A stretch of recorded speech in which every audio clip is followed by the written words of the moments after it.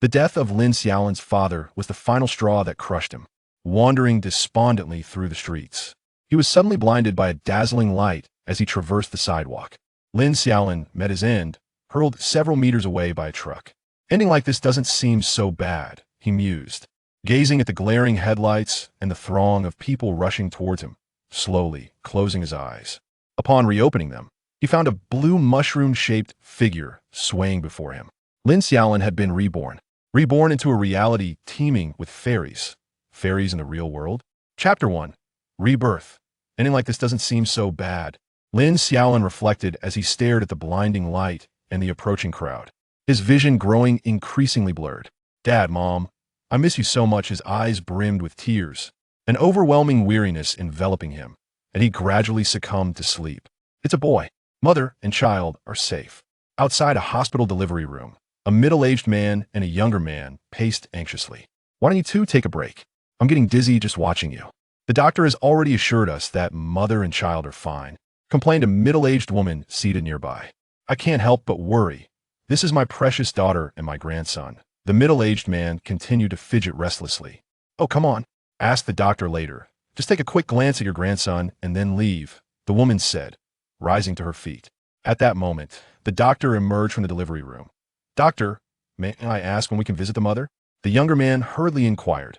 Wait for 2 hours. If the mother and child show no complications, they will be returned to the ward. You may visit then, but please keep your stay brief. Just one person should remain to care for them, the doctor patiently explained before departing. 2 hours later. Ching, you've worked so hard. The middle-aged woman grasped the hand of a young woman lying in bed, who appeared exceptionally weak, presumably the new mother. The woman offered no reply, merely smiling faintly as her eyes lovingly fixed upon an infant beside her. Family members should not linger. Both the mother and child need to rest. A nurse urged from the doorway. You all go ahead. I'll stay to take care of Ching. You can visit again in a few days. The middle-aged woman addressed the two men. All right, then please take good care of Ching, Mom. Dad and I will leave now. If you need anything, just call me. I'll be right over, the younger man said hurriedly. Take care of my daughter? Who else would? Go on, go. Don't disturb Ching's rest. She waved them off. The two men could only scratch their heads and depart.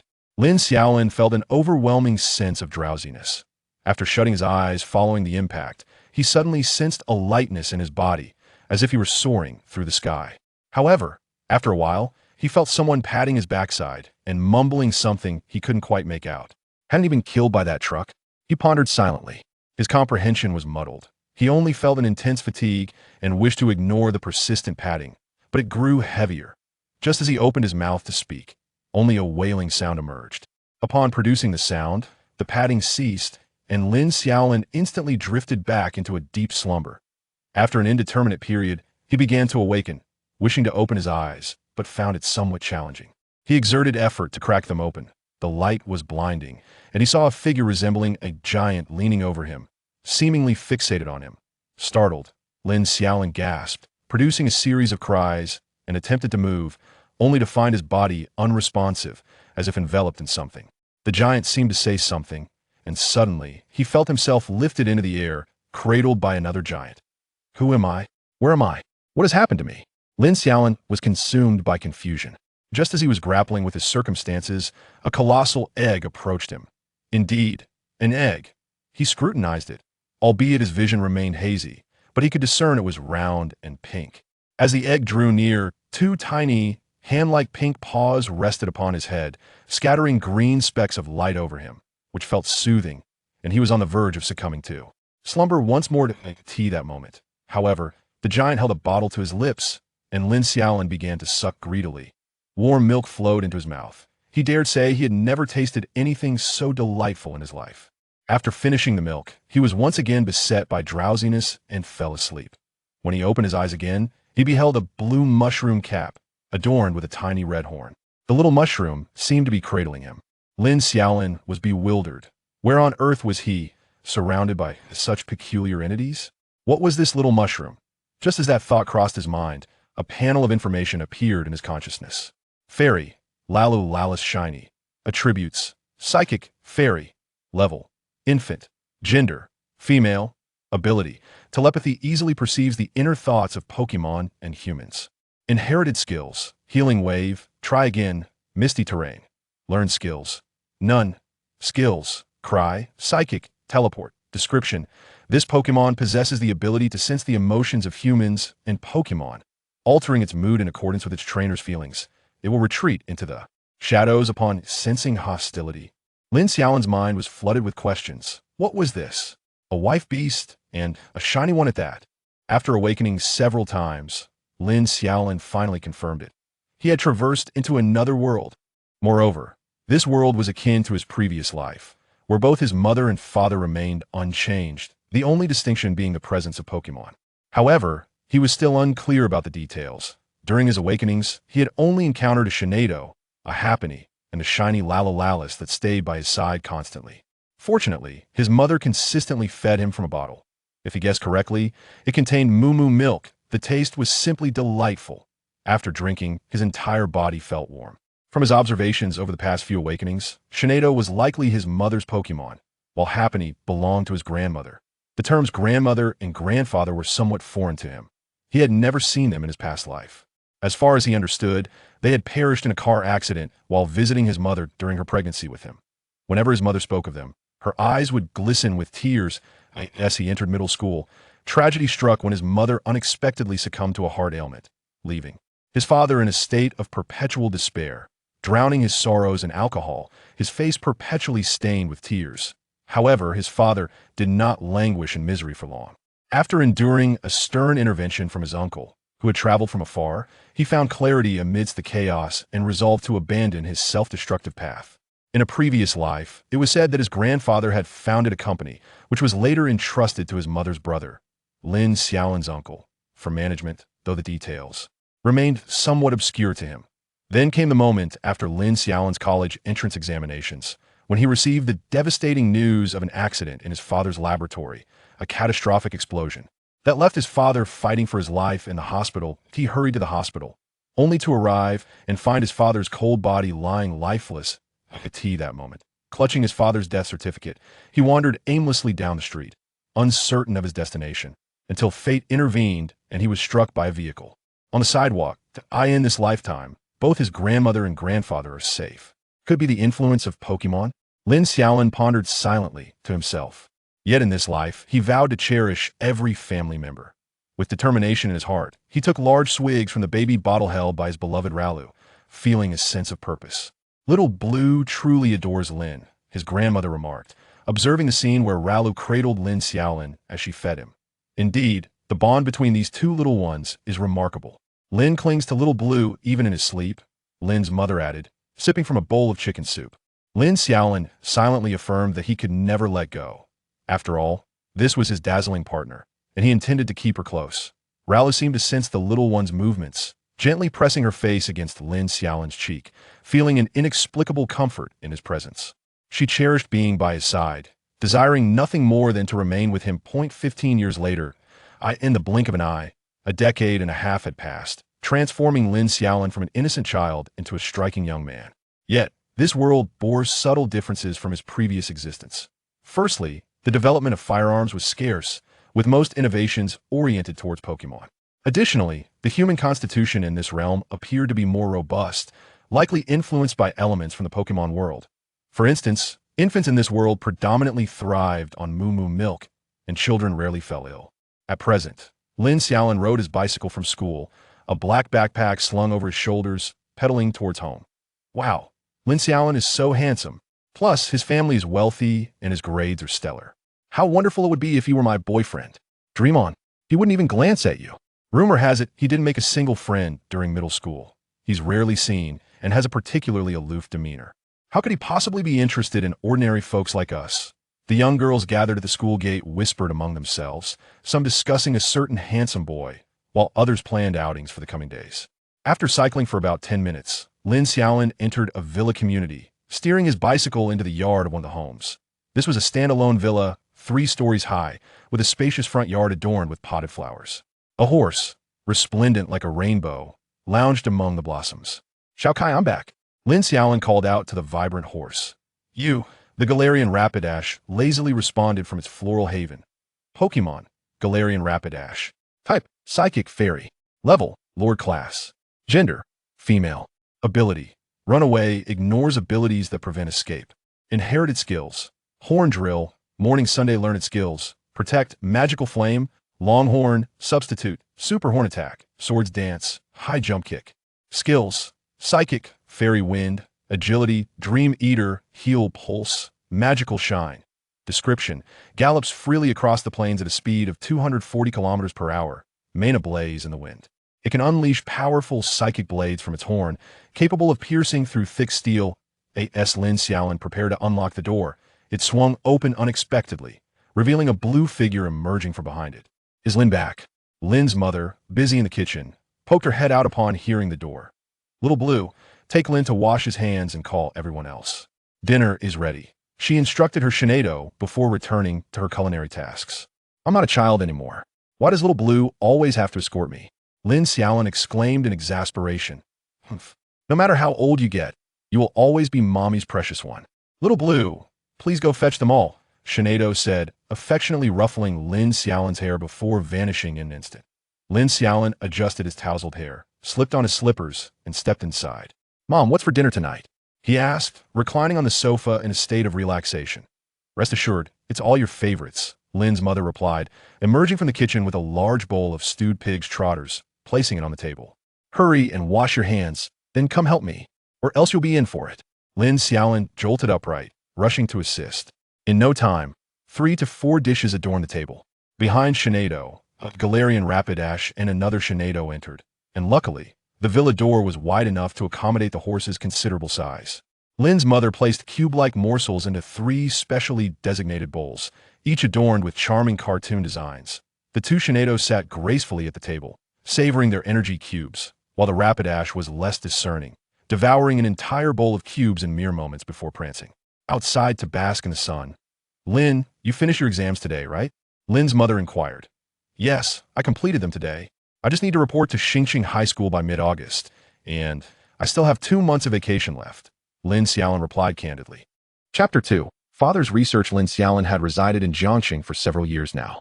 Due to his father's work, Lin Mu accompanied her son, who had just graduated from elementary school, to relocate to Jiangxing, and they have lived there for 3 years. Fortunately, before Lin Xiaolin commenced high school, his father's experimental project reached completion, allowing him to return to Xingqing in the coming days. Otherwise, Lin Xiaolin would have had to remain here alone with his father. After all, high school differs significantly from elementary and middle school, as it involves the rigorous training of Pokémon, unlike the mere cultural education provided in earlier schooling. Naturally, the quality of education improves with the caliber of the institution, especially in Xingqing, where any issues could be addressed with the help of his grandfather. Lin Xiaolin was born in Xingqing, where his grandfather, Xiao Tian, presided over a second-tier Pokémon gym. Each city in this world boasts at least 2 gyms, with larger cities, like Longdu, having as many as 7 or 8. Gymnasiums serve as a safeguard for the city's security. After years of exploration following his rebirth, Lin Xiaolin finally grasped a general understanding of this world. In Longhua, acquiring one's own Pokémon necessitates enrollment in high school. During the first year, the government distributes Pokémon eggs, or families must provide their own Pokémon eggs, as the prerequisite is to possess a Pokémon egg. Those who cannot attend high school must wait until adulthood to capture their own Pokémon. Early acquisition of Pokémon or eggs is as serious an offense as possessing firearms in his previous life, leading to legal repercussions. This regulation is exclusive to Longhua, which enforces stringent controls in this regard, although upon turning 18, these restrictions are lifted, primarily to protect the youth. In contrast, countries like the United States impose far fewer requirements. As long as one possesses a Pokémon, regardless of age, they can register as a trainer. Consequently, the younger generation in these nations enjoys several years, even decades, more for training. However, the drawbacks are evident. Children often lack sound judgment, leading to instances where they abandon Pokémon after a loss in battle or direct them to attack humans, a frequent occurrence abroad. Moreover, there seems to be no information regarding legendary Pokémon, Mega Evolutions, Titan Transformations, Dynamaxing, or Z-moves in this world. Lin Xiaolin had not found anything on the internet, leaving him uncertain whether this was due to governmental censorship or simply a lack of discovery. Mom, when are we returning to Xingqing? After dinner, Lin Xiaolin sat on the sofa watching television with his mother, while the task of washing dishes had been delegated to Xiaolin. Probably in a couple of days. Your father's research is nearing its conclusion. Once he resolves matters on his end, we shall depart, Lin Mu replied, her gaze fixed on the television. Oh, how will my first Pokémon be resolved then? Lin Xiaolin was skeptical about receiving a government-subsidized Pokémon. Such subsidies were primarily for families in financial distress who could not afford Pokémon eggs. The quality of these Pokémon varied greatly, with most being bug or grass types, such as Caterpie or Oddish, while only those exceptionally fortunate might receive one of the rare starter Pokémon. Although Lin Xiaolin's family was not affluent, they could be considered middle class, couldn't they? This matter will be handled by your grandfather. Beyond that, I am unsure. He mentioned he had made preparations in advance for you. Oh, okay. At that moment, Xiaolin emerged from the kitchen, having finished washing the dishes. She had listened intently to their conversation. Does Xiaolin not want me? A gentle female voice resonated in Lin Xiaolin's mind. That's not it. The government mandates that the first Pokémon must be an egg. And Sister Xiaolin must wait until I reach the normal rank. Lin Xiaolin quickly waved his hands in denial. Sister Xiaolin was none other than the shiny Ralts who had grown up alongside Lin Xiaolin. She was the offspring of Lin Mu's Gardevoir and had been raised with him since infancy. They had even shared milk together, and over time, they developed a form of telepathic communication. Psychic-type Pokémon can communicate seamlessly with humans upon reaching the champion level, and even some ghost types can do so. However, as long as a Pokémon shares a sufficiently close bond with a human, it can communicate mentally without reaching the champion level, which was the case for Xiaolin and Lin Xiaolin. Currently, Xiaolin remained registered under Lin Mu, and she could only be transferred to Lin Xiaolin's ownership once he became a normal rank trainer. Nevertheless, whether or not the transfer occurred, their bond remained intact. Most of the time, Xiaolin stayed close to Lin Xiaolin, but only with the formal transfer could he utilize her in official circumstances. If possible, I would love to bring Sister Xiaolin to school and dominate, Lin Xiaolin exclaimed, raising his hands and mimicking a boxing motion. Xiaolin giggled, then settled beside Lin Xiaolin. Presently, she had already achieved elite-level strength, making her a formidable opponent against novice trainers. Pokémon levels are categorized as follows. Birth stage, 0 to 10. Juvenile stage, 10 to 15. Normal stage, 15 to 30. Elite stage, 30 to 40. Lord stage, 40 to 50. Quasi-champion, 50 to 55. Champion level, 55 to 70. Quasi-master level, 70 to 75. Master level, 75 to 85. Quasi-grandmaster level, 85 to 90. Grandmaster level, 90 to 100. Legendary Pokémon levels. Tier 3 Deity, 80 to 85. Tier 2 Deity, 85 to 100. Tier 1 Deity, 100. Tier 3 Deity Champion level. Tier 2 Deity Master level. Tier 1 Deity level is for reference only. Levels are not utilized in the narrative. Xiaolin had not undergone specialized training. Her level had naturally progressed to elite through her companionship with Lin Xiaolin since childhood, and her practical combat experience was virtually non-existent. Lin Xiaolin was unsure how to cultivate her. He had inquired with his parents and grandfather about ways to strengthen Xiaolin, but their responses were similar. As long as you can enjoy a happy and carefree childhood, why shouldn't Xiaolin have one too? Moreover, Xiaolin was not a particularly combative Pokémon. She simply wished to remain with Lin Xiaolin. In this world, shiny Pokémon were indeed quite costly, but compared to regular Pokémon, they mainly offered aesthetic appeal without additional advantages, thus merely holding collectible value. There were individuals willing to pay handsomely for them, yet the prices remained reasonable. When Xiaolin was born, Lin Xiaolin's parents initially intended to entrust her to Lin Xiaolin's grandfather, hoping he would find her a suitable trainer. However, upon witnessing Xiaolin's affection for Lin Xiaolin, they ultimately decided against it. Lin Xiaolin's father is a C-level researcher, while his mother is a full-time homemaker, managing household duties and childcare. As for Lin Xiaolin's grandfather, he is the nominal head of the Xingqing Psychic Gym. The reason for being nominal is that all affairs of the Xingqing Gym have been entrusted to Lin Mu's brother, Lin Xiaolin's uncle, for management. Now, he spends his days leisurely tending to birds and sipping tea, enjoying his retirement while awaiting the age at which he can step down. Lin Xiaolin's grandmother, in her youth, was a B-level energy cube craftsman, but she has long since retired, spending her time tending to flowers and similar pursuits.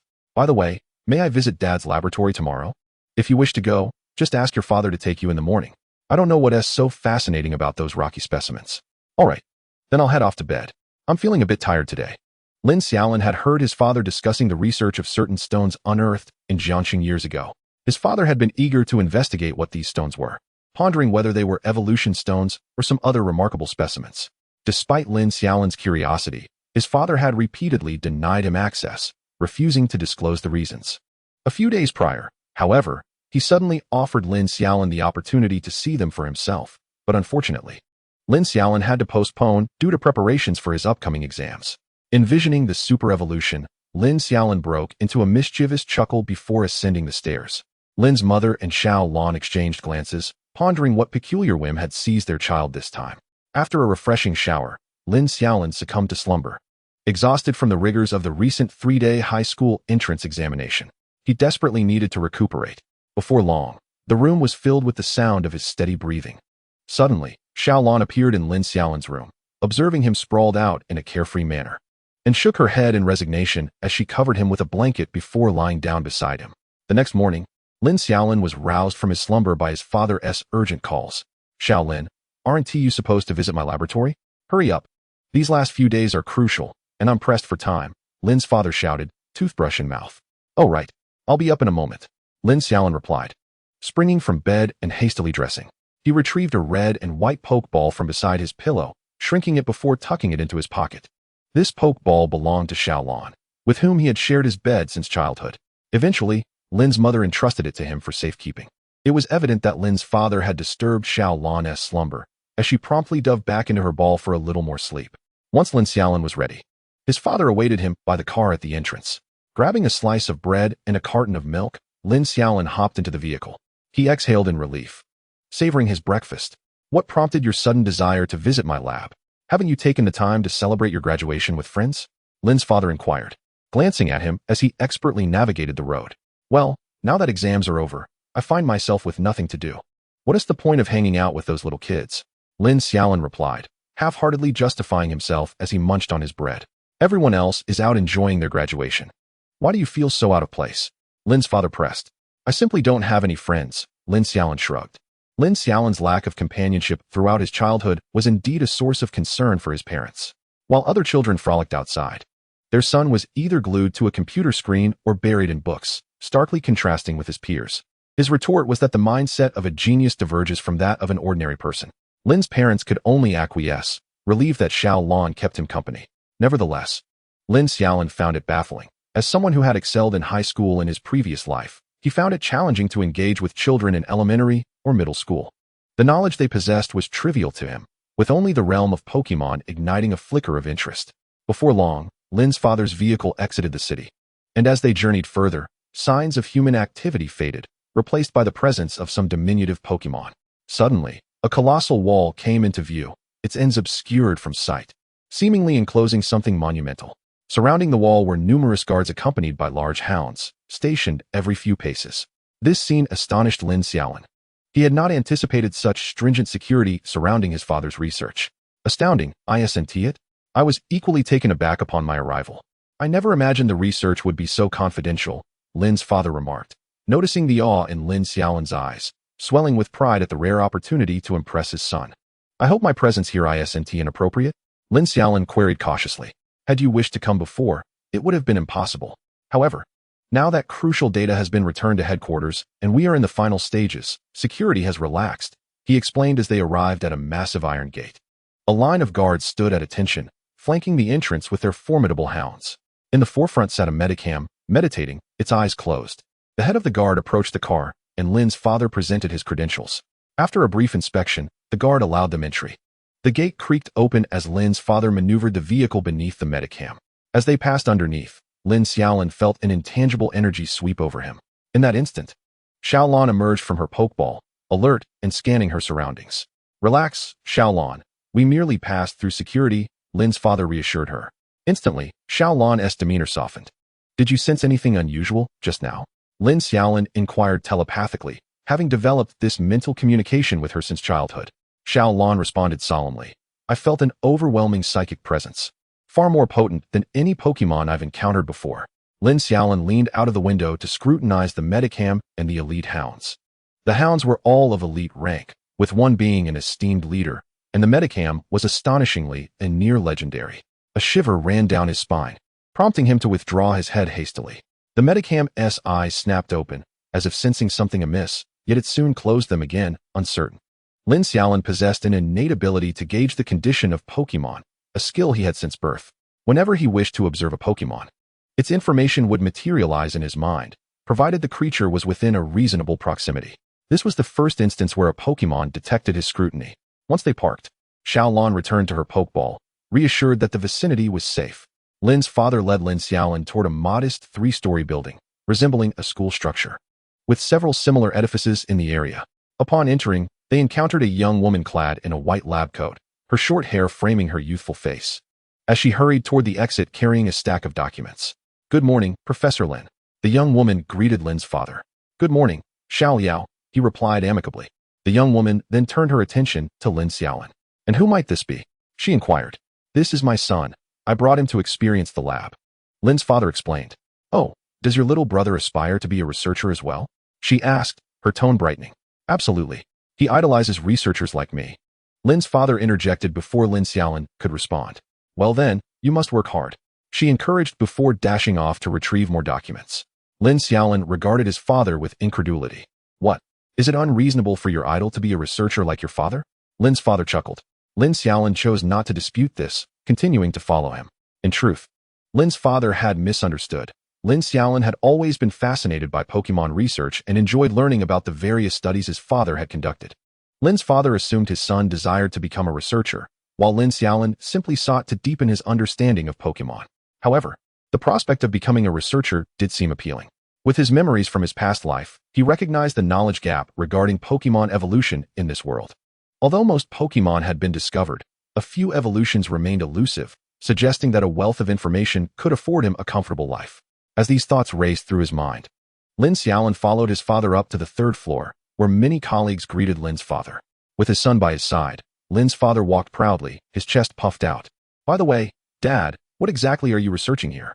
Lin Xiaolin finally inquired about the answer that had long perplexed him.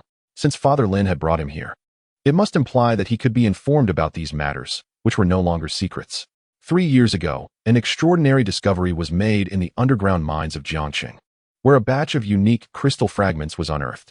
Consequently, the first group of researchers arrived to investigate, ultimately unveiling that these crystals harbored immense and peculiar powers, akin to those of the elves.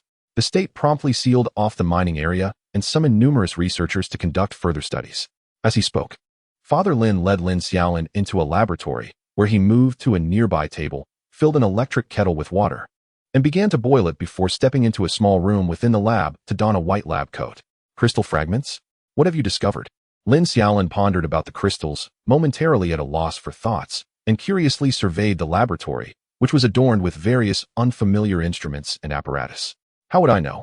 There are over a dozen types of these crystal fragments, and I am only responsible for studying the energy value fluctuations of one particular type, as well as some of its unique energy characteristics," Father Lin replied, emerging in his lab coat and shrugging his shoulders. "Then you are merely a handyman, aren't you?" Lin Xiaolin quipped, prompting Father Lin to swiftly deliver a playful smack to his head. "What kind of talk is that? Many covet my position, yet it is unattainable for them. In the core research circles of other crystals, the minimum requirement is 8B grade researcher, while I, with only a C grade, have managed to enter. Does this not demonstrate your father's exceptional talent?" Father Lin fervently countered. "Father, if I recall correctly, you came here alongside your mentor, did you not?" Lin Xiaolin pressed. Indeed. My teacher is a leading figure in the research of our type of crystals. He is an A-grade researcher. When he arrives, you must behave yourself and not cause any trouble, understood?"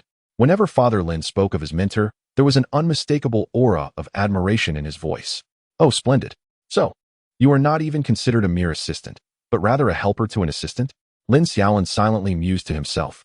Suddenly, the laboratory door swung open once more, and an elderly gentleman with graying hair and a robust physique entered. "Good morning, teacher." Father Lin greeted the elderly man with enthusiasm. "Good morning, Xiaolin. And who might this be?" the elder inquired, instantly taking notice of Lin Xiaolin. "This is my son, Lin Xiaolin. He aspires to become a researcher in the future, so I brought him along to broaden his horizons," Father Lin explained, moving to the table where the kettle had been boiling, preparing a pot of tea with the freshly brewed water and then presenting it to the elder. It is wonderful that young people have dreams. In the future, when this old body can no longer move, it will be up to you youngsters to carry on." The elder accepted the tea, blowing on the surface before taking a small sip. "Quickly call him Grandpa Yi." Father Lin gently tapped Lin Xiaolin's head. "Good morning, Grandpa Yi." Lin Xiaolin promptly greeted Dr. Yi. Dr. Yi, whose full name was Yi Qin, was already 68 years old. He began his journey as a researcher at the age of 19 upon gaining admission to Longyan University. Over the decades, he had contributed numerous research achievements to the nation and was undeniably a pillar of the state. An A-grade researcher who had only taken on 4 apprentices in his lifetime, with Father Lin being the youngest and last of them. When Lin Xiaolin learned about his father's mentor, he had searched for information about the esteemed elder online, finding such a great figure worthy of profound respect. Having dedicated his life to serving the nation through research, he remained unmarried and childless, with most of the rewards bestowed by the state directed towards his 4 apprentices. Paving their paths, this was why Father Lin, a latecomer to the field, was able to ascend to the rank of C-grade researcher so swiftly. For the elder, his 4 apprentices were akin to his own children. Very well, explore the laboratory at your leisure. If you have any questions, do not hesitate to ask us. We must return to our work, Dr. Yi stated as he set his teacup on the table and changed into a white lab coat. Following Dr. Yi, Father Lin released his 2 Pokémon, a wind chime and a rotom. As Lin Xiaolin wandered through the laboratory, he encountered many instruments he did not recognize, merely marveling at their novelty. After a while, he approached the apparatus used by Dr. Yi and Father Lin, which housed a small green crystal fragment, accompanied by a Budu standing beside it. The wind chime floated above them as a safeguard, while Rotom had already delved into the apparatus, attentively following commands and continuously reporting various data. Gazing at the crystal, Lin Xiaolin was momentarily struck dumb, but suddenly, a message flashed in his mind, leaving him utterly astounded. Item: Grass-type timing crystal fragment. Description: a gemstone fragment found beneath special regions. When a sufficient number of timing crystal fragments are gathered for a Pokémon to absorb, its body will be infused with energy of this attribute. With the bond and trust between humans and Pokémon, along with the aid of the timing orb, it can undergo timing transformation. WOC. Lin Xiaolin gasped, his breath quickening. This was the first time he had encountered such things in this world, and he had already conjured up a myriad of imaginative poses for how to perform timing transformation on his little blue in his mind. Thankfully, Father Lin and Dr. Yi were engrossed in recording data, oblivious to his unusual reaction. Lin Xiaolin stifled his swirling fantasies and discreetly observed from the side. This was not something he could openly express. Who would believe the words of a mere child? Furthermore, he did not wish to disrupt the 2 researchers in their work. Lin Xiaolin resolved that upon returning home, he would embark on his own research endeavors and establish a researcher identity for himself, thus justifying his pursuit of the timing crystal fragments. Hours passed, and by noon, the session finally concluded. The specialized terminology exchanged between Father Lin and Dr. Yi left Lin Xiaolin bewildered, as he could hardly comprehend any of it. All right, that will suffice for this morning. Let us go for lunch and return in the afternoon, Dr. Yi declared, settling into a chair and taking a sip of tea from the cup beside him. Teacher, what would you like to eat today? Father Lin asked as he picked up his phone, glancing at Dr. Yi seated nearby. Anything is fine. Perhaps you should consult Xiaolin. Just order me something light, Doctor. Yi waved his hand nonchalantly, fatigue evident in his eyes. Then Xiaolin, what would you like? Here, we can simply call the cafeteria and have them prepare the food. Whatever you desire, Father Lin inquired of Lin Xiaolin. I'm fine with anything. You decide, Lin Xiaolin replied. The laboratory cafeteria did not adhere to specific meal times. They could call at any hour, and the dedicated chefs would prepare the dishes and deliver them to the lab. After all, with so many researchers contributing to the nation, it would be unreasonable to let them go hungry. Moreover, once the researchers began their work, they often lost track of time, sometimes working for an entire day without pause. All right, I will order something at random, Father Lin replied as he dialed the cafeteria. After placing the order, the 3 of them sat at a table by the entrance, awaiting their meal. Oh, how I long for the days of yore. I used to feel no fatigue after an entire day of research. The more I worked, the more invigorated I became. I could easily lose track of time and work for several consecutive days, Dr. Yi lamented, his eyes reflecting a sense of loss. Teacher, it is precisely because you neglected your health in your youth that your body has suffered now. After this experiment, you must take good care of yourself at home, rest, and perhaps even consider retirement. Come join us in Xingqing. I'll take care of you. Coincidentally, Xiaolin's grandfather has been asking about you for quite some time. It has been too long since you last met. You both should have a good chat. Father Lin spoke earnestly from the side. Oh, this old body simply cannot remain idle, unlike your father, that old rascal, who is always out gallivanting. Not long ago, he called me, urging me to accompany him to Xingqing for some fun. Dr. Yi waved his hand dismissively. Then let us indulge in a sojourn to Star City for a while, as a means of relaxation and well-deserved respite. It just so happens that your father has been missing you. It is imperative that we stay for a few days. Lin's father urged. Such matters can be deliberated upon when I am truly aged and unable to engage in research. Lin's father intended to elaborate, but upon witnessing Dr. Ye's unwavering demeanor, he refrained from further comment. Chapter 4. The telekinetic spoon. Before long, a robust figure entered, bearing 2 thermos boxes. The figure opened the containers, revealing 3 dishes and a soup, along with a wooden bucket filled with rice and 3 sets of chopsticks and bowls, which were placed upon the table. The empty plates and bowls from the previous day were then returned to the thermos boxes before the figure departed. During the meal, Lin Xiaolin released Little Blue from its confines, having brought along its energy cube specifically for this occasion. Little Blue's appearance brought Dr. Yi considerable delight. This is indeed my first encounter with a shiny. How rare, Dr. Yi remarked, observing Little Blue with keen interest. Shauna, Little Blue greeted Dr. Yi, lifting its white skirt in a polite gesture. What a courteous child. Wait a moment. I believe I possess something that would suit you perfectly. With that, Dr. Yi retreated into a small dressing room, only to return moments later, holding what resembled a spoon. Consider this my gift to commemorate our meeting, Dr. Yi said, presenting the telekinetic spoon to Lin Xiaolin, who accepted it with both hands. Teacher, this. Lin Xiaolin hesitated. Oh, do not fret, there is nothing amiss. It would be far more advantageous for someone capable of harnessing its potential to possess it, rather than it languishing in my grasp. Dr. Yi interrupted Lin's father, who was about to speak. Item, intermediate telekinetic spoon description, a spoon utilized by a Lord-level Gardevoir that enhances the carrier's psychic abilities. Prolonged possession by Pokémon below Lord level will also amplify their psychic powers. Thank you, Grandpa Yi, Lin Xiaolin exclaimed, expressing gratitude upon receiving the spoon. Haha, I am pleased you like it. Now, let us dine. Afterward, I shall indulge in a brief nap, for I must continue my endeavors this afternoon, Dr. Yi proclaimed, lifting his chopsticks to select some dishes. Lin's father and Lin Xiaolin followed suit and commenced their meal. The afternoon unfolded much like the morning, save for the fact that Little Blue accompanied Lin Xiaolin, and while Dr. Yi rested, Lin's father took the opportunity to elucidate the functionalities and operational methods of various instruments, enriching Lin Xiaolin's understanding. As the clock struck 10 in the evening, Lin's father led Lin Xiaolin downstairs. It appeared that Dr. Yi had opted to slumber in the laboratory, instructing them to return home first.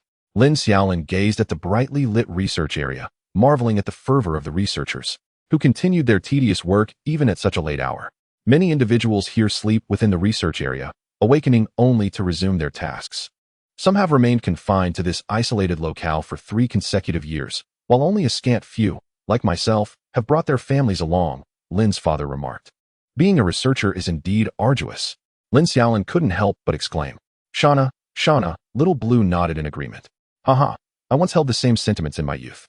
During my academic years, I found research to be both tedious and bothersome. Why would anyone devote years in a laboratory?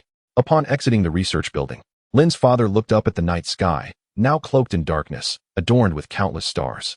Yet, only after engaging in research oneself does one realize that it is not merely a pursuit of interest, but rather a profound responsibility. If you do not undertake it, others will.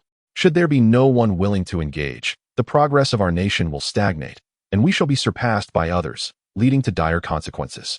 Lin Xiaolin observed his father gazing skyward, feeling a newfound admiration for him. Come now, your father merely muses. Such truths can only be grasped through personal experience. Lin's father stated, striding ahead, prompting Lin Xiaolin and Little Blue to hastily follow. Once in the car, Lin's father drove them home. The Gardevoir outside, much like that of the morning, surveyed the area with its psychic abilities, which caused Little Blue considerable anxiety. Father, whose Pokémon is that Gardevoir? It feels exceptionally powerful. Lin Xiaolin inquired as they passed by. That is a Pokémon of the Alliance. As for its owner, I am uncertain, Lin's father replied, leaving Lin Xiaolin to ponder in silence. As they drove towards home, Lin's father maintained a steady pace, not too slow nor too fast, while Lin Xiaolin and Little Blue sat in the back seat. Before long, Lin Xiaolin felt drowsiness wash over him, resting his head against the window. Suddenly, Little Blue gently brushed its hands upon Lin Xiaolin's head, guiding it to rest on its lap, at which point Lin Xiaolin succumbed to sleep. After some time, the car came to a halt in their driveway. As Lin's father unbuckled his seatbelt and prepared to rouse Lin Xiaolin, he turned to find his son asleep. Shauna, Little Blue softly urged, as if to implore Lin's father to remain silent. Understanding the unspoken request, Lin's father exited the vehicle and opened the back door, only to witness Little Blue gently lifting Lin Xiaolin in a princess carry, its eyes shimmering with blue light before vanishing from sight. In an instant, they reappeared in Lin Xiaolin's room, where Little Blue carefully laid him on the bed, removed his shoes and clothing, and tucked him in snugly. Lin's father closed the car door and entered the house. "Where is Xiaolin?" Lin's mother asked, still occupied with the television in the living room. "He fell asleep in the car and was carried upstairs by Little Blue," Lin's father replied, taking a seat beside her and gesturing toward the upstairs while biting into an apple he had taken from the coffee table. "Why do you insist on eating unpeeled and unwashed fruit? It's filthy." Lin's mother rolled her eyes at him. "Unhygienic? I've never fallen ill from it. Besides, the skin contains ample nutrients," Lin's father retorted nonchalantly. "Enough of your excuses. You're just being lazy. By the way, do you have a confirmed return date? Your father is pressing for it, especially since Mom is constantly calling to inquire," Lin's mother remarked, snatching the apple from Lin's father's hand and picking up a peeler. "I estimate we shall be finished by tomorrow. You should tidy up the house, and we can set off early the day after," Lin's father replied. "All right. I'll have Xiaolin help me tidy up. We'll depart the morning after tomorrow. Please book the tickets. I've already sent the luggage back via mail," Lin's mother stated, handing Lin's father the peeled apple. "Very well. I shall make the arrangements after I finish this," Lin's father agreed. His status as a level C researcher afforded them considerable savings on travel expenses, as both flight and train tickets were available at a discount. Although Lin Xiaolin's family was not financially constrained, they adhered to the principle of frugality. The following morning, Lin Xiaolin rose early, initially intending to accompany his father to the laboratory for a final visit. However, upon learning from Little Blue that they were to depart the next day, and that his parents wished for him to stay home and assist with packing, he promptly retreated to the comfort of his bed. Indeed, there was no place quite like home. As Lin Xiaolin lay in bed engrossed in his phone, Little Blue busied itself watering the plants alongside Lin's mother, who had no particular hobbies beyond tending to her flowers and watching soap operas. It was not until lunchtime that Lin Xiaolin reluctantly emerged from his warm cocoon. Lin, once you finish your meal, hasten to pack your belongings. Take only what is necessary. Anything unimportant can remain here. We can repurchase items in Star City, and there's a chance we may return in the future. I've arranged for a cleaning service to come weekly to Dust," Lin's mother advised during their meal. "All right. I have little luggage, just some clothes and the like. By the way, how will the items be shipped?" Lin Xiaolin asked. "I contacted the courier service, and a dedicated truck will arrive this afternoon, around 3 or 4 o'clock, Lin's mother informed him. Upon glancing at the clock and realizing it was already past 1, Lin Xiaolin hurriedly finished his meal and dashed upstairs. "What a whirlwind of a child," Lin's mother remarked with a hint of exasperation. Shauna, Little Blue concurred, nodding in agreement. Lin Xiaolin possessed few belongings, yet he spent over an hour tidying up, ultimately managing to fill only 2 suitcases, one packed with clothing, and the other containing his laptop and assorted items. Rising to his feet, he surveyed the room he had inhabited for 3 years and felt an unexpected pang of reluctance. After all, it had been his home for quite some time. Around 4 o'clock, the rumble of a delivery truck echoed from downstairs, followed by his mother, accompanied by 3 brawny individuals, ascending the stairs.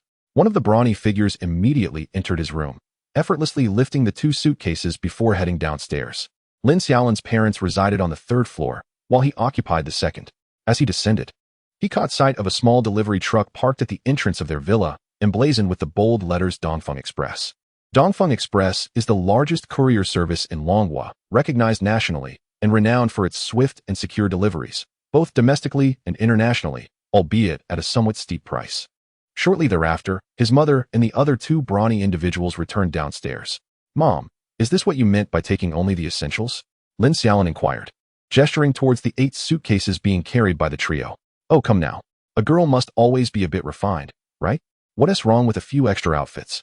His mother chuckled mischievously, covering her mouth. Lin Xiaolin could only sigh in response. The 3 brawny figures made another trip, bringing down all of his mother's remaining clothing and some of his father's belongings. Upon counting, Lin Xiaolin realized that his mother's clothes alone filled over a dozen suitcases, while only 5 or 6 contained the meager possessions of himself and his father.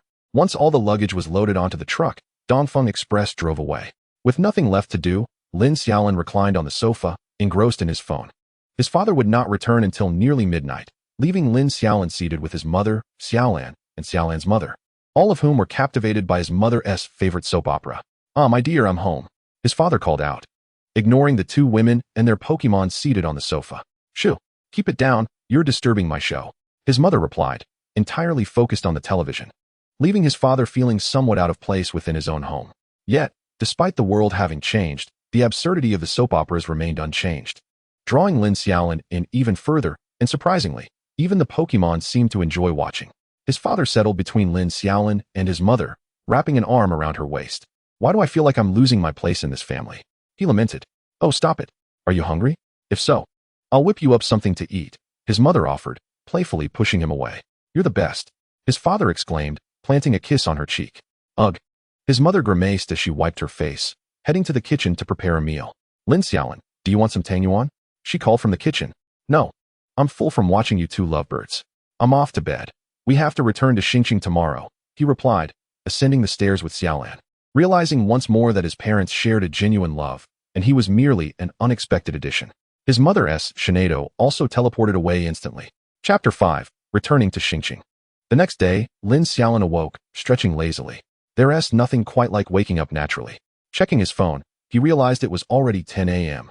Xiaolan was no longer in the bedroom. With a swift motion, he jumped out of bed, changed his clothes, pocketed Xiaolan's Pokeball, and proceeded to freshen up before heading downstairs. As he descended, Xiaolan suddenly appeared in the living room. "Sister Xiaolan, where did my parents go?" Lin Xiaolin asked, perplexed by the empty space. "They said they were going to buy some local specialties to send back to Xingqing. They told you to wake up and have breakfast first, and to stay at home and wait for them. Be careful, there are kidnappers outside," she replied. Lin Xiaolin finished the breakfast his mother had left in the kitchen.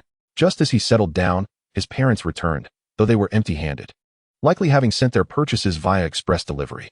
"Let us go. I tidied up the house this morning. We can head straight to the airport now," his mother informed him. Lin Xiaolin rose and followed his parents outside. His father's car was parked at the entrance, but now a young man in a League Association uniform occupied the driver's seat. Since there was no room for Xiaolan, Lin Xiaolin returned her to her Pokeball. This vehicle had been procured by his father from the Research Association upon arriving in Jiangxing, and this morning he had summoned someone from the association to drive them, who would then return the car afterward. The young man dropped them off at Jiangxing Airport before departing. After waiting for a while, they boarded their flight. However, prior to boarding, all their Pokeballs were secured with locks. The flight attendant explained that this was to prevent any unforeseen incidents. Lin Xiaolin's father had 2 Pokeballs, while his mother held 3, including Xiaolan's. All were locked up. This locking mechanism was an electronic device. As long as the Pokeballs were scanned on a specialized instrument, the Pokémon would remain inside until a designated time or upon landing, when they would be rescanned. Lin Xiaolin sat by the window on the plane, intrigued by the 24-hour countdown displayed on Xiaolan's Pokeball. This invention was one of his teacher's creations, prompted by a hijacking incident involving Pokémon decades ago, which led to the regulation that all Pokeballs must be surrendered and monitored during flights. His teacher had worked diligently, conducting research overnight, and after nearly 5 years, he developed this automatic locking device, one of his proudest achievements. Professor Yi is truly remarkable, Lin Xiaolin thought, genuinely admiring Dr. Ye's greatness. Indeed, he has dedicated himself tirelessly for the safety of the people of Longhua. By the way, Dad, is that telekinetic spoon Dr. Yi gave me something significant? Lin Xiaolin suddenly recalled his father's unusual demeanor that day. His father paused, letting out a slow sigh. He was an orphan, raised by the state's orphanage, relying solely on government aid to pursue his education. His first and only Pokémon was a hoodie, which accompanied him for decades. About 10 years ago, during one of his outings, he forgot to notify the League and was ambushed by spies from Sakura country. It was his hoodie that sacrificed its life to save him. That spoon is a keepsake from the hoodie, a reminder of his dear companion. After sharing this, his father sighed once more, leaving Lin Xiaolin in contemplative silence. In this world, many individuals struggled to care for even a single Pokémon, let alone nurture multiple ones, unless they hailed from affluent backgrounds. The basic sustenance for a Pokémon often exceeded that of a human by tenfold. Even for a Pokémon like Xiaolan, who didn't T-battle. The monthly cost of energy cubes alone exceeded 10,000 Longhua coins. Feeding Pokémon human food was an option, but it would result in a significant deficiency in their stamina and combat abilities, hindering their development. Moreover, trainers needed to engage in battles frequently, which involved healing costs of 1,000 to 2,000 coins and learning new skills. For ordinary families, raising even one Pokémon was a commendable feat as the plane ascended. Lin Xiaolin gazed out the window at the scenery below and the 8 Beedrills patrolling around the aircraft. In this world, planes generally flew at lower altitudes, likely to avoid encounters with particularly powerful flying-type Pokémon, with the presence of 8 Beedrills ensuring that ordinary flying Pokémon would steer clear of the aircraft. Lin Xiaolin's old habit had resurfaced. The moment he settled into a vehicle, drowsiness would envelop him. Whether it was an airplane, train, or car, mere moments of sitting would induce a heavy slumber. He lowered the window's partition to block the external light and closed his eyes. Lin, wake up, we arrived home. Upon awakening once more, the airplane had already touched down, and Lin's father called to him. Lin Xiaolin rose, stretched lazily, and glanced at the time. It was already 2 o'clock. The three of them descended the airplane, unlocking their pokeballs as they made their way toward the airport exit. Over here, Lin. As they reached the arrivals hall, Lin Xiaolin spotted his grandmother waving enthusiastically, while his grandfather, donning sunglasses, stood silently behind her. Grandma, Grandpa. Lin Xiaolin hurriedly greeted them. Oh my, look at my grandson. He's so thin, his grandmother exclaimed, wrapping her arms around Lin Xiaolin, who was already taller than her. Dad, Mom, Lin's father and mother also offered their greetings. Let us head back and talk later, his grandfather announced, leading everyone away. Once they boarded his grandfather's vehicle, Lin's grandmother insisted on sitting next to Lin Xiaolin, prompting Lin's father to take the passenger seat. Look at this. As soon as we mention leaving, you all just go without a second thought. And you brought my grandson along. 3 years have passed without seeing Lin. His grandmother lamented, holding Lin Xiaolin's hand while voicing her grievances to Lin's parents, who could only smile apologetically. By the way, have you eaten? His grandmother suddenly inquired. Not yet. We had breakfast early this morning and didn't eat on the plane. I've been longing for your cooking since we returned, Lin's mother replied. You're so sweet. All right, when we get home, I'll prepare a grand feast for you all. As they chatted about family matters in the car, his grandmother kept asking Lin Xiaolin if he had a crush on any girls or if any girls liked him. Lin Xiaolin could only respond evasively, saying he didn't as he felt a slight tremor from the pokeball in his pocket when his grandmother first posed the question. Before long, his grandfather's vehicle entered a magnificent circular edifice. Grand and imposing, entirely composed of shimmering silver that sparkled under the sun. The entrance bore the bold inscription, Starlight City Pokémon Gym. His grandfather drove directly to the rear of the gym, where a vast expanse of forest lay beyond. A unique 2-story building stood at the forest's edge, a charming retreat his grandfather had constructed after his retirement, claiming the air was refreshing and that he could enjoy playing with the little Pokémon daily. Parking beneath the small building, they had scarcely exited the car when a plump Happiny scampered over, its little legs moving energetically. Pokémon, Happiny. Level, Elite. Type, Normal. Gender, Female. Ability, Natural Cure, allows it to heal itself and its nearby friends from status conditions. Inherited moves, Wish. Learnable moves, Sunny Day, Rain Dance, Sandstorm, Hail. Moves, Charm Mimic. Sweet Kiss, Healing Wish, Life Dew, Round, Heal Pulse, Light Screen, Egg Bomb. Description, it lays eggs filled with happiness. It is said that those who consume these eggs will treat everyone with kindness. Upon discovering a weakened Pokémon, it will share its egg and care for it until it recovers. Luck. Happiny stood before Lin Xiaolin, waving its tiny arms and calling out joyfully. Hello, Happiny. It's been a while. Lin Xiaolin gently patted Happiny's head. Luck. Happiny spun around in delight. Lin's parents, along with Lin Xiaolin, released their Pokémon. Lin's mother's Galade, upon returning home, slowly wandered off in a particular direction, presumably to find its old resting spot. Lin's mother's Shinadu teleported away immediately, as did Xiaolin. Only Lin's father's Bellisum and Rotom remained, trailing after the group. They paid no mind to Xiaolin and the others. Lin's mother's and Lin Xiaolin's Pokémon had grown up in the gym, so they naturally wouldn't get lost. However, every time Lin Xiaolin saw his grandmother's Happiny, he couldn't help but find it utterly absurd. It was the epitome of a support Pokémon, capable of controlling the weather, healing, and acting as a sturdy shield. Truly a remarkable creature. The 5 of them followed Happiny into the small building, which stood 3 stories tall, roughly the same size as their villa back in Jiangqing, yet sparsely furnished, lacking many electronic devices. Lin's grandmother took Happiny into the kitchen to prepare a meal, with Lin's mother joining her. Meanwhile, the grandfather and his 3 grandchildren settled on the sofa to enjoy tea. Grandpa, my parents said my first Pokémon was one you found for me. What Pokémon is it? Lin Xiaolin seized the opportunity to inquire about a long-standing curiosity. Haha, rest assured, this Pokémon was quite the endeavor to obtain. In due time, when you receive it and hatch it yourself, you'll find out, his grandfather replied, casting Lin Xiaolin a knowing glance. All right, Lin Xiaolin remained eager about his first Pokémon.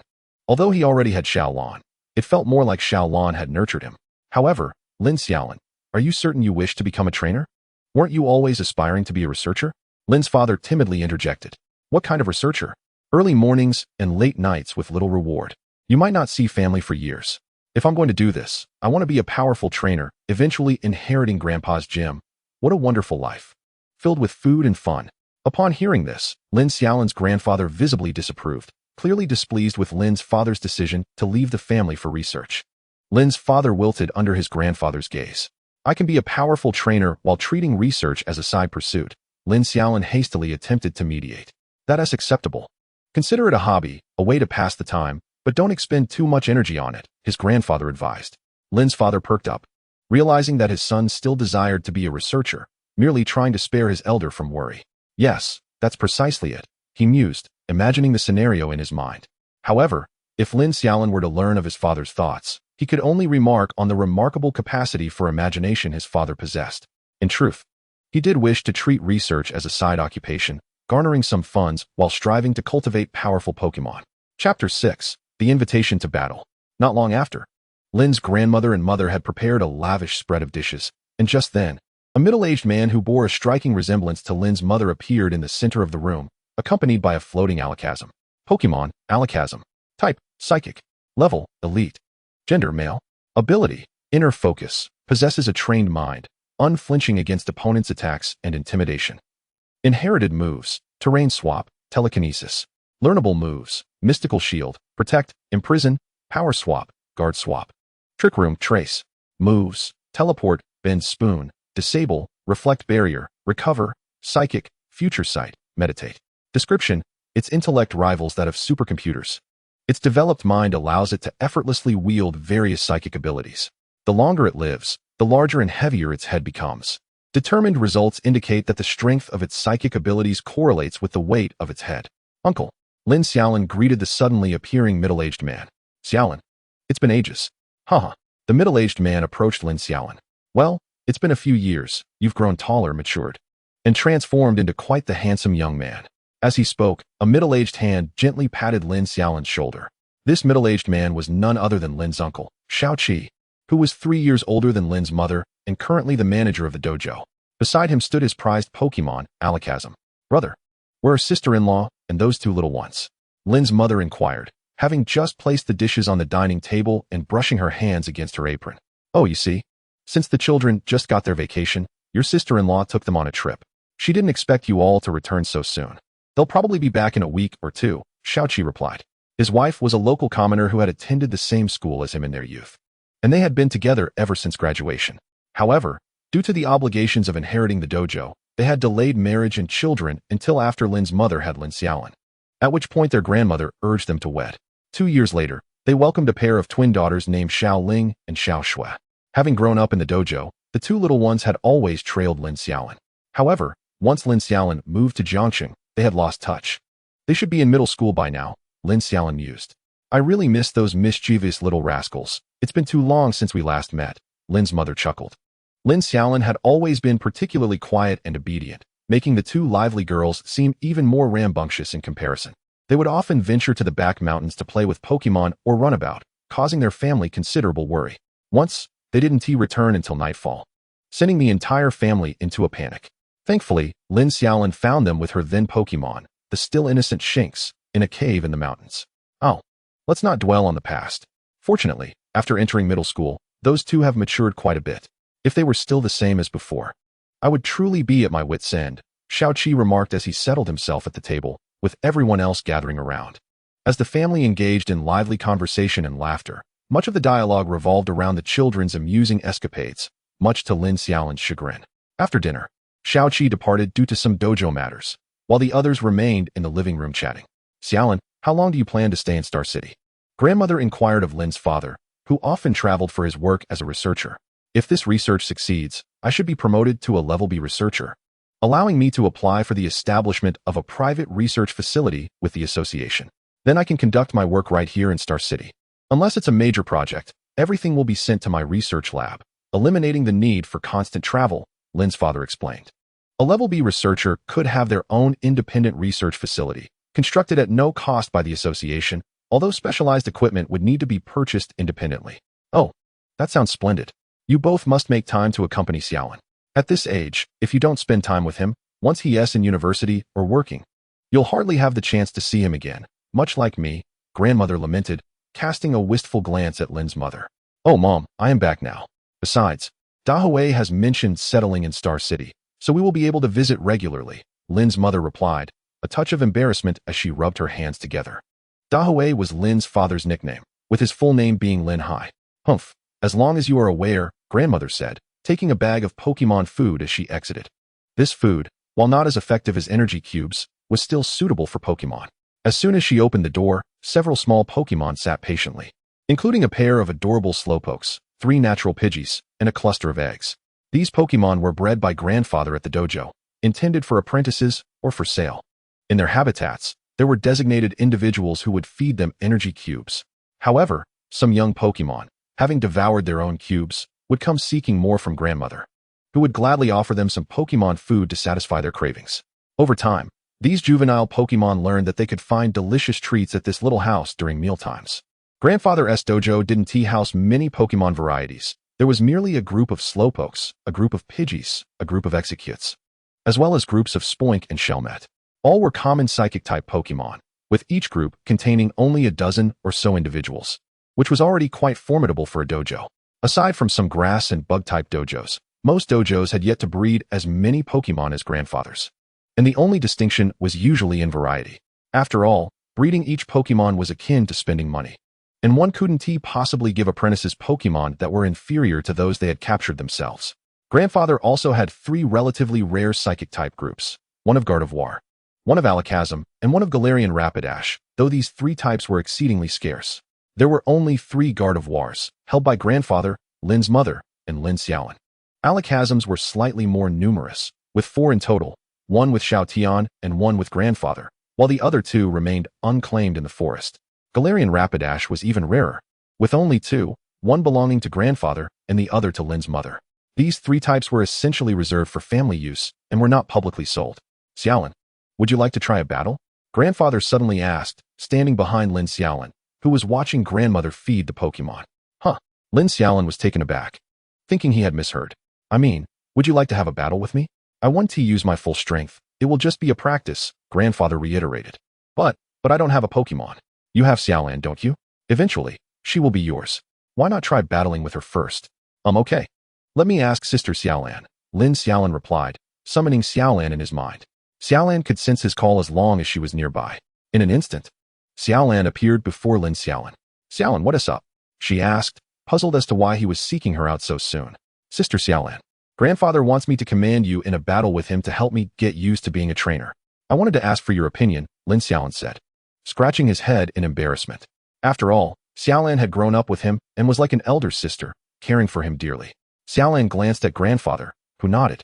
Before she replied, I'm fine with it, but I want to be able to fight. I probably can't beat the old master. Don't worry. Grandfather just wants to train with me, and he wants to go all out, Lin Xiaolin reassured her, waving his hands. All right then. After discussing with Xiaolin, Lin Xiaolin conveyed his decision to grandfather, who then led him to a cleared area in front of the small building, where Lin's parents and grandmother had also come out to watch. Xiaolin, get ready. I'm going to send out my Pokémon, grandfather announced. He retrieved a Pokeball from his waist and threw it into the air. A flash of red light materialized into a juggling mime, a Pokémon resembling a clown from a circus, which began to prance about with its arms outstretched as if dancing. Mime. The juggling mime spotted Lin Xiaolin and eagerly waved its hands in greeting. Mime, this time Xiaolin will be your opponent, so make sure to perform well. Grandfather's voice resonated from behind the juggling mime. Mime, hearing grandfather's command, the juggling mime immediately focused. Pokémon, juggling mime type, psychic. Fairy level, master gender, male ability, soundproof, prevents effects of sound-based moves. Hereditary skills, palm strike ambush, strange light. Learn skills, destruction ray, solar beam, magical flame, thunderbolt, substitute, meditation. Baton pass. Skills, quick defense, try again, guard, telekinesis, mimic, light wall, reflective barrier, magical radiance, psychic force. Introduction, exhibiting behavior akin to a silent film performance, with an appearance reminiscent of a jester, capable of emitting an aura from its fingertips, conjuring transparent barriers. Pokémon, Shiny Shinado. Attribute, psychic, fairy. Level, elite. Gender, female. Ability, telepathy, able to effortlessly sense the innermost thoughts of both Pokémon and humans. Hereditary skills, Healing Wave, Try Again, Misty Terrain. Learn skills, Magical Flame. Skills, Telekinesis, Teleportation. Magical Radiance, Draining Kiss, Life Dew, Wish, Meditation. Introduction, it fiercely protects its trusted trainer and possesses the ability to foresee the future. Chapter 7, The Battle. Lin Xiaolin gazed at the dual panels, marveling at the vast disparity in strength, while simultaneously feeling a wave of anxiety. This was his inaugural foray into Pokémon battles since traversing into this world. Xiaolin, you may attack first, his grandfather suddenly called out to him. Very well, I shall not hold back. Sister Xiaolin, use meditation. Without hesitation, Xiaolin initiated meditation to stack buffs. Although Lin Xiaolin lacked practical battle experience, he had engaged in Pokémon battles in his previous life, albeit not extensively. Thus, he would not recklessly command Xiaolin to charge forth despite the evident gap in power. Oh, it seems you possess some wisdom, his grandfather praised Lin Xiaolin before issuing a command. Miss Magius, interrupt with telekinesis. A blue light flickered in Miss Magius's eyes as a surge of psychic energy surged towards Xiaolin. Swiftly, Xiaolin teleported to evade the attack and utilized meditation once more. By the time Miss Magius executed telekinesis, it was too late. Xiaolin had completed her meditation, subsequently teleporting away from Miss Magius's impending strike, intending to layer another buff with meditation. Miss Magius, use Magical Radiance. A brilliant light erupted from Miss Magius, hurtling directly towards Xiaolin. Teleport to avoid the magical flame. Xiaolin executed a timely teleportation, narrowly escaping the attack. Though her meditation was interrupted, she reappeared behind Miss Magius, arms raised, unleashing a dazzling conflagration from her hands towards the specter. Miss Magius, guard.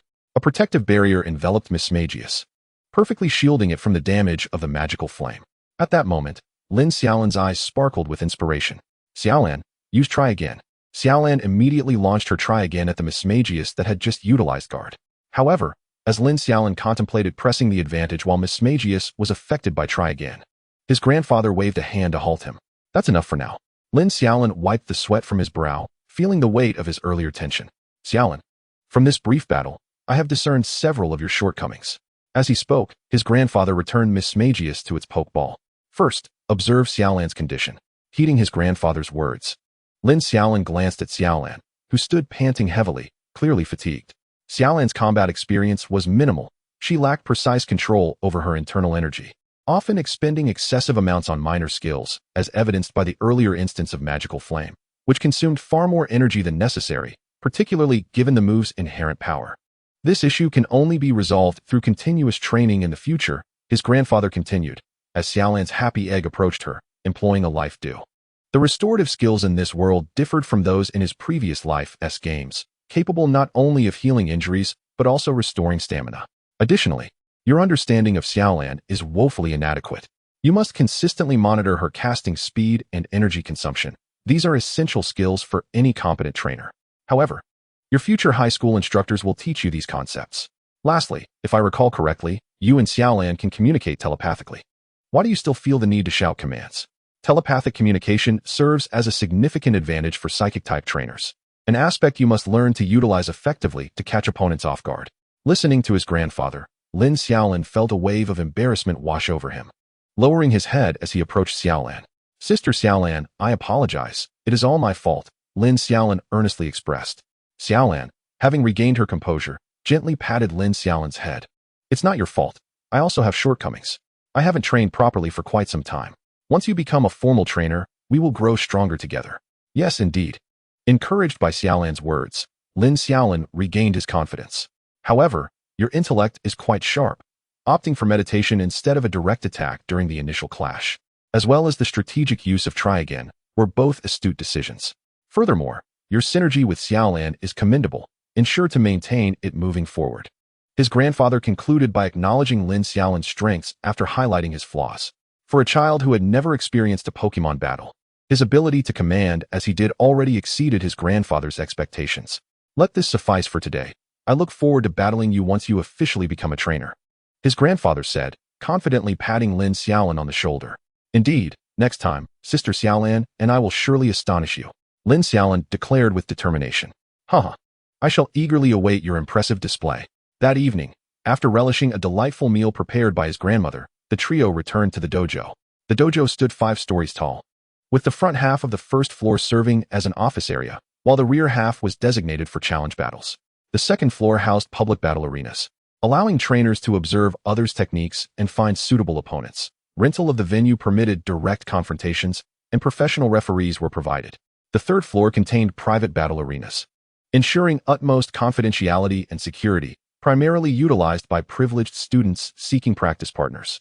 The fourth floor was reserved for staff and apprentices' living quarters, while the fifth floor was the residence of the Xiao family, consisting of a spacious living room, a kitchen, a bathroom, and 8 bedrooms. Generally, outsiders were not permitted on the fifth floor, which was reserved for meetings with esteemed guests. As Lin Xiaolin and his family ascended in a private elevator adjacent to the public one, a group of apprentices chattered animatedly, speculating about the origins of the 3 unfamiliar individuals.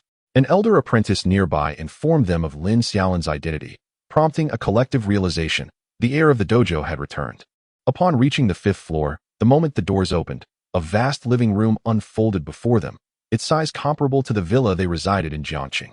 "Oh, home sweet home," Lin Xiaolin remarked, swiftly changing into slippers at the shoe rack before executing a leap onto the enormous sofa in the living room. "Even the sofa feels just as comfortable as home," he mused, reveling in the softness beneath him. Just as Lin's parents finished changing into their slippers, Aunt Lu emerged from the kitchen, exclaiming, "Miss Xiao, you have returned." Aunt Lu, a woman in her 40s, had served as a housekeeper for the Xiao family for over a decade, alongside another housekeeper named Aunt Jiang of similar age, who alternated days with Aunt Lu. Their primary responsibilities were to prepare meals for the Xiao family and maintain the cleanliness of the household. Chapter 8. The Pokémon Egg. At this moment, Aunt Lu was clad in an apron, her hands still damp, likely from having just washed the dishes. "Sister Lu, it's been quite a while." Lin's mother greeted her warmly. "Indeed, you have been away for several years now. Please, take a seat. I shall fetch you some water," Aunt Lu replied, stepping into the kitchen to retrieve a few cups, pouring hot water for each of the 3 guests. For Lin Xiaolin, she added 2 slices of lemon and a touch of rock sugar, knowing well that he had cherished this drink since childhood. "Thank you, Aunt Lu," Lin Xiaolin said, raising a hand in a languid greeting reminiscent of a tired fish. "Haha, young Master Xiaolin remains unchanged, just as before. He hasn't altered a bit in all these years," Aunt Lu chuckled, covering her mouth with her hand. "Sister Lu, do sit down, you've been busy," Lin's mother urged, patting the sofa. "I'll refrain from sitting. I'll first tidy up your rooms so you can have a restful night," Aunt Lu replied, making her way towards the bedrooms.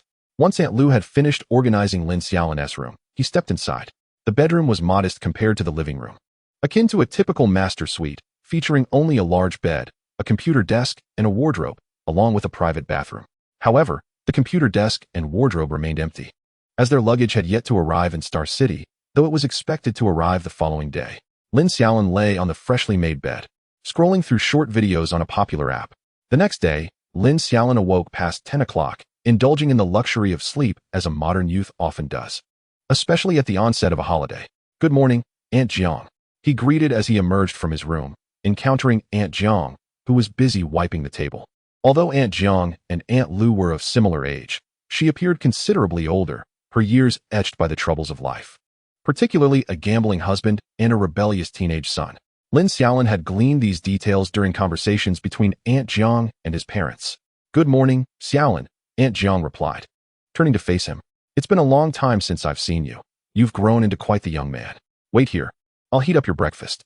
With that, Aunt Jiang vanished into the kitchen.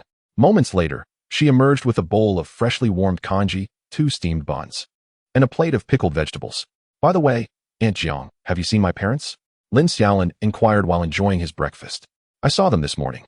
They seem to have gone to check the location for Mr. Lin's future research institute," she replied. "Oh, I'll call to ask them later." After finishing his meal, Aunt Jiang took the dishes to wash. Lin Xiaolin sent a message to his mother, who instructed him to stay home for a while, as their luggage was on its way. The delivery company had called to inform them that it was en route, so he reluctantly abandoned his plans to explore.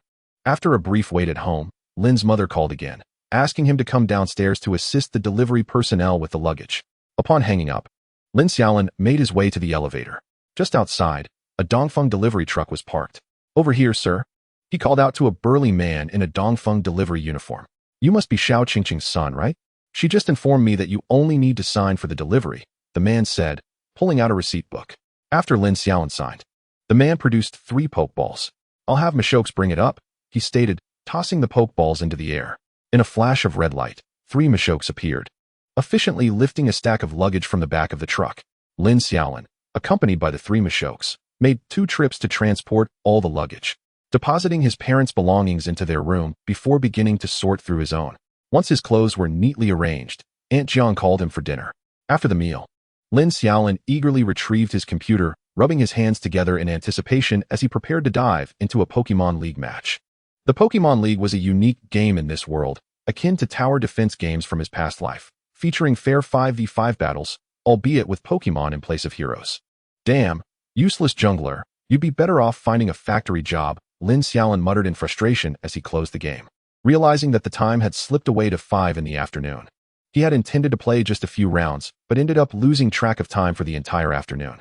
Thus, the mundane days of July passed in a leisurely manner, with Lin Xiaolin spending most of the month idly, occasionally playing games or taking strolls downstairs to watch others battle. While his father's research institute was already under construction, the only unexpected news was that Lin Xiaolin's uncle, along with his wife and daughter, had planned a brief vacation but were now stranded in Snow City due to a snowstorm that had grounded flights for an extended time. The inclement weather showed no signs of abating, causing their return to be indefinitely postponed. Grandfather, what do you need me for? Lin Xiaolin received a call from his grandfather early one morning, urging him to come over without revealing the reason. Hey Xiaolin, look what I have. Upon entering his grandfather's small building, Lin Xiaolin was greeted by the sight of his grandfather holding an incubation device, within which lay a Pokemon egg. Grandfather, is this my starter Pokemon? Lin Xiaolin felt a surge of excitement. Haha, you guessed correctly.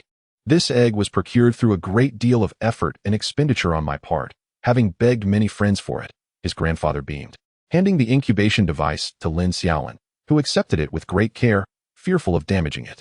Pokemon, Zinlinbeo. Gender, male. Status, healthy, 43 hatched. Upon receiving the egg, details of the Pokemon's condition and status were instantly revealed. Thank you, grandfather.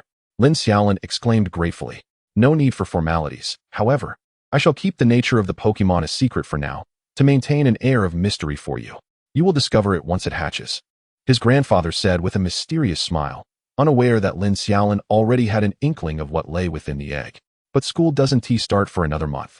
Will it hatch before then? Lin Xiaolin began to worry, recalling that during the first year of high school, League officials would come to inspect and register each student's Pokemon egg, a long-standing rule in Dragon Country. Fear not, this egg hatches slowly. You might still be waiting a month or 2 after school starts. I've infused it with the finest incubation liquid to expedite the process.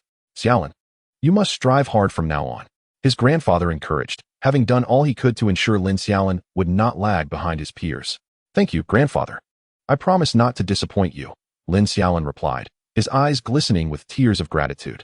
Good, good, good, his grandfather repeated thrice, entrusting Lin Xiaolin with his past dreams of becoming a top-tier Pokemon trainer, now resting on the shoulders of his grandson. Take good care of this child. Here's the nutrient liquid. Remember to add a stick every 10 days. His grandfather placed several sealed blue vials of nutrient liquid into Lin Xiaolin's pocket. As for his grandfather's dreams, he had once aspired to be a champion trainer in his youth, but later shifted that ambition onto his children, only to find his daughter uninterested in Pokemon battles, while his son lacked the necessary talent. Now, the hope rested solely on Lin Xiaolin. After bidding farewell to his grandfather and returning to his room, Lin Xiaolin couldn't take his eyes off the Pokemon egg on his desk, filled with anticipation. All right, Little Blue, he thought, calling forth his companion in his mind. In an instant, Little Blue appeared in the room. Xiaolin, what's the matter?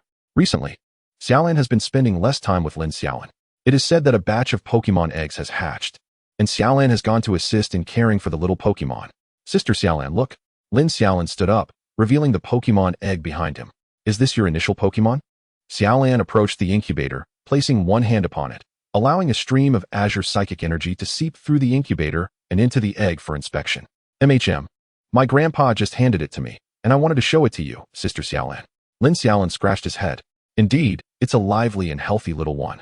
It will likely be quite mischievous in the future, Xiaolin remarked with a smile before withdrawing her hand from the incubator. If it turns out to be too mischievous, Sister Xiaolin will have to discipline it, Lin Xiaolin chuckled. In his mind, he mused, Drakazalt, a quasi-legendary. Alas, it is 4 times weak to fairy types and twice weak to psychic types. If it gets too unruly, Sister Xiaolin will surely teach it a harsh lesson. Once it hatches, I must properly educate it. Xiaolan gazed at the Pokémon egg, her eyes filled with tenderness. This little Pokémon belongs to Lin Xiaolin, and it will also be her little brother in the future. She cannot allow it to be too troublesome. Vacations always seem to pass swiftly. Recently, Lin Xiaolin has either been holding his Pokémon egg in his room or carrying it around, and everyone in the gym is aware of his acquisition of the Pokémon egg, speculating on what the gym leader's grandson's initial Pokémon will be. Finally, a week before school starts, Lin Xiaolin's aunt returned with her 2 daughters. Lin Xiaolin received an order from his mother to assist in carrying luggage, reluctantly placing the Pokémon egg on his desk before heading downstairs. Upon exiting the gym, he encountered a stunningly beautiful woman at the entrance. A touch of light makeup adorned her face, yet it could not mask her beauty. No wonder his uncle is so devoted, Lin Xiaolin thought to himself. Beside the woman were 2 little girls who bore a striking resemblance to their mother, already sweetly charming at such a young age, clearly destined to be future beauties. Xiaolin, wow, it's been ages since I last saw you. That little brat who was always chased by Xiaolan has grown so much. The woman teased Lin Xiaolin with a smile. Aunt, let us not bring up childhood stories. Lin Xiaolin replied, his cheeks flushing as he hurried over to help carry some of their luggage. The 3 had likely just arrived, and with it being close to midnight, the gym was mostly empty. Lin's father had just finished setting up his laboratory, and both Lin's parents were staying there for a few days, leaving Lin Xiaolin alone at home. Brother Xiaolin, Brother Xiaolin. The 2 little girls immediately surrounded Lin Xiaolin, creating a buzzing noise in his head. These 2 were eager to return as soon as they heard you were back, but unfortunately, they were delayed by a snowstorm. His aunt chuckled. Quiet down, quiet down. We'll talk upstairs, Lin Xiaolin said, feeling his head throb, as he quickly carried the luggage forward. Regardless of their age, these 2 girls remained as boisterous as ever. After placing the luggage in his aunt and uncle's room, and asking Aunt Lu to help tidy up, Lin Xiaolin sank into the sofa. Brother Xiaolin, guess who I am? The 2 little girls exclaimed simultaneously, their tones and movements nearly identical. Since childhood, they had looked remarkably alike, and their mischievous personalities were similar as well. They loved to stand together and challenge others to guess who was who. Sometimes even their uncle would get it wrong, but only their mother could discern them from subtle details. Outside of Pokémon, it was nearly impossible for anyone to accurately distinguish between the 2. Yet Lin Xiaolin had always been capable of telling them apart since childhood, as they felt inherently different to him in a way he could not articulate. You are Xiaoling, and you are Xiaoxua. Indeed, as soon as the 2 stood before him, he correctly identified them. The 2 pouted and ran to their mother, each grasping one of her arms. Mommy, it's no fun. Brother Xiaolin guessed us again. Even though we haven't seen him in so long, how could he still know? I don't know either. You 2 know that your brother has always been able to tell you apart. You've never been reliable in that regard, their mother sighed. All right, don't tease your mother. Let us go see your brother's Pokémon egg. You need to go to bed soon. It's quite late. Wow. Does Brother Xiaolin have a Pokémon egg?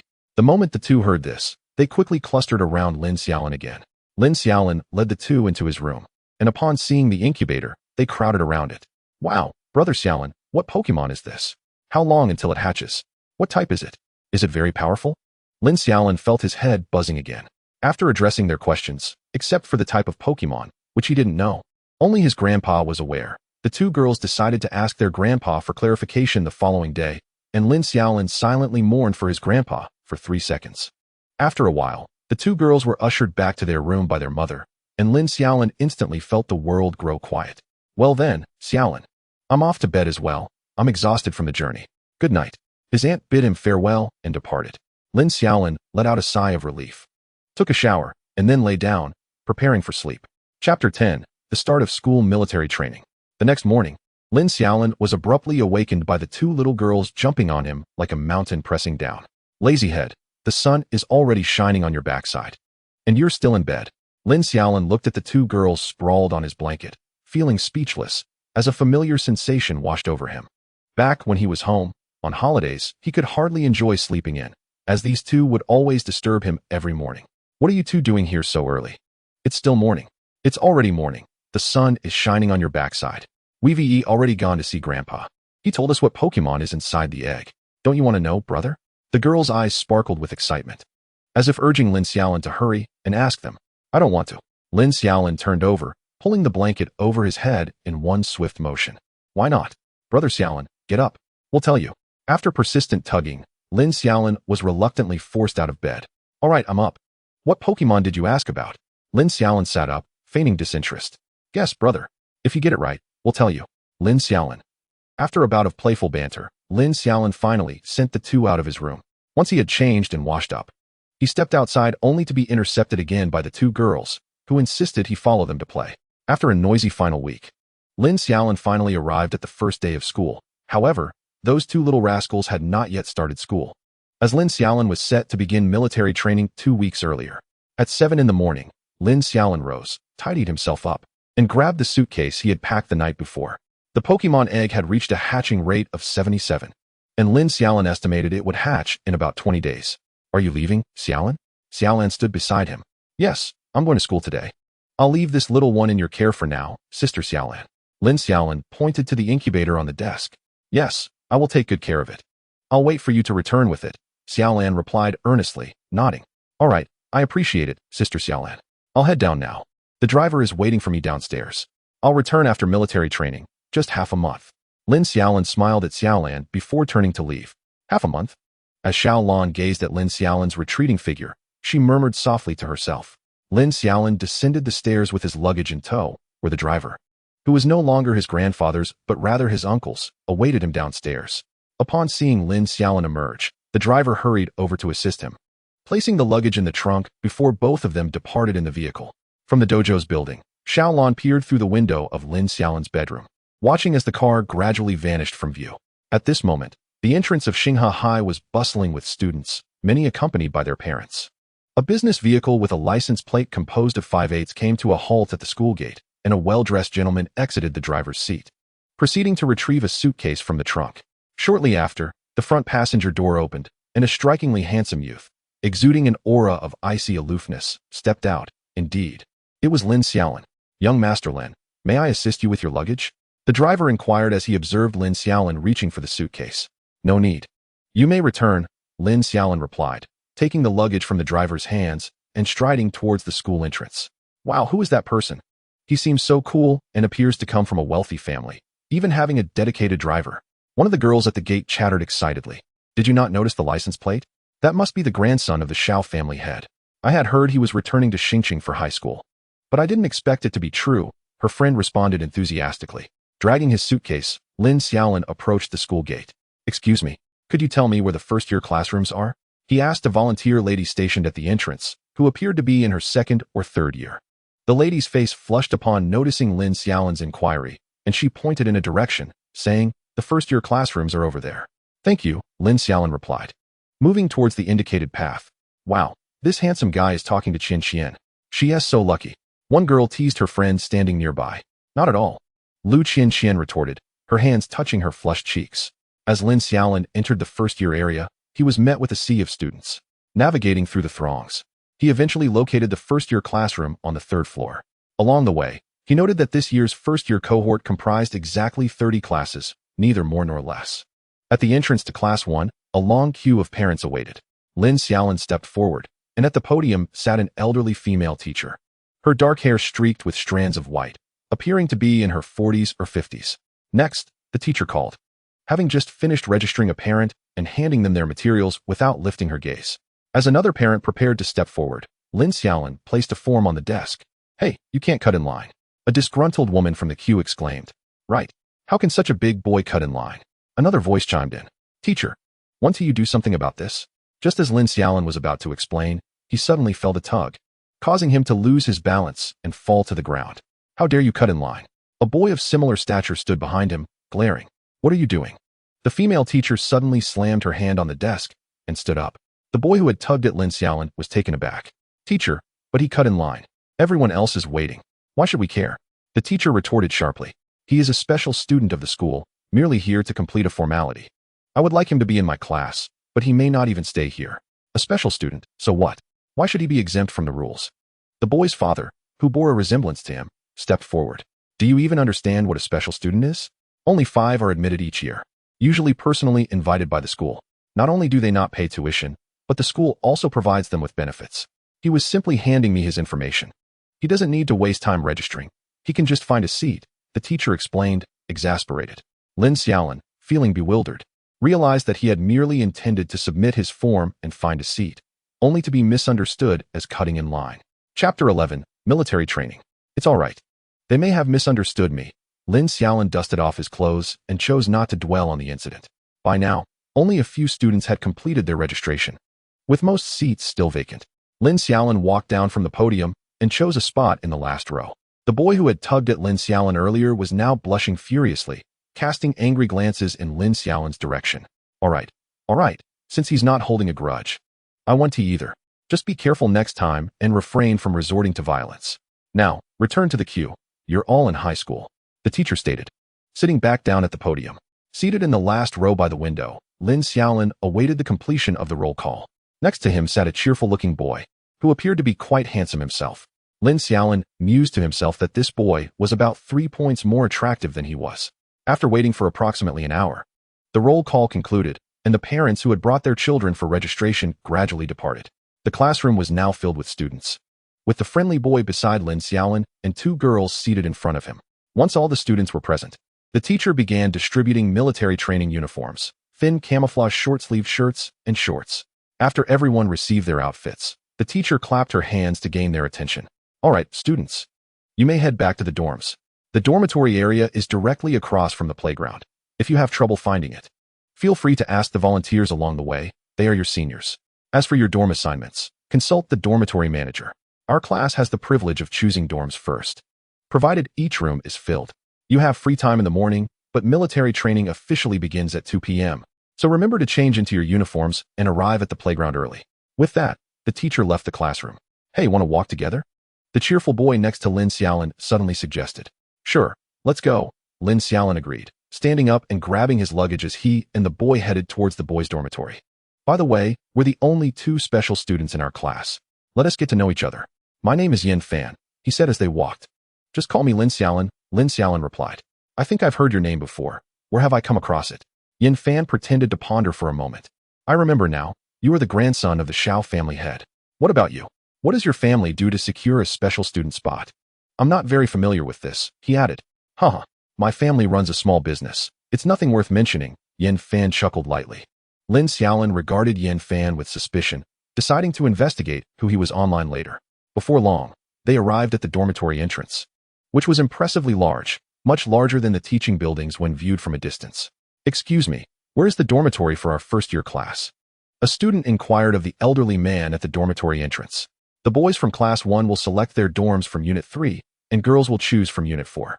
You can stay wherever you prefer, but I'll advise you that the first-floor dorms are the best. The higher you go, the worse they get. The elderly man gestured for them to enter. The dormitory area comprised 6 units, and after locating Unit 34, the group entered the building, all searching for their rooms on the first floor, as it was deemed the best option according to the elderly man's advice. The entire floor comprises 20 dormitories, each designed for twin occupancy. Lin Xiaolin estimates that the upper floor also contains 20 dorms, though it is likely that the arrangement is not as straightforward as 2 individuals sharing a single room. After all, there are nearly 900 students in the first year alone, and when accounting for the gender ratio, approximately 450 students must be accommodated. With only 5 stories in this unit, housing 40 individuals per floor would surely be insufficient. Lin Xiaolin casually selected a dormitory, entering room 103, with Yin Fan naturally following suit. Lin Xiaolin harbored no objections. After all, it mattered little with whom he shared his living space. And at least Yin Fan appeared to be a tidy individual. A cursory glance around the dorm revealed that while it was not particularly spacious, it did feature a private bathroom, as well as a full complement of amenities including air conditioning, a refrigerator, and a washing machine. 2 single beds were positioned against the walls on either side, while a sizable table occupied the center of the room, complete with a power strip affixed atop it. Lin Xiaolin surveyed the furnishings with a nod of satisfaction. The essentials were all present. Although it did not compare to the comforts of home, it was still quite commendable. With these thoughts in mind, the 2 began organizing their dormitory. Once the beds were made, Lin Xiaolin retrieved his laptop from his suitcase and set it on the table, only to be pleasantly surprised to discover that Yin Fan had also brought his own laptop. The 2 exchanged knowing glances and shared a smile. You game? Lin Xiaolin inquired.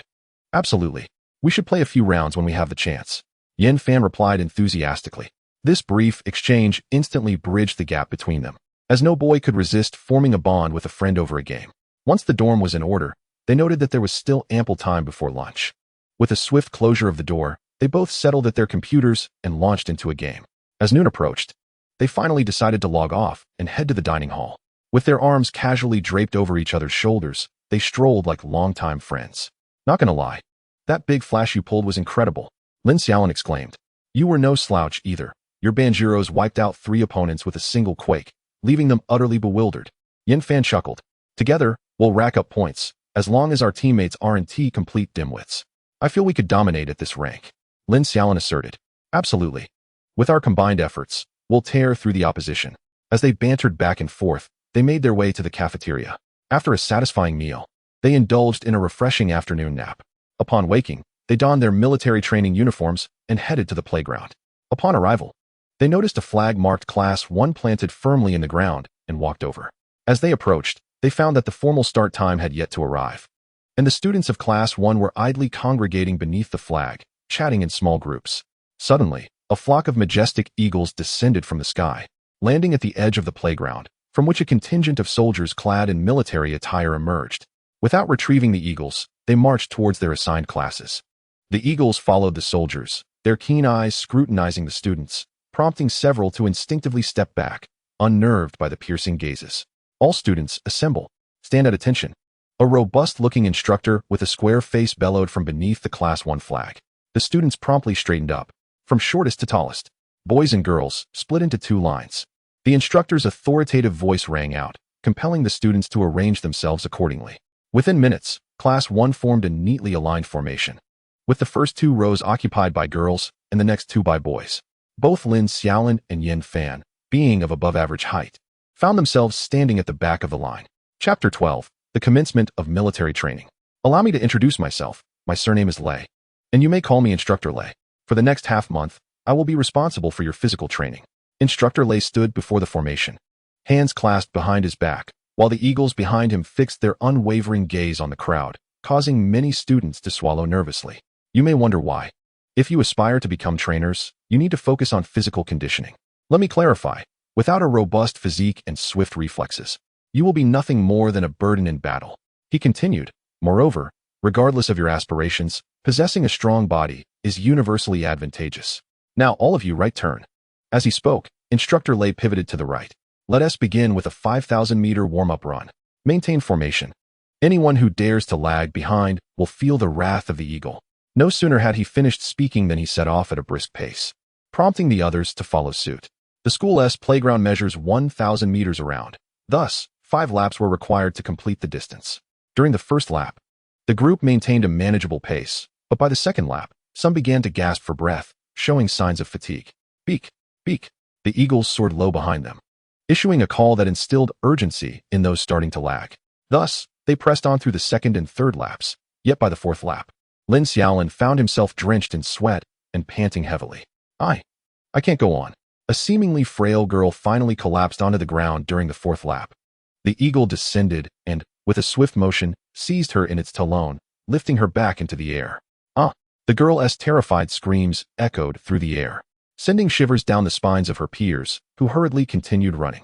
Upon finally completing the last lap, the group lay sprawled on the ground, utterly exhausted. Look at your poor physical condition. I ran 5 kilometers for a warm-up, and you all look as though you've been pushed to your limits. Instructor Lei admonished. Standing over the panting crowd, the girl who had been carried by the eagle was now released, trembling as she sat on the ground, her legs shaking uncontrollably.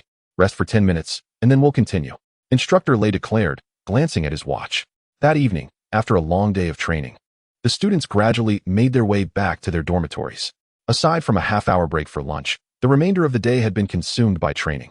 Lin Xiaolin and Yin Fan returned to their dorm, their bodies aching, and collapsed onto their respective beds, initially planning to play games later. But the day's exertions left little room for such indulgence. After a brief rest, Lin Xiaolin rose to fetch a change of clothes and took a shower. The August heat, combined with the afternoon sun, had drenched his military training uniform in sweat, which had been alternately soaked and dried by the sun. Now, he felt a lingering odor of perspiration. After his shower, he fell into a deep slumber. At 6 a.m, the insidious sound of the alarm clock jolted Lin Xiaolin awake. All members, assemble on the playground within 10 minutes. Tardiness will incur an additional 5 kilometers. A deep voice resonated through the loudspeaker. Upon hearing this, Lin Xiaolin quickly dressed and roused Yin Fan, who was still reluctant to wake. Hurry, we're running out of time. If we're late, We'll have to run 5 kilometers. Without pausing for personal hygiene, they dashed to the playground. There. Instructor Lei stood at the same spot as the previous day, intently watching his watch. As Lin Xiaolin and Yin Fan joined the throng, Instructor Lei called out, "Time us up." He then turned his gaze toward the dormitory, where students were still rushing in.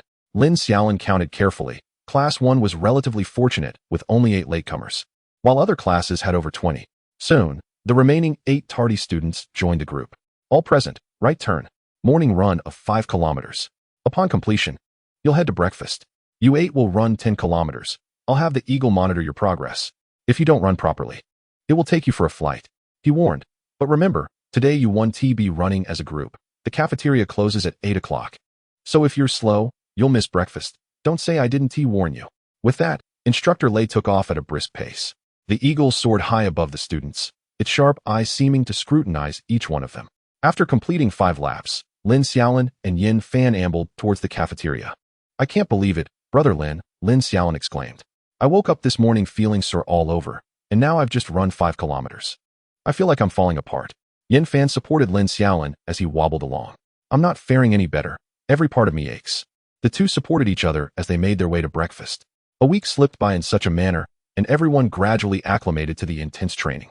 Now, the most excruciating aspect was not the training itself, but the sight of the senior students occasionally sauntering by, casually holding watermelons or licking ice pops in front of them. These seniors were former volunteers, and over the past few days, it became evident that they were members of the school team, merely moonlighting as guides. Another week later, the military training finally concluded. Lin Xiaolin felt as though he had turned into coal, darkened from head to toe.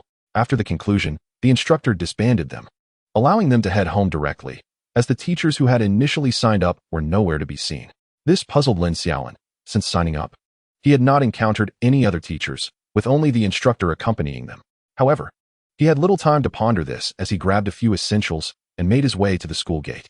"Yin Fan, how are you getting back?" Lin Xiaolin inquired, walking alongside Yin Fan. "I have a driver picking me up. What about you? Do you need a ride?" Yin Fan replied, holding an ice pop and munching on it as he spoke. "No, someone is coming for me. We'll see each other in a couple of days." Upon reaching the gate, Lin Xiaolin spotted his father, waving goodbye to Yin Fan as he strode over. "Dad, what brings you here today?" Lin Xiaolin asked, gazing at his father with curiosity. "What do you mean? I couldn't miss picking you up on your first day of high school, could I? I thought I'd come and take you home." Lin Xiaolin's father replied. Lin Xiaolin followed his father for a short distance until they reached a sleek white sports car. Lin Xiaolin watched as his father took out a car key and pressed a button, causing the scissor doors of the car to lift open. "I suspect you're just here to show off your new sports car," Lin Xiaolin remarked as he settled into the passenger seat. "Hey, a sports car is a man's romance. It took a lot of convincing your mother to let me buy it, and as soon as I got it, I came to show it off to you." His father chuckled mischievously. "Enough already, you henpecked husband. When I get married, I'll definitely control the finances," Lin Xiaolin retorted, rolling his eyes. "Ah, young one, I was just as headstrong in my youth," his father replied, unfazed, as he drove off. "By the way, Xiaolin has been missing you terribly, asking us several times when you would return. She wanted to come with us today, but my car couldn't accommodate her, so she's waiting for you at home." His father opened the car window, resting one hand on the door while gripping the steering wheel with the other, attracting the admiration of passing female students. Lin Xiaolin thought of Xiaolin. This was the longest they had been apart since childhood. They had always been inseparable, and even after starting school, they had seen each other every evening. This was the first time they had been apart for so long, and he found himself missing her dearly. Though he had been oblivious to it previously, the time apart made him realize how important she was to him. Before long, they arrived back at the dojo. As soon as he opened the car door, a blue figure leapt into Lin Xiaolin's arms. "Xiaolin, I missed you so much." It was Xiaolin, who had dashed out the moment she sensed Lin Xiaolin's return. "Xiaolinjia." Lin Xiaolin awkwardly scratched his head, surprised by her quick arrival. "Wow, a shiny Shinado. WOC. This is truly the first time I've seen one. Quick, take a picture. Is this also one of the gym leader's Pokémon? That seems to be the gym leader's grandson. They're so close to Shinado. I wish I could cuddle with one too." People at the dojo, whether trainers or staff, pulled out their phones to capture the rare sight of a shiny Pokémon, especially a rare one like Shinado, which was indeed a sight to behold. Hearing the commotion, Xiaolin quickly pulled back, her face flushed, and tugged Lin Xiaolin inside the dojo. "Xiaolin, let us go. It's almost time for dinner." Xiaolin rarely appeared in public settings like this, as she disliked being treated like a pet and surrounded by photographers. She led Lin Xiaolin to the elevator, leaving his father behind. Hey, wait for me. Lin Xiaolin's father called out, but by the time he reached the elevator, the doors had already closed, leaving him to await the next one. Once they reached the upper floor, Lin Xiaolin spotted his family seated at a table, including his grandparents. Haha, Xiaolin. Xiaolin has been so distracted thinking about you these past few days. The moment she sensed your return, she rushed over. His aunt teased. Not at all. Xiaolin's shy voice echoed in Lin Xiaolin's mind. Hey, aunt, where are those two little ones? I haven't seen them, Lin Xiaolin remarked, realizing that everyone was present except for his uncle and the two younger kids. They went out with your uncle to buy school supplies. School starts in a couple of days, so they should be back soon. Oh, I see, Lin Xiaolin replied as he took a seat at the large dining table, which could comfortably accommodate 15 or 16 people without feeling cramped. Where's your dad?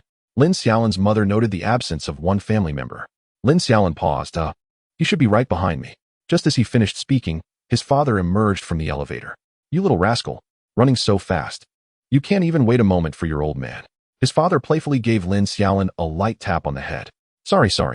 I forgot there was someone behind me, Lin Xiaolin said, rubbing his head. You forgot about your own father? His father shot him a mock glare. Sit down. Dinner is about to be served, his grandfather instructed, prompting everyone to take their seats. My goodness, my big grandson has turned so dark, exclaimed his grandmother, emerging from the kitchen and cupping Lin Xiaolin's face with concern. A man should be rugged. A fair complexion is unappealing. The color you get from sun exposure is much more attractive, his grandfather added. What do you know? My big grandson is still cute and chubby. Lin, you must not have eaten well at school, right? Your grandmother has prepared a feast for you today. Be sure to eat plenty, his grandmother said, disappearing back into the kitchen. After a while, dishes began to appear on the table one after another. Lin Xiaolin's mother also placed some energy bars on the coffee table.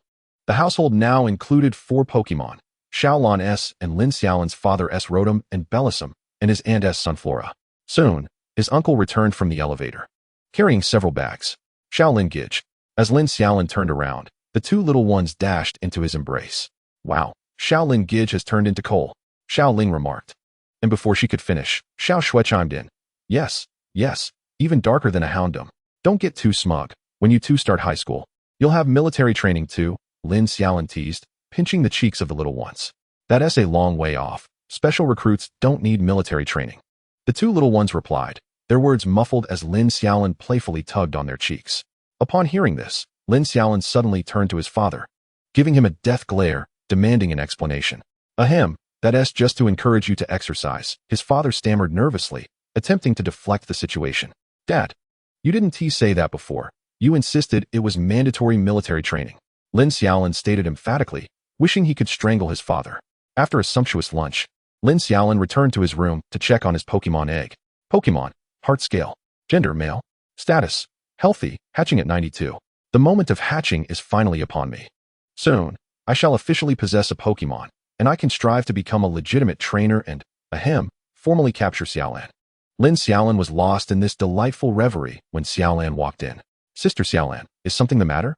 Lin Xiaolin inquired, glancing at Xiaolan as she approached. And no, it's just that, Xiaolan stammered, unable to articulate her thoughts, leaving Lin Xiaolin equally perplexed. Is there something you wish to discuss? It's just, I was wondering if I could accompany you to school. Xiaolan's cheeks flushed crimson as she shyly posed her request. Well, in that case, I must consult my grandfather to see if there's a way to arrange that. After all, Sister Xiaolan does not yet belong to me, Lin Xiaolin replied, taken aback by Xiaolan's sudden desire to attend school with him.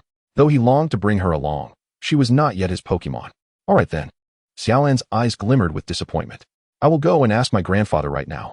With that, Lin Xiaolin hurriedly made his way to his grandfather's room, cradling the long-awaited Pokémon egg. His grandfather was still present, having not yet returned to the Pokémon breeding area.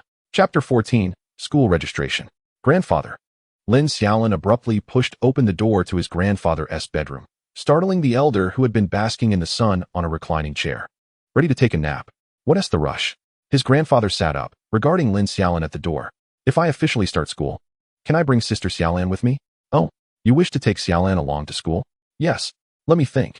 His grandfather reclined back, closing his eyes in contemplation. Oh, I have it. If Xiaolan wishes to join, I can apply for a Pokémon protection quota, allowing her to accompany you openly. However, you must not permit her to engage in battles or training. She may only protect you when you are in danger. After pondering for a moment, his grandfather concluded, "MHM. That will suffice. Thank you, grandfather." With a grateful heart, Lin Xiaolin exited and shut the door behind him. "Sister Xiaolin, did you hear that?" Xiaolin stood behind Lin Xiaolin, brimming with joy, for she would finally be able to attend school with him. 2 fleeting days of vacation passed, and the long-awaited day of school had arrived.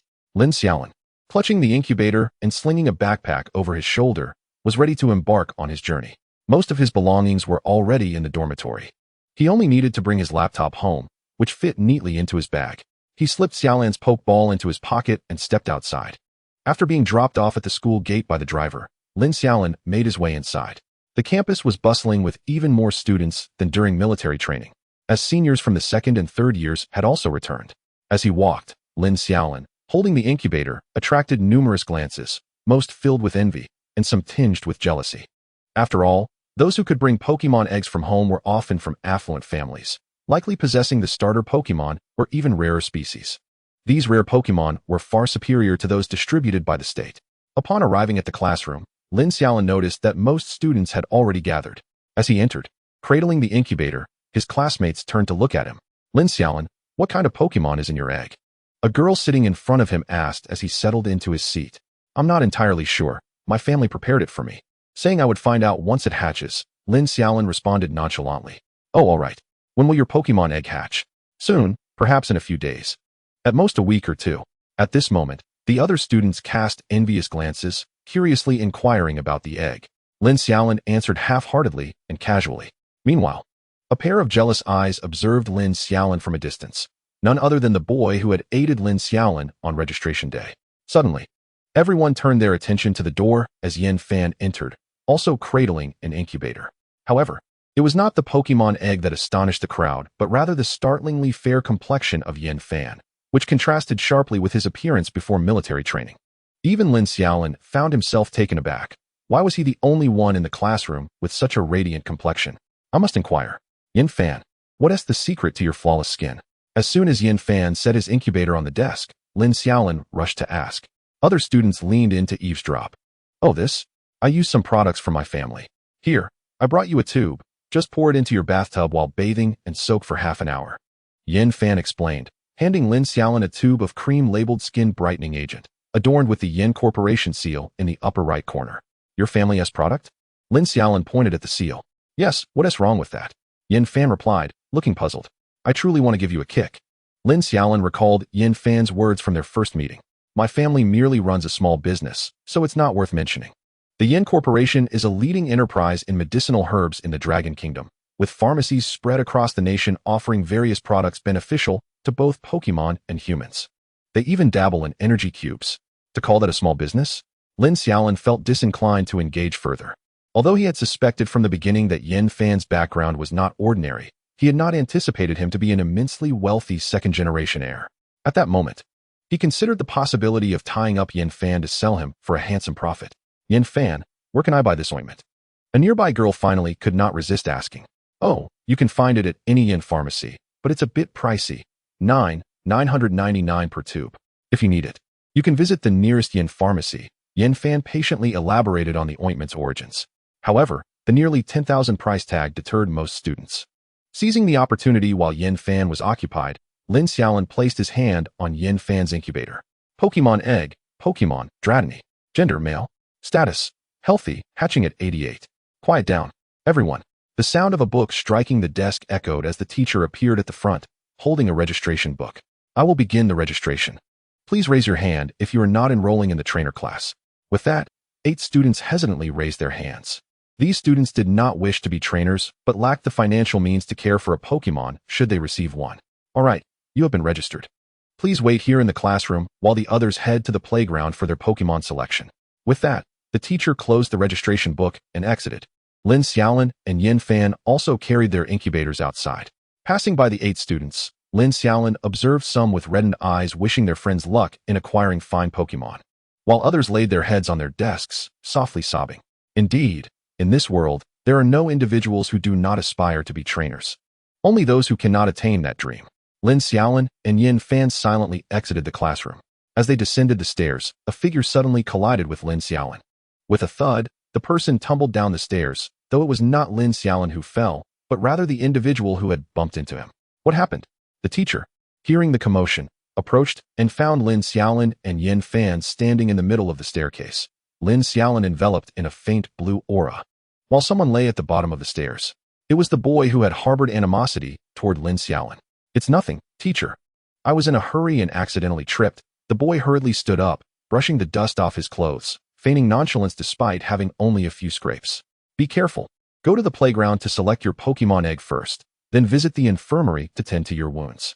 Everyone, take care, don't rush down the stairs. The teacher admonished the boy before addressing the rest of the class. Chapter 15, Class 0. Lin Xiaolin, you just witnessed that, didn't you? He likely intended to collide with you, aiming to knock you down and shatter the spirit egg. Yin Fan whispered into Lin Xiaolin's ear. Yes, I shall remember this grand gesture of his, Lin Xiaolin replied coldly, fixing his gaze on the retreating figure of the boy. That individual had nearly collided with Lin Xiaolin, but was thwarted by Xiaolan's psychic ability. Had it not been for Xiaolan's fortuitous presence, he surely would have been knocked down. Psychic powers and ghost-type Pokémon can directly probe the external world through their Pokeballs, though this ability is not constant, as it requires considerable energy. Xiaolan had merely been surveying the school through the Pokeball. In an emergency, Xiaolan might not have been able to react in time. When everyone reached the playground, they discovered that only about half of the first-year students were present. So many have not come, Lin Xiaolin observed, glancing around at the classes that were missing nearly half their members. In this light, Class 1 appeared relatively fortunate, with only 8 students refusing to accept the spirit eggs. Just as the crowd gathered, several military trucks rolled into the school, halting beneath the flag-raising platform. The rear doors of the trucks swung open, and fully armed soldiers disembarked, accompanied by a number of houndoms. All right, students, please quiet down. I presume you are not familiar with me. Allow me to introduce myself. My surname is Qi. You may refer to me as Principal Qi, announced a formally dressed middle-aged man standing at the flag-raising platform, microphone in hand. I believe you have all been eagerly waiting. The military trucks below contain spirit eggs that the state has prepared for you. However, I, Qi Shi, must caution you. Are you truly prepared to welcome these spirits? They are not mere pets. You should treat them as family and friends. You need not provide them with the finest food and shelter, but you must strive to offer them your utmost, just as your parents do for you. If you cannot commit to this, I ask you to turn around and return to your classrooms immediately. Principal Qi's voice grew increasingly louder and more serious, and his words left the crowd of students in silence. He scanned the assembly, noting that no one had turned to leave, and nodded. Good. It seems you are ready to accept the spirits. Thus, I shall not elaborate further.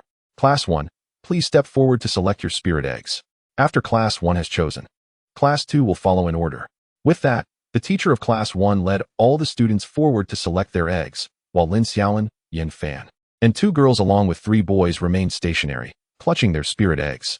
In truth, spirits can hatch without an incubator. However, their hatching speed and health are notably inferior compared to those hatched in incubators. Yet, incubators are not accessible to the average household, and most individuals await natural hatching. Shortly thereafter, the students of Class 1 had selected their respective spirit eggs from the trucks and returned to the playground, each cradling their eggs with utmost care. Reminiscent of Lin Xiaolin's own first encounter with his spirit. Once Class 1 had finished, it was Class 2's turn to choose. Just as Class 1 stood by, curiously examining their classmates' spirit eggs, 5 soldiers in military uniforms began unloading tables and benches from the trucks, setting them up in front of the crowd. Everyone, gather over here to register. The teacher of Class 1 called, directing the students toward the 5 soldiers as they formed a line. Lin Xiaolin, Yin Fan, and the other 5, having not selected spirit eggs, found themselves at the front of the throng. The soldier first inquired about Lin Xiaolin's information, recorded it, and then instructed him to open the incubator. He took a small scraper and a glass vial, scraping a tiny amount of powder from the spirit egg before gesturing for him to proceed. Lin Xiaolin stepped aside, observing as the soldiers carefully sealed the powder collected from each egg, placing it into foam boxes. Many were bewildered by this procedure. This is to retain the information of your spirit eggs. When your spirits hatch, we will verify their identities against the samples taken to prevent any potential substitutions. The teacher explained. The technology in this world is capable of directly detecting the spirits within the eggs, but such methods are prohibitively expensive for mass use. Collecting a small sample for subsequent DNA verification is the most cost-effective and suitable technique for widespread application. Thus, while retrieving spirit eggs and registering information, the work was finally completed by noon. Students, you may proceed to lunch. This afternoon, We will distribute the specific class assignment data to your respective teachers. You are dismissed.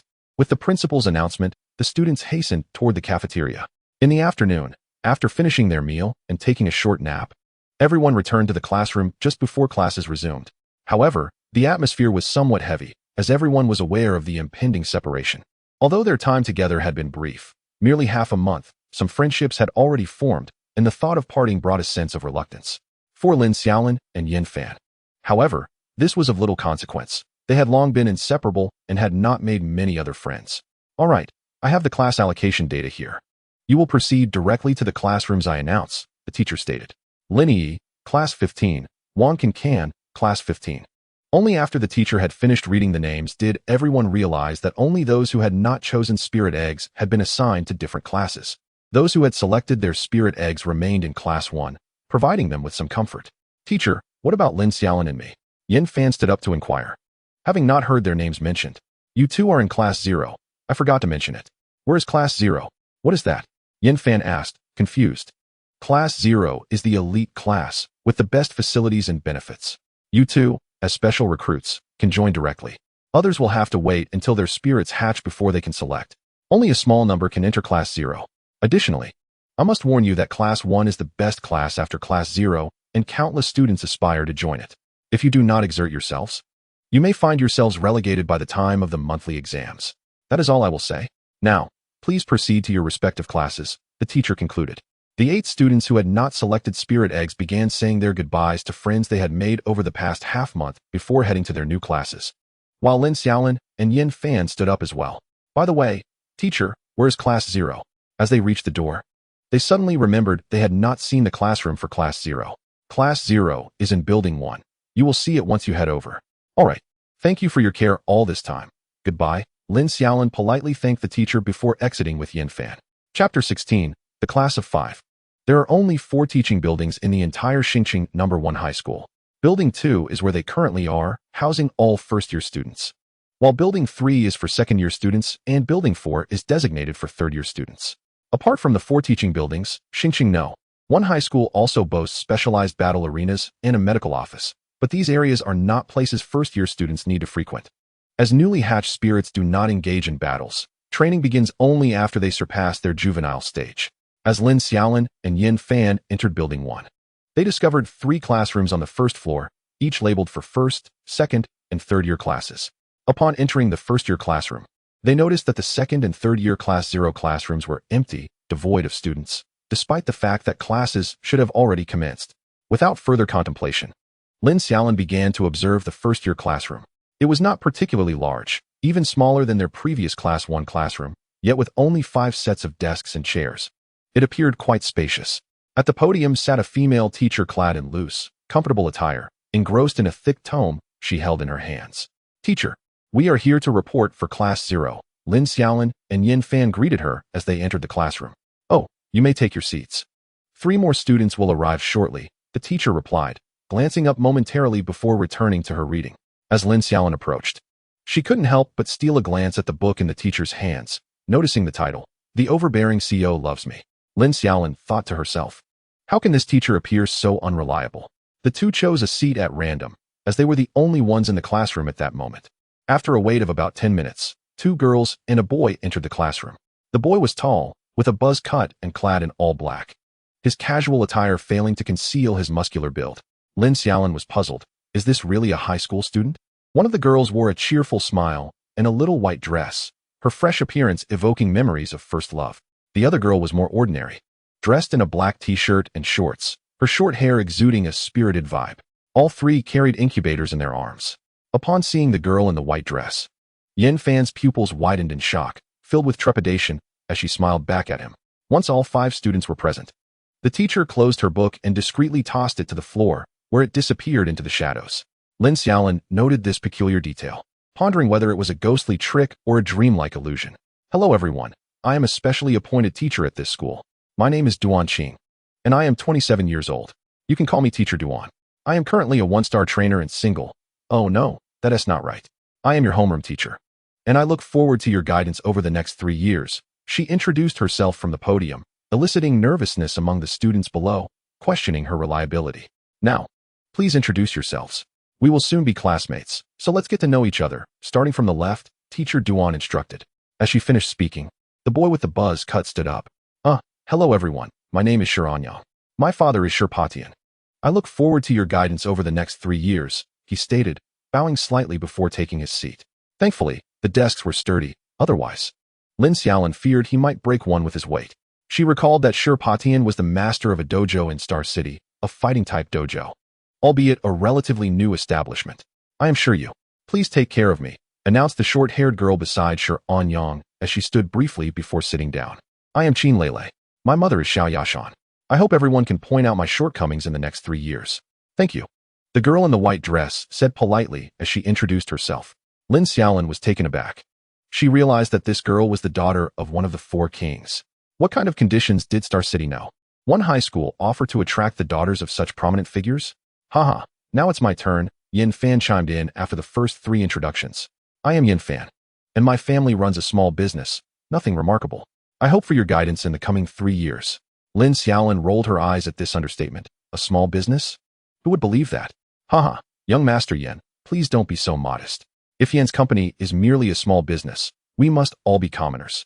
The girl in the white dress teased, covering her mouth as she stifled a laugh and cast a sidelong glance at him. Yin Fan chuckled sheepishly as he sat down, while Shiryu and Shiranyang exchanged surprised looks. At the podium, Duan Qing felt increasingly flustered. She had anticipated that the special students would be extraordinary, but the sudden revelation of the king's daughter startled her. Upon hearing that Yin Fan was the son of a businessman, she sighed in relief, only to be caught off guard again when it was revealed that he was the heir of a leading enterprise. I am Lin Xiaolin. My grandfather is Xiao Tian, and I look forward to your guidance as well. I hope we can get along well over the next 3 years, she introduced herself, omitting her father's profession, realizing that they might not recognize him as a researcher. Now that everyone has introduced themselves, let me introduce Class 0, Duan Qing said after Lin Xiaolin sat down, wiping the sweat from her brow. Class 0 consists of the most outstanding students from each grade. You special recruits can enter directly, while other students must wait for their Pokémon to hatch and be evaluated before they can join Class 0, or they may enter through excellent performance in the graduation exams after a year. She paused briefly, glancing at the materials on the podium. There are very few students in Class 0 historically. For instance, this year's second-year class has only 12 students, including 2 special recruits, while the third-year class has only 14 students, with 3 special recruits. This year, you are part of the largest cohort of special recruits in over a decade at Star City No. 1 High School. I hope you will all strive to contribute to the school. Chapter 17, Cultivation Class. That concludes the introduction of Class 0. Now, let me tell you about the benefits of being in Class 0. Students here will receive the best energy cubes, the finest training environment, and top-notch medical facilities. Furthermore, those who achieve good results in the annual National College competition will be rewarded handsomely. However, you may have noticed that the second and third-year students are not studying in the classroom because the entire Building 1 is designated for Class 0, complete with independent training grounds, a private medical room, and dedicated cultivation instructors. After delivering her speech, Duan Qing couldn't help but feel envious. If she had such privileges in her youth, she would have certainly excelled even further. However, envy was futile. She had no influential background and owed her current position to the assistance of university professors. That is all for now. We will now commence your first high school class, the cultivation class. Follow me to the cultivation room, she instructed, leading the 5 students out of the classroom. The cultivation room was adjacent to their classroom. Upon entering, they encountered a female teacher in her 30s with braided hair, waiting at the door. You will follow Teacher Lin now. After the cultivation class, other teachers will conduct lessons in the afternoon. Just be punctual at 2 p.m., Duan Qing stated before departing, leaving the 5 students with Teacher Lin. All right, children. I will be your instructor for the cultivation class. My surname is Lin. You may call me Teacher Lin, she said warmly, guiding the 5 into the spacious cultivation room filled with various unfamiliar apparatus. Teacher Lin led them to a table adorned with numerous tools resembling a collection of small toys. Come closer so you can see better, she beckoned softly, her gentle voice and kind eyes making every student feel as if they were cherished children. The 5 gathered around the table to observe. This first lesson will focus on the process and techniques of Pokémon hatching. As trainers, it is imperative to monitor the condition of the Pokémon eggs at all times. For instance, this egg here indicates that the Pokémon is close to hatching, Teacher Lin explained, holding up an egg-sized model for the students to see. They noticed fine cracks at the top of the model, so subtle that they would go unnoticed without careful inspection. Teacher Lin, it appears that my Pokémon egg resembles this. Lin Xiaolin gazed at the model in the teacher's hand and promptly opened the top of the incubator. Inside, the Pokémon egg floated in nutrient solution, its shell adorned with fine cracks that bore a striking similarity to the model. Indeed, this student's Pokémon egg is on the verge of hatching. Typically, once cracks appear, it will hatch within 5 to 15 days. So you must pay extra attention in the coming days, Teacher Lin remarked after glancing at Lin Xiaolin's Pokémon egg. Very well. Lin Xiaolin responded politely before closing the lid of the incubator. The next stage after the appearance of cracks in the Pokémon egg is this, Teacher Lin continued, picking up another model of a Pokémon egg. This model exhibited wider cracks, now visibly apparent to the naked eye. When the Pokémon egg reaches this state, you will also hear a cracking sound, akin to that of something shattering. Generally, within an hour, the Pokémon will hatch. Teacher Lin explained while allowing everyone to observe the model. At this point, you must prepare in advance and swiftly bring the Pokémon egg to the nurturing room, where I will provide assistance and advice. This apparatus is designed for cleansing the Pokémon post-hatching. As he spoke, Teacher Lin led everyone to a device resembling a large bathtub. Different Pokémon require acclimatization to varying temperatures. However, I will be present to assist you during the hatching process. If you choose to hatch Pokémon in the future, you will need to operate it independently, Teacher Lin added, releasing a shallow layer of water from the device. Once all preparations are complete, you will patiently await the hatching of the Pokémon egg. At this stage, I cannot assist you further, but I will help with the preparations. The Pokémon will regard the first person they see upon hatching as their closest companion. Hence, no one else may enter the nurturing room while a Pokémon is hatching. Rest assured, the school has prepared numerous hatching devices, so you need not worry about a lack of equipment. Just as Teacher Lin finished speaking, he picked up a smaller model of a Charmander, noticeably smaller than the standard model, and gently placed it in the warm water. It is crucial to note that newly hatched Pokémon will be covered in mucus, and you must assist them in cleaning it off. However, be cautious not to submerge them in water, as many newborn Pokémon are quite averse to it. Exercise utmost care, and for certain Pokémon, such as Charmander, avoid letting their tails come into contact with water, or they may fall ill. This is true for only a select few, as most Pokémon can be cleaned normally. Once the explanation concluded, Teacher Lin began to demonstrate the procedure. By the time he had instructed everyone, an hour had elapsed. Teacher, what if a Pokémon hatches during the night? Shi Anyang inquired from the side. You need not worry. I and 2 other teachers will be on duty in the nurturing room 24 hours a day, and your dormitory is just upstairs. Once you notice any changes in the Pokémon egg, bring it down immediately, Teacher Lin replied with a serious demeanor. The dormitory is upstairs? Teacher Duan did not inform us of this. Yin Fan suddenly expressed confusion. If she did not mention it, it must have slipped her mind. After joining Class 0, your dorms are located on the 4th floor of Building 1. Each student has a private room. If any of you participated in military training previously, you can move your belongings here at noon, Teacher Lin explained. Oh, understood. Subsequently, Teacher Lin shared numerous tips and methods for caring for newly hatched Pokémon. And by the time he finished, it was nearly 11 o'clock, allowing the students to engage in free activities. Oh, by the way, if you know what type of Pokémon is inside your egg, please register it with us so we can prepare in advance for when your Pokémon hatches, Teacher Lin stated, handing each of them a rubber-like ring. This is an alarm ring. When placed on the Pokémon egg, it will emit a piercing sound if the Pokémon is nearing hatching, enabling you to anticipate the moment of birth. Once the Pokémon hatches, remember to return the alarm ring to me, as it is considered a shared resource of the school. Gratefully, the students accepted the alarm rings and affixed them to their respective Pokémon eggs. Chapter 18, Yin Fan's Romantic Past. My sister and I have a Riolu and a Torchic. After securing the alarm rings, Shi Anyang openly informed Teacher Lin without hesitation. Very well. Which of you has the Torchic, and who possesses the Riolu? Please provide me with their names as well, Teacher Lin noted in his notebook. We are unsure, initially. Our father presented us with these 2 Pokémon eggs for us to choose from, and we are still uncertain about the Pokémon inside. Shi Anyang scratched his head. That's quite all right. We can prepare for both possibilities. What about the rest of you? Teacher Lin inquired, turning his attention to the remaining students. My name is Qin Lele, and my Pokémon is a Snorant. Qin Lele introduced herself. I am Yin Fan, and my Pokémon is a Dratini. I am Lin Xiaolin, and mine is a Fiba. Once Lin Xiaolin and Yin Fan spoke, the others cast astonished glances, and even Teacher Lin appeared surprised, not expecting both of them to possess quasi-legends. Yin Fan, too, looked at Lin Xiaolin in disbelief. Wow. Initially, I was startled by your revelation, and now I find out you are just like me? Sure Anyang and Sure Yu wore expressions of envy, their faces reflecting their admiration. Fiba, in its final evolution, boasts remarkable fighting and dragon attributes. It is the dream of countless fighting-type trainers. How could you keep this from me? You didn't even tell me about your Pokémon? Yin Fan exclaimed, playfully constricting Lin Xiaolin's throat. You didn't ask, did you? Ouch, let go. Lin Xiaolin protested, tapping Yin Fan's hand, who then released him. All right. You may leave for now. I will organize the information about your Pokémon. We will need to continue our lessons in nurturing class tomorrow, Teacher Lin announced, prompting the 5 students to exit the nurturing room in succession. As they stepped outside, Yin Fan suddenly accelerated and dashed away, startling Lin Xiaolin. Yin Fan, where do you think you're running off to? Qin Lele immediately pursued him. Lin Xiaolin was left bewildered. What on earth? Isn't this our first meeting? Did they know each other before? The Sure siblings also looked perplexed, observing the two in a playful chase filled with confusion.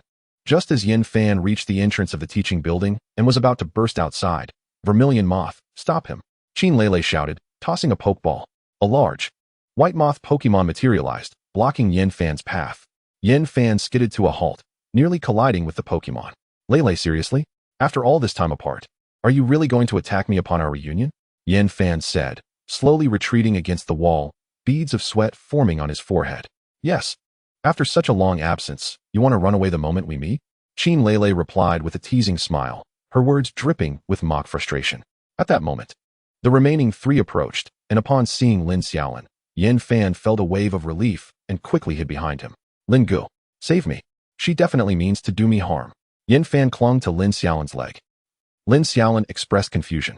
Lin Xiaolin, please step aside. I need to resolve some personal grievances with him, Qin Lele said with a smile, which to Yin Fan resembled the grin of a demon. Wait. If you have matters to discuss, how about we move to the dormitory instead? It's not convenient to do this in a public area, right? We're about to move there anyway, Lin Xiaolin quickly suggested. Qin Lele pondered for a moment, then nodded. All right, little Fan, you better behave in the dormitory. If you try to run, I'll break your legs. As she spoke, Lin Xiaolin swallowed nervously, casting a sympathetic glance at Yin Fan, wondering how deeply he had offended her. With that, Qin Lele headed upstairs, and Yin Fan slowly emerged from his hiding place. Are you all moving to the dormitory as well? I'll accompany you to lend a hand, Sure Anyang volunteered as he watched Qin Lele walk away. No need.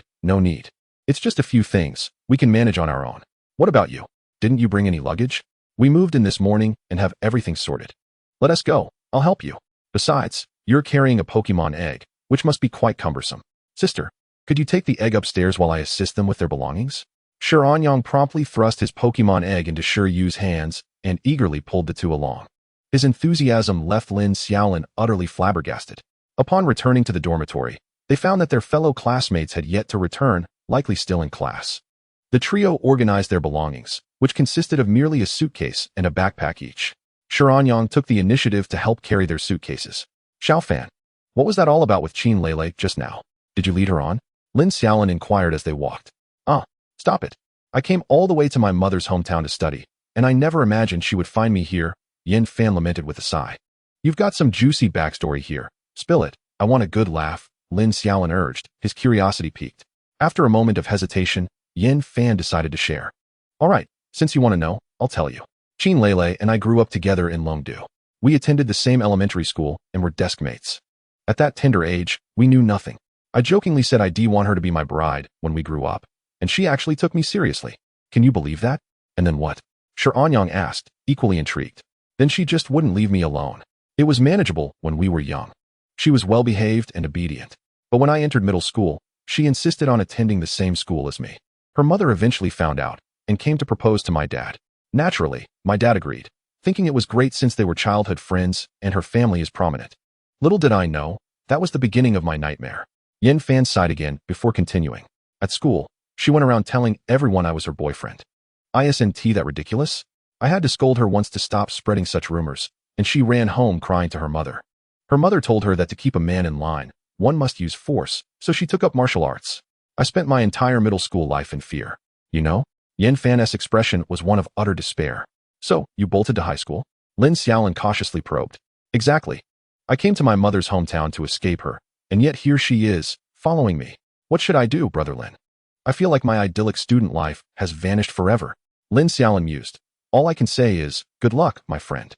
He envisioned the petite Qin Lele delivering a flurry of punches and kicks at Yin Fan, shaking his head to dispel the vivid imagery. Brother, why don't you learn some combat skills from me? I guarantee you could take her on, Xiaolin suddenly suggested after a long silence. Yin Fan and Lin Xiaolin exchanged bewildered glances. Are you serious, bro? Yin Fan asked incredulously. Absolutely. Our dojo's combat techniques are quite formidable. Handling ordinary martial arts is a breeze, Xiaolin replied earnestly. Uncertain of how to respond, the two resumed their walk. Well, how about learning a few moves from me?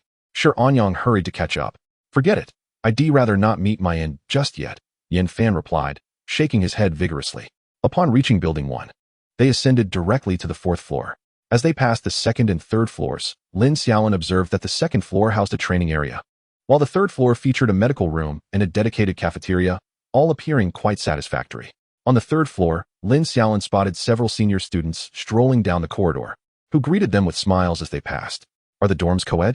Lin Xiaolin suddenly inquired. Yes, but not everyone lives together. The 4th floor has 8 rooms, each containing 5 small bedrooms, with bathrooms and showers included. 5 people share one room, Xiaolin explained. Oh, where will we be staying? This way.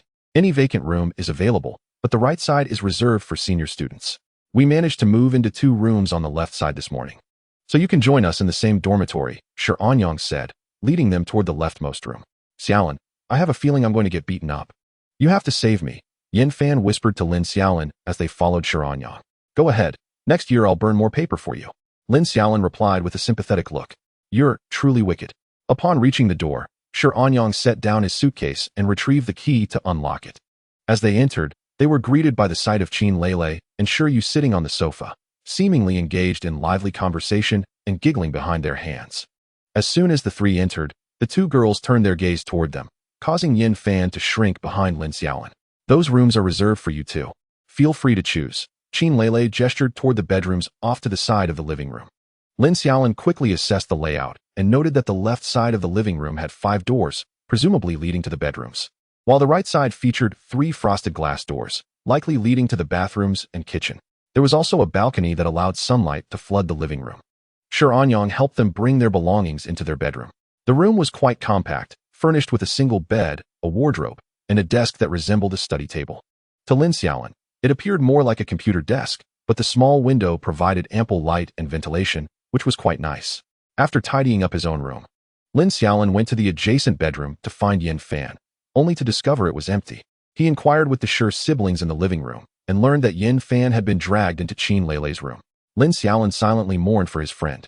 After a few minutes, Yin Fan and Qin Lele emerged, the only noticeable change being a dark circle under Yin Fan's eye, his face a picture of grievance. Lin Xiaolin shuddered, realizing that this seemingly gentle girl had a surprisingly fierce side.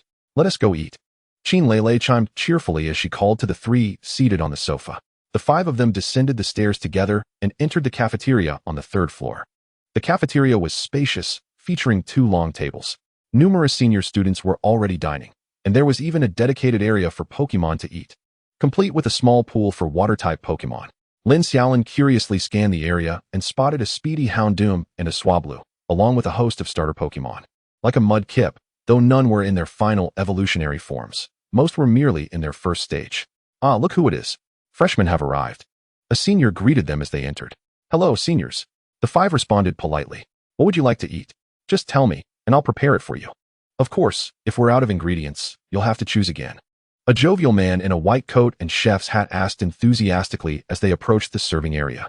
I'd like a plate of tomato scrambled eggs and a bowl of rice, Qin Lele replied promptly. I want one too. Once they had all placed their orders, they sat beside the senior students and curiously observed their Pokémon. Your cohort is quite impressive. There are 5 special recruits among you. It seems the school's rankings will be on the rise in the coming years. A senior wearing a black hat sat down with them and said, Haha, we have plenty of time ahead of us. Lin Xiaolin chuckled along, enjoying the banter. Haha, my name is Wang Can, and I am currently the vice captain of our school team. If you wish to join the team in the future, make sure to seek me out. The senior, still chuckling, patted Lin Xiaolin on the shoulder before departing, casually retrieving his already fed Frostless into its pokeball. By the time they finished their meal, it was nearly 1 o'clock in the afternoon. The upperclassmen were exceedingly enthusiastic, persistently engaging them with a flurry of questions and offers of assistance, making it quite a challenge to escape their clutches.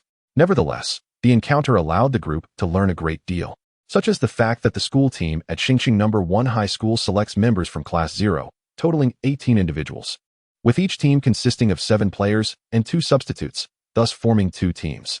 After their meal, the 5 returned to their dormitory, each retreating to their respective rooms. Lin Xiaolin played a couple of games with Yin Fan during the afternoon, and soon found himself in a rush to head downstairs for class. The afternoon lessons were rather unremarkable, consisting solely of a standard political class, focusing on ethics and law.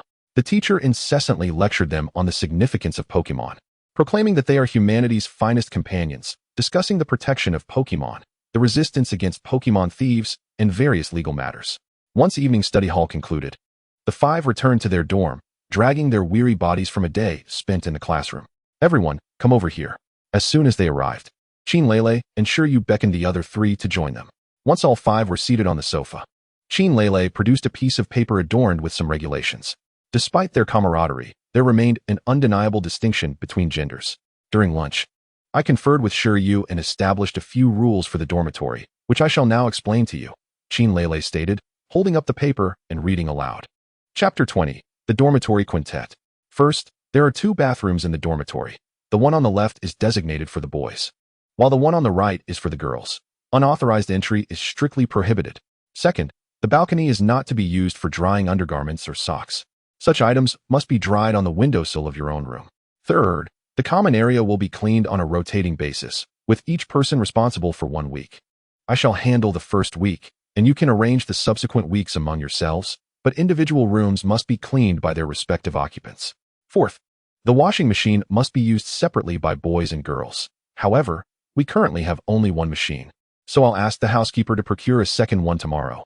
This new washing machine will belong to the girls, while the existing one will be for the boys. Fifth, one must not be without clothing in the dormitory, no matter how warm it is. Boys are not permitted to remove their shirts if it gets too hot. Please turn on the air conditioning. Sixth, after 10 o'clock at night, excessive noise in the common area that disturbs others' sleep is not allowed. Feel free to make noise in your own rooms, as the soundproofing is quite adequate. Seventh, unauthorized entry into another person's room is forbidden unless both parties consent. That covers everything. Please let me know if you have any objections. After reading the rules, Qin Lele handed the paper to the 3 boys. I have no objections. Neither do I. No issues here. The 3 glanced at the document and unanimously agreed. These were reasonable rules that posed no undue hardship. Well then, since you all agree, I'll affix this list of rules to the wall. Qin Lele proceeded to attach the paper outlining the dormitory regulations to the wall. However, it's possible that everyone may occasionally forget. As long as it's not intentional and you promptly correct any mistakes, that is fine. But if any of you make the same mistake 3 times, you'll have to find another dormitory. Shiryu added while Qin Lele was pinning up the rules. All right. The 3 nodded in agreement. By the way, do you all have your own protective Pokémon? Lin Xiaolin suddenly inquired. He had been curious about Qin Lele's snowy moth since he saw it earlier, but hesitated to ask, fearing it might seem impolite so soon after their introduction. Indeed, most students bring their protective Pokémon after entering high school. It's hardly a secret. Mine is a snowy moth. As Qin Lele spoke, she released her snowy moth, reasoning that since they would be living together, they would inevitably meet. We have ours as well, but they're with my sister. My father insists that martial artists need no defensive tools. The most trustworthy ally is oneself. Still, he did give us a Pokémon as a precaution. As Shi Anyang finished speaking, Shiryu produced a Pokeball, and a Tentacruel appeared before them, standing with a piercing gaze. Oh, a Tentacruel. How rare. Yin Fan leaned in for a closer look. Jengar, come out as well. After glancing at Tentacruel, Yin Fan called out to his shadow. A purple figure emerged from the shadow at his feet, transforming into a large, rotund purple creature. Hee hee. The purple creature chuckled mischievously, covering its mouth. Ah, a purple chubster. Lin Xiaolin's eyes lit up at the sight. Who could resist such an adorable Pokémon? Your Pokémon must be psychic type, right? I sensed its presence in the hallway earlier. This morning, Jengar was ready to act, but your Pokémon seemed to react even faster, Yin Fan remarked, drawing the attention of the other 3. Haha, indeed. My protective Pokémon has grown up alongside me since childhood. Come forth, Sister Xiaolan. Lin Xiaolin tossed out Xiaolan's Pokeball, and with a flash of red light, Xiaolan appeared in the room. Oh my goodness. The 4 gasped in unison, their eyes sparkling with awe at the sight of Xiaolan. Shanai, Xiaolan greeted politely with a curtsy. Wow, you've kept quite a few secrets from me. Yin Fan playfully patted Lin Xiaolin on the back. Not exactly hiding, Xiaolan was not with me before today. I just brought her to school now, Lin Xiaolin explained, shrugging his shoulders. Is she your partner Pokémon? Qin Lele inquired from the side. Yes. Xiaolan and I grew up together. You could say she raised me during my childhood, Lin Xiaolin replied earnestly. That's similar to my relationship with Snowy Moth, which hatched when I was 8 and has been by my side ever since. The concept of a partner Pokémon refers to those who possess exceptionally gifted Pokémon eggs. But as their children are too young to capture them, they raise these Pokémon alongside their children. As long as they are not trained prematurely, the state will not intervene. Such Pokémon, once captured and trained by their eventual trainers, will exhibit unwavering loyalty. Lin Xiaolin carefully examined the data of the 3 Pokémon. Indeed, Jengar and Tentacruel were both of the master rank, clearly inherited from their parents' Pokémon for their protection, while Snowy Moth and Xiaolan, like Lin Xiaolin, had fewer skills and lower levels, also serving as partner Pokémon. Wow, a shiny Pokémon. I want one too. Yen Fan expressed his envy as he gazed at Xiaolan. What can you, young Master Yen, possibly desire that you cannot acquire? Lin Xiaolin retorted. What nonsense. I'm just a tad wealthier and more handsome than you. Is it necessary for you to be so jealous? Lin Xiaolin, just die. He executed a playful chokehold. After a bout of playful antics, everyone proceeded to wash up and prepare for bed. That night, while soaking in the bath, Lin Xiaolin applied the ointment Yen Fan had given him earlier, and indeed, upon emerging from the bath, he appeared completely transformed, reverting to his original complexion. The next morning at 7, Lin Xiaolin was roused from sleep by his alarm clock. After getting up and going through his morning routine, he joined the others in heading to class. The other 3 were taken aback. How had he transformed from a dark complexion yesterday to suddenly appearing so fair today? However, after hearing the explanation, they understood. As they walked, they encountered several upperclassmen they had met the previous day in the cafeteria, who greeted them warmly before continuing on their way. The morning class was still focused on Pokémon breeding, but unlike the previous day's lesson, Teacher Lin had gathered information about their Pokémon's characteristics and provided individual guidance on how to manage their Pokémon's hatching process, moving beyond a mere generalized method. The afternoon drags on with the monotonous political class. The training class no longer requires cultural studies. Only the specialized cultural classes mandate attendance. Currently, they are focused solely on nurturing, politics, and Pokémon studies. However, once the Pokémon hatches, they will embark on specialized combat courses, significantly reducing the time allocated to the other 3 subjects. After the Pokémon has passed its larval stage, formal battles and training will commence, resulting in even less classroom time. They will then mirror the 2nd and 3rd year seniors, who primarily train in the field. Thus, the dull class hours pass day by day until Friday arrives. Xingqing no. One high school does not break for weekends, but each month, there is a week-long holiday at the month's end. Chapter 21. Hatching, Heart-Scale Pokémon. On Friday morning. As usual, everyone is attending the nurturing class, with Teacher Lin gently explaining the intricacies of Pokémon larval stages. Ding ding ding. Ding ding ding. The Pokémon egg in Lin Xiaolin's hands emits a piercing alarm. Classmates, please step outside. Lin's Pokémon is about to hatch, Teacher Lin promptly announces, clapping her hands and ushering the remaining 4 students out of the nurturing room. By the way, could someone run to the 3rd floor and fetch 2 bottles of Moo milk? Be sure to let the chef know it's for the larval stage. She instructs before locking the door. Lin Xiaolin, come over here. Once I warm the water, you'll need to take the Pokémon egg out of the incubator and wipe the nutrient solution from its shell, Teacher Lin says, swiftly moving to the cleaning apparatus, releasing hot water and adjusting it to the desired temperature. Lin Xiaolin feels utterly bewildered and anxious, only snapping back to reality when Teacher Lin calls his name. Following her instructions, he gently retrieves the Pokémon egg from the incubator, where cracks have already formed. He sets aside the incessantly ringing alarm and places the egg into the appropriately heated water, ensuring it is submerged halfway, before delicately wiping the shell with his wet hand. Teacher Lin, we've brought the Moo milk. Please open the door, calls Yen Fan and Shi Anyang from outside, their voices tinged with urgency. Teacher Lin opens the door to accept the 2 glass bottles of milk before locking it again. She pours the Moo milk into a large bowl, placing it in a specialized heating container, and hands Lin Xiaolin 2 fresh towels and a Pokeball. Once heart-scale Pokémon is born, remember what I taught you. First, use the towel to wipe it down. Its scales are soft at birth, so be gentle. Once you've cleaned off the slime, you can feed it the Moo milk I've warmed for you. Afterward, simply use this Pokeball to capture it. Newly hatched Pokémon will not resist you, but do be gentle. Once captured, release it immediately. They love to stick close to their trainers right after hatching. I'll step out now. The rest is up to you. Thank you, Teacher Lin. Lin Xiaolin gratefully accepts the towel and Pokeball as she nods and exits, closing the door behind her.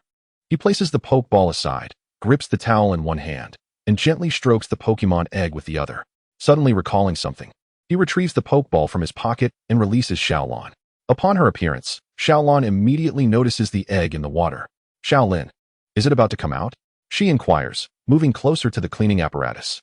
Yes, it's about to hatch, Sister Xiaolin. I'm feeling a bit nervous. It's all right. I'll be here to help you, Xiaolin reassures him, her gaze fixed on the widening cracks of the egg. After a tense half-hour, the cracking sounds intensify, signaling that the little creature is about to emerge. Lin Xiaolin hurriedly moistens the towel in the warm water before wringing it out.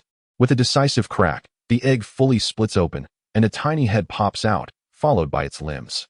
As it emerges completely, Lin Xiaolin quickly cradles the little one in both hands. The heart-scale Pokémon resembles a baby dragon, adorned with a prominent heart-shaped scale atop its head and raindrop-shaped scales along its back and tail. Gee, it emits a weak sound. Lin Xiaolin supports the heart-scale Pokémon with one hand while gently wiping away the slime with the towel in the other. By the time he finishes, he is sweating profusely, not from fatigue, but from anxiety. Having just cleaned the little creature, Xiaolin hands him another dry towel, which Lin Xiaolin uses to meticulously wipe away the remaining droplets of moisture. The heart-scale Pokémon lies contentedly in his arms, reveling in the warmth. Once fully dried, Xiaolin offers him the bowl of moo milk. Upon catching the scent, the heart-scale Pokémon buries its head into the milk, drinking eagerly. Before long, the little one finishes every drop, lets out a satisfied burp, and drifts off into a deep slumber in Lin Xiaolin's embrace. He raises the Pokeball, gently tapping it against the heart-scale Pokémon, which vanishes in a flash of red light, the Pokeball glowing as it does so. Ding, ding, ding. The light flickers twice before stopping, prompting Lin Xiaolin to release the heart-scale Pokémon again. It remains blissfully unaware, still fast asleep. Staring at the heart-scale Pokémon in his arms, Lin Xiaolin feels a daze wash over him. He has finally captured his very first Pokémon. Xiaolin, you did it! Xiaolin exclaims, her face glowing with joy. Yes, thanks to you, Sister Xiaolin. Let us go show Yin Fan and the others. With that, Lin Xiaolin cradles the heart-scale Pokémon and strides out. As the door swings open, the four outside, including Teacher Lin, gather around them. Wow, is that the heart-scale Pokémon?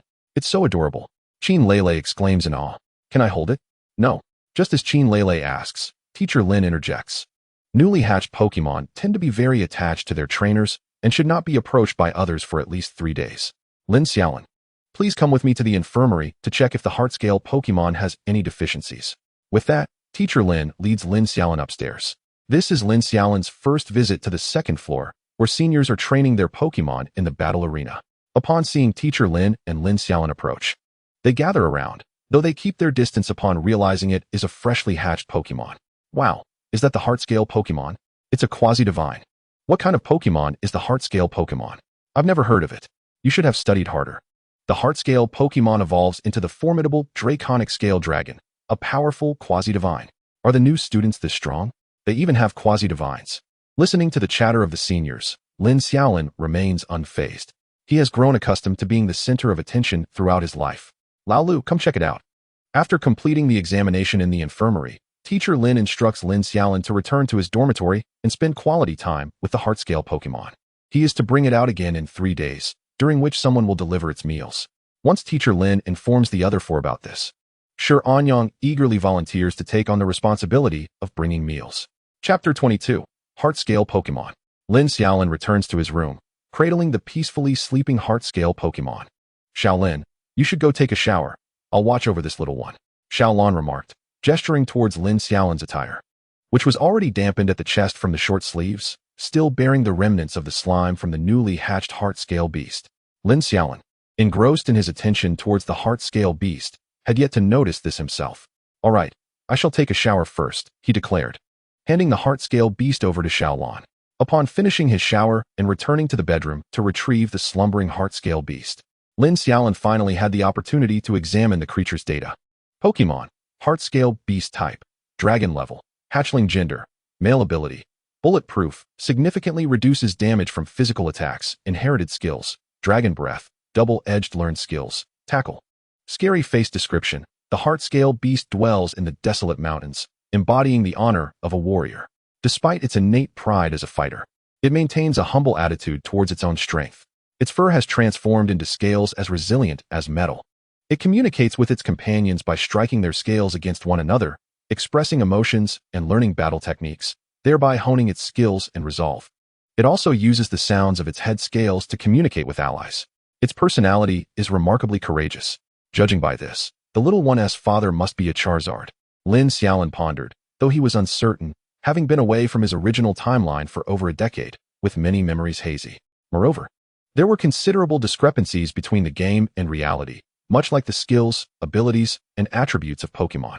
For instance, the skill Protect in the game guarantees an absolute defense against an opponent's attack, whereas in reality, one could be obliterated by a single powerful skill. For the next 3 days, Lin Xiaolin remained sequestered in his bedroom with the Heart-Scale Beast, emerging only for restroom breaks or showers. The Heart-Scale Beast was particularly drowsy during the initial days, mainly eating and sleeping, with its appetite increasing daily, from 2 bottles of moo milk per meal to 3. Its size also grew, and Lin Xiaolin gradually found it increasingly strenuous to hold.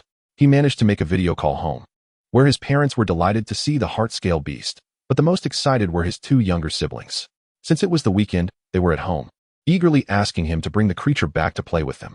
By the 3rd day, the Heart-Scale Beast was no longer so lethargic. After consuming moo milk, it began to scamper about the bedroom. Roar! The little creature dashed around the floor, nuzzling against Xiaolan's calf before returning to rub against Lin Xiaolin's leg.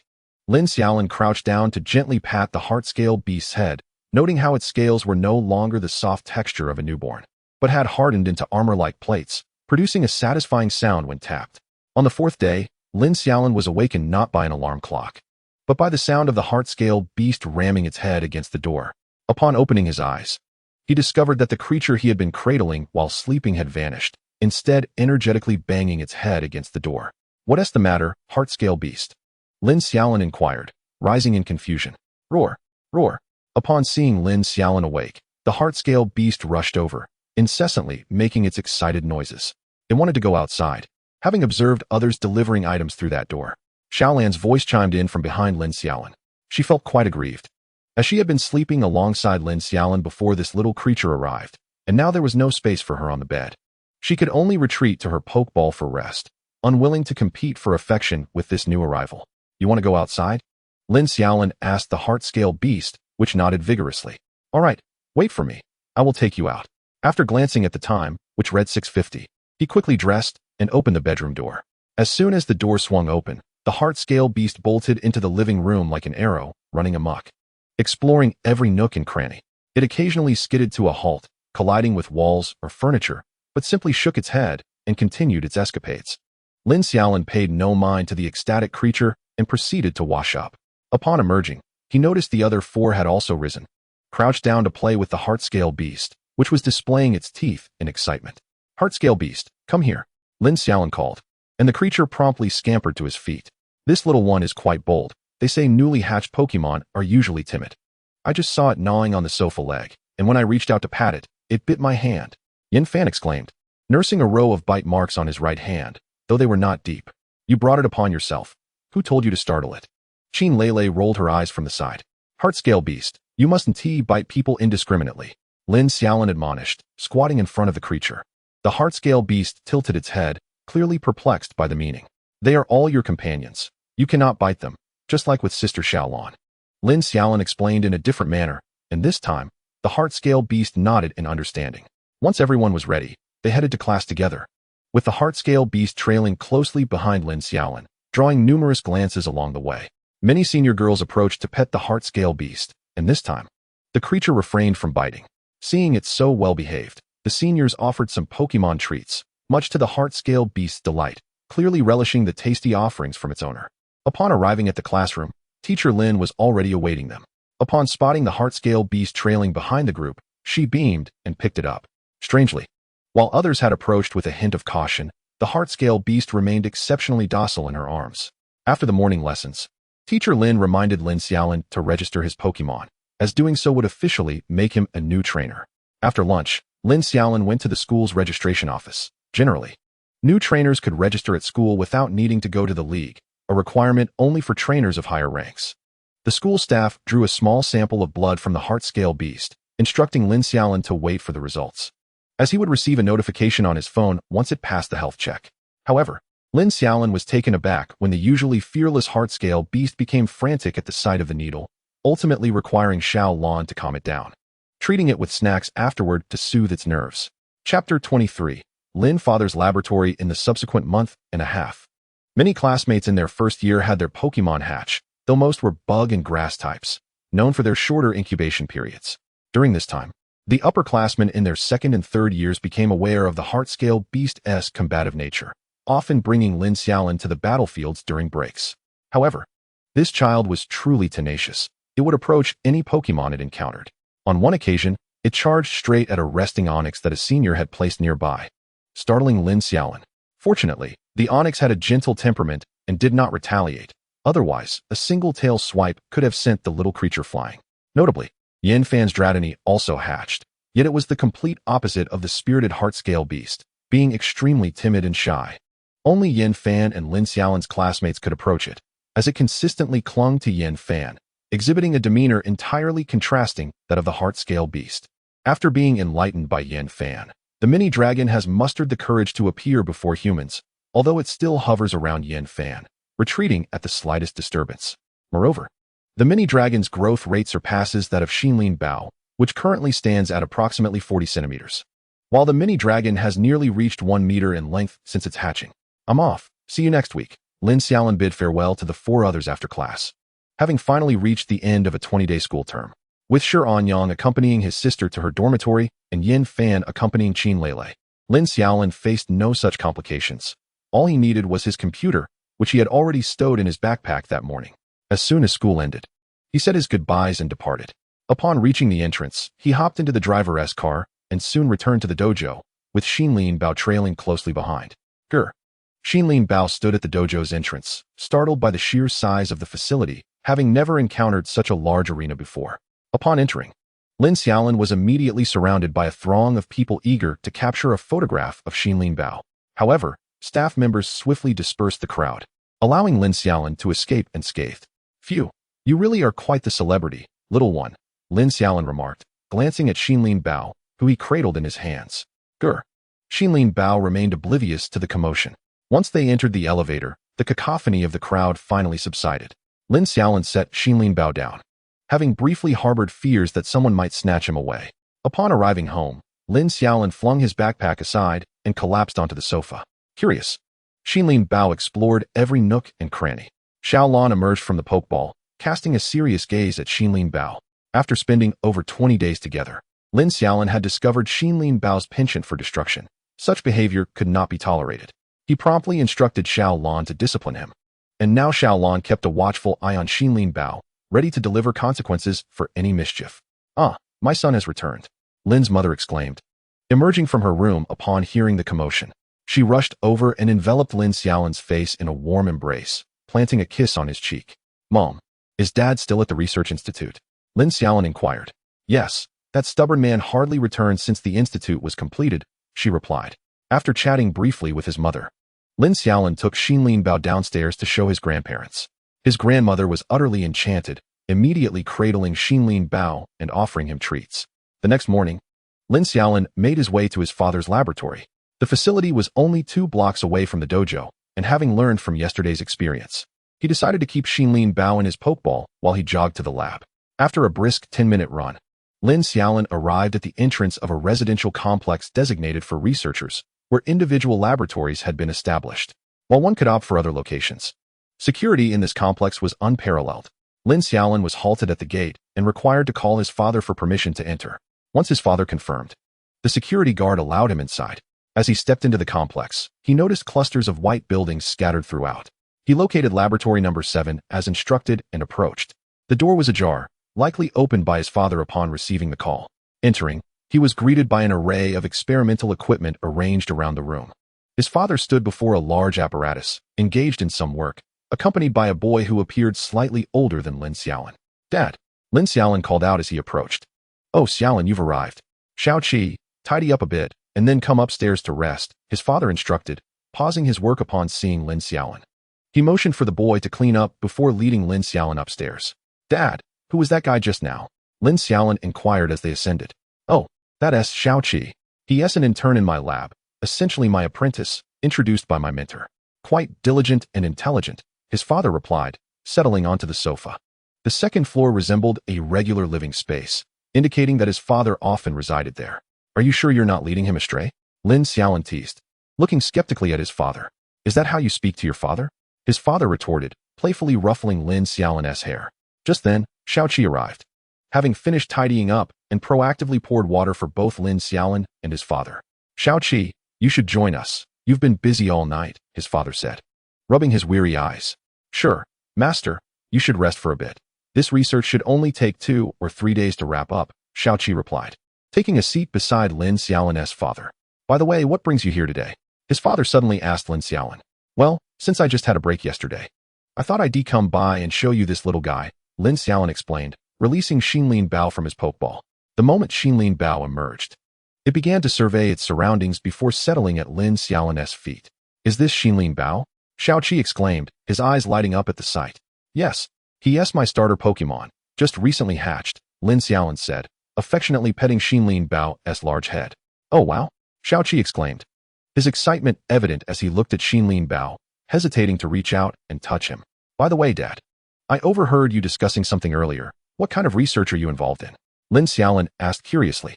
Oh, just a minor project. It'll be wrapped up in a few days. However, I've been quite troubled lately, his father admitted. What could possibly trouble you? Lin Xiaolin wondered, perplexed as to what could cause his father such distress. At the end of this year, the researcher competition will be held. This competition occurs once every 10 years, allowing all researchers of level C or above to present their findings. Both of my mentors have achieved top 10 placements in this competition, and my teacher has even secured a runner-up position. I cannot afford to bring shame to the family. Yet, I've yet to produce any groundbreaking research, which has me quite worried, his father sighed. Research? Haven't you found a promising direction? Lin Xiaolin asked. If it were that easy, I wouldn't be here sighing. His father replied, taking a sip of water. Lin Xiaolin pondered for a moment, contemplating various research topics that might be suitable for his father. Suddenly, he snapped his right fist into his palm, an idea sparking to life. I've got it, he exclaimed, drawing curious glances from his father and Xiaoqi. What is it? His father asked, intrigued by Lin Xiaolin's sudden enthusiasm. Dad, I have an idea you might want to explore. Of course, it's merely a hypothesis, but I wanted to share it with you to see if it could be feasible, Lin Xiaolin said, looking earnestly at his father. What hypothesis? His father inquired, intrigued, as Xiaoqi leaned in closer, curious as well. Well, I was thinking about the Pokeballs we all use.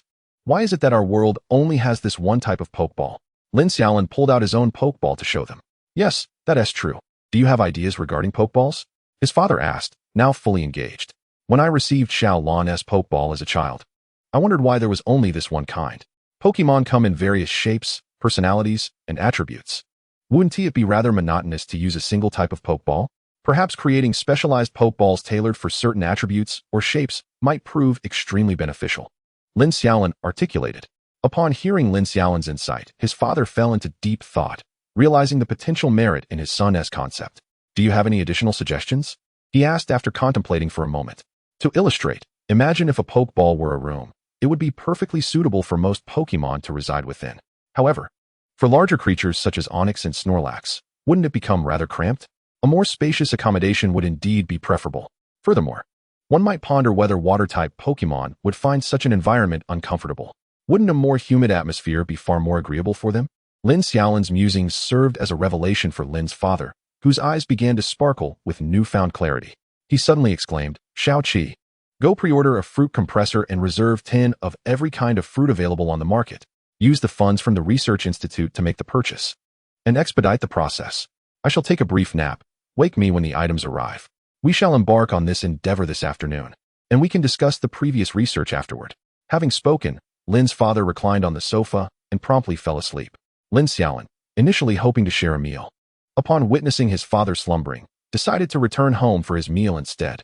As he prepared to leave, Xiaoqi accompanied him to the laboratory entrance. I forgot to introduce myself. My surname is Qi. My full name is Qi Lan. I am slightly older than you, so just call me Qi Gu. Currently, I am your father's apprentice.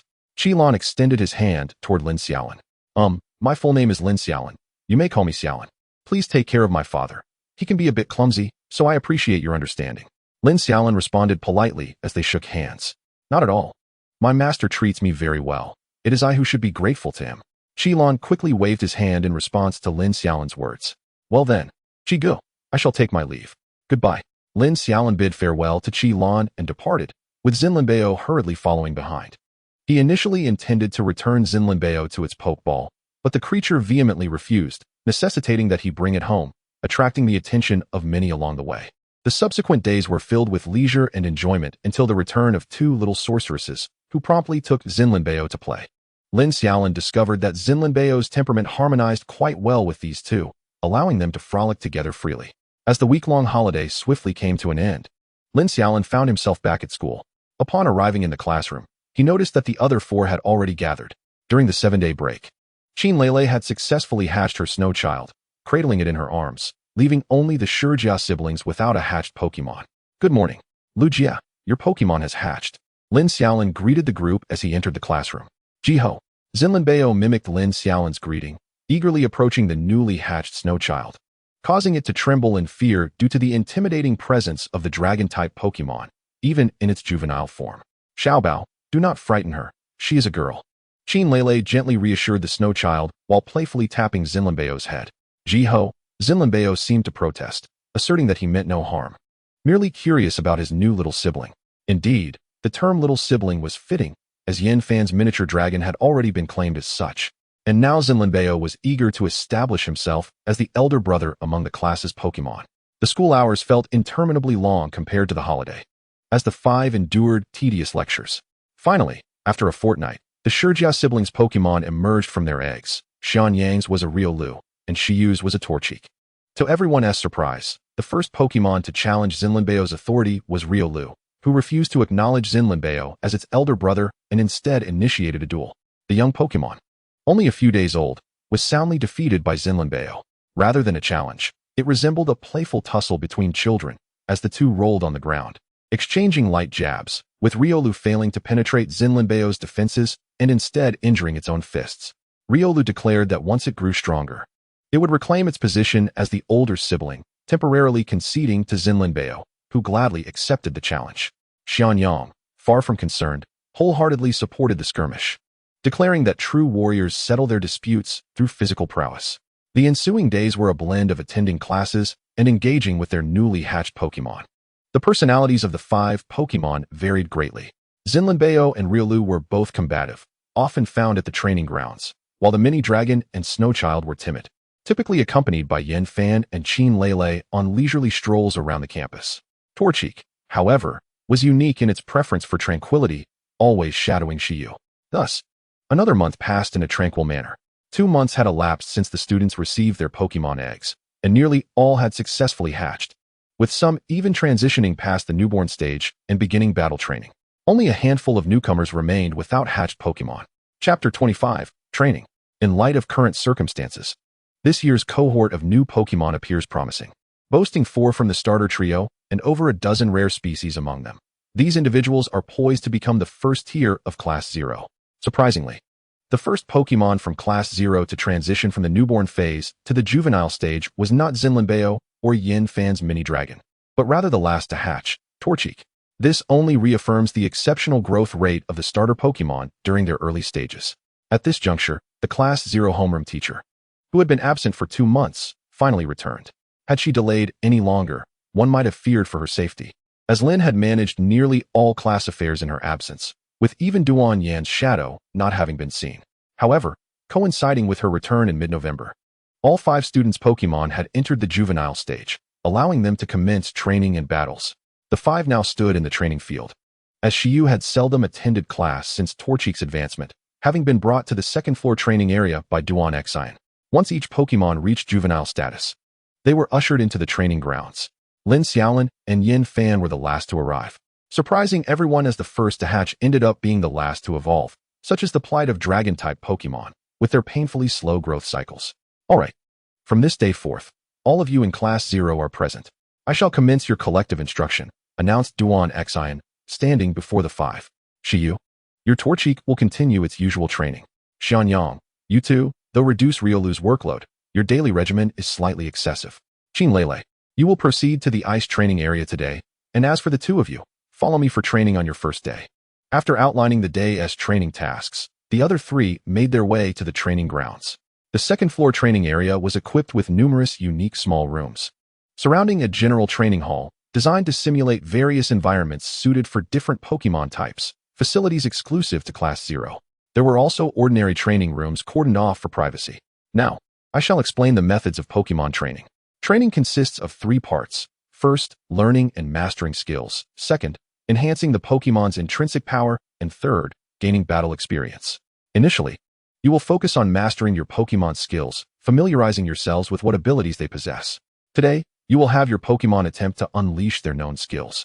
Duan Xian elaborated before leading the two into a private training room. You may go first, she instructed, turning to Yin Fan. All right, Mini-Dragon, what skills do you possess? Please demonstrate, Yin Fan encouraged, crouching down to engage with the Mini-Dragon. The Mini-Dragon, seemingly understanding, coiled around Yin Fan, binding him tightly. Oh, a typical physical move. Bind, Duan Xian noted, documenting the action with her phone. All right, Mini-Dragon, switch to another skill and direct it at the empty space. Yin Fan hastily called out, and only then did the Mini-Dragon release him, turning its gaze to the open ground, where it began to sway its body, conjuring a small whirlwind that soon dissipated. Oh, it appears that this Mini-Dragon possesses remarkable talent, having intuitively grasped the skill of whirlwind. Are there any other impressive abilities? Generally, newly hatched Pokémon typically know only 2 to 4 moves. Mini-Dragon, do you have any other extraordinary skills? Yin Fan inquired again. The Mini-Dragon opened its mouth, exhaling a small plume of red gas toward the ground, albeit only a tiny puff. Duan Xian's eyes sparkled as she hastily began to take notes, while Yin Fan turned to the Mini-Dragon once more, only to see it shake its head in response. All right, your Mini-Dragon has temporarily mastered Dragon Breath, Whirlwind, and Bind. Quite impressive indeed. It needs to train diligently. Duan Xian had already begun drafting a training regimen for Yin Fan. Just a moment, Teacher Duan. Lin Xiaolin interjected from the side. What is it? Duan Xian paused and looked at him. I feel like Yin Fan's Mini-Dragon is exceptionally fast, significantly quicker than an ordinary Mini-Dragon. Lin Xiaolin was pondering how to explain the skill agility. In this world, agility substantially enhances speed without inflicting any actual damage. Have you encountered other Mini-Dragons? Yin Fan looked at him, perplexed. Lin Xiaolin replied, well, I remember that some exceptionally talented Mini-Dragons inherit a skill called agility. I wonder if Yin Fan's Mini-Dragon possesses this ability? Lin Xiaolin was casually seeking a rationale. That seems plausible, but agility is notoriously difficult to inherit, typically. Only 1 or 2 out of 10 Mini-Dragons will have it. However, let's give it a try. Yin Fan, have your Mini-Dragon run a few laps here at full speed. All right. With that, Yin Fan instructed the Mini-Dragon to begin running. The Mini-Dragon was already fast, but within the confines of the training arena, it began to accelerate even more, its small serpentine body darting like an arrow. However, before long, it crashed headlong into the wall, a sight that elicited a wince from Yin Fan as he rushed over to inspect. Duan Xian's eyes lit up. This was truly agility. We shall adjust your training plan to focus on speed, she declared, resuming her writing and ultimately handing Yin Fan a new set of materials. It seems you are making commendable progress. Now, it's time for your Xinlin Bao. Let us examine its skills. After preparing the training plan for Yin Fan, Duan Xian began to set up for Lin Xiaolin. All right, little one, go ahead. Agree. Xinlin Bao dashed into the battle arena, unleashing Dragon Breath and quickly following up with its next skill. Within moments, it showcased all 5 of its abilities, while Duan Xian busily drafted its training regimen. All right, I've sent you the plans. Begin training according to what I've provided. I will check in on the other 3 later. I expect no slacking off by the time classes conclude this afternoon. With that, Duan Xian issued a warning before stepping out. Lin Xiaolin reviewed the materials Duan Xian had sent, which primarily focused on training around Dragon Breath and Protect. The specific training regimen involved Xinlin Bao using Dragon Breath to attack the Mini-Dragon, while the Mini-Dragon relied on its speed to dodge, before switching roles for a round of attacks. Other skills would be trained separately in the coming days. Given that juvenile Pokémon still lack stamina, they would need to rest after 2 rounds of sparring, replenishing their energy with energy blocks. As the afternoon training session concluded, both dragons demonstrated notable improvement in their mastery of Dragon Breath, while Xinlin Bao's Protect had also advanced. However, the Mini-Dragon still struggled to refine its agility, occasionally crashing into walls while attempting to evade Dragon Breath, yelping in pain. The 2 little dragons were now utterly exhausted, lying on the training ground, feeling as though all their energy had been drained. and even the energy blocks could not revive them. Chapter 26, Newcomer Battle. Well, today's training results are quite impressive. That evening, Duan Xin expressed her satisfaction while inspecting the two Pokémon. Tonight, ensure they consume some high-quality energy blocks, and then give them a Pokémon massage. Teacher Lin should have taught you about that, right? Yes, Teacher Lin did. The Pokémon massage is a form of Pokémon care, effectively alleviating fatigue. And they had been taught this a month prior. Very well, then class is dismissed. Come back tomorrow at 10. After Duan Xin announced the end of class, everyone returned their Pokémon to their Pokeballs. Surprisingly, Xinlin Bao, who had previously resisted entering its Pokeball, now seemed indifferent and unwilling to move. Ever since the Pokémon entered their juvenile stage, they had not had early morning classes. Now, they attended from 10 in the morning until 6 in the evening. With Pokémon training courses only on Saturdays and Sunday mornings, leaving the rest of the week free of classes. After dinner, Lin Xiaolin gently placed Xinlin Bao on the bed, akin to carrying a small piglet, then donned a pair of specially crafted iron gloves. He slowly began massaging Xinlin Bao using the techniques he had learned from Teacher Lin. Half an hour later, drenched in sweat, Lin Xiaolin finally stopped, while Xinlin Bao contentedly drifted off to sleep. The massage had been exhausting for him. If he pressed too lightly, Xinlin Bao wouldn't respond, compelling him to press harder until his hands felt sore. At that moment, a pair of small hands rested on his shoulders, gently kneading his stiff muscles. Lin Xiaolin turned around to find Xiaolin assisting him. Xiaolin, you've worked hard. Her ethereal voice echoed in his mind. It's nothing. I'm not too fatigued. Once this little guy reaches the ordinary level, I can capture you, Sister Xiaolin. Then we can train together, and I will massage you too. Lin Xiaolin relaxed in his chair, enjoying the sensation of Xiaolin's massage. The next morning, Xinlin Bao was once again lively and energetic. Indeed, the vitality of Pokémon is astounding. After a week of repetitive training, both Xinlin Bao and the mini-dragon had essentially mastered their respective skills, except for the mini-dragon, which still struggled to control its agility. It could now execute the move, but often found itself unable to manage its speed, frequently crashing into walls. Now the two little dragons began training in Pokémon energy, which refers to the inherent elemental power within Pokémon. A Pokémon's level is determined by its energy. The stronger the energy, the greater the power contained within. Both dragons, focused on training their dragon-type energy, were once again training together. The two dragons were perched atop a mock mountain, specifically constructed by the school to provide a serene environment for Pokémon to meditate. It was said that a dragon stone was buried within the mountain, which contributed to the potent dragon energy in the area, making it exclusive to Class 0. Below the mountain, Lin Xiaolin, Yin Fan, and another senior student were engaged in a game of poker. 3. Bomb. Lin Xiaolin exclaimed incredulously, staring at Yin Fan. What now? My bomb beats yours, Yin Fan bragged. But we're on the same team. Senior Lantian is the landlord. Yin Fan retorted. Senior Lantian also had a dragon-type Woobat. Students with dragon-type Pokémon were scarce in the school, so the three had naturally grown close through their shared training sessions. The school boasted a total of 18 training rooms resembling the mock mountain, each corresponding to one of the 18 attributes. However, only the 13 types of fire, water, grass, ice, electric, steel, flying, normal, fighting, bug, ground, poison, and rock were available free of charge to all students. In contrast, the 5 types of dragon, fairy, psychic, ghost, and dark were costly to construct and considered consumable training rooms, available only for a fee, though Class 0 had complimentary access. While these training rooms were not essential, Pokémon could still train their energy in a regular environment, albeit at a slower pace than in the exclusive training rooms. Under ordinary circumstances, it would take approximately 6 hours to absorb a day's worth of Pokémon energy. However, within the confines of a training room, this can be accomplished in just 4 hours. This is merely a standard training facility. In the exclusive training rooms of more experienced trainers, the task can often be completed in merely 2 hours. Their daily routine now consists of nurturing their Pokémon's energy in the mornings, followed by skill training and brief battles in the afternoons. A week later, it had been half a month since Yin Fan and Lin Xiaolin commenced their official training. Alright, you all have demonstrated that you can effectively utilize your skills. I have decided it is time for you to engage in an official Pokémon battle. This will be the first battle for your initial Pokémon, and I shall serve as the referee, Duan Xin announced as they stood in an isolated battleground. The battle will commence with Lin Xiaolin facing off against each of the other 4 participants one by one, followed by Yin Fan who will take on the remaining 3.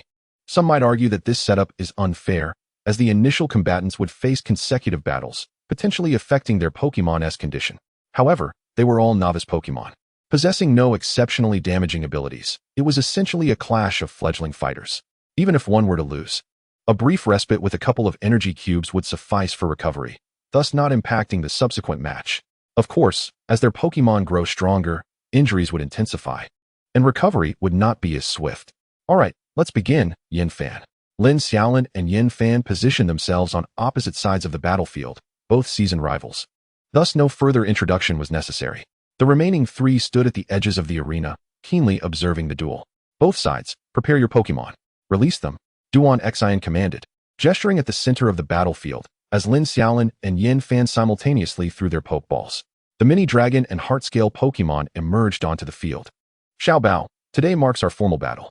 If you wish to be the leader, you must unleash your full potential, Lin Xiaolin encouraged, prompting heart-scale Pokémon to adopt a more serious demeanor. Mini-dragon, we cannot afford to lose. We must defeat him today. Go, use Dragon Breath. Mini-dragon gathered energy in its mouth and unleashed a Dragon Breath towards heart-scale Pokémon. Xiao Bao, counter with Dragon Breath. Heart-scale Pokémon mirrored the action, launching its own Dragon Breath toward Mini-dragon. The two energies collided in mid-air, resulting in a sound akin to an explosion. Mini-dragon's attack dissipated, leaving only heart-scale Pokémon's breath, which, having lost potency and velocity due to the clash, was considerably weakened. Wow, the combat prowess of Dragon-type Pokémon is truly formidable. I feel I could not stand against either of them, Shi Anyang remarked, to which the other two nodded in agreement. Mini-dragon, evade using quick attack and summon a tornado to lift him into the air. Mini-dragon deftly sidestepped the Dragon Breath, zipping around the battlefield while gathering Dragon-type energy, conjuring a tornado beneath heart-scale Pokémon. Xiao Bao, use Protect to shield yourself, then intimidate Mini-dragon with Glare.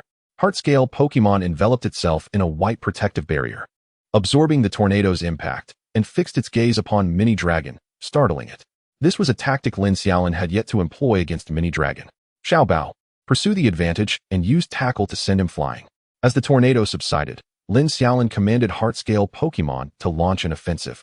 Tackle was a fundamental skill that Lin Xiaolin had not previously instructed heart-scale Pokémon to use against Mini-dragon, primarily due to the latter's superior speed and the higher damage potential of Dragon Breath. Now, however, the situation was different. Mini-dragon, momentarily startled by Glare, was slow to react. Tackle, which also reduced the opponent's physical defense, allowed heart-scale Pokémon to charge directly at Mini-dragon. Mini-dragon, dodge quickly, Yin Fan shouted in distress, but Mini-dragon was too frightened to heed the warning. Send him flying? Heart-scale Pokémon pondered, recalling Lin Xiaolin's words. Was Tackle intended to send the opponent airborne? As it approached Mini-dragon, a flash of light emanated from its tail, which it swung with precision, sending Mini-dragon soaring. Mini-dragon lost its ability to battle, and Lin Xiaolin emerged victorious. Duan Xin announced triumphantly, observing the incapacitated Pokémon lying on the ground. Roar! Heart-scale Pokémon jumped for joy, celebrating its victory. What just happened?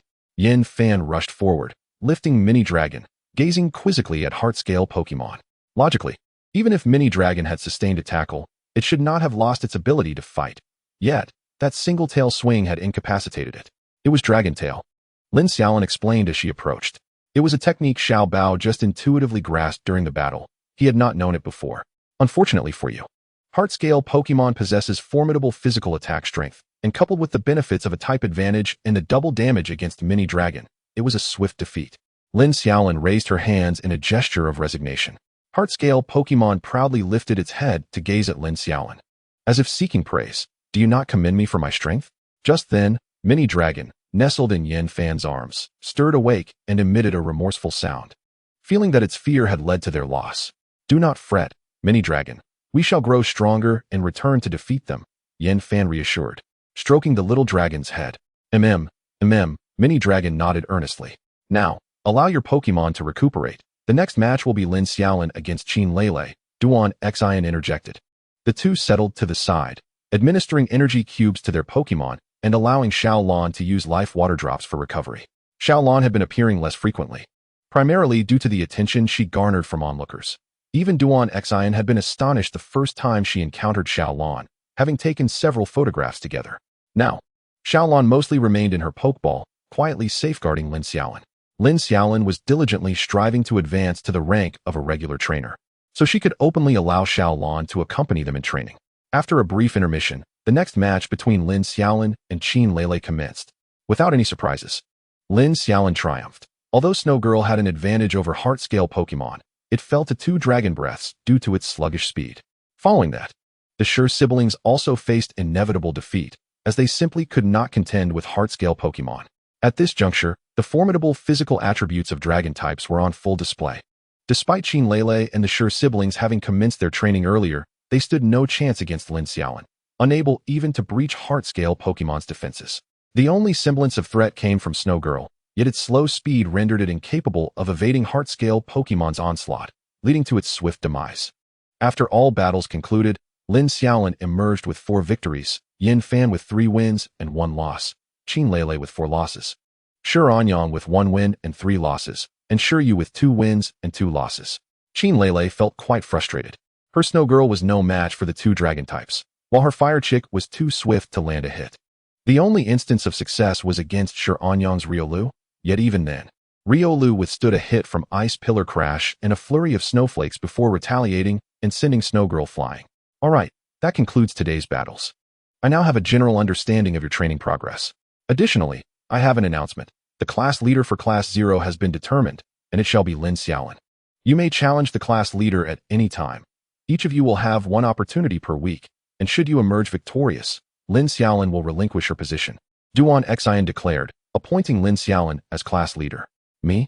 Lin Xiaolin exclaimed, Teacher Duan, I feel unworthy. Very well, I had intended for you to take on this role.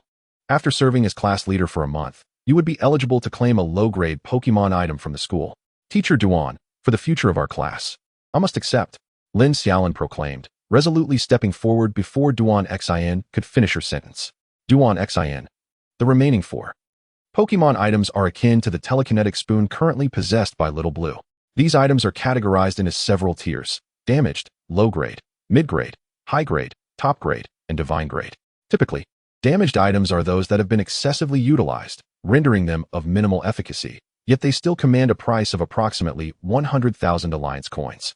Low-grade items generally exceed 200,000 Alliance coins, and even then, they are scarce in the market. Most low-grade items require 300,000 to 400,000 coins to acquire. Although Lin Xiaolin's family does not lack for funds, the allure of acquiring something for free surpasses that of purchasing it. Moreover, their Pokémon are still in their juvenile stages, and the highest tier of items they can utilize is low-grade.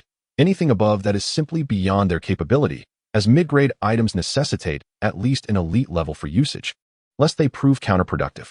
Very well, from this moment forth, you shall serve as the class monitor for Class 0 of the first year. I will inform you of all matters pertaining to the class, which you will then relay to your fellow students. When the new term commences next year and other students join Class 0, you will also be responsible for them. Of course, should any of the new students successfully challenge you, the responsibilities will shift to them. That will be all for today. Class is dismissed. Tomorrow, I will compile the battle data from today for you to review and identify any shortcomings. With that, class ended. And Lin Xiaolin always felt that Duan Xian was more punctual than they were when it came to meal times, never lingering for a moment longer than necessary. Promptly heading to the cafeteria. Chapter 28, The Dragon Gem. At this point, it was already late December, and with only a month until the holiday for the new year. It also signified the conclusion of their first semester in the first year. The second semester would see new students entering Class 0, thus expanding their group beyond the mere 5 members. Yin Fan, are you returning to Lengdu for the new year? Lin Xiaolin suddenly inquired as they walked along. Oh, I'm not going back. My father is perpetually busy, and even if I returned, he wouldn't have the time to spend a few days with me. I might as well stay in Star City and hang out with you all, Yin Fan replied. I'm not going back either. My mother recently received a secret mission and just called to inform me that she might be unreachable for the next couple of months. My father is also preoccupied with some research, so I'll benevolently stay in Star City to accompany you, little fan, Qin Lele added, puffing her chest with a touch of pride. Forget it. Why don't you just go back? Yin Fan suddenly suggested, prompting Qin Lele to deliver a light punch to his head. My mistake, my mistake. Please accompany me for the new year. Yin Fan grinned sheepishly, rubbing his head. Just as long as you know. She huffed. What about you two? Do you have any plans for the new year? Having grown accustomed to such exchanges, Lin Xiaolin turned her attention to the Sure siblings. We don't really have any plans. It's mostly just training every day, Sure Anyang said, waving his hand dismissively. After spending considerable time together, they had come to understand each other as family situations. Qin Lei's mother was the renowned Ice Queen of the Four Heavenly Kings, Xiao Yashan, while her father was a B-level researcher, comparable to Lin's father. As for Yin Fan, his family situation was rather remarkable. It was shocking to Lin Xiaolin that he had never met his mother, who had tragically passed away during childbirth. Consequently, Lin felt it inappropriate to pry further. The Sure siblings, a pair of dragon and phoenix twins, had a mother who was merely a small clerk. Yet it was thanks to her support that they had now become the masters of a fighting-type dojo, with a strong bond between their parents. How about we have a picnic together during the New Year holiday? Perhaps in the Xingsan Forest? Lin Xiaolin proposed suddenly. The Xingsan Forest was a sanctuary for wild Pokémon. While it was deemed a protected area, it was essentially an enclosure created by humans to safeguard the habitats of wild Pokémon. In the event of any disturbances among the wild Pokémon, immediate action could be taken. Such conservation areas existed across the nation, and they primarily housed highly aggressive Pokémon. However, as long as one was a formal trainer, they could enter to capture Pokémon or engage in training. Even novice trainers like them could enter, albeit restricted to the outer regions, where the Pokémon were generally weaker, ensuring that forest rangers could respond promptly if needed. Nonetheless, entry into these protected areas required a substantial ticket fee, which most families would hesitate to pay due to both the cost and potential dangers involved. That sounds great. It would be a good opportunity to train and perhaps capture some new Pokémon.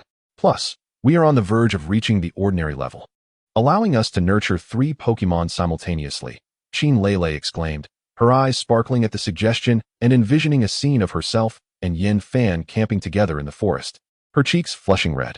Sure, I'm fine with that, came the chorus of agreement from her companions. All right then, if everyone is in accord, we shall embark on this adventure after the new year. I'll notify you all accordingly. With everyone's approval, Lin Xiaolin solidified the plan. The ensuing month would continue with their regular training, although each week, Duan Xin would organize a collective battle session to enhance their combat experience. However, aside from Yin Fan's Dragonite, there were hardly any Pokémon capable of matching Lin Xiaolin's Zinanbeo in combat. Lin Xiaolin estimated that within a month or two, Zinanbeo would likely break through to the ordinary level.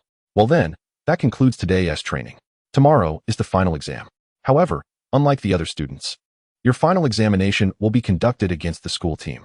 Therefore, I advise you all to rest well tonight. Do not bring me shame tomorrow. Class dismissed. Oh, Lin Xiaolin, please come with me for a moment. Lin Xiaolin exchanged farewells with her 4 companions and followed Duan Xin.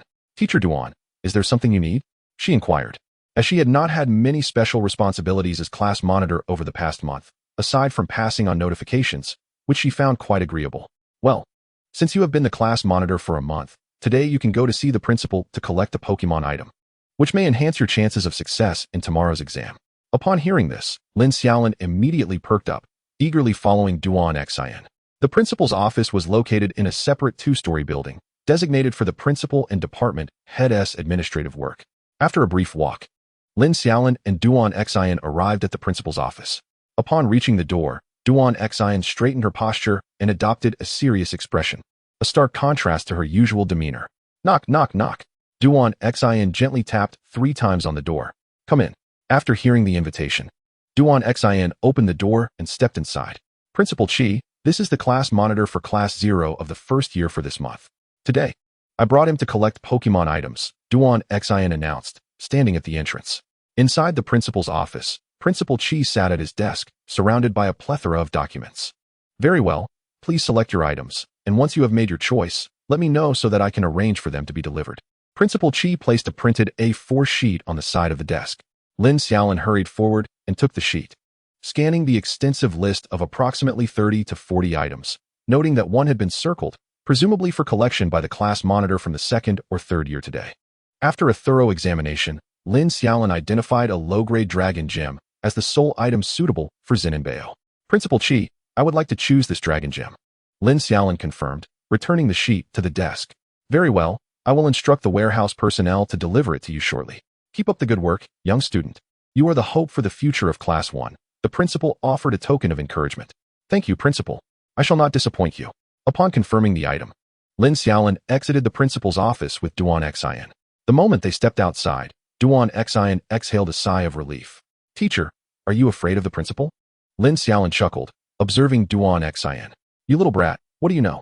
You may return now. The items will be delivered to me, and I will bring them to you once they arrive. With that, Duan Xin strode away. Chapter 29, Final Exam 1. As the morning of the next day dawned, while preparing for the afternoon examination, Duan Xin approached Lin Xiaolin and handed her a small blue gem. This gem, no larger than a thumb, sparkled with an exquisite clarity, devoid of any impurities, emanating a soft, deep blue radiance. Item, low-level dragon gem. Description, formed from the crystallized energy within dragon-type Pokémon after their demise. This gem accelerates the growth of dragon-type energy when absorbed by its bearer, and enhances the power of dragon-type moves when carried. Truly a remarkable treasure. Lin Xiaolin nodded in satisfaction, realizing that this dragon gem not only amplifies the potency of moves, but also hastens the internal growth of dragon-type energy. She contemplated acquiring similar attribute gems for all her Pokémon in the future, certain that it would give them a significant advantage over others. However, the price was rather daunting. A single low-level attribute gem cost between 300,000 to 400,000 alliance coins, not to mention the costs of intermediate and advanced ones. That consideration could wait. For now, she was rather financially constrained. Here you go, little treasure, Lin Xiaolin said, as she procured a red cord and a small pouch, both crafted from high-strength materials, ensuring they would withstand the rigors of battle. She placed the dragon gem into the pouch, secured it with the red cord, and draped it around the neck of her Pokémon, Xin Lin Bao. Jiho? Xin Lin Bao inquired, puzzled by the object. This is something that will make you stronger. You must take good care of it. If you lose it, you'll forfeit 3 months' worth of snack money, Lin Xiaolin imparted, giving Xin Lin Bao a knowing look. Jiho. Xin Lin Bao nodded vigorously, assuring that even if lost, it would not be this precious gem. Xin Lin Bao had a penchant for high dragon content snacks, and Lin Xiaolin had stocked up on a plethora of dragon-type treats at home. These snacks bore a resemblance to the dragon gem, serving as miniature versions of it. However, they were superior to the dragon energy cubes provided by the school, which could only serve as regular meals, while these snacks could be considered supplementary. Lin Xiaolin had purchased several for Xin Lin Bao to indulge in after training sessions. Yet, this indulgence nearly depleted her savings, primarily due to the exorbitant prices of dragon-type food. Even as mere snacks, Xin Lin Bao consumed over 2,000 alliance coins worth per day. Fortunately, these treats did indeed bolster its strength, or Lin Xiaolin would have been thoroughly disheartened. The benefits of Xin Lin Bao consuming high-quality dragon-type food became evident, as its internal dragon energy was exceptionally solid and potent when compared to other dragon-type juvenile Pokémon, of course, excluding Yin Fan, whose little dragon had a far superior diet than Xin Lin Bao. After lunch, Duan Xin led them to the training ground, stating that the members of the school team would arrive shortly. Sure enough, within moments, 5 individuals entered the training area designated for first-year students. Leading the group was none other than Wang Can, the vice-captain of the school team, followed by 2 senior girls and 2 senior boys, all of whom Lin Xiaolin had encountered before. The underclassmen have been waiting. Wang Can greeted them with a smile. Hello, Teacher Duan. I hope you haven't kept them waiting too long. Wang Can became more serious upon noticing Duan Xin among the group. Yes, you may begin the assessments directly. I will observe from the sidelines without interfering, Duan Xin replied, taking a seat on a bench beside the training area. Very well then, underclassmen. Let us commence the final examinations, Wang Can announced, signaling for one of the senior boys to step forward. This is Tian Xiao, a student from Class 0 of the second year. You may address him as Senior Tian Xiao. He is also a member of this year's second team and will serve as your chief examiner. You will battle against his Pokémon, and the other 4 of us will analyze your performance based on the battles. Should your results be satisfactory, you will be admitted as reserve members of the school team. So give it your all. Wang Can encouraged, patting Tian Xiao on the back. With that, Wang Can and the other 3 took their seats, one holding a clipboard while the other wielded a pen, attentively watching the battlefield. Lin Xiaolin, you are up first, Wang Can called out. The other 4 first-year students stepped aside, leaving only Wang Can and Lin Xiaolin in the arena. Come on, Junior. I want to direct my Pokémon. It will act on its own, Tian Xiao stated as he tossed a Pokeball, and with a flash of red light, a green serpent-like Pokémon, the Ivy Snake, appeared on the battlefield. Pokémon, Ivy Snake type, grass level, ordinary gender, female ability, contrarian, a quirky trait that diminishes self-enhancing skills while boosting those that lower its own abilities. And it enjoys opposing its trainer. Inherited skills, grassy terrain, magical leaf. Learned skills, protect, grass knot, solar beam. Skills, vine whip, bind, mega drain, grassy glide. Description, its limbs are short yet powerful. Its facial expressions often convey mockery and disdain. It has a penchant for cleanliness. Goodness, this is one of the dream starters, indeed. There are no ordinary members in the school team. However, the more formidable the opponent, the more thrilled Lin Xiaolin felt, as it had been a while since she had faced a strong adversary. We're joining in too. Go, little treasure, Lin Xiaolin exclaimed as she released Xian Lin Bao. Jiho. Xian Lin Bao emerged in the arena, roaring at the ivy snake in an attempt to bolster its own morale. However, the ivy snake disregarded it completely, not even sparing a glance, which infuriated Xian Lin Bao, causing it to shout even louder. The examination officially begins now, declared Senior Tianxiu. Little treasure. Use dragon breath to test the waters. Xian Lin Bao unleashed a breath of dragon energy towards the ivy snake. The ivy snake initially intended to swat away the attack with its tail, underestimating the battle prowess of a Pokémon that had just entered its juvenile phase. Yet, as the dragon breath neared, it sensed something amiss and quickly dodged, the attack striking the ground and creating a small crater. The 5 members of the school team displayed expressions of surprise.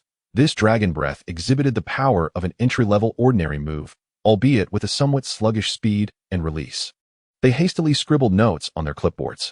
Little treasure, close in and use tackle, Lin Xiaolin commanded as Xian Lin Bao charged toward the ivy snake. The ivy snake extended its vine whips to strike Xian Lin Bao, yet the impact caused minimal damage. Just as Xian Lin Bao was about to reach it, the ivy snake leapt up to evade the blow. Now, use Dragon Tail. Just as the ivy snake leaped to evade above Xian Lin Bao's head, Lin Xiaolin shouted her command. Xian Lin Bao's tail glimmered with blue light as it swung at the airborne ivy snake. The ivy snake could not evade in time, but just as the dragon tail was about to connect, a white light enveloped the ivy snake, activating Protect to block the impending strike. Chapter 30, Final Exam 2. Just as Xian Lin Bao was preparing to unleash another dragon tail, a green vortex appeared before the ivy snake, swirling with numerous leaves, and launched a powerful grassy glide towards Xian Lin Bao. Little treasure, quickly use Protect, Lin Xiaolin shouted, but it was too late. The 2 Pokémon were too close together, and Xian Lin Bao had no time to employ Protect, being struck directly by the grassy glide and sent flying.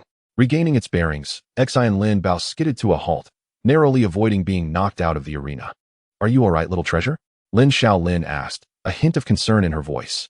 The vine whip had been manageable, thanks to Xian Lin Bao's defensive trait mitigating half of the physical damage, but this grassy glide had dealt solid ordinary-level special damage. Jiho. Xian Lin Bao shook its head, indicating it was unscathed and ready to continue battling. Alright, let us go. Use Dragon Breath. Observing the battle spirit emanating from Xian Lin Bao's back, Lin Xiaolin promptly issued the command to attack. Just as Xian Lin Bao was about to unleash a dragon's breath to strike the Qingting snake, the Qingting snake effortlessly inhaled towards Xian Lin Bao, leaving him unable to evade. And it drained away his dwindling stamina. With a decisive ultimate absorption, the Qingting snake knocked Xian Lin Bao to the ground, rendering him dazed and spinning in circles. Alright, the assessment for Lin Xiaolin is concluded. The next contestant, please welcome Yin Fan to the stage.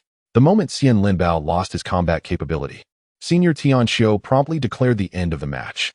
Lin Xiaolin hurried forward to lift Xian Lin Bao and carried him towards the infirmary adjacent to the training room. The injuries sustained by Xian Lin Bao were quite severe this time.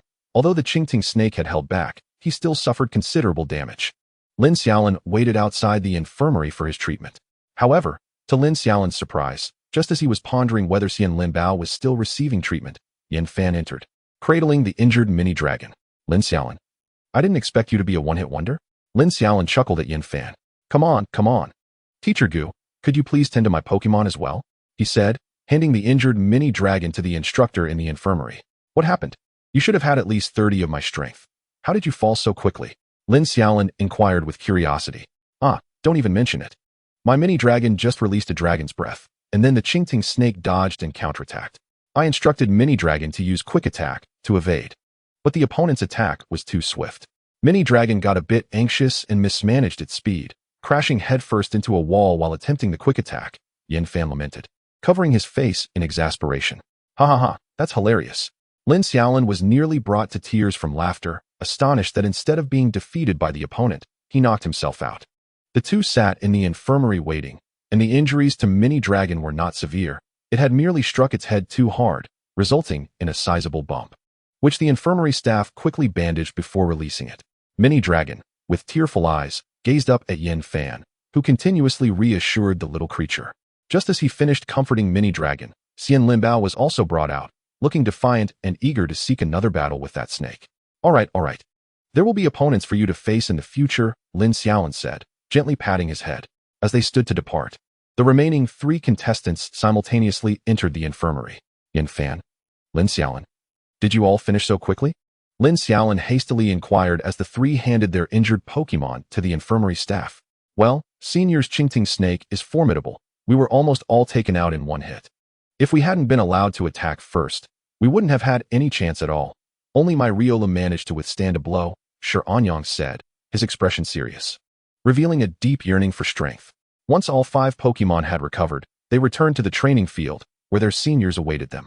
Now that you are all back, I will announce the results of your assessments, Senior Wonkin said, holding a clipboard as he approached the 5, and even Duan Xian, who had been sitting aside, came over to listen. Lin Xiaolin, Xian Linbao. Pokémon Bond. A. Pokémon Strength Training. A-. Pokémon Attack. S-. Pokémon Speed. B. Pokémon Defense. S. Skill Mastery. A. Overall Score. A. Yin Fan Mini Dragon. Pokémon Bond. B. Pokémon Strength Training. A. Pokémon Attack. A. Pokémon Speed. S. Pokémon Defense. B-. Skill Mastery. C. Overall Score. A-. Qin Lele Snowchild. Pokémon Bond. B. Pokémon Strength Training. B. Pokémon Attack. C. Pokémon Speed. C. Pokémon Defense. C. Skill Mastery. B. Overall Score. B-. Shi Anyang, Riolu. Pokémon Bond. A. Pokémon Strength Training. A. Pokémon Attack. B. Pokémon Speed. B. Pokémon Defense. B. Skill Mastery. B. Overall Score. B. Shiryu Fire Chick. Pokémon Bond. B. Pokémon Strength Training. A. Pokémon Attack. B-. Pokémon Speed. A. Pokémon Defense. C. Skill Mastery. B. Overall Score. B. After announcing the scores, Wonkin looked at the 5, who all lowered their heads in response. What are you all worried about? Wonkin observed their downcast expressions with a mix of amusement and disbelief. Senior, are our scores really that poor? Shi Anyang asked, feeling embarrassed. You think this is subpar? Then what would that make me? A complete failure. I only scored a B on my first semester graduation exam in freshman year. Wonkin laughed heartily. Rest assured, all of you have passed. Our school is among the strictest in Star City, requiring at least a D to pass. Without a D, you'd have to make up classes and retake exams. In ordinary schools, a mere E suffices to pass. Achieving a B is a rarity, a mark of true genius. But I must mention, your weaknesses are still quite evident. And you must strive harder in your training. Upon hearing the senior's words, the group instantly regained their confidence. Now, for the next matter, Lin Xiaolin and Yin Fan. You two are now on standby for the school team. Just sign up for the team next semester. The rest of you, if you wish to join the team, will need to work hard to pass the team assessment. After finishing his announcement, Wonkin departed with the other team members. Now, let me say a few words. After the assessment concluded, Duan Xian stepped forward. In my view, your performance was barely sufficient, but your shortcomings are still too pronounced. Remember not to slack off during the winter break. You must continue training. If I see no progress next semester. As she spoke, Duan Xian cast a mischievous glance at everyone, clenching her small fist, causing them to shiver simultaneously. Humph, that will be all. Lastly, I wish you all a happy holiday. Class dismissed. After Duan Xian announced the end of the day, the group made their way to the dormitory. Chapter 31, Winter Break. Yin Fan, where are you and Qin Lele heading after school? Lin Xiaolin called out as he packed his belongings, while his bedding could simply be covered with a plastic sheet. And he only needed to grab his clothes and computer. Me? I don't know. Maybe I'll head home first. Do you want to come over and hang out? I bought a house just for myself, and Qin Lele lives next door. Yin Fan's voice came from the adjacent room. Lin Xiaolin thought, as expected of a wealthy guy. Sooner or later, he'll be tied up and sold for money. Why don't you both come to my place? I have extra rooms, and it would be lively for us to stay together. Lin Xiaolin emerged with his packed luggage in hand. That might be inconvenient, Yin Fan said as he stepped out carrying their luggage, one suitcase in each hand and a large backpack on his back. There's nothing inconvenient about it. We're like brothers, why would we care about that? Are you coming or not? We can have some fun together. Well, I don't mind. How about you, Lele? Yin Fan turned to look at Qin Lele. Sure. I haven't seen the dojo yet. Let us go have some fun. Qin Lele expressed her interest in the dojo. All right, then let's go. Old Yang. Sister Yu. We'll head out first. Let us plan to hang out during the new year. Okay. Keep in touch for the new year. After bidding farewell to the Sure siblings, the three set off. Upon reaching the school gate, Lin Xiaolin was fortunate that a driver had come to pick him up. If it had been his father in that flashy sports car, it would have been quite awkward. The driver placed their luggage in the trunk and drove them away. Once they arrived at the dojo, the three dragged their suitcases into the elevator. Wow, Lin Xiaolin, you're living the good life with a private driver and a personal elevator. Yin Fan exclaimed, wrapping an arm around Lin Xiaolin's neck. Do you, young Master Yin, truly lack such things? Lin Xiaolin cast a disdainful glance at him. You must have missed it. The young ladies beneath your dojo practically yearn to leap into your arms. Their eyes sparkling with admiration, Yin Fan remarked with a significant tone. Do you fancy it? If so, I could procure their contact information for you. Just as Lin Xiaolin finished speaking, a sudden chill, laden with hostility, crept upon him from behind, prompting him to promptly close his mouth. Upon reaching the 5th floor, Lin Xiaolin guided the two individuals inside. Aunt Lu, could you assist in tidying up 2 rooms for my classmates? They'll be staying here for a while. He instructed Aunt Lu, who was seated on the sofa, enjoying an orange. Aunt Lu, momentarily taken aback by Lin Xiaolin's company, marveled. Has Lin Xiaolin made friends? The sun must be rising in the west. However, she refrained from asking further and led the two into the bedrooms. Out of the 8 bedrooms in the house, only 6 were regularly used. The remaining 2 served as guest rooms, where Yin Fan and Qin Lele would be accommodated. By the way, Aunt Lu, is there anyone else at home? Lin Xiaolin inquired as he stood at the doorway of the guest room. No. Old Master Xiao and the others are all residing in the cultivation area. They only return occasionally. Master Xiao has been quite busy lately, spending all his time in the office. Miss Xiao has gone to your father's laboratory, and Miss Ci has gone to pick up the 2 young ladies from school. Right now, it's just me at home, Aunt Lu replied briskly while making the beds.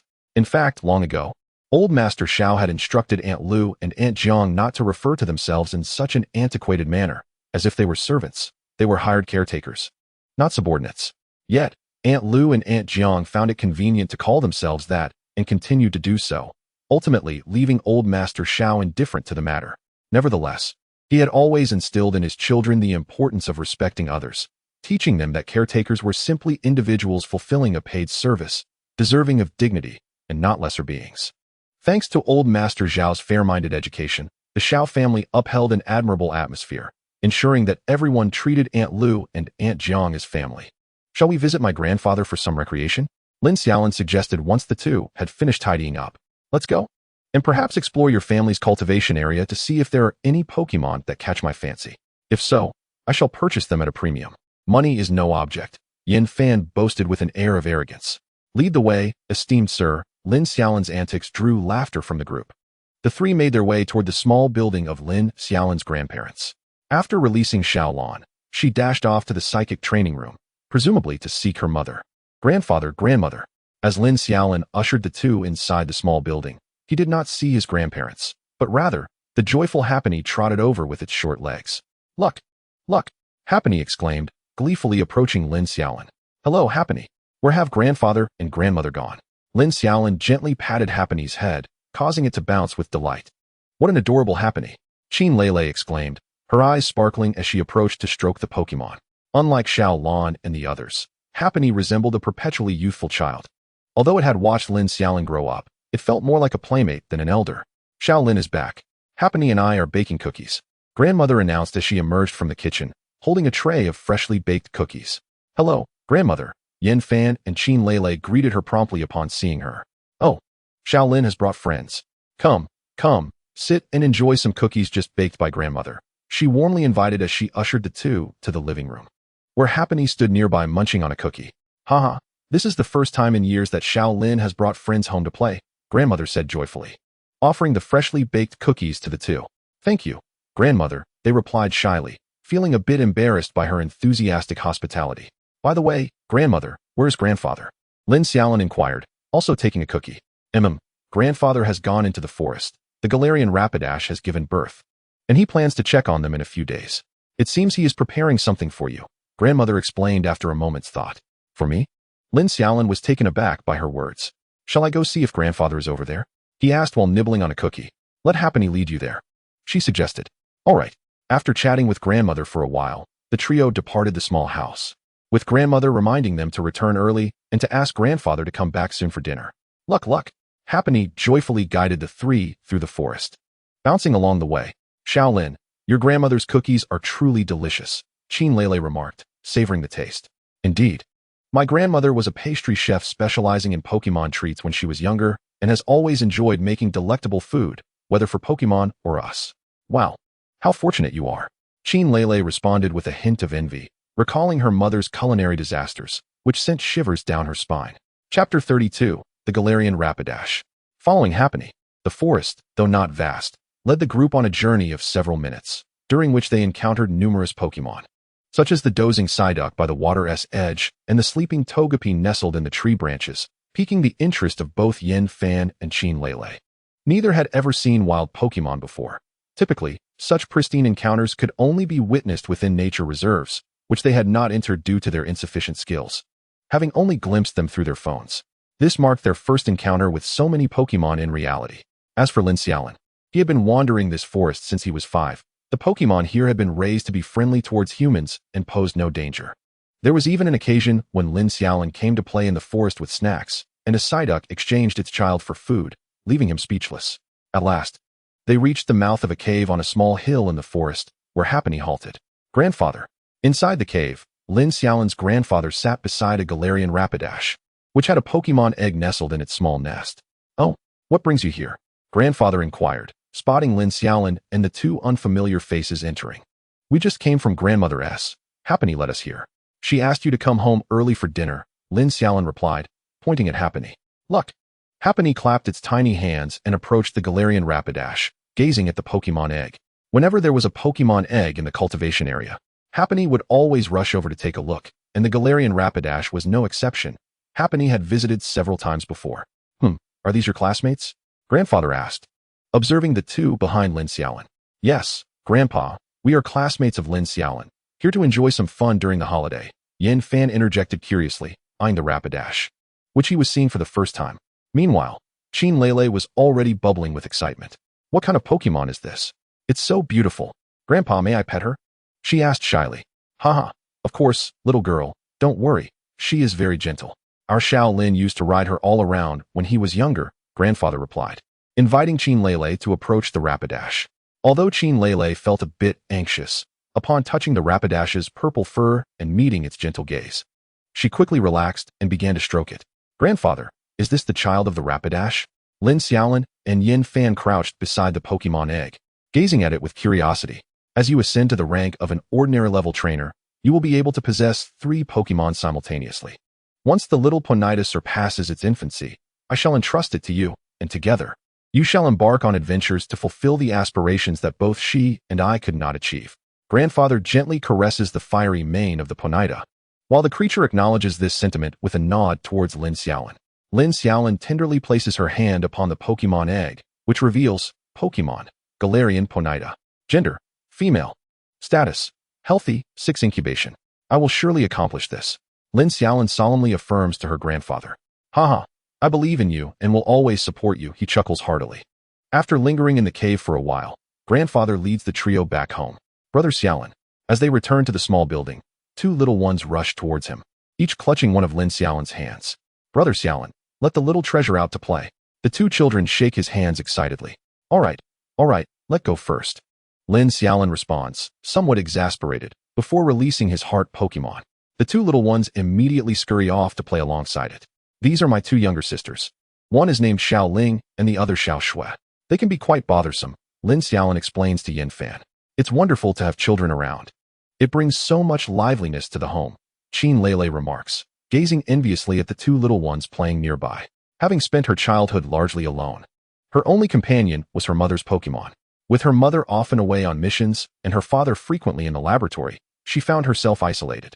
The other students, aware of her situation, seldom included her in their games until she encountered Yin Fan, who, one afternoon, took her hand and offered friendship, illuminating her lonely existence with a beacon of hope. Thinking of this, Qin Lele glances at Yin Fan, who remains oblivious. If they adore Pokémon, perhaps let the Dratini join them in their play, Yin Fan suggests, observing the 2 little ones frolicking with the heart Pokémon, and promptly releases the Dratini as well. Seeing this, Qin Lele also brings forth her Snowy, and the 2 little ones, noticing the additional Pokémon, rush back excitedly. Brother, sister, are these your Pokémon? They gaze at the creatures with wide, shining eyes. Yes, Why don't you all play together? Qin Lele gently pats one of the little ones on the head. Thank you, sister. We will take good care of them. Little dragon, and this one. The two little ones falter, unable to recall the name of the Snowy. Her name is Snowy, Qin Lele promptly clarifies. All right, little dragon, Snowy, let us go play together. The trio, along with the 3 Pokémon, make their way toward the nearby forest, where mischief awaits, teasing the wild eggs, amusing the drowsy, and startling the wild Pidgey, all of which are their favorite antics. However, after teasing the little Pokémon, they always leave behind some treats, which the Pokémon do not resent, enjoying the playtime with them. Xiaoling, Xiaoshui. Don't play for too long. Dinner is almost ready. Their aunt calls from the doorway of the small building. Got it, mama. The two little ones reply without turning back, sprinting into the forest. As Lin Xiaolin steps inside, he notices his father, mother, and grandmother seated on the sofa. Dad, why are you home today? He inquires, curious, as his father rarely returns. Upon seeing grandfather with the 3 children and the happiness egg, his parents' eyes light up. Come, come. Little classmates, have a seat. We have snacks. Lin Xiaolin's mother eagerly ushers Yin Fan and Qin Lele to the sofa, handing them some treats. Yin Fan, Qin Lele. Both feel that Lin Xiaolin's family might be excessively enthusiastic. They seem more excited than usual. Mom, don't frighten them. Lin Xiaolin interjects. Finding a spot to sit. Come, introduce us to your friends. Oh, they are my classmates. This is Yin Fan, and this is his fiancée, Qin Lele. Upon mentioning fiancé, Qin Lele's heart leaps with joy, realizing that Lin Xiaolin is indeed considerate. Is that all? Lin Xiaolin's mother inquires. What more do you want? Are you conducting a census? Lin Xiaolin responds, puzzled. This isn't your first friend, right? I want to know if there's something special about them. His mother presses. Lin Xiaolin, first friend? Did he have no friends before? This revelation leaves Yin Fan perplexed. Yes, this has troubled both me and his father for over a decade. Lin Xiaolin's mother feigns exhaustion. Upon witnessing her demeanor, Yin Fan and Qin Lele grow even more intrigued. Xiaolin has always been bright and sensible, yet I cannot fathom why he has never liked friends. When he was 3 and started kindergarten, while other children played games together, he solely clutched his phone, pushing others away when they sought to play with him. His mother reminisces. At 6, when he entered primary school, while other children focused on studies, he spent his time on his computer, neglecting his education entirely, frequently questioning his father about research topics. Despite our objections, he aced 6th grade exams in his first year, leaving us utterly helpless. As she recounts this, Yin Fan and Qin Lele regard Lin Xiaolin with astonishment. Moreover, when he spent every day gaming at home, I feared for his health and urged him outside, only for him to sneak off to an internet cafe at the tender age of 8. Thankfully, nothing untoward happened. Things escalated further in middle school, where attendance was mandatory for advancement. This troublesome boy only attended Pokémon classes and skipped all other subjects, spending his time gaming in the dormitory. When teachers confronted him, he claimed he had mastered the material, presenting them with perfect test scores to prove his claims. On days he felt unwell, he would barely scrape by with passing grades, much to the teacher's frustration. As a result, he has yet to form any friendships or ever ventured out with friends, let alone bring anyone home. Hence, upon hearing he brought 2 friends today, our entire family rushed back. Lin Xiaolin's mother beams as she grips Qin Lele's hand. This child has always been peculiar. Please don't hold it against him. I hope you become good friends. Mom, is it appropriate to speak of your own child in such a manner? Lin Xiaolin buries his face in his hands, realizing his past indiscretions are now exposed to his friends. Be quiet. With your attitude, how will you ever find a girlfriend? Look at Yin Fan. He found a girlfriend at such a young age and is already engaged. When the time comes, he can marry and have children. This remark causes Qin Lele's face to flush crimson. Ah, indeed, Lin Xiaolin muses, casting a meaningful glance at Yin Fan. Yin Fan. As Lin Xiaolin's parents recount his childhood misadventures to Yin Fan and Qin Lele, the two are left in fits of laughter. Meanwhile, Lin Xiaolin contemplates whether he should consider relocating to another planet, pondering the ramifications of his friends knowing his dark past.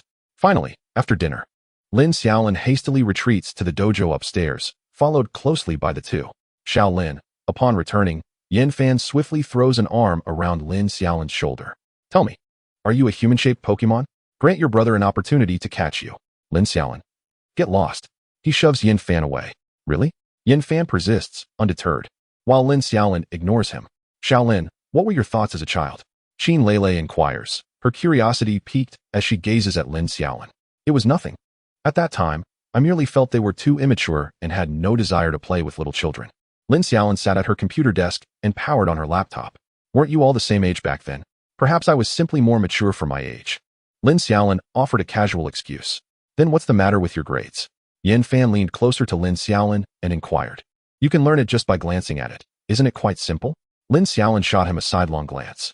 Yin Fan clutched his chest, feigning a heart-wrenching expression. Haha. From elementary school to middle school, Yin Fan was indeed the epitome of a bottom feeder in academics and faced his fair share of reprimands. Upon hearing Qin Leilei's comment, it was Lin Xiaolin's turn to mock Yin Fan. No way, really?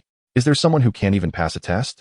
Yin Fan glared at Lin Xiaolin's smug expression and exaggerated gestures, wishing he could squash him, and retaliated with a playful gesture aimed at Lin Xiaolin. Hearing the ruckus from the room, Lin's parents in the living room nodded with satisfaction, pleased that their child had finally started to resemble a normal kid. However, as the two of them lay exhausted from their playful antics, Qin Leilei sat on a nearby gaming chair, observing them. What's wrong? Lin Xiaolin turned to look at Yin Fan, who seemed hesitant to speak. It's nothing. I just realized for the first time what a home truly feels like. Yin Fan said, tears glistening in his eyes, while Qin Leilei remained silent beside him. Lin Xiaolin smiled at the two, saying indeed. You can consider this your home as well. Look how much my parents enjoy having you over. Laughter erupted from the three in the bedroom. By the time Lin Xiaolin awoke the next day, it was already noon, nearly 11 o'clock. For once, he had enjoyed a good night's sleep without being disturbed by the two little rascals. Stepping out of his room, he discovered the living room was empty. After calling Yin Fan, he learned that Qin Leilei had taken the two little ones out to play that morning, sparing Lin Xiaolin from their antics. What a blessing. When Yin Fan had just woken up, he had gone off to find Qin Leilei and the others. After tidying himself up, Lin Xiaolin searched for the four of them in the nurturing area. After a brief stroll, he spotted them at a frequent haunt of the two little girls, where he saw the two youngsters clutching a pile of eggs, with Qin Leilei and Yin Fan trailing behind. The sleepyhead is up.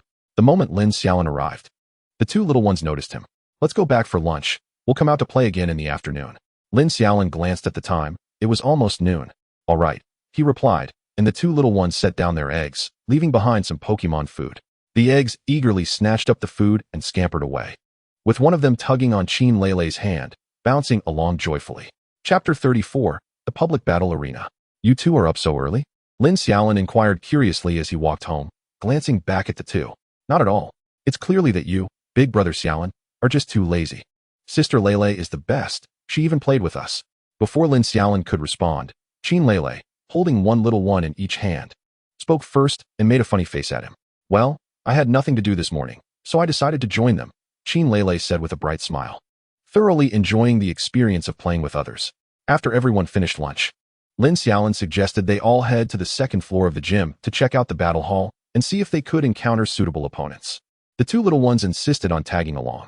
Before entering the venue, they needed to register, and a ticket fee was required. The staff would provide a badge-like item to those who registered, indicating their trainer level to facilitate finding opponents.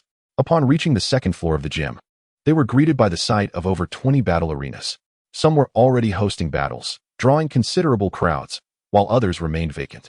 Let's go watch their battles first, Lin Xiaolin proposed, leading the two into an arena with a larger audience. During his leisure time at home, Lin Xiaolin had frequently come here to observe battles and learn practical skills. In the center of the arena, one side featured a Steelix, while the other showcased a Golem. Both formidable elite-level Pokémon. No wonder so many were watching. It was a clash of titans. Wow, what a massive rock. Yes, such enormous rock Pokémon. The two little ones gazed curiously at the Steelix and Golem. The Steelix maintained the upper hand, relentlessly pressuring the Golem, which was already battered and bruised, and at a significant disadvantage due to its fourfold weakness to ground-type attacks. It seems Golem is about to lose, Yin Fan remarked from the side. Not necessarily, Lin Xiaolin replied, his focus keenly fixed on the battle, having spotted a potential comeback opportunity for Golem. Can it really turn the tables? I think Golem is on its last legs. Yin Fan expressed his disbelief at Lin Xiaolin's optimism. Just watch, Lin Xiaolin said without further elaboration. Sure enough, as Steelix prepared to deliver another earthquake to finish off Golem, the latter charged forward with a tackle. Is it insane? Isn't this just trading injuries when Golem is already exhausted? The onlookers thought. As expected, upon colliding with Steelix, Golem managed to push it back several meters. But it also took the full brunt of the earthquake, right at its epicenter, suffering the maximum damage. The area around Steelix was engulfed in dust, obscuring the onlooker's view of Golem's condition, but it was likely incapacitated. Even Steelix's trainer shared this sentiment. Although the final tackle inflicted some damage, it wasn't too severe. Then, suddenly, Golem unleashed an earthquake. The dust cloud began to visibly tremble at its center. How is this possible? The spectators gasped in astonishment, unable to comprehend how Golem, barely clinging to life, managed to endure the earthquake without losing its ability to fight. As Golem executed its earthquake, Steelix and its trainer remained oblivious to the impending danger. Roar! Steelix emitted a pained cry.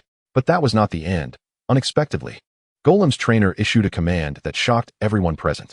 Golem! Dragon Rush! Seizing the moment while Steelix was still reeling, Golem charged forward, enveloped in a blue light, with a spectral dragon's head descending upon its form, crashing into Steelix. Roar! Steelix let out another agonizing cry before crashing heavily to the ground, stirring up a cloud of dust and losing consciousness. With Steelix rendered unable to battle, Golem emerged victorious. The referee promptly declared Golem's victory. Applause erupted from the crowd, gradually building until all spectators surrounding the battle arena were clapping, including Lin Xiaolin and his companions, who offered their most sincere applause to the victor.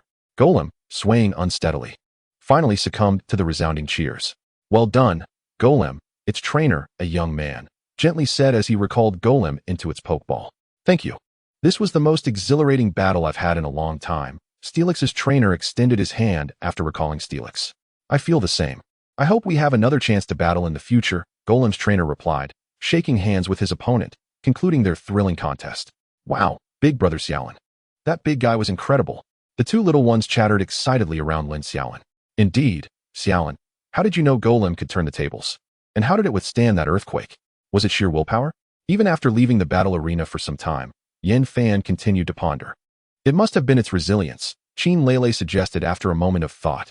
Yes, I guessed as much. Otherwise, Golem's trainer would have surrendered earlier.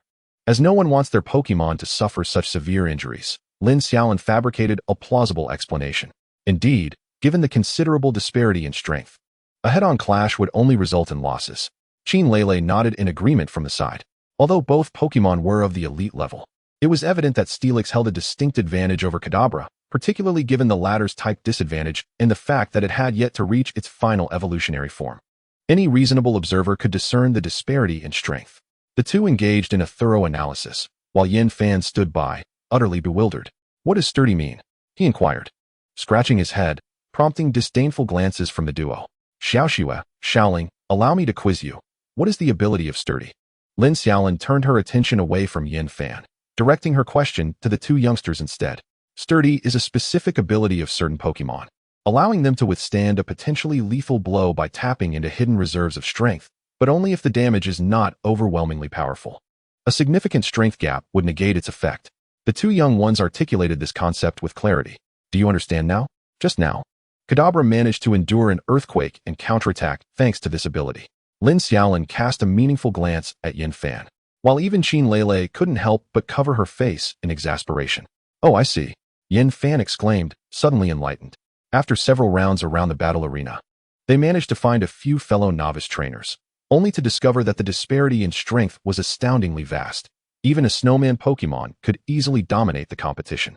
Lin Xiaolin even knocked out a girl-esque Pokémon in a single strike, which brought the other girl to tears. It took Qin Lele and the two youngsters quite some time to console her before she finally stopped crying. Chapter 35, New Year's Eve.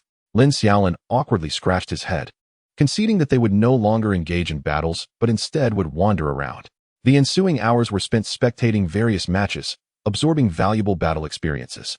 As the days passed, the happiest among them were undoubtedly Xiaoling and Xiaoxua. They relished the constant companionship of others, no longer needing to torment Lin Xiaolin in the mornings. Although at times they would still rouse him early to join in their play, Qin Lele expressed her helplessness.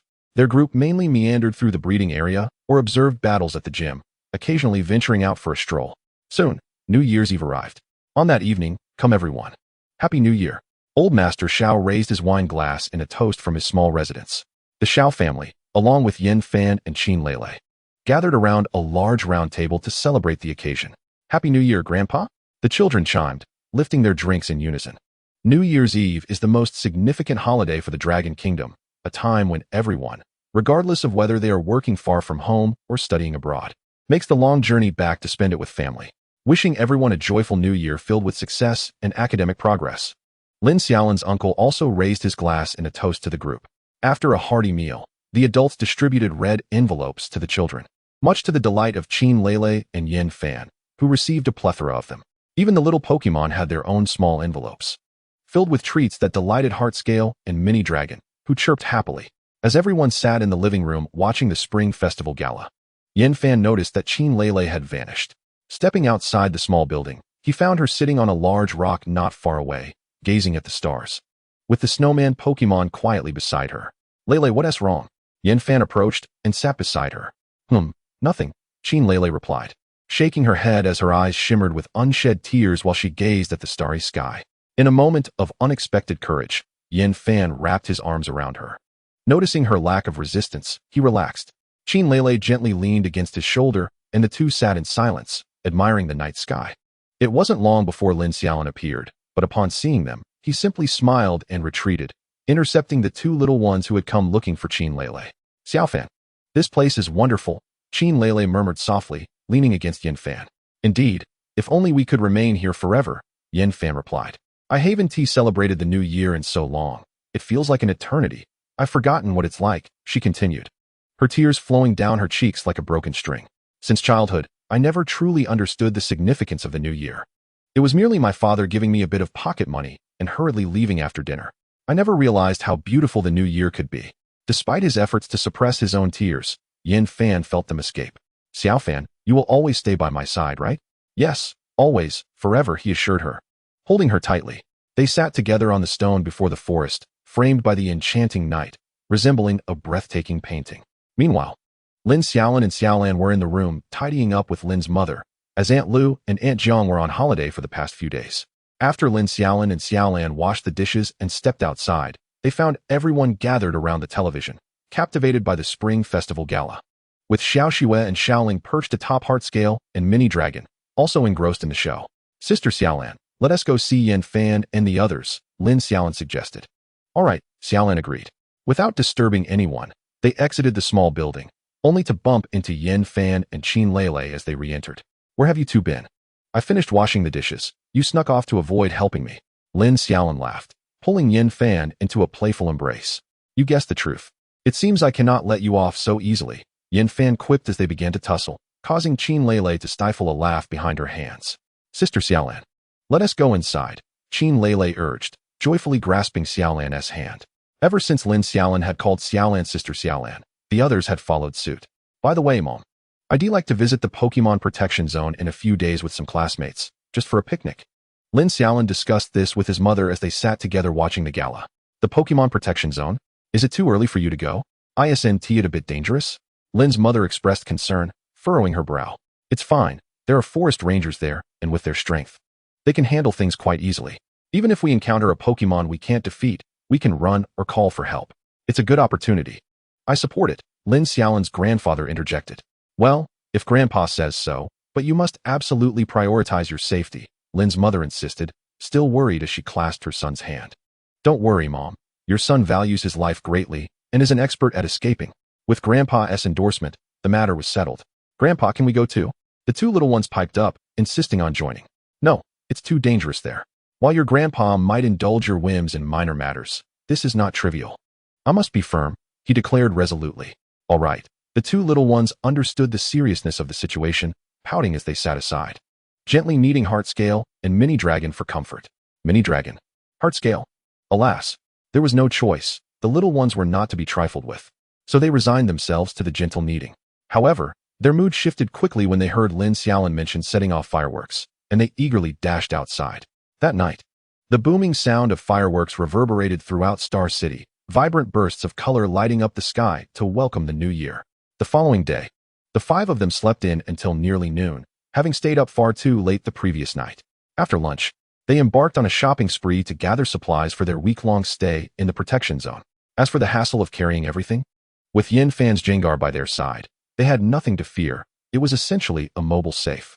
Having purchased 3 tents, along with various outdoor equipment, self-heating instant meals, and a considerable amount of fairy food, we were ready to return home. As for the Shijia siblings, they informed me over the phone that they were already prepared, so I did not procure anything for them. Chapter 36. Departure to the Xingqing Nature Reserve. On the third day of the Lunar New Year, Lin Xiaolin and his companions arrived at the entrance of the fighting dojo in a car driven by their chauffeur. In stark contrast to Lin Xiaolin's family dojo, which boasted a rich history of over 30 years, the fighting dojo appeared rather modest, having only been established in the past decade or so. At the entrance, they encountered the eagerly awaited Shijia siblings, who were burdened with two enormous backpacks, presumably their luggage for the trip. And Yang, Yujie. Upon disembarking, Lin Xiaolin greeted the duo. Xiaolin, Happy New Year. Shijia and Yang reciprocated with a cheerful salutation. Let us take the subway. Yin Fan, please assist them with their luggage. Lin Xiaolin instructed. Yin Fan summoned his Gung Gui, who, with a disgruntled expression, reluctantly stored the Shijia siblings' bags within its own body. All right, Gung Gui. I'll double your energy cubes for lunch, Yin Fan promised, which seemed to alleviate Gung Gui's displeasure as it disappeared into Yin Fan's shadow. Gung Gui is quite convenient, exclaimed Shiryu, observing Yin Fan's shadow. Indeed, I aspire to capture one myself in the future, Lin Xiaolin admitted, gazing enviously at the adorable purple creature. Who could resist such a charming little being? The group boarded the subway towards the Xingqing Nature Reserve, heading in the direction of Xingcan Forest. Though referred to as the Xingqing Nature Reserve, it was evident that Xingqing was merely a fraction of the size of Xingcan Forest, merely situated in its vicinity. Upon reaching the northern gate of Xingqing, they transferred to a bus and finally arrived at the entrance of Xingcan Forest around midday. The entrance was bustling with activity, featuring vendors, bounty teams, and trainers leisurely wandering about. The bounty teams were known for guiding those in search of Pokémon into the forest to capture them. Operating on a pay-for-service basis, wherever there was a nature reserve, one could find such teams. As Lin Xiaolin and his companions disembarked the bus, marveling at the picturesque surroundings adorned with towering ancient trees, a suspicious-looking man approached them. Hey kids, would you like us, the bounty team, to assist you in capturing Pokémon? Our forest bounty team is renowned for its integrity and offers reasonable prices, with no deception involved. The man grinned, rubbing his hands together, clearly seeing the inexperienced trainers as easy prey. No, thank you. We're just here for sightseeing, merely exploring the periphery, Lin Xiaolin promptly declined, leading his companions towards the entrance. Wait, surely, as tourists, you might encounter dangers. Do you need a bodyguard? We guarantee your safety, the man insisted, hastily following them. Thank you, but we'd prefer to proceed without any obstructions, Lin Xiaolin replied curtly, sidestepping the man as they continued forward. As the man attempted to interject once more, a purple figure emerged partially from Yin Fan's shadow, its crimson eyes fixated on him, exuding an imposing aura that rendered him motionless with fear. Once the five had moved on, the man wiped the sweat from his forehead, regaining his composure. Ah, it seems they have connections. What a pity to let such an opportunity slip away, he sighed dejectedly. Upon reaching the registration area at the entrance of Xingcan Forest, they were greeted by a throng of staff members clad in alliance uniforms, each accompanied by their own Pokémon. Hello. We would like to register for entry into Xingcan Forest for 5 individuals, Lin Xiaolin announced as they approached the registration personnel, each presenting their novice trainer licenses. The registration clerk, upon receiving the licenses, paused momentarily, taken aback. She raised her gaze to the group. Are you certain you wish to enter? It can be quite perilous inside, especially for novice trainers who may face significant risks, she cautioned, mindful of the yearly tragedies that befell trainers within the nature reserve. Do not worry, miss, we are merely wandering around the outskirts. We have our own Pokémon for protection, Qin Lele interjected reassuringly. Very well. Will you be staying for a week or a month? The clerk, seeing their determination, ceased her warnings. The duration of stay within the reserve was strictly regulated, with a minimum of 1 week and a maximum of 1 month. We will stay for a week, Lin Xiaolin confirmed. Please prioritize safety while you are inside. Avoid venturing too deep into the forest, and should you encounter any danger, promptly press this alarm button. The nearby forest rangers will respond immediately, she instructed, handing over the trainer's licenses along with a small alarm device, resembling a miniature remote control with a protective glass cover to prevent accidental activation. Thank you. The group replied as they each paid their fees and proceeded into the forest. The steep price of 700,000 per person was a bitter pill to swallow. Even for Lin Xiaolin, who felt a pang of regret. Had it not been for his grandfather's generosity, he would never have been able to afford such an expense. A 0411. A 0427. A 1121. Please confirm receipt. The clerk communicated into a walkie-talkie. Received. Received. Came the responses from the device. Proceed to the northwest entrance to escort the guests, she instructed, placing the walkie-talkie down. Please hold on. Our staff will arrive shortly to take you into Xingsan Forest. There are seats available for you to rest, she added, gesturing towards some chairs behind them. All right, the group replied. After a brief wait of around 10 minutes, 3 large bee drills descended from the sky, accompanied by 3 forest rangers in alliance uniforms. Take them to their destination, the registration clerk instructed, pointing to the 5 individuals seated nearby. Following her directive, the rangers ushered the group onto the backs of the bee drills. The bee drills were quite large, comfortably accommodating 3 individuals. Yin Fan and Qin Lele shared one, while the Shijiao siblings rode another, and Lin Xiaolin sat alone on a third. This was Lin Xiaolin's first experience riding a flying Pokémon. As the bee drill took off, he turned pale, gripping its feathers tightly. Relax, bee drill flies steadily and is quite safe. Where would you like to go? The ranger in front of Lin Xiaolin inquired. We just want to explore the outskirts of the forest, preferably near a water source, he stammered, still shaken despite the ranger's reassurances. Observing the rapidly passing treetops below, he tightened his grip on the bee drill even more. While the flight was smooth, the height still unnerved him. The wind was effectively shielded by the ranger's tall frame, leaving Lin Xiaolin feeling only a gentle breeze. All right, but do be cautious. Areas near water sources tend to have more Pokémon. Keep an eye on the time. And when your duration is up, press the alarm button. We will come to retrieve you. In case of danger, press it 3 times. And we will arrive as swiftly as possible. After approximately 10 minutes of flight, the ranger landed beside a small creek, issuing further warnings before departing on the bee drill. Once on solid ground, Lin Xiaolin wiped the cold sweat from his brow, while the other 4 erupted into laughter at his pale visage. Who would have thought our fearless class monitor would be afraid of flying? Yin Fan arrogantly draped an arm over Lin Xiaolin's shoulder. Come on, release your Pokémon. It is perilous to be without them in this wilderness. As he spoke, Lin Xiaolin summoned his heart-scale Pokémon and Little Blue, prompting the others to do the same. At that moment, the creek was devoid of any Pokémon, as the earlier arrival of 3 Fiero had sent the native creatures scurrying in fright. Let us have lunch first. I cannot bear my hunger any longer. We shall make camp here for our first day and explore other areas tomorrow, Lin Xiaolin directed the group.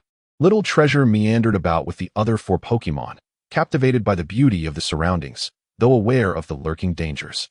Lin Xiaolin advised him not to wander too far, but to explore the immediate vicinity.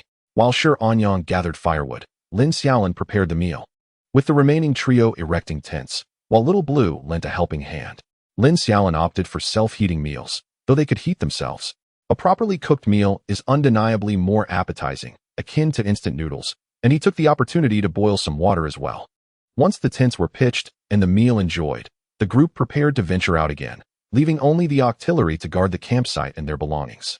As they walked through the forest, they encountered numerous wild Pokémon, such as Caterpie and Oddish, their curiosity akin to that of children exploring a wonderland.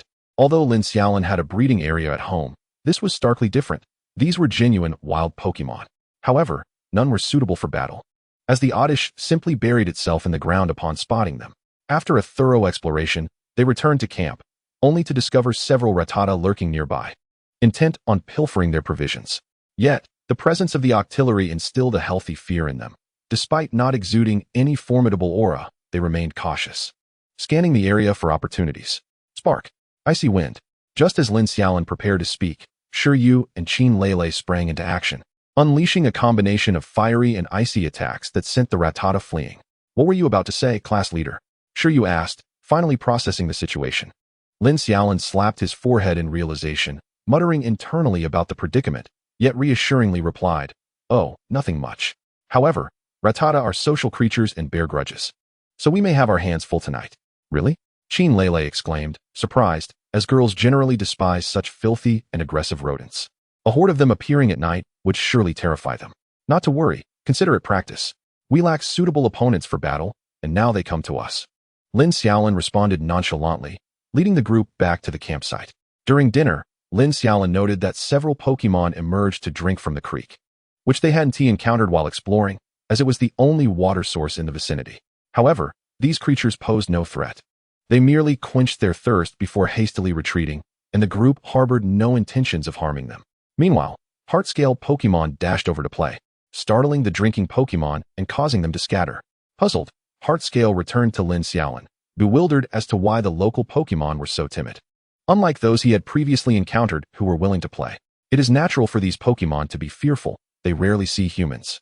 and a moment of carelessness could make them prey to other creatures, Lin Xiaolin explained, gently patting Heartscale's head. Understanding, Heartscale nodded and settled beside Lin Xiaolin, as if guarding against the threat of being eaten by other Pokémon. Yet not all Pokémon were fearful of humans. While they dined, a gluttonous Swablu approached, tugging at its pants, and Lin Xiaolin generously shared some food. The delighted Swablu devoured the offering before settling down beside the campfire for a nap. The 5 onlookers exchanged amused glances. Such a carefree Pokémon was indeed rare, and Lin Xiaolin noted that this Swablu was still in its juvenile stage. As night fell and darkness enveloped the area, pairs of red eyes began to emerge from the surrounding underbrush. Xiaolin, there are so many Pokémon, Little Blue alerted, sensing at least 40 to 50 Pokémon encircling them. Get ready, Rattata and Rattata are approaching, Lin Xiaolin instructed swiftly, and Heartscale sprang to attention, standing guard at Lin Xiaolin's feet. The others, alerted by Lin Xiaolin's voice, stood up, vigilance etched on their faces as they formed a protective circle. Sister Little Blue, hold back, let this be our trial. Only intervene if there's real danger. Just keep an eye on the tents and our belongings.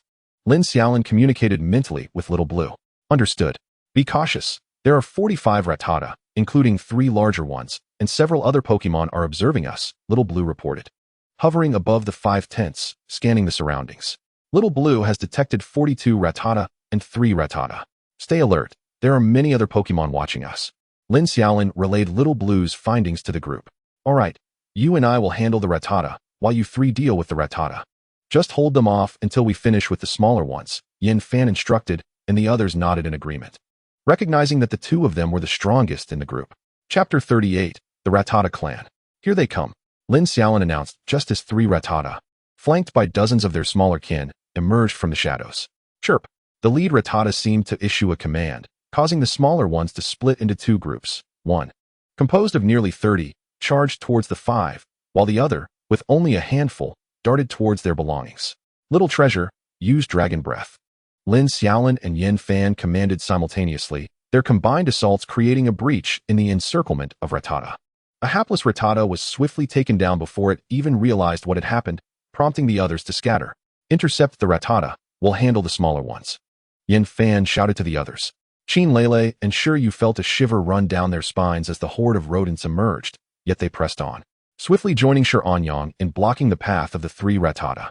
The trio of Pokémon stood firm against the Rattata, with Qin Lele's snowy moth hovering above, providing protection. The smaller Rattata attempted to assist their leader, but were held at bay by Heartscale, who skillfully maneuvered through the throng of rodents. As Mini Dragon unleashed Dragon Breath to cover Heartscale and protect the others, Rattata fell one by one, yet Heartscale sustained several injuries amidst the chaos. Though its defense was formidable, facing dozens of Rattata simultaneously proved taxing. The Rattata, realizing the odds were against them, began to encircle Heartscale instead of confronting it head-on, seeking opportunities for ambush. As Heartscale's injuries mounted, only 10 or so Rattata remained. Chirp. As the smaller ones began to falter, the Rattata leader, unable to reach them due to the blockade formed by the trio of Pokémon, commanded the smaller Rattata who had ventured towards their belongings to assist. This new wave of Rattata, numbering over a dozen, charged back to help their leader, combining with the remaining Rattata to surround Heartscale once more, which remained vigilant against the encroaching rodents. A small Rattata suddenly charged forward, but Zinlinbeo deftly countered with a dragon tail, sending it flying. However, 2 other Rattatas swiftly attacked from behind. Mini Dragon quickly unleashed Dragon Breath to intercept one, but unfortunately, it could only halt one. The other managed to latch onto Zinlinbeo with its bite. Zinlinbeo emitted a painful howl, and with a powerful swing of its tail, it sent the attacking Rattata flying. This is bad. Mini Dragon, hurry and assist. Yin Fan, sensing the impending danger, urged Mini Dragon to help. Observing that the 2 trainers were devoid of Pokémon, several Rattatas rushed towards them, only to be thwarted by Xiaolan's psychic abilities, preventing their advance. With Mini Dragon's support, Zinlinbeo felt a marked improvement, gradually dispatching one Rattata after another. Just then, the lead Rattata let out a furious roar, executing a devastating bite on Fire Chick. Fire Chick! Sure You exclaimed in alarm as the injured Fire Chick collapsed. The Rattata leader charged towards Sure You, prompting the alarmed Snow Moth to prepare for action. However, at that moment, Fire Chick radiated a blinding white light, evolving before their eyes. Its body gradually expanded, and when the brilliance subsided, the robust Fire Rooster stood in its place. Without delay, It turned and unleashed a fiery attack towards the Rattata leader's back. Caught off guard, the leader suffered burns and let out a cry of agony, retreating into the nearby thicket, prompting the remaining Rattatas to scatter in fear. Shiryu sank to the ground, shaken, realizing how perilously close the Rattata leader had been, less than a meter away, its menacing fangs directed at her. The others hurriedly treated their Pokémon, pulling out pre-prepared healing sprays, with Zinlinbeo being the most severely injured, followed by the other trainer's Pokémon. Only Mini Dragon bore lighter wounds, yet its continuous use of Dragon Breath to shield Zinlinbeo had left it utterly fatigued.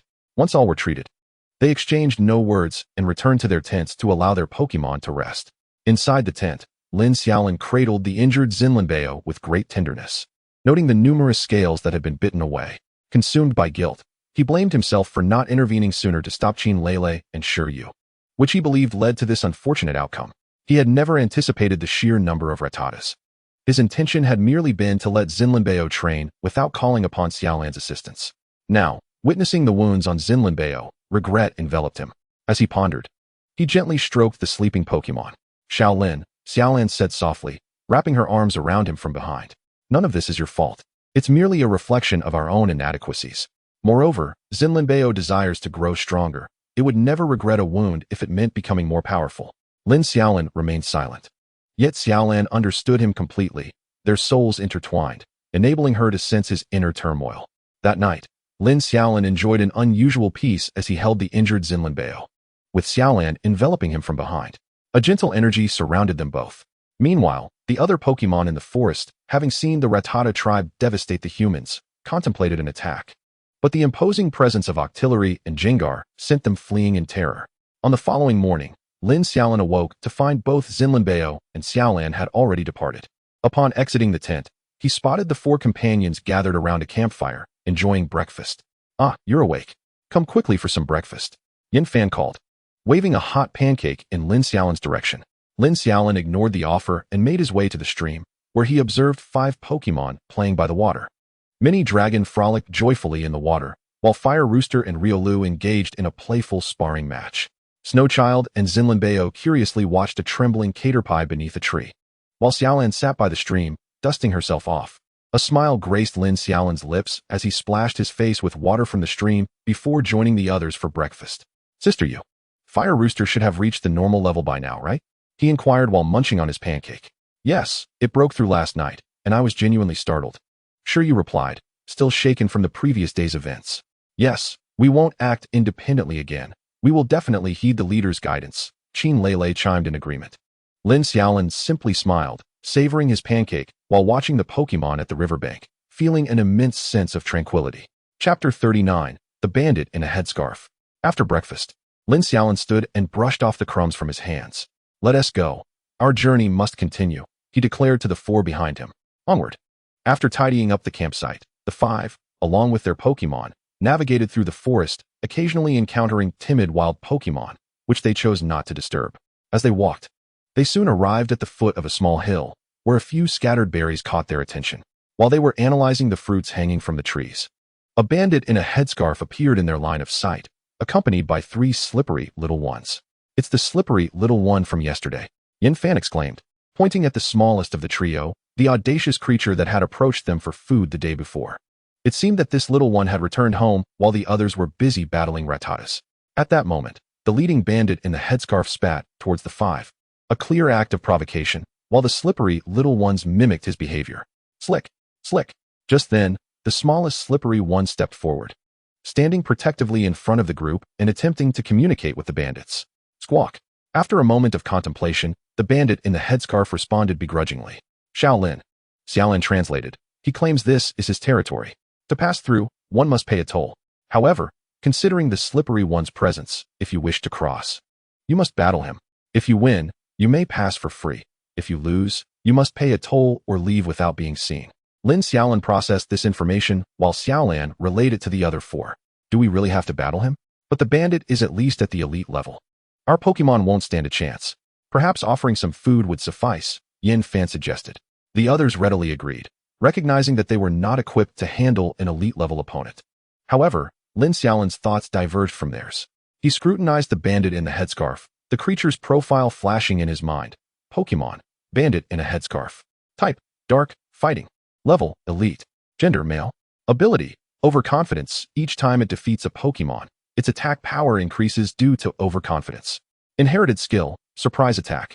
Learned skills, guidance. Skills, headbutt, sand attack. Critical hit, bluster, retaliate, flying knee kick.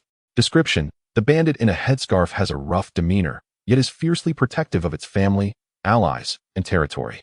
It maintains a fixed domain, determined by the size of the crown upon its head, which designates its leadership. It will spend its life there, never departing. It will launch a coordinated assault against any intruders, spitting acidic saliva to provoke them. Lin Xiaolin realized that the bandit had refrained from attacking them outright, likely out of respect for the slippery little one. Otherwise, they would have already been surrounded. However, knowing that the bandit was 4 times weak to fairy-type attacks, Xiaolin would likely have no trouble defeating it. Lin Xiaolin contemplated this before looking at Xiaolin, who nodded in agreement.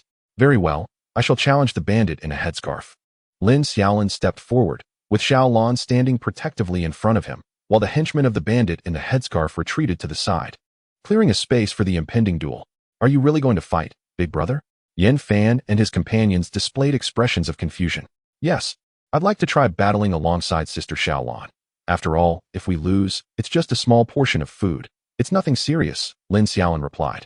To which Xiaolin nodded in agreement. All right then, be careful. Yan Fan and his companions reluctantly stepped aside, granting the 2 Pokémon space. Slippery, slippery. The anxious slippery kid jumped beside Lin Xiaolin, believing that Lin Xiaolin was courting trouble.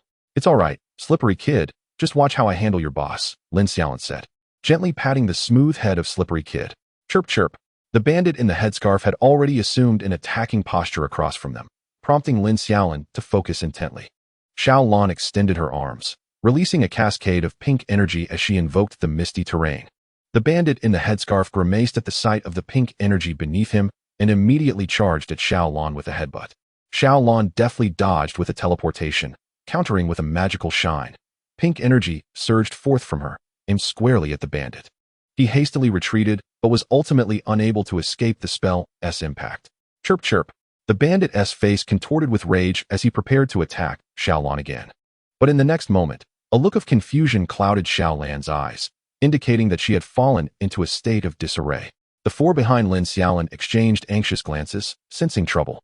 Seizing the opportunity, the bandit launched a surprise attack, but just as he was about to strike Xiaolin, she vanished again with a teleport, causing the bandit to hit nothing but air.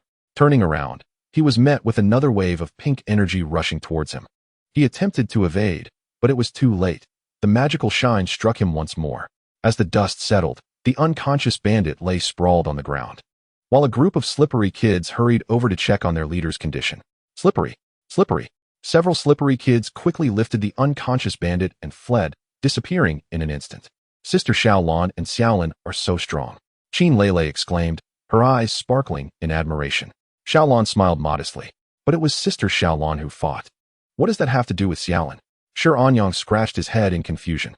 Sister Xiaolin can communicate with Xiaolin using mental powers in daily life. Why can't she do so in battle? Sure Yu rolled his eyes, and sure Anyang, slow on the uptake, finally nodded in understanding. By the way, didn't the bandit in the headscarf use a feint? I remember it can confuse opponents, and it looked like Sister Xiaolin was somewhat disoriented. How did she shake that off? Yan Fan queried, perplexed. It was the misty terrain. I had Xiaolin set it up at the beginning of the battle. Pokémon on the misty terrain cannot fall into abnormal states, Lin Xiaolin explained to the puzzled quartet. No wonder you had Xiaolin use the misty terrain right from the start. You were prepared for that move. Qin Lele exclaimed in realization. You've got quite the foresight. You played that beautifully, Yan Fan chuckled, giving Lin Xiaolin a friendly pat on the back. Chapter 40, Slippery Kid and the Peculiar Hot Monkey Slippery. Slippery. As the group celebrated, an incongruous voice emerged from the crowd. Lin Xiaolin looked down, astonished to see that Slippery Kid had remained, not following his companions. Why aren't you leaving, Slippery Kid? Your boss and the others have already run far away. Lin Xiaolin asked, puzzled. Slippery. Slippery. Slippery Kid excitedly bounced, tugging at his pants. He says he wants to stick with you, Xiaolin translated from the sidelines. Sorry, Slippery Kid, but I don't need to capture any more Pokémon for now. I already have my companions, Lin Xiaolin replied, ruffling Slippery Kid's shiny head, which felt surprisingly nice. Disappointment washed over Slippery Kid's face as he lowered his head and began to walk back towards his group. Watching the retreating figure, Lin Xiaolin felt a pang of sympathy. However, as a responsible trainer, he knew he had to take responsibility for all his Pokémon. Slippery Kid. A voice called out, halting Slippery Kid in his tracks. He turned to see Shiryu crouching down, pulling a Pokeball from her backpack. Do you want to grow stronger with me? She asked, her eyes filled with sincerity. With tears welling in his eyes, Slippery Kid dashed toward Shiryu, crashing into the Pokeball and being absorbed within, the ball glowing red. Ding, ding, ding. Shiryu smiled as she looked at the Pokeball in her hand. Congratulations, Yujia. Yes, Yujia. You're the first among us to capture a second Pokémon. The others chimed in with congratulations. Thank you, everyone, Shiryu replied, beaming with happiness as she released Slippery Kid, who was now brimming with confidence, completely shedding his earlier dejection. Slippery Kid, do you want to say goodbye to your companions? Shiryu asked, maintaining eye contact with him as she crouched down. Slippery Kid shook his head, glanced towards the hill, and followed closely beside Shiryu. Don't worry, Slippery Kids typically leave their bandit leaders once they mature, wandering until they find a territory to claim, where they will then settle down and reproduce. Guarding their domain for life, Lin Xiaolin provided insightful commentary from the side. All right, Slippery Kid, let us grow stronger together, Shiryu said, affectionately ruffling Slippery Kid's head. Slippery. At that moment, the group finally had a chance to look up and examine the fruit trees around them. There were about 20 trees, but each bore only a few fruits, primarily orange fruits and wild apples. However, after a thorough inspection, Lin Xiaolin discovered one tree bearing 3 rare dragonfire fruits. Initially incredulous about finding such a rare fruit in this location, he was only convinced when Xiaolin plucked one and placed it in his hand. Look, it's really a dragonfire fruit, he exclaimed, showcasing the fruit to the 4 behind him. It's truly amazing. Qin Lele echoed in astonishment. What is a dragonfire fruit? Yin Fan, munching on an orange fruit, asked in confusion. How can you be so ignorant? Qin Lele shot him a glare.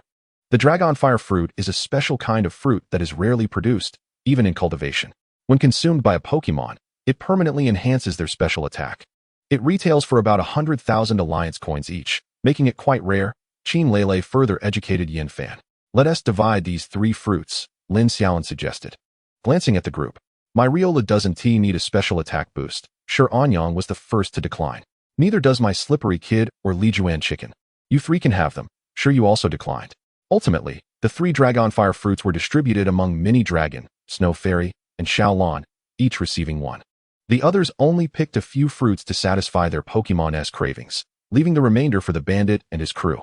The group continued their journey, now accompanied by Slippery Kid, who initially strutted about with newfound confidence before quickly being subdued by Lin Xiaolin's training. Another morning dawned, and after washing up by the creek, Lin Xiaolin and his friends set up camp near a water source. Concerns about dangers posed by Pokémon in such areas had long since faded. They had been in the starry forest for 5 days. Yet the strongest Pokémon they had encountered was still that elite bandit in a headscarf, with no other elite-level Pokémon in sight. Unbeknownst to them, the 5 individuals had been residing at the periphery of the protected area for 5 days, feeling as though they were on the brink of becoming wildlings. Although they had spare clothing, the lack of bathing facilities rendered them unable to cleanse themselves properly. The 2 young women had resorted to tying their hair into ponytails, while the boys fared slightly better with their shorter hairstyles. After having breakfast, they began to pack their belongings, preparing for yet another day of adventure. Throughout their 5-day sojourn, they had encountered numerous wild spirits, including a fair number of combative ones. Ever since Shiyu's robust chicken evolved to the ordinary level, Qin Lele's snow sprite also ascended to the same level after consuming a dragon fruit. Although the other 3 companion spirits had not yet reached the ordinary level, they had made remarkable progress. The battles within the nature reserve were starkly different from their regular skirmishes. The spirits needed to summon all their focus to engage in combat. A moment of negligence could result in an ambush by wild spirits. Had it not been for the protective presence of Xiaolan and Gung Gui, they might have faced dire consequences several times over. As they traversed the forest, the group, drawing from their experiences over the past 5 days, made a concerted effort to steer clear of densely vegetated areas, which were prone to ambushes by lurking spirits. Lin Xiaolin had once narrowly escaped being bitten by a spoon snake while near some bushes, thanks to Xiaolan's timely intervention. Suddenly, as they continued on their path, a thunderous noise erupted from a distance, followed by the sight of several towering trees crashing down. Let us go investigate, Lin Xiaolin declared, taking the lead and guiding the others toward the source of the commotion. They halted on a small hillside, less than 30 meters from their destination, observing the scene below. A considerable number of trees had toppled, scattered haphazardly across the ground. Not far off, two spirits were locked in confrontation. One was a Heracross, the other a Primeape. The Primeape lunged at the Heracross, and the two spirits clashed violently. Lin Xiaolin furrowed his brow, sensing something amiss. The Primeape was typically a social creature, rarely engaging in solitary battles with other spirits. This particular Primeape was clearly an anomaly. Indeed, a typical Primeape would not provoke a Heracross, as both possess territorial instincts and seldom stray from their domains, Qin Lele remarked, analyzing the situation alongside him. Just then, the Primeape, employing a reckless strategy of trading blows, managed to overpower the Heracross. It stood triumphantly on the defeated Heracross's back, furiously pounding its chest and occasionally striking nearby trees, causing them to topple like dominoes. This is unacceptable. We must subdue the Primeape before it inflicts fatal harm upon itself, Lin Xiaolin resolved, observing the increasing severity of the Primeape's injuries. Without hesitation, he instructed the group to take action. Rather than deploying the smaller spirits, he commanded Xiaolan, Gengui, and Shui Rong-yi to advance and subdue the Primeape. Sensing the imposing aura of the three spirits, instead of retreating, the Primeape charged at them with its fists raised. In a swift display of teamwork, the trio managed to restrain the Primeape, which soon succumbed to Gengui's hypnosis. Once they ascertained the area was secure, the group cautiously approached the injured Primeape sprawled on the ground. Yin Fan, please tend to the Heracross, while I attend to this Primeape, Lin Xiaolin instructed. Retrieving a healing potion from his bag, Yin Fan promptly took the healing spray to the Heracross. Lin Xiaolin knelt before the Primeape, with Gengui and Xiaolan standing guard to prevent any sudden attacks from the awakening creature. Meanwhile, Shui Rong-yi accompanied Qin Lele to protect Yin Fan. Spirit, Primeape type, fighting level, elite gender, male ability, rage. This Primeape is perpetually enraged. Inherited skills, none learned skills, none skill, rage punch. Description, this Primeape exhibits disturbing signs of distress, with numerous wounds suggesting it has been subjected to human experimentation, hinting at a potentially short lifespan. As Lin Xiaolin trembled while administering the healing spray, he discovered a long, shallow scar on the Primeape's head, unmistakably stitched, indicating it had been there for quite some time. It has been used for human research, he exclaimed, horrified. In Longwa, conducting vivisection on spirits is punishable by death. Who would dare to commit such an atrocity?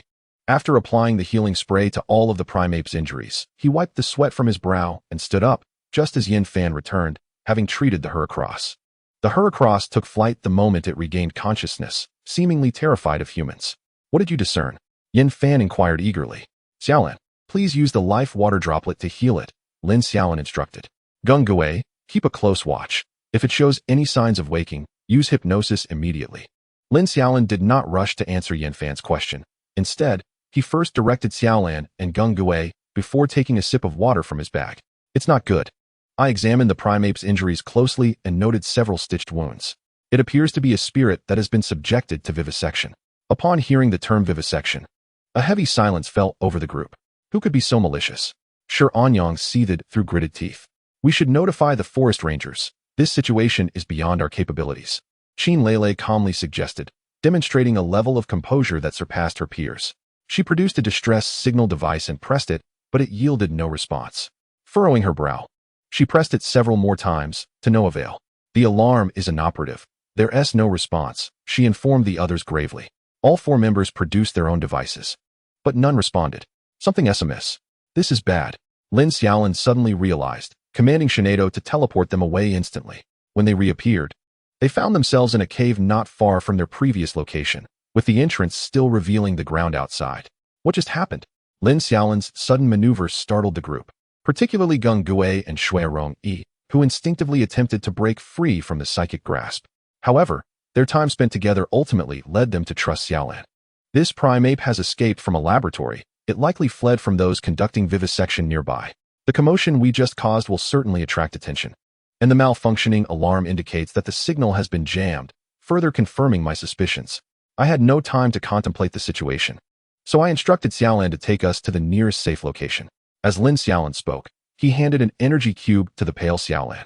This was her first experience teleporting such a large group of individuals and spirits, and although the distance was short, it drained her energy completely.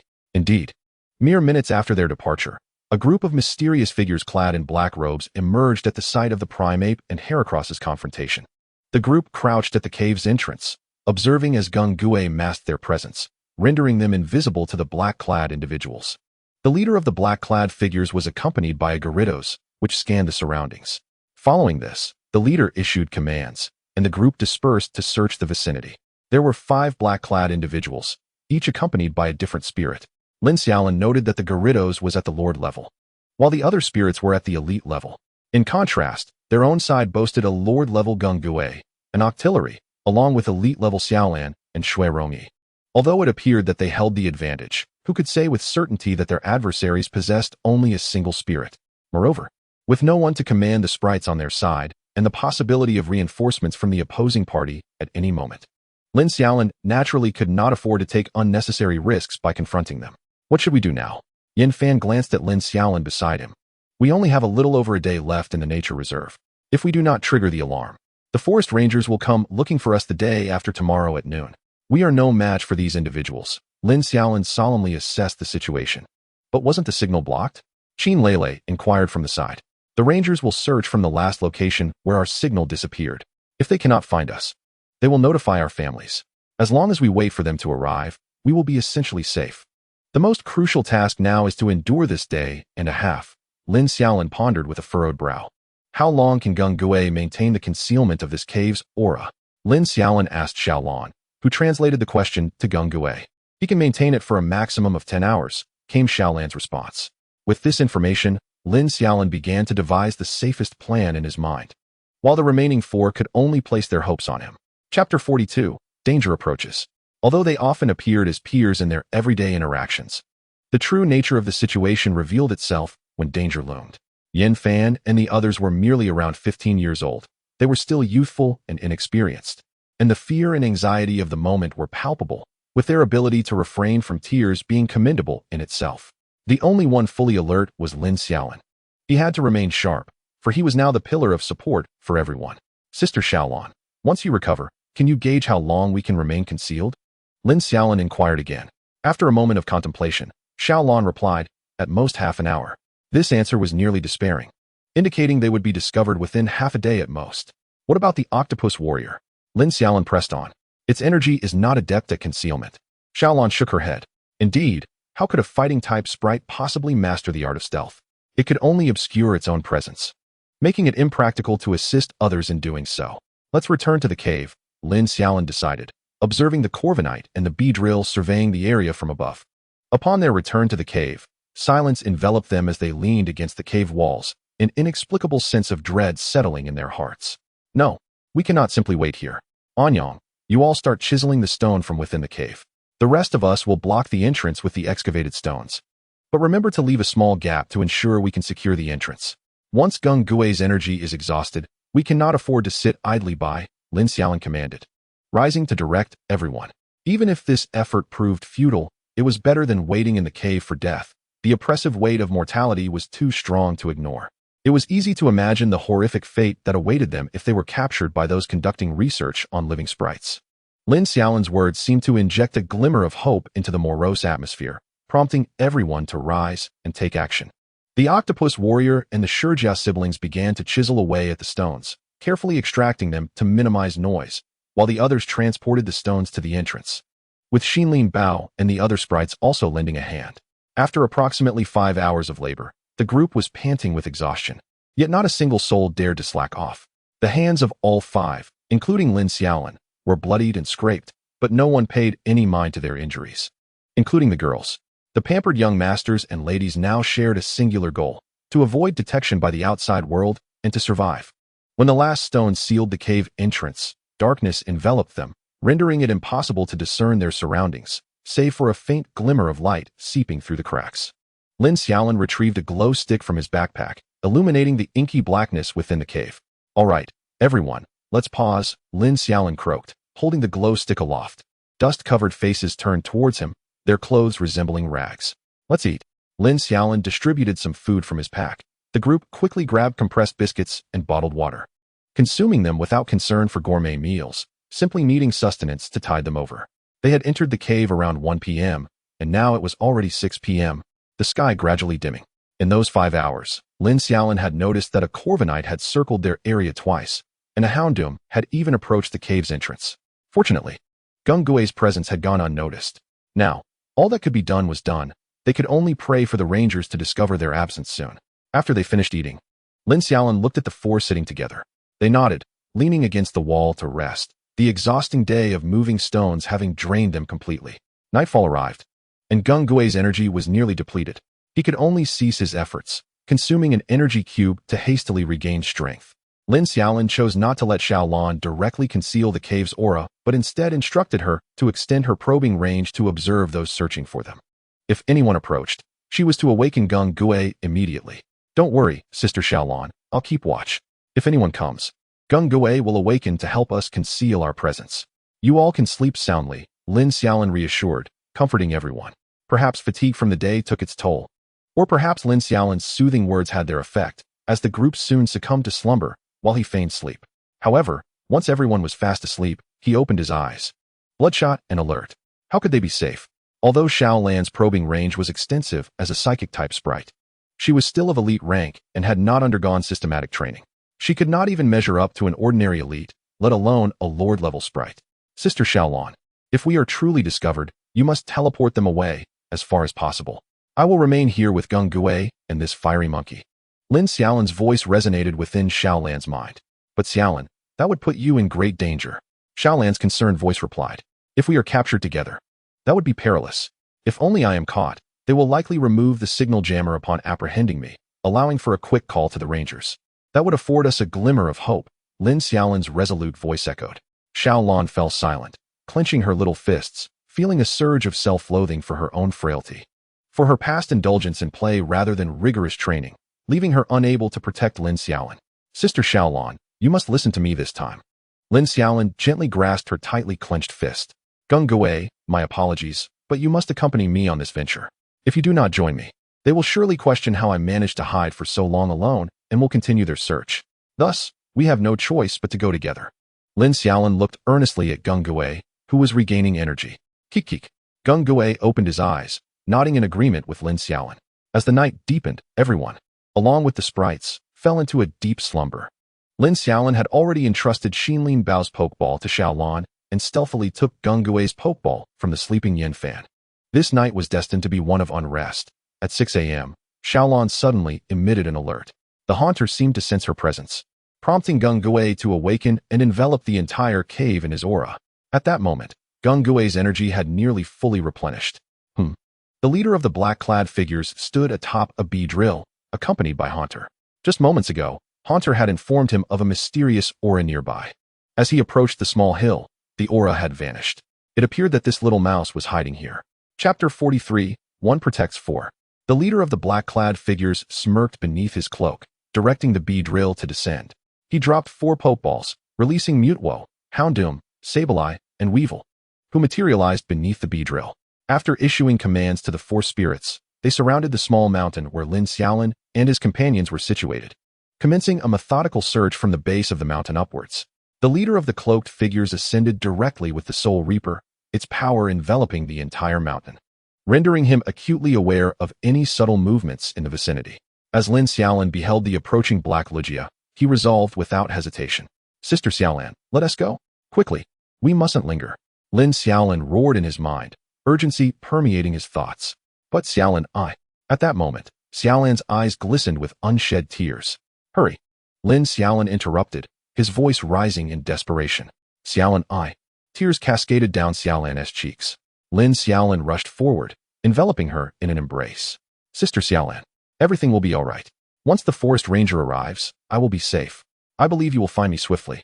His gentle words seemed to be the final straw for Xiaolan, unleashing a torrent of tears as her emotions overwhelmed her, energy swirling around her. In an instant, apart from Lin Xiaolin's Jengar and the unconscious Monferno, everyone else vanished without a trace. As Lin Xiaolin felt the warmth of Xiaolan dissipate, a faint smile graced his lips. Jengar, it seems it's just us now. He seated himself on the ground, smiling, though his legs trembled uncontrollably. Monferno, having been healed, showed no signs of awakening, and the others had not noticed. With a resounding crash, the stones at the cave entrance collapsed under the fiery onslaught of Black Lugia, who loomed at the cave's mouth, gazing down at Lin Xiaolin. Found you, little mouse. The cloaked figure descended on his Fiero, landing at the cave entrance.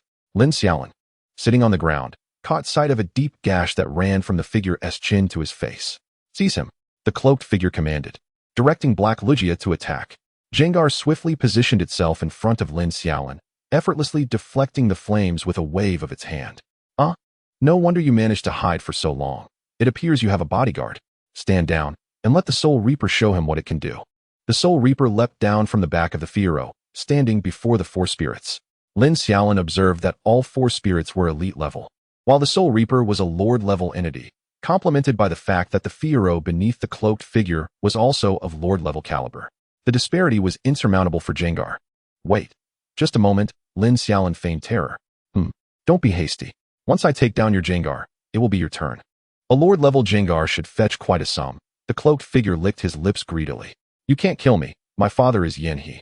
Whatever price you desire. My father can provide, and I can return this Monferno to you." Lin Xiaolin desperately sought to buy time, invoking Yin Fan's name to instill caution in his adversary. "Yin He? How intriguing. I suspected you were not ordinary, but I didn't anticipate such a significant connection." The cloaked figure's demeanor shifted slightly, realizing the implications of harming Yin He's only son. If he were to kill Lin Xiaolin, Yin He would scour the entire Xingcan forest to find him. Even if he managed to flee, the base would inevitably be discovered, and he would still face retribution from the organization. Noticing the cloaked figure lost in thought, Lin Xiaolin seized the moment.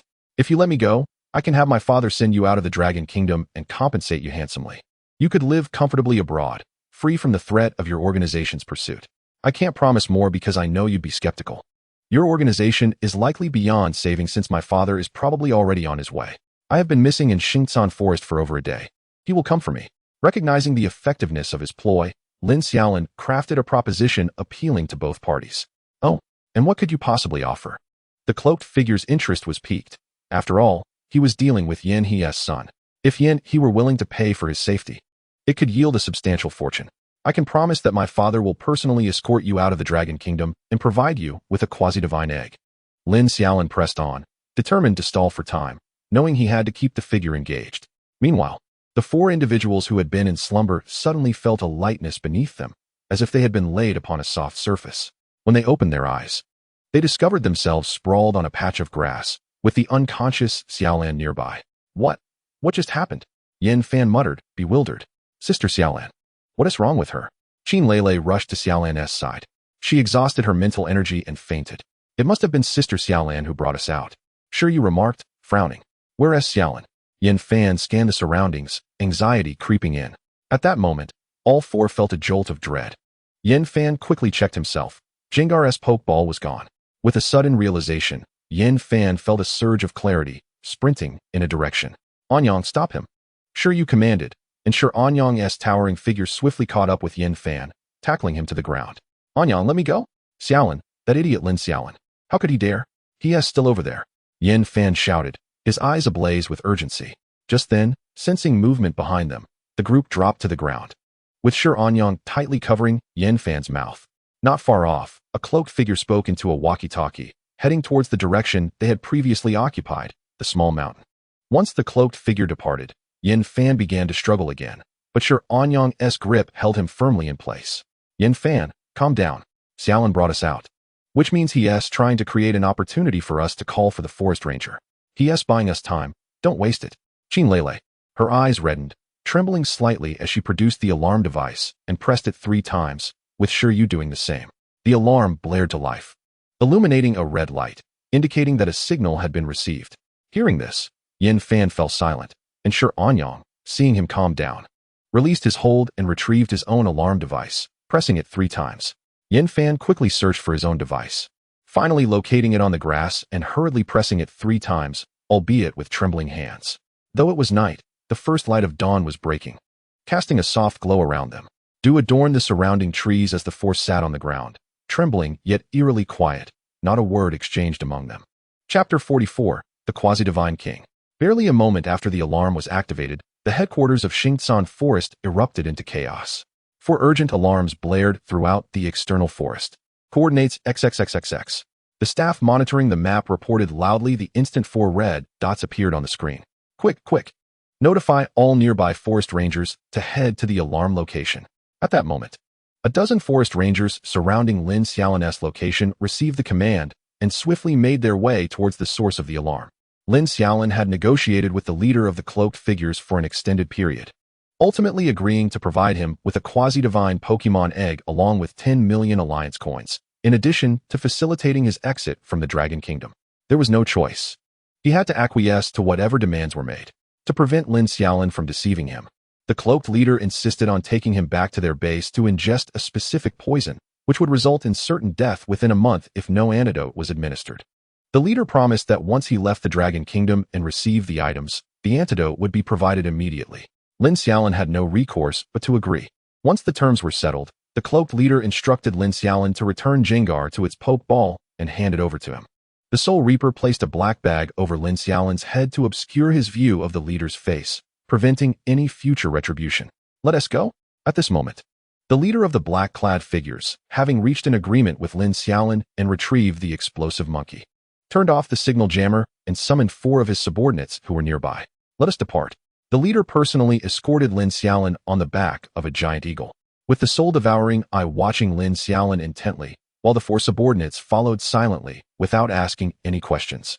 After soaring through the air for approximately 10 minutes, Lin Xiaolin sensed the descent of the giant eagle.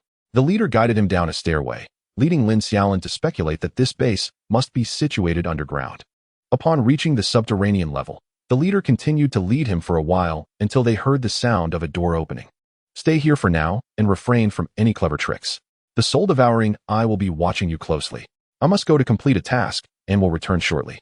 Once I return with the medicine, you can take it and leave. It will be beneficial for both of us, the leader declared as he pushed him into a room. Hearing the door close, Lin Xiaolin plopped down on the ground, yet he could still sense the presence of the soul-devouring eye beside him. Lin Xiaolin could only pray that the ranger would arrive soon. If the black-clad leader returned with the medicine before the ranger arrived, he would have no choice but to accept his fate, likely leading to his demise. Meanwhile, Yan Fan trembled as he gazed at the alarm device in his hands, the red light flashing incessantly. Caw! The resounding cry of the giant eagle echoed above everyone. Over here, Yan Fan abruptly tossed the alarm device aside and stood up, waving his arms vigorously. The ranger atop the giant eagle spotted Yan Fan and commanded the eagle to land beside the 4 individuals. Did you activate the alarm? The ranger inquired. Yes, we did, uncle. Please save our friend. Yan Fan pleaded, grasping the ranger's arm. Do not worry. We will not abandon anyone. Please, take your time to explain what has happened, the ranger reassured Yan Fan. It's like this. Yan Fan took a moment to compose himself and succinctly recounted the events that had transpired. Research on spirits? Black-robed figures? The ranger furrowed his brow in contemplation. Uncle, I beg you, please hurry and rescue Lin Xiaolin.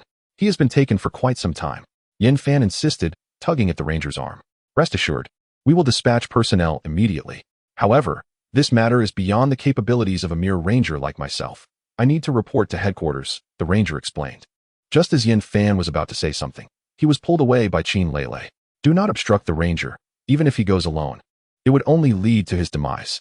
We must wait for the ranger to call for reinforcements from headquarters, Qin Lele whispered in Yan Fan's ear. Once the ranger had finished reporting to headquarters, he turned back to the 4. Do you have any means of locating him? Headquarters has already dispatched personnel, but if we cannot ascertain his exact location, we will have to conduct a blanket search, which would be inefficient. We do. Qin Lele stepped forward, holding Xiaolan's Pokeball. This is Lin Xiaolin's partner spirit, a psychic Shinado. She can sense Lin Xiaolin's location, but she is currently very weak, having just awakened from a coma. If you have any healing-type spirits, she should be able to pinpoint Lin Xiaolin's whereabouts. Very well. The ranger picked up his walkie-talkie and began relaying instructions. After a few minutes, he turned back to the group.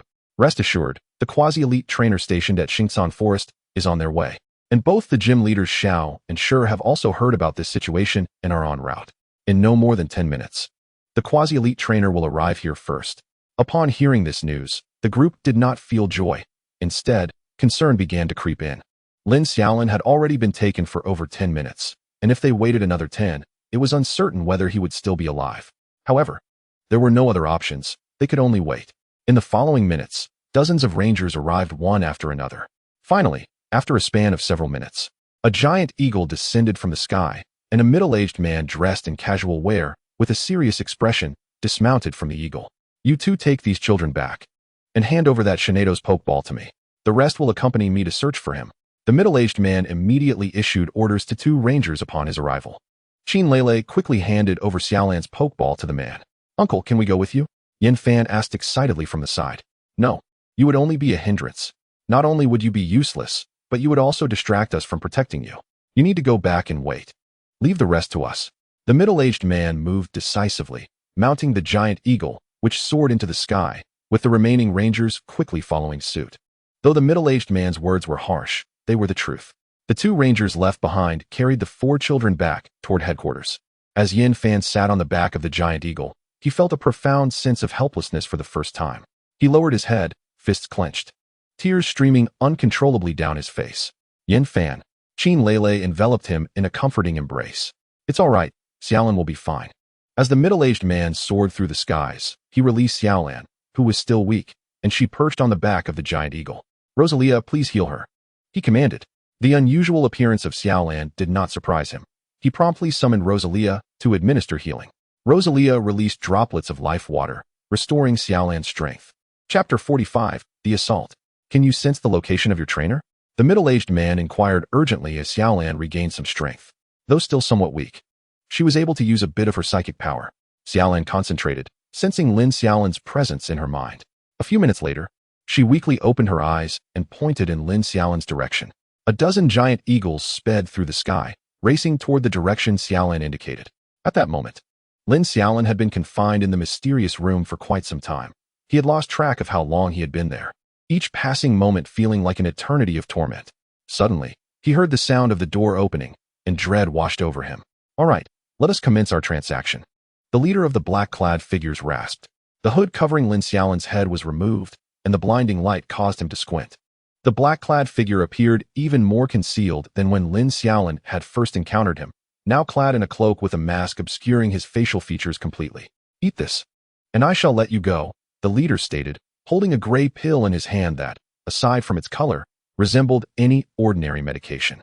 "Return my Gungue's pokeball, or else when we step outside, you will find yourself unable to defend against your companions," Lin Xiaolin replied without hesitation, accepting the pill and addressing the black-clad figure. "Haha, cunning little brat. Fear not, I shall personally escort you out shortly." "There is no way I would allow my cash cow to perish," the leader chuckled, handing Lin Xiaolin the Gungue's pokeball in response to his decisive acceptance of the pill. The soul-devouring eye observed closely, ready to strike should Lin Xiaolin display any signs of treachery, even depriving him of the chance to release his spirit. "Will you not get me some water? How am I to consume this?" Lin Xiaolin remarked nonchalantly, placing the Gungue's pokeball into his pocket and gazing at the pill in his hand. "Just swallow it. Stop with the nonsense." The leader, now devoid of patience, snapped back. "Pour me a glass of water, otherwise I cannot ingest it. The soul-devouring eye is watching me." "Do you really fear that I would flee?" Lin Xiaolin feigned nonchalance, having deduced that the black-clad leader would not dare to kill him. The leader scrutinized him for a few seconds before stepping out to fetch water. Lin Xiaolin, looking at the pill in his hand, felt tears welling up. Where were the reinforcements? Yet, moments after the leader left, a loud explosion shook the entire base, and alarms blared throughout the facility. Lin Xiaolin's eyes sparkled with excitement as an opportunity presented itself. Just as the Soul Snatcher's attention was drawn by the tremors, Lin Xiaolin summoned his Gungue, who shielded him from the impending danger. The vibrations intensified, and after glancing at Gungue and Lin Xiaolin, the Soul Snatcher turned and fled. Perhaps realizing it could not contend with Gungue, Lin Xiaolin paid little heed to this development. "Gungue, quickly carry me away." At that moment, unsure of where to escape, he could only rely on Gungue to whisk him away. Gungue promptly lifted him and soared towards the exit. Outside the room lay a series of doors, leading Lin Xiaolin to speculate that this must be a dormitory-like area. Gungue darted through the chaos. As the tremors of the base grew more pronounced, people brushed past them, all preoccupied with their own escape, indifferent to whether Lin Xiaolin was part of the organization. "Gungue, follow them. They must know the way." The base was beginning to collapse, and amidst the cacophony, Lin Xiaolin shouted directives at Gungue. Understanding immediately, Gungue trailed the crowd, and after navigating through the twists and turns, they reached an emergency exit. Gungue, cradling Lin Xiaolin, surged upward. After a brief flight, a glimmer of light appeared ahead, and Lin Xiaolin's heart soared. Freedom was within reach. However, just as Gungue carried him out of the opening, Lin Xiaolin felt himself being hurled away. He tumbled several times upon hitting the ground, coming to a stop against a tree. As he pushed himself up, he witnessed a fierce confrontation between the Soul Snatcher and Gung Gui, with 4 additional spirits lurking menacingly behind the Soul Snatcher. It turned out that Gung Gui had sensed danger the moment they emerged and had thrown Lin Xiaolin far away. Attempting to stand, Lin Xiaolin found that he could not bear weight on his right leg and stumbled back to the ground. Looking down, he saw that his entire right leg was shrouded in darkness, his calf numb and unresponsive. Lin Xiaolin felt dazed. He did not perceive pain, only a dull buzzing in his head. Gung Gui had done his utmost to throw him to safety, but he had still been singed by the black Lu Jia's fiery breath. The delayed pain surged through Lin Xiaolin's body as he lay on the ground, clutching his thigh, overwhelmed by an unending agony. Gung Gui had no time to tend to him. He was engaged in battle with the Soul Snatcher while also fending off the other 4 spirits that sought to ambush Lin Xiaolin, retreating under relentless pressure. You dare to escape, boy? If I can't live, neither will you. The figure in the black cloak bellowed frantically, revealing his true identity. His sinister gaze fixed on Lin Xiaolin, his complexion pale with a gash stretching from his forehead to his chin. At that moment, Lin Xiaolin could absorb nothing. The pain had dulled his senses, and his consciousness began to blur. His vision gradually faded as he watched Gung Gui stand protectively in front of him. I'm sorry. Gung Gui, I've dragged you into this, was the final thought that crossed Lin Xiaolin's mind. Shaoguan Master, I apologize. This is entirely our protective zone's responsibility. We will do everything in our power to compensate you. Outside the emergency room, the majority of the Xiao family had gathered, seated anxiously. The esteemed Quasi-King trainer, respected by all the forest wardens, bowed apologetically to the Xiao family, sincerity evident in his demeanor. Elder Xiao, covered in dust and appearing weary, clutched a cigarette in his right hand, having not smoked in years, having been compelled to quit by Lin Xiaolin's grandmother. Elder Xiao took a deep drag and exhaled a cloud of smoke. Let us attend to Xiaolin first. His voice was soft, yet his sorrow was palpable. Who among you is family? A nurse emerged from the emergency room. I am. Elder Xiao stood up immediately, while Lin's parents remained silent. The patient has multiple fractures. The right leg requires amputation. Please sign this critical condition notice and proceed with the payment. The nurse handed the notice to Elder Xiao. Without hesitation, he signed it, and the Quasi-King trainer rushed to handle the payment. Doctor, you must save my grandson. Elder Xiao solemnly returned the critical condition notice. Rest assured, we will do our utmost. Also, smoking is prohibited in the hospital. We hope you will adhere to this, the nurse added before departing, prompting Elder Xiao to quickly extinguish his cigarette and dispose of it. Chapter 46, Awakening. Shortly after, a tall man entered, impressively muscular, easily over 2 meters tall, with clearly defined biceps. He was accompanied by Yan Fan and 3 others, along with a graceful young woman, all of whom had just patched up their own injuries. Grandpa Xiao, Yan Fan spoke first. Yes, please take a seat. Xiaolin is still inside. The somber expressions of the Xiao family weighed heavily on everyone's hearts. Elder Xiao, your son saved my 2 boys this time. I have nothing to offer in return, but if there's ever a way I can assist, just let me know. The strong man bowed respectfully to Elder Xiao. The young woman and the sure siblings behind him also bowed in gratitude. Well, it was Xiaolin's own will. We can discuss it once he awakens, Elder Xiao replied, gesturing for them to sit. They all took their places outside the emergency room, waiting. Ding, ding, ding. Lin Xiaolin was unaware of his surroundings. He felt weightless, as if resting on a cloud, soft and incredibly comfortable. Too comfortable to want to open his eyes. When he finally did, the blinding white light made him instinctively close his eyes again. Xiaolin is awake. Xiaolin is awake. A familiar voice echoed in his ears. Lin Xiaolin thought, that voice sounds so familiar. Upon opening his eyes once more, he found his mother's south face close to his. Mom, Lin Xiaolin managed to rasp out after much effort. Oh, Xiaolin, I'm here, his mother said, her eyes glistening with tears as she gently stroked his cheek. Still weak from awakening, Lin Xiaolin soon drifted back to sleep. When he awoke again, he found his mother asleep by his bedside. I'm really not dead. Lin Xiaolin raised his hands, marveling at their reality, but then remembered something and reached for his right leg, only to find it swathed in too many bandages and plaster to touch. Xiaolin. A slight movement jolted his mother awake, her first glance immediately landing on him. Mom, Lin Xiaolin could only produce a hoarse whisper, his throat burning as if scorched by fire. Seeing this, his mother quickly brought a cup of warm water and helped him drink. Indeed, Lin Xiaolin realized his leg was gone, but this revelation did not plunge him into despair. After all, a leg was trivial compared to life. His mother continued to comfort him, assuring him that he could still become a trainer and that it would have no impact. Lin Xiaolin took this to heart, reasoning that battles were fought by Pokémon, not trainers in hand-to-hand combat. Perhaps one day, he could even earn the title of the one-legged king. The next day, upon opening his eyes, Lin Xiaolin was met with the teary faces of Xian Lin and Xiaolin, with Yin Fan and the others seated by his bedside. Wow, you all came to watch me sleep? You scared me. Lin Xiaolin chuckled at Yin Fan and the others. Class monitor, they replied, their hearts filled with indescribable feelings as they gazed at Lin Xiaolin's smile. Xiaolin, this time we owe you our lives. If you need anything in the future, just tell us, and we will be there. Sure, you said from the side. What are you talking about? This isn't the Mafia. Am I supposed to take you all with me to take down enemies? Lin Xiaolin teased, eliciting laughter from the group. The four individuals were ultimately persuaded to leave by Lin Xiaolin, who had come to realize that he had been in a state of unconsciousness for nearly a week. With the commencement of the new school term approaching, he pondered the futility of their vigil, and in passing, had asked Yin Fan to take his cherished heart scale for training. The heart scale, having been taken away, wore an expression of profound discontent. In the days that followed, a steady stream of visitors came to check on him, including the Stone Master and staff from the nature reserve, and even individuals from the Alliance paid him a visit. Through their conversations, Lin Xiaolin learned that when the ghost-type Pokémon was defeated, the forest ranger had been brought to the scene by Xiaolin, managing to save him just in time. The entire organization had been uprooted. This organization was known as the Crocodile Organization, an anti-alliance faction led by a figure known only as Crocodile, whose true name remained a mystery. It was rumored that he was a top-tier trainer operating within the borders of Dragon Country. Dragon Country had conducted numerous crackdowns on this organization, with a significant offensive occurring 2 decades ago that nearly eradicated the Crocodile Organization.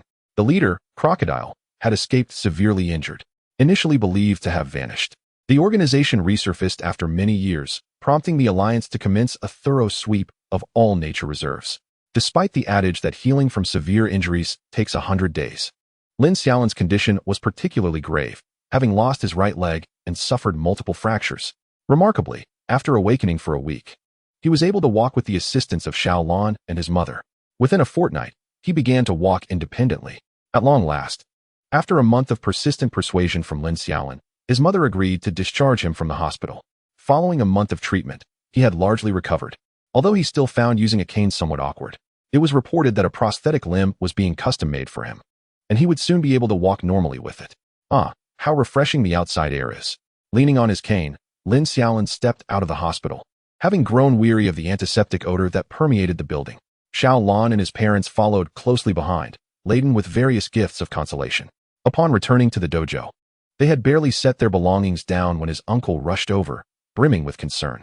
Due to the dojo's commitments, his uncle had been unable to visit Lin Xiaolin during his hospitalization, with only his aunt making a couple of visits. After a brief exchange of pleasantries, his uncle hurried off to attend to other matters. Given Lin Xiaolin's mobility limitations, he had to rely on Xiaolin to help tidy up his room. Mom, when can I go back to school? Lin Xiaolin inquired, leaning on his cane. Perhaps in a couple of days when your prosthetic arrives. For now, it's best to rest at home, his mother replied, her gaze laced with concern as she watched him walk. All right. By this time, school had already commenced. But due to his hospitalization, Lin Xiaolin had taken a leave of absence for half a month. Finally, a week later, the prospective top-tier trainer from the Xingcan Forest personally delivered the custom-made prosthetic limb to him. Hello, classmate Xiaolin. My surname is Tian. You can call me Uncle Tian. I am the head of Xingcan Forest, Tian Xiao said, extending his hand to Lin Xiaolin, who was seated on the sofa. Hello, Lin Xiaolin replied, promptly extending his right hand in return. Please, have a seat. Aunt Jiang, could you please bring a cup of tea? Lin Xiaolin's mother hurriedly called out to Tian Xiao. As Tian Xiao settled beside Lin Xiaolin, Aunt Jiang brought over a cup of tea. Classmate Xiaolin, the Alliance bears a significant portion of the responsibility for the recent incident. I am here to discuss compensation with you. Let me know what you would like, and I can assist you in applying for it. With both the uncle and Lin's mother seated on the sofa, Lin Xiaolin became intrigued, fiddling with the prosthetic limb that Tian Xiao had brought. Compensation? What could I possibly want? Lin Xiaolin asked, his curiosity piqued as he glanced at Tian Xiao. Chapter 47, Compensation. After a moment of contemplation, Tian Xiao suggested, I recommend you request a Pokémon egg. As long as it isn't of divine level, the Alliance can procure whatever you desire. Alternatively, we can offer other forms of compensation, such as high-grade Pokémon gear or Alliance currency, equivalent in value to your request. Lin Xiaolin pondered this, realizing the Alliance's sincerity was notably substantial. Even the least valuable option would be worth millions. However, he felt he had little need for an egg at this juncture. His heart scale had just reached an ordinary level, and he currently had a maximum of 3 Pokémon: Heart Scale, Xiaolin, and a future Fire Horse. He had no need for additional Pokémon. As for items, he found them equally unnecessary. Alliance currency? Only a fool would desire that. Tian Xiao remained patient, taking a sip from his tea while awaiting Lin Xiaolin's response. Uncle Tian, could I request research items instead? After much contemplation, this was the only option he found appealing. Oh, it seems you aspire to be a researcher. Very well. I can certainly make inquiries on your behalf, Tian Xiao replied, pulling out his phone to send a message. Indeed, if you wish for research items, you may select 1 from the A grade category, 3 from B grade, 5 from C grade, or 10 from D grade, Tian Xiao informed Lin Xiaolin. Research items were mysterious objects occasionally acquired by the Alliance, most of which were exchanged by researchers. The classification of research items was determined by their enigmatic nature and the energy they contained. Can I visit the site to inspect them before making my choice? Lin Xiaolin inquired. Certainly. When you have the time, come to the Star City Alliance branch, and I can escort you to make your selection. If you find nothing satisfactory, we can arrange for items to be transferred from headquarters. After concluding their discussions, Tian Xiao took his leave. Xiaolin, do you genuinely wish to pursue research items? Lin's mother asked, sitting beside him after Tian Xiao departed. Yes, I don't have much use for anything else right now, so I might as well explore this option, Lin Xiaolin explained, unable to express his true desire for megastones or keystones. Very well, just ensure you think this through. We won't interfere too much, she replied. A few days later, having adapted to his prosthetic limb, Lin Xiaolin prepared to return to school. It had been over half a month since he had last seen Heart Scale. Although he had found their time together somewhat bothersome, he found himself missing the Pokémon dearly, akin to a parent yearning for their child. Mom, I'm leaving. Lin Xiaolin waved goodbye to his mother. He had initially insisted that she need not accompany him, as the driver could take him, but she was adamant about coming along. Xiaolin, please be careful at school, she called out, waving farewell. With a slight limp, Lin Xiaolin made his way forward. While he could now use the prosthetic limb normally, he still felt a bit awkward. Once he fully adjusted, he would be indistinguishable from anyone else. Xiaolin followed closely behind, dragging her suitcase. After the recent events, she seemed more attached to Lin Xiaolin than ever, unwilling to part from him even for a moment. She had even gone out of her way to acquire a power gem from her grandfather and was often seen practicing diligently at night. In places like this, Xiaolin would typically avoid being seen. However, now she cared little for the attention, simply desiring to stay by Lin Xiaolin's side.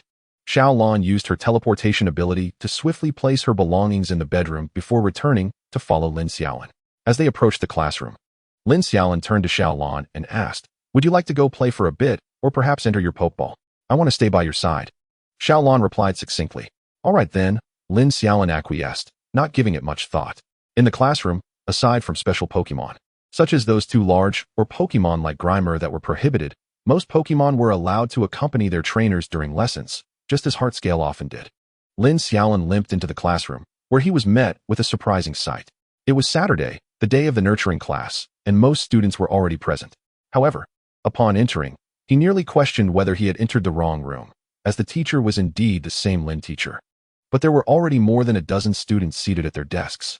Peering at the classroom sign to confirm it was indeed the first-year class, he stepped inside. Mr. Lin, I'm back from my leave. Lin Xiaolin gently tapped on the classroom door. The focused Lin teacher turned and spotted Lin Xiaolin. Gigi. Before Lin Laosher could utter a word, the eager Zinlin Bao, lying at Yin Fan's feet, leaped forth, circling around Lin Xiaolin's feet in excitement. All right, little treasure. Lin Xiaolin crouched down to caress the enthusiastic Zinlin Bao. Oh, you are feeling all right, aren't you? Lin Laosher inquired with concern, setting aside the textbook in his hands. Yes, I'm fine now. I've mostly recovered, Lin Xiaolin replied. That's good to hear. Please take a seat, Lin Laosher advised. Curious gazes from classmates were directed at the special student who had been absent since the beginning of the semester. When Lin Xiaolin entered the classroom, his companion Xiaolin followed suit, eliciting gasps of surprise. Indeed, Xiaolin was notoriously captivating. Lin Xiaolin smiled back at his classmates as he made his way to his seat, carefully observing his surroundings. He found himself in the last row with Yin Fan and 3 others, likely relocated there intentionally by Yin Fan. There were 5 of them in a row, with 3 rows of classmates in front, making a total of 12, and along with their 5. That meant a significant number of students in Class 0 this year. Xiaolin stood directly behind Lin Xiaolin, drawing even more attention. to the extent that even Lin Xiaolin occasionally stole glances during the lesson. Are you really alright? Yin Fan whispered to Lin Xiaolin, who sat beside him. Yes, I'm mostly fine now, just still getting used to walking, Lin Xiaolin replied. Having arrived late, Lin Xiaolin found that class ended shortly after. As soon as Lin Xiaolin stepped out of the classroom, a swarm of classmates rushed towards him. Excuse me, is this Shinedo your Pokémon? Can I take a picture? Excuse me. The sudden influx of inquiries caught Lin Xiaolin off guard. Everyone disperse. If you have questions, ask one at a time. Yin Fan bellowed. And the crowd immediately complied, allowing Lin Xiaolin to patiently address their curiosities. Who would have thought they were actually intimidated by you? Lin Xiaolin teased Yin Fan once the other classmates had cleared out. Of course, Class 0 is superior. Naturally, they must heed my commands, Yin Fan declared, grinning broadly. Indeed. Indeed, you revel in bullying those still in their freshman phase, Qin Lele interjected, exposing Yin Fan's pride. Well, I am the strongest. As long as they can't defeat me, they must listen, Yin Fan retorted, raising an eyebrow in triumph. Humph, Qin Lele scoffed, clearly uninterested in engaging further. Chapter 48, The Long-Awaited Battle. Let us go eat, Yin Fan announced as he rose to assist Lin Xiaolin. Get off, get off. I'm not helpless. Lin Xiaolin dismissed Yin Fan's offer, getting up on his own and heading to the cafeteria with the 4 others. Along the way, Xiaolan attracted another wave of attention, catching the eyes of seniors and teachers alike. The group paid little mind to it and returned to their dormitory after finishing their meal. Oh, by the way here. As they arrived at the dormitory, Yin Fan seemed to recall something and handed Lin Xiaolin back the Pokeball containing Zinlinbeo. Alright, I'm going to take a nap. I stayed up too late playing games last night. Please wake me up in the afternoon, Lin Xiaolin yawned, retreating to his room to sleep with Zinlinbeo. Xiaolin. The sound of knocking at the door roused the slumbering Lin Xiaolin. He got up, returning the now snoozing Zinlinbeo to its Pokeball, while Xiaolan remained nearby. Absorbing energy from the psychic gem, Lin Xiaolin chose not to disturb Xiaolan and went to open the door. Let us go. Class is starting soon. Yin Fan said from outside. Okay, Lin Xiaolin replied, splashing cold water on his face to wake himself up, then returning Xiaolan to its Pokeball before departing with Yin Fan and the others. Although Zinlinbeo had reached the ordinary level, Lin Xiaolin had yet to register as an ordinary level trainer, thus he could not yet take Xiaolan into the training grounds. Lin Xiaolin contemplated when he might have the opportunity to bring Zinlinbeo to the Star City Alliance branch for registration and to formally claim Xiaolan as his Pokémon. Upon arriving at the training grounds, all the other students were already present, including Duan Xian, with only their group of 5 remaining. Once they arrived, class commenced as usual. Well, since everyone is here, I shall begin the lesson. It just so happens that our class monitor, Xiaolin, has returned today, marking the full attendance of Class 0. We won't be doing any other training today. Lin Xiaolin and Yin Fan. You two will engage in a battle. I want to see if you, Lin Xiaolin, have slacked off during the summer break, while the rest of you will observe how they fight. The others stepped aside to watch, and Lin Xiaolin felt exasperated. He anticipated being thrust into a battle so soon after returning to school. Come on, Xiaolin, let me see if you can maintain your position as class monitor. Yin Fan said cheerfully. I certainly won't let you take it from me, Lin Xiaolin exclaimed, releasing Mini Long. It's been a while since we had a proper match against your old rival, Yin Fan declared as he summoned Mini Long Mini Long. Upon its appearance, Mini Long looked excitedly at Lin Xiaolin. Alright, we can't let them down, can we, little treasure? Lin Xiaolin said, releasing Zinlinbeo. Jiho? Zinlinbeo emerged, a bit bewildered, having been abruptly awakened from slumber. However, upon surveying the surroundings and noticing the spirited Mini Long across from it, Zinlinbeo quickly grasped the situation. It was time for a power struggle. Zinlinbeo immediately focused, glaring intently at Mini Long. Meanwhile, Lin Xiaolin quickly reviewed both Pokemon's data. He certainly couldn't afford to be embarrassed by losing to this guy. Mini Long type, Dragon. Level, Ordinary. Gender, Male. Ability, Shed Skin, has a chance to recover status during battle. Inherited skills, Dragon Breath, Quick Attack. Learned skills, Bind, Twister, Dragon Tail, Agility, Dragon Rage. Zinlinbeo. Type, Dragon. Level, Ordinary. Gender, Male. Ability, Bulletproof, significantly reduces physical damage received. Inherited skills, Dragon Breath, Double Return. Learned skills, Tackle, Glare, Protect, Headbutt, Dragon Tail. Goodness. No wonder this guy is so confident. It seems he taught Mini Long Dragon Rage and Dragon Tail. Previously, the main issue in their battles was Mini Long's lack of offensive power, but now, who knows how it will turn out. Lin Xiaolin felt immense pressure. But he also recognized that neither side held a clear advantage. Little treasure, We can't let them underestimate us. Use glare. Zinlinbeo fixed a fierce glare on Mini Long. However, Mini Long was no longer the easily intimidated creature from before. Yin Fan had invested considerable effort into training it, even enlisting a psychological counselor. Mini Long, struck by Zinlinbeo's glare, merely paused for a fleeting moment before regaining focus. Mini Long, greet them with dragon breath. Yin Fan commanded, and Mini Long unleashed a surge of energy towards Zinlinbeo. Dodge. The dragon breath was unleashed from a distance, easily evaded by Zinlinbeo, causing the attack to explode in a cloud of dust on the battlefield. Wow, is this the power of ordinary-level Pokémon? Their skills are so formidable. Indeed. Compared to my Pokémon, that's a high-pressure water jet, while mine barely qualifies as a squirt gun. The onlooking classmates were astonished, realizing that Yin Fan had certainly been holding back during their previous battles. Mini Long, use agility. Seeing that Zinlinbeo did not retaliate, Yin Fan immediately commanded Mini Long to enhance its speed. Although Mini Long had not mastered agility perfectly, it was still far superior to an ordinary Mini Long. And with the boost from agility, its speed soared. Zinlinbeo, stay alert. Zinlinbeo, upon receiving the command, warily surveyed its surroundings as Mini Long swiftly circled around, searching for a weakness to exploit. Now, Dragon Rage. Mini Long erupted in a dazzling display of purple energy, letting out a mighty roar as it charged towards Zinlinbeo. In truth, the skill Dragon's Fury is ill-suited for the Mini Dragon, whether it be the Mini Dragon or its future evolution, the Dragonite. Most of these creatures possess a gentle temperament, with only a few exhibiting a fierce disposition. Dragon's Fury inflicts greater damage the angrier the user becomes. As the attack surged towards the Heartscale Pokémon, Lin Xiaolin refrained from issuing any commands, leading Yin Fan to mistakenly believe that Lin Xiaolin was merely caught off guard, a smug expression already gracing his face. With a roar, the Heartscale Pokémon absorbed the impact of the attack, and the combination of its type advantage and special attack attributes inflicted significant damage. Now's the moment.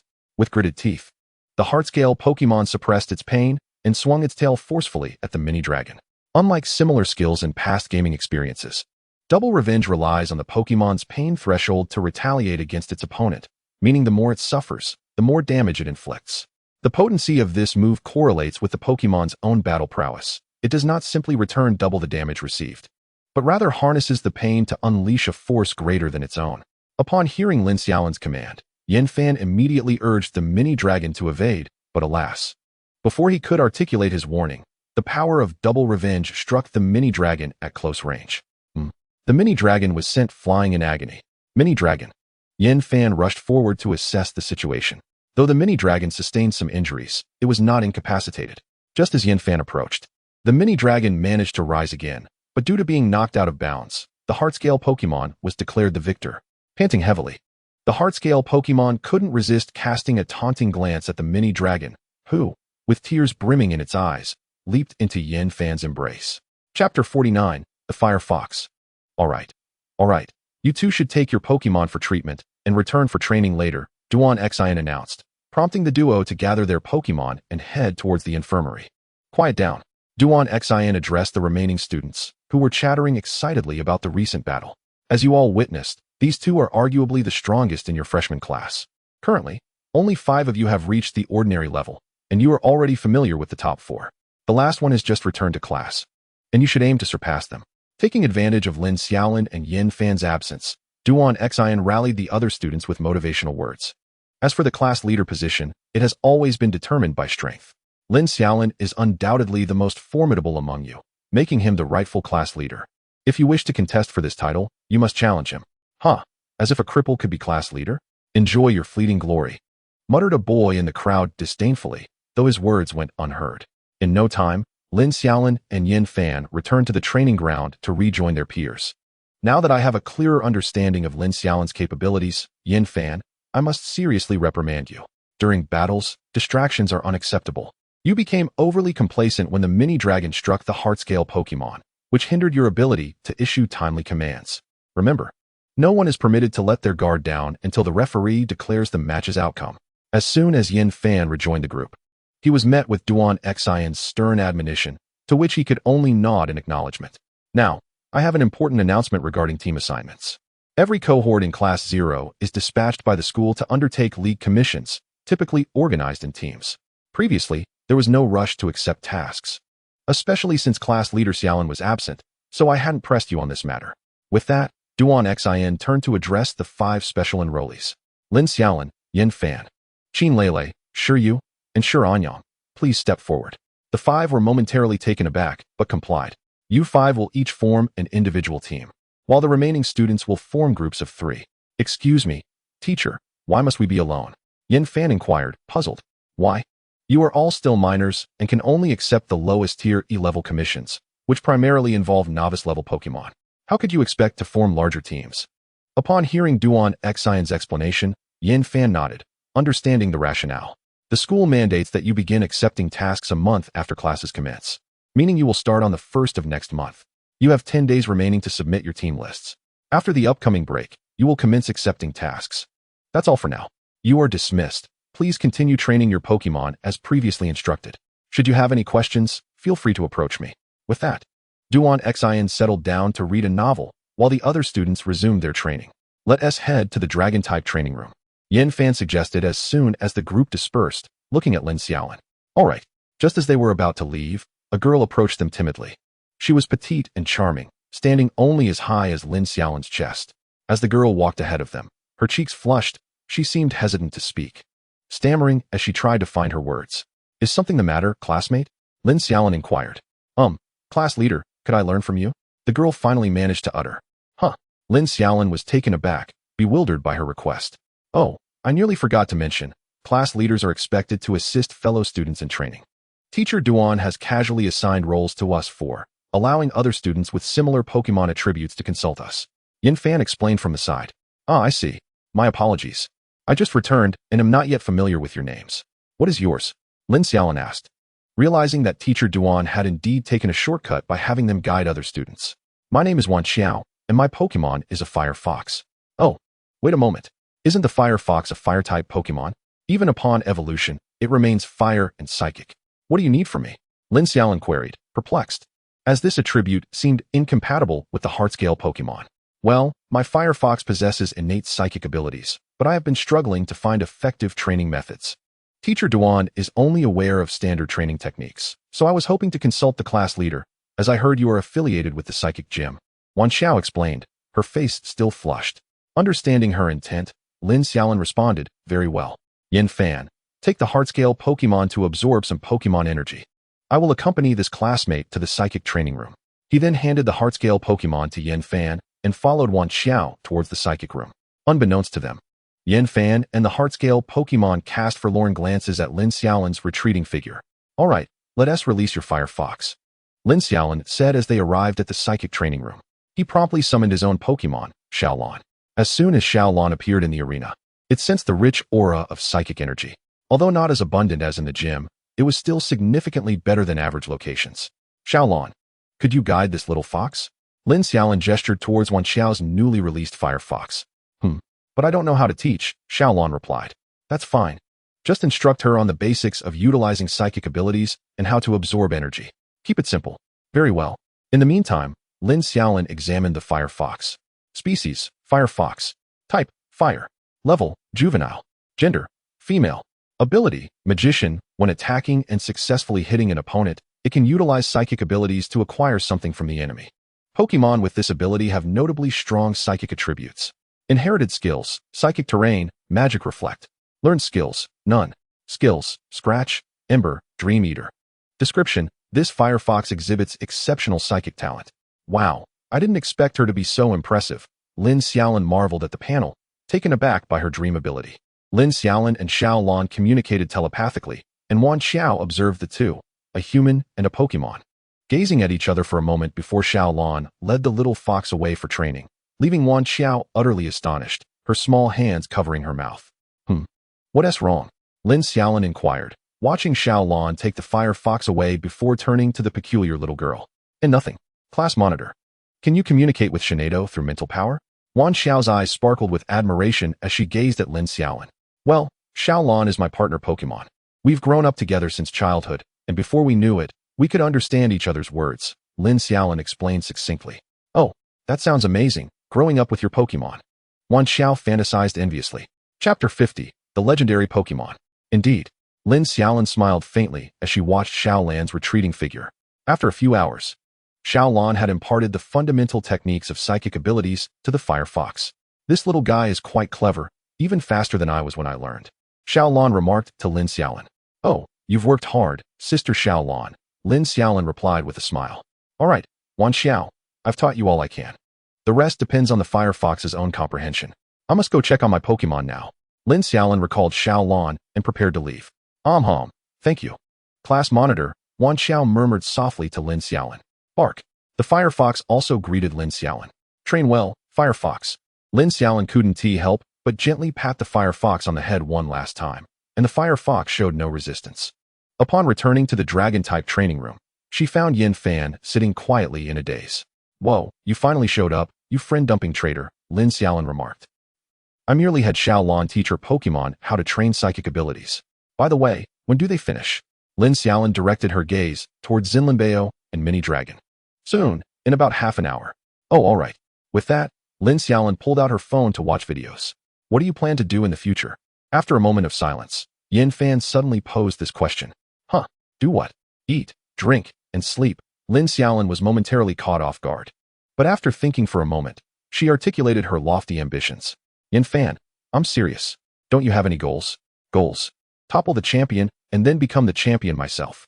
How glamorous. Lin Xiaolin chuckled at the thought of herself as the champion. Yin Fan. This left Yin Fan momentarily speechless, unsure of how to respond. What about you?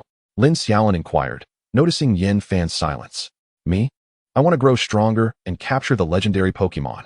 Yin Fan suddenly gazed at his palm, slowly clenching it into a fist. What kind of Pokémon? Lin Xiaolin was taken aback. After nearly 16 years since his arrival in this world, it was the first time he had heard someone mention legendary Pokémon. Yes, very few have seen them, and even fewer know about them. I don't know if you're aware, but they're indeed legendary Pokémon. I once saw its form in a painting, and I can never forget that image. Yin Fan reminisced about the shocking painting that had lingered in his mind for years. And where's that painting? Lin Xiaolin suddenly stood up, excitement coursing through him as he grasped Yin Fan's shoulders, nearly ecstatic. Why are you more excited than I am? Yin Fan looked at Lin Xiaolin, bewildered. Oh, it's the first time I've heard of an unseen Pokémon. Lin Xiaolin composed himself and feigned calmness as he sat back down. It's not much to tell you. I showed it to my dad and the others. But they all said it was just a joke someone drew. Humans have discovered Pokémon for a long time. So it's impossible for there to be Pokémon that have yet to be discovered, especially one as magnificent as that. In a fit of rage, I burned the painting. Lin Xiaolin. Can you describe what that Pokémon looked like? Lin Xiaolin asked. It was indescribably magnificent, Yin Fan said dreamily. Lin Xiaolin. Are you here to provoke me? Lin Xiaolin rolled up his sleeves, ready for a fight. Hey, fine, I won't tease you anymore. I'll draw it for you tonight, Yin Fan chuckled. You can draw? Lin Xiaolin eyed him skeptically. What kind of expression is that? Back in the day, I was known as the Prince of Drawing. There's nothing I can't draw. Even the teachers praised my illustrations in class, Yin Fan boasted proudly. I think I figured out why your studies are so poor, Lin Xiaolin remarked knowingly. Die you. Yin Fan lunged at him for a playful scuffle. After a raucous bout, the two settled back into their seats, lounging like lazy fish. By the way, do you remember that person? Yin Fan turned to Lin Xiaolin. Who? You know, during military training, we were in the same class, and someone bumped into you, only to be stopped by Xiaolin and ended up falling, the clown. At this, Lin Xiaolin frowned slightly. He had a vivid memory of that person.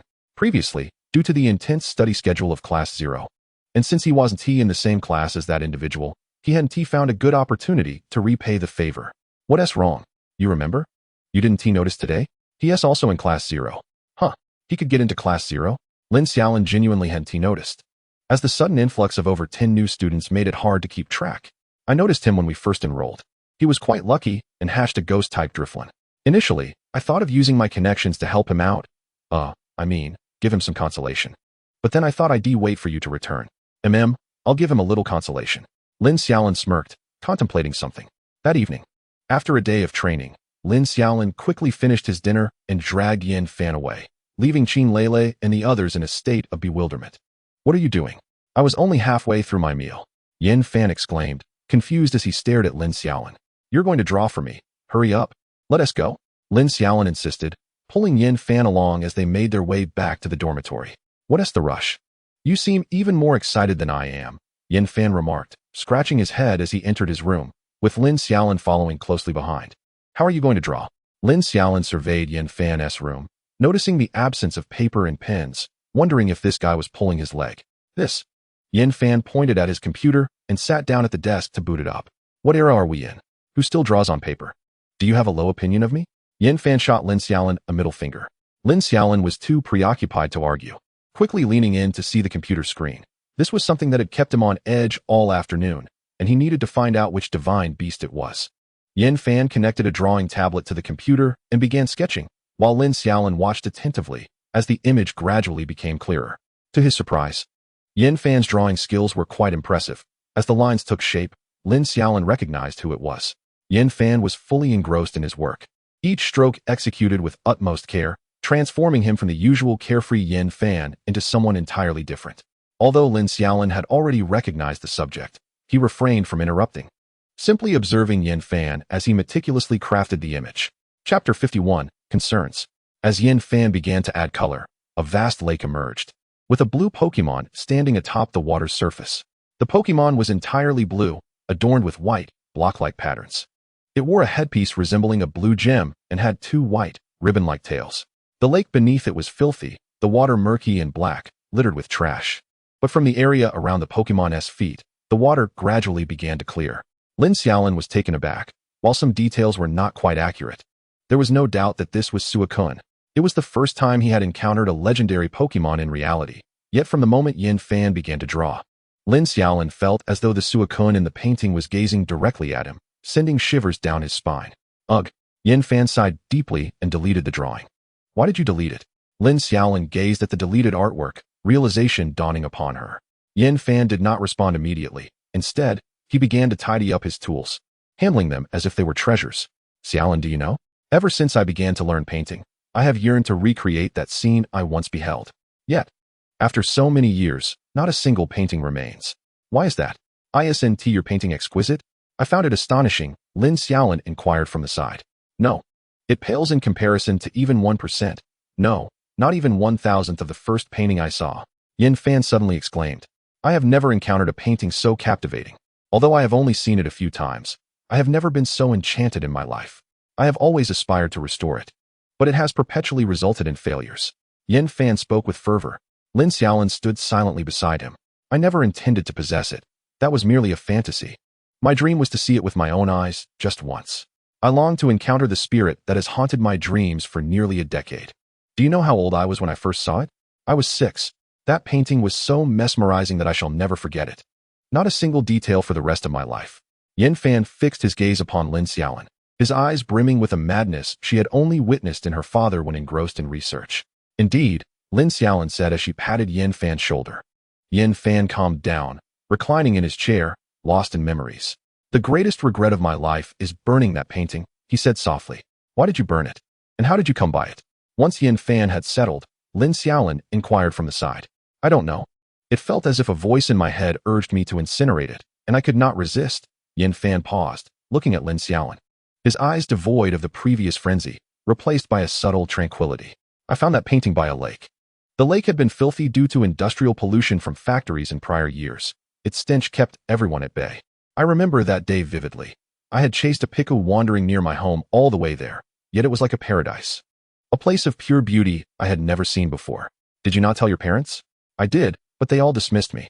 Eventually, after an investigation by the Alliance, they claimed that the pollution had attracted a large number of stinky mud creatures, and now that the garbage was gone, they had departed, leading to the lake's improved condition.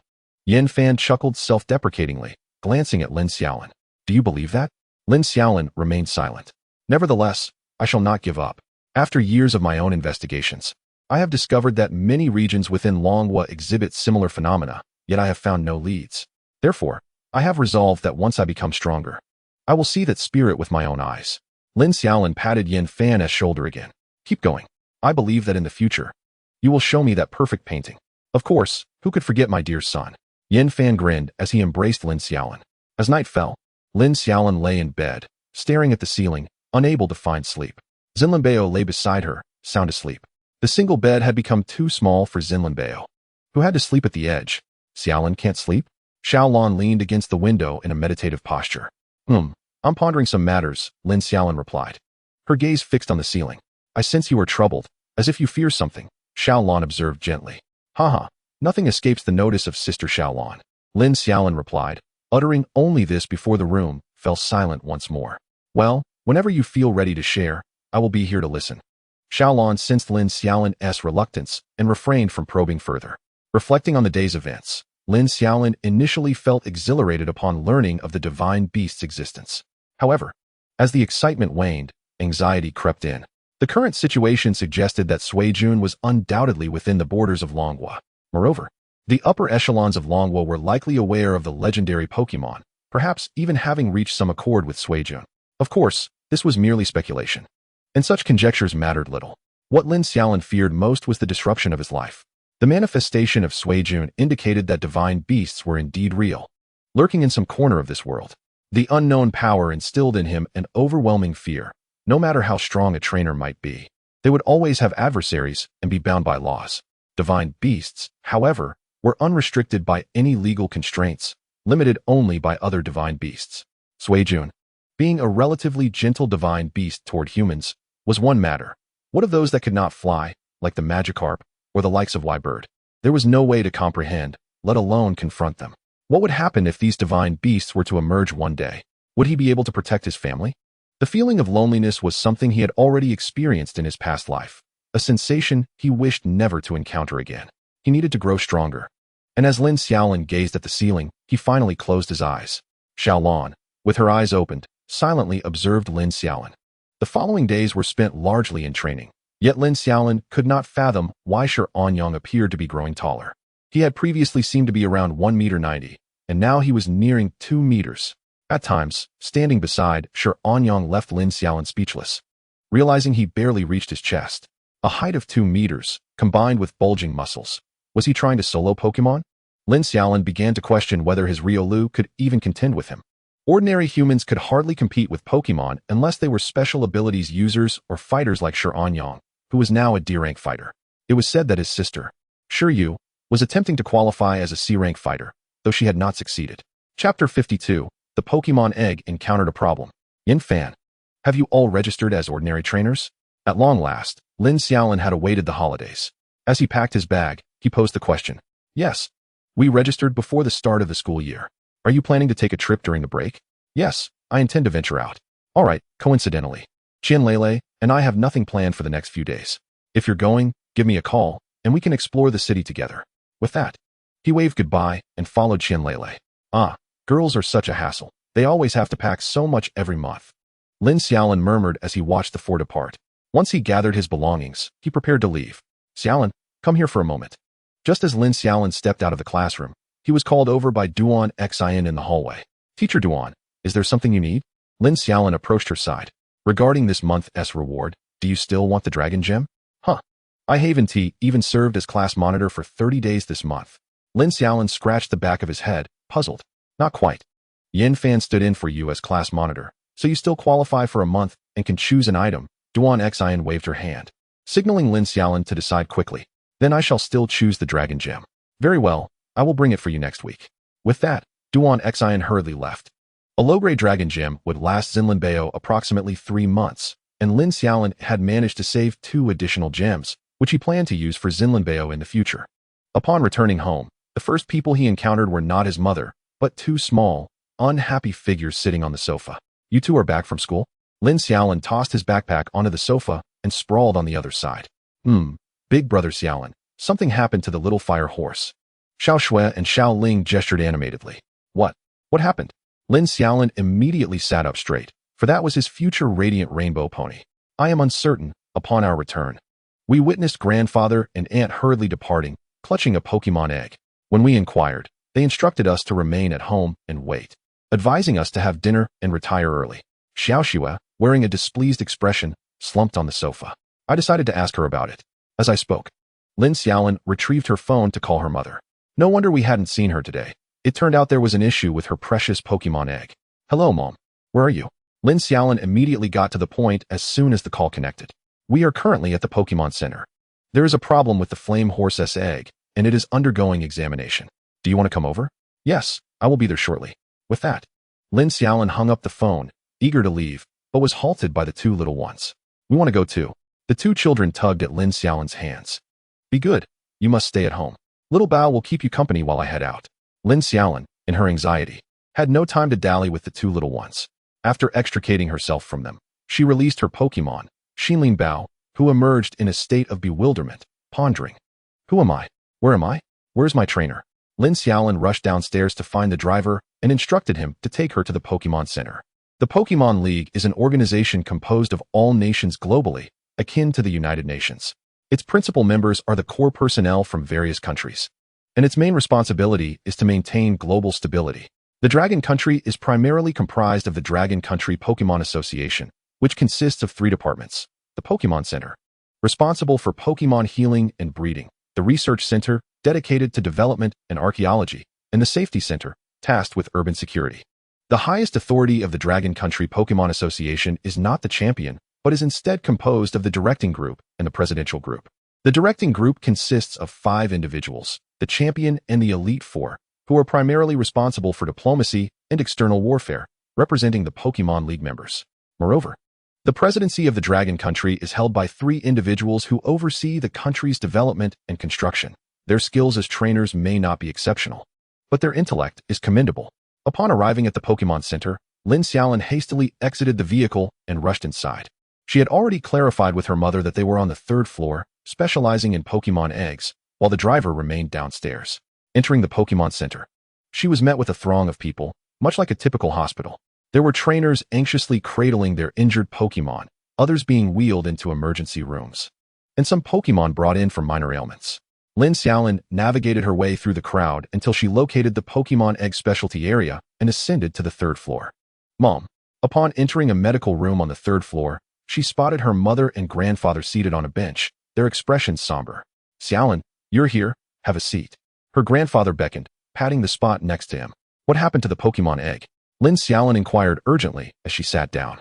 Well, for now it seems fine, but I'm unsure if this is a good or bad situation, her grandfather sighed. Huh. Didn't something happen to the egg? How can it be a good thing? Lin Xiaolin was utterly perplexed. This goes back to a while ago when the egg started growing larger. At first, I thought nothing of it, assuming the little one inside was just growing rapidly. However, during lunch today, the flame horse hurriedly knocked on the door. I rushed over to investigate, only to find cracks appearing on the egg. I immediately went with your mother to the Pokémon Center, her grandfather explained, showing Lin Xiaolin photos of the egg's previous condition, where it was notably larger than a typical egg and covered in tiny, spiderweb-like cracks. Upon examination, it was determined that this Pokémon egg was a mutated variant, not a mutation of the Pokémon itself, but rather a rare case of a dual embryo. The odds of such an occurrence are less than 1 in 10,000. Currently, mechanical hatching is the only option, otherwise, the 2 little ones inside might suffocate or suffer from malnutrition, and mechanical hatching carries a high risk of failure. All we can do now is wait, her grandfather lamented. This is all my fault. I thought the happiness egg had no issues, and the flame horse seemed to feel its offspring was healthy. So I didn't think to check. I never expected this to happen, he expressed with regret. Dad, how can you say this is your fault? All our Pokémon eggs have been inspected by the happiness egg. Encountering such a rare situation is merely fate, Lin Xiaolin's mother comforted her father. Chapter 53, Life During the Holidays. Lin Xiaolin furrowed her brow and thought, a double yolk egg? Is that even possible? Moreover, the previous check indicated it was healthy. Just then, a doctor in a white coat emerged. The situation with the egg has stabilized for now. You can return home and await further news. However, I must inform you that the outlook for the Pokémon is not very optimistic. We will keep you updated on any developments. The doctor addressed the 3 of them. Thank you, Doctor. Lin Xiaolin's mother quickly expressed her gratitude as she stood. It's all part of my job, the doctor replied. Can we see the Pokémon egg? Lin Xiaolin asked, rising to her feet. Yes, if you wish to see it, please follow me, the doctor said after a moment of thought, leading them deeper into the facility. Upon entering the room, they were greeted by large hatching apparatuses. These cylindrical devices had mechanical components at the bottom and were topped with glass, allowing for easy observation of the Pokémon inside. Each apparatus contained various liquids, and upon closer inspection, Lin Xiaolin noticed that most housed tiny Pokémon, likely preterm, submerged in the fluid with numerous tubes attached to them. Some were damaged eggs, resulting from collisions or other mishaps. Several medical staff members were diligently monitoring the conditions of the Pokémon within these containers. The doctor guided them to one particular container filled with green nutrient liquid, in which a large egg with cracks was submerged, connected to tubes for monitoring. Lin Xiaolin gazed at the egg through the glass. Egg, Pokémon, Galarian Ponited gender, female status, weak, 20 hatching progress. The egg's condition had stabilized, and there was no immediate danger. However, the crucial hatching procedure would need to be performed within a few months. Failing to do so could pose significant risks to the egg. Nevertheless, the hatching process also carried its own potential hazards, so they needed to be prepared, the doctor advised. After observing for a while, the three of them departed. Remaining in the hospital was futile, and all they could do was hope that the two little ones would endure this ordeal. Lin Xiaolin, accompanied by her grandfather and mother, boarded the vehicle waiting downstairs and headed towards the gym. By the way, Grandpa, I plan to register as a novice trainer first. Noticing the somber atmosphere in the car, Lin Xiaolin took the initiative to speak. Yes, Xinlin Bao is already a novice. It's time for you to register, her grandfather replied from the passenger seat. I intend to do so during this holiday, and then I can officially capture Sister Xiaolan, Lin Xiaolin announced. That is a good plan. How about I accompany you and your mother tomorrow? No need. I've arranged to go with Yin Fan and the others. After registering, we'll go out for a bit. Well, you should definitely take some time to play. Staying at home playing games all day isn't ideal, Lin Xiaolin's mother added. The following day, with a loud bang, Lin Xiaolin's bedroom door was kicked open, startling her awake as she turned to see Yin Fan storming in. How could you? Last night, you promised to accompany me to register as a regular trainer today and told us to wait for your call in the morning. Yet here you are. Still asleep at 11 in the morning? Yin Fan exclaimed, gripping Lin Xiaolin's neck and shaking him vigorously. Stop. I'm getting up right now. Lin Xiaolin quickly conceded, jolted awake by Yin Fan's antics. Hurry up and get ready. Lele and I are waiting for you outside, Yin Fan called as he exited the room. Lin Xiaolin yawned and glanced at his phone, realizing it was already 11:30. No wonder Yin Fan was so furious. He hastily got dressed while mentally summoning Xiaolan. Sister Xiaolan, why didn't you wake me up this morning? Lin Xiaolin asked, now fully alert and staring wide-eyed at Xiaolan, who had just returned to the room. I did call you, Xiaolan replied with an exasperated shrug. Suddenly, Lin Xiaolin recalled that at 11 the previous night, he had thought it was fine to stay up late since he was scheduled to meet Yin Fan at 10. He decided to play one more game before sleeping, only to lose. Determined to win, he played again and lost once more. Finally, in a haze of fatigue, he managed to secure a victory, but not without suffering the consequences. He had dropped from diamond to platinum and, upon checking the time, realized it was already 4 in the morning. He quickly crawled into bed, instructing Xiaolan to wake him at 9:30. Fast forward to that morning at 9:30. Xiaolin, time to wake up, Xiaolan called from beside him. Lin Xiaolin merely rolled over, unresponsive. Xiaolin, get up. You'll be late. Yin Fan and the others are waiting for you, she urged, giving him a gentle nudge. It's fine. I'll just rest a little longer, he mumbled, drifting back to sleep. At 10, Xiaolan returned after a brief outing and called again. Xiaolin, it's already 10. Lin Xiaolin, still half asleep, muttered, it's okay. PLL come looking for me. I'll sleep a bit more. Now, recalling the events, Lin Xiaolin hastily donned his clothes, equipped his prosthetic limb, and freshened up before stepping out of the bedroom. Although still somewhat inexperienced with his prosthetic, he could walk without any noticeable limp. Upon exiting, he spotted Yin Fan and Qin Lele in the living room, along with Xiao Ling and Xiao Shui, who were playfully tormenting his heart-scale Pokémon. Lin Xiaolin mused to himself, how peculiar. Xiaolan didn't wake me up, and those two little rascals didn't come to disturb me either. Sorry. I stayed up late gaming last night, he said, plopping down next to Yin Fan with a chuckle. Forget you. I've been waiting since 10 this morning. Over an hour, and your phone was unreachable, Yin Fan shot back, giving him the middle finger. Lin Xiaolin quickly checked his phone, discovering a multitude of missed calls from both Yin Fan and Qin Lele. After they finished lunch, the trio set off, initially expecting the two girls to join them. But they had made plans with their classmates and would not be accompanying them. They hailed a taxi on the roadside and headed towards the trainer association. By the way, what is the process for registering as a regular trainer? I'm still not clear on that, Lin Xiaolin inquired from the front passenger seat. Don't worry. It's just a battle. You'll pass easily. The Pokémon I faced was weaker than half of Qin Lele's, Yin Fan reassured him from the back seat. Am I now a unit of measurement? Qin Lele retorted, rolling up her sleeves and playfully twisting Yin Fan's ear. Ouch. Okay, I admit defeat, he exclaimed, surrendering. Chapter 54, Assessment for Regular Trainers. Before long, the taxi stopped at the entrance of the Trainer Association. Wow, this is truly magnificent, Lin Xiaolin marveled, standing before the grand building that surpassed even the dojo at his home. This is the pride of Longhua, even if it's just a branch. It's not to be underestimated, Yin Fan remarked with a shrug. The three of them entered the association. Hello, how may I assist you today? A friendly receptionist greeted them as they approached the counter.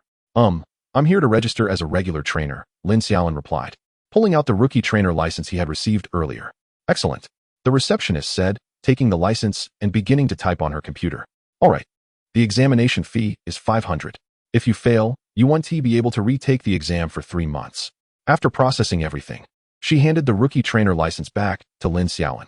After paying the examination fee, he followed the receptionist's directions to the assessment area, where a fair number of people of various ages were waiting, likely taking advantage of the holiday to participate. Lin Xiaolin stood at the back of the line, while Yin Fan and Qin Lele decided to explore the premises, saying they would call him once he completed the assessment. Next, the line moved quickly, as this was merely a test of a Pokémon's power, not a direct evaluation. It was simply to ascertain whether the Pokémon met the assessment criteria. And soon it was Lin Xiaolin's turn. As he entered the assessment room, a middle-aged man stood beside a large machine, observing him. Release your Pokémon here, the man instructed, pointing to the apparatus. Lin Xiaolin promptly released his heart-scale Pokémon. Chirp! The heart-scale Pokémon looked at Lin Xiaolin, clearly puzzled. A red beam of light swept over it. All right, you've reached the regular level. You may proceed to the D12 battle arena for your assessment. The middle-aged man declared after the scan was complete. Thank you, Lin Xiaolin exclaimed, sprinting outside with his heart-scale Pokémon. This was the trainer center, the safest place in Star City. He made his way to the D-battle zone, attracting attention along the way due to the rarity of his Pokémon. Quickly locating the D12 area, he found a battle arena where a gentleman in an association uniform awaited him. Hello, I'm here for the regular trainer assessment. Lin Xiaolin greeted as he stepped inside. I'm aware. Let us get started, the man replied, pressing a button on a nearby device, which produced a Pokeball. Lin Xiaolin quickly positioned himself on one side of the arena. First, let me explain the rules. If one Pokemon faints, that side loses. The Pokemon used by the League Examiner are selected randomly by the machine, and we won't know which Pokemon it is until it's released. The entire assessment will be recorded by League cameras. Now, let the assessment begin. The man tossed the Pokeball, and a Machop materialized in the arena. Hey, Machop bellowed. Chirp! Heart-scale Pokemon responded defiantly, charging forward to let out a fierce cry. Such spirited little creatures. Machop, use focus energy, the examiner commanded. Machop inhaled deeply, surrounded by white orbs of light. Little scale, use Leer, Lin Xiaolin instructed, not allowing the opponent to buff freely. Heart-scale Pokemon used Leer just as Machop was focusing. Machop flinched momentarily but quickly regained its confidence.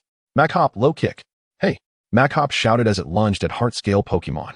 Little scale, use Dragon Tail, Lin Xiaolin countered. And Heart-scale Pokemon spun around, delivering a powerful tail strike that sent Machop flying back. What a strong force, the examiner remarked in admiration.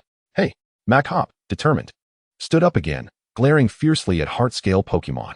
Machop, use Bullet Punch, the examiner commanded as Machop darted towards Heart-scale Pokemon at high speed. Headbutt, Lin Xiaolin called. And Heart-scale Pokemon collided head-on with Machop's punch, sending Machop stumbling back 3 steps, while Heart-scale Pokemon also took a step back. Machop, use counter. Just as they separated, the examiner issued another command, and Machop charged at Heart-scale Pokemon once more. Defend, Lin Xiaolin shouted. Lin Xiaolin understood that this move could not be met head-on. He could only command a defense. His armored dragon struck fiercely against the shield of Xin Bao. Delivering a final blow, he commanded with all his might, Dragon Tail. Seizing the moment while the shield still flickered, Lin Xiaolin issued another direct order. Xin Bao summoned every ounce of strength, executing a full 360-degree spin, delivering a resounding Dragon Tail strike to Armored Dragon's face. The latter spun through the air several times before crashing against the wall, its eyes swirling in confusion. The Armored Dragon lost its combat capability, and the examiner on the opposite side declared, Challenger, you have emerged victorious. Wiping the cold sweat from his brow, Lin Xiaolin reflected. So this is what it means to be a professional trainer. Compared to the trainers I faced before, this is an entirely different league, commanding with such speed, precision, and decisiveness. All right, Challenger, you're free to go. Your new trainer's license will be dispatched to your designated address within 3 working days. Should there be any changes to your address, please register at the front desk, the examiner added. Thank you very much, Lin Xiaolin replied as he recalled Xin Bao and headed for the exit. Just as he reached the door, a thought struck him, and he took out his phone to send a message to Tian Xiao. Lin, Uncle Tian, are you there? Do you have a moment?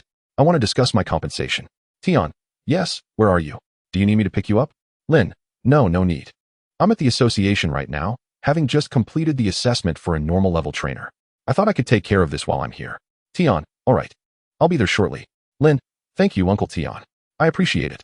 Having just sent the message, he noticed Yin Fan and Qin Lele approaching him. How did it go? Finished the assessment? Yin Fan inquired, handing Lin Xiaolin a cup of milk tea. Yes, just wrapped it up. But I suddenly remembered something and will need to wait here for a bit, Lin Xiaolin replied. What is it? Why don't we wait for you? There's nothing entertaining here anyway.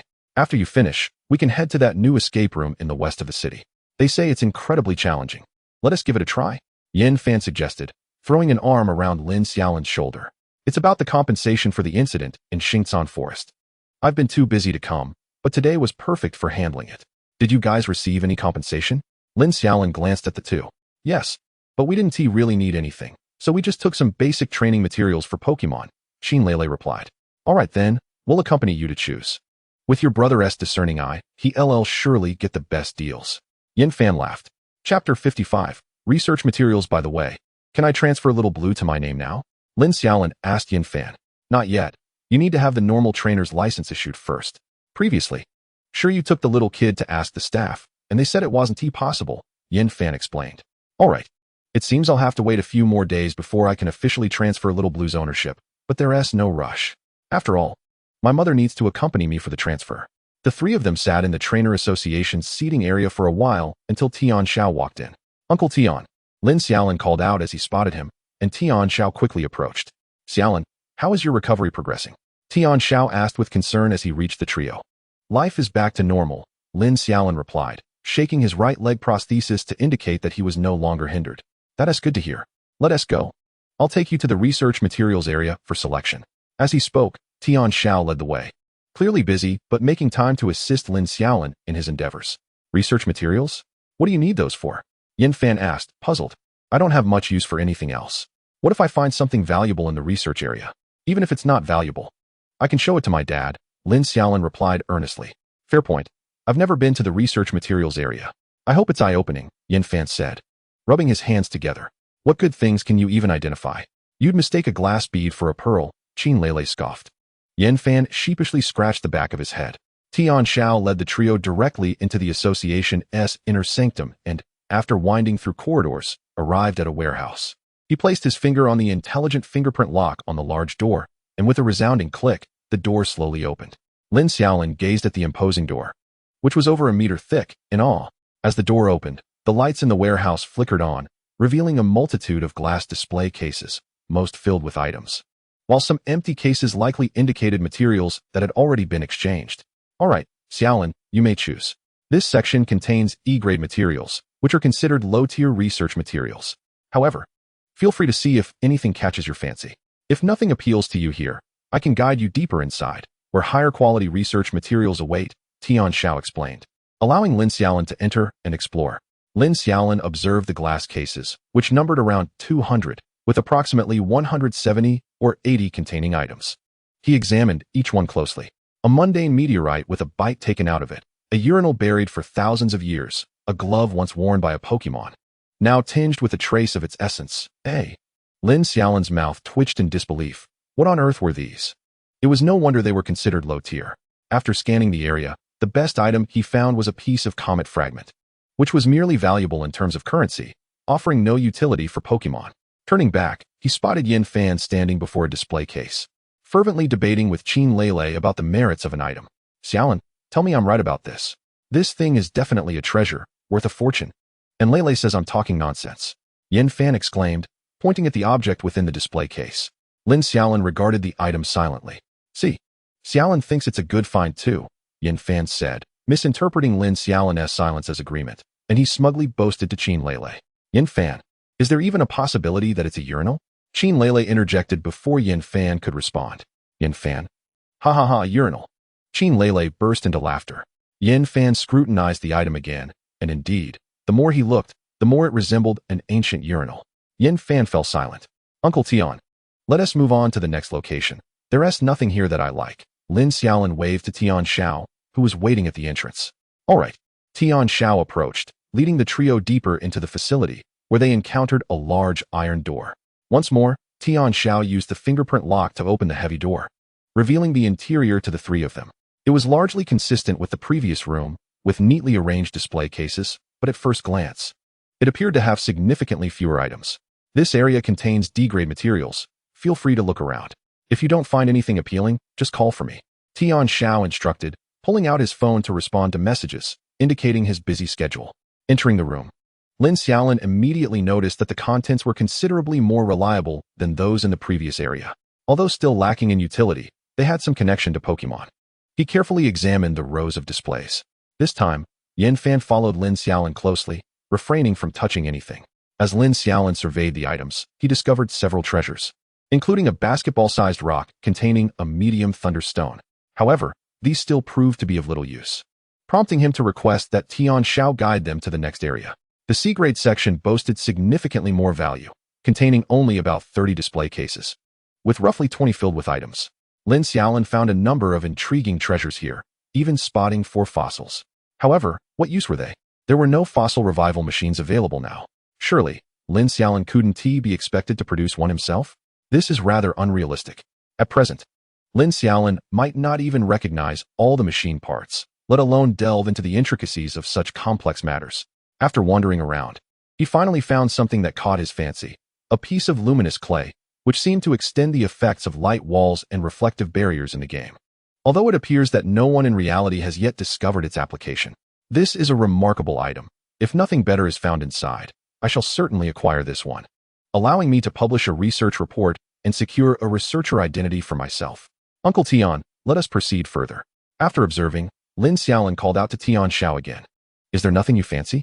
Tian Xiao inquired as he approached Lin Xiaolin. There is one thing, but I still wish to explore further. Who knows what better treasures might await within? Lin Xiaolin replied, scratching his head, appearing somewhat bashful.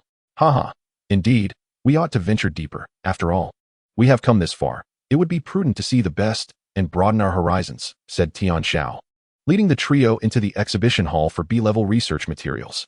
Chapter 56, Exchange. The atmosphere here was even more austere, with only 15 display cases, of which merely 8 contained items.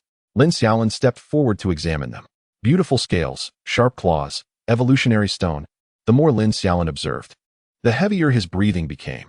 These items were all significant tools that had yet to be discovered for their uses. Simply taking any one of them and producing a research report would undoubtedly grant him a definitive researcher status, and likely not at a lowly level. Perhaps at least a C grade. What to do?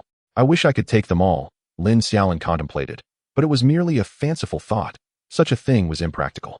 He examined each item, each tugging at his heartstrings. When he cast his gaze upon the second-to-last item, his heart suddenly skipped a beat, as if it had momentarily ceased to function, staring in disbelief at the information in his mind. Item: Evolutionary Keystone. Description: an item that facilitates the super evolution of Pokémon, requiring the Pokémon to possess a specific evolutionary stone and achieve a state of mutual understanding with its trainer. Lin Xiaolin gazed at this item, trembling with excitement. Yan Fan and Qin Lele, noticing Lin Xiaolin's abrupt halt, turned to the display case. What a beautiful gem! Qin Lele exclaimed, admiring the colorful stone. How peculiar! How can there be a stone of such vibrant colors? Yan Fan remarked, somewhat puzzled. Surely, there couldn't be any counterfeit items here? However, he had never heard of naturally occurring colorful gems before.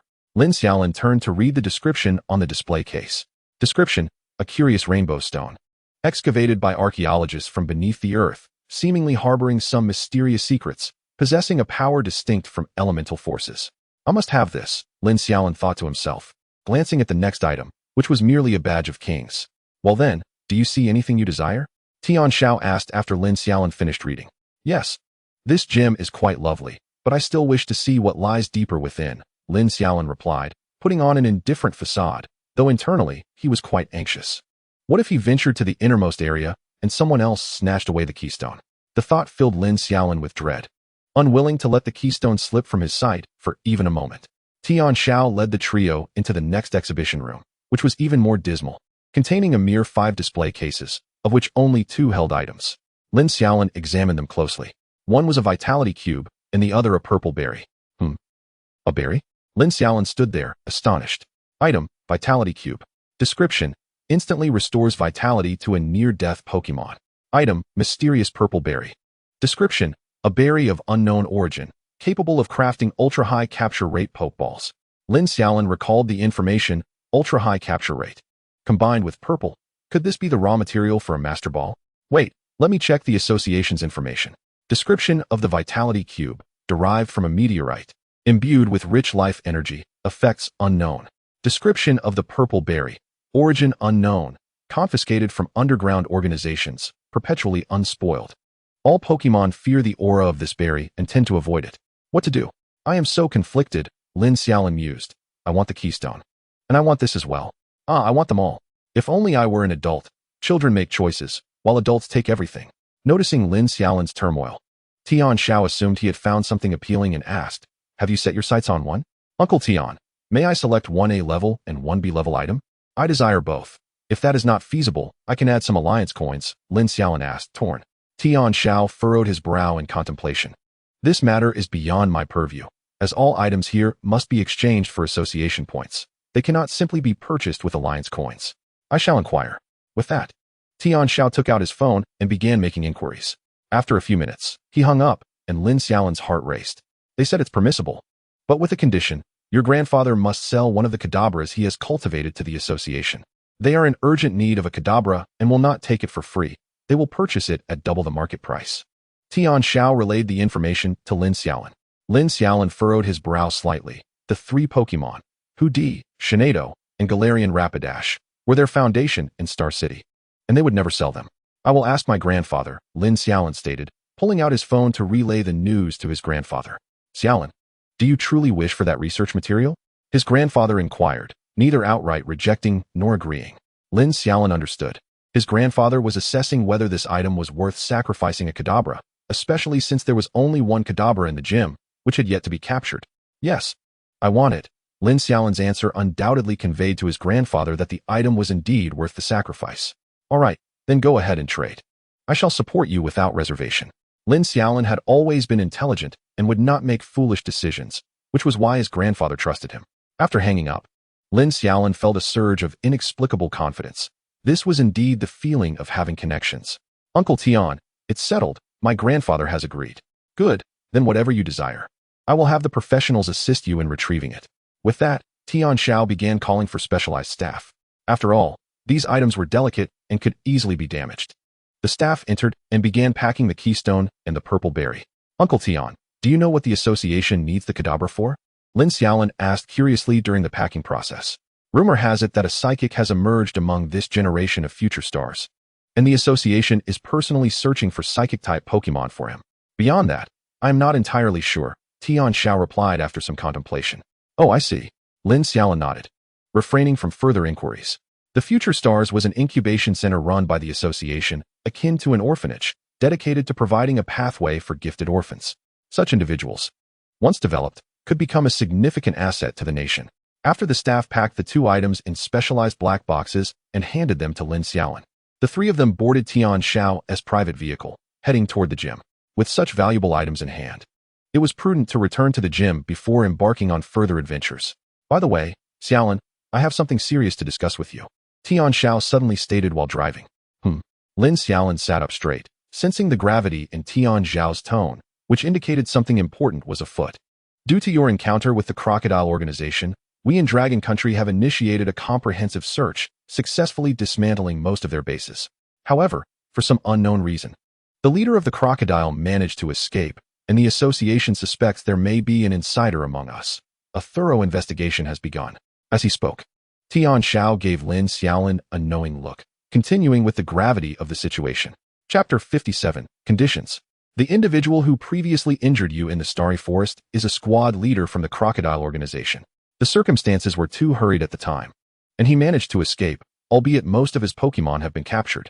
Currently, he possesses only a severely injured soul-snatching eye. It is likely that he remains in Star City, so exercise caution in the coming days. We shall apprehend them as swiftly as possible. Lin Xiaolin's expression darkened as he recalled those sinister eyes. Would he dare come seeking revenge? It's impossible to say. Shortly thereafter, the vehicle arrived at the gym, and after escorting the trio to their destination, Tian Xiao hurriedly departed. Upon returning to the gym, Lin Xiaolin's first action was to stealthily conceal two items within the bedside cabinet. Why are you hiding them so well? Are you afraid of thieves breaking into your home? Yin Fan remarked, perplexed. Is there truly someone brave enough to steal from the gym? Master Xiao may be aging, but his Pokémon are still formidable. Who would dare to steal from his abode without risking their life? You don't understand. It's better to be cautious. One should always guard against the malicious intentions of others. Qin Lele interjected. All right, now that everything is securely placed, let us be on our way. Didn't you mention wanting to go out this afternoon? Lin Xiaolin stood up and addressed his companions.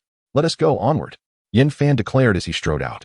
As for that rat hiding in the sewers of Star City, Yin Fan's Gungue lurking in the shadows was not merely for show. Should he dare to approach, it would serve them well, alleviating any future concerns of ambush. Upon exiting, Lin Xiaolin encountered Aunt Jiang, who was mopping the corridor. Aunt Jiang, I won't be home for dinner tonight.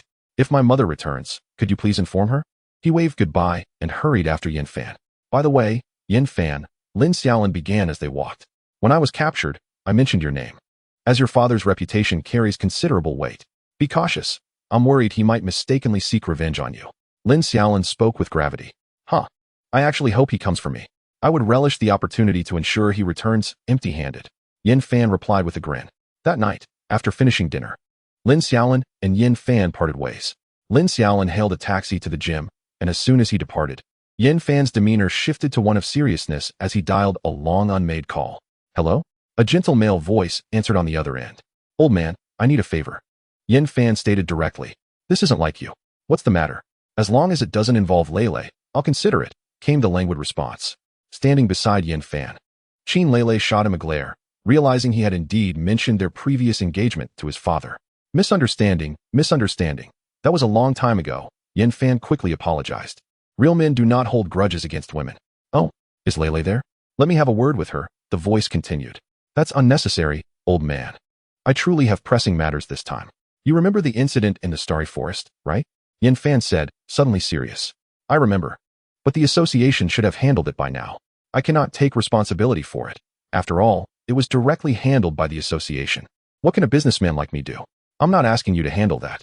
It's just that I was captured by a squad leader in the Starry Forest. Although I escaped, he holds a grudge, and he is currently in Star City. I would like your assistance in flushing him out. Yin Fan deliberately substituted Lin Xiaolin's name for his own, fearing his father might not exert himself otherwise, as he rarely took on tasks that seemed thankless. Is it that Lin Xiaolin? The voice on the other end carried a teasing tone. You've been investigating me? Yin Fan's guard instantly went up. Not exactly an investigation. Such things are recorded within the association. A quick check of the records is quite effortless.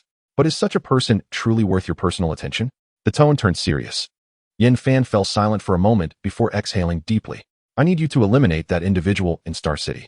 I never imagined that after years of trying to get you to agree to something, you would finally relent for a mere boy. I must admit, I am somewhat intrigued by this lad, came the delighted laughter from the other end. That's all I have to say. Goodbye. Yin Fan concluded and hung up. While Qin Lele stood beside him. What did you agree to with your uncle? She inquired, curiosity piqued. Just a trivial matter. You needn't concern yourself. I will handle it. Dragging his weary body home, Lin Xiaolin felt utterly drained after a day of leisure activities, a true test for someone like him, who typically preferred remaining indoors. He collapsed onto the sofa, while his mother, seated nearby, was peeling an apple while watching television. Where did you go today? She casually asked, continuing her task. Just wandering around the city, wherever seemed fun. It was exhausting, he replied. Look at you. You rarely practice, spending every day at home. Just a little outing, and you're already worn out. Here, have an apple, Lin Mother said, offering him the freshly peeled fruit. Lin Xiaolin accepted it and began to munch. By the way, I haven't seen Dad around lately. How is his research progressing? When I visited yesterday, it seemed like he was making considerable progress. He's become quite obsessed, often forgetting to eat, and sometimes even neglecting sleep, Lin Mother replied with a resigned shrug. Oh, then I'll go check on him tomorrow, Lin Xiaolin decided. Eager to see how his father's experiments were advancing, especially since he was holding on to materials for a master ball, which he was eager to see completed. Although the master ball wasn't guaranteed to capture as in the games, it was still far superior to ordinary Pokeballs. A valuable asset to carry in case he encountered a legendary Pokémon in the future. He chuckled to himself. Encounter a legendary Pokémon. When that happens, it's no longer about capturing it, but rather figuring out how to avoid being captured by it. After tossing the apple core into the nearby trash can with a perfect arc, Lin Xiaolin internally praised himself, as expected of me. I'm heading to my room to play, he announced, rising from the sofa after disposing of the core. Be sure to sleep early. Don't stay up too late, Lin mother reminded from behind him. Sure, he replied, though he knew it was unlikely. This was precious holiday time, and he intended to seize every moment. Once in his room, Lin Xiaolin powered on his computer and messaged Yin Fan. Lin, up. Fan, let us go. The brevity of their exchange conveyed everything. As Lin Xiaolin launched the game, he suddenly remembered something and felt compelled to check on his prized possessions. He opened his drawer to reveal 2 black boxes. Chapter 58, Missing? Lin Xiaolin opened the box containing the keystone, marveling at its radiant, multicolored glow. He couldn't help but admire it. This would be his lifeline in the future. He needed to find someone to adorn it for convenient transport. He placed both boxes beside his computer desk, but suddenly sensed something amiss. Upon opening the other box, he exclaimed, "What the hell happened to my fruit?" His thunderous shout startled Lin mother, who was in the living room. "What are you doing? Why are you yelling?" She hurriedly approached the door to his room. "Mom, did you take something from my box?" "A purple fruit." Lin Xiaolin nearly stammered in his agitation. "The fruit? I didn't take anything. Why would I go into your room? By the way, that bead you have is quite beautiful. Where did you get it?" Lin mother curiously eyed the keystone. Oh no. I need to find Grandpa." Lin Xiaolin bolted out the door. "Hey." Lin mother barely had time to react as he rushed past her, heading straight for the elevator. She quickly followed. Lin Xiaolin's mind was racing. Who could have stolen his fruit right under the noses of so many psychic Pokémon in the psychic gym? Yet, he had no time to ponder, as he had to find his grandfather. This was a matter only he could resolve. The person capable of stealthily snatching the fruit was undoubtedly not an ordinary individual. As the elevator reached the first floor, Lin Xiaolin hurriedly made her way toward her grandfather's residence.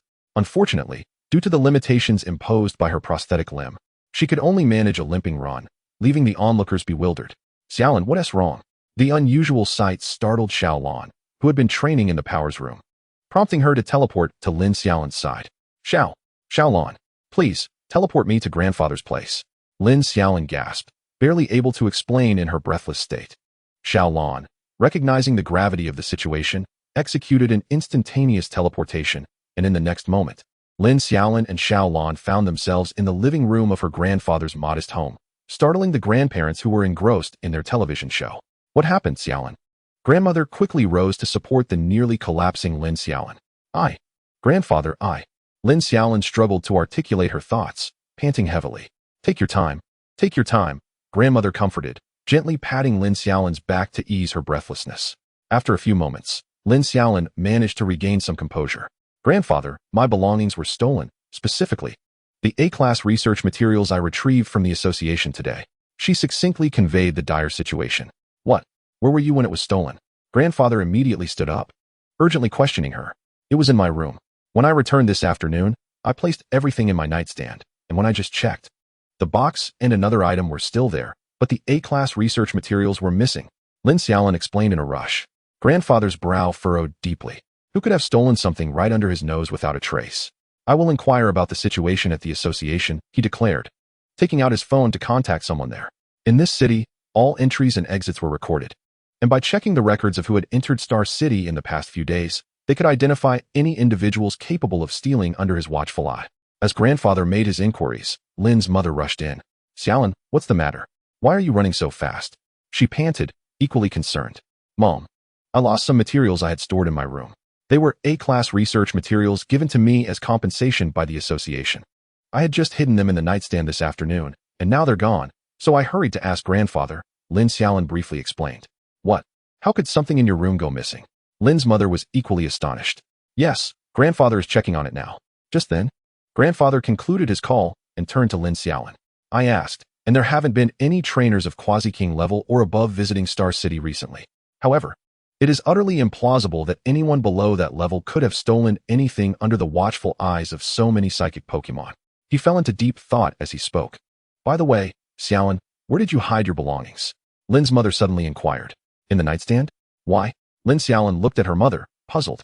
"Was anyone else home when you put your things away this afternoon?" Lin's mother continued her questioning. "I don't think so. None of you were here, only Aunt Jiang." Lin Xiaolin's expression shifted as she realized Aunt Jiang was the only one who knew where she had hidden her belongings, having been cleaning right outside her bedroom door at the time. "By the way, Mom, why didn't I see Aunt Jiang tonight?" Lin Xiaolin turned to her mother with urgency. "She said she was feeling unwell this afternoon and left after preparing dinner." Both Lin's mother and grandfather suddenly grasped the implications.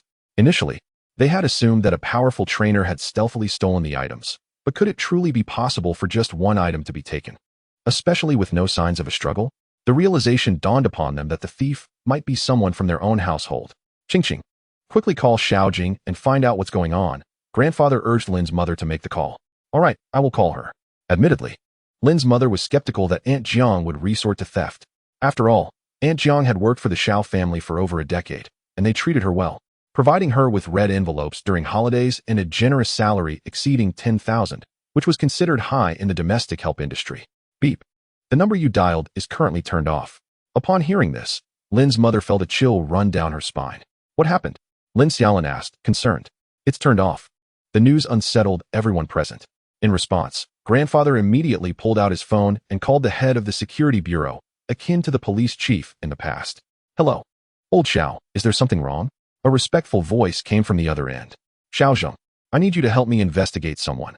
The woman who has been working as a maid in my house, surnamed Jiang. You should have her information on file. She has stolen a valuable item from my dojo. Yes, I will dispatch someone right away. By the way, do you want this handled openly or discreetly? The tone on the other end lowered significantly. My family has always upheld integrity. Why would I resort to underhanded methods? Just send a team to my dojo to check the surveillance. We have evidence. Grandfather's anger was palpable. Of course, I misunderstood you, old Xiao. We will be there immediately. The call ended promptly. The terms open handling refer to following standard legal procedures. While discreet handling implies that powerful individuals might want to deal with lesser figures without solid evidence, often resorting to creating unforeseen circumstances. This was precisely why grandfather was so incensed. The Xiao family had never engaged in any morally questionable actions throughout 3 generations. Chapter 59, The Thief Within. While waiting, Lin Xiaolin informed Yan Fan about the events of the evening and mentioned that she would not be playing games. Shortly after sending the message, a police car pulled into the dojo's parking lot, and 2 officers entered, addressing the Xiao family members waiting at the entrance. Hello, old Xiao. I am Liao Qing, the officer responsible for collecting evidence. Please lead me to the evidence. The younger officer greeted respectfully as he walked ahead. Yes, follow me. Grandfather led the 2 into a monitoring room filled with nearly 100 screens, capturing most of the dojo's premises. The staff members swiftly began to retrieve the surveillance footage. After a brief wait, one of them waved over to the group. Over here. The staff pointed to a specific monitor displaying footage from the 5th floor living room, which had the least surveillance coverage in the dojo. The footage played back at double speed, showing Lin Xiaolin and her companions returning to their room, with Aunt Jiang cleaning the living room. As she continued, she approached the bedroom door and began to clean there as well. After a while, Lin Xiaolin and her friends departed, and Lin Xiaolin even exchanged a few words with Aunt Jiang before running off. Aunt Jiang feigned nonchalance as she cleaned, starting from the innermost room before swiftly entering Lin Xiaolin's room. Not long after, Aunt Jiang emerged again, but it was evident that one of her coat pockets had bulged. She had entered without anything in her pockets, yet now it was apparent that something was amiss. Fortunately, the surveillance was of the highest quality. Otherwise, this might have gone unnoticed. Aunt Jiang then proceeded to the kitchen and returned, her pockets empty once more, acting as though nothing had happened as she tidied up the house, revealing her familiarity with the surveillance. Shortly thereafter, Lin's mother returned, and Aunt Jiang prepared a meal for her before entering the kitchen to change out of her apron, picking up a bag and bidding farewell to Lin's mother as she left. Once the footage concluded, the clarity provided by the high-definition cameras made the evidence unmistakable. All right, we will copy this footage for our records, and you can await our updates. Another team has already begun the search, the young officer stated, pulling out a USB drive to hand to the staff. After the footage was copied, the 2 officers departed in their police vehicle, refraining from asking any further questions, recognizing that some matters were best left unexamined. By the way, Xiaolin, what was in that box? I'll inform Xiao Zheng. It will help with the investigation. Upon returning upstairs, Grandpa gazed at Lin Xiaolin. Before them lay a purple fruit, intricately connected to the research my father was conducting. This fruit possessed the remarkable ability to create exceptionally powerful Pokeballs, far superior to conventional ones, capable of ensnaring ordinary Pokémon with effortless ease. Lin Xiaolin could only speak in subtle terms. How did you discern that? Grandpa inquired, furrowing his brow. My father has recently been immersed in the study of Pokeballs, experimenting with various fruits to produce distinct types. This particular fruit has remained preserved in the association's warehouse for over a decade and has a suppressive effect on Pokémon. Prompting my conjecture, Lin Xiaolin replied. Grandpa settled onto the sofa, pondering for a moment before stating, "If your hypothesis holds true, this fruit would undoubtedly be of considerable value, yielding a Pokeball that is exceedingly rare, given that it is an A-grade research material. It is likely that very few of such fruits exist within the entire association." Grandpa nodded in affirmation, validating Lin Xiaolin's thoughts. After notifying the director about the fruit, he began to wait. The family sat together on the living room sofa, anticipating news. It was nearing 11 o'clock, and with no confirmation regarding the fruit, no one felt inclined to sleep. Suddenly, Grandpa's phone rang, jolting Lin Xiaolin back to reality. "Hello? Oh. Xiaolao, the situation has been resolved. It was indeed she who stole the fruit, but it has been collateralized with someone else. We negotiated with them, and they require 2 million alliance coins for its return. What do you think?" The director of the Security Bureau's respectful voice came through. "Very well. I will transfer the funds to you. Just ensure the fruit is retrieved first. We can discuss the rest later," Grandpa replied, sending a message to Lin Xiaolin's uncle. Before midnight, a portly middle-aged man with thinning hair arrived, breathless, carrying a bag. "Huff, Xiaolao, here is your fruit." This rotund man was none other than the director of the Xingqing Security Bureau, who personally handed the bag over to Grandpa. "Thank you for your efforts. Please, have a seat," Grandpa said as he received the bag, gesturing toward the sofa. Lin Xiaolin, understanding the cue, hurried to the kitchen to fetch a cup of water for the director. The director drained the cup in one gulp, finally catching his breath. "Xiaolao, as it's quite late, I will be brief. It appears that Jiang Lan's husband is a frequent gambler, and on several occasions, he has been caught, forcing Jiang Lan to repay the debts. We learned that she has pawned quite a few jewelry pieces, which we suspect were taken from your household, though most have already been disposed of. If you wish to recover them, we can delve deeper into this matter." "Oh, so that's why I have been frequently missing jewelry," Lin's mother exclaimed, realizing that many pieces had gone missing, though they had not been of great concern to her. Grandpa's brow furrowed at the revelation of a traitor within his own family. Regardless of the reasons, theft was theft, leaving no room for justification. "Where is she now?" Grandpa inquired.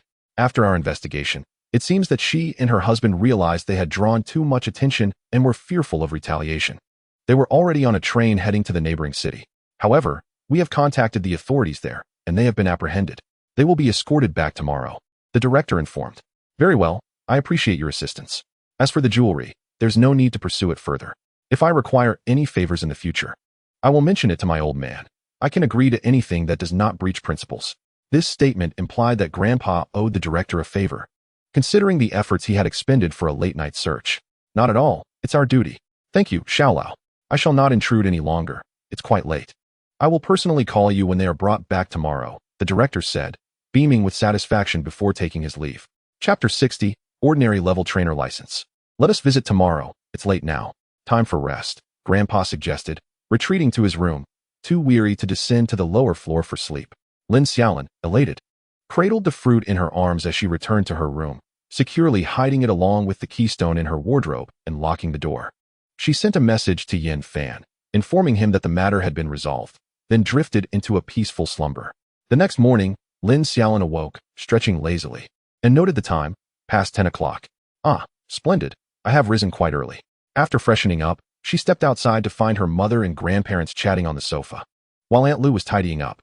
"Good morning, Grandpa, Grandma, Mom, and Aunt Lu," Lin Xiaolin greeted with a yawn. "It's still early. It's almost noon," her mother quipped, throwing her a glance. Lin Xiaolin scratched her head, choosing silence as she settled onto the sofa. "By the way, Xiao Jiang will be brought back today. Xiaolin, will you go to see her?" Grandpa queried suddenly. "I'll pass. You all can handle it. I plan to visit my father's research institute this afternoon," Lin Xiaolin responded, waving her hands dismissively. After lunch, Lin Xiaolin set off to her father's institute, accompanied by her companions, Xinlin Bao and Xiaolan, attracting the attention of many passers-by along the way. Upon arrival, it was Lin's father's student, Qilan, who answered the door. "Chigu, where's my dad?" Lin Xiaolin greeted before entering, noticing Xinlin Bao and Shinedo basking in the sun outside the institute. "Master is currently adjusting data," Qilan replied, guiding Lin Xiaolin inside. They found Lin's father busy at a small Pokeball manufacturing machine. "Dad, how is the research progressing?" Lin Xiaolin inquired as she approached. "Ah, Xiaolin, let's head upstairs. I'll take a break from this," her father replied, rising and yawning before leading her upstairs. Lin Xiaolin observed her father's dark circles, realizing he had likely been sleepless, engrossed in his research again. "Dad, what progress have you made?" "It's been months without a hint of result," Lin Xiaolin asked as they settled onto the sofa. What nonsense. Some research takes others years to complete. Fortunately, Rotom is assisting me in data collection. Each type of Pokeball requires different materials, temperatures, and compatibility, which explains why few venture into this field, Lin's father remarked, rubbing his eyes, appearing weary, in stark contrast to his earlier fervor. What have you managed to accomplish thus far? I have developed 3 types of Pokeballs, but I intend to wait until I have a complete set before releasing them. He replied, well, you must expedite your efforts. The research competition is only 9 months away, Lin Xiaolin calculated. Acknowledging that her father had been working on this research for 3 months, producing 3 types of Pokeballs in that time, a commendable pace. By the way, may I see the 3 types you've created? Lin Xiaolin suddenly expressed interest. Lin's father rose and approached a safe in the back, retrieving a box and presenting it to Lin Xiaolin. Inside the box were 3 Pokeballs, a heavy black ball, a deep blue dive ball, and a light blue flight ball. Impressive work, Dad, Lin Xiaolin remarked, inspecting the Pokeballs, which indeed appeared well crafted. Of course, do you not recognize who your father is? The black Pokeball is designed specifically for capturing large Pokémon, the deep blue one for aquatic types, and the light blue for flying types, he explained, eager to ensure Lin Xiaolin understood their purposes. By the way, I have some suggestions. Would you care to hear them? Lin Xiaolin inquired, playing with the flight ball while gazing at her father. Instantly, Lin's father sat up straight. This is intriguing. Do share. I had a sudden thought. What if we designed a Pokeball similar in appearance to the standard ones, yet with an increased capture probability? Or one that allowed captured Pokémon to gradually recover health and stamina while inside? Lin Xiaolin pondered, stroking her chin thoughtfully. Lin's father's eyes sparkled with increasing brightness. Oh, my clever boy, you truly possess a sharp mind. Walk carefully. I shan't see you off. I must return to my research, he declared, executing a swift motion akin to a fish leaping from water, displaying no signs of fatigue as he hurried downstairs. In the following days, Lin Xiaolin reclined at home, the only notable change being the replacement of the housekeeper. Aunt Jiang had finally been released. Old Master Xiao, considering her years of service to the Xiao family, chose not to impose further hardships upon her. However, it was rumored that she still wished to return to work for the Xiao family. Old Master Xiao had already acted with considerable kindness, refraining from incarcerating her, yet she still desired to come back. Lin Xiaolin did not delve deeply into the matter. For as long as his Pokémon was back, he cared little for the rest. The new housekeeper, a young woman named Lu Yao, was Aunt Lu's niece. Only slightly older than Lin Xiaolin at 20 years of age. Her family could be considered modestly well off, but not affluent enough to produce a trainer. As soon as a vacancy arose in the Xiao household, Aunt Lu hastened to have her interviewed, for the Xiao family was indeed a benevolent employer, offering wages significantly higher than the market rate. Earning around 10 to 20,000 a month was entirely feasible. Lin Xiaolin took note of Lu Yao. She was not particularly attractive, with a slightly sallow complexion and a smattering of freckles, clearly someone accustomed to hard work. This was the harsh reality.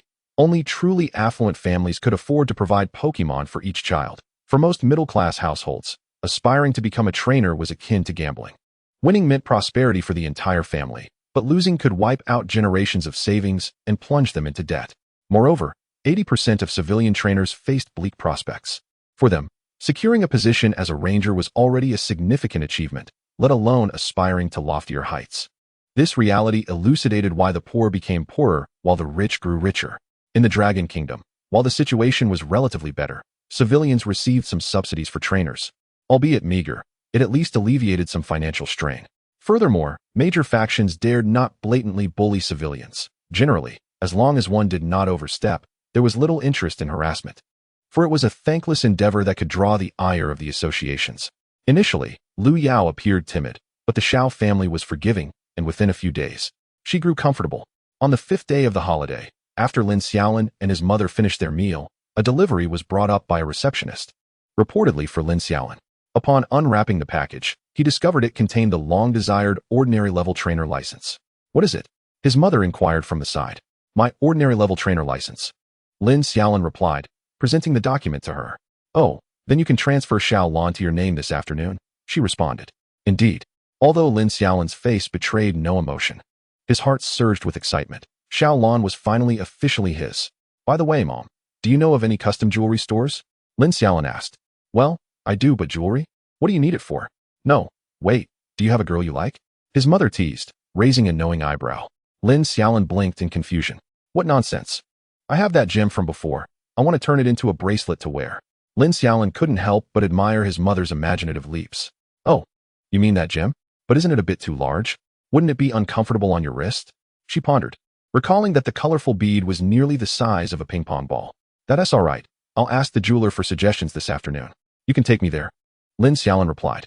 In the afternoon, Lin's mother and he set out, first visiting a jewelry store she frequented to customize a piece that could conveniently carry the gem, which turned out to be a wrist cuff.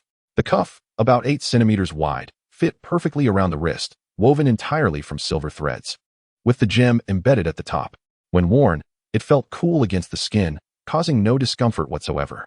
Lin Xiaolin fondled the gem with delight, and even the shop staff and his mother expressed their admiration for the piece.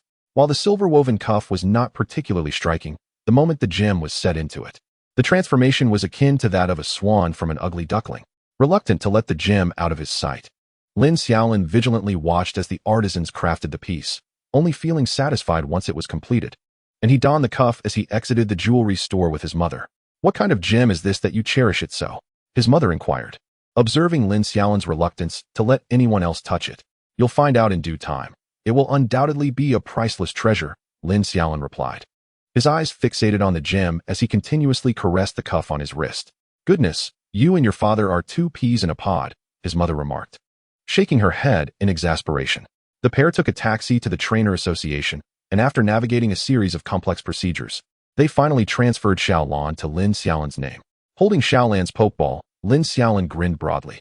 Don't get too carried away, let us go. His mother gently patted his back before heading out. Once home, Lin Xiaolin hurried to find his grandfather, eager to commence training Xiaolan, now officially his Pokémon. Xiaolin, do you understand how Pokémon levels are categorized? His grandfather asked as they stood on a patch of open ground, with Xiaolan and Exine Lin Bao exchanging curious glances. Xiaolan was thrilled to know that he could train alongside Lin Xiaolin. About that? Lin Xiaolin rubbed his head, admitting he was unaware. He only knew the classifications, but not the origins of Pokémon levels. Pokémon levels are divided into birth, juvenile, ordinary, elite, lord, quasi-king, king, and finally champion and master levels. Such a multitude of levels cannot simply be for show, his grandfather stated, settling down on the grass as Lin Xiaolin joined him to listen to his explanation. This knowledge is typically reserved for university studies. During high school, you should focus on training your Pokémon's body and skills, without needing to consider much else. It is exceedingly rare for someone to elevate their Pokémon to the elite level within 3 years. Even I could not manage it. Today, I will provide you with some early insights. In the birth stage, there is no need for you to intervene excessively. Simply ensure your Pokémon eats well and rests adequately, for it will grow on its own, though you must remain attentive to its psychological changes. In the juvenile stage, most Pokémon are still playful and require diligent training from their trainers. Training should occur daily, but for limited durations to avoid hindering their development, and they should gradually begin to engage with Pokémon energy. In the ordinary stage, Pokémon can be considered adults, needing to continually hone their skills, absorb Pokémon energy, and train their bodies in hopes of ascending to the elite level. This stage is one of the most costly, much like Exine Lin Bao, who is constantly absorbing the power of the Dragon Gem. Without such items, progress can be exceedingly slow. It may take 4 to 5 years to reach the elite level. In the elite stage, Pokémon can perfectly control their powers, skillfully execute their abilities, and possess a rich reservoir of Pokémon energy. At this stage, the focus shifts from merely absorbing Pokémon energy to training and enhancing their own, learning various skills, which also incurs significant expenses as many training devices are necessary. At the Lord level, once a Pokémon's inherent power has been honed to perfection, it will enter this stage. Upon reaching this phase, the Pokémon must strive for refinement, relinquishing most of the skills learned in its youth, retaining only the most formidable abilities, and continuously polishing and enhancing them. However, this is not an absolute rule. It largely depends on the Pokémon's will. Take my grandfather's Shinado, for instance, which, despite being on the verge of reaching the champion level, still retains the skill Shadow clone, as it has utilized this ability throughout its formative years to bolster its prowess. The next stage is the quasi-champion level, which is the current phase I, as the grandfather, am in. My task is to achieve unity of thought and explore a mysterious power, whereby the Pokémon's own strength will be continually refined during this exploration, ultimately reaching the champion level. Yet, this is no simple endeavor. Are you familiar with the 18 champions of the Dragon Kingdom? As he spoke, my grandfather suddenly posed a question to Lin Xiaolin. Yes, I know, They correspond to the 18 attributes, Lin Xiaolin replied, sharing what he knew. Indeed, each champion selects 3 Pokémon of the same attribute. But why not choose different Pokémon? Wouldn't a diverse range of Pokémon offer a broader offensive capability? Lin Xiaolin pondered, reflecting on a question he had considered before, eventually concluding that training Pokémon of the same attribute would be more effective and economical. I can sense what you're contemplating. For I too was once perplexed by this. However, the primary objective of selecting 3 Pokémon of the same attribute is to simultaneously explore that mysterious power, allowing them to reach the champion level together. If I were to draw an analogy, you might think of it this way. It takes approximately 20 years for a single quasi-champion Pokémon to ascend to the champion level, whereas 3 quasi-champions of the same attribute can achieve this within just 5 years. My grandfather remarked, casting a profound glance at Lin Xiaolin, who furrowed his brow in confusion. What was this mysterious power? Couldn't a champion-level Pokémon guide a quasi-champion? Lin Xiaolin inquired. Ha ha ha, clever. But can you conceive of what others might overlook? Each Pokémon's path to becoming a champion is unique, and unauthorized guidance could lead to a decline in strength, or even render them incapable of reaching the champion level.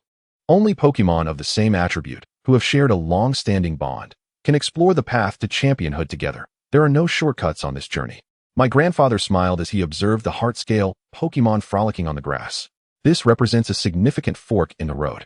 Without a trainer's guidance, a Pokémon may wander astray, which explains why some wild Pokémon take decades, or even a century, to break through to the champion level. Now that I've shared so much with you, you should have a clearer understanding of how to nurture Xiaolan, correct? Yes, I understand. But I still have some lingering questions about that mysterious power that enables Pokémon to break through to the champion level. Lin Xiaolin expressed his curiosity. You will come to know once you reach that stage. This time, my grandfather left Lin Xiaolin in suspense without providing an answer. Chapter 62. A Delayed Revenge. Alright. Knowing this much is of little use. You will need to explore these matters on your own in the future. The most pressing concern now is still Xiaolan's training. Xiaolan's greatest advantage at present is that she has not undergone systematic training, yet her strength has already reached the elite level. Much like a pristine sheet of paper that absorbs water rapidly, she can learn anything quickly, unlike the heart-scale Pokémon, which may require dozens or even hundreds of repetitions to master a skill. Xiaolan might grasp it after just a few attempts. This is the inherent advantage of a companion Pokémon, as it can swiftly enhance your combat capabilities and assist in training your newly captured Pokémon. My grandfather remarked, casting his gaze towards Xiaolan. Gee, the heart-scale Pokémon tilted its head, suspecting that my grandfather was indirectly calling it slow-witted, yet it had no evidence to support this. Your primary focus now should be to hone Xiaolan's existing skills. Her skill refinement is far from sufficient. Her elite status relies solely on her inherent power and talent. It is not yet the time for her to learn new skills. You must observe closely beside Xiaolan. Not only must she master her skills, but you must also familiarize yourself with her abilities, understanding her skill consumption, power, casting time, and so forth. Go on, my grandfather said, giving Lin Xiaolin a pat on the back. Lin Xiaolin stood up and approached the 2 Pokémon. All right, Xiaolan, let us begin with your skills. Xiaolan's eyes glimmered with blue light as she commenced her skill execution. In the days that followed, Lin Xiaolin began training alongside Xiaolan, while the heart-scale Pokémon busied itself with its own training. However, Lin Xiaolin found the process quite taxing. He struggled to grasp Xiaolan's skill execution and could hardly keep pace with her. Combat at the elite level was exceedingly fierce, and he could barely follow her movements, let alone issue commands. My grandfather noted that this was a personal issue.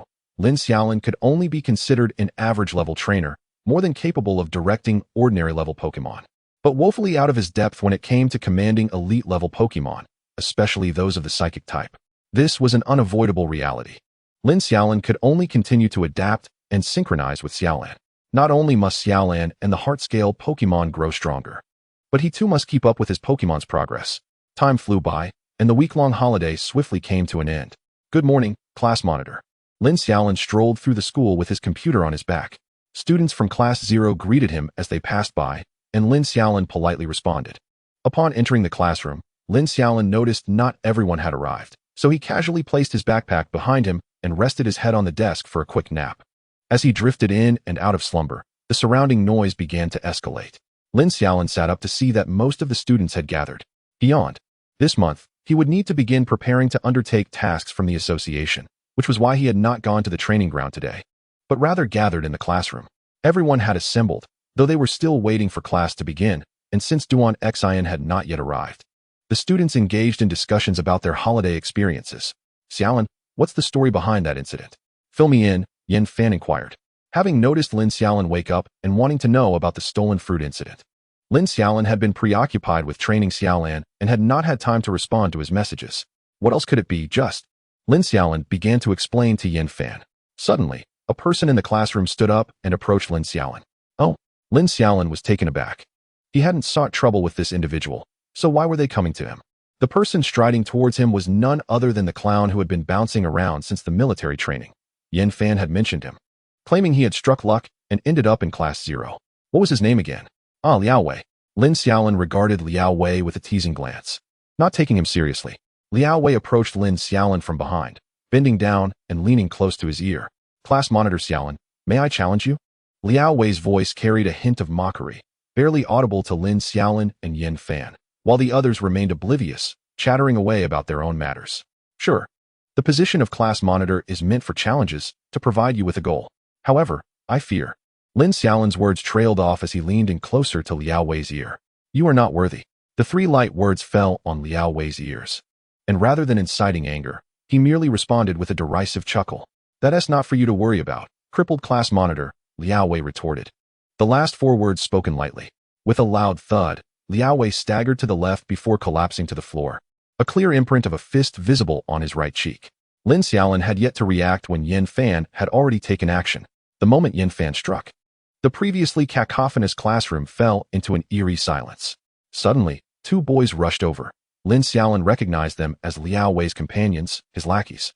Before they could reach him, Yin Fan delivered another kick to Liao Wei's face, prompting a pained yelp as Liao Wei rolled backward, blood beginning to trickle from his nose. As Yin Fan prepared to strike again, Lin Xiaolin quickly intervened, pulling him back, while Qin Lele also reached out to restrain Yin Fan. Yet, the fact that Yin Fan refrained from taking action did not deter Liao Wei's 2 lackeys, who swiftly seized the brooms from the back of the classroom and charged at the standing Yin Fan. However, before they could reach him, a powerful kick sent them sprawling against the classroom wall, clutching their chests in pain, while Shi Anyang positioned himself protectively in front of Yin Fan, effortlessly lifting a stool as if it were a mere toy, his towering height of over 2 meters exuding an intimidating presence.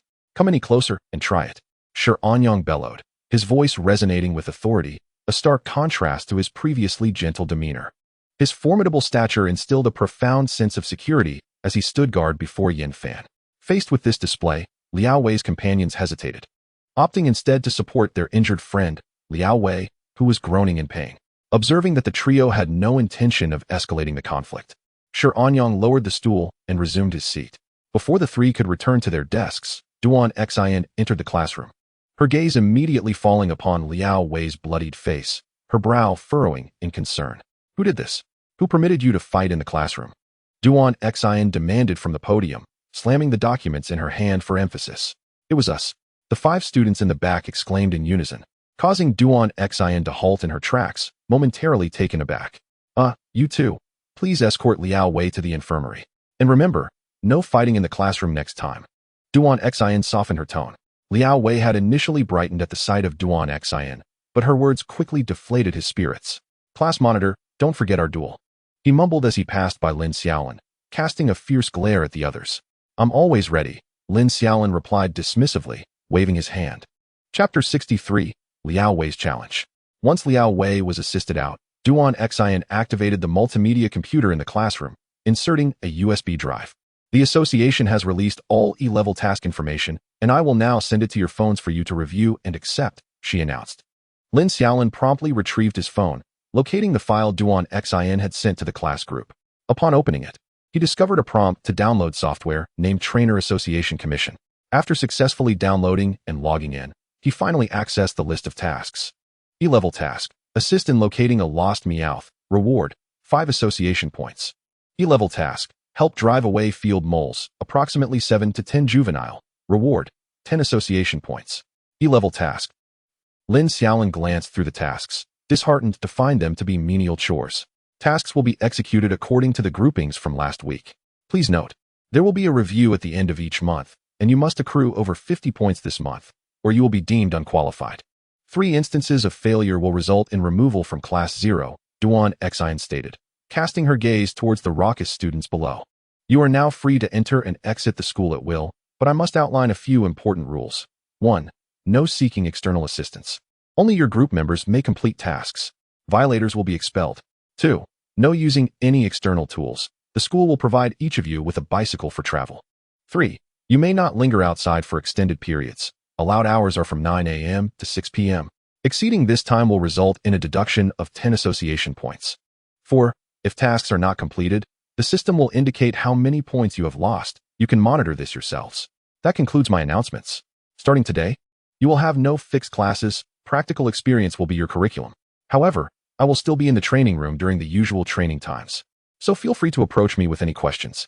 You may leave the school at 9 o'clock, Duan Xian declared. Then took her seat as the students erupted into excited chatter. What task did you take, Xiaolin? Yin Fan inquired curiously.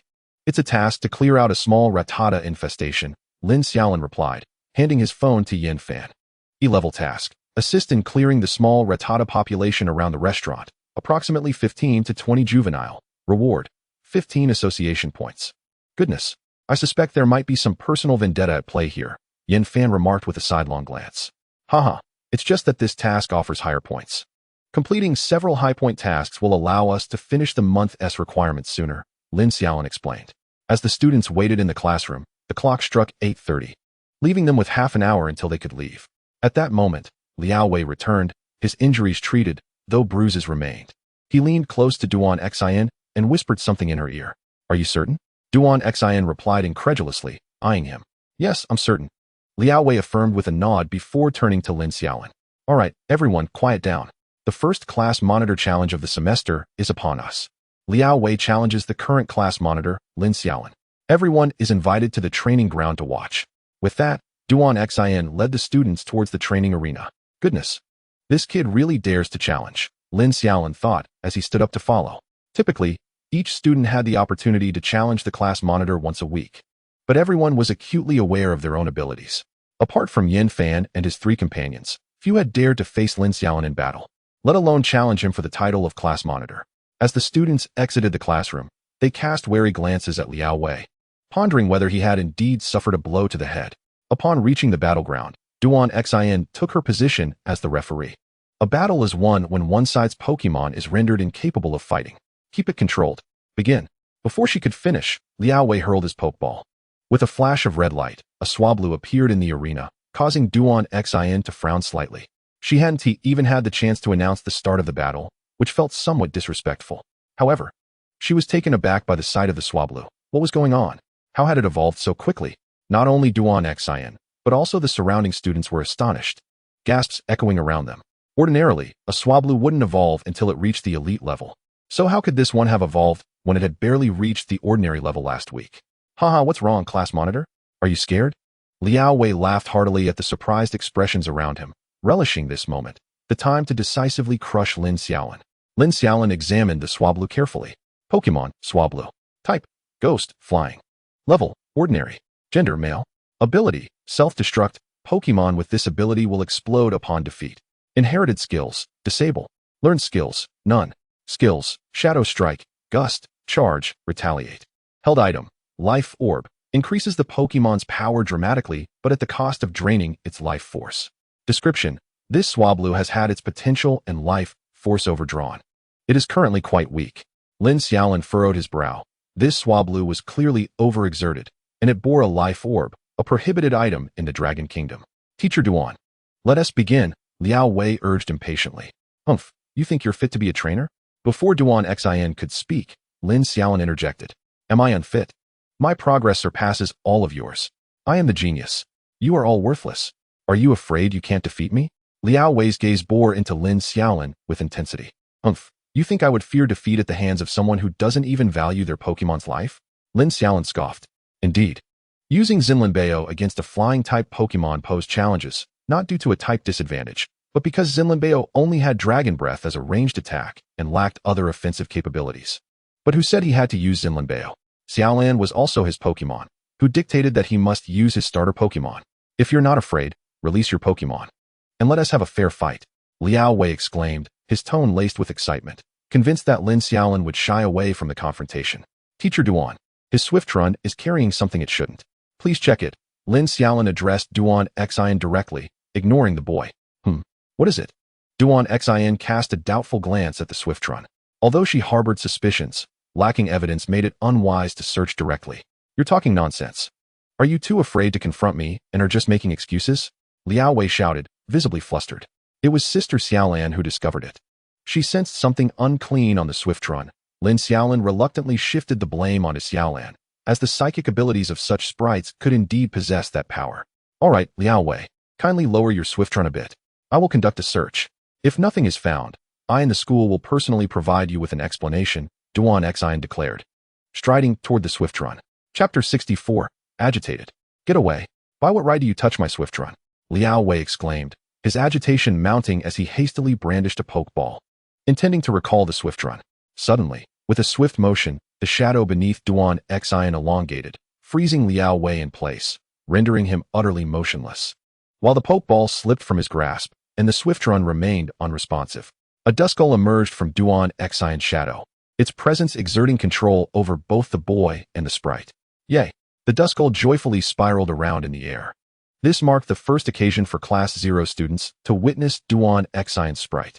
Lin Xiaolin felt an overwhelming sense of strength emanating from it, and discerned that it was an elite-grade Duskull, a genuine elite, unlike the empty threats posed by Xiaolan's.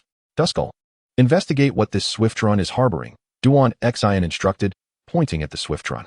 The Duskull flitted to the Swiftron's side, inspecting it closely, when suddenly a red orb floated out from its body. Duan Xion gasped in astonishment upon seeing the orb and immediately took out her phone to call the authorities. The Duskull, disdainful, hovered away slightly, using its ghostly energy to suspend the orb in the air. As the red orb emerged, Liao Wei's pupils constricted, regrettably. He was firmly immobilized, unable to muster any resistance. The orb exuded a repugnant aura, prompting the surrounding crowd to step back in unison. A hush fell over the scene. Not a soul dared to speak. After reporting to the police, Duan Xin took a step back, leaving only the floating orb, the restrained Swiftron, and Liao Wei. The training grounds door swung open with a resounding bang. However, it was not the Security Bureau personnel who entered, but Principal Qi. Upon his arrival, he said nothing, merely standing beside Duan Xin to inquire about the situation. The surrounding students buzzed with chatter, speculating about the nature of the red orb and why the principal had personally come. Shortly thereafter, 5 members of the Security Bureau entered, led by the director whom Lin Xiaolin had encountered before. With a wave of his hand, the director signaled 2 junior officers to advance. One carried a black box reminiscent of the one Lin Xiaolin had previously used for research materials, while the other wielded an elongated metal clamp. The duo moved swiftly, clamping the floating red orb and placing it into the black box. As the lid closed, the repulsive aura vanished in an instant. Is this the student? The director pointed to the immobilized Liao Wei, addressing Principal Qi. Yes, indeed. Our training ground is under surveillance. I would appreciate it if you could send someone with me to review the footage. Principal Qi stepped forward to speak. Very well, we will take this individual into custody. One of the officers said, using the fallen pokeball to recall the Swiftron, locking it securely before cuffing Liao Wei. You can't arrest me. I haven't done anything wrong. Liao Wei cried in desperation as the Duskull ceased its control over him. The security personnel, along with the school staff, ignored his protests, escorting him away. Director Zheng. Just as the director was about to leave, Lin Xiaolin approached to greet him. Oh, Xiaolin, you're studying here too. Director Zheng's face lit up with a smile upon seeing her. Director Zheng, if this individual has any information, could you please inform me? I have some personal grievances with him, Lin Xiaolin said with a friendly demeanor. That's a minor matter. Once we clarify everything, I will personally let you know. Please add me on Super Chat. Director Zheng promptly took out his phone. Lin Xiaolin followed suit, and after exchanging contact information, Director Zheng departed. Duan Xin gazed sympathetically at Liao Wei's receding figure, internally lamenting his ill fate. Why choose to offend such formidable figures? They were akin to 5 deities that even the principal had to accommodate. All right, this matter will be investigated by the Security Bureau, and the results will be communicated to you later. For now, you should attend to the tasks assigned by your association, Duan Xin stated, swiftly bringing the dazed students back to reality after Liao Wei's departure. Your bicycles are in the school's parking lot, which has been fully prepared. Please remember to take care of them, as they are communal resources, and damage will require compensation. I wish you all good luck, Principal Qi added before departing. The students regained their composure and made their way toward the school's parking lot. It was Lin Xiaolin's first visit to the parking area, located behind the teaching building. There were numerous bicycles, predominantly issued by the school, as the regular classes began accepting association assignments from the second year onward. This section had been clearly delineated, with each area marked by its respective class sign. They quickly located the bicycles assigned to their Class 0. With 20 brand new bicycles neatly arranged in the designated spots, none were locked, save for a small lock in each basket, with keys still inserted, allowing the students to simply ride away. Xiaolin, is your leg all right for cycling? Yin Fan inquired of Lin Xiaolin. I'm fine. There's no major issue now, Lin Xiaolin replied, shaking his leg. His prosthetic had become nearly indistinguishable from a normal leg. Indeed, the technology in the sprite world was remarkably advanced. The prosthetic was far superior to those in his previous life, and once accustomed, it felt akin to a natural leg, with only the morning and evening routine of putting it on and taking it off being somewhat cumbersome. That's good to hear, Yin Fan nodded. By the way, where are your tasks located? He asked, mounting a bicycle.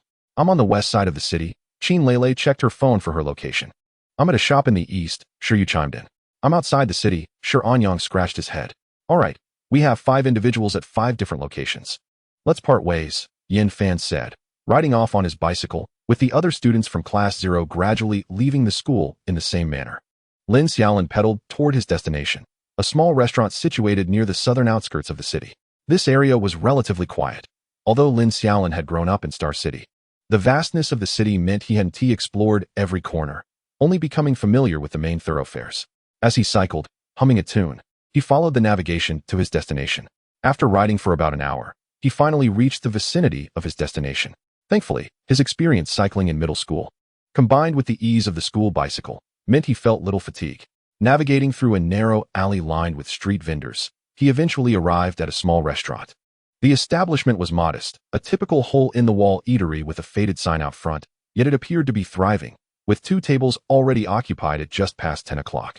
Lin Xiaolin parked his bicycle beside the restaurant, retrieved the small lock from the basket, secured the bike, and pocketed the key before entering.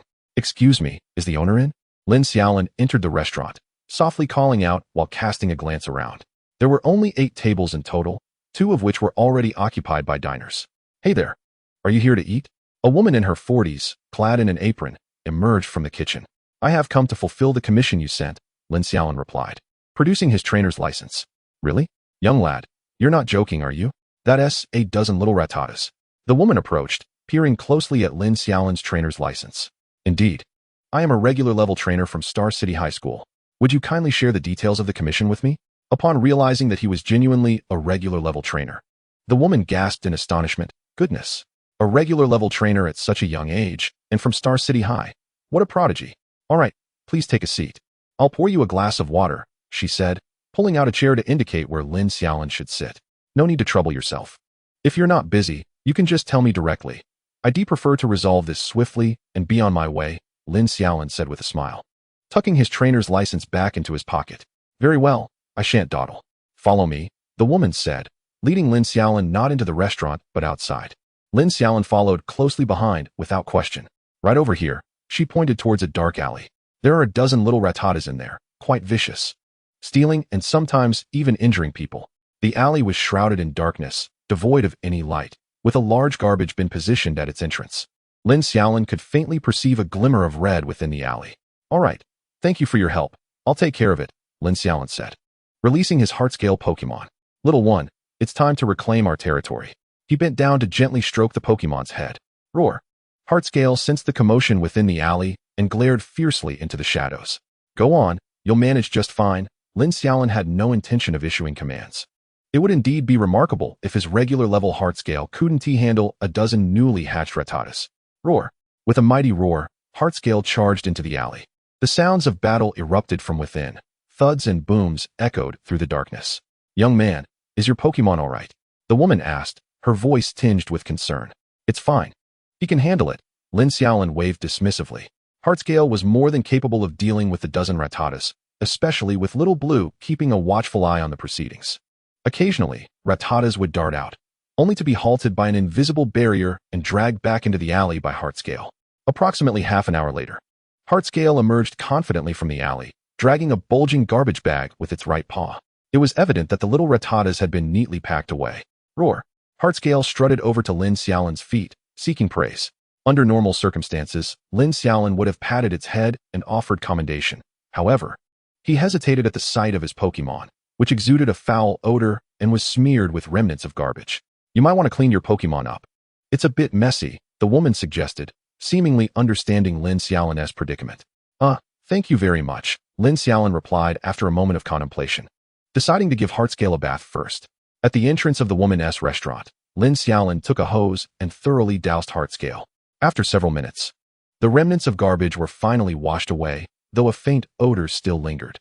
Lin Xiaolin frowned at Hartscale, who gazed back at him, the two exchanging a silent stare.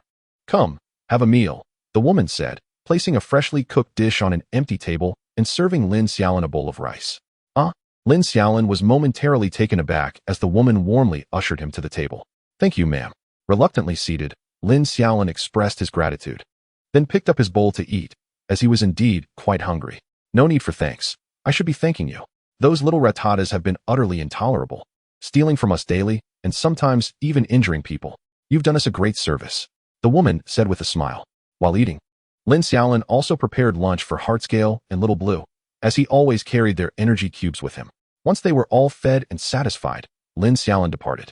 He hopped back onto his bicycle, heading towards the Trainer Association to submit his task and deliver the Rattata corpses for proper handling, as it was crucial to avoid environmental contamination.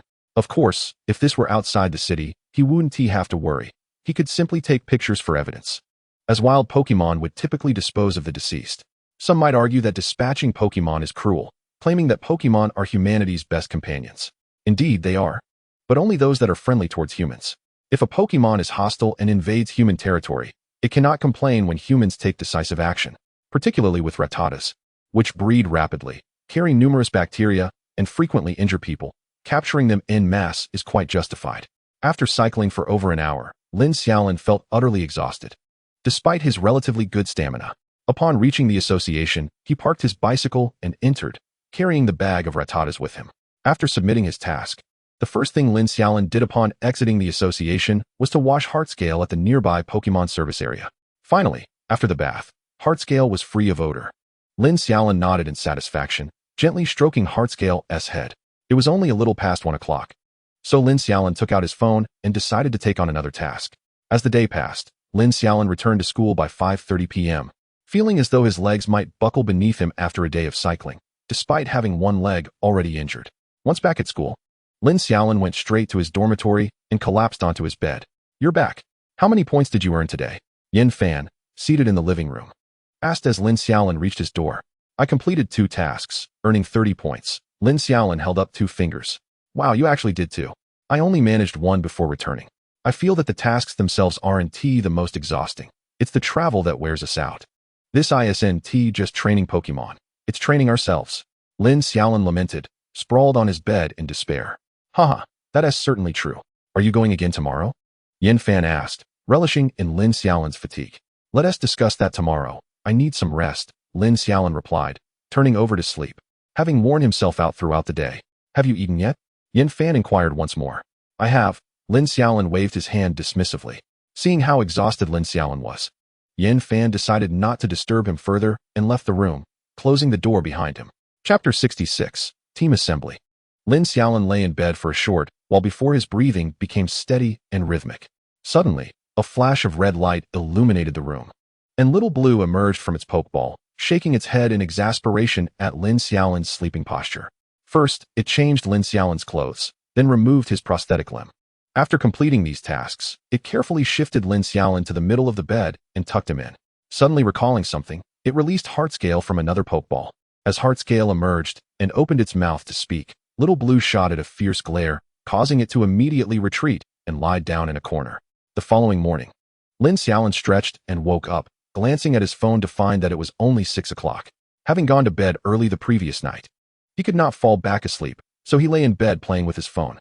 Oh right, I haven't checked what I can do with my association points, Lin Xiaolin thought, opening the Task Commission app and discovering the points marketplace. Upon entering, he was greeted by a plethora of products, all available for exchange with association points. Lin Xiaolin began to peruse the offerings from the beginning. 10 league coins, 1 association point. A box of low-quality energy cubes, 100 association points. A box of specific low-quality energy cubes is worth 200 association points. A low-level dragon gem is valued at 30,000 association points. E-grade research materials are worth 10,000 association points. D-grade research materials amount to 50,000 association points. C-grade research materials are priced at 100,000 association points. B-grade research materials command 600,000 association points. A-grade research materials hold a value of 2,000 association points. Eggs of the 3 renowned starter Pokémon are worth 500,000 association points. Designated starter Pokémon eggs are valued at 1,000 association points. The price for divine Pokémon eggs is available upon contacting customer service. Hiss.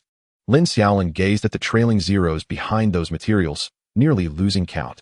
Whoa. Though he was aware that the purple fruit was expensive, the realization that it was worth 20 million still stung. This was something that money couldn't buy, while association points could be exchanged for currency. The league currency could not be converted back into association points. The more he read, the more astonished he became. Lin Xiaolin had to shelve his plan to exchange for B-grade research materials. He initially intended to procure a B-grade research material to secure a researcher identity for himself, but it seemed that endeavor would have to wait. Currently, there are only 4 methods to acquire association points. First, by accepting commissions issued by others. Second, by completing tasks released by the association. Third, by contributing to the association. And fourth, by exchanging resources with the association, such as dragon gems or Pokémon eggs. Lin Xiaolin set his phone down. With his meager 30 points, he could scarcely afford a few packs of toilet paper, leaving little else to ponder. At noon, Lin Xiaolin rose punctually at 10 o'clock. Upon exiting his bedroom, he found the other 4 already seated in the living room. What are you all doing in the living room? Aren't you heading out for tasks? Lin Xiaolin inquired, scratching his head. Did you not see the group message? The school team has requested everyone to assemble at the training grounds by 1 p.m. this afternoon. We received the message and decided not to go out, Xiaolin replied. Huh, what group? What school team? Lin Xiaolin asked, perplexed, gazing at Xiaolin. Xiaolin turned to glance at Yin Fan, seemingly seeking his confirmation, while the other 3 also looked towards Yin Fan. Haha, it seems I may have forgotten to inform Xiaolin, Yin Fan chuckled. Ah, I knew you were unreliable, but I didn't expect you to be this unreliable, Qin Lele sighed. Xiaolin, take a seat. I'll add you to the group, Xiaolin said, shifting slightly to make room. Lin Xiaolin settled next to Xiaolin as he added him to a group chat on Xiaoxian. Lin Xiaolin observed that the group was named Xingqing University School Team Group. There were a total of 23 members, and with Lin Xiaolin's addition, it became 24. His entry into the group went unnoticed, likely because everyone was either training or attending classes, and no one was speaking in the chat. This school team group serves as a notification platform for all members of our school's teams, and the team instructors are also part of it. Any important announcements are made here, Xiaolin explained. Lin Xiaolin glanced through the group members and indeed noted a teacher named Tang Tian. There were 12 students in their senior year, 6 in their second year, plus the 5 of them. Oh, when did you all join this group? Lin Xiaolin asked, puzzled. We joined at the start of the semester. Initially, only you and Yin Fan could enter, but since we all reached the ordinary level at the beginning of the semester, the teacher promoted us to reserve members of the school team. However, nothing much has concerned us regarding the team, so we haven't paid much attention. Yin Fan initially volunteered to inform you, but evidently forgot, Xiaolin explained with a hint of exasperation. Lin Xiaolin shot a sidelong glance at Yin Fan, who feigned ignorance, staring out the window. Then why did the school team suddenly want us to gather today? There hasn't been anything concerning us until now. Lin Xiaolin remarked as he checked the messages in the team group, also updating his nickname to first-year Lin Xiaolin. I don't know. I had planned to continue with tasks today, but this morning the school team instructor sent a message requiring all members to assemble. We are just as in the dark as you are, and we will have to wait until the afternoon to find out, Xiaolin replied. All right, after lunch. The 5 of them set off together towards the school team's training grounds. To avoid leaving a poor first impression on the instructors, they arrived 20 minutes early. To their surprise, the upperclassmen were already mostly gathered in the training area. As the 5 entered, numerous pairs of eyes turned toward them. Hello, seniors. The 5 greeted the upperclassmen, most of whom they recognized. Junior students. It's been a while. Senior Wang Qin approached them with a cheerful smile. By the way, Senior Wang Qin, do you know why the teachers called us here today? Lin Xiaolin inquired. Ah, you'll find out soon enough. It's a secret, Wang Qin said mysteriously, leaving the 5 feeling as though their hearts were being clawed by a cat. As they exchanged pleasantries with the upperclassmen in the training ground, Lin Xiaolin spotted several familiar faces, including Lan Tian, with whom he had absorbed Pokémon power in the Dragon Training Room, and Tian Xiao, who had administered their graduation exams. There was also a senior who looked somewhat familiar. Upon recollection, wasn't she the senior who welcomed him on the first day of high school? However, he didn't know her name. Just as Lin Xiaolin was about to greet her, a stern-looking individual entered the training ground. This person appeared rather serious. Sporting a buzz cut, standing just over 6 feet tall, with piercing eyes. The only flaw was the streaks of white in his hair, lending him an air of age. "Hello, Teacher Tang." As soon as he entered, the students greeted him, and he waved back at them. Chapter 67, Preliminary Round of the University League. Tang Tian stood in the center of the training ground, and without needing to utter a word, the upperclassmen instinctively formed 2 rows. In that moment, the 5 of them felt distinctly out of place. "Come stand in front of your seniors," Tang Tian instructed, pointing to the front row, and the 5 promptly complied. Initially, Tang Tian had assumed the first-year students would be shorter than the second- and third-year students, hence their placement in the front row. However, upon realizing Shi Anyang's towering height of 2 meters, he found the view for those behind completely obstructed. Tang Tian, the obstructed upperclassman, Tang Tian approached Shi Anyang, sizing up his physique, and patted his arm with his right hand. "Well done, lad. This is the physique of a true son of Longhua. Look at the others. They are so scrawny," Tang Tian remarked, nodding in satisfaction at Shi Anyang's stature. Shi Anyang, flattered, bashfully scratched his head. "All right, now arrange yourselves in vertical columns," Tang Tian commanded. In response, 18 upperclassmen lined up according to height, and the 5 followed suit. Qin Lele took the lead, followed by Shi Yu, with Yin Fan and Lin Xiaolin behind them, and Shi Anyang at the back. "Now, you must have guessed the reason for gathering here today," Tang Tian said, standing before them with his hands clasped behind his back. "Lin Xiaolin and his companions? What do we know? We know nothing." They exchanged glances with the excited upperclassmen, utterly confused.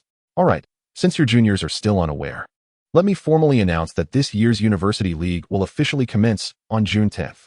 As soon as Tang Tian's words left his mouth, the crowd erupted in cheers, with the upperclassmen celebrating enthusiastically. Tang Tian smiled at the crowd. "Are you all prepared for this year's competition? Ready?"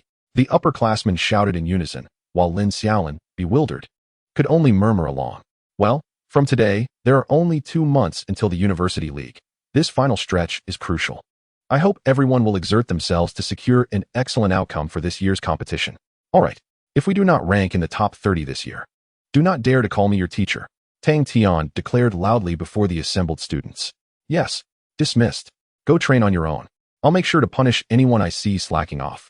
Just like that, the 5 of them were disbanded without any clear explanation. After the disbandment, Tang Tian called the 5 of them aside.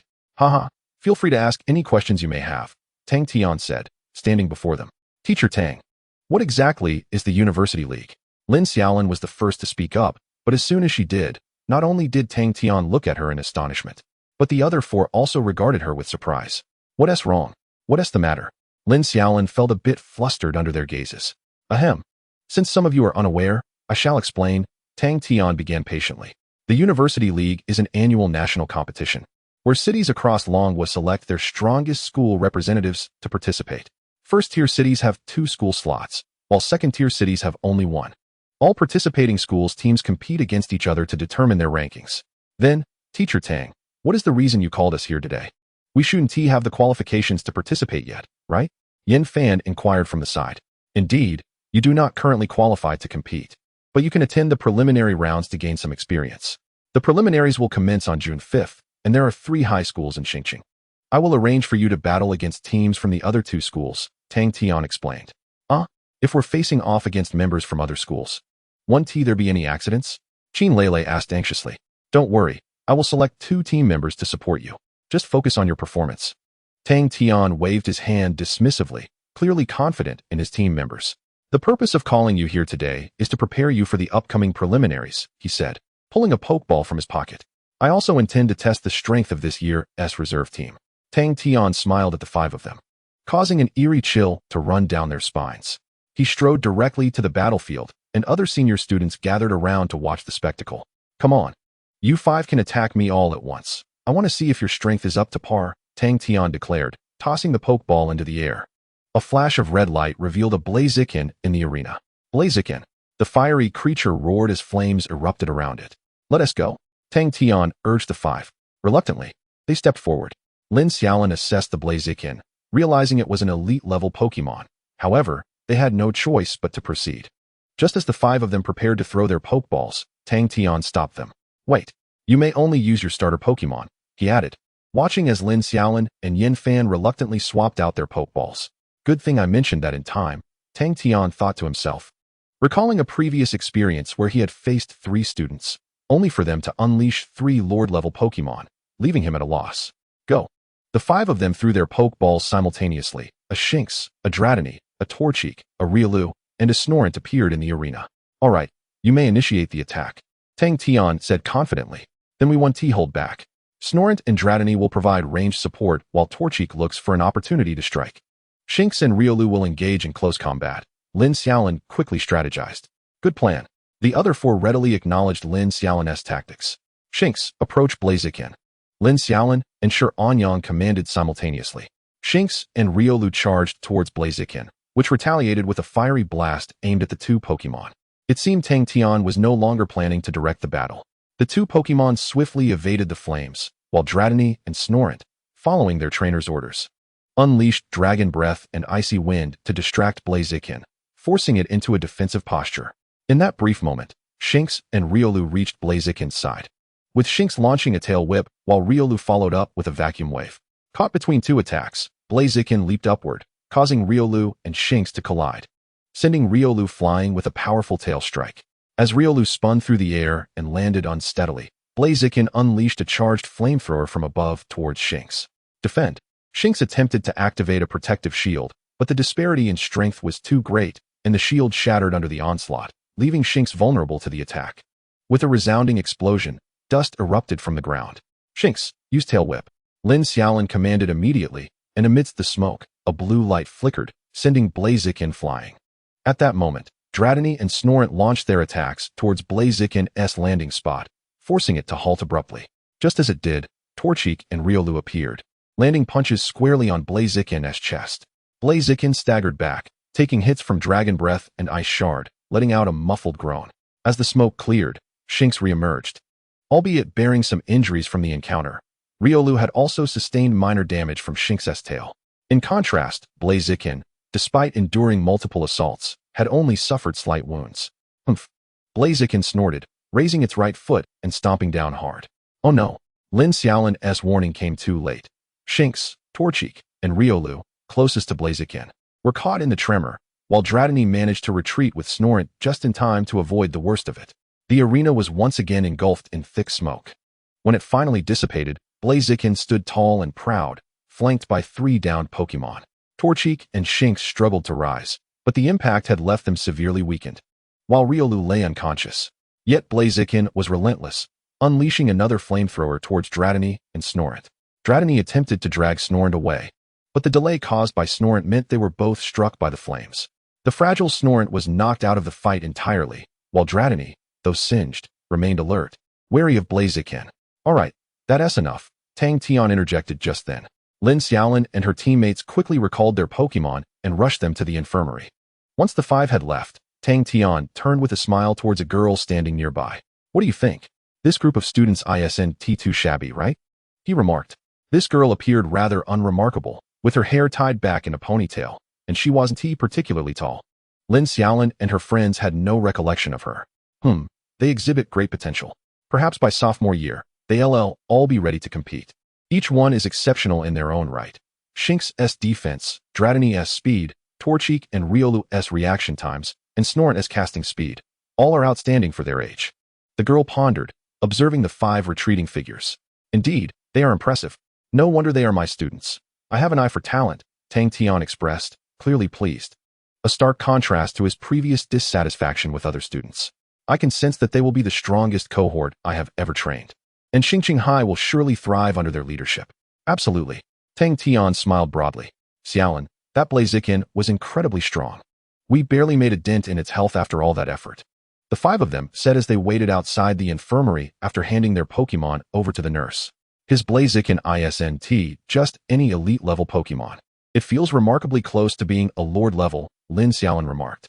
It's perfectly normal that we couldn't defeat it. Yin Fan suddenly lowered his head in thought. What's wrong? Are you feeling down after being defeated? Qin Lele asked Yin Fan, noticing his demeanor. No, Xiaolin. I suddenly recalled something, Yin Fan said, raising his head to look seriously at Lin Xiaolin. What is it? Lin Xiaolin asked, his face a mask of confusion as he regarded Yin Fan. I wonder if you might be a superpower wielder. Yin Fan articulated a term that was somewhat familiar to Lin Xiaolin. What do you mean? Lin Xiaolin scratched his head in perplexity. Think about it. You've been exceptionally intelligent since childhood, and you possess a keen sensitivity to the levels of sprites. Moreover, you could communicate telepathically with Sister Xiaolin at a very young age. While it is true that growing up together facilitates early telepathy, Sister Xiaolin was merely at the ordinary level back then. Typically, only those who reach the king level can utilize telepathy. Wasn't it rather early for her to connect with you at that stage? Yin Fan expressed his inner doubts, drawing curious glances from the other three. Surely not. I have never felt anything particularly special, Lin Xiaolin mused, recalling that he indeed lacked any overt traits of a superpower wielder. Oh, but remember during the new year at your house, you mentioned that you could easily distinguish between your two sisters, and your sensitivity to sprite levels is noteworthy. Yin Fan insisted. Lin Xiaolin frowned. It was true that he could differentiate between Xiao Ling and Xiao Shui, but he had no idea how he did so. It was always somewhat inexplicable. However, his ability to probe sprites and their levels was achieved through a mental process akin to accessing a system, which he couldn't very well disclose. Well, discussing this is moot. Superpower wielders are exceedingly rare these days. Even if you are one, finding someone to mentor you would be a challenge. I still wish to see you soar through the heavens and traverse the earth, Yin Fan lamented as he patted Lin Xiaolin on the shoulder. Lin Xiaolin retorted, superpower wielders aren't monkeys. What do you mean by soaring through the heavens and traversing the earth? Once the sprites of the five were healed, they returned to the training ground. The senior students resumed training their sprites, and the five approached Tang Tian, who was standing beside a girl they had not encountered before. All right, for the next few days, you will train alongside the school team. As for the association tasks you've undertaken, I shall communicate with the school on your behalf. And you may forego attending class, Tang Tian informed the group. Let me explain the training regimen of the school team. Typically, we convene in the afternoon for training. While you can harness sprite energy in the morning on your own, our focus is on practical training. Tang Tian gestured towards the seniors engaged in battle. Battling is the best form of training. You must identify your shortcomings during combat. Now, let me share the weaknesses I observed from our earlier match. With his hands clasped behind his back, Tang Tian scrutinized the five.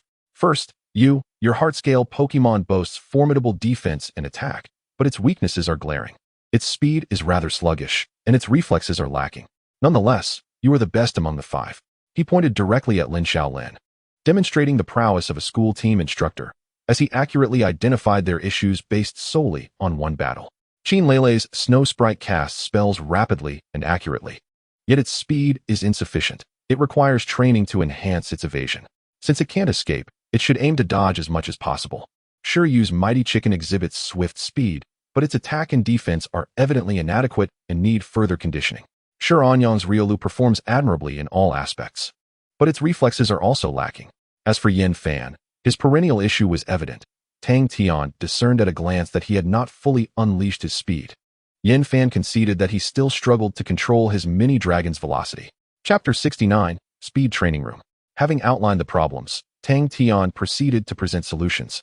First directing Lin Xiaolin and the Sure siblings to train with him, then indicating Qin Lele, you will train with her. At this moment, the girl beside Tang Tian stepped forward, a smile adorning her face. Hello, I am Lan Ro. She extended her right hand towards Qin Lele. Hello, Qin Lele responded politely. Don't underestimate her. She is my most esteemed student from my 20-plus years of teaching. Tang Tian chuckled heartily, ruffling Lan Ro's hair. Flattery from the teacher, Lan Ro said, subtly moving Tang Tian's hand aside. All right, you should follow Wonkin now. With that, the arrangements for the five were finalized. Qin Lele accompanied Lan Ro, and Yin Fan followed Wang Can, leaving the remaining trio with Tang Tian. Now, let your training commence. Tang Tian led the three towards a training room. Upon entering, they beheld a small chamber with walls riddled with numerous holes. One side featured a glass-walled enclosure, and Tang Tian ushered the trio inside, where a large machine was positioned. You three will commence training here every afternoon. This room is specifically designed for enhancing speed and reflexes, equipped with speed settings. Tang Tian demonstrated as he settled before the machine. The device featured 16 buttons, and he pressed one while explaining. The left 8 buttons correspond to the speed of rubber balls. The lowest setting is 1, while the highest is 8. As Tang Tian pressed a button, a multitude of ping-pong-sized rubber balls shot out from the holes surrounding the training room, with balls emerging from the left side and being retracted through the right. Repeating this process without any discernible pattern. The right 8 buttons regulate the room's gravity, mirroring the left settings, but instead of multiples. Each increment increases by a factor of 0.5, with a maximum of 4 times the gravity. Tang Tian continued to demonstrate, and Lin Xiaolin, intrigued, pressed the button for the 8th speed setting. In an instant, a flurry of rubber balls erupted from the walls, their speed astonishing, leaving Lin Xiaolin wide-eyed and dizzy from the chaos. All right, you shall train here for the time being. Once your sprites can adapt to 2 times the gravity at level 4 under your command, your speed and reflexes will be exceptional among the ordinary level, Tang Tian concluded, rising to relinquish the machine to the 3, standing by to observe. Xiaolin, could you press a button for me? I wish to give it a try. Stone Anyang requested as Tang Tian stood. Huh, you want to try? Lin Xiaolin exclaimed, his eyes widening. Yes, I intend to train with my Riolu. Stone Anyang affirmed earnestly. Very well, which setting do you wish to start with? Let us begin with level 2, he decided, stepping out of the small room to prepare alongside his Riolu. Watching as the duo got ready in the training room, Lin Xiaolin released his heart-scale Pokémon and sat before the machine, pressing the button for level 2 to observe alongside it. 8 rubber balls erupted from all directions, easily evaded by both Stone Anyang and Riolu. Xiaolin, let us switch to level 3, Stone Anyang called out after a few minutes, sensing the lack of challenge. His voice resonated clearly within the small chamber, prompting Lin Xiaolin to press the button for level 3. Suddenly, the number of rubber balls doubled, with 16 balls approaching from all sides, and now Stone Anyang felt a hint of difficulty. The duo continued to evade amidst the chaos, initially managing well. But after a few minutes, beads of sweat began to accumulate on their brows. Finally, after 5 minutes, Riolu was inadvertently struck by a rubber ball from behind. Riolu. It stumbled, collapsing to the ground, and at that moment, the machine halted its barrage. Huff, huff, Stone Anyang gasped for breath. That was quite a challenge. Are you all right? Anyang. Lin Xiaolin's voice echoed from the small room. I'm fine, just a bit tired. Stone Anyang waved his hand dismissively, and Riolu, regaining its footing, trotted back to his side. No worries. We will work hard together in the future, Stone Anyang said, affectionately patting Riolu's head. After a brief respite, Sure Anyang returned to the small room accompanied by Leo. Ah, splendid. Since you have grasped the methods of usage, you shall train here for the time being. I shall step out for a moment. Tang Tian cast a satisfied glance at Sure Anyang before exiting the room. Sure Anyang settled down to rest within the confines of the small space, and soon it was Sure Yu's turn. As anticipated, Sure Yu adopted a training approach similar to Sure Anyang's, perhaps even more audacious. Sure Yu effortlessly maneuvered alongside the lizard Pokémon under level 3, with the latter's speed increasing and evasion becoming second nature. Sure Yu exhibited a remarkable agility, far surpassing Sure Anyang's, as many of the evasive maneuvers required less extensive movements, resulting in minimal fatigue. When they progressed to level 4, the number of rubber balls increased to 32, presenting a modest challenge for both trainer and Pokémon. After 2 minutes of perseverance, they were inadvertently struck. Upon returning to the small room, Lin Xiaolin urged her heart Pokémon to venture out. The heart Pokémon stared wide-eyed at Lin Xiaolin, hesitating to step outside. Do you expect me to accompany you? Lin Xiaolin retorted, equally wide-eyed and gesturing to herself. The heart Pokémon nodded vigorously, prompting Lin Xiaolin to give it a playful nudge on the rear. Off you go quickly. Reluctantly, the heart Pokémon exited the small room, glancing back as if to ask Lin Xiaolin if she truly would not join. Lin Xiaolin sighed in exasperation once the heart Pokémon had left. She pressed the button for level 2. Rubber balls came flying from all directions, and Lin Xiaolin observed as the heart Pokémon leapt to dodge, flawlessly catching all 8 balls. Lin Xiaolin smacked her forehead. Little darling, I haven't even commanded you yet. Follow my lead. This is a speed training, not a defense drill. She called out within the small room. The heart Pokémon stood up, shaking its scales as if to assert its readiness.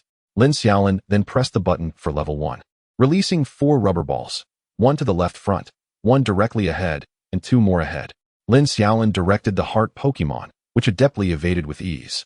Under her guidance, the heart Pokémon managed to sustain itself in level 2 for a brief while, but it was evident that level 3 would overwhelm it immediately, resulting in a flurry of hits. The heart Pokémon returned to the small room, looking quite dejected. All right, we must strive even harder, Lin Xiaolin said while gently patting the heart Pokémon's head. Roar, roar, I'm the one putting in the effort. The heart Pokémon protested, hopping in frustration. Chapter 70. The Hasty Passage of Days. At that moment, Little Blue suddenly materialized from its pokeball. Xiaolin, I wish to give it a try as well. Little Blue expressed to Lin Xiaolin. Oh, splendid. From which level shall you commence? Lin Xiaolin inquired. Let us start from level 4, Little Blue suggested, and in an instant, teleported into the training room. Lin Xiaolin pressed the level 4 button, unleashing 32 rubber balls from all directions. Little Blue, opting not to teleport, gracefully sidestepped the balls with ease. Xiaolin, increase the gravity to double, Little Blue remarked, feeling little challenge. Lin Xiaolin complied, and it became apparent that Little Blue's movements were slightly impeded, perhaps still adjusting to the increased gravity, but soon regained its fluidity. Dancing through the rubber balls like a performer on stage, Little Blue called out, let us try level 8. Lin Xiaolin hesitated momentarily before pressing the level 8 button. While the number of rubber balls remained unchanged, they were launched at a peculiar speed, some too fast to handle, while others were sluggish. Little Blue found itself under pressure, its body swaying as it dodged the balls. After 2 minutes, it teleported back to the small room, breathing lightly. How was it, Sister Blue? Lin Xiaolin inquired. Challenging. I estimate I could manage a maximum of 5 minutes at full capacity, Little Blue replied, panting. Lin Xiaolin pondered, realizing the equipment was quite demanding. Even elite-level Pokémon struggled with it. Additionally, Little Blue, being a psychic type, possessed formidable sensing abilities, making it likely that other elite Pokémon would find it even more taxing. However, considering it was Little Blue's first attempt, habituation might yield improvement. Next, Shiryu had her slippery Pokémon attempt the training. But the sluggish creature failed to evade a single ball. Shiryu comforted her teary-eyed Pokémon. After an exhausting afternoon of training, Lin Xiaolin recalled the fatigued heart Pokémon into its Pokeball and hurried to the cafeteria for a meal. In the evening, the five gathered on the sofa to discuss the day's training. Yin Fan, how did you train? Lin Xiaolin asked, glancing at the smug Yin Fan. Hee, that's a secret. But be cautious in the next battle, Yin Fan replied mysteriously. On my end, the training was quite standard. However, Senior Lonro's combat experience was invaluable. And I learned a great deal in just one afternoon, Qin Lele chimed in. What about you? Yin Fan queried Lin Xiaolin. Me? We were utterly exhausted from training. I can barely move. Lin Xiaolin feigned a groan of discomfort. Roar, roar, protested the heart Pokémon lying nearby, bouncing in indignation and accusing Lin Xiaolin. Children should not interrupt adult conversations, Lin Xiaolin retorted, discreetly pressing the heart Pokémon's head down. Humph. The heart Pokémon huffed, turning its head away. The subsequent days followed a routine of daily training. In the morning, Lin Xiaolin entrusted the heart Pokémon to Yin Fan to absorb Pokémon energy, while she and Little Blue focused on skill development and synergy.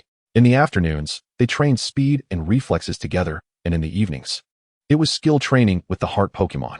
Lin Xiaolin's schedule was brimming, and he finally understood why most individuals did not capture a third Pokémon in high school, with many struggling to acquire a second, much like Yin Fan and his peers. These two Pokémon had already exhausted Lin Xiaolin significantly. Introducing a third would necessitate dividing his attention multiple ways. Most trainers typically began capturing a second Pokémon only after their first reached an elite level, as self-training was only feasible at that stage. Of course, Little Blue was an exception. With Lin Xiaolin's foundational training lacking, it was akin to catching up on basics. Furthermore, Little Blue absorbed Pokémon energy during nightly meditations, as psychic types did not require sleep, only meditation, supplemented by the psychic gem bestowed by her grandfather. Though tiring, Lin Xiaolin could distinctly perceive daily progress alongside his Pokémon. The heart Pokémon's reflexes had sharpened significantly. It now faced level 3 challenges without issue. Little Blue, too, had become formidable, with level 6 under 4 times the gravity posing little threat. However, in comparison to the heart Pokémon, Little Blue's progress paled against Lin Xiaolin's rapid development. Lin Xiaolin had reached a point where he could command the heart Pokémon in a level 4 environment. Though the primary challenge was the heart Pokémon sometimes lagging behind in response, unable to keep pace with Lin Xiaolin's rhythm.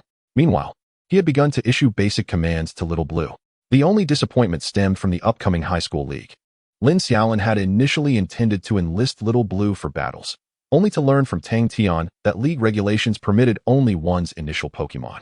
This revelation left Lin Xiaolin disheartened, as he had envisioned Little Blue's first battle occurring in a significant competition, with the high school league serving as an ideal venue, only to discover it was prohibited. A month passed, marking the most substantial period of progress since Lin Xiaolin began his journey as a trainer. Each day was a whirlwind of activity. Lin Xiaolin also understood why the members of the school team were rarely seen outside of mealtimes. It turned out that each member was diligently striving for improvement. Enough about classmates. Lin Xiaolin hasn't seen Duan Xin for an entire month. It's said that ever since they joined the school team, Duan Xin has elected a new class leader. However, before Lin Xiaolin could lament the loss of a free opportunity, he was immediately taken aback by news from Tang Tian. All right, I've gathered you here today to discuss the school's rewards for the upcoming Intercollegiate League, Tang Tian announced, standing before the members of the school team with his hands clasped behind his back. First, if you pre-team members manage to advance beyond the preliminaries without relying on those who aren't on the team, the school will reward each of you with 50,000 association points. Additionally, the Trainer Association will grant another 50,000 points, totaling 100,000 points for each of you. Tang Tian addressed the 5 individuals, clearly indicating that this reward was intended for them to strive for. Secondly, in the overall format of the Intercollegiate League, if you reach the top 32, the association will reward each participant with a mid-level item, and the school will grant 100,000 association points. If you make it to the top 24, the association will provide each of you with a starter Pokémon egg, and the school will reward 100,000 association points. At this point, Tang Tian paused, smiling at the group. Teacher Tang, what about the rewards for the top 8, top 4, and the champion? Lin Xiaolin inquired from the side.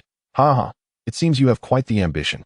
Young man, if you manage to clinch the championship, no, even if you secure a spot in the top 8, rest assured, the school will shower you with rewards.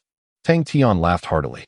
Lin Xiaolin's words elicited a chorus of laughter from the senior students, not derisive but rather joyful, as they all shared the same ambitions when they first entered the team. Yet, it was only through genuine experience that one could grasp the extent of their own arrogance. Chapter 71, A Day at the Black Market. Well, I won't elaborate further. The Intercollegiate League is about to commence. Today marks your final week of vacation. From next month onwards, there will be practical training without any breaks. Be sure to resolve any matters this week. Class dismissed. With that, Tang Tian concluded, and the students began to disperse. Xiaolin, how are your preparations coming along? Yan Fan asked Lin Xiaolin as they walked down the path. I'm definitely on track. 100,000 association points is no trifling sum, Lin Xiaolin replied with a smile. Knowing that this amount would bring him closer to his goal of becoming a researcher. What are you planning to do during the break? Sure, Anyang chimed in. Just a good rest. Didn't Teacher Tang mention that there won't be any breaks during the league? We might not be able to return home for 2 or 3 months, Yan Fan shrugged. True enough, Sure Anyang scratched his head in agreement. Upon returning home, Lin Xiaolin released Xiaolin and Xian Lin Bao, then collapsed onto the sofa. Nothing compares to the comfort of home. Xiaolin entered the bedroom, retrieved a blanket, and covered Lin Xiaolin, then picked up the sleepy Xian Lin Bao and headed outside. Xiaolin took Xian Lin Bao out for training. Lin Xiaolin had been feeling a bit fatigued lately, and during the break, Xiaolin decided to let him rest while she handled Xian Lin Bao's training. Just as Xian Lin Bao was preparing to rest on the floor, it was taken away with a bewildered expression. Ji-ho. No. I also want to sleep.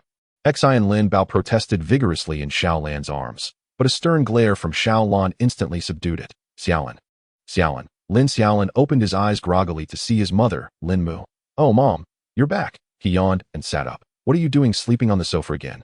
Be careful not to catch a cold. Lin Mu expressed her concern. Mom, where did you go during the day? He asked. I was at your father's laboratory. That man won't eat or sleep unless I supervise him. I have to keep an eye on both of you. Neither of you makes it easy for me. Lin Mu complained. Lin Xiaolin chuckled again, noticing that it was already dark outside. I think I'll head back to sleep, he said, wrapping himself in the blanket. Wait a moment. I have something to tell you. Lin Mu suddenly called out. What is it? Lin Xiaolin turned to face her. Wake up early tomorrow morning. The black market is opening, and we're going to have a look around. Lin Xiaolin pondered for a moment. The black market was an annual event, not a true black market in the traditional sense. In previous years, there had been many illegal Pokémon transactions, but with government crackdowns, those had nearly vanished. Now, for a few days each year, people returned to the original site of the black market to conduct legal trades, selling only Pokémon eggs and items obtained through proper channels. It was akin to a second-hand market. All right, what time should we go? Lin Xiaolin decided to check it out. Perhaps there would be some hidden treasures, around 8 or 9. Your father will be joining us as well, so our family can go together. Sounds good. With that, Lin Xiaolin returned to his room. The next morning, Lin Xiaolin was awakened by Xiaolin. After getting ready, He stepped outside to find his parents sitting at the dining table, enjoying breakfast. Dad, Mom, Lin Xiaolin greeted as he sat down to eat. Xiaolin, do you have anything you want to buy at the black market? His father inquired. Lin Xiaolin thought for a moment, realizing he didn't have anything specific in mind. Oh right. Xian Lin Bao's dragon gem is nearly depleted. I wonder if I can find one at the black market. The dragon gem. Huh. Little Bao's dragon gem is running low. Apart from that, I don't need anything else, Lin Xiaolin replied. The dragon gem? Such items should be quite abundant at the black market. It would be wise to stock up for little Bao's future use, his father remarked. After breakfast, the family took a taxi to the black market. Xiaolin and Xian Lin Bao opted to stay home and train, which was voluntary on Xian Lin Bao's part. Approaching the city center, they arrived at the black market, which spanned several roads, remnants of its original location. As soon as Lin Xiaolin got out of the car, he was greeted by throngs of people. After paying the fare, the family entered the black market, where stalls lined the streets, showcasing a plethora of items, including Pokémon eggs. However, most of the Pokémon on offer were not particularly rare, and they didn't even see any of the starter Pokémon. As they walked through the crowd, Lin Xiaolin was astonished to find that there were no counterfeit goods at this black market. Everything was genuine, and the signs accurately represented the items. Dad, is there really no counterfeit merchandise? Lin Xiaolin asked his father. What are you thinking? Of course not. The black market is now managed by the association. To set up a stall here, you must apply to the association and all items undergo their inspection. If caught selling fakes, it's game over. 3 years of mandatory service, his father shrugged. Lin Xiaolin's interest waned. Without any counterfeit goods, how could he hope to find a bargain? Nonetheless, he continued to accompany his parents, and at one stall, his father spent 3 million alliance coins to purchase 9 low-level dragon gems. This made Lin Xiaolin's mouth twitch in surprise. He hadn't expected prices here to exceed those at the association. However, there was little choice, as the association only allowed point exchanges, and it was challenging to find such items elsewhere. Lin Xiaolin tucked the 9 dragon gems into his backpack and continued to navigate through the crowd. As the morning wore on, he did indeed see many interesting items, but all were clearly priced, and while they were good, they were also quite expensive. Nevertheless, the family managed to buy quite a few things. Lin Xiaolin secured his dragon gems, his father acquired a collection of rare berries, and his mother picked up several trinkets. After casually having lunch at a small restaurant near the black market, they resumed their exploration. Lin Xiaolin had lost all interest in the black market. Everything was transparently priced and vetted by the association, leaving him with no opportunity for hidden treasures, while his parents were thoroughly enjoying themselves. He resigned himself to carrying their bags. Brother, this is too expensive. Can you lower the price a bit? I can't lower it any further. My prices are already rock bottom. As Lin Xiaolin strolled past a vendor's stall, he overheard a customer engaged in a spirited negotiation with the stall owner. While 3 onlookers gathered to witness the exchange, the vendor, a man in his 40s, displayed an array of peculiar items, and upon closer inspection, Lin Xiaolin realized that they were primarily research materials. Approaching the stall, Lin Xiaolin scrutinized the offerings, noting that the majority were E-grade research materials, with a smattering of D-grade and C-grade items. He quickly lost interest, recognizing that most of the goods held little value. Just as he was about to leave, he noticed the customer reluctantly placing an item back on the stall before departing. A fleeting glance revealed it to be item, light clay. Description: enhances the effects of the bearer's spirit light wall and reflection barrier, making them stronger and more enduring. To his astonishment, Lin Xiaolin recalled having seen this very item in the research materials warehouse before, yearning to acquire it, but ultimately missing out. A surge of excitement welled within him, though he maintained a stoic expression. How much for this? He inquired casually, lifting the light clay. 50,000 at the very least, no lower. The vendor replied with unwavering certainty. As Lin Xiaolin toyed with the light clay, he noted that it was priced cheaper than at the association, where it would cost 100,000 alliance coins for a mere 10,000 points. However, such pricing was reasonable. Most materials were rare, and the association typically purchased them at around 90% of the retail price.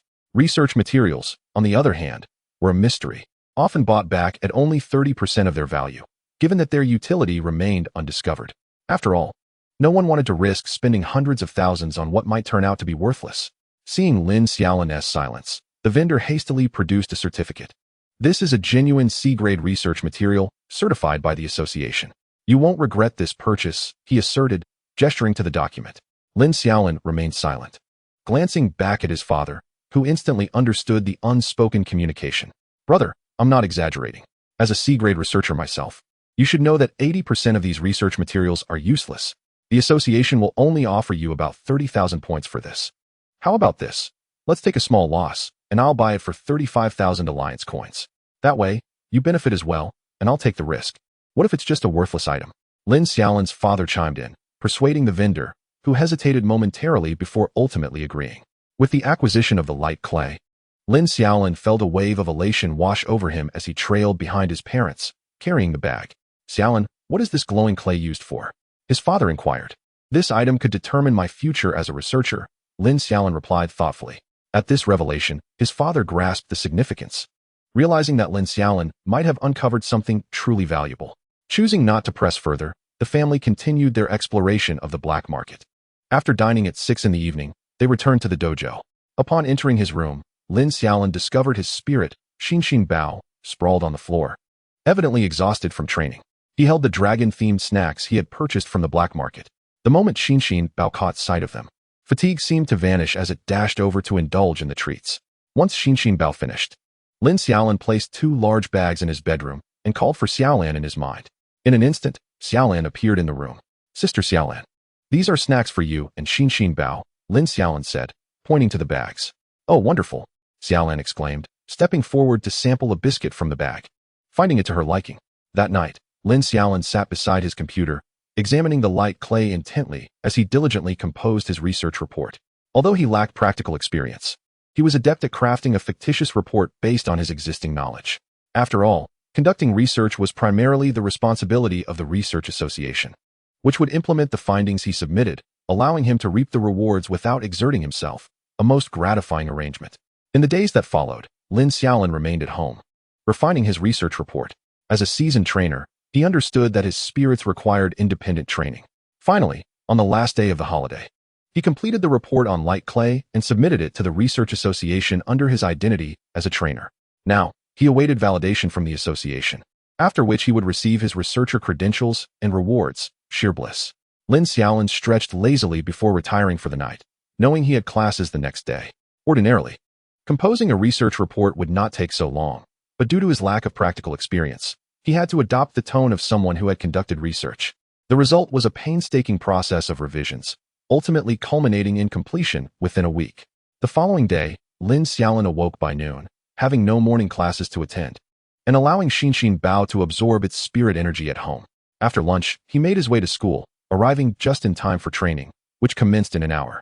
As he entered the training room, he noticed most of his seniors were already engaged in practice. Good morning, seniors, he greeted as he stepped inside. Morning, Xiaolin. You're here early today, Lan Tian, a senior with his spirit, Wang Bad, called out cheerfully. Good morning.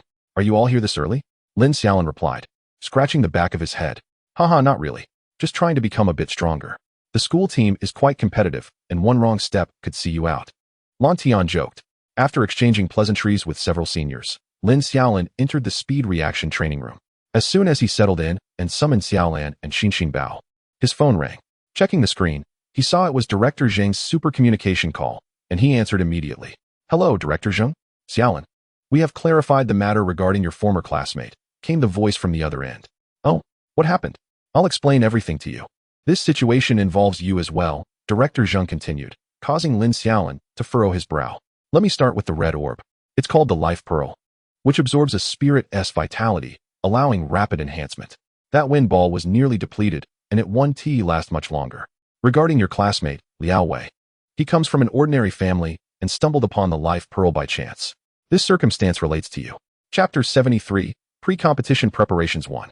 The individual who provided him the Life Pearl goes by the name Sun Wei. He is the individual we've been pursuing, the squad leader of the crocodile organization who fled to Star City. Lin Xiaolin pondered deeply, realizing that Tian Zhao's warnings had proven accurate. The squad leader was indeed plotting revenge against him in Star City. And what about now? Have you apprehended him? Lin Xiaolin inquired over the phone. Well, this is where it gets strange. We were in the midst of capturing him when news broke. I intended to report it to the higher-ups to bolster security and send reinforcements. However, the very next day, Sun Wei's body appeared at the entrance of the security bureau, and even the surveillance footage yielded nothing. It was as if the body materialized out of thin air. I initially suspected it was old Master Zhao's doing. Director Zheng's surprise at Lin Xiaolin's ignorance of the situation was palpable. Lin Xiaolin reflected. realizing that such an inexplicable appearance could only be achieved by two types of spirits, those capable of teleportation or ghost-type spirits adept at vanishing without a trace. It appears that this matter is most likely orchestrated by grandfather. Lin Xiaolin firmly believed in her mind, suspecting that he wished to keep it from being disclosed by anyone. As for Liao Wei, being a minor and not yet 16 years of age, the penalties for his association with wanted criminals are not exceedingly severe. However, he is acutely aware that the life pearl is detrimental to Pokémon, yet he chose to utilize it on his own Pokémon, which constitutes a grave violation of trainer laws. This could lead to his imprisonment for 8 years and a lifetime revocation of his trainer status. Alright, Director Zheng, I understand. Thank you for the information. Lin Xiaolin expressed her gratitude promptly after confirming her suspicions. It's a trivial matter. We owe a debt of gratitude to old Master Xiao for alleviating our burden significantly. I wish you success in your studies, but I must attend to other matters now, Director Zheng concluded before terminating the call. This underscores the stringent protective laws in Longwar regarding Pokémon, strictly forbidding any actions that may harm them. Had Liao Wei not been a minor, the consequences would have begun at a minimum of 15 years, with the most severe cases facing the death penalty. Regarding the incident with Sun Wei, it seems Director Zheng holds the belief that old Master Xiao is indeed responsible, though he refrained from disclosing this to Lin Xiaolin. After all, in Xingqing, to crush a Lord-level ghost eye and stealthily deposit a body at the Security Bureau's doorstep points to a single individual, the quasi-king level psychic gym leader, Xiaotian. After ending the call, Lin Xiaolin shook her head, feeling a weight lift from her heart now that Sun Wei was no longer a threat. Without dwelling on it further, she focused on training her Zinlinbao and Xiaolan. Time flew, and the month passed swiftly. During this period, Xiaolan's speed and reflexes seemed to have hit a plateau. She ceased relying on the training room's rubber balls for speed drills. Instead, apart from skill coordination training with Lin Xiaolin, she spent her time meditating to enhance her psychic attributes. Xiaolan expressed that she felt on the brink of entering the next stage, not one of levels, but of strength and mental state. Although she appeared elite, her long absence from training meant her power could only be described as slightly above average Pokémon. To illustrate, it is akin to each level corresponding to a specific size of a bucket and a pipe. The bucket holds the power of the Pokémon, but the pipe is necessary to release skills and engage in battle. Xiaolan currently possesses a bucket of elite size, yet her pipe remains woefully inadequate, rendering her powerful but unable to utilize that power effectively. Presently, she is diligently expanding her capabilities to catch up to elite strength. While Zinlinbao's situation could only be described as dismal, Zinlinbao has finally adapted to the 4th gear and no longer experiences the dissonance of limbs failing to synchronize with her mind. However, her most pressing challenge lies in maintaining balance. When gravity is set to the 2nd gear, an increase of 15 times, Zinlinbao walks unsteadily. Upon consulting Tang Tian, he indicated that Zinlinbao's condition stemmed from typical lack of physical coordination and emphasized the need for more practice. Consequently, Lin Xiaolin could only accompany Zinlinbao in continued training within the speed training room, while Shiyu and Shi Anyang had already been taken by Tang Tian for training 2 weeks prior. The Lijuan Chicken and Riolu did not face the same predicament as Zinlinbao, largely due to their early training alongside their trainer, which honed their bodily coordination remarkably. On the morning of June 4th, Lin Xiaolin rose early, as it was the day before the preliminary competition for the high school league. Students from 2 other high schools were scheduled to visit Yizhong and stay for a day. With the battles commencing the following day, the 5 donned their school uniforms and made their way to the training grounds, where Tang Tian addressed them. Tomorrow marks the preliminary competition for the high school league. Today, the members from Ergao and Sango will visit our school. You 5 reserves are to take the day off to prepare for the battles, but if you have the time, feel free to observe the members from Ergao and Sango, Tang Tian remarked, gesturing for Lin Xiaolin and her companions to leave. As they walked back to their dormitory, Yin Fan playfully draped an arm over Lin Xiaolin's shoulder, inquiring, "Xiaolin, why not check out the members from the school teams this afternoon? I heard from old Tang that they would arrive around 2. Let's discuss it later. How about we play a couple of games first?" Lin Xiaolin glanced at him. Absolutely. With that, the 2 made their way back to the dormitory. Those 2 are only ever preoccupied with gaming, Qin Lele grumbled from behind. Well, everyone needs a hobby, right? It would be terribly dull to do nothing all day. Shiyu chimed in beside Qin Lele. Later, after they had lunch and Lin Xiaolin indulged in a delightful afternoon nap, she arose to prepare for the visit to Ergao and Sango's members. Previously, she had never taken afternoon naps, but since the hatching of Zinlinbao, who required more sleep during its infancy, Lin Xiaolin had succumbed to the habit. After all, Indulging in a midday slumber is a luxurious affair. Once awake, Lin Xiaolin took Zinlinbeo along and ventured outside. Today, there would be no training for Zinlinbeo, as she had absorbed her energy in the morning, and Lin Xiaolin planned to take her for a stroll in the afternoon. The five exited the dormitory and headed towards the playground. Upon reaching the playground, they found it deserted. The students from other classes were either in lessons or fulfilling tasks assigned by the club, leaving only them with leisure time. Lin Xiaolin reclined on the grass, with Zinlinbeo mimicking her pose. The others settled on the grass, basking in the warm sunlight, which was unusually pleasant and not overly hot. As for enjoying the sunshine at other times, just think about whether June's sun could scorch your skin off. Chapter 74, Pre-Competition Preparation 2. The five basked in the warm sunlight when, before long, 2 buses rolled into the school grounds. The buses halted at the entrance, and a dozen students disembarked, some clad in Ergeo uniforms, others in Sango attire, accompanied by 2 middle-aged individuals who appeared to be teachers. The newcomers began to curiously survey their surroundings, oblivious to the 5 lounging on the playground. Moments later, the 2 teachers descended from the teaching building. Lin Xiaolin recognized them as the grade directors for the first and second years. They greeted the students and began showing them around the campus. Lin Xiaolin and her friends paid them no mind, continuing to relish the tranquility of the afternoon. How long had it been since they had such a leisurely moment? How long since they had lain in such peaceful repose? Lin Xiaolin pondered. Since entering Yizhong, each day had been filled with rigorous training. Especially now that she had joined the school team, life had become a whirlwind. One day felt scarcely enough. Such quiet moments were indeed rare. However, just as they began to unwind, the 2 grade directors led the students from Ergeo and Sango to the playground. Excuse me, but we noticed that most students from your school are either in class or training. Why are there students skipping class here? A student from Ergeo queried the Yizhong grade director, who glanced towards Lin Xiaolin and her friends. They are somewhat special students. Haha, you'll understand tomorrow. The director replied with a grin. Oh, Yizhong has special students? The Ergeo student's face contorted with disdain, as if incredulous.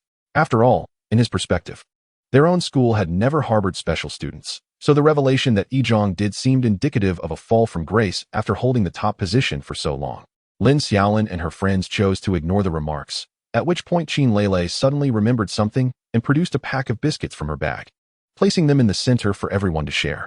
I almost forgot, I brought some cookies today, let's share them, said Qin Lele as she picked one up and took a bite. Ever since she had tasted the cookies baked by Lin Xiaolin's grandmother, she had been enamored with them for quite some time, even learning to bake alongside Lin Xiaolin's grandmother. Now, she frequently baked cookies herself to bring to school for her friends. Lin Xiaolin sat up and also took a cookie, while Xinlin Bao, upon seeing the food, quickly rolled over and rushed over. Qin Lele fed a piece to Xinlin Bao. The mini dragon was uninterested in playing. The snow sprite was afraid of the heat, and both Riolu and Lickitung were still training, leaving only Xinlin Bao to be somewhat lazy. At that moment, students from the 2nd and 3rd high schools, accompanied by their teachers, approached. Good afternoon, director.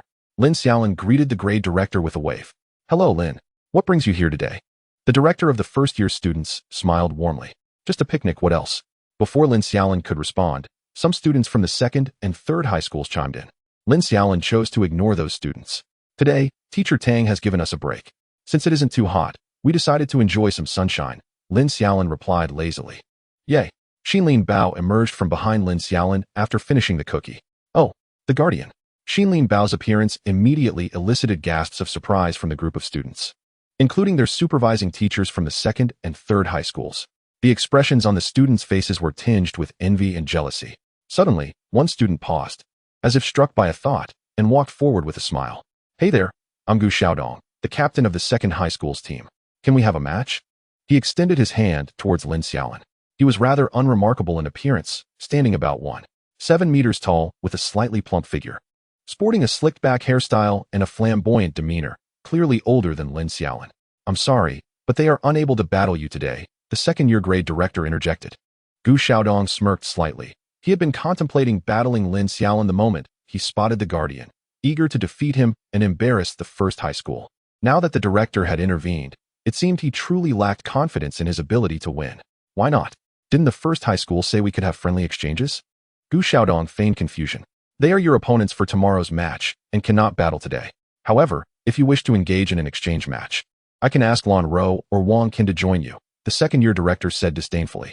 Sensing that Gu Xiaodong was merely trying to bully Lin Xiaolin and his friends due to their age, Gu Xiaodong's expression froze. He hadn't anticipated that these youngsters were indeed the competitors for tomorrow. The mention of Lan Rou and Wang Can made his face twitch involuntarily. No need. We'll just wait for tomorrow's match. Gu Xiaodong quickly retreated back to his group. Just wait until Lan Rou and Wang Can leave. Then we'll see what you all can do, he muttered under his breath, ensuring no one around could hear him. The grade director continued guiding them on their tour. And once they had walked far enough, Lin Xiaolin reclined back down, resting his head perfectly on Xinlin Bao's belly. Perfect, a natural pillow. That Gu Xiaodong doesn't seem like a decent person, Qin Lele remarked, watching their retreating figures. Just a clown. Tomorrow, I'll handle him easily, Yin Fan scoffed. During dinner, they encountered students from the second and third high schools again. This time, Lin Xiaolin scrutinized them closely. There were 14 in total. 7 from the second high and 7 from the third, plus the teachers, making a total of 16. Gu Xiaodong also observed Lin Xiaolin's group, and his eyes lit up when he saw Qin Lele. He had been too focused on Xinlin Bao and Lin Xiaolin in the afternoon to notice the beauty present. Without a second thought, Gu Xiaodong set down his freshly prepared meal and approached the table of 5. Can I get your WeChat, beautiful? He tossed his hair flamboyantly. Sorry, I already have a boyfriend, Qin Lele replied, wrapping her arms around Yin Fan's. Could you please keep your distance? I'm afraid your dandruff might fly over, she added. Feigning disgust, Gu Xiaodong was instantly petrified, standing awkwardly in place. Uffed. A senior sitting nearby burst out laughing, choking on his food, and after recovering, he couldn't stop chuckling. Even Lin Xiaolin and his friends struggled to contain their laughter, their faces contorted in amusement. No, I'm professional. I won't mock others unless I can't help it. Ultimately, Lin Xiaolin and his friends burst into laughter. Gu Xiaodong, filled with rage, stormed back to his side, where a few teammates began to console him. Damn it, let me handle him tomorrow. How dare he steal my woman? Yin Fan declared to Lin Xiaolin and the others. Upon hearing this, Qin Lele tightened her grip on Yin Fan's arm, and after a moment of silence, Yin Fan finally spoke. Lele, could you let go of my arm? I'd like to eat. Chapter 75. The College League prelims begin after dinner. The group returned to their dormitory. As usual, Lin Xiaolin and Yin Fan duo queued for rank, while Shi Yu and Shi Anyang worked out with the equipment in their dorm. Qin Lele, meanwhile, clutched her phone and began watching a series. The next day, Lin Xiaolin was not awakened by an alarm but by the sound of commotion outside. He checked his phone and saw it was barely past 7. Curious about the noise, he moved to the window to look outside. To his surprise, he saw a throng of people milling about on campus, students, parents, and even the elderly.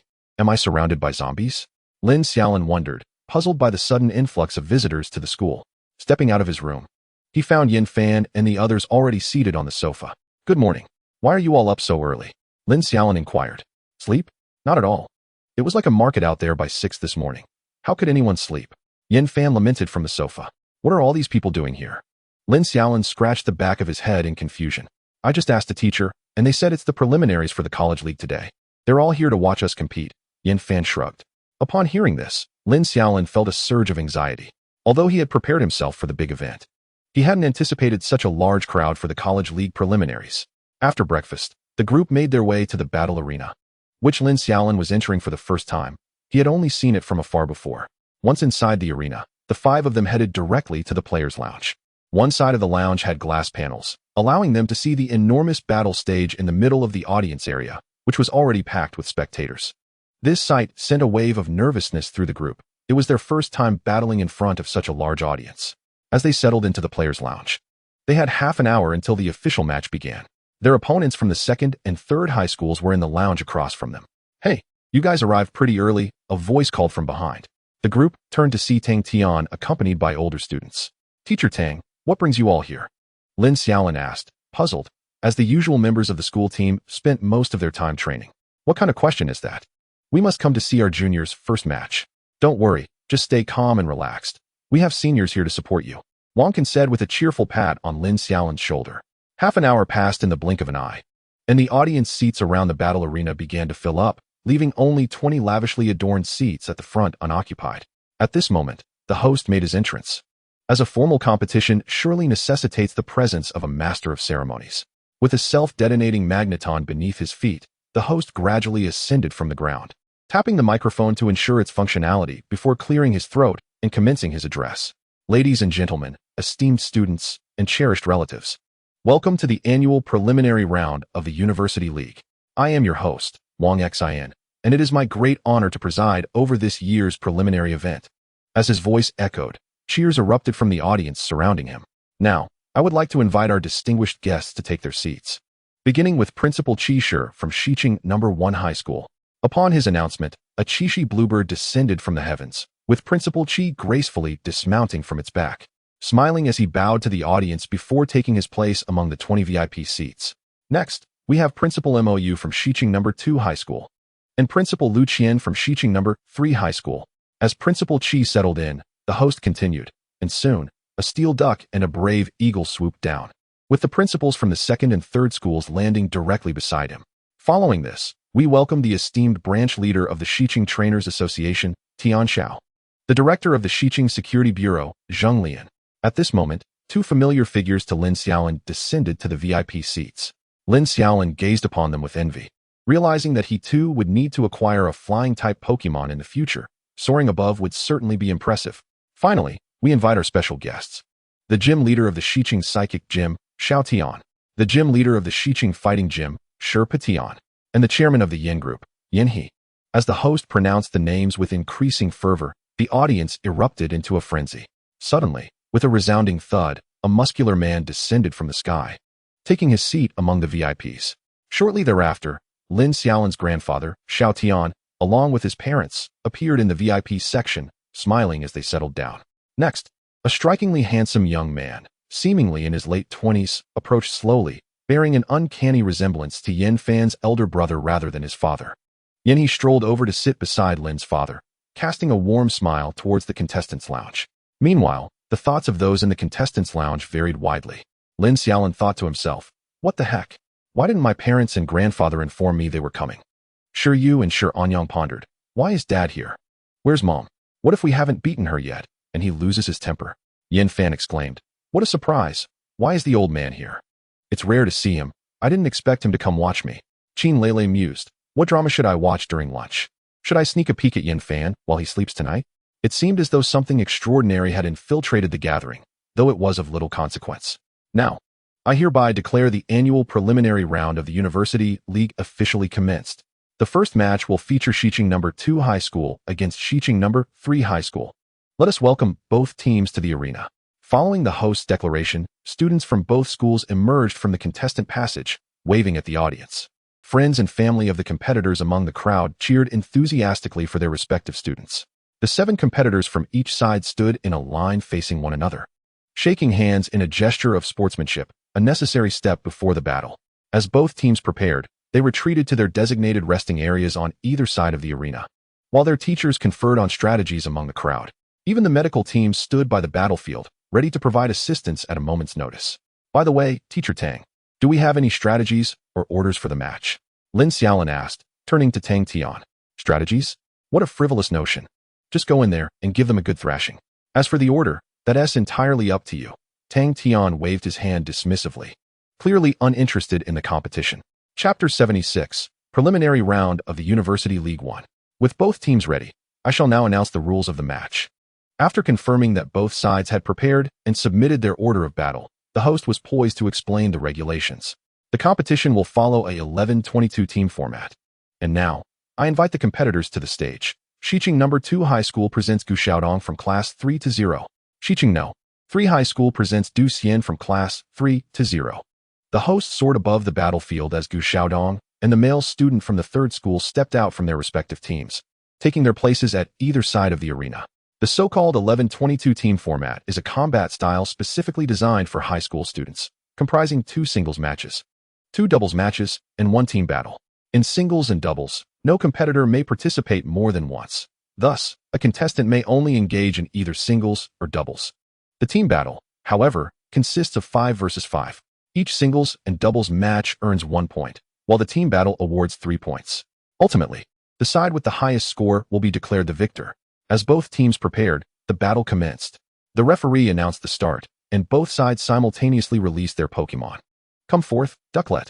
The moment the 2 Pokémon appeared, the third school's contestant's expression darkened, shocked that Gu Xiaodong had chosen a water-type Ducklet. Lin Xiaolin was equally astonished. Gu Xiaodong, so flamboyant in personality, had a Pokémon that matched his exuberance. Observing the ducklet dancing gracefully in the arena, Lin Xiaolin fell silent. However, he seized the opportunity to analyze both Pokémon. Pokémon, ducklet. Type, water. Level, normal. Gender, male. Ability, overconfidence, increases attack power with each defeat of an opponent.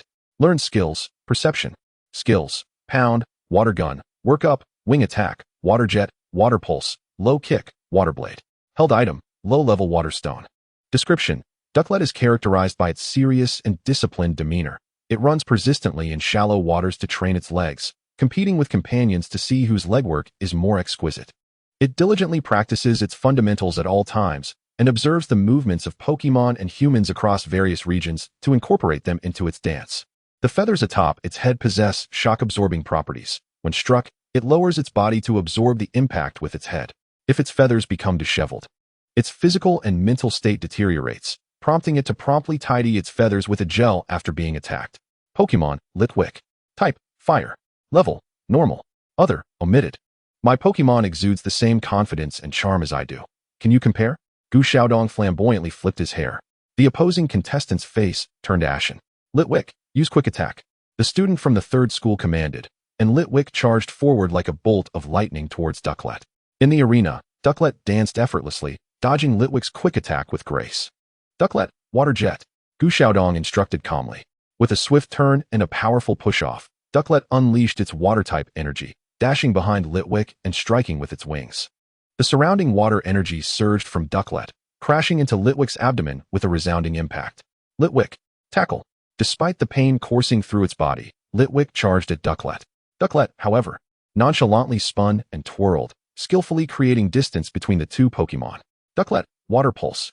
Ducklet raised its wings, sending ripples of water energy toward Litwick. Dodge, Litwick. The third school's contestant was now in a cold sweat. Litwick, having just executed tackle, was momentarily dazed and failed to evade Ducklet's water pulse, which struck home. Roar. The fire rock mouse could no longer contain itself, flames coalescing around its body in preparation for an assault.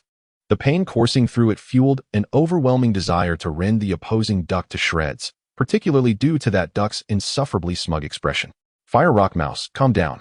The command from the trainer finally quelled the furious creature, whose fiery eyes were fixated on the exuberant duck across the battlefield. To everyone's astonishment, the contestant from the third high school conceded defeat outright. Du Xian from Xingqing Third High School admitted defeat, while Gu Xiaodong from Xingqing Second High School emerged victorious. After the announcement of the outcome, both trainers recalled their Pokémon and returned to their respective resting areas. How could he concede? Shi Anyang pondered aloud, scratching his head, as it seemed to him that as long as he remained standing, he should strive to overcome his opponent. In the context of the team competition, his Fire Rock Mouse was undoubtedly a valuable asset, and if it were to sustain severe injuries now, the team would be deprived of its full potential, compounded by the fact that his chances of winning were already quite slim. Sure, you explained the situation from the sidelines. Oh, I see. Shi Anyang nodded, indicating his understanding. Lin Xiaolin observed the match, acknowledging that despite Gu Xiaodong's ostentatious demeanor, he and his exuberant duck were undeniably formidable. By the way, Xiaolin, have we decided our order of appearance? Qin Lele inquired of Lin Xiaolin, who seemed to be the unwavering backbone of their group. Let us first assess the Pokémon from second high, Lin Xiaolin suggested. As he began to deduce their strategy based on the Pokémon present on the battlefield, the cheerful River Sprite, and the third high school's Rose Raid. By the way, Teacher Tang, we are still short one participant, right? The singles and doubles cannot repeat. We need 6 individuals. Lin Xiaolin directed his gaze towards Tang Tian. It's simple. Any of you can handle a 1-on-2 match. Tang Tian waved his hand dismissively, indicating that Lin Xiaolin should resolve it himself. Lin Xiaolin was left speechless as they conversed. The outcome of the match between the cheerful River Sprite and Rose Raid was revealed, with the former's trainer conceding after only a few token attempts. Alright, the score is now tied at 1-1. We are now entering the doubles phase. Please welcome the competitors to the stage. The contestants from second and third high schools stood on the battlefield, and upon the referee's signal, both sides released their Pokeballs. Second high's Pokemon were the Seahorse and Lapras, while third high's Pokemon were Ninetales and Sharim. The moment Lin Xiaolin saw Lapras and Sharim, he grasped the strategies of both teams. Unfortunately, third high's strategy, although sound, was effectively countered by second high. The battle did not last long. Both sides engaged in a brief exchange before second high's student surrendered. The The subsequent doubles match proved equally unremarkable. Second highest Pokémon were the Mosquito King and the Crawdaunt, while third highest Pokémon were the Blaziken and Houndoom. Once again, second high delivered only a perfunctory attack before conceding. Even onlookers could discern the lack of effort from second high. The score now stood at 1-3. Apart from the initial victory by second high, subsequent matches were lackluster. It seemed evident that second high was reserving its strength for the team competition. As the participants took a 20-minute reprieve before the team competition, the host commentary reinvigorated the atmosphere. Why does second high keep conceding? Shi Anyang questioned Lin Xiaolin in bewilderment. They believe the team competition is secure, so they wish to conserve their strength rather than deplete it in the preliminary matches. Aiming to maintain their Pokémon in optimal condition for a decisive victory in the team competition, Lin Xiaolin analyzed the situation. Tang Tian, hearing Lin Xiaolin's assessment, nodded in agreement. If I am not mistaken, third high's team strategy will likely employ a sunny day tactic, while second high will utilize a rainy day strategy. Given that second high's overall strength exceeds that of third high, combined with type advantages, third high is likely to face defeat. Qin Lele contributed her analysis. That's true, but you overlooked one aspect. The cheerful river sprite, seahorse, and Mosquito King all possess the ability Swift Swim, Lin Xiaolin noted after reviewing the Pokémon of both teams. The Mosquito King did not have Swift Swim, but instead had the damp ability. However, both the cheerful river sprite and seahorse did possess Swift Swim. Lin Xiaolin refrained from stating this outright, opting instead for a more subtle reminder. Upon hearing Lin Xiaolin's comment, Qin Lele suddenly realized, with type advantages, slightly superior overall strength, and a cohesive strategy, she could not fathom how third high could possibly win. It was no wonder second high appeared so composed in their concessions. Half an hour later, as the referee ascended on the self-destruct magneton, everyone knew the main event was about to commence. Ladies and gentlemen, the long-awaited team competition is upon us. Please welcome the participants to the stage. The competitors from both teams, each consisting of 5 members, took their positions on either side of the battlefield. The final showdown now begins. The moment the referee announced the start, all 5 participants simultaneously released their Pokeballs. From second high emerged the exuberant Duck, cheerful River Sprite, Seahorse, Mosquito King, and Lapras. From third high came the Fire Rock Mouse, Ninetales, Blaziken, Houndoom, and Sharam. The Pokémon from both sides were filled with fighting spirit, eager to engage in battle. Look, both sides are brimming with determination. Which will prevail? Second high's Rain Team or third high's Sun Team? We shall see. Rain Dance. As anticipated, both sides vied for control of the weather from the outset. For a weather team, failing to secure the weather effectively rendered half their strategy nullified. As Lapras and Sharam initiated their weather moves, the other Pokémon were not idle. The exuberant Duck led the Mosquito King and Seahorse toward their opponents with the clear intent of disrupting the opposing weather controllers. Little Duck, use Water Pulse. Upon their confrontation, the exuberant Duck unleashed a Water Pulse, while the Mosquito King and Seahorse followed suit with Bubble Beam. However, the opposing Pokémon were not defenseless, countering with moves like Flamethrower and Fire Spin. With a resounding crash, dense steam erupted, enveloping the battlefield. At that moment, Gu Xiaodong smirked subtly. Mosquito King, use Rain Dance. The Mosquito King's trainer shouted decisively. The third high competitors felt a sense of foreboding, but the smoke obscured visibility, rendering the situation unclear. Initially, the battle for weather control appeared evenly matched between Sharam and Lapras, but with the Mosquito King's intervention, Sharam lost any chance of contesting the weather. The battlefield darkened, and a light drizzle began to fall. Little Duck, let us begin our dance. Gu Xiaodong commanded with fervor. Thanks to the rainy conditions, the steam dissipated rapidly, revealing second high's 5 Pokémon surrounding those of third high. The latter were significantly hindered by the rain, while the former thrived in it.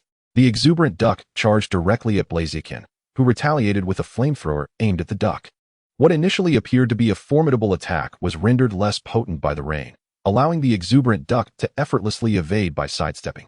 In a flash, it found itself directly in front of Blaziken, raising its right wing into a blade-like position and unleashing a water blade attack. Blaziken reacted swiftly, turning to shield itself with its shell. The clash produced a sound reminiscent of metal striking metal.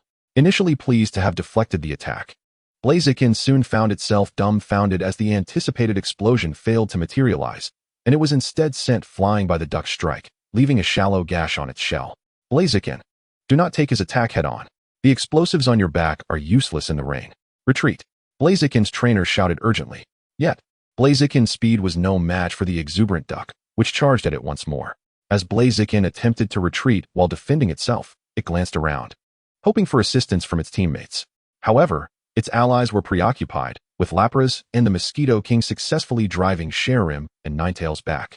On a rainy day, the carefree and cheerful characteristics of the cheerful Kappa and the Volhama flourished, enabling them to dominate the battle against the Fire Rock Mouse and the Black Luga.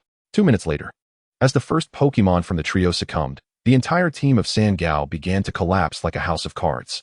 Once all the Pokémon from Sangao were rendered incapable of battle, the referee finally raised the microphone, declaring that all the Pokémon from Sangao had lost their fighting ability, with the victory going to San Air Gao. A wave of awe and applause erupted from the audience.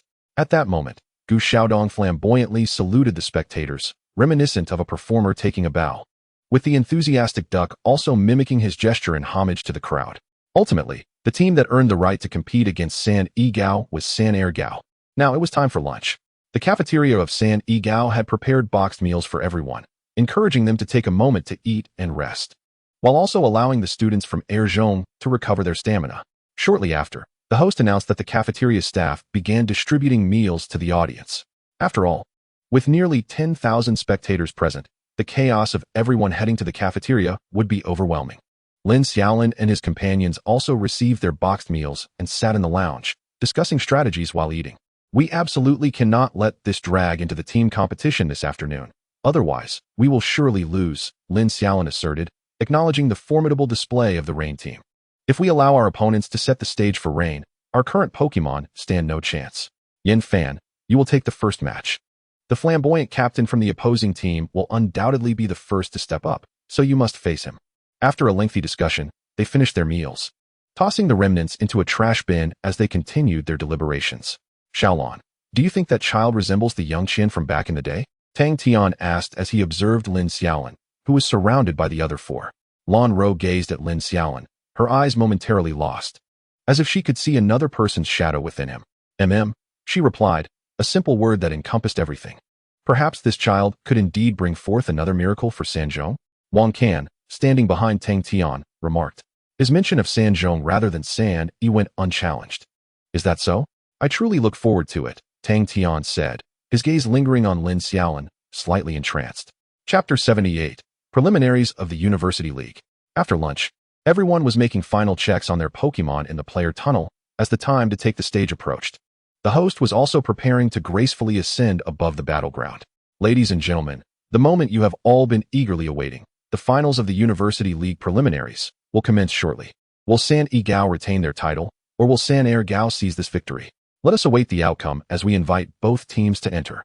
At that moment, the five stood at the entrance of the player tunnel. As the host's words echoed, Lin Xiaolin was the first to step forward. Flanking him were Yin Fan and Qin Lele, with Shi Anyang and Shi Yu following closely behind, while Wang Can and a senior named Qian Zhu walked leisurely, engaged in cheerful conversation. Taking a deep breath, Lin Xiaolin stepped out of the player tunnel with determination. With a resounding thud, his foot struck the ground as he emerged at the entrance. Seni! Seni! Seni! The thunderous cheers from the crowd startled the five, causing Lin Xiaolin to momentarily halt his stride. Keep moving. This honor is brought to you by your seniors. Wang Can's voice resonated from behind. Lin Xiaolin, lifting his foot slightly, resumed his advance. Upon exiting the tunnel, he gazed around at the audience, who were united in their chants for San Yi. In that moment, it felt as if he had stepped into the home ground of San Yi. Behind him, Wang Can and senior Qian Zhu wore smiles as they observed the supportive crowd. See, this is the honor your seniors have bestowed upon you, and the unwavering faith the audience has in you, Wang Can proclaimed from the rear. Lin Xiaolin remained silent, his footsteps unwavering as the chorus of support enveloped him. Dad, look at Xiaolin. Lin Mu had to shout over the overwhelming noise to catch Lin Xiaolin's grandfather's attention. I see him, grandfather replied with a smile, his eyes fixed on Lin Xiaolin, who walked confidently at the forefront. Yen He beside him also smiled as he regarded Lin Xiaolin. While Lin Xiaolin drew strength from the audience's cheers, the opposing team from San Air Gao appeared less composed, facing the overwhelming applause of thousands. Yet their expressions suggested this was not their first encounter with such pressure. Both teams stood poised in the battleground, and Lin Xiaolin extended his right hand toward Gu Xiaodong. I hope you can withstand the charm I bring, Gu Xiaodong said with a grin. Lin Xiaolin's lips twitched. He truly wished to avoid facing this individual. After the handshake, both sides retreated to their respective resting areas. Lin Xiaolin submitted the pre-arranged order of entry. All right, everyone, the host said, gesturing downwards, causing the audience's volume to diminish significantly. Both teams have submitted their order of battle, and the final clash of the day is about to commence. The first singles match will feature Gu Xiaodong from San Er Gao, Class 3, against Yin Fan from San E Gao, Class 1. As the host's voice rang out, Yin Fan and Gu Xiaodong calmly stepped onto the arena. Darling, it's Xiao Yin. Lin Mu pointed out to Lin Fu from the stands. Yes, I see. Lin Fu responded with interest. Oh, do you know my son? Yin He chimed in, grinning beside Lin Fu. Yin Fan is your son? Xiao Lin often brings him to our home to play. They get along quite well, Lin Mu remarked. Her curiosity piqued as she regarded Yin He. Haha, thank you for that. I have been unable to spend much time with him due to work commitments. Yin He expressed his gratitude sincerely. Oh, it's nothing. Yin Fan is a very good child, Lin Mu said, feeling somewhat flattered. However, she was quite astonished to learn that Yin Fan was indeed Yin He's son. It made sense why such a prominent executive would travel to Sansheng for a preliminary match of the University League.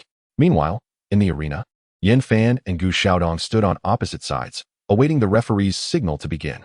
All right, the first singles match between San Er Gao and San E Gao is about to commence.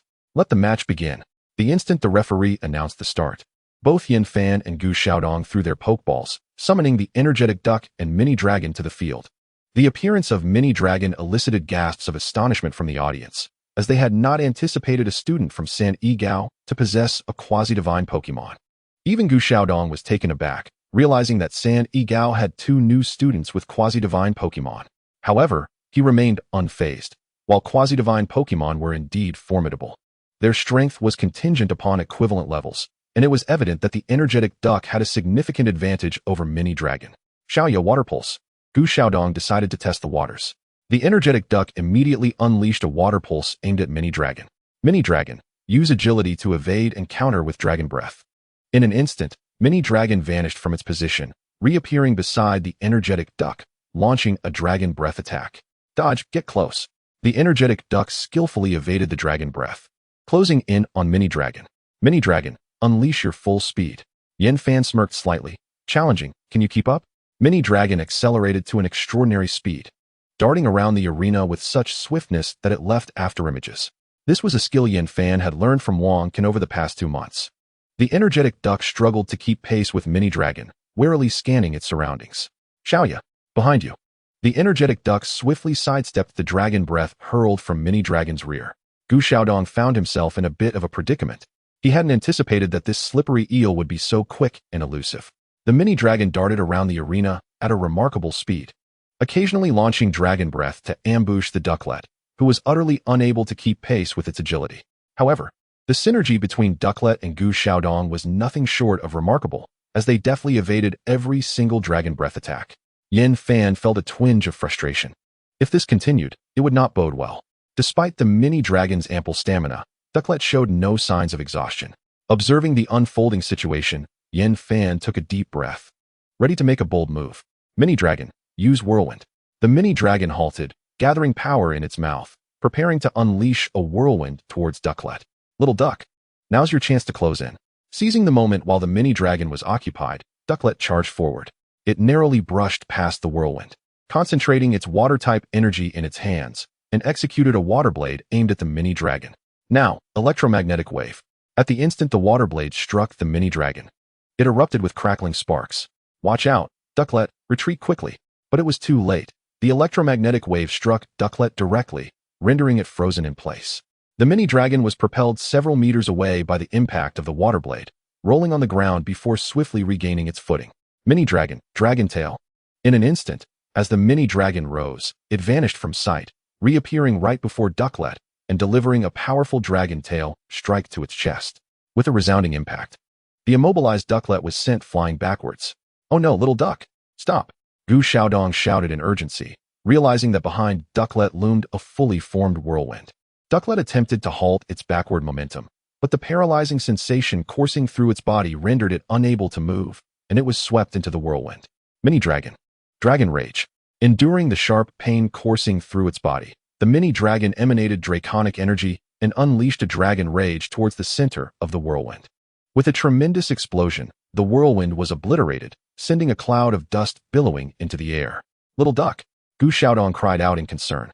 As the dust settled, Ducklet, bruised and panting, knelt on the ground. Quack! Ducklet called out, attempting to convey that it was unhurt, yet the evident injuries told another story. Dragon breath. Seeing Ducklet still standing, Yin Fan commanded the mini-dragon to deliver a finishing blow. Giving it their all in battle was a mark of respect for the opponent. I concede. Gu Xiaodong shouted to the referee, noting Ducklet's injuries and the crackling arcs of electricity surrounding it. The dragon breath soaring through the air was intercepted by a surge of electric energy, erupting mid-flight. Gu Xiaodong from Star City No. 2 High School concedes. The victor is Yin Fan from Star City No. 1 High School. The crowd erupted in cheers for Yin Fan's resounding victory, igniting the atmosphere. At that moment, Ducklet stumbled and collapsed to the ground, prompting Gu Xiaodong to rush to the battlefield. Gently cradling Ducklet in his arms, he bore the tingling numbness emanating from it as he hurried towards the infirmary. Quack, quack, Ducklet chirped, expressing its self-reproach. It's all right, little duck. We'll come back stronger next time, Gu Xiaodong reassured with a smile. Meanwhile, the mini-dragon leaped into Yin Fan's embrace, relishing their shared triumph. Yin Fan, with the mini-dragon in tow, made his way to the infirmary for treatment. Upon entering, he spotted Gu Xiaodong seated nearby, but without acknowledging him. He handed the mini-dragon over to the medical staff and took a seat. At that moment, Gu Xiaodong approached and stood before Yin Fan. Next time, my Ducklet and I will return stronger to challenge you, he declared earnestly. Yin Fan smiled slightly, welcoming the challenge. The two youths exchanged determined gazes, filled with competitive spirit. Both sporting smiles. Following their departure from the battlefield, the referee resumed commentary.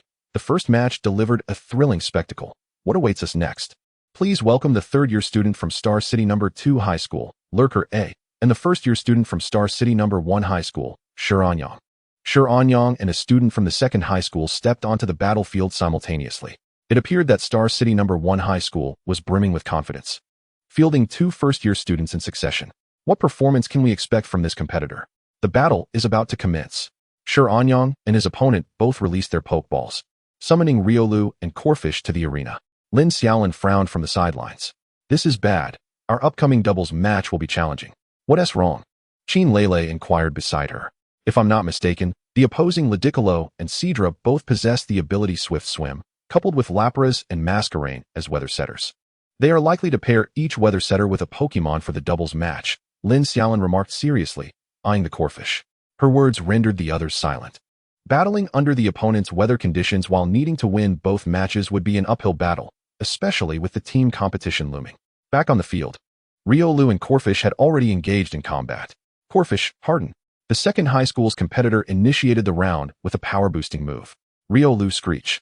Riolu let out a piercing cry, dragging its claws across the ground, producing a cacophony that made everyone cover their ears. Corphish also clamped its claws over its ears.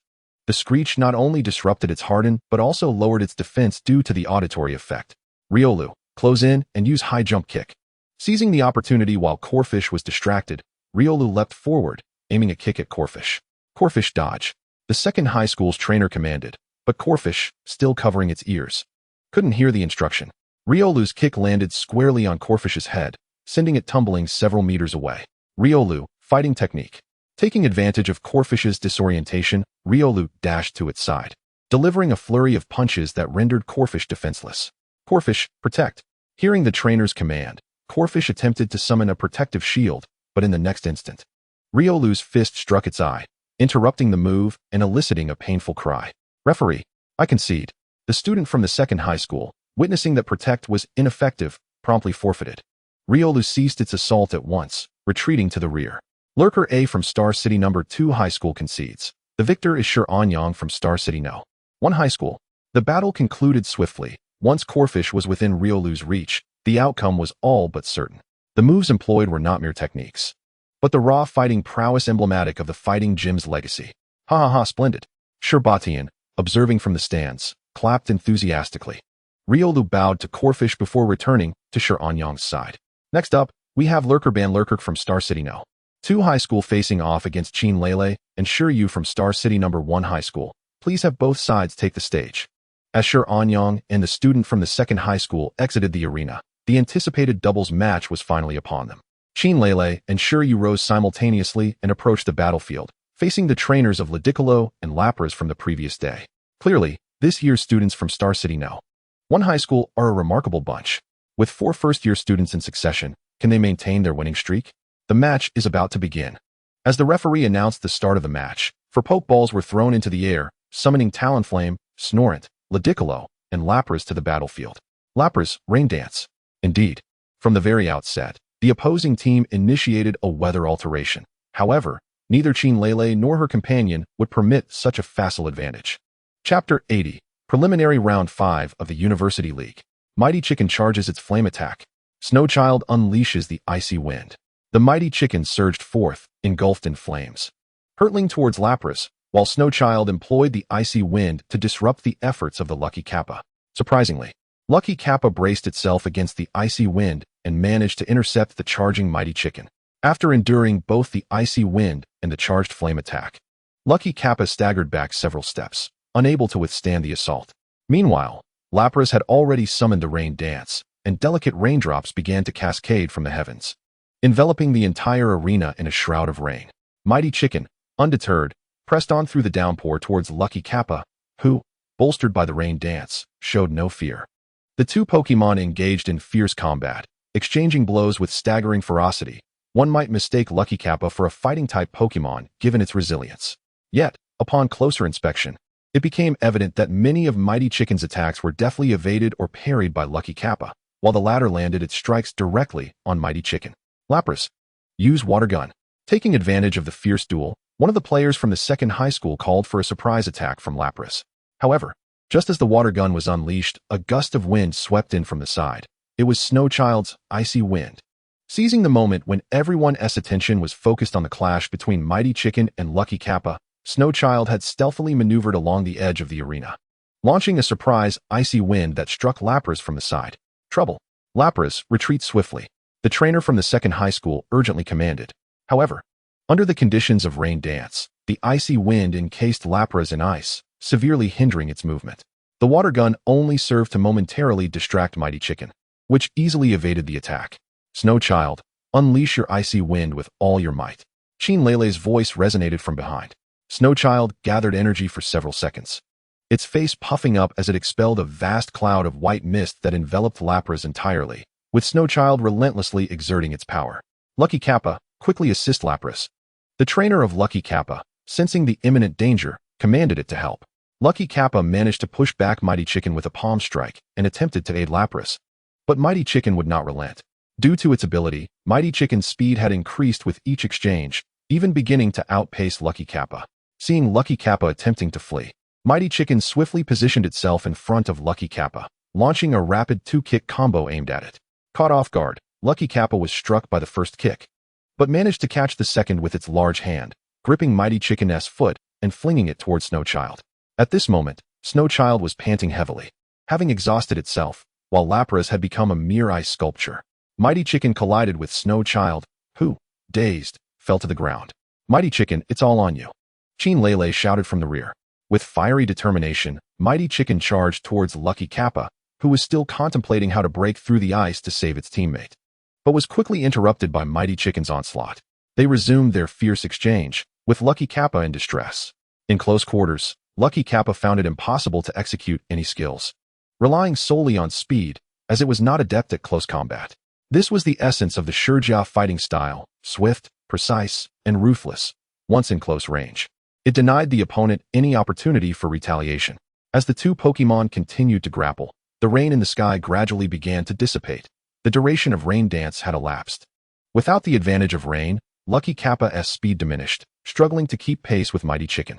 Seizing the moment, Mighty Chicken launched an all-out assault, forsaking defense in favor of aggressive offense, trading blows with Lucky Kappa. However, Lucky Kappa, lacking the resilience of a fighting-type Pokémon and untrained in such techniques, could only adopt a defensive stance. At last, during an opening when Lucky Kappa was caught off guard, Mighty Chicken landed a decisive kick to its head, causing Lucky Kappa to stumble backward unsteadily. Now, charged flame attack. Stone Yu, observing the unfolding situation, issued the command just in time. Mighty Chicken, enveloped in flames, barreled towards Lucky Kappa. With a resounding crash, Lucky Kappa was sent flying by the charged flame attack, collapsing to the ground with swirling eyes. Mighty Chicken, having exerted itself to the limit, finally succumbed to its injuries and collapsed as well. The referee scrutinized all 4 Pokémon, leaving no detail overlooked. As the audience held their breath, the arena falling into a profound silence. Puff! Snowchild, not severely injured, struggled to rise and surveyed the surroundings. Suddenly, the crowd erupted in a deafening cheer. Lapras and Lucky Kappa are unable to continue fighting.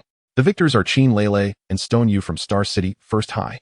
The referee declared promptly, First High, First High, First High. The audience erupted in jubilant applause for the victors. The thunderous cheers startled Snowchild, who hurriedly scampered towards Chin Lele, who knelt to embrace Snowchild warmly. Stone Yu approached Mighty Chicken, cradling it in his arms. You did exceptionally well, Mighty Chicken. Stone Yu's affirming voice resonated, and though Mighty Chicken was unconscious, it seemed to sense the praise, twitching ever so slightly before settling back into stillness. Stone Yu hurried towards the infirmary, with Chin Lele following closely behind. As for the second high school, they could only await the arrival of professionals. The on-site medical staff began treating Lapras, while others carried Lucky Kappa into the infirmary. As Chin Lele and Stone Yu made their way to the infirmary, they brushed past Yin Fan, who had just exited. Noticing the two hurriedly carrying their Pokémon, Yin Fan refrained from intervening and returned to the resting area with his mini dragon. What is the situation? Yin Fan inquired of Lin Xiaolin and Shiranyang. As Mini Dragon had sustained significant injuries and had been overexerted, necessitating a longer stay in the infirmary. For now, a complete victory, Lin Xiaolin exhaled, feeling an increased pressure, as the hopes of the entire team rested on his shoulders. Wow, quite the fierce battle, Yin Fan remarked, observing the frozen Lapras on the field with a hint of admiration. Once Lapras was transported to the infirmary, the host retrieved his microphone once more. All right, we experienced a slight intermission. We will now commence the final doubles match. Chapter 81, Preliminary Round 6 of the University League. The competitors are Student A and Student B from Class 0 of the 3rd year at Star City Second High, going up against Lin Xiaolin from Class 0 of the 1st year at Star City First High. Wait, why is there only one student? Was there a mistake in registration? The host looked at the battle roster in confusion. No, there's just one. A confirming voice came from behind the host. Oh, it seems Star City First High is quite confident. They are sending only a single student to face 2 opponents in the final match. And this marks the 5th first-year student to take the field today. Let us witness whether First High will decisively sweep Second High, or if Second High will muster a final stand. The host invited the competitors to take the stage. Taking a deep breath, Lin Xiaolin stood up and made his way to the battlefield. Meanwhile, the expressions of the Second High participants were far from pleasant. It was one thing for First High to send a first-year student, but to field 5 consecutively and then pit 1 against 2 was an utter display of disdain. Nevertheless, their thoughts remained unvoiced as the 2 contestants entered the arena with grim faces. With both competitors prepared, the battle commenced. As both sides prepared, the referee issued the command. 3 Pokémon were released into the arena. In a flash of red light, the Mosquito King and the Heartscale Pokémon appeared on the field. The Heartscale Pokémon cast a wary glance at the 2 opposing Pokémon. Oh my! The moment the Heartscale Pokémon emerged, it elicited an uproar from the audience. Who could have anticipated that such a small Star City high school would produce 2 students with quasi-divine Pokémon? It was simply astonishing. The Mosquito King initiated Rain Dance. True to form, it aimed to seize control of the weather right from the start. The little one commanded, use Dragon Breath and move closer. Following Lin Xiaolin's order, the Heartscale Pokémon unleashed a torrent of Dragon Breath directed at the Ink Seahorse, then charged forward. If they allowed the Rain Dance to take effect, the Heartscale Pokémon would be unable to approach and would be easily dispatched. It was imperative to eliminate one opponent before the rain began. Fortunately, the Ink Seahorse was not particularly swift on land, and, without the benefit of rain, it was even slower than the Heartscale Pokémon. The Dragon Breath surged toward the Ink Seahorse, which could only attempt to evade. However, in the next instant, the Heartscale Pokémon was already within striking distance. Ink Seahorse, use Bubble Beam. Block it. Upon hearing the command, the Ink Seahorse expelled a barrage of bubbles toward the Heartscale Pokémon. For the Heartscale Pokémon, having endured 2 months of rigorous training, evading these bubbles was child's play compared to dodging rubber balls in the speed training room. It effortlessly sidestepped the attack and charged toward the Ink Seahorse. The Ink Seahorse attempted to retreat, but it was too late. Without the rain, its speed was insufficient. Little one, use Dragon Tail. With a roar, the Heartscale Pokémon leapt into the air, executing a 360-degree spin before delivering a powerful tail strike to the Ink Seahorse. Bang! The Ink Seahorse was sent flying. Yet, the Heartscale Pokémon was not finished. It then charged straight at the Mosquito King, aiming to ram its head into it. Drip, drip. Alas, it was too late. The Mosquito King had successfully unleashed Rain Dance, and a light drizzle began to fall. Retreat, Mosquito King. Although the Mosquito King lacked the grace of a water-type Pokémon, it still held an advantage in the rain, swiftly dodging the Heartscale Pokémon's headbutt. The Heartscale Pokémon's attack missed, and it quickly halted, turning to face the two opposing Pokémon. The Ink Seahorse had risen back to its feet, and both Pokémon were fixated on the Heartscale Pokémon. This was dire. In the rest area, Yin Fan and his companions could not help but feel anxious for Lin Xiaolin. They were now in the worst possible scenario. The rain had been summoned, the Mosquito King was still in peak condition, and the Ink Seahorse had only sustained minor injuries, far from incapacitation.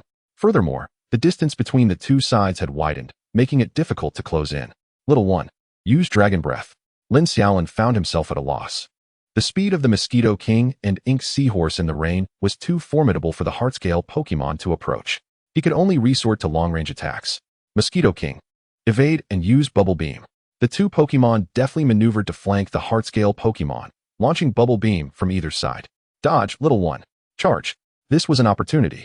With the two opposing Pokémon now separated, Lin Xiaolin decided to take a gamble, hoping to close the distance to the Mosquito King, which lacked the ability to glide effortlessly. The Heartscale Pokémon deftly avoided the Mosquito King's Bubble Beam, but there was no evading the Ink Seahorse's attack. The Bubble Beam struck the Heartscale Pokémon squarely on its back. This Bubble Beam did not halt the Heartscale Pokémon's charge. Rather, it inadvertently propelled it forward, ignoring the pain in its back. The Heartscale Pokémon summoned all its strength to sprint toward the Mosquito King. Mosquito King, quickly use Bubble Beam to stop it. The Ink Seahorse unleashed Dragon Breath. The Mosquito King's Bubble Beam struck the Heartscale Pokémon's head, momentarily halting its advance, but the Ink Seahorse's Dragon Breath followed, hitting the Heartscale Pokémon's back. Boom. The impact of the Dragon Breath only accelerated the Heartscale Pokémon's charge toward the Mosquito King. Little one, Double Edge. With a mighty roar, the Heartscale Pokémon raised its tail and brought it crashing down toward the Mosquito King. A thunderous sound echoed, and no one knew just how much pain the Heartscale Pokémon was enduring, nor the true power of that double-edge attack. When the Heartscale Pokémon finally rose, the Mosquito King lay beneath its tail, dazed and spinning in circles. Silence enveloped the arena, a hushed reverence in the air. Unbelievable. The Mosquito King had been defeated in a single strike from the Heartscale Pokémon.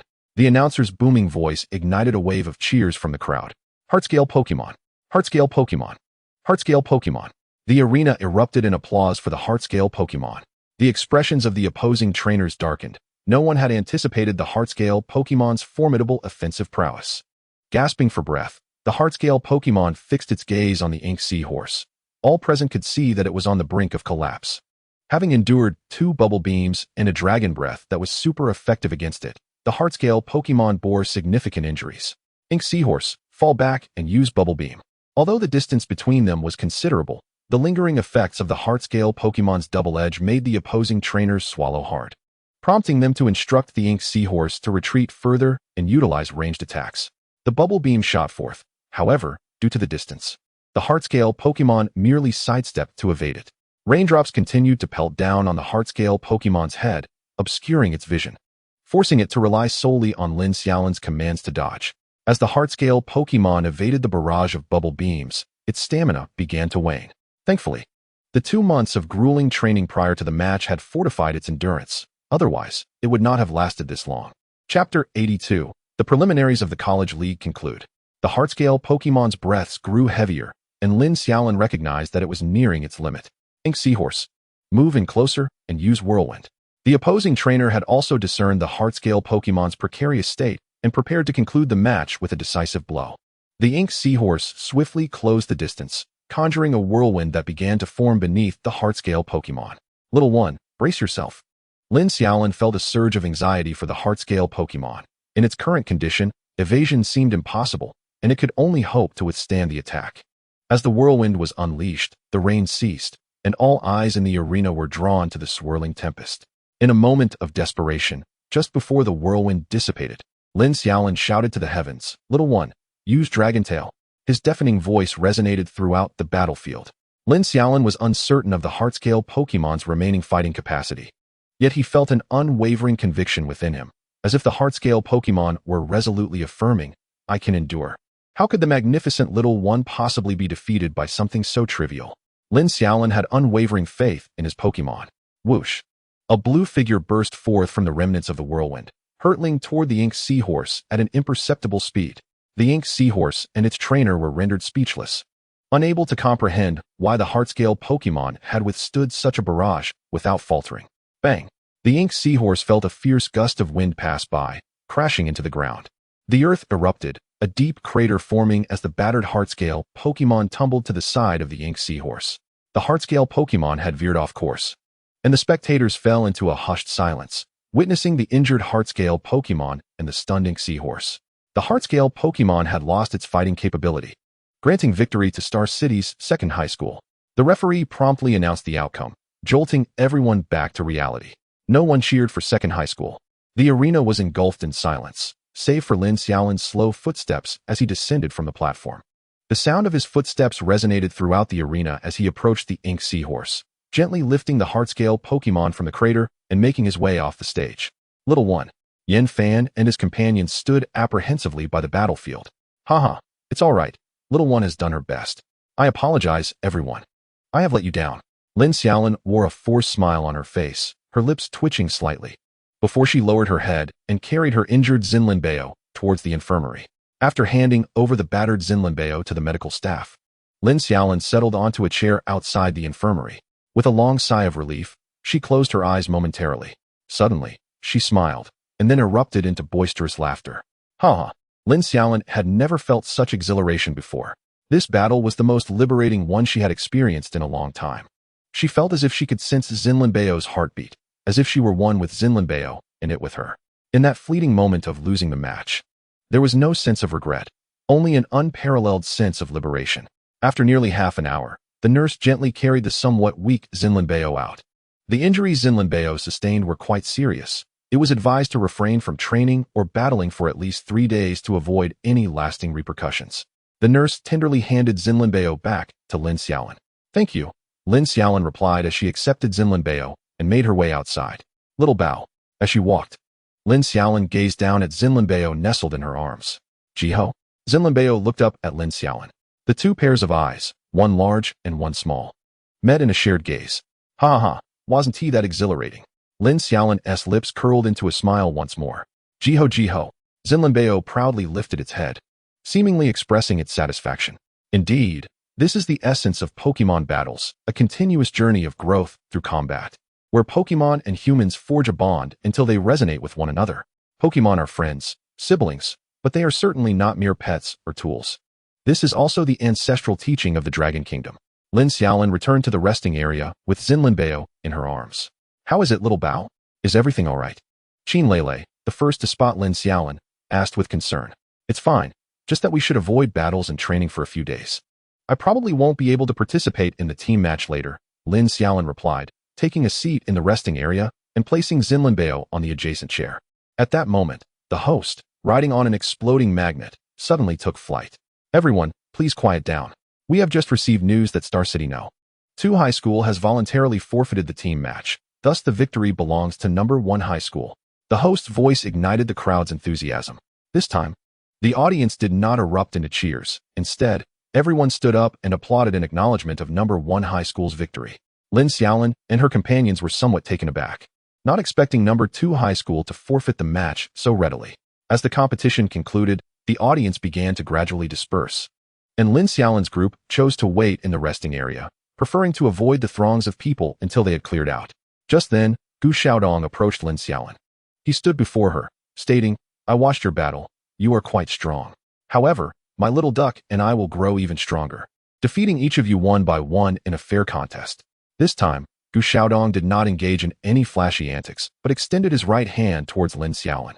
Let us hope your skills match your bravado, Lin Xiaolin replied with a smile, shaking Gu Xiaodong's hand. Next time we meet, I will be even stronger. Gu Xiaodong glanced at Yan Fan, who simply waved his hand in response. After exchanging pleasantries, Gu Xiaodong flipped his hair dramatically and departed. Lele, you were right. He is indeed not a good person, Yan Fan remarked, watching Gu Xiaodong's retreating figure. But he is a good trainer, Lin Xiaolin added, a smile lingering on her lips. Let us go. It's time for us to return, Wang Can called out, hands clasped behind his head as he led the way outside. Back to training.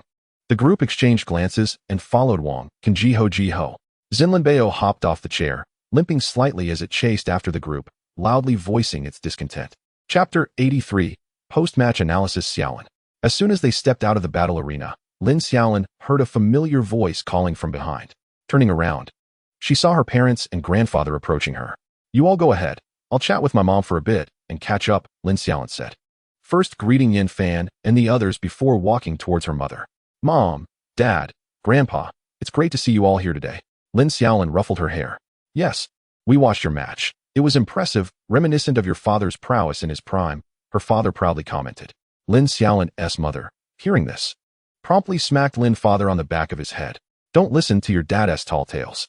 He didn't even make it into class 0 back in the day." She exposed Lin father's embellishments with a laugh. Lin father's lips twitched, but he refrained from retorting. "By the way, Xiaolin, won't you be coming home this month?" Lin mother suddenly inquired. "Well, we'll be heading to Longdu for the intercollegiate competition in a few days, and I'm not sure when I'll be back," Lin Xiaolin replied. "All right then. If there's anything you need from school, just let me know and I'll bring it over," Lin mother said with concern. "No, everything's well stocked at school. There's nothing to worry about," Lin Xiaolin reassured her mother with a wave of her hand. Just then, the limping Zinlinbeo approached, running to Lin mother's feet as if to complain, its little paw pointing at Lin Xiaolin as if she were a traitor. "Little Bao, you were amazing today." Lin mother, misunderstanding Zinlinbeo's words as a request for praise, crouched down to pat its head. "Today's match was quite good," her grandfather added with a nod of approval, giving Lin Xiaolin a reassuring pat on the shoulder. "By the way, Xiaolin, the little fire horses successfully underwent surgery while you were at school. Both are now healthy. However, the hatching time will be considerably delayed, so it will take at least 6 months to a year before they hatch," Lin mother explained, which awakened Lin Xiaolin to the fact that she had been so engrossed in her training that she had nearly forgotten about the little fire horses. "Oh, that is fine. The delayed hatching time doesn't matter. I can barely manage training Zinlinbeo as it is," Lin Xiaolin responded nonchalantly. Indeed, if she were to train 2 Pokémon at once, she would truly struggle, much like Yu, who was currently overwhelmed with one challenge after another. Unlike Xiaolin, whose Pokémon could train themselves, Yu had to personally attend to all of hers. Once Lin mother and the others departed, Lin Xiaolin cradled Zinlinbeo and returned to the training room. She found the other 4 already seated around a small table where the upperclassmen had begun their training. Lin Xiaolin recognized the table as the place Tang Tian would use to analyze battles for the team members. "Please, have a seat." Tang Tian gestured for Lin Xiaolin to sit. Lin Xiaolin took a seat next to Yin Fan and turned her attention to Tang Tian. "Now that everyone is here, I will analyze your battles from today," Tang Tian announced, pulling over a small blackboard and taking out chalk to begin writing. "First, Yin Fan, your mini dragon speed issue has been addressed, but now you need to focus on other aspects, such as your accuracy in attacks. This accuracy isn't just about hitting the target. It's about anticipating your opponent's movements to strike, ensuring that they cannot evade your attacks no matter how they try." Tang Tian pointed to Yin Fan's name on the blackboard, and Yin Fan nodded in acknowledgement. "Second, Anyang, your Riolu is strong, but its flaws are quite critical. You focus too much on close combat. If you encounter a speedster like Yin Fan, you'll be at a disadvantage. You need to allocate some of your efforts to enhance Riolu's ranged combat capabilities." Third, Yu and Qin Lele. Your issues are similar to Yin Fan and Anyang's, so I want to elaborate further. Finally, Tang Tian turned his gaze to Lin Xiaolin, observing her for a moment before smiling. "You did quite well." The group was taken aback. This was the highest praise Lin Xiaolin could receive. It was noteworthy that even the astute Tang Tian, a senior from the 2nd and 3rd year, could not find a flaw in Lin Xiaolin's performance. "However, you must have gleaned something profound from the battle. You should seize that mysterious sensation, for it is essential for your ascension to the rank of Quasi-King." Tang Tian, in an uncommon display of agreement, nodded toward Lin Xiaolin. Lin Xiaolin fell into contemplation, pondering whether the feeling during combat was akin to the sensation of merging with his heart-scale treasure. He never anticipated that it would be related to becoming a Quasi-King. "Well, you all should take a few days to rest. On the 8th, we will set off for Longdu to participate in the National College League. As for your rewards, they will be sent to your phones within 3 working days." With that, Tang Tian rose and walked away. How ironic, he mused silently, that the power I have pursued my entire life would manifest in my own student. "Xiaolin, what are your plans for the next few days?" Yin Fan inquired, glancing at Lin Xiaolin beside him. "Me? Eating, sleeping, and playing games?" Lin Xiaolin considered, realizing that with heart-scale treasure unable to train after his sessions with Xiaolan, he could indeed do little more than play games. After dinner that evening, Lin Xiaolin retreated to his bedroom, where Xiaolan was deep in meditation. Recently, Xiaolan's meditation frequency had increased, suggesting she was approaching a critical threshold. Tossing heart-scale treasure onto the bed, Lin Xiaolin sat at his computer to research the specifics of the College League. After half an hour of searching, he clarified the details of the College League. It was an annual nationwide competition for high school students, where participants first secured a spot in their city before competing. The venue for the College League was variable, rotating through the 8 major cities of Longhua, and this year it fortuitously took place in Longdu. Participants included high school teams from 40 cities across Longhua, with 2 slots allocated for each of the 8 major cities, culminating in a total of 48 schools and 96 teams. These 96 teams would undergo a random selection process, forming 32 groups of 3 teams each. The team with the most victories in each group would advance, leading to a final competition among the 32 qualifying teams. The remaining eliminated groups would be ranked based on their victory counts, and in the event of ties, the rankings would be determined by the match footage reviewed by the judging panel. Lin Xiaolin sipped from a glass of water, contemplating the implications of the College League. It seemed to be quite a formidable competition of national significance, and it struck him as odd that he had not been aware of it before. Yet he had not taken the initiative to learn about such matters. Chapter 84, Planning. Lin Xiaolin then sat up and began researching information about Longdu. Longdu, the capital of Longhua, boasted 8 gyms, the most formidable of which was the Dragon-type gym, currently helmed by the reigning champion of Longhua. The 8 major cities of Longhua comprise Longdu, Tiandu, Qinxin City, Lian City, Fengdu, Yudu, Ling City, and Jiang City. Longdu was a considerable distance from Xingqing, requiring an 8-hour flight, presumably due to the slower aircraft in this world. Next, Lin Xiaolin delved into the specifics of Longdu. Longhua's cities were generally constructed adjacent to protected areas, and Longdu was particularly intriguing, as it was flanked by 2 such reserves. One was known as the Dragon Lair, which was off-limits to the general public, with entry permitted solely by high-level authorization, while the other was referred to as the Land of Nature. This reserve was peculiar.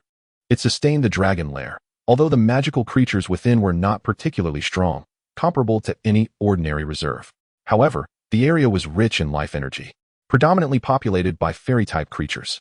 The Land of Nature overflowed with life energy, which was why the Dragon Lair was established nearby. It was said that the Dragon-type Pokémon intended to settle directly in the Land of Nature, but were thwarted by a host of fairy-type creatures upon entry. Interestingly, the Land of Nature allowed access for a fee, much like the Xingcan Forest. Lin Xiaolin mused, an abundance of life energy?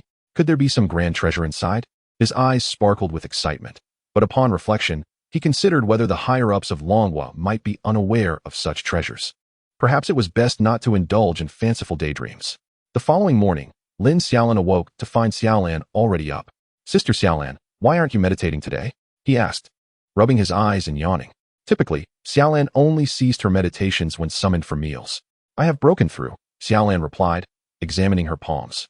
"Oh, has Sister Xiaolan genuinely reached the elite level?" The mention of this invigorated Lin Xiaolin, and he quickly leapt from his bed. "Yes, after breakfast." Lin Xiaolin led Xiaolan to the training room, a closed and independent space where they usually trained. "Come on, let's first test your psychic powers," he said, positioning himself attentively beside her. Eager to try out her skills, Xiaolan released her psychic energy, but it seemed comparable to her previous attempts.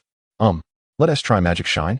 Xiaolan nodded, signaling Lin Xiaolin to step back before channeling her fairy-type energy, which erupted in a dazzling display.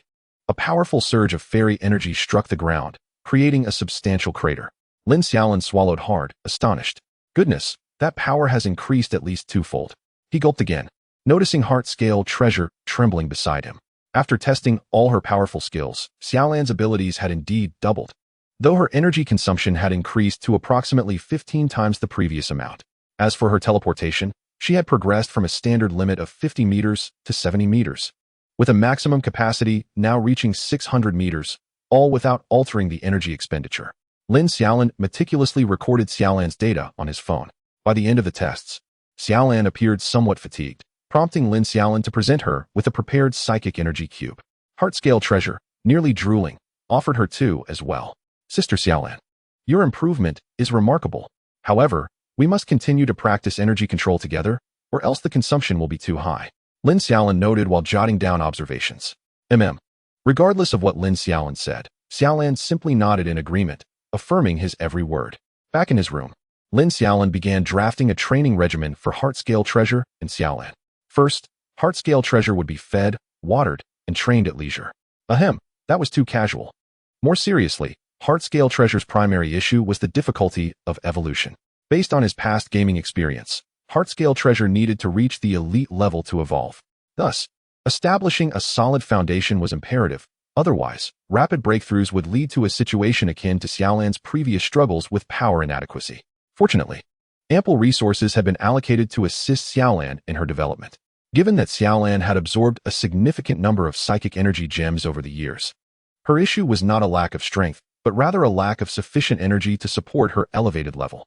Consequently, Heart-Scale Treasure needed to focus on skill training and the absorption of energy to reinforce its capabilities. Xiaolan's primary challenge had now been addressed. The next step involved mastering the control of her internal powers before she could commence learning new skills. Typically, other Pokémon would begin learning skills upon reaching the elite level.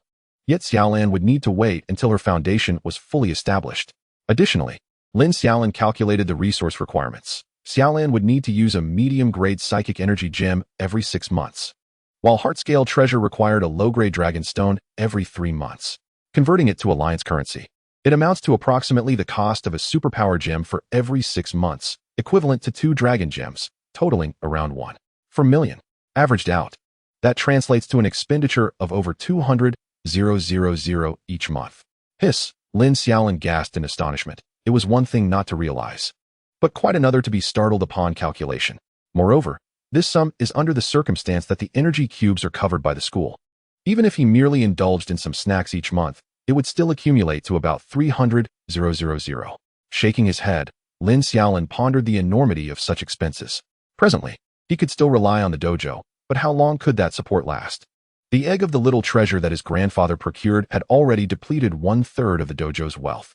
Additionally, Xiao Ling and Xiao Shui, the 2 young ones, were soon to commence their own Pokémon cultivation, and his grandfather would undoubtedly arrange everything for them. His grandfather's philosophy was one of equality. Should they choose to become trainers, they would undoubtedly be nearly as competent as Lin Xiaolin, if not exceptional. When calculating, it seemed that the family savings accumulated over the years would soon be exhausted by the 3 younger generations. Lin Xiaolin felt a sense of urgency. He needed to become independent swiftly. At the very least, he should manage the expenses of his own Pokémon. Currently, his only recourse lay in research, yet he had received no updates on his reports. Sighing, Lin Xiaolin closed his eyes, overwhelmed by thoughts of money that felt like a heavy burden. This was still the case, given his family's substantial resources. He could only imagine the plight of ordinary trainers. It was said that the association provided only a few thousand each month, and that support ceased upon reaching the elite level. Suddenly, a pair of small hands reached up to gently massage Lin Xiaolin's head. "Xiaolin, you seem quite troubled," came Xiao Lan's soft voice. Indeed, there had been an overwhelming number of matters recently. "You should rest well," Xiao Lan continued, applying pressure as she spoke. Chapter 85, Arrival in Longdu. Over the next 2 days, Lin Xiaolin began to adapt to the new realm alongside Xiao Lan. On the morning of the 8th, he emerged from his bedroom carrying a suitcase, descending the stairs with Yin Fan and the others, all of whom were ready to depart. They had minimal luggage, containing only a few changes of clothes. Upon reaching the ground floor, a large bus awaited them at the entrance of the teaching building, where many upperclassmen were already gathered. The 5 of them stowed their suitcases in the bus and took their seats in the back row, where there were still some empty spots as they awaited the arrival of others. The first-year students passing by the bus cast envious glances at them.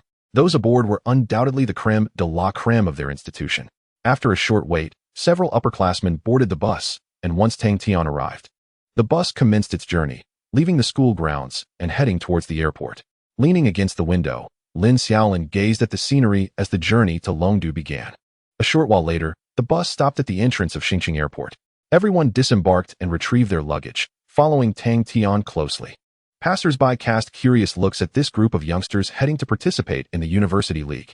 With the luggage checked and tickets scanned, they boarded the plane to Longdu under Tang Tian's guidance. As the aircraft ascended gently, Lin Xiaolin succumbed to sleep, falling into his usual slumber. Xiaolin, in his dreams, he felt someone calling his name and opened his eyes to see Yin Fan and the others, who had begun to disembark. "Huh, have we arrived?" Lin Xiaolin stretched and stood up. Indeed, You truly can sleep 6 hours straight without even having lunch, Yin Fan remarked, eyeing him. Ah, that's normal for me. Let us go, Lin Xiaolin replied, following Yin Fan off the plane.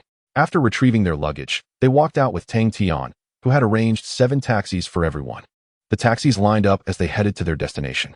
Through the window, Lin Xiaolin admired the sights of Longdu, towering skyscrapers, bustling crowds, and a continuous flow of vehicles captured his attention.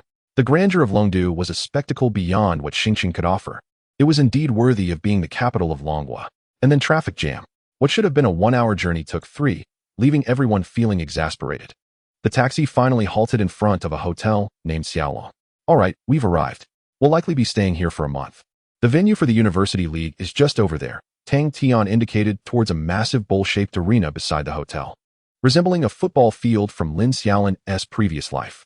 Upon entering the hotel, they found it expansive, funded by the state, with each person assigned a single room. Tang Tian distributed the room keys, and Lin Xiaolin and his companions received keys for 5 adjacent rooms. All right, today and tomorrow. You should rest well to prepare for the battle the day after tomorrow. Meals are on the 2nd floor. Help yourselves, it's all free. Off you go, Tang Tian instructed before heading outside, hinting at other matters requiring his attention. Xiaolin, want to explore Longdu? Now that we're in my territory, I'll take you out to enjoy, Yin Fan said with a grin as he draped an arm around Lin Xiaolin's shoulders. Let us eat first. I'm a bit hungry. After that, we can wander outside. The 5 of them returned to their rooms, which were quite impressive. Spacious. With a double bed and even a computer, the fresh scent in the room was quite pleasant.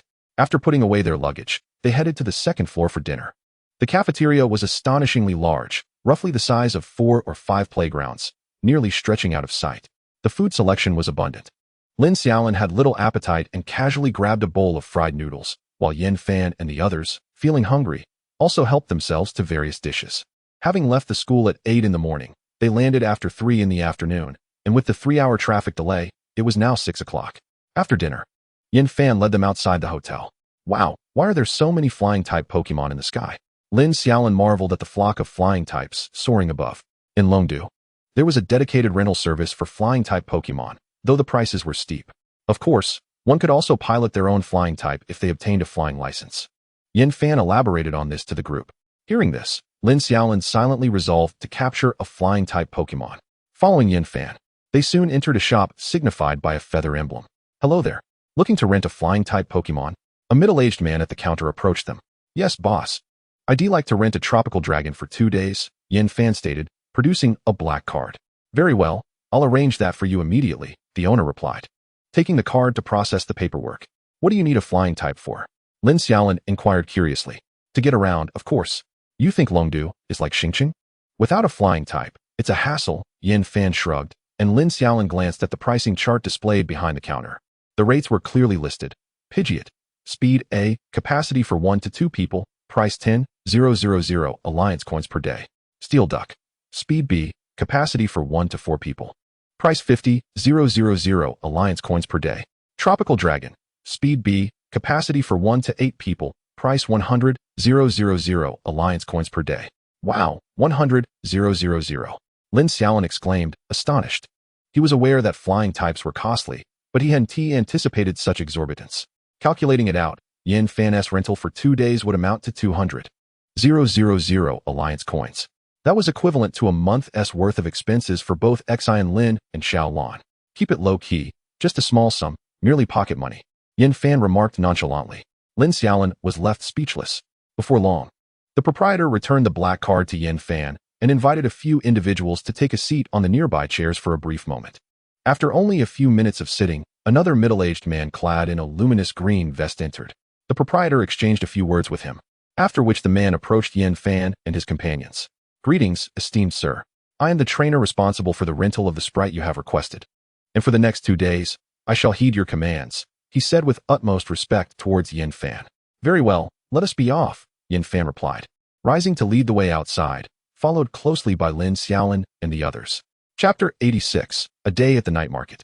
Yin Fan guided the group to a vacant plot adjacent to the establishment where they had rented the flying-type sprite.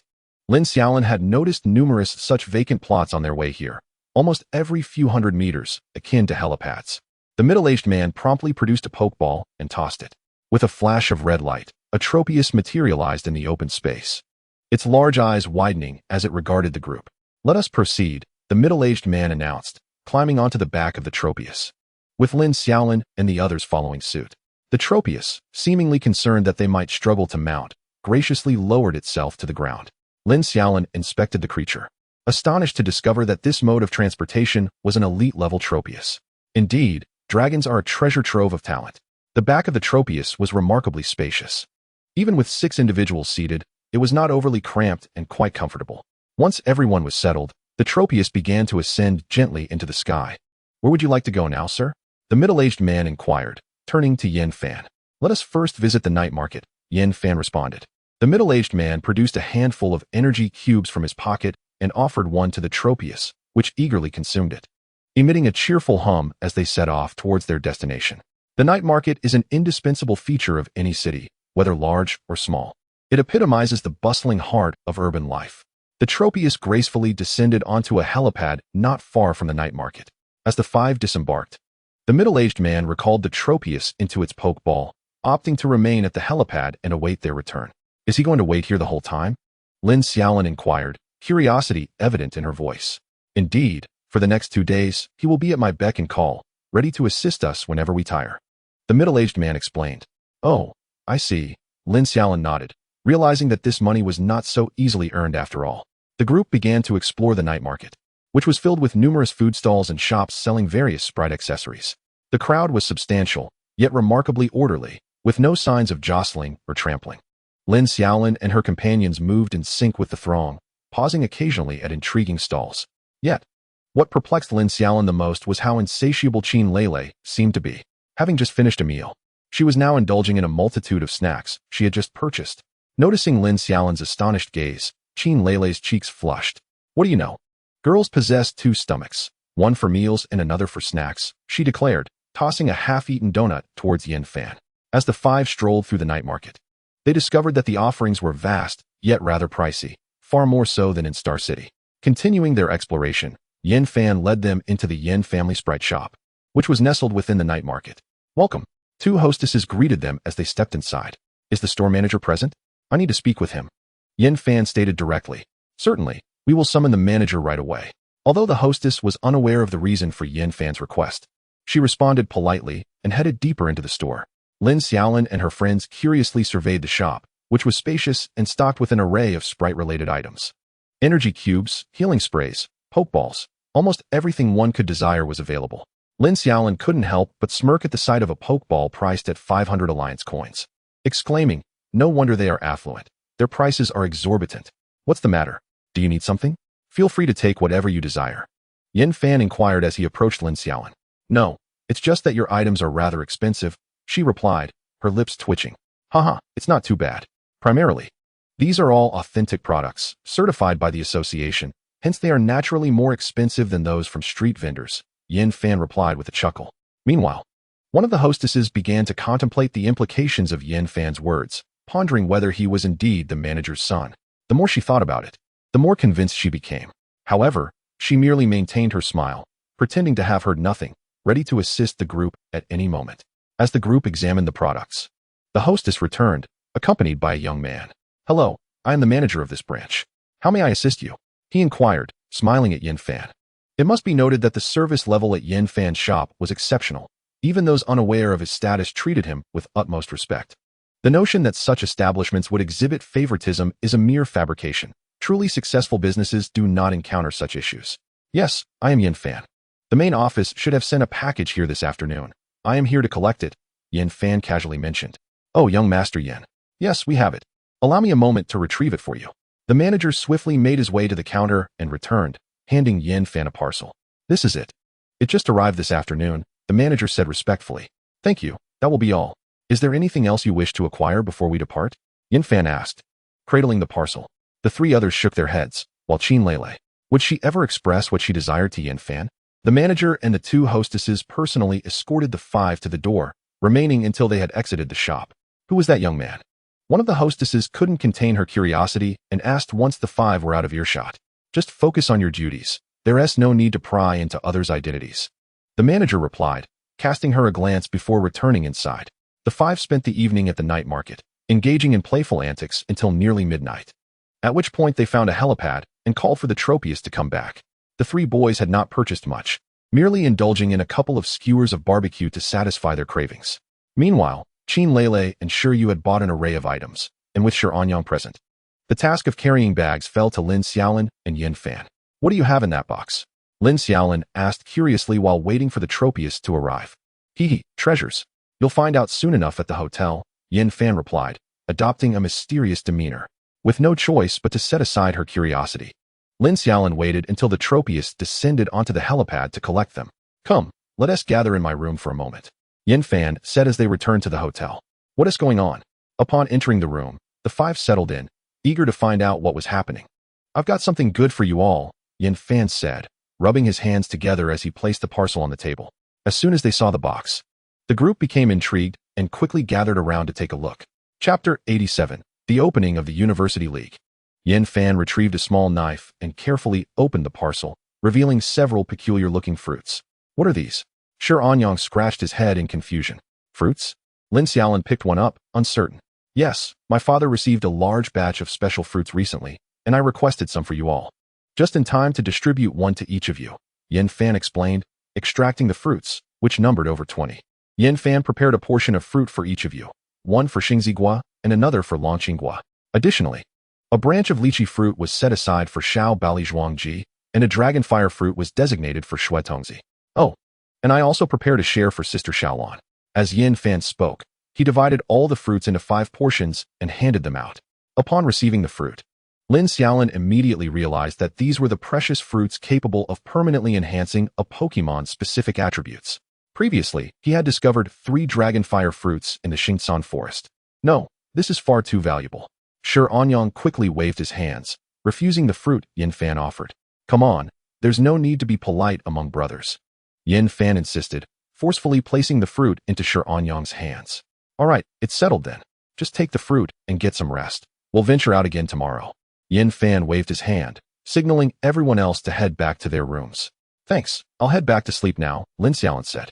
Not as hesitant as Shi Anyang, thinking that since they were life-and-death brothers, there was no need for such formalities.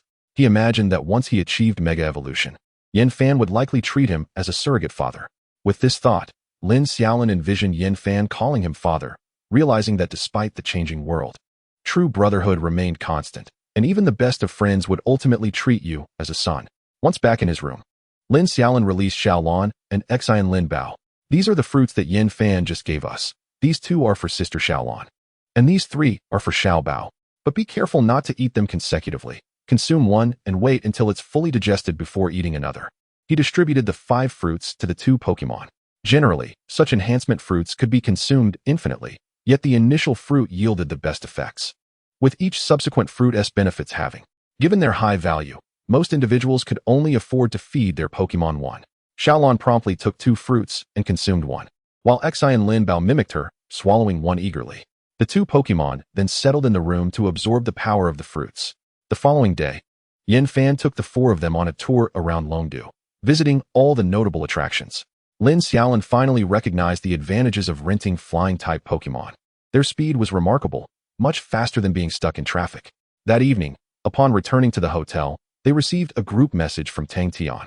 Tang Tian, everyone, gather at the hotel entrance at 8 o'clock tomorrow morning, and all must wear school uniforms. Wang Can, received.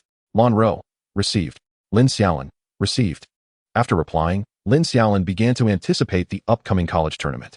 This was not merely a casual game like those in Xingqing. It was a legitimate competition where he would surely witness many rare Pokémon.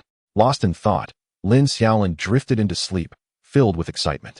At 7:30 the next morning, Lin Xiaolin awoke, donned the school uniform he had prepared the previous evening, completed his morning routine, and stepped outside. Xiaolin and Xian Lin Bao were still absorbing the fruits, so he left them behind. After waiting a moment for Yin Fan and the others, the 5 descended together. As they reached the ground floor, Lin Xiaolin and his friends were taken aback by the sight before them. Hundreds of students had gathered at the hotel entrance, effectively blocking the road. Following the group messages, Lin Xiaolin located Tang Tian among the throng. Other senior students had already arrived. Only Lin Xiaolin and his friends were missing. Once they reunited, Tang Tian led everyone toward the venue of the college tournament. As they passed various other school teams waiting for their classmates, Lin Xiaolin examined them closely. Teacher Tang, are all of these contestants for the college tournament? He inquired of Tang Tian, who walked ahead. Yes. The Xiaolong Hotel serves as the official accommodation for the tournament. All contestants stay here, Tang Tian explained. Lin Xiaolin clicked his tongue. Realizing that he had been preoccupied with fun alongside Yin Fan these past few days and had not noticed the other participants in the hotel, Tang Tian guided the group to the entrance of the tournament venue, where they encountered a massive golden-framed door estimated to be 4 meters high and 2 meters wide. Upon entering, they arrived at an elevator marked for contestants only. After a brief wait, the elevator doors opened, allowing everyone to step inside. The elevator was spacious enough for over 20 people. It only had 3 floors, and Tang Tian pressed the button for the second floor. The elevator began to ascend slowly. Typically, an elevator ride for one floor took no more than 10 seconds, but they stood nearly a minute before reaching the second floor. Once the doors opened, the group followed Tang Tian out, who confidently led them to the right, while Lin Xiaolin took in his surroundings. They found themselves in a corridor. The left side was lined with walls, while every few dozen meters on the right were doors labeled with city names. After walking a short distance, they reached a door marked with the name Xingqing. The group entered without hesitation. Inside, they were greeted by a massive glass wall. Lin Xiaolin approached the glass and looked down, witnessing a scene that left him utterly astonished. They were approximately 20 meters above the ground, affording a clear view of the arena below. Surrounding the arena were large crowds of spectators, though only a sparse few were seated as it was not yet time for the event to commence. Lin Xiaolin could also see the other contestant rooms surrounding their own. The arena featured 16 battle platforms, with one at the center surrounded by 15 equally sized ones. Judging by the crowd, there were likely tens of thousands of spectators present. Lin Xiaolin felt a tremor of excitement. He had never encountered such a grand venue, and felt an overwhelming desire to engage in a thrilling battle within it. Astounding, isn't it? Tang Tian remarked, standing beside Lin Xiaolin. Indeed, Lin Xiaolin replied, nodding without reservation. When I first arrived, I felt the same way. This place will eventually be yours. However, you are not quite ready yet. Pay close attention to the performances of your seniors. They have prepared extensively for this. Tang Tian said before taking a seat nearby. Lin Xiaolin continued to observe the arena, captivated by the unfolding scene. Chapter 88, The Exhibition Match. After a while, by 9 o'clock, the audience and contestants had nearly all arrived. A host with slicked-back hair, dressed in a suit, floated above the crowd on a colossal steelix. Good morning to all the attendees and contestants. I am Xiancheng, one of the 18 kings of Longhua, and I will be your host for this year's college tournament. The competition will be broadcast live nationwide, so I hope all contestants will showcase their youth and vigor. As he spoke, Xiancheng bowed slightly to the audience, eliciting thunderous applause. Lin Xiaolin was momentarily startled, closely observing the steelix beneath Xiancheng. This was the first time he had seen a demigod aside from himself and Yin Fan, and to discover it was one of Longhua's kings was astonishing. Indeed, it was a king-level steelix. However, Lin Xiaolin had learned his lesson this time. He merely glanced at its level and refrained from probing into its skills. Just then, the steelix seemed to sense something, its blood-red eyes briefly locking onto Lin Xiaolin, causing him to break out in a cold sweat. He could distinctly feel the steelix's gaze upon him, but thankfully, it did not pursue the matter. It appeared that he would need to exercise caution when approaching high-level psychic Pokémon in the future. Teacher Tang, has a king always hosted the college tournament? Aren't they usually quite busy? Lin Xiaolin turned to ask Tang Tian. Yes, generally, kings lead very busy lives, but King Xian is an exception, Tang Tian replied, a bittersweet smile gracing his face as he spoke. At the outset, Xian Tianwang was merely a host, harboring dreams of becoming the most beloved presenter in the Dragon Kingdom. Yet, in a perplexing turn of events, he found himself persuaded by the higher-ups of the Dragon Kingdom to assume the title of Tianwang. Subsequently, he grew weary of the overwhelming responsibilities that accompanied the role and contemplated resignation. Ultimately, the authorities had no choice but to appoint him as the master of ceremonies for all national affairs, rendering Xian Tianwang the most leisurely among the 18 Tianwangs of the Dragon Kingdom, and also the most accessible. Lin Xiaolin remained silent, pondering the fact that in the Dragon Kingdom, one could be summoned to the role of Tianwang through a blend of skill and persuasion. Just then, the voice of Xiancheng echoed, announcing the entrance of special guests. Lin Xiaolin watched as dozens of figures appeared before the glass window above, adorned with name badges indicating their affiliations with various universities. It was evident that they were representatives from university admissions offices. Lin Xiaolin couldn't help but marvel. Indeed, With a Tianwang at the helm, there would be no need for tedious individual introductions, unlike what other hosts might require. This was undoubtedly the most prestigious hosting event in the Dragon Kingdom. The representatives from the admissions offices waved to the audience below. Now, it was time for the annual highlight of the Intercollegiate League, the Tianwang exhibition match.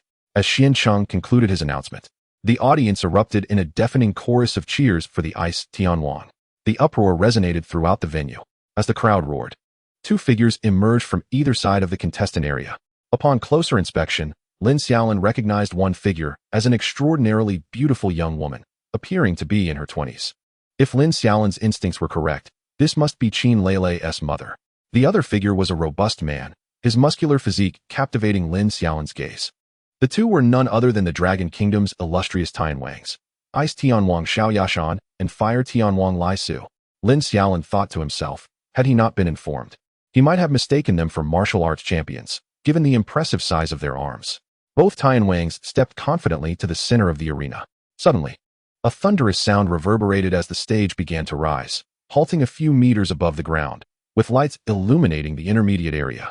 Miss Xiao is indeed quite popular. Lai Su laughed heartily, scratching the back of his head. Not at all. The Fire Tianwang enjoys considerable popularity too, Xiao Yashan replied with a light chuckle. The exhibition match officially commenced. At Xiancheng's command, both Tianwangs simultaneously tossed a poke ball into the arena.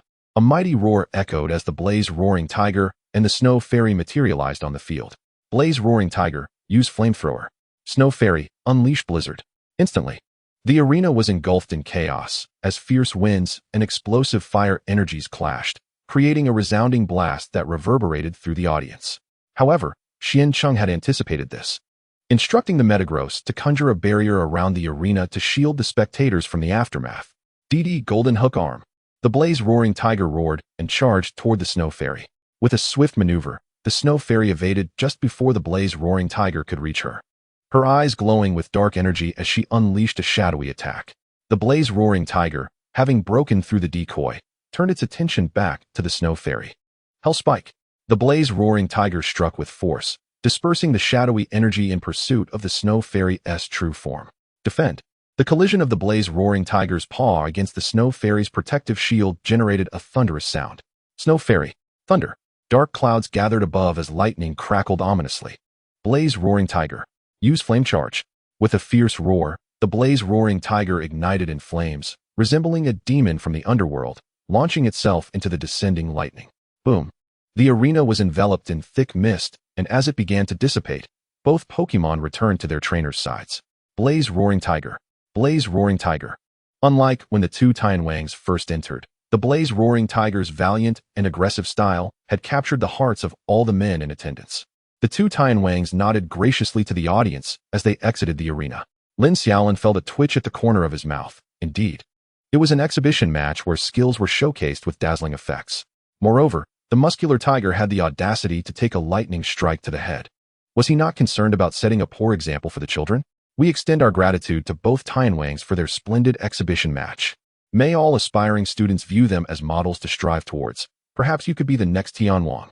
As soon as the match concluded, Xiancheng began to inspire the students with motivational words. Once the two Tianwangs had departed completely, Xiancheng finally turned to the main agenda. We shall now commence the preliminary rounds of the Intercollegiate League, with 96 teams divided into 32 groups. Each group will consist of 3 teams, and the victorious team will advance to the top 32. Let the selection begin. As soon as Xiancheng finished speaking, a random selection appeared on the large screen behind him. Group 1. Team 1, Tianqing No. 1 High School. Team 2, Tianqing No. 1 High School. Immediately, all the upperclassmen from the various school teams fixated their attention on the screen. Lin Xiaolin searched diligently and eventually located Xingqing among groups 17 and 23. Group 17, Team 1, Xingqing No. 1 High School. Team 2, Launching No. 2 High School. Team 3, Longdu No. 2 High School. Group 23, Team 1, Chuanqing No. 2 High School. Team 2, Lianqing No. 1 High School. Team 3, Xingqing No. 2 High School. The atmosphere fell into silence. Was this a fortunate draw? Lin Xiaolin wondered. Uncertain about the schools involved, the surrounding upperclassmen glanced at one another, and suddenly, Tang Tian erupted into laughter. Ha! Heaven bless our No. 1 High School. This elicited a wave of delighted laughter from the crowd.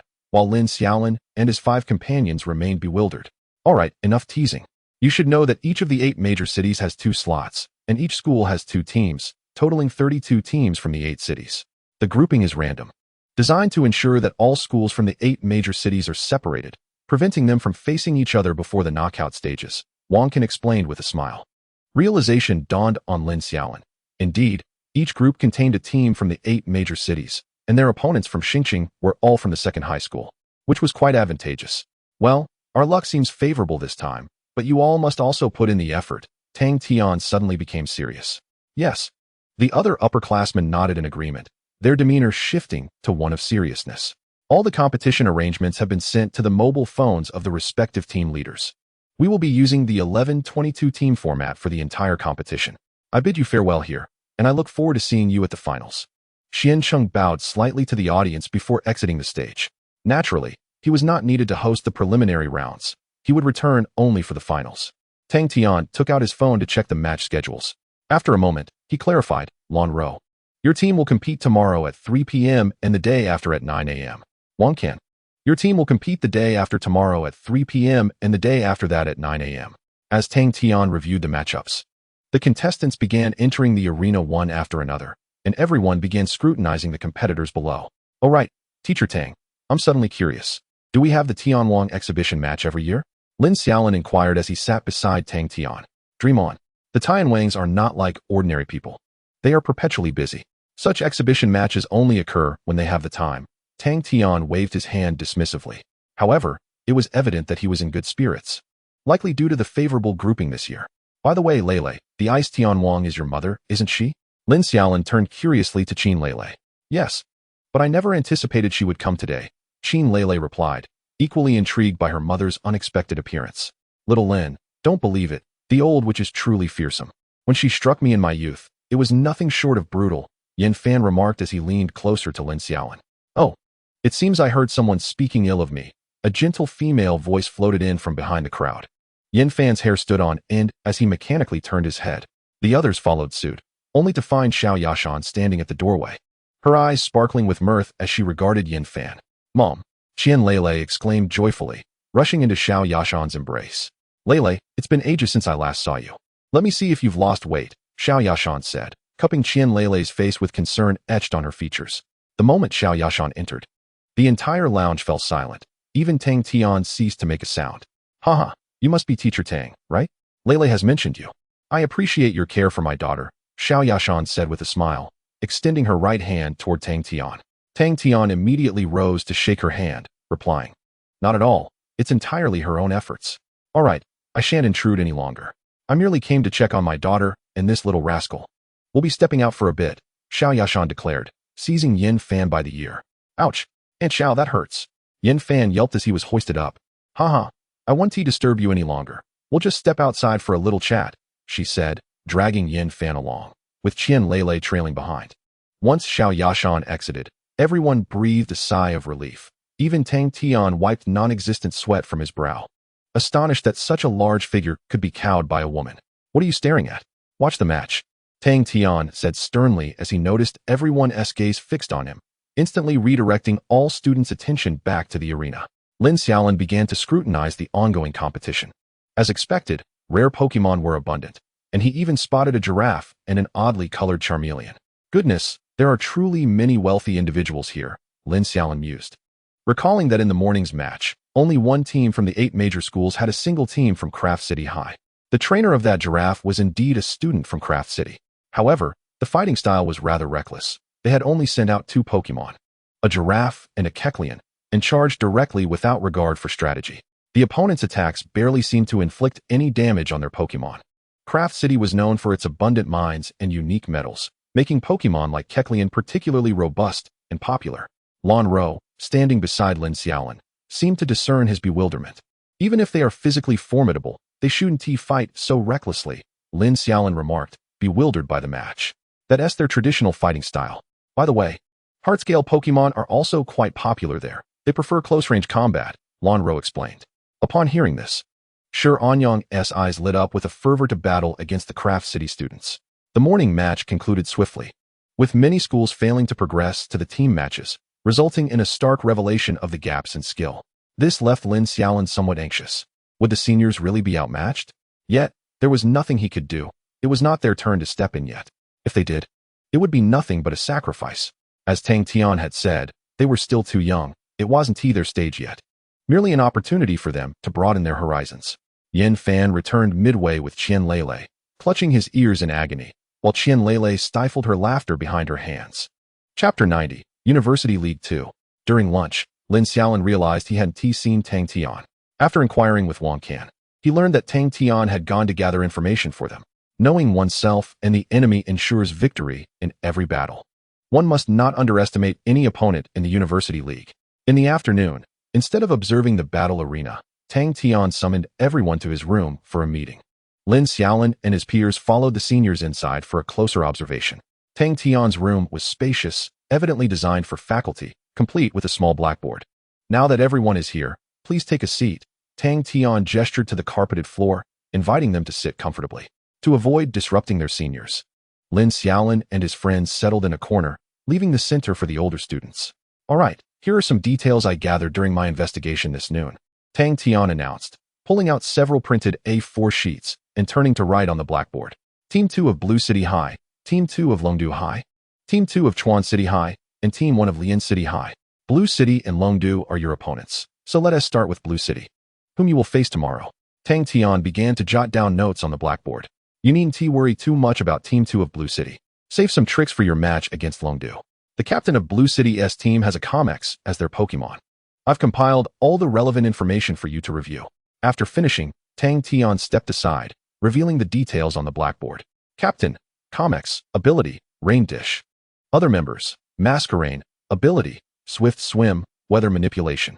Gardevoir's ability, Intimidate, with a wide array of type coverage including electric, fire, water, dark, and ice. Marl, ability, Thick Fat, excels in close combat. These are the most detailed findings I have for now. I only know the names of a few more Pokémon, including Swampert, Barboach, Wingull, and Swanna. You should remember these. As the seniors took out their notebooks to record, Tang Tian wiped the board clean and continued. Longdu, Captain, Shereldon, ability, Sturdy. Suspected to be approaching elite level. Details are still unclear. Charizard, ability, Blaze. Gyarados, ability, Overconfidence. Glacian, ability, Ice Body. These are the more detailed ones. There are also Pokémon like Psyduck and Torkoal for which I have no information. Tang Tian stepped aside, and everyone gasped in astonishment. The captain of Longdu was nearly at elite level? What incredible speed! It is known that in the entire Dragon Kingdom, no more than 10 individuals can cultivate their Pokémon to elite level within 3 years. Could this second team captain truly possess such extraordinary talent? The seniors, filled with trepidation, began recording again. Tang Tian, noticing their serious expressions, reassured them, don't worry, he can't possibly be elite level. If he were truly elite, would he still be in high school? Such claims are merely exaggerations. This statement was perceived as Tang Tian's attempt to comfort them, providing little relief to their anxious feelings. Little did they know, it was indeed the truth. Achieving elite status in high school meant one could choose any university, and perhaps even attract the attention of champions seeking disciples. In reality, this captain's Pokémon had merely evolved prematurely, creating the illusion of nearing elite status. Teacher Tang, that doesn't seem right, Yin Fan suddenly interjected. What seems incorrect? Tang Tian inquired, puzzled as the other seniors turned to look at Yin Fan. Isn't the entire team from Longdu only comprised of one dragon-type Pokémon? How can they have fewer than us? Yin Fan asked timidly. Tang Tian responded, well, just because it's called dragon doesn't mean it must have more dragon types. Tang Tian's serious response nearly made him burst into laughter. Yin Fan's comment instantly lifted the spirits of the room. Throughout the afternoon, Tang Tian elaborated on the opponents faced by Lan Ro and the others. Yet he only offered suggestions, leaving the team management to Lan Ro and Wang Can. As Tang Tian put it, he could provide the best advice. But the command of a team must be executed by the captain. During dinner that evening, several seniors continued their discussions, while Lin Xiaolin and his friends refrained from interrupting, opting instead to quietly enjoy their meal. The following day, as dawn broke, Lin Xiaolin and his companions made their way to the players' lounge, arriving just past 8 o'clock. To their surprise, Lan Ro and the others were already present, indicating their keen interest in the day's match. The group settled in quietly, refraining from disturbing them. Xiaolin, Will we be just as anxious when it's our turn? Yin Fan remarked with a grin. Probably. Just make sure you don't get so excited that you can't sleep, Lin Xiaolin replied. Please, I've seen far worse scenarios, Yin Fan retorted, playfully gesturing a middle finger at Lin Xiaolin. Before long, Tang Tian joined them, maintaining his calm demeanor and showing no intention of interfering with Lan Ro and her teammates. Teacher Tang, why aren't you providing any strategies? Lin Xiaolin inquired, leaning towards him. Me provide strategies? That's not my place. The captain should know the team best. While I can easily point out your shortcomings, it's ultimately the captain's responsibility to understand everyone. If they fail to do so, they are unworthy of the role. I'm merely a teacher, here to highlight the captain's mistakes, Tang Tian replied, casting a meaningful glance at Lin Xiaolin. Lin Xiaolin scratched the back of his head, sensing the deeper implications behind Tang Tian's words. A captain doesn't have to be the strongest, but they must earn the respect of others. They must rein in their teammates when emotions run high, offer assistance during difficult times, and provide direction when confusion arises. However, even captains can be careless and make mistakes. That's where I come in, Tang Tian elaborated, his words resonating with Lin Xiaolin, who listened intently. The concept of a captain isn't confined to school teams. It applies to your future careers as well. Those with leadership qualities naturally exude charisma, much like you, Tang Tian stated abruptly, leaving Lin Xiaolin puzzled. Charisma? Me? Is such a thing even present within me? He pondered. Observing Lin Xiaolin's bewilderment, Tang Tian chuckled. Haha, you'll understand in due time. Lost in thought, Lin Xiaolin eventually concluded. Curse those cryptic individuals. Why speak only in half-truths? How am I supposed to decipher their meaning? The two types of people I despise most are those who speak only partially, and those who prevent me from expressing myself.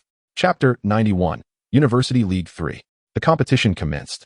Yet once again there was no designated host, and the audience was noticeably sparse.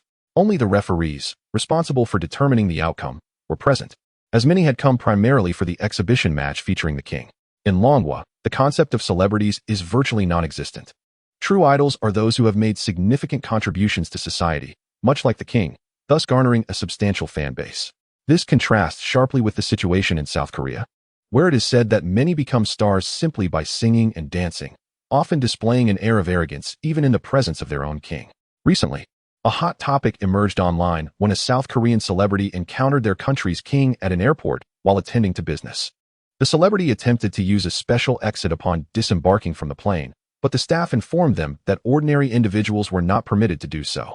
The celebrity subsequently unleashed a torrent of insults online towards both the staff and the king, while fans, in a fit of madness, proclaimed, "My brother is a superstar. Why can't I use the special exit?" Even more ludicrous was the notion that the king should not be afforded such privileges. Lin Xiaolin found amusement in these foreign antics, believing that the more such incidents occurred, the better, and it was no wonder that South Korea's economic strength had been waning in recent years. During the morning match, Lin Xiaolin observed with great interest, particularly focusing on the teams from Lianqing and Fengdu, the two powerhouses of the 8 great cities. These teams were reminiscent of the previous day's performance from Jiangxing, bulldozing their way through the competition. However, Lin Xiaolin was astonished to witness several remarkable Pokémon.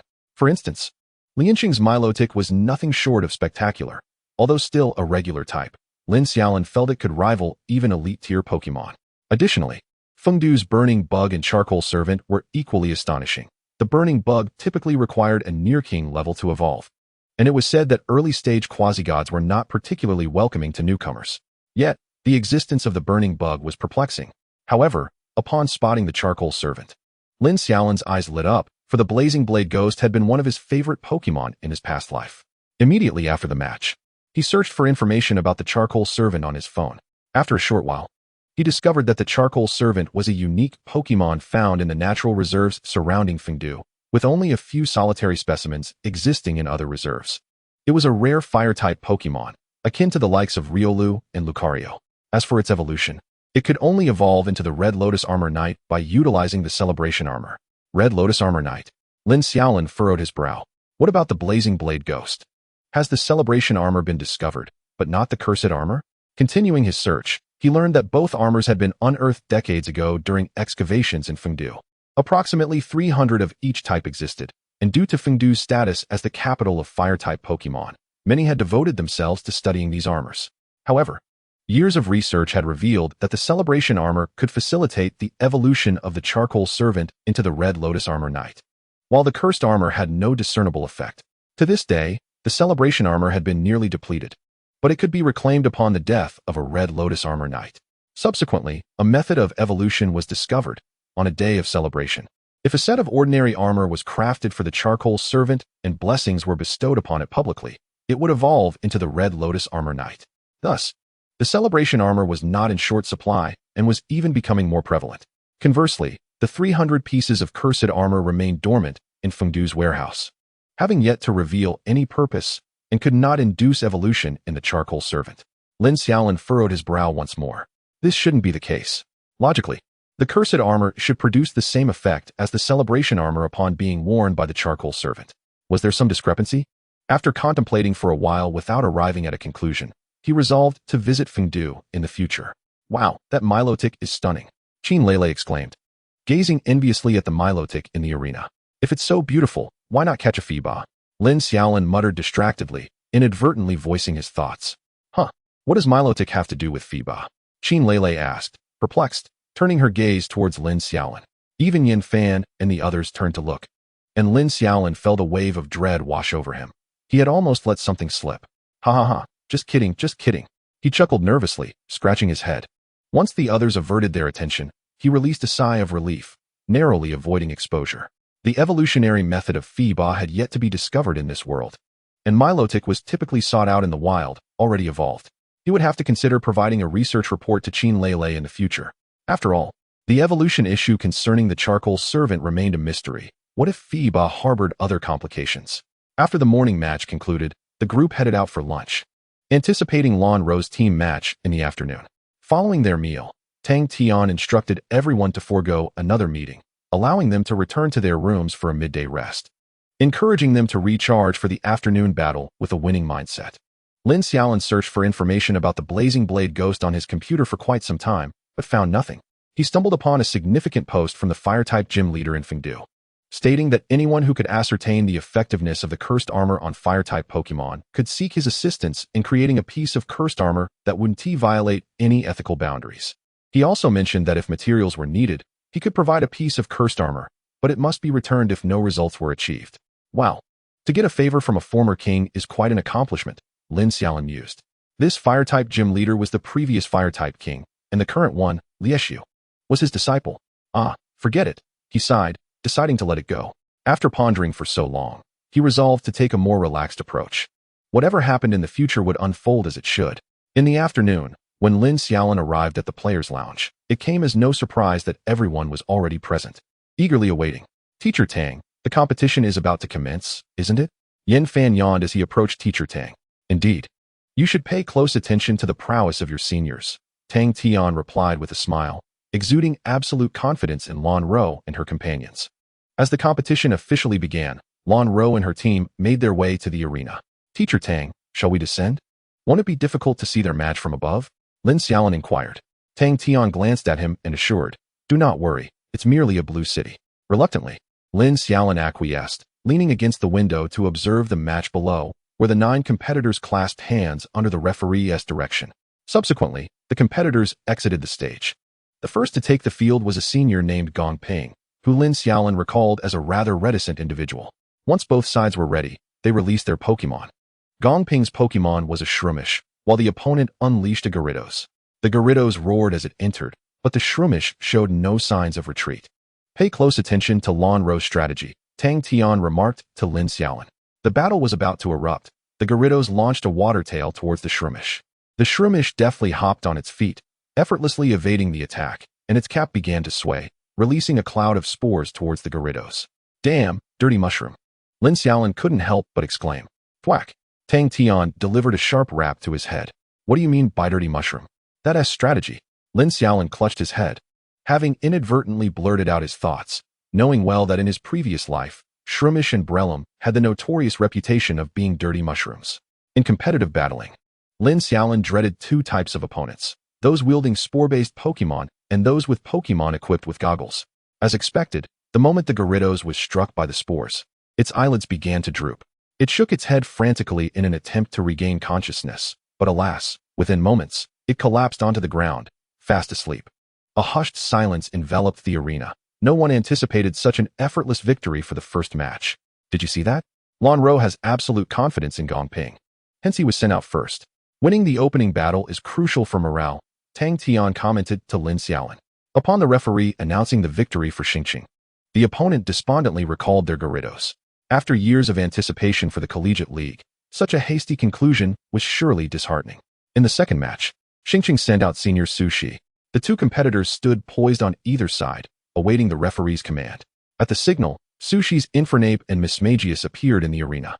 This is what we call strategy. There is no fixed order for appearances in the Collegiate League. It is determined at the last moment before the match begins.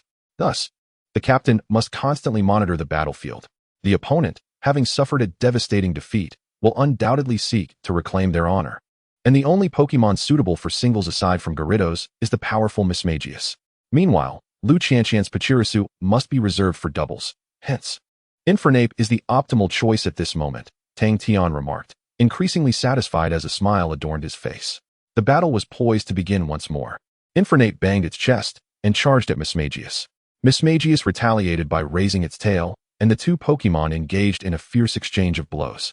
Shi Anyang was filled with fervor. If Lin Xiaolin recalled correctly, Shi Anyang had once been soundly defeated by Senior Su Shi. In a whirlwind of moves, Infernape unleashed a series of attacks on Mismagius, who, despite its powerful ability, was steadily pushed back. Just as another infernal dive was about to connect, Mismagius had no choice but to defend and use Protect. In that instant, Infernape unexpectedly called out for one more time, leaving the opponent dumbfounded. Seeing that Infernape was poised to continue its assault, the opponent quickly conceded, and the referee intervened to stop Infernape. The opponent recalled Mismagius, dejectedly exiting the stage after suffering 2 consecutive defeats, enveloped in an inexplicable atmosphere of despair. Well, there's nothing more to see. The opponent has already lost, Tang Tian remarked, shaking his head. Huh, why is that? The opposing team captain hasn't even made an appearance, Lin Xiaolin curiously asked Tang Tian. Huh, the captain, does he even measure up? The team's loss brings no consolation, and the morale is utterly deflated. Little Lin, remember, while strength is undeniably important in a battle, morale holds equal significance. After hearing this, Lin Xiaolin continued to observe the arena. As anticipated, during the remaining 2 double battles, the opponents played timidly, fighting cautiously. And their hesitance led to their ultimate downfall. Lan Rou didn't even need to step onto the field, completely shutting out the opponents. Only in the match where the opposing captain played did they manage to hold out for a while. Upon returning to the lounge, Lan Rou and her team were all smiles, thoroughly pleased with their displayed prowess, unaware that everything had been orchestrated under Lan Rou's meticulous control. The flawless victory brought unparalleled morale to the entire team, instilling a newfound confidence in everyone. Lin Xiaolin began to grasp the true essence of morale. That evening, the group joyfully dined together, seemingly free of any tension from the battles ahead. However, after the meal, they uniformly entered Tang Tian's room to analyze the forthcoming matches. Lin Xiaolin had intended to join them when suddenly his phone rang. Hello? Is this Mr. Lin? A female voice inquired from the other end of the line. Yes, it's me. How may I assist you? He responded. I am from the Research Association. The research report you submitted has been verified and classified as a B-level research achievement. Your reward has been credited to your account, and you have been granted the title of D-level researcher. Since you are still a student, we have also notified your school. The voice explained. Thank you very much, Lin Xiaolin replied. I won't keep you any longer. Have a pleasant day. After the call ended, Lin Xiaolin hurried back to his room. Upon logging into his computer, he discovered that he had indeed been upgraded to a D-level researcher within the Dragon Kingdom. Perfect, Lin Xiaolin exclaimed, slapping his thigh, startling the little blue creature absorbing energy from the fruit. Who? The little creature tilted its head before lying back down to continue absorbing the fruit's power. It took about 3 days for the little creature to absorb 1 fruit, while the little blue one, due to its higher level, could do so in 2 days and was now nearing the end of its absorption. Observing Lin Xiaolin's excitement, the little blue creature resumed digesting the energy within. Lin Xiaolin checked his account, and indeed, he had accrued an additional 100,000 association points. He gasped for breath. This was his first significant earnings, and the amount was astonishing. No wonder so many aspired to become researchers. With newfound wealth, Lin Xiaolin couldn't resist browsing the association's store to make a purchase. However, before shopping, he wanted to understand the hierarchy of researcher levels. He found the classification criteria on the researcher app, S-level researcher, No specific criteria. A-level researcher. Complete 3 A-level projects, with total research points reaching 100. B-level researcher. Complete 3 B-level projects or 1 A-level project, with total research points reaching 50. C-level researcher. Complete 3 C-level projects or 2 B-level projects, with total research points reaching 30. D-level researcher. Complete 3 D-level projects, 2 C-level projects, or 1 B-level project, with total research points reaching 10. E-level researcher. Total research points reaching 3. Research points are awarded for completing a project, 20 points for A-level, 10 for B-level, 5 for C-level, 1 for D-level, and 0, 5 for E-level. Research points serve no practical purpose other than determining researcher levels. They can be understood as experience points. Lin Xiaolin glanced around and realized that being a researcher was not merely about achieving a certain level of study, but rather about embodying the essence of a researcher at that level. It became apparent to him that the path to elevating his own status as a researcher was fraught with challenges. Chapter 93, The University League 5. Lin Xiaolin explored the marketplace, but ultimately refrained from making any purchases, choosing instead to wait until the competition concluded to visit the research materials warehouse in Longdu, hoping to find something of value, as he needed to enhance his researcher rank. On the following day, everyone arrived early at the lounge. It was the day when Lan Ro and her team were set to face Longdu, and there was no room for error. The competition today was of an entirely different caliber compared to yesterday. The previous day's contest was merely child's play in comparison. At 9 o'clock, the matches officially commenced, and Lan Ro led her team towards the battleground. Xiao, bring Xiaolin along. Lan Ro was called back by Tang Tian just as she was about to leave. Lan Ro turned around, momentarily confused, but then quickly grasped Tang Tian's intent. What should I do? Lin Xiaolin queried, scratching his head in puzzlement. You're to observe their battle from a first-person perspective. Tang Tian waved his hand casually, urging them to hurry. Thus, Lin Xiaolin had no choice but to follow Lan Ro and the others. They reached the same battleground as the day before, where the referee was already waiting in the center. Lin Xiaolin did not join Lan Ro and the others on the field, but instead settled down in the designated rest area for competitors. After a short while, the students from Longdu arrived, and at the referee's signal, both teams stepped onto the field to shake hands and introduce themselves. However, even from the sidelines, Lin Xiaolin could discern the Longdu students' lack of sincerity. It seemed they regarded this battle merely as a stepping stone, aiming for higher ranks, viewing the preliminary rounds as a mere formality, already convinced of their victory. After the handshake and introductions, the competitors returned to their respective rest areas to discuss strategies. If my instincts serve me right, the opposing team is quite dismissive of us, and they will likely aim for a swift, overpowering victory, probably sending their strongest member in the first match to finish us off quickly. Lan Ro calmly analyzed amidst her teammates. I'll take the first match. A senior girl stepped forward, her tone earnest. Are you going to use that move? Lan Ro raised an eyebrow at the senior, named Tang Mengshan. With a slight smile, Tang Mengshan replied, well, I don't have much to contribute in team battles anyway. If I can bring down their captain, it won't be in vain. Plus, if I succeed, it will give me something to boast about. The team pondered her words, and after a moment, Lan Ro nodded in agreement. Having submitted the order of participation, Tang Mengshan slowly ascended the stage, and unsurprisingly, the opposing team sent out their captain as well. Now, the match officially begins. At the instant the referee's hand descended, 2 pokeballs were hurled into the air. Cackling. Tang Mengshan's Pokemon was one Lin Xiaolin was very familiar with, Jengar in its previous form, Ghastly. The opposing trainer unleashed a Kingdra, as outlined in Tang Tian's dossier. Upon seeing Ghastly, the opponent's expression shifted to one of concern, but it was too late. Ghastly, use Perish Song, Tang Mengshan commanded, and Ghastly's eyes glowed with an eerie purple light as an obscure melody resonated from all directions. Not good. Kingdra, use Dragon Breath. Kingdra unleashed a torrent of dragon energy towards Ghastly, which braced itself to endure the strike in order to complete the Perish Song incantation. As the attack struck, the Perish Song was successfully cast, enveloping both Kingdra and Ghastly in tendrils of purple mist that gradually thickened. Kingdra used Crunch.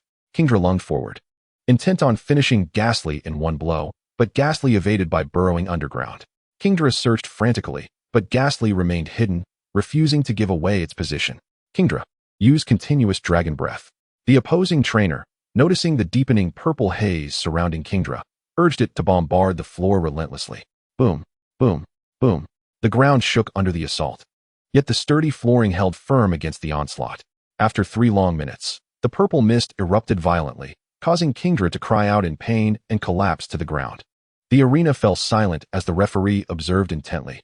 Ghastly, emerging from the floor, let out a weak cry and glanced at the referee. Kingdra is unable to battle. The victor is Ghastly from Team Xingqing. As the referee announced the outcome, Ghastly succumbed to unconsciousness on the ground as well. Both trainers quickly recalled their Pokémon and exited the stage. "Captain, I did my best. The rest is up to you," Tang Mingshan said with a smile before rushing towards the infirmary, but Lin Xiaolin thought he detected a glimmer of moisture in her eyes. The parish song could render Pokémon and those within earshot incapable of fighting after 3 minutes, yet it did not harm their essence.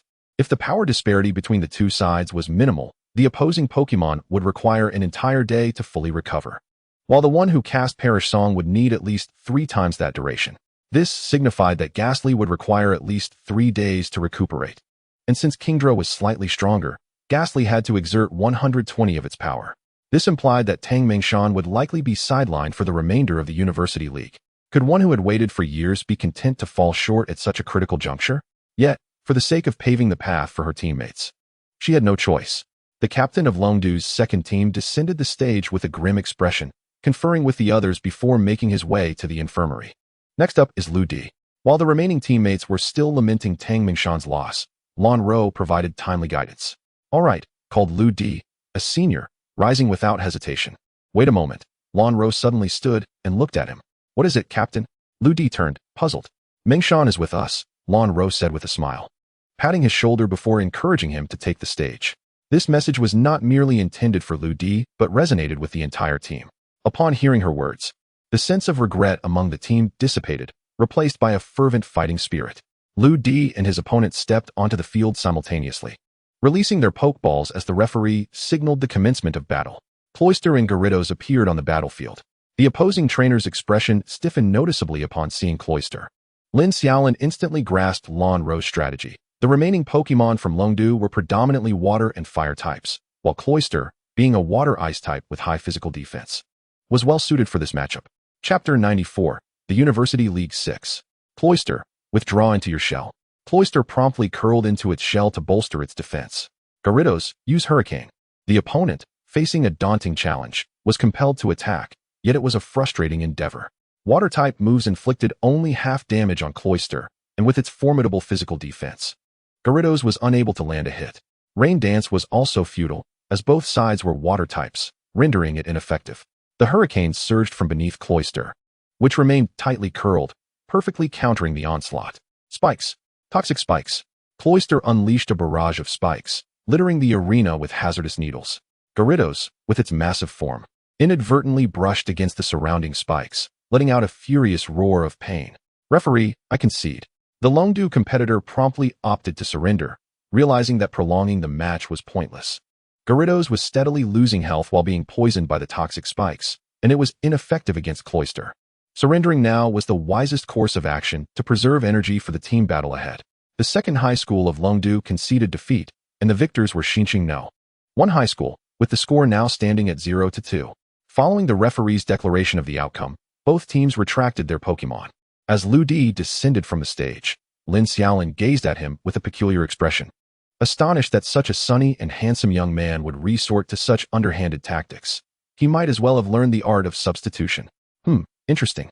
Lan Ro smiled at the departing Lu Di, who shyly scratched his head in embarrassment. "In the next match, I will face Shui Zhishang, and in the final match, Sushi will compete against Gong Ping," Lan Ro remarked, glancing at the remaining participants. "All right, currently, Longdu had yet to be revealed Pokémon including a Charmeleon, an Ice Dragon, a Duskull, a Coal Turtle, a Mismagius, and 2 others of unknown identity. On their side, the remaining Pokémon were Gong Ping's Shroomish, Lu Qianqian's Pachirisu, Sushi's Ampharos, Wanshan's Ice Ninetales, Lu Lei's Bulbasaur, and Rin Shui Ji's Blue Alligator. Given the presence of the Coal Turtle, one could certainly anticipate a sunny day in one of the 2 doubles matches. Thus Wanshan, Lu Lei, and Lu Qianqian were deemed unsuitable to take the stage. The most prudent strategy was to have Lan Ro and Rin Shui Ji participate in one match, and Gong Ping and Sushi in another. Lan Ro and Rin Shui Ji took to the arena simultaneously, while the opposing team fielded 2 female competitors. The match commenced. At the moment the referee announced the start of the contest, 4 Pokeballs soared into the air. The Qishi Qingyao and Blue Alligator made their grand entrance. while the opponents unleashed a Mismagius and a Sun EV, which had not been mentioned in the intel. Lin Xiaolin meticulously observed both sides, sensing an unusual aura emanating from the trainer of the Sun EV, something he had never encountered before. His gaze instinctively shifted to the girl, but the next moment nearly caused him to topple over in fright. Character, Lan Bin. Level, E grade psychic. Item carried, 2 Pokeballs. Lin Xiaolin. How could one probe into a person like this? He pondered, having only ever been able to investigate Pokémon or items before. What was happening today? Just as Lin Xiaolin made his assessment of the girl, the one named Lan Bin suddenly faltered and collapsed onto the ground. What is wrong with Xiaobin? A nearby girl rushed to support Lan Bin. At that moment, Lan Bin's face flushed crimson, beads of sweat cascading down her forehead. Match paused. The referee swiftly called for a halt to the proceedings and approached the girl, with medical personnel promptly stepping forward. I sensed an immensely powerful psychic energy. Lan Bin stammered. The medical staff connected a myriad of instruments to her hand to monitor her condition. Psychic abilities? Upon hearing this, the referee immediately produced a walkie-talkie to relay information.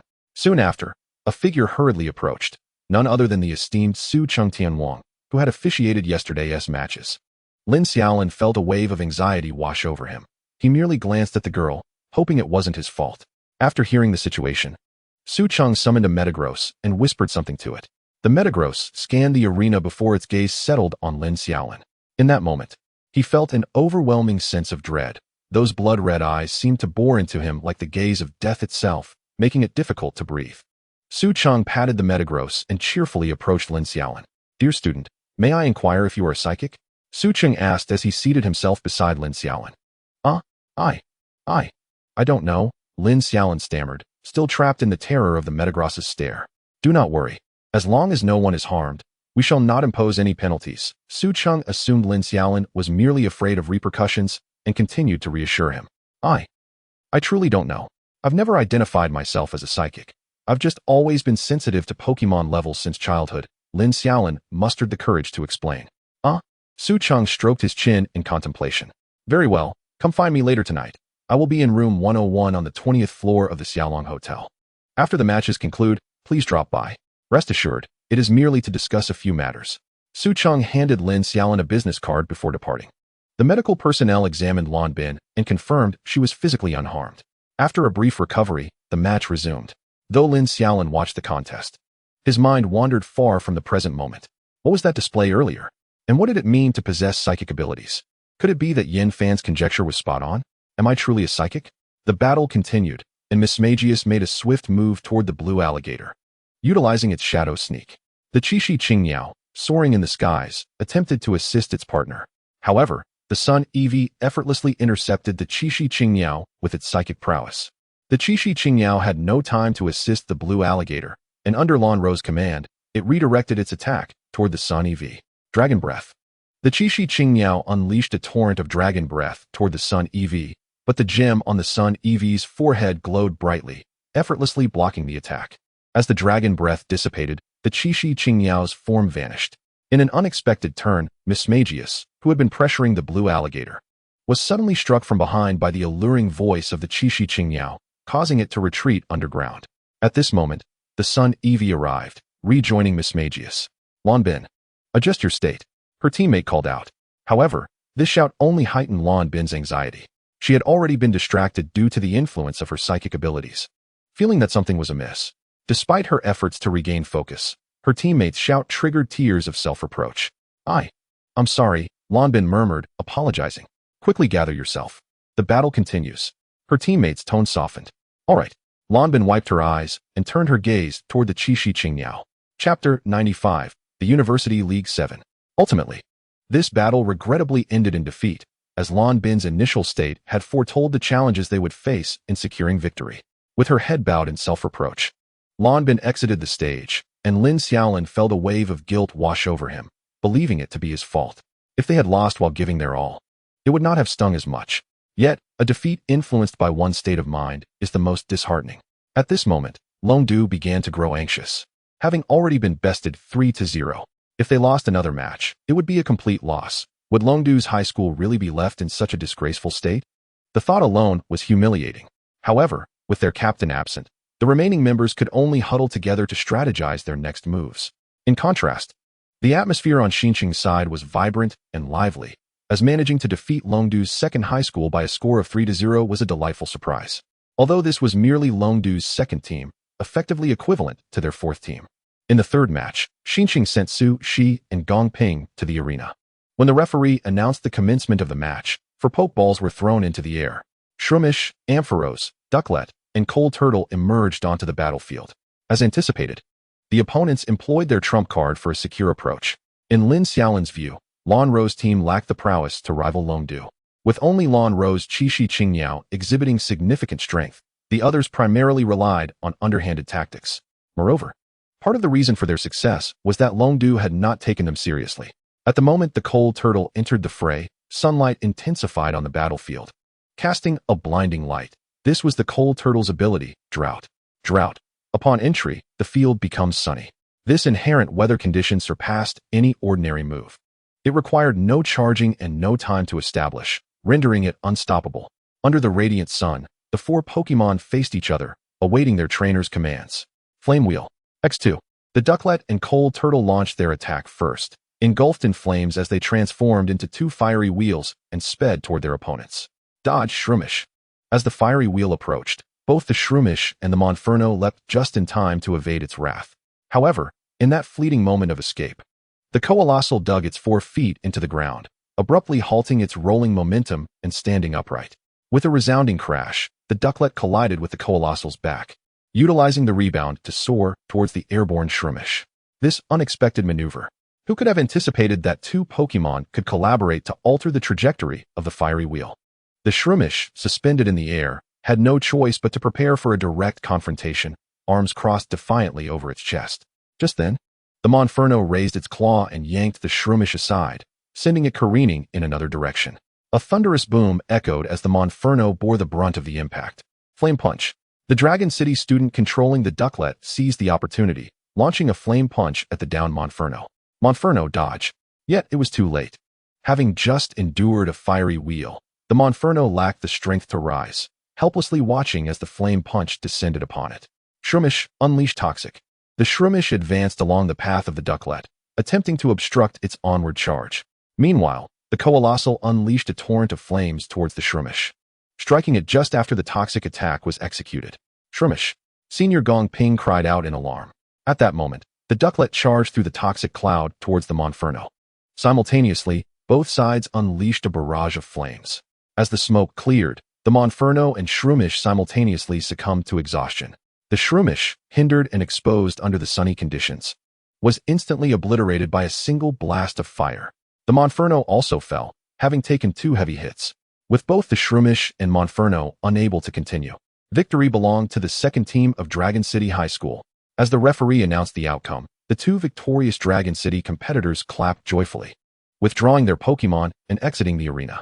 Gong Ping and Sushi followed suit, returning their Pokémon and leaving the field. "I'm sorry, Captain," Sushi apologized to Lan Ro. "It's all right," Lan Ro reassured with a smile. "You both did your best." The opposing doubles were clearly more formidable. Indeed, Lin Xiaolin pondered.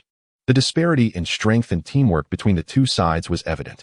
Su Shi and Gong Ping relied solely on reflexive defense, lacking in raw power and synergy. As the intermission before the team matches commenced, Lan Ro began strategizing with the others. If my suspicions are correct, the opposing team is likely employing a sunny day strategy. Based on the Pokémon they previously dispatched, they probably include Coalossal, Ducklet, Charizard, Espion, and Mismagius. Of course, given the state of the Espion's trainer, a substitution is not out of the question. Sitting among her teammates, Lan Ro meticulously analyzed the opponent's situation.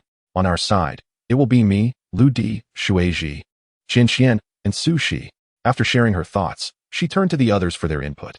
The remaining seniors expressed their unwavering trust in Lan Ro. Without a hint of dissent, the discussion then shifted to the conditions on the battlefield, but Lin Xiaolin found herself lost in thought, still reflecting on what King Xian had just said. Soon, half an hour had passed, and Su Shi had successfully healed the Monferno's injuries. Engaging in a discussion with Lan Ro. "Both teams, please take the stage," the referee announced as the time arrived. As expected, the opposing 5 were indeed the individuals Lan Ro had anticipated. Now the match begins.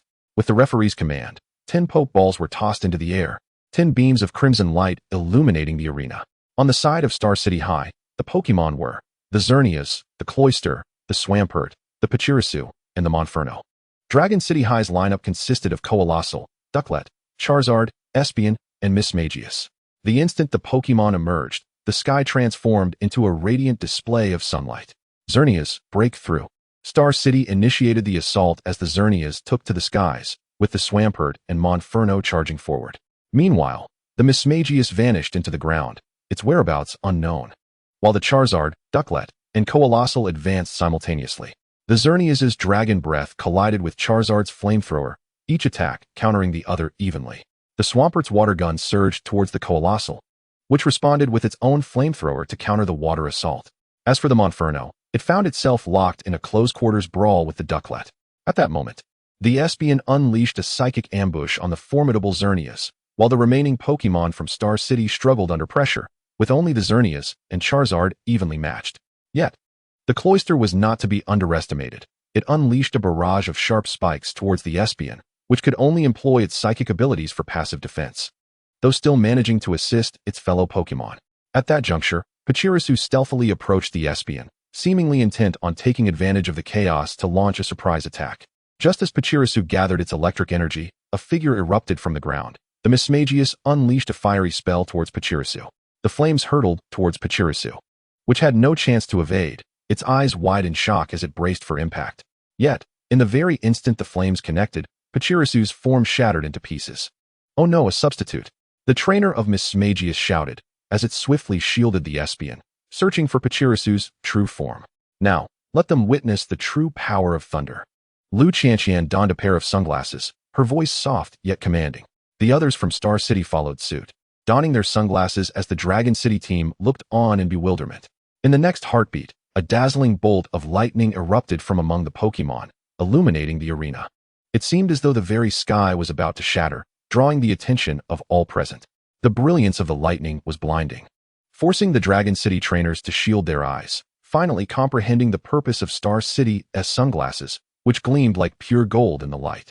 Even Lin Xiaolin could not resist covering her eyes, astonished at the sheer power of this electric rodent. Moments later, as the thunder subsided, the Coalossal and the Charizard, having been closest to the blast, collapsed to the ground, rendered unable to continue, their bodies charred and trembling. The Pachirisu lay nestled between the two fallen Pokémon, also unable to fight. With the Coalossal down, the sunny weather began to fade. Xerneas, Dragon Breath. Seizing the moment while Dragon City remained blinded, the Xerneas launched a surprise attack. Lin Xiaolin, peeking through a narrow gap in her fingers, noticed that the referee, too, had donned sunglasses, exuding the professionalism expected of an official. Over on Dragon City's side, chaos ensued. The students, still reeling from the blinding lightning, struggled to open their eyes, tears streaming as they fought to regain their sight. The now isolated Ducklet, Espeon, and Mismagius, without their trainer's guidance, began to falter. The Xerneas engaged the Mismagius mid-air while the Cloyster stood its ground against the Ducklet. The Monferno and Swampert launched a concerted attack on the Espeon, which was being relentlessly pushed back, desperately dodging their strikes. Just as the Dragon City students finally managed to blink through the aftereffects of the thunder, the Espeon was knocked out of the arena by a punch from the Monferno. Even with the trainer's commands, the two remaining Pokémon could do little against the onslaught. With all the Pokémon from the second team of Dragon City High School rendered incapable of battle, the victory was claimed by Star City High School, propelling them forward. As the referee announced their triumph, the students from Dragon City appeared in disbelief, staring blankly at the outcome. "Hooray!" Lin Xiaolin exclaimed, enveloping Lan Ro in a jubilant embrace.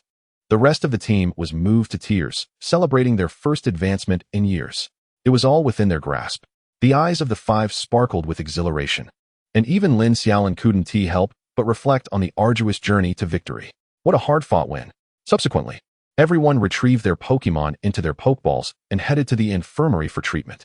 Just as the healing process was underway, Tang Tian and Yin Fan descended together. "Teacher Tang, we succeeded," everyone exclaimed, standing before Tang Tian, who regarded them with a serious expression before a faint smile graced his lips. "Well done." He placed his hand on the heads of the nearest Lan Ro and Lin Xiaolin. This time, Lan Ro did not resist. Instead, she embraced Tang Tian, prompting the other seniors to rush forward and join the embrace. All right, how old are you?" A joyful smile illuminated Tang Tian's face as he gently pried them apart. During lunchtime, a joyous atmosphere enveloped the entirety of Xingqing No. 1 High School. By the way, Xiaolin, I just saw King Xiancheng looking for you.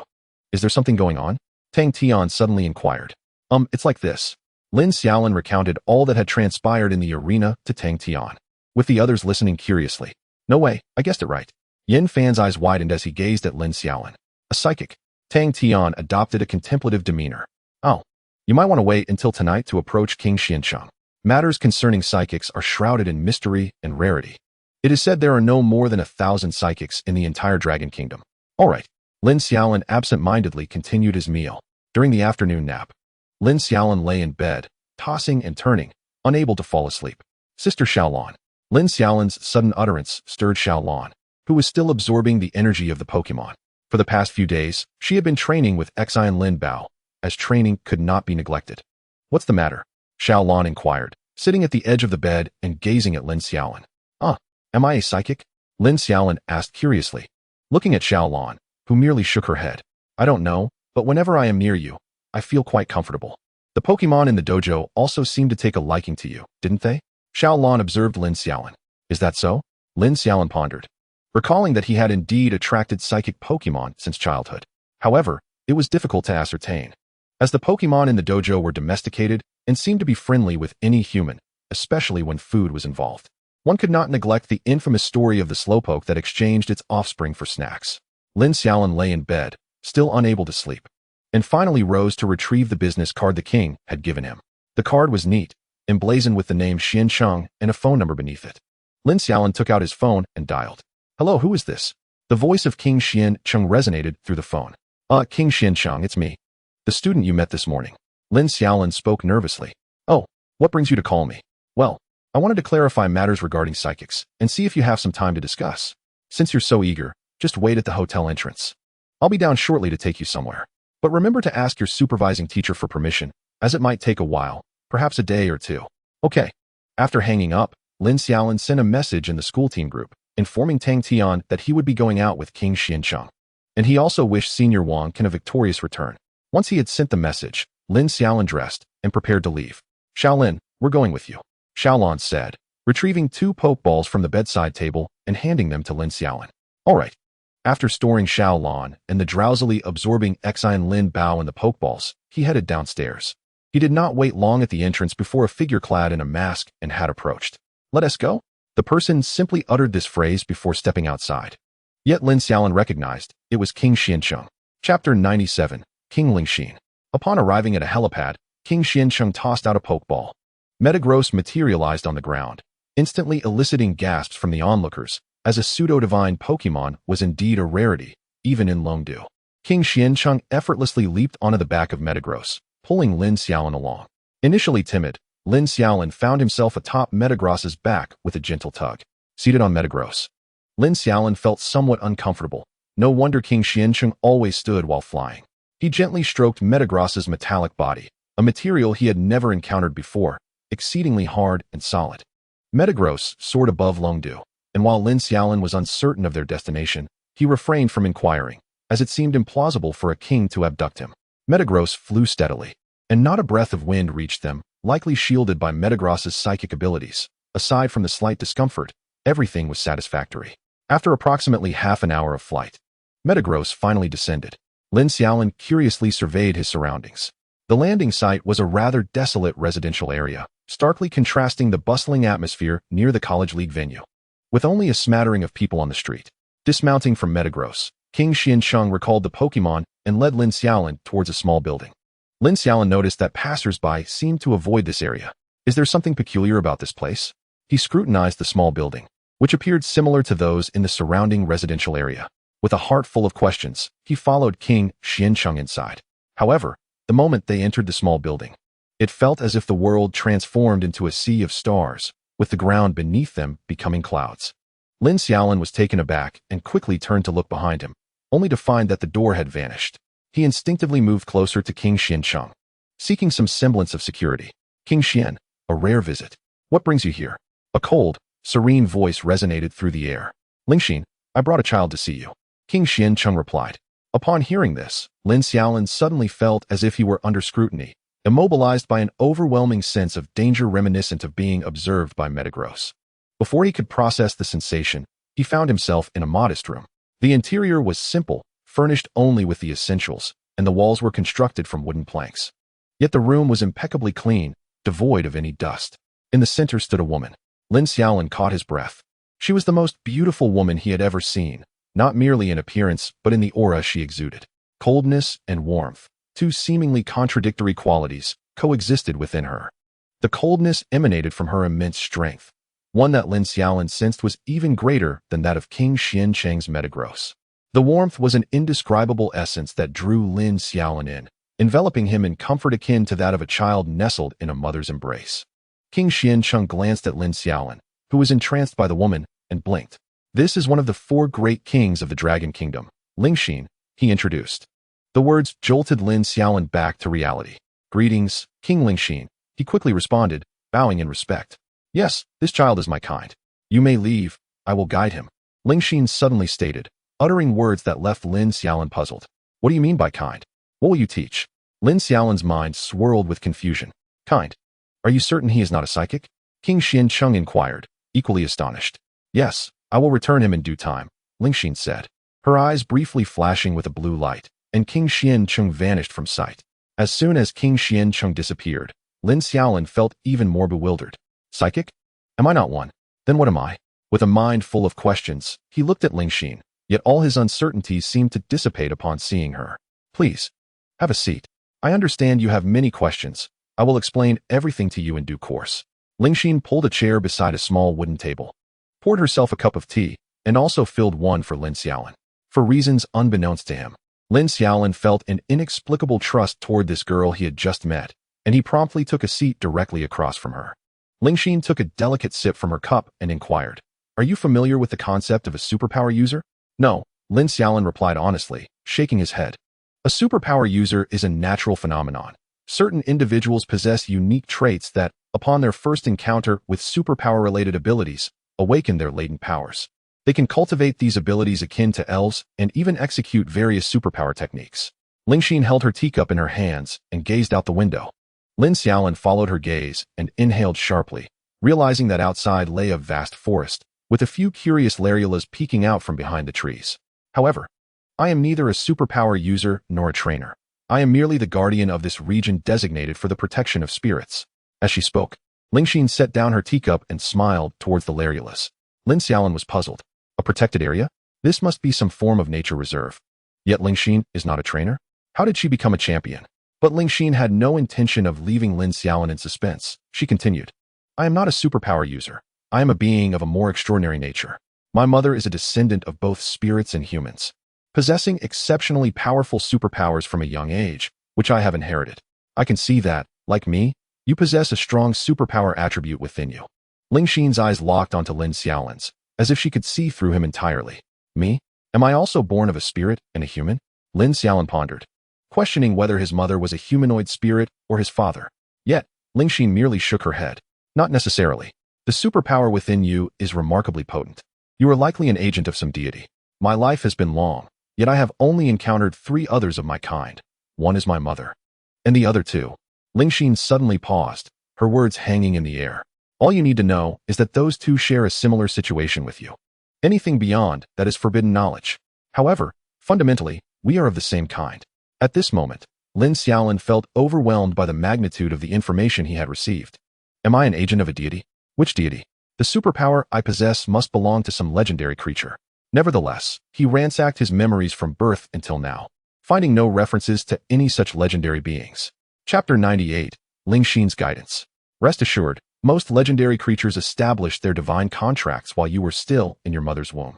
They will notify you when the time comes, and you will not find any clues beforehand. What I am about to say may alter your worldview, but this is the true nature of our world. As Lingxin spoke, she opened the window, allowing several laryulas to gather at the sill. She produced some unfamiliar food that Lin Xiaolin had never seen before and offered it to the little creatures, who danced joyfully at the window's edge. There are indeed deities in this world, some of whom are referred to as legendary creatures. Historical records from the Dragon Kingdom document several deities. And once you attain the rank of champion, you will come to know them. As for your visit to me, I suspect Xuanqing initially thought you were a superpower user seeking my assessment, as superpower users are notoriously difficult to evaluate. Typically, ordinary superpower users come to me for testing and assistance in harnessing their powers. As Lin Xiaolin continued to feed the Larulus, she added, if you have any questions, feel free to ask now. I will gladly provide answers, though I cannot divulge anything related to forbidden matters. She casually cradled a greedy Larula in her arms. May I ask, what will I be doing with you now? Lin Xiaolin inquired cautiously. For the next few days, you will accompany me to master the power within you. However, the strength within you cannot be utilized like mine or that of other superpower users. This divine gift can only be harnessed in battles and when in communion with your spirit. Ling Xin gently stroked the Larula's head. Oh, understood. Do you have any other questions? Ling Xin inquired, now curious, as others typically arrived with a plethora of inquiries. She had prepared to clarify any doubts for Lin Xiaolin, but he seemed devoid of questions. I have none. If the opportunity arises, I believe Champion Ling Xin will inform me. Upon seeing the sincerity in Lin Xiaolin's eyes, Ling Xin smiled. No wonder the deities would choose you. They favor sincere children. The two fell into a comfortable silence until their tea was finished. Ling Xin set the Larula down and walked toward the door, with Lin Xiaolin following closely behind. Stepping out of the small cabin, Lin Xiaolin finally took in his surroundings. Indeed, they were enveloped by a forest, the air suffused with a refreshing aroma. In the distance, he spotted a colossal tree, seemingly far from their location. Release your spirits.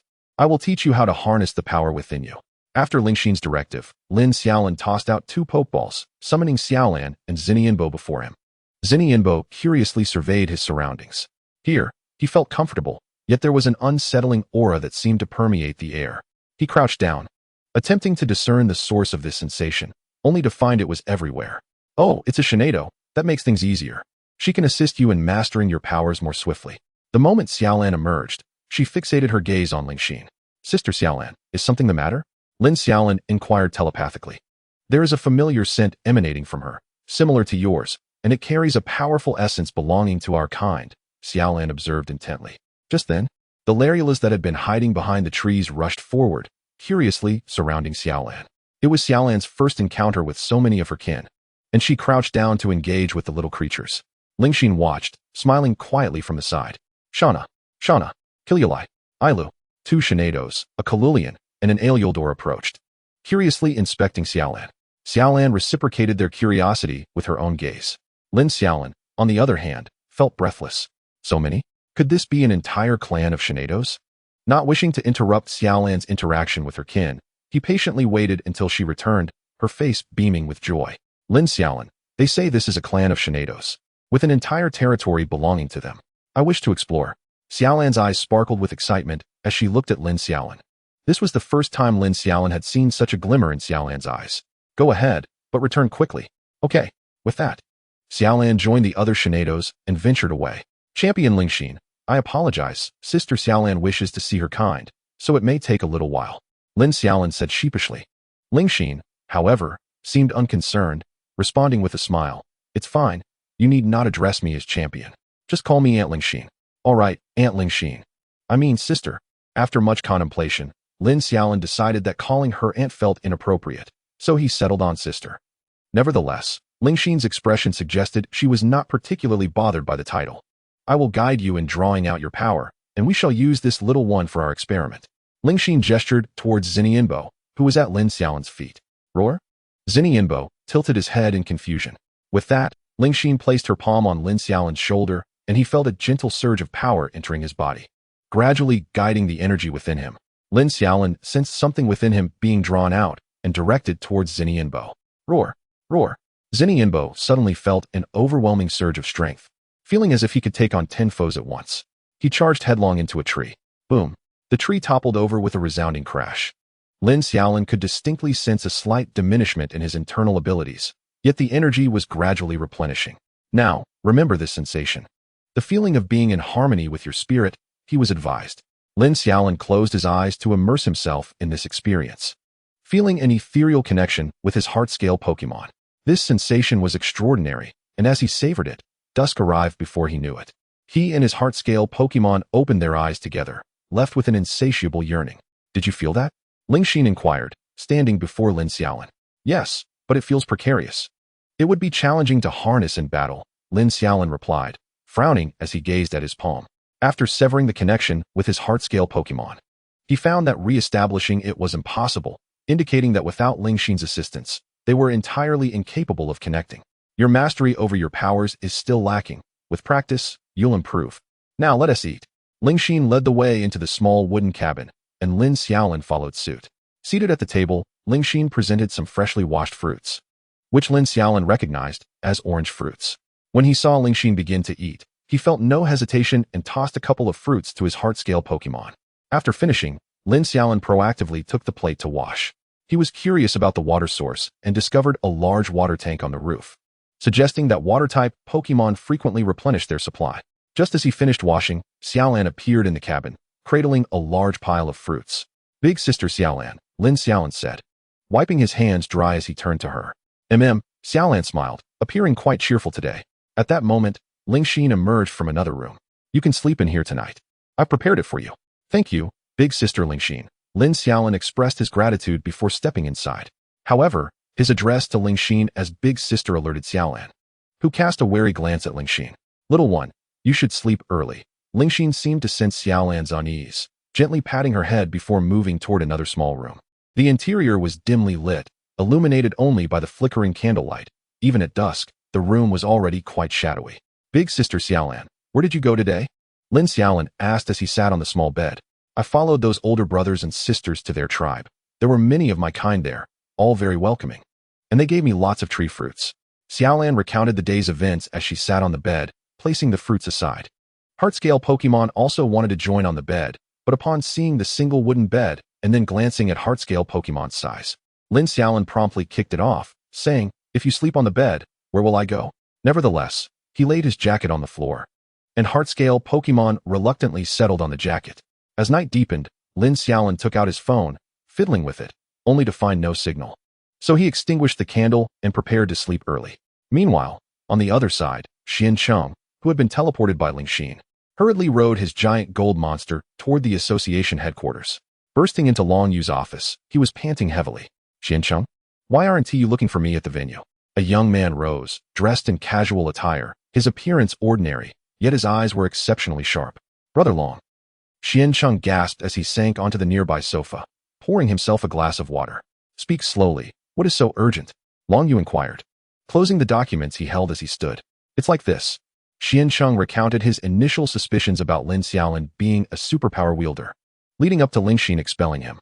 Oh, Long Yu furrowed his brow in contemplation before picking up the phone to call his assistant. Moments later, all of Lin Xiaolin's information appeared on Long Yu's computer screen. Xian Cheng stood beside Long Yu, observing intently. Lin Xiaolin, Star City resident. 16 years old, ordinary level trainer, D-level researcher, Pokemon under his care, heart-scale Pokemon, Shinado, family situation, mother unemployed, elite level trainer. Father a B-level researcher, elite level trainer. Grandmother a B-level energy block master, ordinary level trainer. Grandfather a second-level gym leader, quasi-elite trainer. Lin Xiaolin's profile was laid bare before the two. He is a researcher? Xian Cheng remarked with curiosity, noting that it was indeed a recently released B-level research report. He couldn't help but gasp in surprise. Long Yu contemplated the information thoughtfully. After that, no one knew what the two discussed within.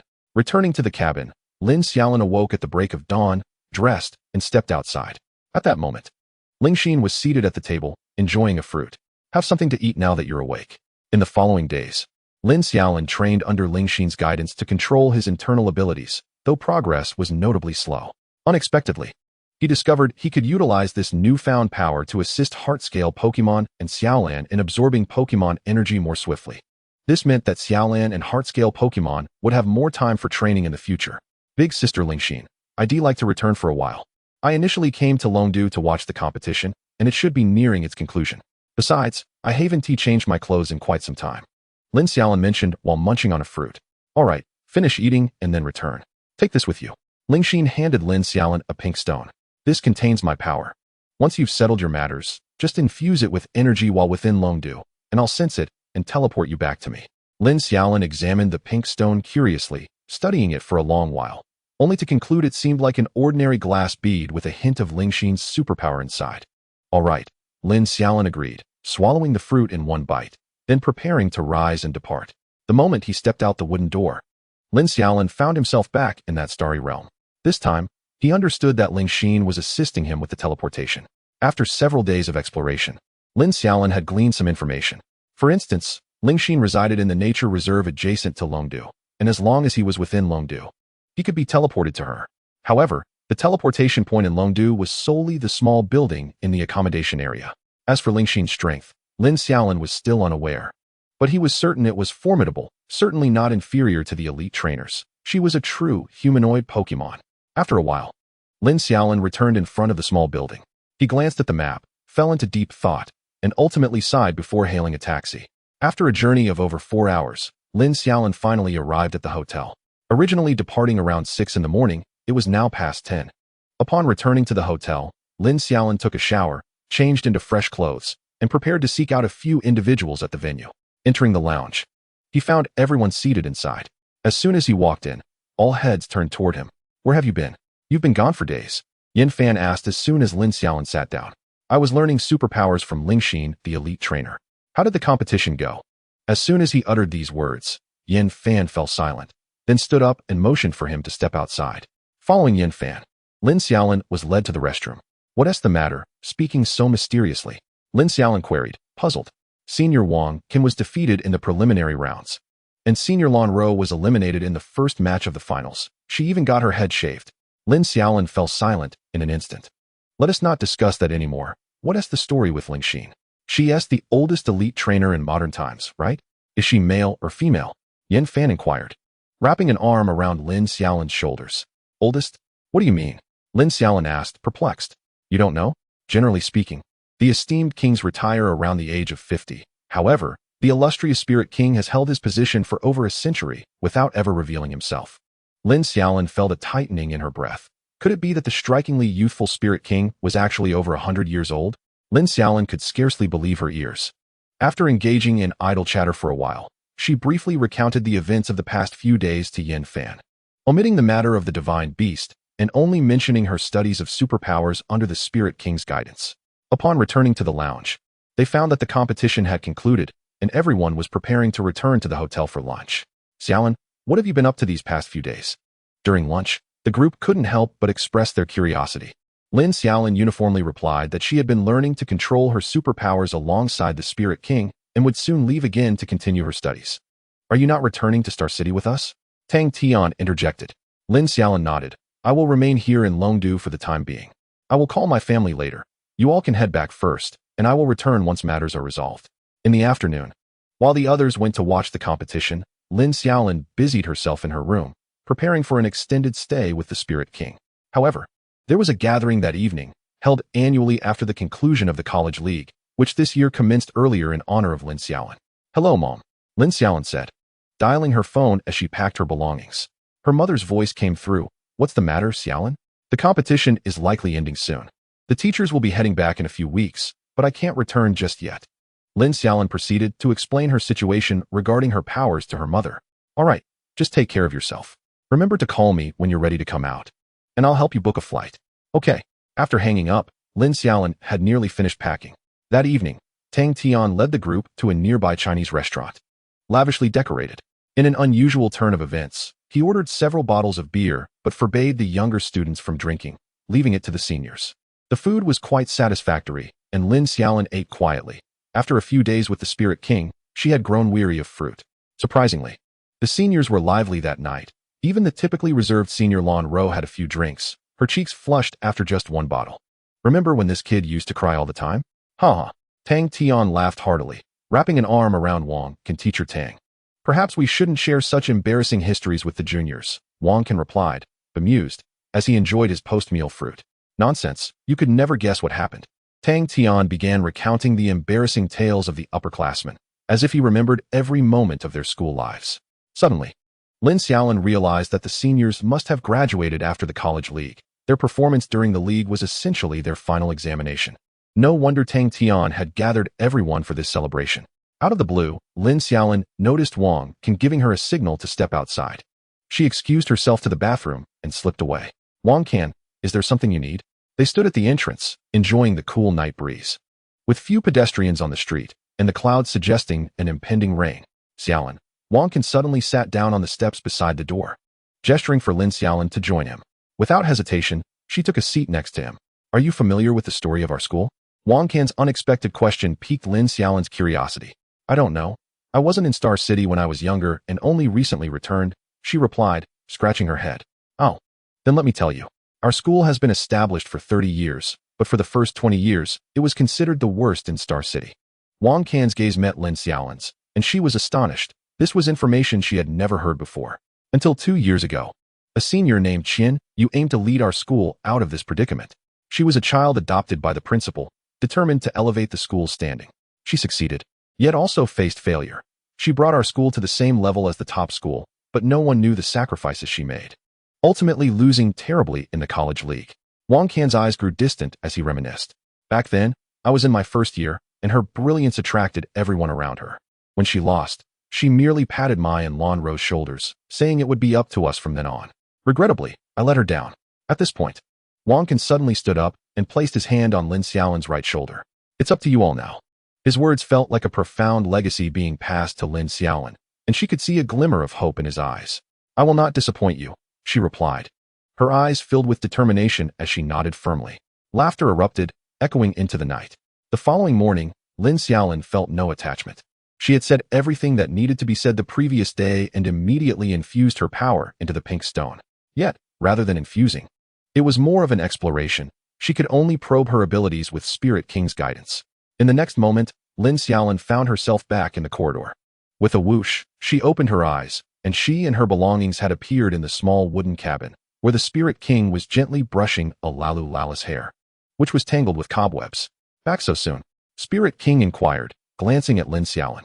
Yes, I've said everything that needed to be said, Lin Xiaolin replied as she pushed her luggage into her room.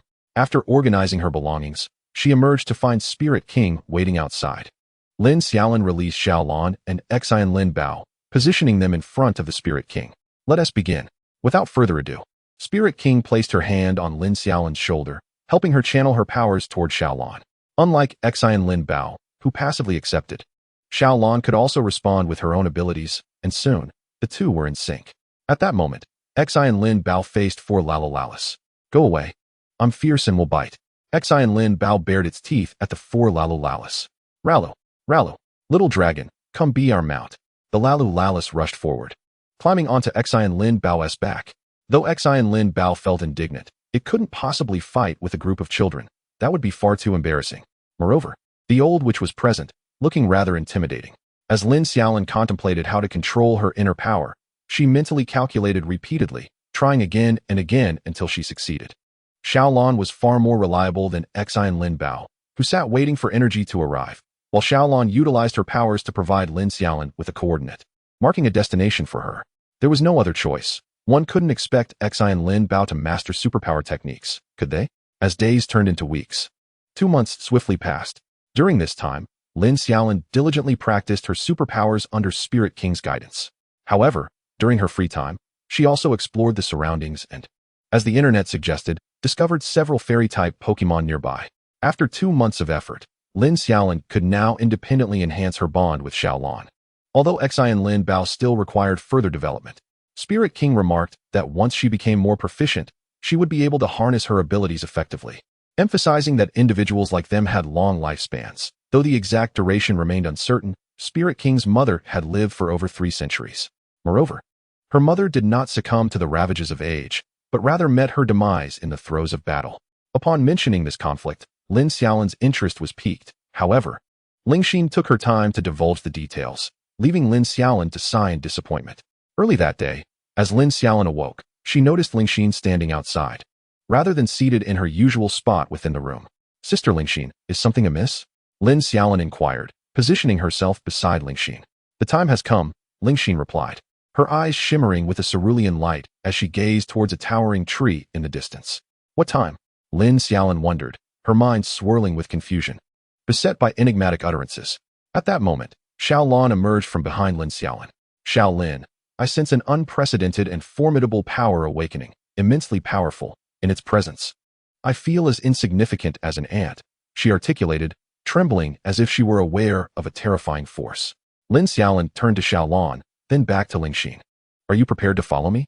I shall take you to meet a great being, Lin Xin stated succinctly. Without a moment's hesitation, Lin Xiaolin retrieved a pokeball to capture Xinlin Bao, who had just awakened and was rummaging for snacks in the living room, and then turned her gaze to Ling Xin and Xiaolin.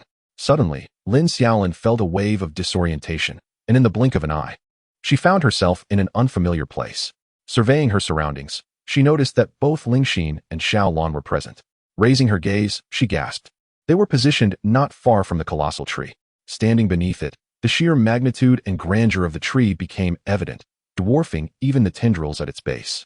Ling Xin advanced towards the majestic tree, with Lin Xiaolin and Xiaolin hastily following her. In places where Lin Xiaolin struggled to climb, Xiaolin assisted her over. At that moment, Lin Xiaolin felt akin to an ant weaving through a forest of massive roots. After what felt like an eternity of traversing, both Lin Xiaolin and Xiaolin, breathless, finally reached the roots of the giant tree. Standing atop the base felt akin to being on a hillside. Ling Xin halted, and Lin Xiaolin and Xiaolin stood behind her. Suddenly, the giant tree began to tremble. The slight quaking was sufficient to send Lin Xiaolin tumbling to the ground. The tremors persisted for 3 minutes before subsiding, and Ling Xin abruptly closed her eyes, her hands clasped as if in prayer directed towards the tree. In the next instant, an ethereal voice resonated, not as a spoken sound, but as a celestial echo from the very essence of the world. My adherent, what do you seek of me? The haunting voice sent a shiver down Lin Xiaolin's spine. Even Xiaolin trembled, yet she stood protectively in front of Lin Xiaolin. It dawned on Lin Xiaolin how naive her desire to capture a divine beast truly was. Could such an overwhelmingly powerful entity ever be matched by human strength? Dazed, Lin Xiaolin stared at the towering tree, realizing its identity, yet words eluded her, her body frozen in place. O great deity of life, I have found another's emissary. A friend beset with wounds. Might you grant him your healing? Ling Xin's words were not spoken but conveyed through her psychic abilities, resonating in the air. Moments later, a single leaf descended, landing upon Lin Xiaolin.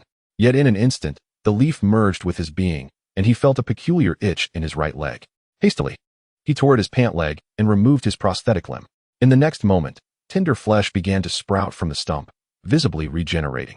Within minutes, his right leg appeared as it had prior to amputation. Both Lin Xiaolin and Xiaolin stood in awe, speechless. Thank you, O great deity of life. Ling Xin bowed once more. It was but a trifling matter. Lin Xiaolin quickly regained his composure, rising to his feet, his right leg feeling somewhat peculiar. Yet he managed a steady bow towards the majestic tree. Thank you, deity of life. Shanai. Xiaolin added her gratitude towards the tree. I appreciate courteous children. The voice echoed once more. In the next heartbeat, another leaf fell, landing atop Xiaolan's head and merging with her essence. Depart now, the ethereal voice commanded again. And Ling Xin's eyes ignited with blue light. In the next moment, the three of them returned to the quaint wooden cabin. Lin Xiaolin collapsed onto the ground, gasping for breath. Xiaolin rushed to support him onto a chair. You just witnessed it, did you not? That was one of the deities residing within the Dragon Kingdom, Ling Xin reflected. Gazing towards the tree, Lin Xiaolin too found himself in a stupor, astonished at the swift restoration of his leg. Although he had contemplated seeking the divine beast for healing, he had thought it merely a fleeting notion. He never imagined encountering a true divine beast. If he were to guess, it must be the great stag, Xerneas. Ling Xin seated herself, pouring herself a glass of water. The deity of life, I know not how long it has existed here, but it certainly predates the history of the Dragon Kingdom. It is a benevolent being. Any reasonable request from its subjects is met with assistance. My mother was born of its lineage, and thus I, too, am naturally one of its subjects, Ling Xin elucidated while sipping her tea. Was that tremor just now a summons from you? Lin Xiaolin cautiously inquired. Impossible. The deity of life awakens every century, using its power to traverse the entirety of the Dragon Kingdom, as if in search of something it has yet to find, Ling Xin explained, and Lin Xiaolin suddenly comprehended. No wonder Ling Xin had insisted he remain. She awaited the awakening of the deity of life, Xerneas. Thank you, Sister Ling Xin, Lin Xiaolin expressed earnestly. It was but a trifling matter, Ling Xin smiled, patting Lin Xiaolin's shoulder. You should prepare to return in the coming days. I have imparted all I can teach you, and the remainder relies on your practice to gain proficiency. Should you find yourself perplexed, you may return to Longdu and use that orb to summon me. Ling Xin said with a smile. Yes, thank you, Sister Ling Xin. Chapter 102, The Warehouse of Longdu. Today, there would be no training, and Lin Xiaolin began to reacquaint himself with the sensation of his newly grown right leg. It was true. After using a prosthetic for so long, He found himself limping with his real leg, yet Xiaolin supported him. Xiaolin guided Lin Xiaolin through the forest, a radiant smile gracing her face. After all, Xiaolin had long attributed the previous incident to her insufficient strength in safeguarding Lin Xiaolin. The memory of Lin Xiaolin's severed leg had weighed heavily on her heart. Now that his leg was restored, Xiaolin was happier than anyone. As Lin Xiaolin and Xiaolin wandered through the forest, they realized that after coming to Lingxin's place, they had seldom explored the outdoors, spending most of their time training. Now, they finally had the opportunity to stroll and take in the sights. Meanwhile, Xinlin Bao was still in the wooden cabin, playing with a few Ralts.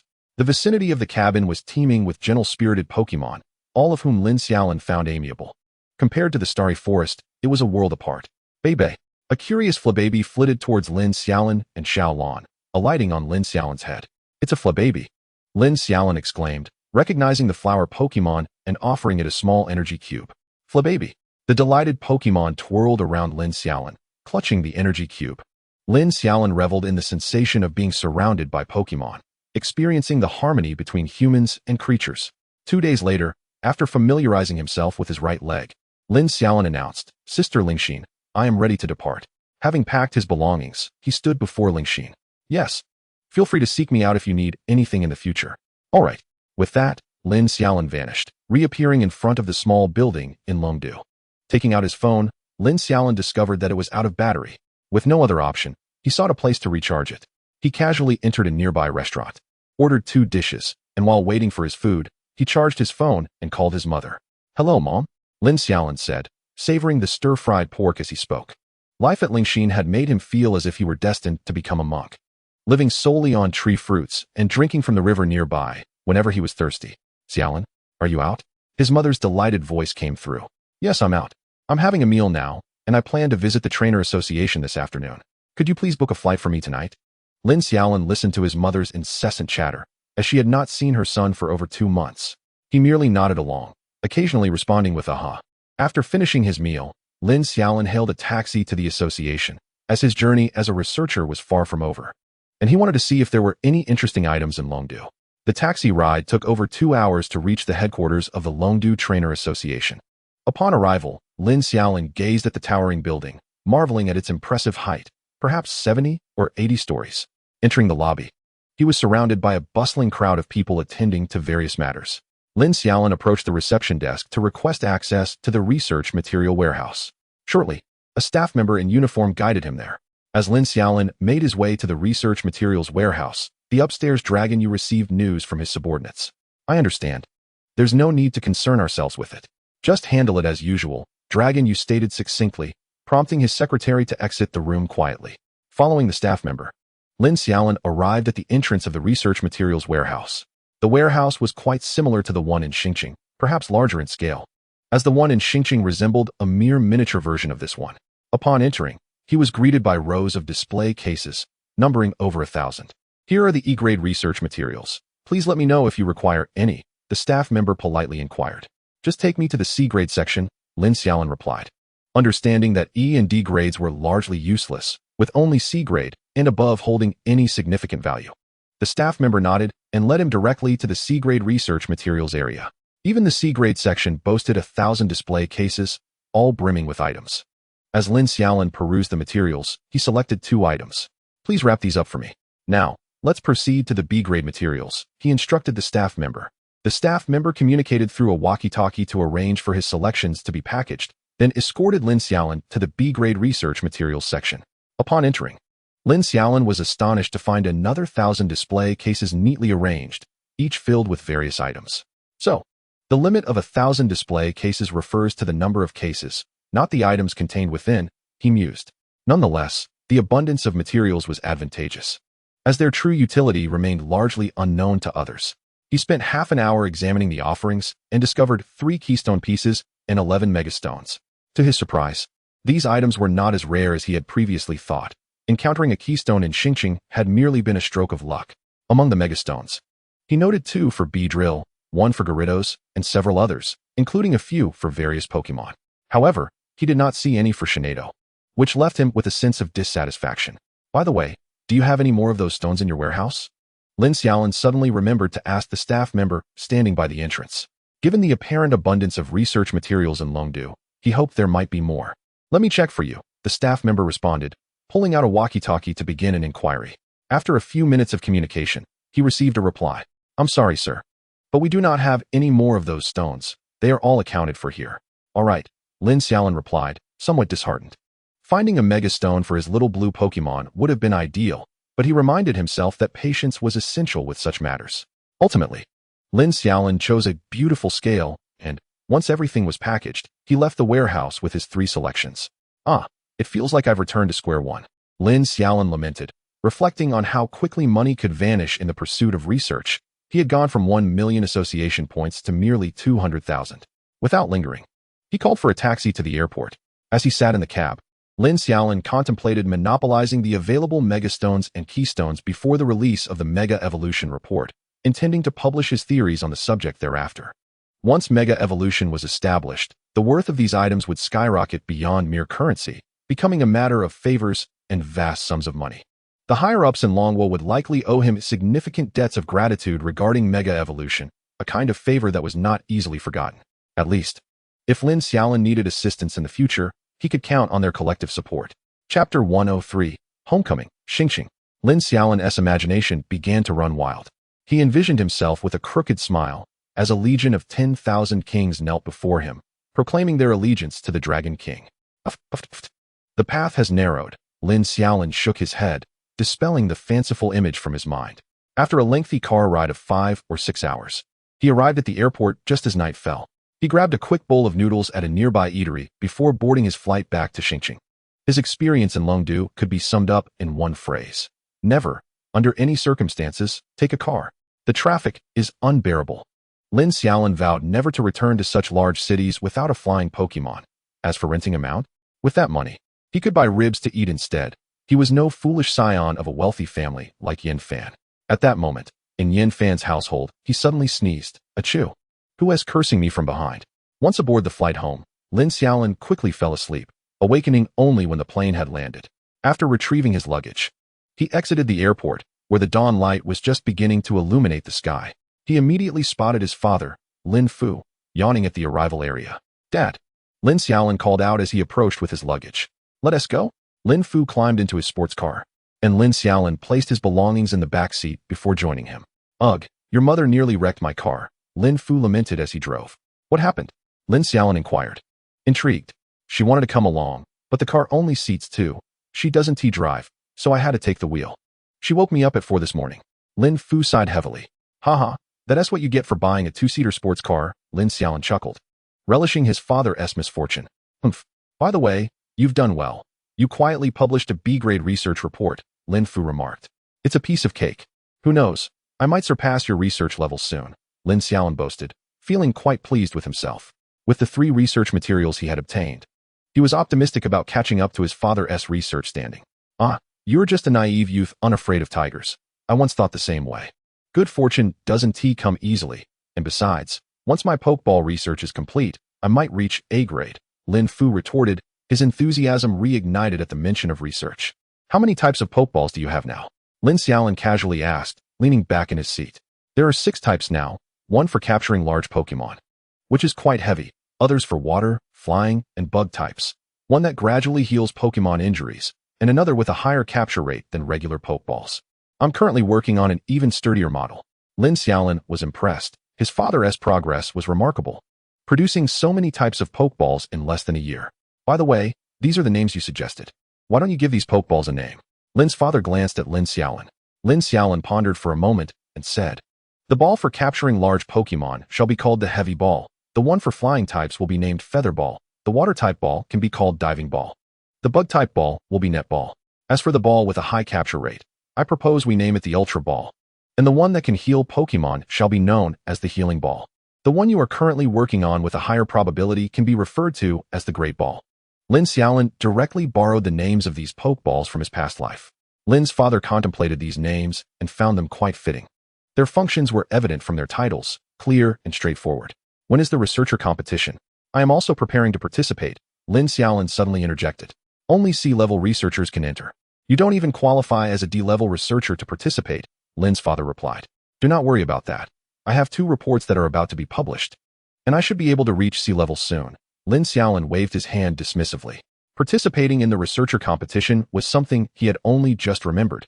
He hadn't considered it before, but now that he had these 3 materials, he felt confident. Is your research as simple as growing cabbage?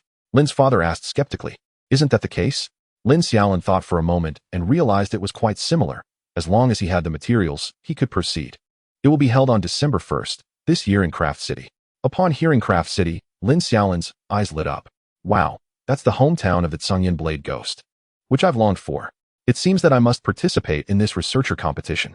The father and son exchanged light banter in the car and soon returned to the dojo. Upon ascending the stairs, they were greeted by Lin's mother, who had prepared breakfast and was waiting at the table. Wow, Xiaolin is finally back, Lin's mother exclaimed, rushing towards him to embrace him, then holding his face and scrutinizing it for a long while. Why have you lost so much weight? The more she looked, the deeper her frown became. How could I not lose weight when eating fruit every day? Lin Xiaolin thought to himself, but he comforted her with, no mom. I've gained quite a bit. Look. As he spoke, Lin Xiaolin stepped onto the nearby scale, revealing his weight of 98 pounds. How could that be? You shouldn't have gained so much. Lin's mother gazed at the scale with confusion, and suddenly, Lin Xiaolin rolled up his right pant leg, revealing his leg in full. Ah! Lin's mother gasped, and even Lin's father came closer. Xiaolin, how is your leg healed? I must be dreaming. Lin's mother placed her hand on Lin Xiaolin's leg, feeling it to confirm its authenticity. Haha, let us eat first, and I'll explain while we dine. Lin Xiaolin then took a seat at the table. He merely mentioned that Ling Xin had healed his leg, omitting any reference to Xerneas. Knowing that no one would believe him, he decided to attribute everything to Ling Xin. Then we must thank Ling Xin the champion properly. Let's take your father and me to meet her sometime, Lin's mother said, her eyes brimming with tears. Sure, I will arrange that, he replied. Just as they began eating, 2 sleepy little ones emerged. Big brother Xiaolin is back. Xiao Ling and Xiao Shui, clad in their pajamas, rushed over to Lin Xiaolin. Yes, I'm back. Have you both been good lately? Lin Xiaolin set down his chopsticks and patted the heads of the 2 little ones. Brother, quickly let little Bao out. We haven't seen him for ages. The 2 little ones gazed at Lin Xiaolin with sparkling eyes. Ah, it seems I am not being welcomed. They are just eager to see little Bao, Lin Xiaolin mused, experiencing for the first time the feeling Lin's father often described. Once little Bao was released, the 2 children eagerly took him away to play. Xiaolin was also let out. Although he was home, he still needed to maintain his training to control his internal power. Lin Xiaolin and Xiaolin commenced their daily training in the room. Ling Xin had advised that 3 hours of training each day was optimal, as prolonged periods could lead to adverse effects, especially since no one was there to assist him. It was all up to Lin Xiaolin himself. Chapter 104, The Caterpillar Brothers. After the training concluded, Lin Xiaolin exhaled deeply and suddenly remembered something. He picked up the phone and dialed Yin Fan's number. Hello? Where have you been lately? Lin Xiaolin inquired over the phone. Me? I am in Dragon City. Have you come out yet? Yin Fan replied, sounding somewhat surprised, and Lin Xiaolin could hear Qin Leilei's voice in the background. I just returned to Star City, Lin Xiaolin said after a moment of silence. You could have at least asked your buddy before coming out, Yin Fan exclaimed from the other end. After a bit of back and forth, they hung up the phone. There wasn't much to discuss. School was about to start, and Yin Fan and the others were still returning. With that thought, Lin Xiaolin stepped out of the room, where he found Lin's father and mother sitting in the living room watching television. Father, aren't you off doing research? Lin Xiaolin asked, somewhat surprised as he plopped down onto the sofa. Well, you see, your father is always immersed in research. It's not like he would have returned if I hadn't dragged him back. Lin's mother shot a glance at Lin's father. Lin's father quickly turned his head away, feigning ignorance. By the way, Dad, I need to conduct some research and require some Pokémon that are about to evolve. How do I go about acquiring them? Lin Xiaolin suddenly asked. He was selecting 2 tools for sea-level research materials, an Everstone and an Evolution Stone, both of which required Pokémon to evolve in order to demonstrate their effectiveness. Evolving Pokémon. You can apply for some research Pokémon from the Alliance using your phone's app. It has customer service contact information. As a formal researcher, you can apply, but as a D-level, you might only be able to request 2 or 3, Lin's father suggested. All right, Lin Xiaolin replied, opening his phone. Indeed, the researcher app had customer service contact information. Hello. I would like to apply for some Pokémon that are on the verge of evolution. Do you have any specific requirements for the Pokémon? The customer service responded. Lin Xiaolin pondered for a moment. There seemed to be no hard requirements for the Evolution Stone, and he didn't have any specific Pokémon in mind. Just that they needed to be capable of evolving. No, any Pokémon that is very close to evolving will do. Also, Could you check if there are any Magikarp available? All right, please hold on while we check for you. After about 3 minutes, the customer service responded again. We have completed the search. The most suitable option is Caterpie. With your D-level researcher privilege, you can rent 3 of them. However, as for Magikarp, there are currently none available in Star City. Okay, then I'll rent the Caterpie. The address is XXXXXX. Understood, we have dispatched them. They should arrive by tomorrow morning. Please be on the lookout. With that, Lin Xiaolin set down his phone. Magikarp was indeed a rare Pokémon. While it was weak and its evolution method was still unknown to many, its inherent qualities made it quite scarce, unlike the common Magikarp. Renting Pokémon was an essential aspect for researchers, as the path of research inevitably involved interaction with Pokémon. Caterpie, being a rapidly breeding and evolving Pokémon, was an excellent companion for researchers, but abusing Pokémon during research was strictly prohibited. Otherwise, one could lose their researcher qualifications. Since the Caterpie would not arrive until tomorrow, Lin Xiaolin began to contemplate what he would do today. By the way, Xiaolin, if you're conducting Pokémon research, you should head to the backyard of my research institute. It's well sealed, and there are cameras everywhere, allowing for 24-hour monitoring of the Pokémon. Lin's father interjected. Lin Xiaolin's eyes brightened at this suggestion. He hadn't considered the observation aspect. If there were cameras, it would indeed be foolproof. All right, I'll go there once I receive the Pokémon. In the afternoon, Lin Xiaolin joyfully trained with Little Bao and skills for the first time in a while. He had been training exclusively with Xiaolin lately and nearly forgot about having another Pokémon. Hentihi, Little Bao. Little Bao. So, love will disappear, right? Although Lin Xiaolin had not trained Little Bao much, Xiaolin had not forgotten, as it was always Xiaolin who helped him train. Lin Xiaolin even felt that Xiaolin's training was more effective than his own. After all, it is often said that filial piety is nurtured under the rod. Lin Xiaolin ultimately found it hard to part with his beloved. However, Xiaolin was different. The fairy-like energy striking the backside of Lin Bao elicited cries of surprise from it.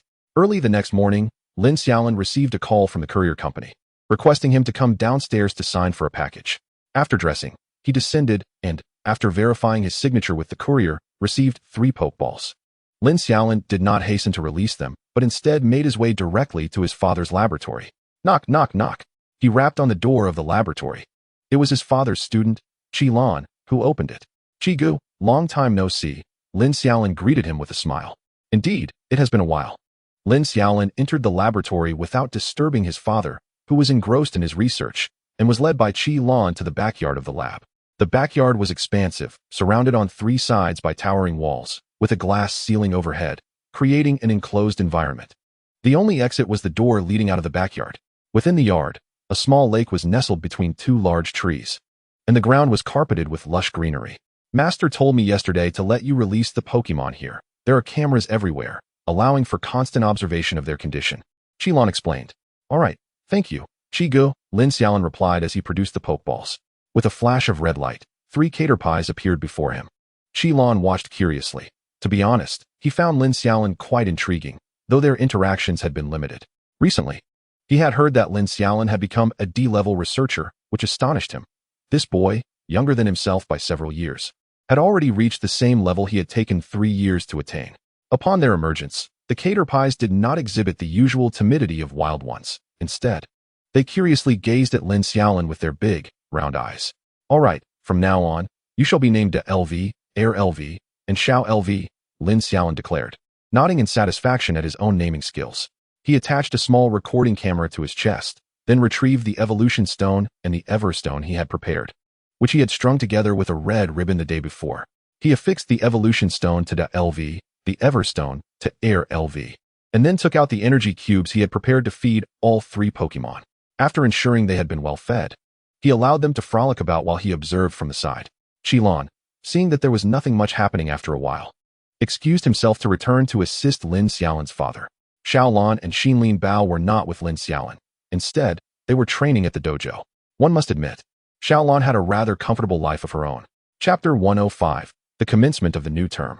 Generally speaking, Pokémon below the elite level are akin to children, prone to mischief and laziness.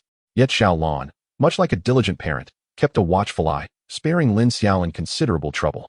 He spent the entire day at the Research Institute observing the Pokémon's changes, ultimately concluding that there were none. They would simply have to wait for their evolution. These 3 Pokémon were already on the brink of evolving, and it was likely just a matter of days. After returning home in the evening, He continued to train with Xiaolin to harness that latent superpower within him. Thus, after several days of alternating between the dojo and the laboratory, he unexpectedly received a call from Tang Tian early one morning. "Where are you? You rascal. School has started, and no one is here." The bellow jolted Lin Xiaolin awake. Glancing at the date, he realized it was September 1st. WOC, he had become so engrossed in his tasks that he completely forgot about the beginning of school. He swiftly dressed, sending a message to his father to inform him that the cater pie had evolved, then dashed out of his bedroom. "Xiaolin, come eat." His mother hadn't finished her sentence when Lin Xiaolin swiftly dashed past her. In the 10 meters from his bedroom door to the elevator, Lin Xiaolin first single-handedly grasped a pokeball, recalling Xinlin Bao, who was still having breakfast, into the ball. With his other hand, he snatched a youtiao from the table, stuffing it into his mouth, and grabbed a shoebox containing his shoes from the shoe cabinet. He pressed the elevator button. "Mom, I'm going to be late," he exclaimed just as the elevator doors opened. As the elevator descended, Lin Xiaolin quickly pulled out his phone and sent a message to the driver. "Lin, at the dojo entrance. Hurry, hurry, hurry." The driver, leisurely sipping tea in the security room, immediately sped to the dojo entrance upon receiving the message.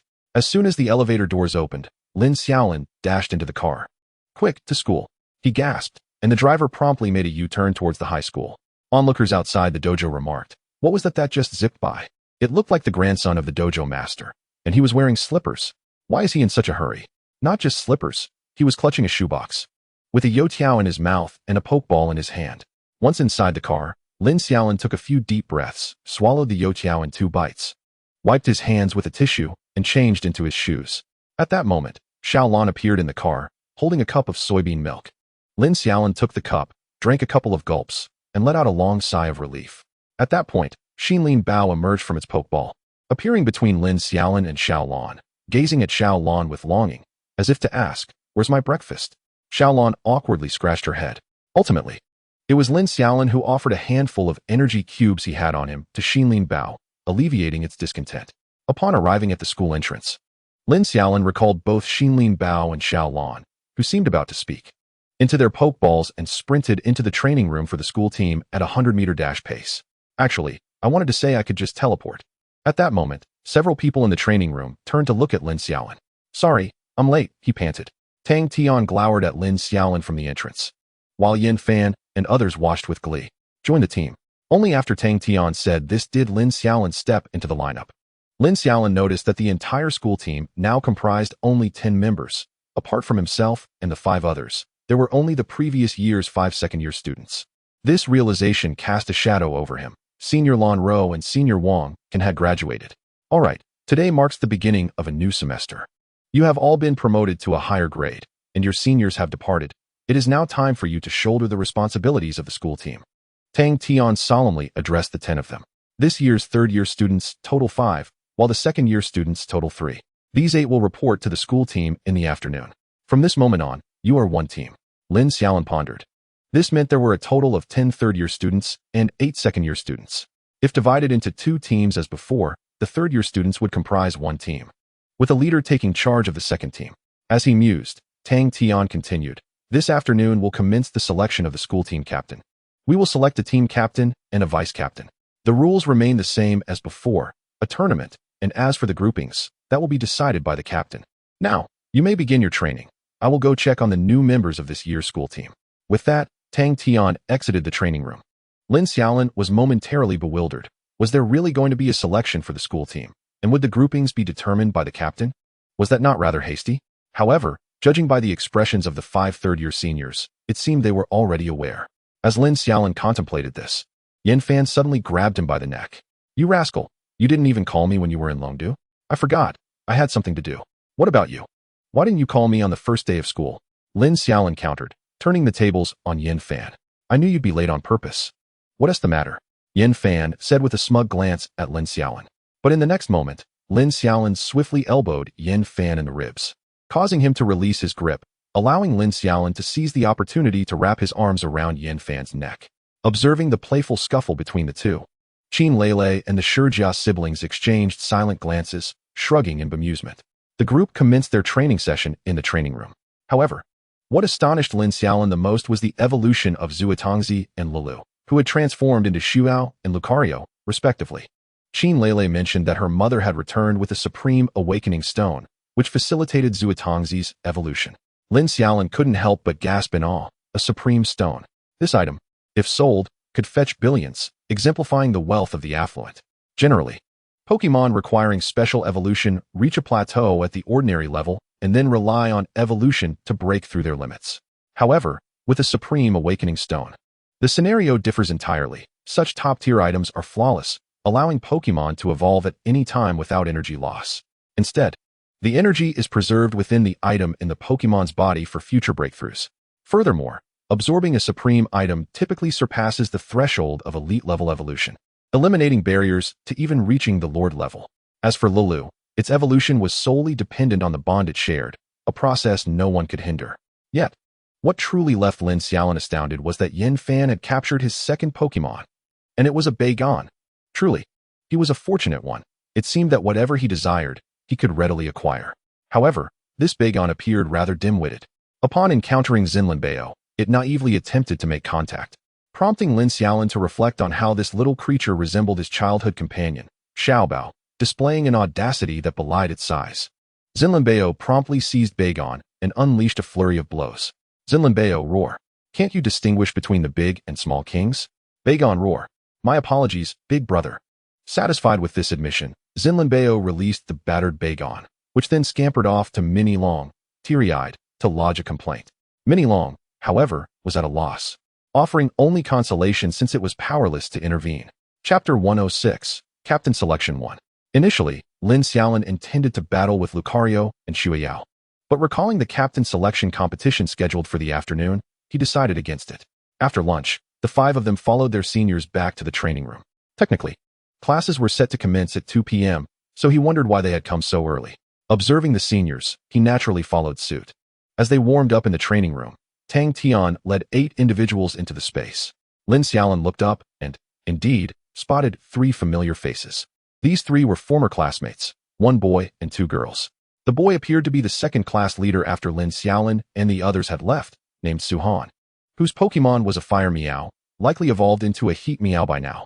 As for the 2 girls, Lin Xiaolin only recognized one by name, Feng Yao, while the other was a familiar face, Wan Xiao.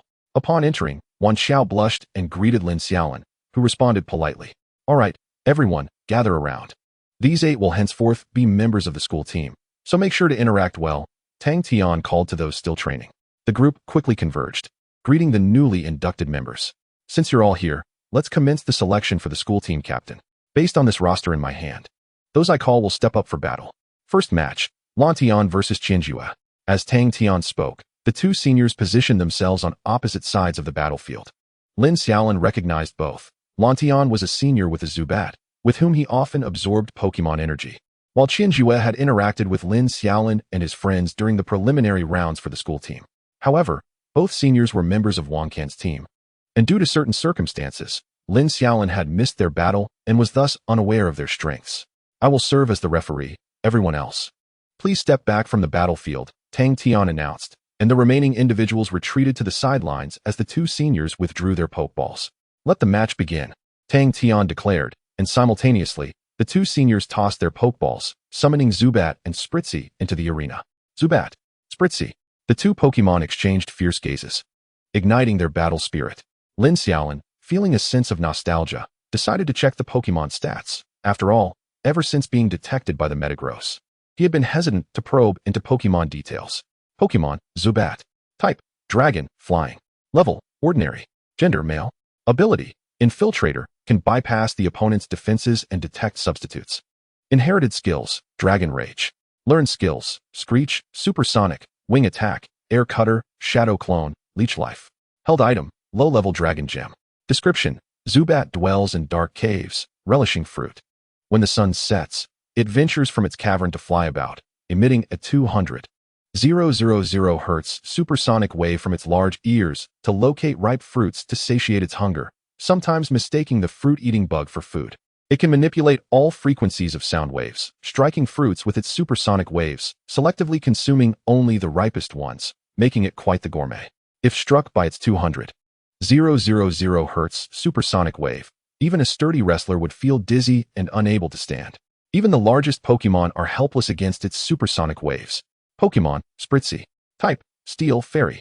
Level, Ordinary. Gender, Female. Ability, Intimidate. The fearsome battle intent reduces the opponent's physical attack. Inherited skills, Origin Pulse. Learned skills, Growl, Scare, Fairy Wind, Charge, Baton Pass, Bite, Swallow. Spit Up, Iron Defense, Crunch. Held item, Low-level Fairy Gem. Description: Spritzy is a cunning yet terrifying Pokémon. It uses its gentle appearance to catch opponents off guard, then suddenly turns and bites them with its large jaws. Once it bites down, it never releases its grip, capable of severing even steel. Due to the lack of taste buds in the back of its head, it uses that area to consume things it dislikes. Lin Xiaolin observed, intrigued. Both Pokémon were formidable, though they appeared evenly matched. Spritzy boasted high physical and special defense, but Zubat had the Infiltrator ability. This left neither Pokémon with a distinct advantage. Zubat used Supersonic. Lantion, the senior, initiated the assault as Zubat opened its mouth wide, unleashing a wave of sound toward Spritzy. Spritzy used Growl. Spritzy opened its mouth wide, emitting a fearsome growl that intercepted the supersonic attack.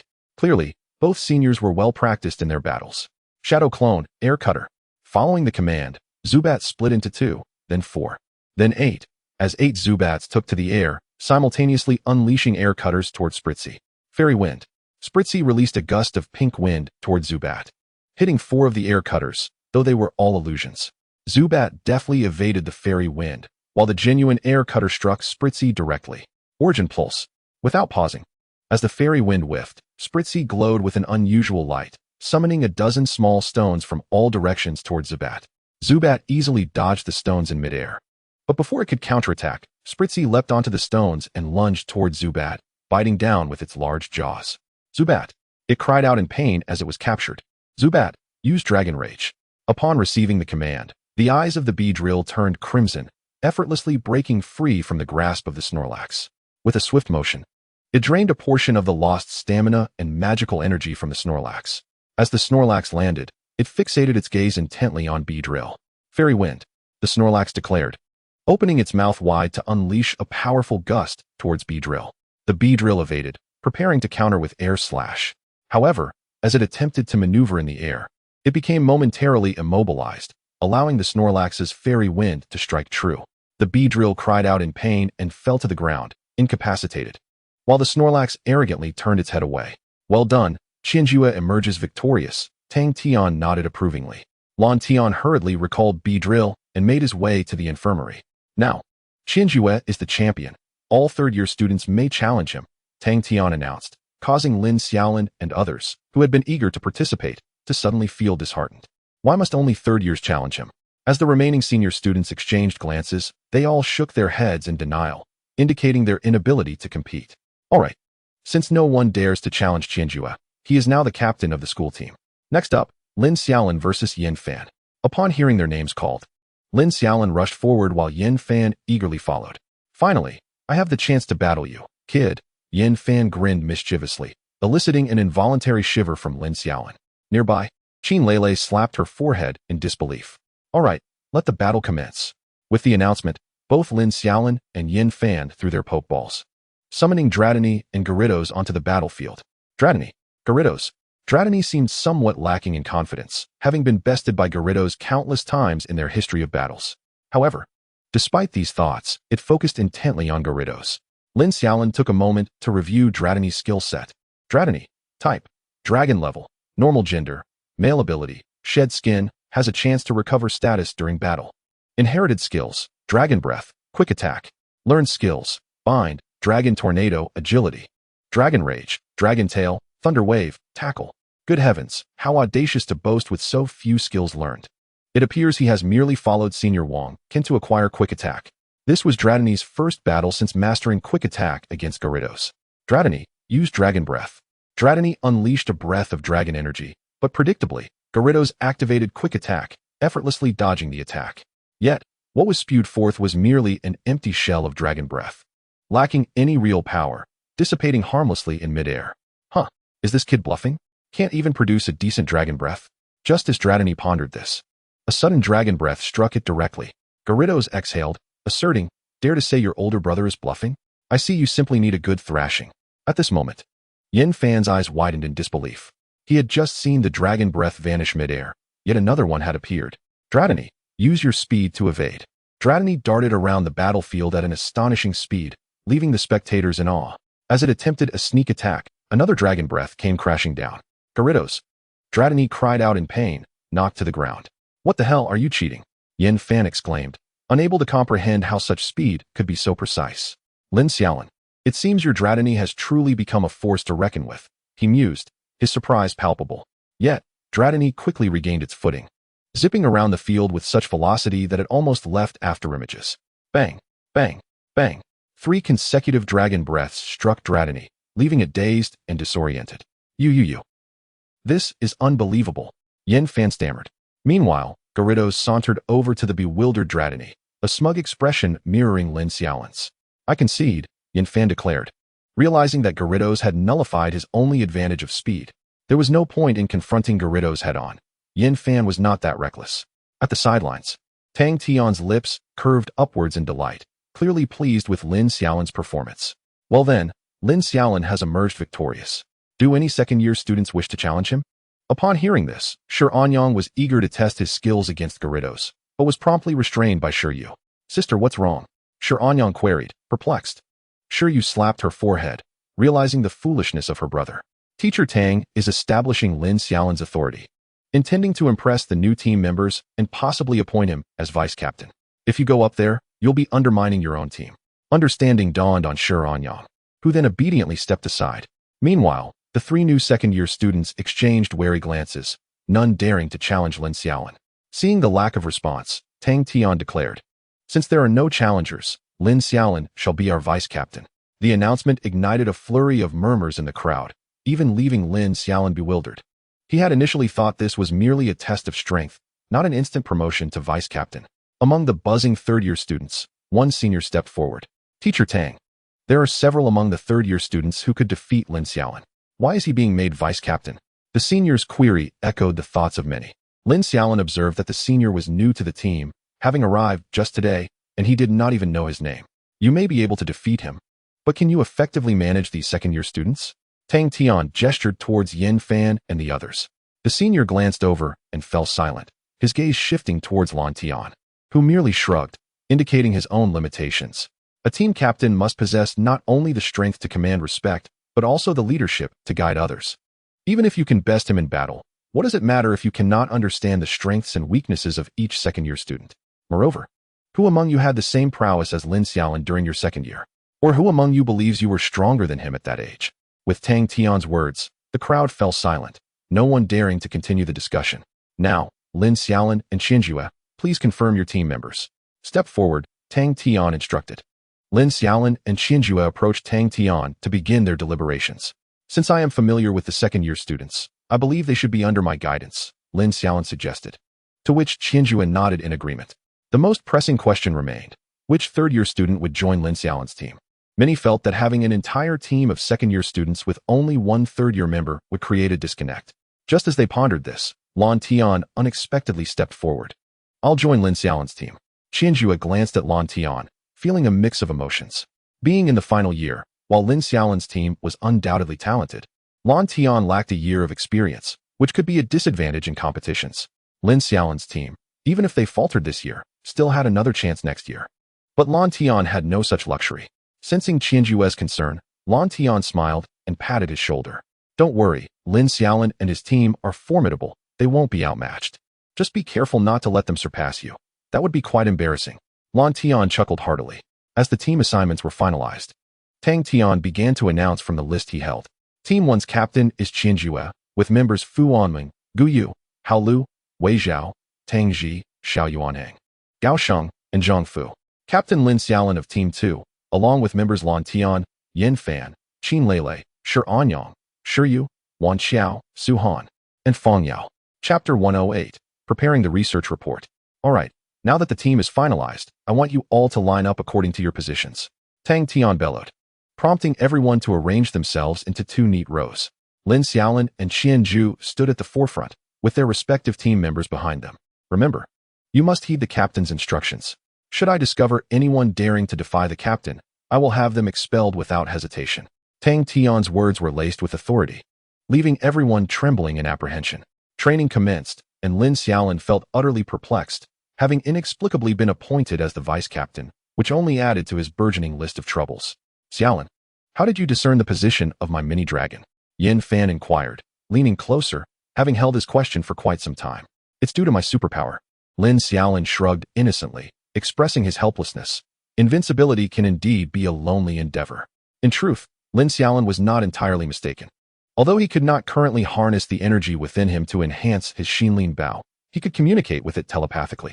This meant he could issue commands to Xinlin Bao with no delay, unbeknownst to the latter. Locating the mini-dragon was also accomplished through his superpower, which allowed him to perceive its trajectory when it enveloped his vision. He could simply direct Xinlin Bao to unleash its attack along that path. The recent training sessions had involved Lin Xiaolin and Xinlin Bao working on a technique known as the silent cannon dragon breath, which was still in its early stages of development. This technique was designed to distract opponents while mounting a surprise attack, a strategy already well understood by seasoned trainers. Lin Xiaolin merely adopted it for Xinlin Bao's training. After all, this world is never devoid of seasoned veterans. Later that evening, Lin Xiaolin received a call from his father. Xiaolin, your caterpie was seen evolving by Xiaoqi this morning, but only 2 of them evolved. One still remains unchanged. I've asked Xiaoqi to send you the surveillance footage. His father's languid voice suggested he had just awakened. All right, and by the way, Dad, could you do me a favor? Please wear the camera and remove the stone from the neck of the unevolved caterpie. Make sure to record it. Sure, no problem. His father replied with a yawn before hanging up. After dinner, Lin Xiaolin returned to his room to organize the surveillance video sent by Qi, which documented the caterpie's progress over time. Just as he was about to begin editing the video, his father's call interrupted him again. Xiaolin, the moment you removed that stone, the caterpie evolved. His father's astonished voice resonated through the phone, prompting Lin Xiaolin to distance the device from his ear. Just send me the video. And keep that item for now. Also, could you conduct a thorough examination of the 3 metapods to see if there's anything unusual? It feels as though you know exactly what that item does, his father remarked skeptically. Lin Xiaolin was taken aback. His father's intelligence, which rarely impressed him, seemed surprisingly sharp today. I just have a vague sense from my superpower. I'm not entirely sure, he replied calmly, successfully diverting his father's suspicions. In the afternoon, Tang Tian, visibly frustrated, noticed that all members were present except for Lin Xiaolin, whose place was humorously occupied by Xinlin Bao. Where is Xiaolin? Tang Tian directed his gaze towards Yin Fan. He has some matters to attend to and has taken a 2-day leave. Tang Tian took a deep breath, striving to quell his irritation, as he knew he had to remain composed in front of his students. Did he mention what he was working on? He is finalizing his research report. Once submitted, he'll be close to achieving a C-level rank. Upon hearing this, Tang Tian was rendered speechless. When the university's competition returned, the principal personally conferred Lin Xiaolin with the title of D-level researcher, though he was absent at the time. However, everyone was aware of it. A D-level researcher at the tender age of 16 was no ordinary feat. In the history of Longhua over the past few centuries, how many individuals had attained such a rank at such a young age? Immediately, the prestigious Qingyu University approached Lin Xiaolin with a special invitation to enroll. It was rumored that news outlets were poised to celebrate Lin Xiaolin's achievements, but the story was suppressed by unknown forces. The mere thought of losing such a promising talent sent shivers down Tang Tian's spine, but it seemed Lin Xiaolin's family had declined the university's offer, preferring to wait until he finished his senior year, as he was still focused on training. Then, please urge him to return promptly so as not to hinder the training. Tang Tian softened his tone. For the next 3 days, Lin Xiaolin worked tirelessly, editing the video and drafting the research report. His only respite came during sleep and training sessions with Xiaolin. He entrusted Xinlin Bao to Yin Fan, while Xiaolin would occasionally check on Xinlin Bao. If she caught it slacking, there would be consequences. After 3 grueling days of overtime, Lin Xiaolin finally completed the research report and edited the video, sending both submissions. This time, he opted not to use the official website for submission. Instead, he utilized his personal researcher account, bypassing the lengthy selection process. Once officially recognized as a researcher, he would have the privilege of expedited processing for his research. Stretching lazily, Lin Xiaolin felt the strain of sitting at his computer for 2 consecutive days. Just as he leaned back in his chair, a gentle energy enveloped him from above. Without needing to guess, he knew it was Xiaolin, who was currently using her hands to soothe his head, her superpower shimmering softly. She was utilizing her abilities to help him relax. Under the influence of this comforting energy, Lin Xiaolin drifted into a peaceful slumber. Once he was sound asleep, Xiaolin gently cradled him and laid him on the bed, carefully removing his clothing. When Lin Xiaolin next awoke, he felt rejuvenated, glancing at the clock to find it was already 6 a.m. He had unintentionally slept from 6 p.m. to 6 a.m. Xinlin Bao had been returned by Yan Fan and was now sprawled beside the bed, drooling in its sleep. Lin Xiaolin stepped over it, heading straight to wash up. After freshening up, he took Xinlin Bao and Xiaolan to the cafeteria for breakfast. With Xiaolan's assistance, Lin Xiaolin felt particularly invigorated that morning. Since it was still early, after breakfast, he took Xinlin Bao for a morning jog. Chapter 109, The Roll-Up. Xiaolan did not join the run, but returned to her room to meditate. Ever since she was bestowed with power by Xerneas, her fairy-type energy had multiplied significantly, surpassing her superpower attribute.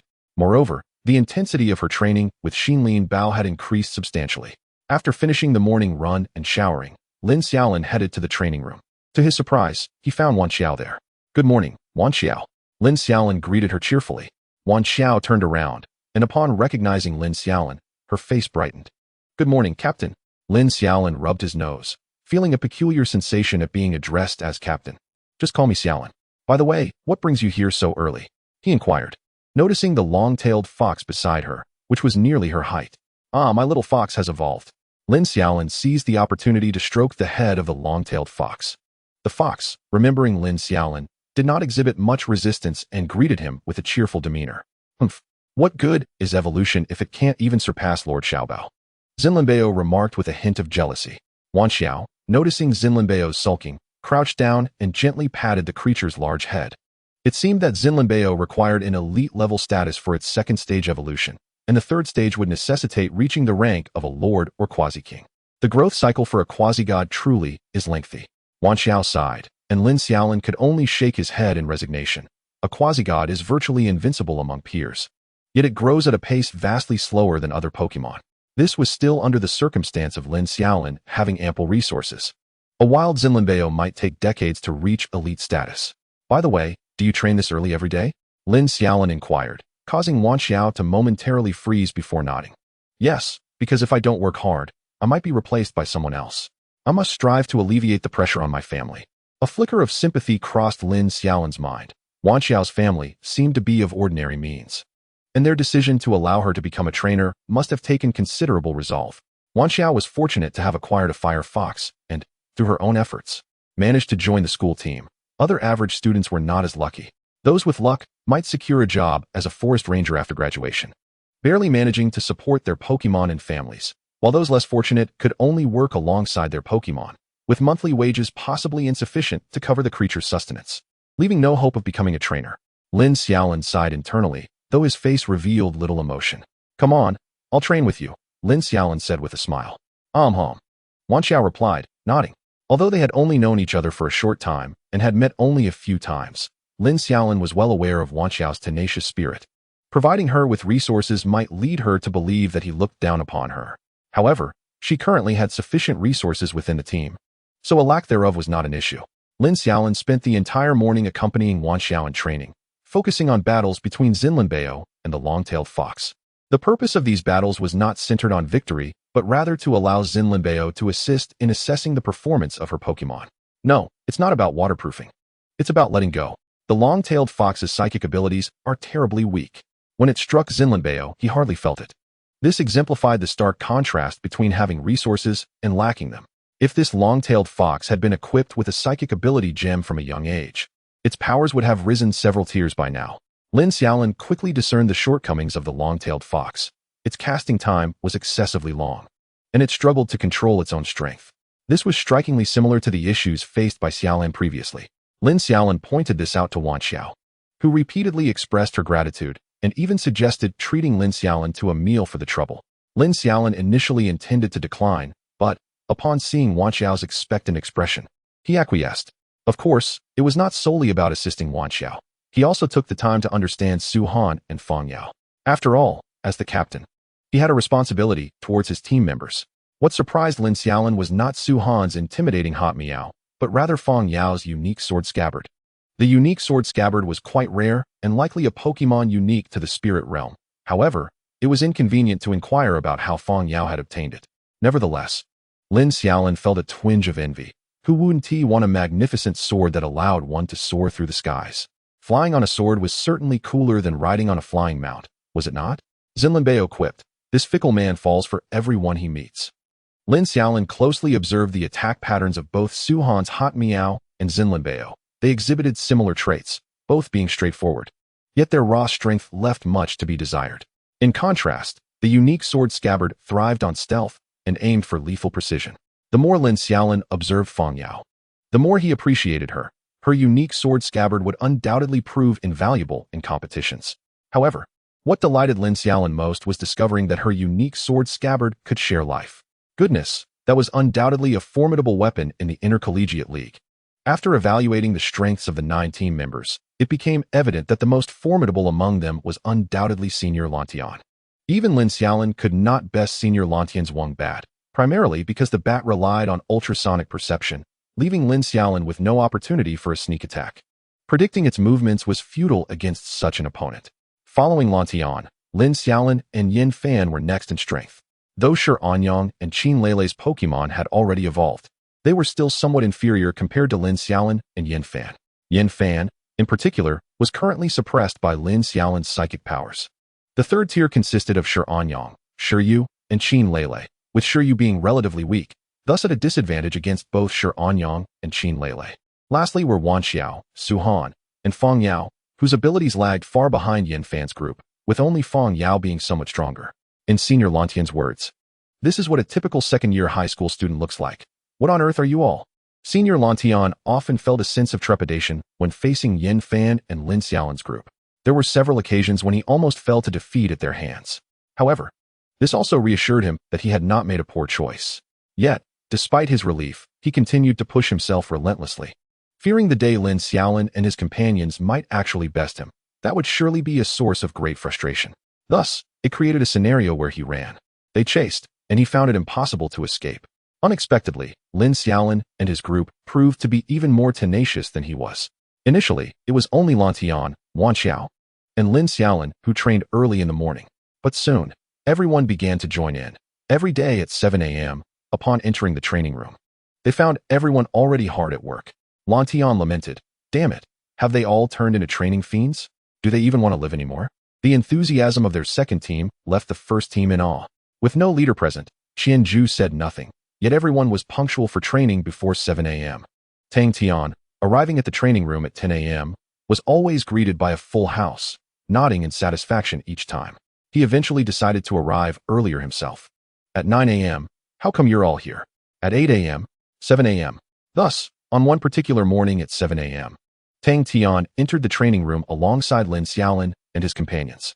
Lin Xiaolin and the others regarded Tang Tian with curious eyes. Goodness, was even the teacher joining in the fervor now? Chapter 110. Researcher meanwhile, far away at the Research Association in Longdu, marvelous. Simply extraordinary.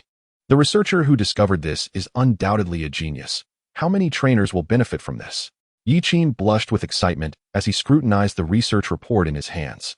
A few days prior, the Research Association had received this report, and upon confirming its authenticity, it was handed over to the newly promoted S-rank researcher, Yi Qin, for further examination. Upon seeing it, Yi Qin became exhilarated, his face flushed with enthusiasm. This is undoubtedly a remarkable researcher. Where are they? I must personally invite them to a meal and engage in a discussion. Yi Qin instinctively assumed the researcher was a contemporary of his own. Having dedicated a significant portion of his life to Pokémon research, he was keenly interested in meeting this individual for a conversation. This young man before you. The young man stammered in front of Yi Qin. What is the matter? Speak directly, Yi Qin urged, regaining his composure as he set the research report down and took a sip from his teacup. This one may not be suitable. He is only 16 years old and still in high school. PFF. Upon hearing this, Yi Qin sprayed the water he had just sipped all over the young man. He is the son of your disciple, Lin Xiaolin, currently attending Xingqing No. 1 High School. The young man wiped his face with a few sheets of paper. Xiaolin? Yi Qin instantly recalled Lin Xiaolin, who had left a profound impression on him. Yi Qin stood up and began to pace around his office, only stopping after several minutes. This report on the evolutionary stone should be classified as an A level, while the Everstone is classified as C level, he informed the young man. Thank you, Elder Yi. I shall take my leave now, the young man said, taking the research report and departing. Yi Qin's smile grew ever broader as he paced around the room, whispering to himself, the pupil surpasses the master. Finally, he picked up the phone and dialed Lin Hai. Hello, teacher? Came Lin Fu's voice from the other end, accompanied by the sound of machinery whirring in the background, indicating he was still engrossed in his research. Hai, are you aware of the research on the little green caterpillars? Research? Is that about those few green caterpillars? I haven't been paying attention. I've been busy with the upcoming conference for researchers. At that moment, Lin Hai, wiping the sweat from his brow, set aside the data he had just recorded and took a sip of tea that Xiaolin had offered him. Little green caterpillars? You have no idea how formidable this research is. We have classified it as an A-level report here. Uffed. Lin Fu, who had just taken a sip of tea, sprayed it out upon hearing this. Xiaolin. Really? Lin Fu, wiping his mouth with a piece of paper, asked seriously, while Xiaolin quietly took a couple of tissues to dab her own face. After Yi Qin shared the specifics of the research report with Lin Fu, a smile immediately spread across Lin Fu's face. All right, I will personally bring him to Longdu to meet you during his break. With that, the call ended. What happened, teacher? Xiaolin inquired from the side. Come on, let's go have a nice dinner tonight. I'm in a good mood, and I'll tell you all about it later. Lin Fu waved his hand grandly and went upstairs to change clothes. Meanwhile, Lin Xiaolin, still at school, remained unaware of the significant impact his research report had caused. At that moment, the Research Association was in an uproar. A mere 16-year-old C-level researcher, whose gap with B-level researchers was simply due to insufficient research points. In the high-level meeting room of the Research Association, Yi Qin sat at a round table surrounded by several elderly gentlemen, while a few empty seats were filled with video projections, totaling 12 individuals. If the outside world were to learn of this gathering, it would surely create quite a stir, as all 12 titans of the research field had convened solely to discuss a minor, underage boy. This lad is closely aligned with my field. I believe it is best he becomes my disciple, declared an elderly man, his head full of white hair, yet brimming with vitality. Come now, Xin Yuan.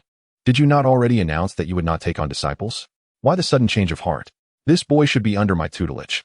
I have never taken a disciple in my life, so let him be my only protege, my closing disciple. Another elder besides Xin Yuan interjected. And soon the room was filled with a cacophony of voices clamoring to take Lin Xiaolin as their apprentice. Should outsiders witness the current 12 S-level researchers bickering like vendors in a marketplace, they would surely be astounded. Ahem, everyone, please cease your quarrel, Yi Qin interjected, drawing the attention of the others. This young man is the son of my disciple, thus he is also my half-grandson. If you take him in as your apprentice, you would essentially be my junior. Upon Yi Qin's words, the room fell momentarily silent. Moreover, this lad is still a student, and his aspirations do not lie in research. I have specifically inquired, and he wishes to become a trainer, with the goal of becoming a champion. As Yi Qin spoke, the corners of the others' mouths twitched. A 16-year-old C-level researcher merely harboring a casual interest in research was hard for them to believe. The meeting continued for quite some time, but ultimately, the others were subdued by Yi Qin, as he was Lin Xiaolin's elder and deserved some respect. As Yi Qin exited the meeting room, he experienced for the first time in his life a feeling of triumph akin to that of a parent whose child had been accepted into Tsinghua University or Peking University, both institutions simultaneously vying for his offspring. That morning, Lin Xiaolin and Yin Fan were about to head to the training room when Tang Tian sent a message instructing everyone to gather on the playground. Lin Xiaolin scratched his head. Usually, the school team and Class 0 students were exempt from the weekly morning assembly, so why was everyone summoned today? With heads full of questions, the group made their way to the playground.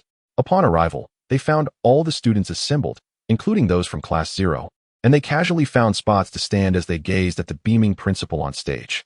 Ahem, now that everyone is here, I have called you together for a significant announcement, the principal said, clearing his throat to suppress his excitement. Now, please welcome the president of the Xingqing Research Association, Chairman Wang Wu. As soon as the principal finished speaking, a middle-aged man with graying hair stepped up beside him. After taking the microphone from the principal and clearing his throat, he addressed the crowd below. Hello everyone, I am Wang Wu, the president of the Xingqing Research Association. I appreciate your patience as I take a moment of your valuable time to witness a historic moment in the annals of Longhua, the youngest C-level researcher in history. Please welcome Lin Xiaolin, a member of the high school team. Lin Xiaolin was momentarily at a loss, and even Yin Fan and others were baffled. What is going on? Finally, it was Tang Tian who nudged him, prompting Lin Xiaolin to step forward. Wang Wu pulled Lin Xiaolin beside him and handed him a red booklet embossed with gold lettering that read, C-Level Researcher Certificate. Chapter 111, Long Yu Fuzi. Student Lin Xiaolin, at the tender age of 16, has achieved 3 remarkable research accomplishments: 1 A-level research, 1 B-level research, and 1 C-level research. He has been recognized by the headquarters of the Research Association as a C-level researcher, making him the youngest C-level researcher in the history of Longhua. He is not only the pride of Xingqing, but also of Longhua. Wang Wu's voice resonated through the crowd, and thousands of students erupted in astonishment. They may not fully grasp the significance of a C-level researcher, but being hailed as the youngest in Longhua and a source of national pride left them in awe. Meanwhile, the principal waved his hand, revealing a banner that bore in bold ink the words, "The youth is formidable. The pride of Longhua. Fu, Lin Xiaolin. Author, Long Yu." The students in the audience couldn't see it clearly, but Wang Wu had already loudly proclaimed, "The youth is formidable. The pride of Longhua." These 9 characters were penned personally by the esteemed champion, Long Yu of Longhua. Wow, incredible! The audience exclaimed, their admiration echoing the essence of their national culture. Lin Xiaolin felt as if he were floating. The champion of Longhua had personally inscribed words for him. Was being a C-level researcher truly this remarkable? Amidst the astonished gasps of the crowd, Lin Xiaolin returned to the ranks as they slowly began to disperse. Other students who had never seen Lin Xiaolin before approached in hopes of catching a glimpse of him. "You've really done it, Haven Yu?" Yin Fan exclaimed, holding the banner in amazement. Once back in the training room, Lin Xiaolin took out his phone to check, and indeed, he was now a C-level researcher, with his association points soaring to 5.8 million. Lin Xiaolin paused in disbelief, thinking he must have miscounted. After a second look, the 7-digit figure was accurate. He reviewed the details.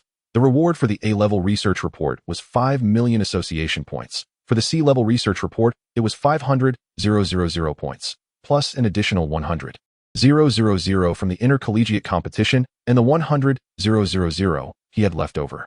Suddenly, Lin Xiaolin felt as though he were on cloud 9. Yin Fan, noticing his expression, leaned in to take a look. "Holy cow, 5 million! Yin Fan exclaimed, astonished, and soon, Qin Lele and the others joined to see.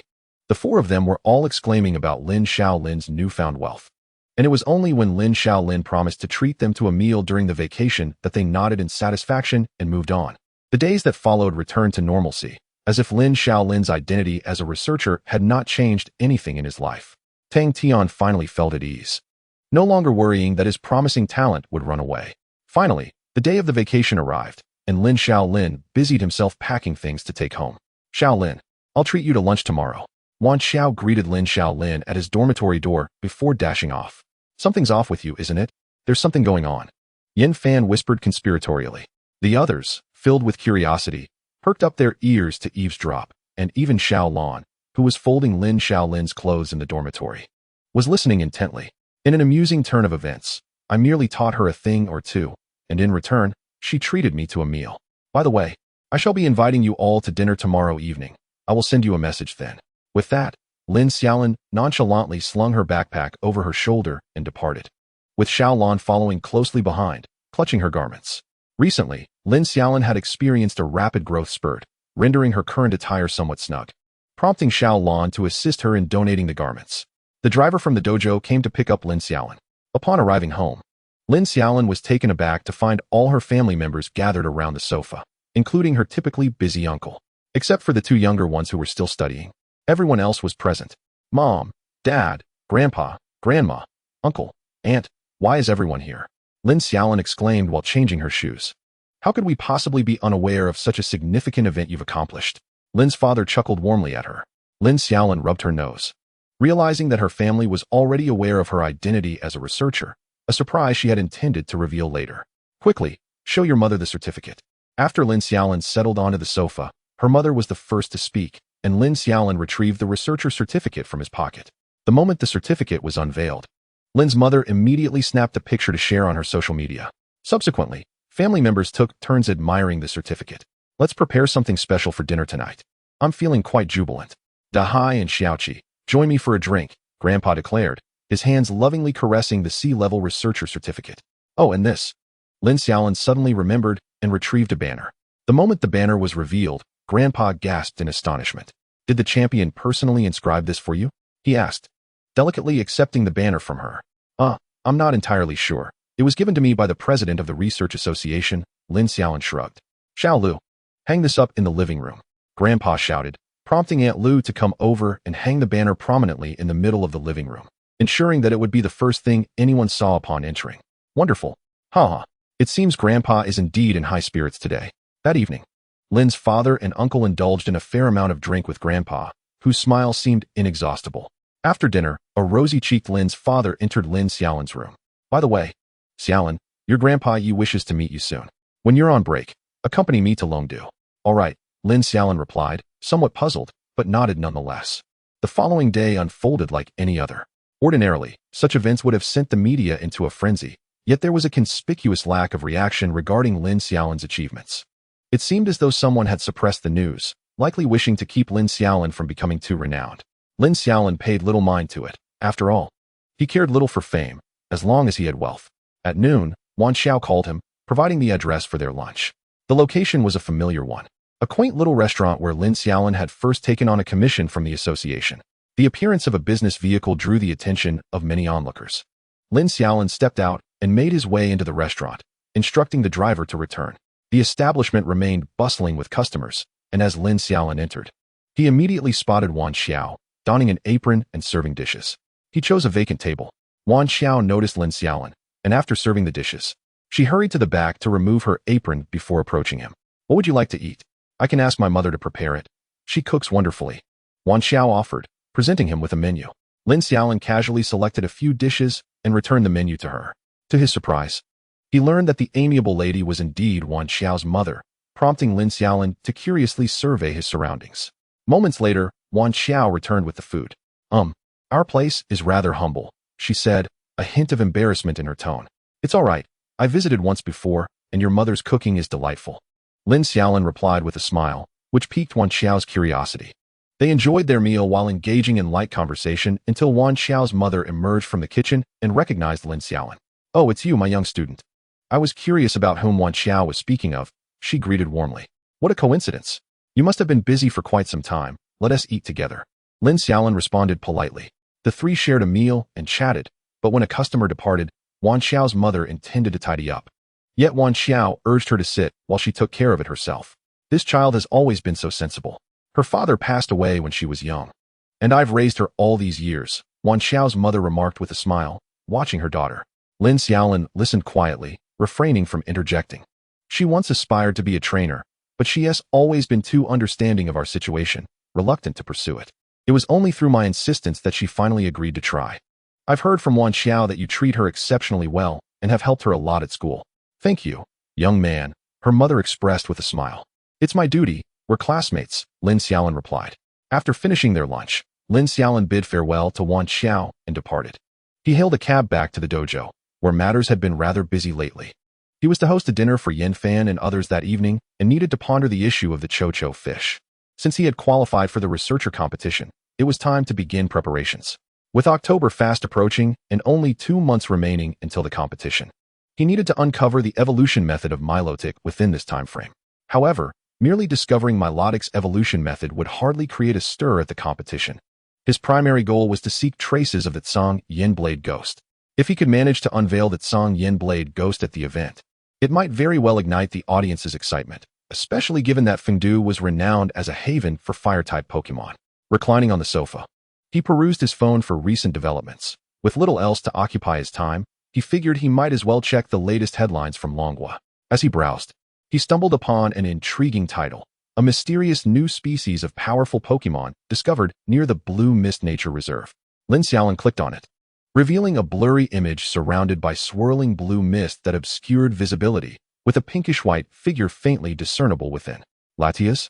Lin Xiaolin murmured in astonishment, surprised that a legendary Pokémon had been captured on camera. Below the image, the photographer provided an account of their experience. I am an avid photographer, often capturing images of Pokémon in various nature reserves. On one such occasion, I inadvertently photographed this Pokémon. I have scoured the Pokédex countless times, but have yet to find a match. It must be a new species. I hope the official website can investigate the existence of such a Pokémon. Just as he was engrossed in reading, the post abruptly vanished. Deleted within a mere 10 minutes of its posting, seen by only a handful of individuals, Lin Xiaolin among the fortunate few.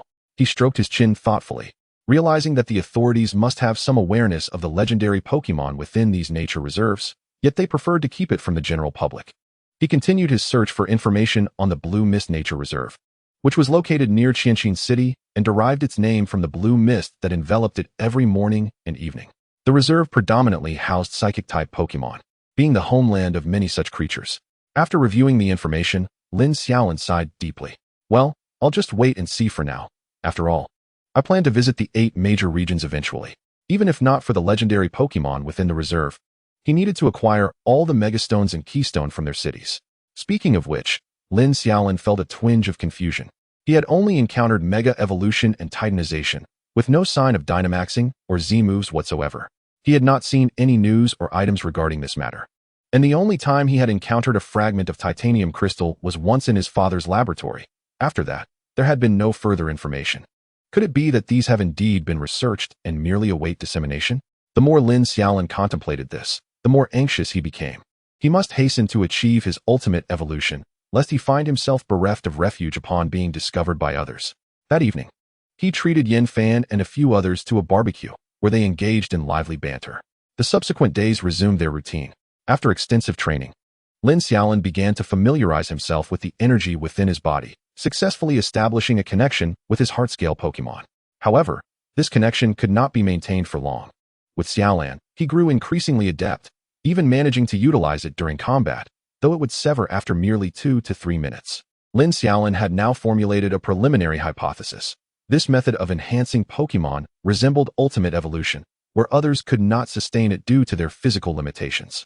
Yet, given the abundant energy within him, could it be that his ultimate evolution could endure for an extended period? Nonetheless, this remained mere speculation, as he had yet to locate any evolution stones. Xiaolan's fairy-type energy had also intensified remarkably. Currently, her fairy-type moves surpassed her psychic-type capabilities significantly. This was rather concerning.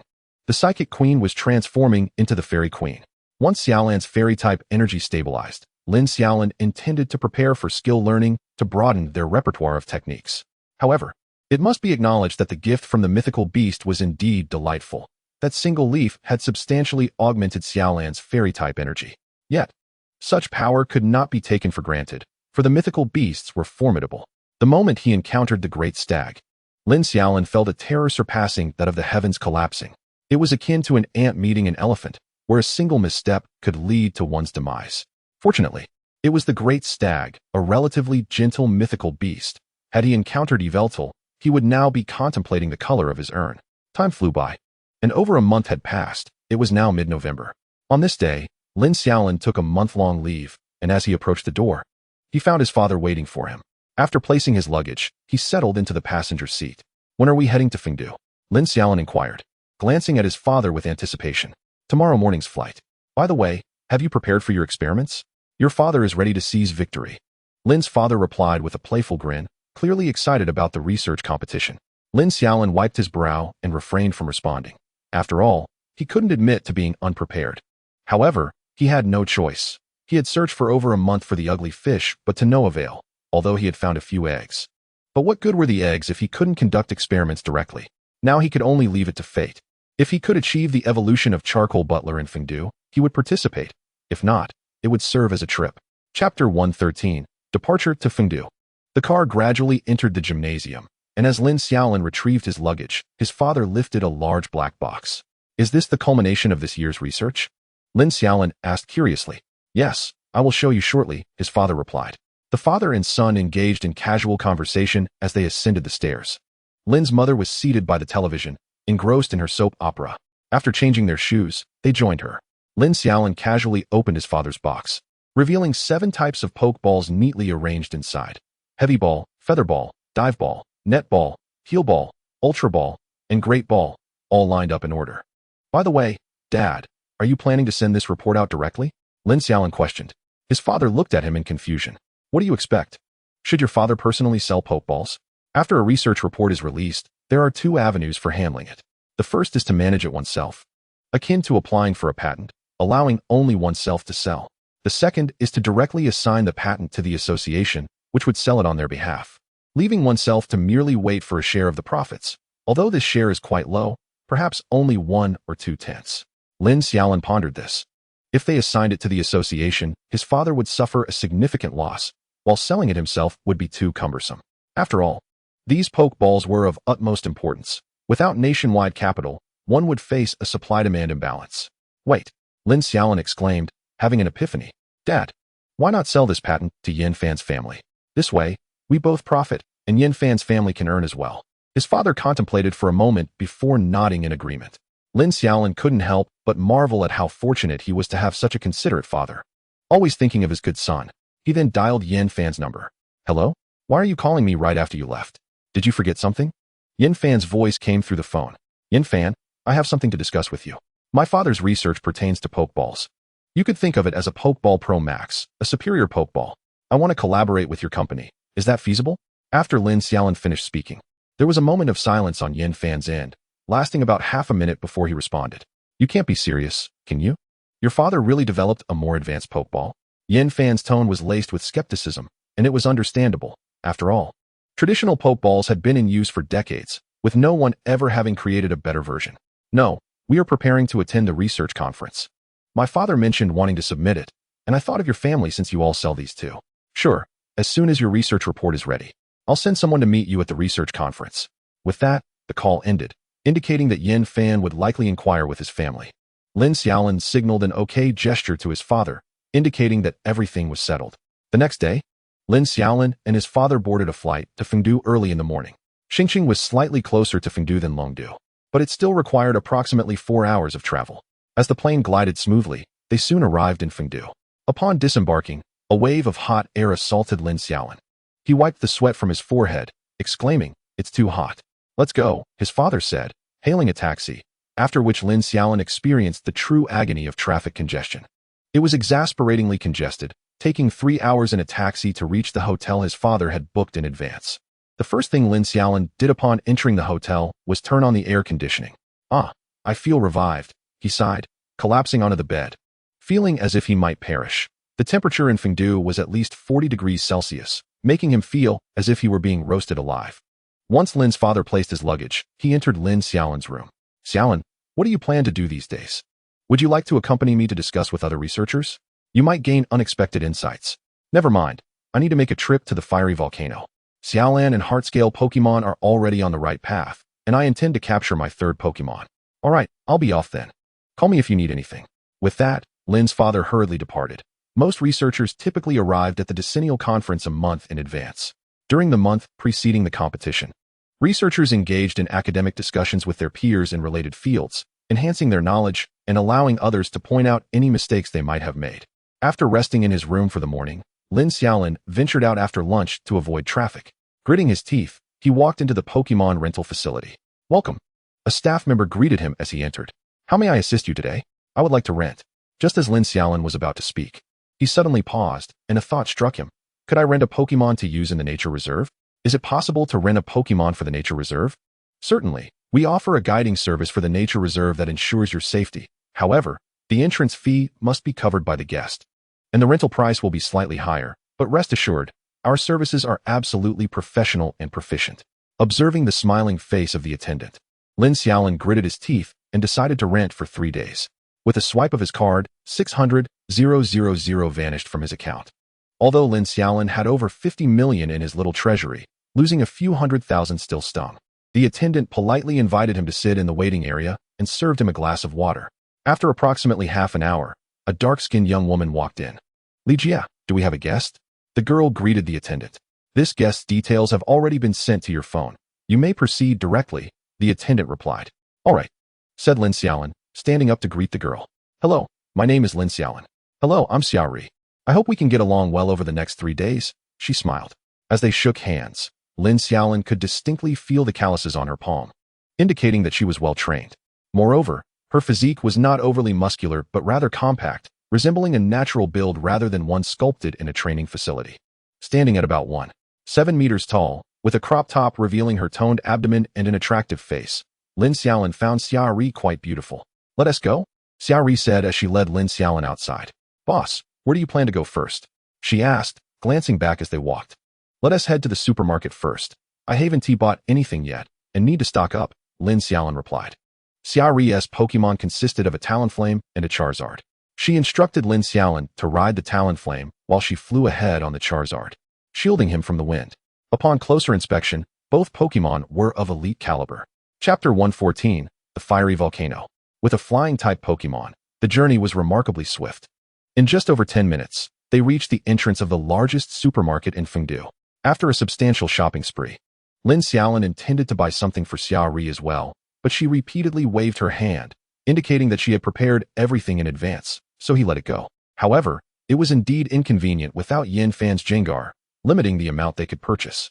Fortunately, thanks to advanced technology, the space backpack allowed for more items to be stored, though the weight remained unchanged. It was said to have been developed by a researcher based on the Pokémon Pokeball. However, it was incredibly expensive. Basic supplies like food and sleeping bags cost several thousand, while this backpack alone was priced at 50,000, and it was merely a 13 cubic meter space backpack. Externally, it appeared to be 1 meter tall and half a meter wide, but the internal space was considerably larger.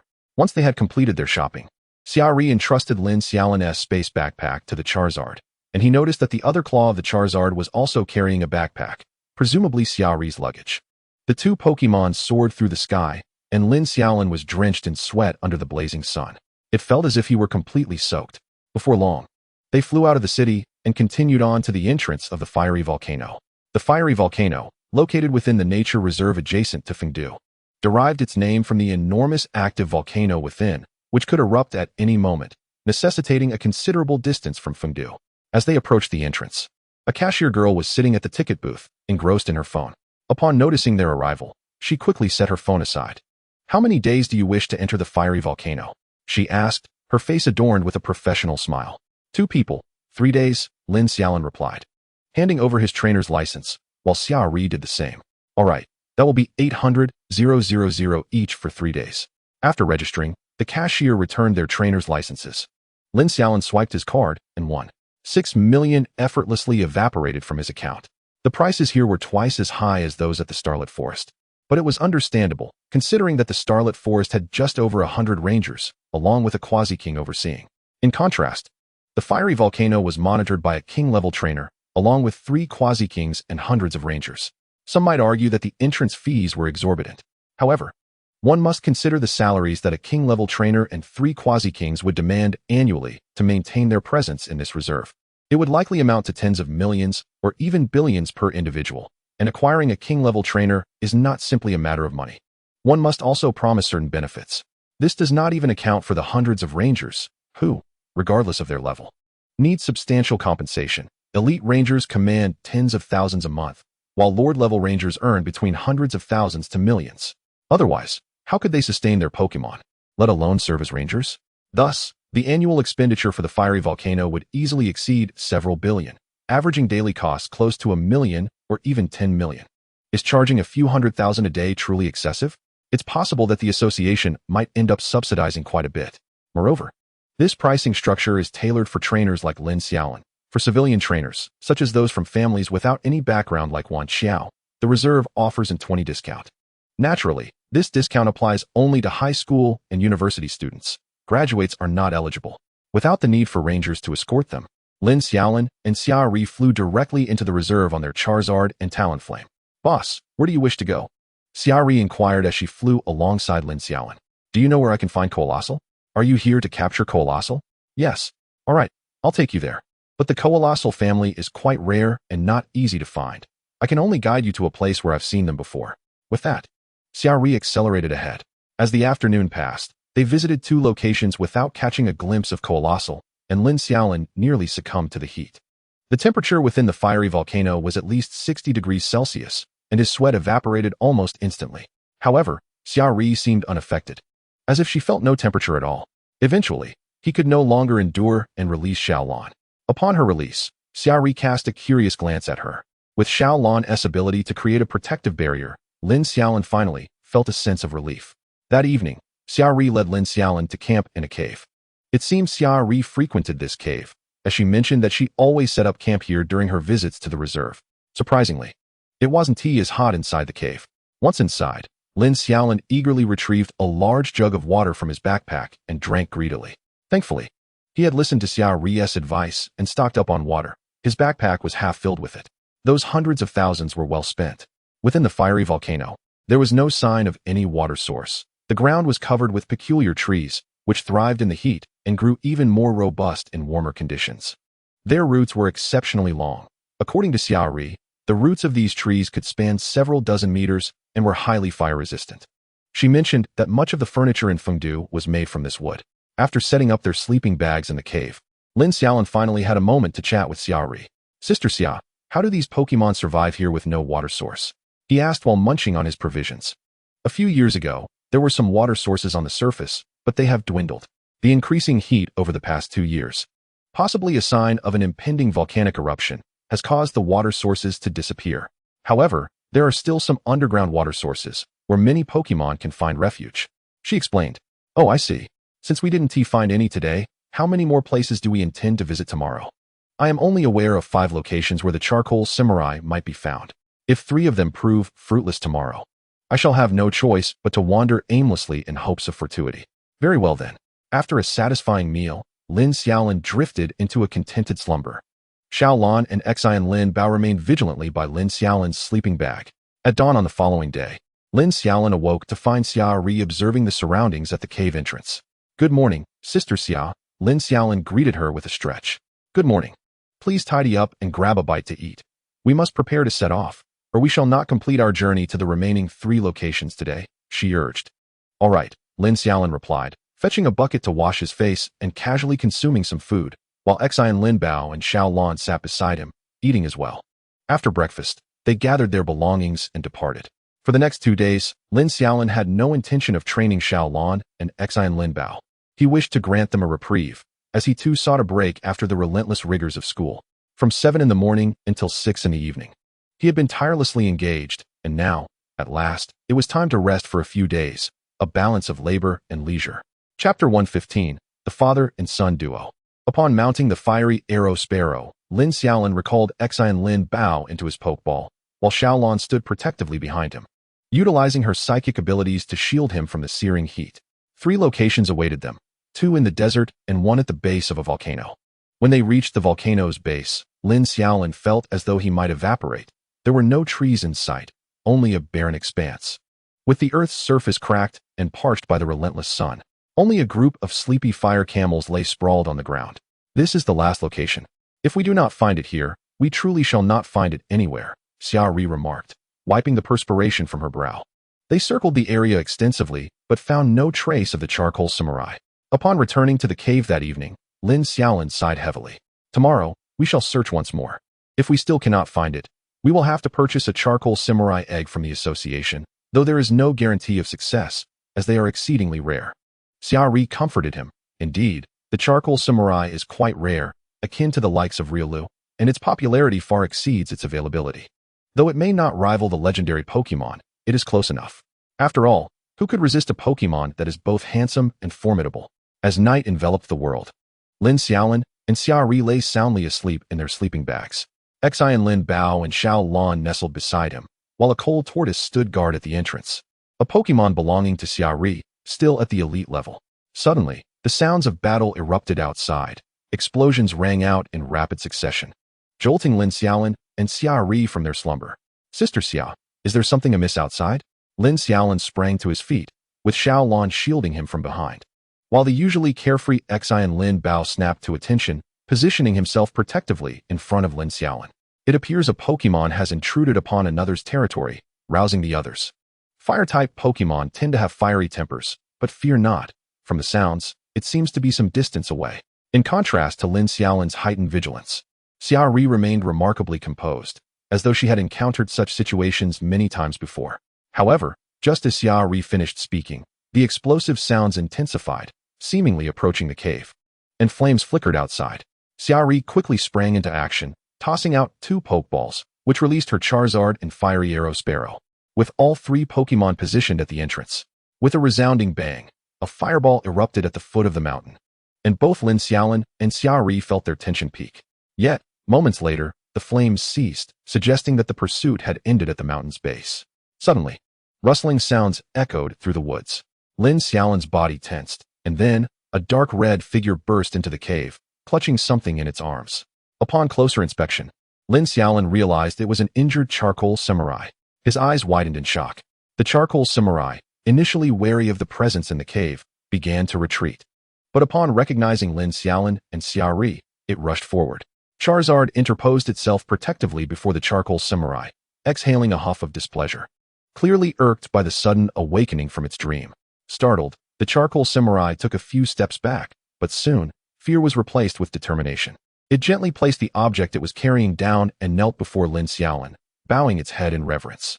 Char, it cried, tears glistening in its eyes. Xiaori looked to Lin Xiaolin, who in turn gazed at Xiaolin.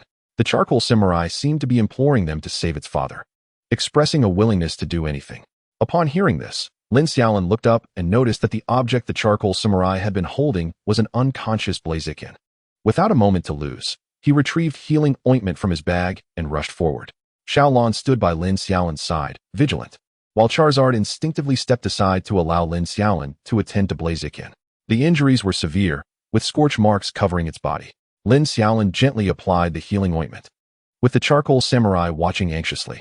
After administering the ointment, he then requested Xiaolin to use a drop of life water, at which point Blaziken's breathing finally stabilized. Wiping the beads of sweat from his forehead, Lin Xiaolin turned to the charcoal samurai, only to find it had succumbed to slumber. Upon examination, he discovered that the charcoal samurai had also sustained significant injuries. After tending to its wounds, the first light of dawn began to break. Not wishing to disturb the two Pokémon, the charcoal samurai lay beside Blaziken, peacefully sleeping. Xiaori refrained from intervening, opting instead to step outside the cave to check for any lurking threats. Seizing the opportunity, Lin Xiaolin assessed the condition of the two Pokémon. Pokémon, Blaziken. Type, Fire. Level, Lord Class. Gender, Male. Ability, Blaze, activates when severely injured, significantly enhancing the power of Fire-type moves. Inherited skills, Flying Knee Kick, Sand Attack. Learned skills, Protect, Quick Return. Flame Punch, Bodybuilding. Skills, Fireball, Quick Attack, Feint Attack, Double Kick, Charge Flame Attack, Bounce. Carried item, None. Description, Blaziken possesses exceptional physical capabilities, particularly in terms of explosive power, jumping ability, and kicking force, ranking among the best in all Pokémon. Additionally, with its robust physique and excellent balance, it can deliver powerful kicks from any position, igniting its opponents with ferocious kicks. Pokémon, Charcoal Samurai. Type, Fire. Level, Ordinary Class. Gender, Male. Ability, Firestarter, absorbs flames when hit by Fire-type moves, enhancing its own Fire-type attacks. Inherited skills, Shared Fate. Learned skills, None. Skills, Spark, Flame Vortex, Charge Flame Attack, Burnout. Carried item, None.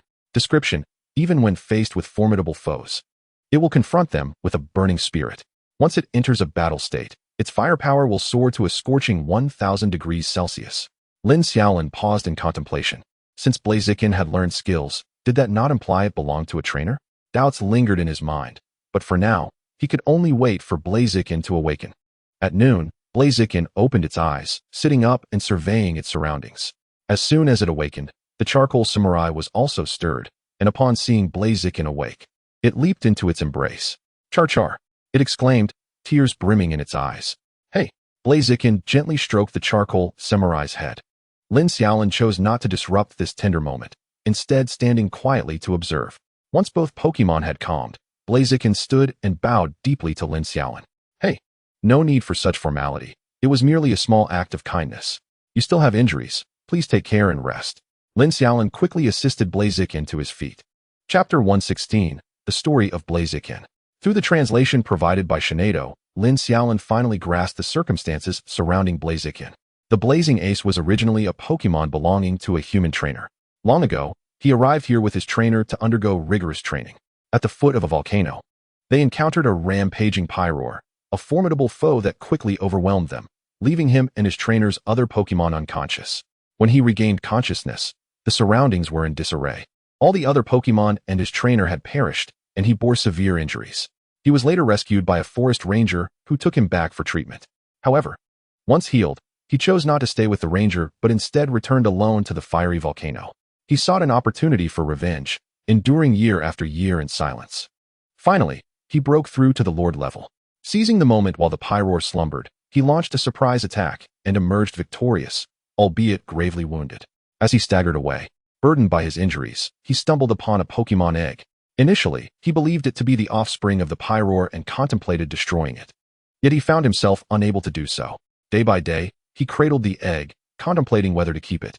One day, the egg hatched, revealing a little Charmander, and he realized how wise his decision to spare it had been. This ignited a new will to live within him, and he began nurturing and training the Charmander, just as his trainer had once done for him. He envisioned bringing the Charmander back to his own clan, but the Charmander's lineage was sparse and elusive, making it impossible to locate. Soon, new challenges arose. The temperature of the fiery volcano soared, and the once rare water sources had vanished. Underground water supplies were claimed by various Pokémon clans, none willing to share. Yet, his strength allowed him to pilfer small amounts of water from these groups, sufficient for both himself and the Charmander, though each encounter left him with injuries. The Charmander, unable to bear the sight of his suffering, insisted on accompanying him, but he initially refused. Undeterred, the Charmander quietly followed him. One night, while he was beset by a pack of Houndoom, the Charmander rushed to his aid, forcing him to fight while protecting the little one, resulting in severe injuries. As he recounted this, the Charmander lowered his head in guilt, while the blazing ace tenderly patted him, akin to a parent comforting a wayward child. Lin Xiaolin remained silent. Despite the blazing ace's nonchalance, could it truly be that simple? A solitary wanderer struggling amidst clans while caring for a child. Lin Xiaolin gazed at the blazing ace with sincerity in his eyes. "Come with me to my home. I shall treat you and the Charmander with utmost care."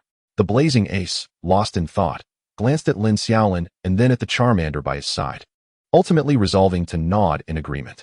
Lin Xiaolin's heart leapt with joy as he produced 2 Pokeballs. Without hesitation, the blazing ace touched one, transforming into a beam of red light and entering the Pokeball, while the Charmander mimicked the action. Lin Xiaolin quickly retracted the blazing ace's Pokeball. "You must enter this one," he instructed the eager Charmander. The little one tilted its head, then tapped the other Pokeball, and in a flash of fire, it too was captured. "Yay!" Lin Xiaolin exclaimed with elation, but his joy was fleeting. He understood that true taming lay ahead as he released the blazing ace and the Charmander. The Charmander curiously surveyed its new surroundings, sensing it had entered a peculiar realm. "Blazing ace, would you allow the Charmander to accompany me? I promise to provide it with the finest resources and training, ensuring it becomes one of my strongest Pokémon. However, should you prefer, I will also offer you both a comfortable life in my home." The blazing ace, without much hesitation, smiled and nodded. It seemed that the moment he decided to accompany Lin Xiaolin, he had already resolved to entrust the Charmander to him. Recognizing that the little one would grow stronger and more radiant under a trainer's guidance rather than remaining by his side as a mere child, the blazing ace's gaze toward the Charmander was filled with affection. Next, the blazing ace conveyed his final instructions to the Charmander, while Lin Xiaolin refrained from interrupting the exchange. Xiaolin stood by, translating. It was nothing more than a few reminders for the Charmander to heed Lin Xiaolin's commands and to behave well. Suddenly, the blazing ace turned to Lin Xiaolin, stepping forward to communicate something significant. "Hey," he said, his voice resolute and firm. He insisted that they must assist him in certain matters. If he were to receive nothing in return, he would not accompany them. Aside from finding him a new trainer, he would agree to everything else, as he would only ever have that one trainer, past, present, and future. Xiaolin served as the translator for this exchange, and Lin Xiaolin fell silent, deep in thought. "Can you help protect the weaker Pokémon in my home?" After a moment of contemplation, he proposed a suitable task for the blazing ace. The blazing ace's eyes lit up, and he nodded vigorously. Lin Xiaolin stepped out of the cave, choosing not to intrude further on the blazing ace and the Charmander, and sat upon a stone. The midday sun filtered through the sparse leaves, warming his head. Yet Lin Xiaolin felt no discomfort. He remained quietly seated, lost in contemplation. A human might capture many Pokémon throughout their life, yet a Pokémon may have only one trainer for its entire existence. Just like the blazing ace, whose trainer had occupied less than a tenth of his life. Yet he was willing to devote the remainder to safeguarding their bond. Absurd, was it not? Lin Xiaolin did not understand and exhaled deeply. At that moment, Xiaolin approached, using her psychic abilities to shield them from the oppressive heat. They sat in tranquil silence, neither speaking. "Sister Xiaolin," Lin Xiaolin finally broke the stillness. "If one day I am no longer here, or if I were to pass away, what would you and Xiaobao do?" His words floated lightly, but Xiaolan's pupils dilated, as if she had heard something harrowing. "That won't happen," she gently embraced Lin Xiaolin. Chapter 117, The Fire-Type Gym. Lin Xiaolin remained motionless, a hint of panic creeping in. Upon hearing the blazing ace's words, he suddenly felt a fear of the unknown. What if he were to die suddenly, or return to his original world? What would become of his Pokémon? Would Xiaolin and Xiaobao remain at the gym, growing old in solitude? What would their lives become? Lin Xiaolin admitted to himself that he was being overly anxious. Yet who could guarantee that he wouldn't return to that cold world again? Xiaolin, it won't happen. We will always be together, Xiaolin reassured him. Reiterating her previous words, Lin Xiaolin smiled faintly. Yes. To hell with needless worries. We must live in the present. Regardless of what the future holds, right now, we are the happiest. How did it go? Summer, returning from her patrol, inquired as she glanced at Lin Xiaolin sitting at the cave's entrance. Lin Xiaolin grinned and gave an okay gesture. Let us go, Sister Xia. We've achieved our purpose here at the fiery volcano. It's time to head back. Lin Xiaolin stood and dusted off his pants. At that moment, the blazing ace and the Charmander emerged, having heard the commotion. Lin Xiaolin nodded at the two Pokémon, recalled them into their Pokeballs, and mounted his Charizard, ready to depart. Soaring towards the exit, Lin Xiaolin turned to glance in the direction of the volcano. If her conjectures were correct, there should indeed be divine beasts residing within, perhaps Volcanion or Groudon. Or could it be Moltres or Entei? Regardless, it was well known that these fire-type deities were not known for their amiable dispositions. Provoking one could lead to dire consequences, potentially resulting in immediate incineration. Before dinner, Lin Xiaolin returned to the hotel. Upon re-entering the air-conditioned room, she couldn't help but shiver, feeling as though she had been resurrected. She indulged in an abundant dinner. Having subsisted on rations in the wilderness, today, she could finally feast on meat, and who could resist such a delight? That evening, Lin's father did not return, but she made no effort to seek him out. At present, Fengdu was bustling with researchers, and once they began conversing, day and night became indistinguishable. Releasing her 4 Pokémon, Lin Xiaolin distributed the energy cubes she had prepared for them, then reclined and engaged with her phone. The curious little charcoal sprite surveyed its surroundings, peering here and there with an inquisitive expression. When it finally tasted the energy cube, its eyes sparkled, eagerly grasping handfuls to devour.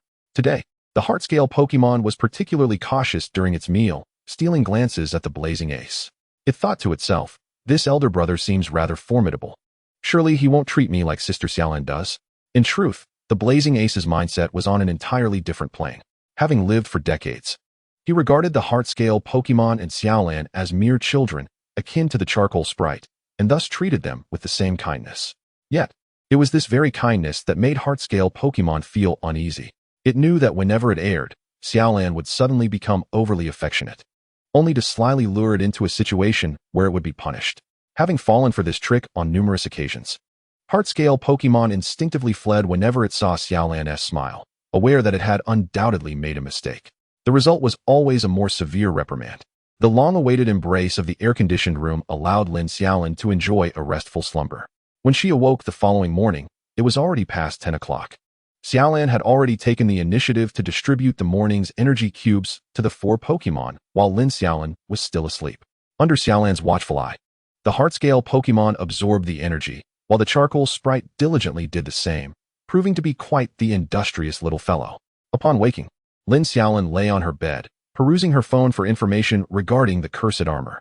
After yesterday's inquiries, she had come to learn that the charcoal sprite had reached its peak at the ordinary level and required only an opportunity to break through to the elite level.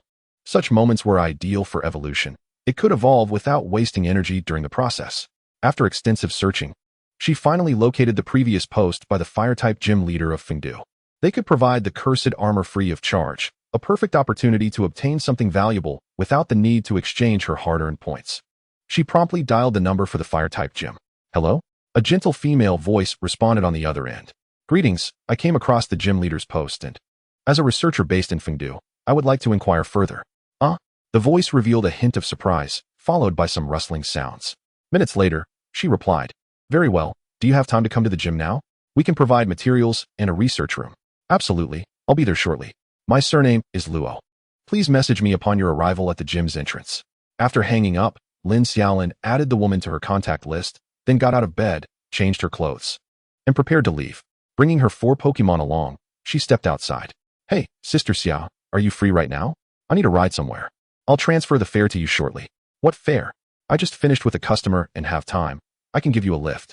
You're still at that same hotel, right? Yes, thank you, Sister Xia. While waiting for Xia to arrive, Lin Xiaolin bought 2 chilled milk teas. Knowing Xia's straightforward nature, she figured that offering her a drink would be more appreciated than insisting she accept one. At the entrance of the fire-type gym, Lin Xiaolin stood in awe before the massive doorframe. It resembled less of a gym and more of a sprawling complex, surrounded by walls that enclosed the entire area.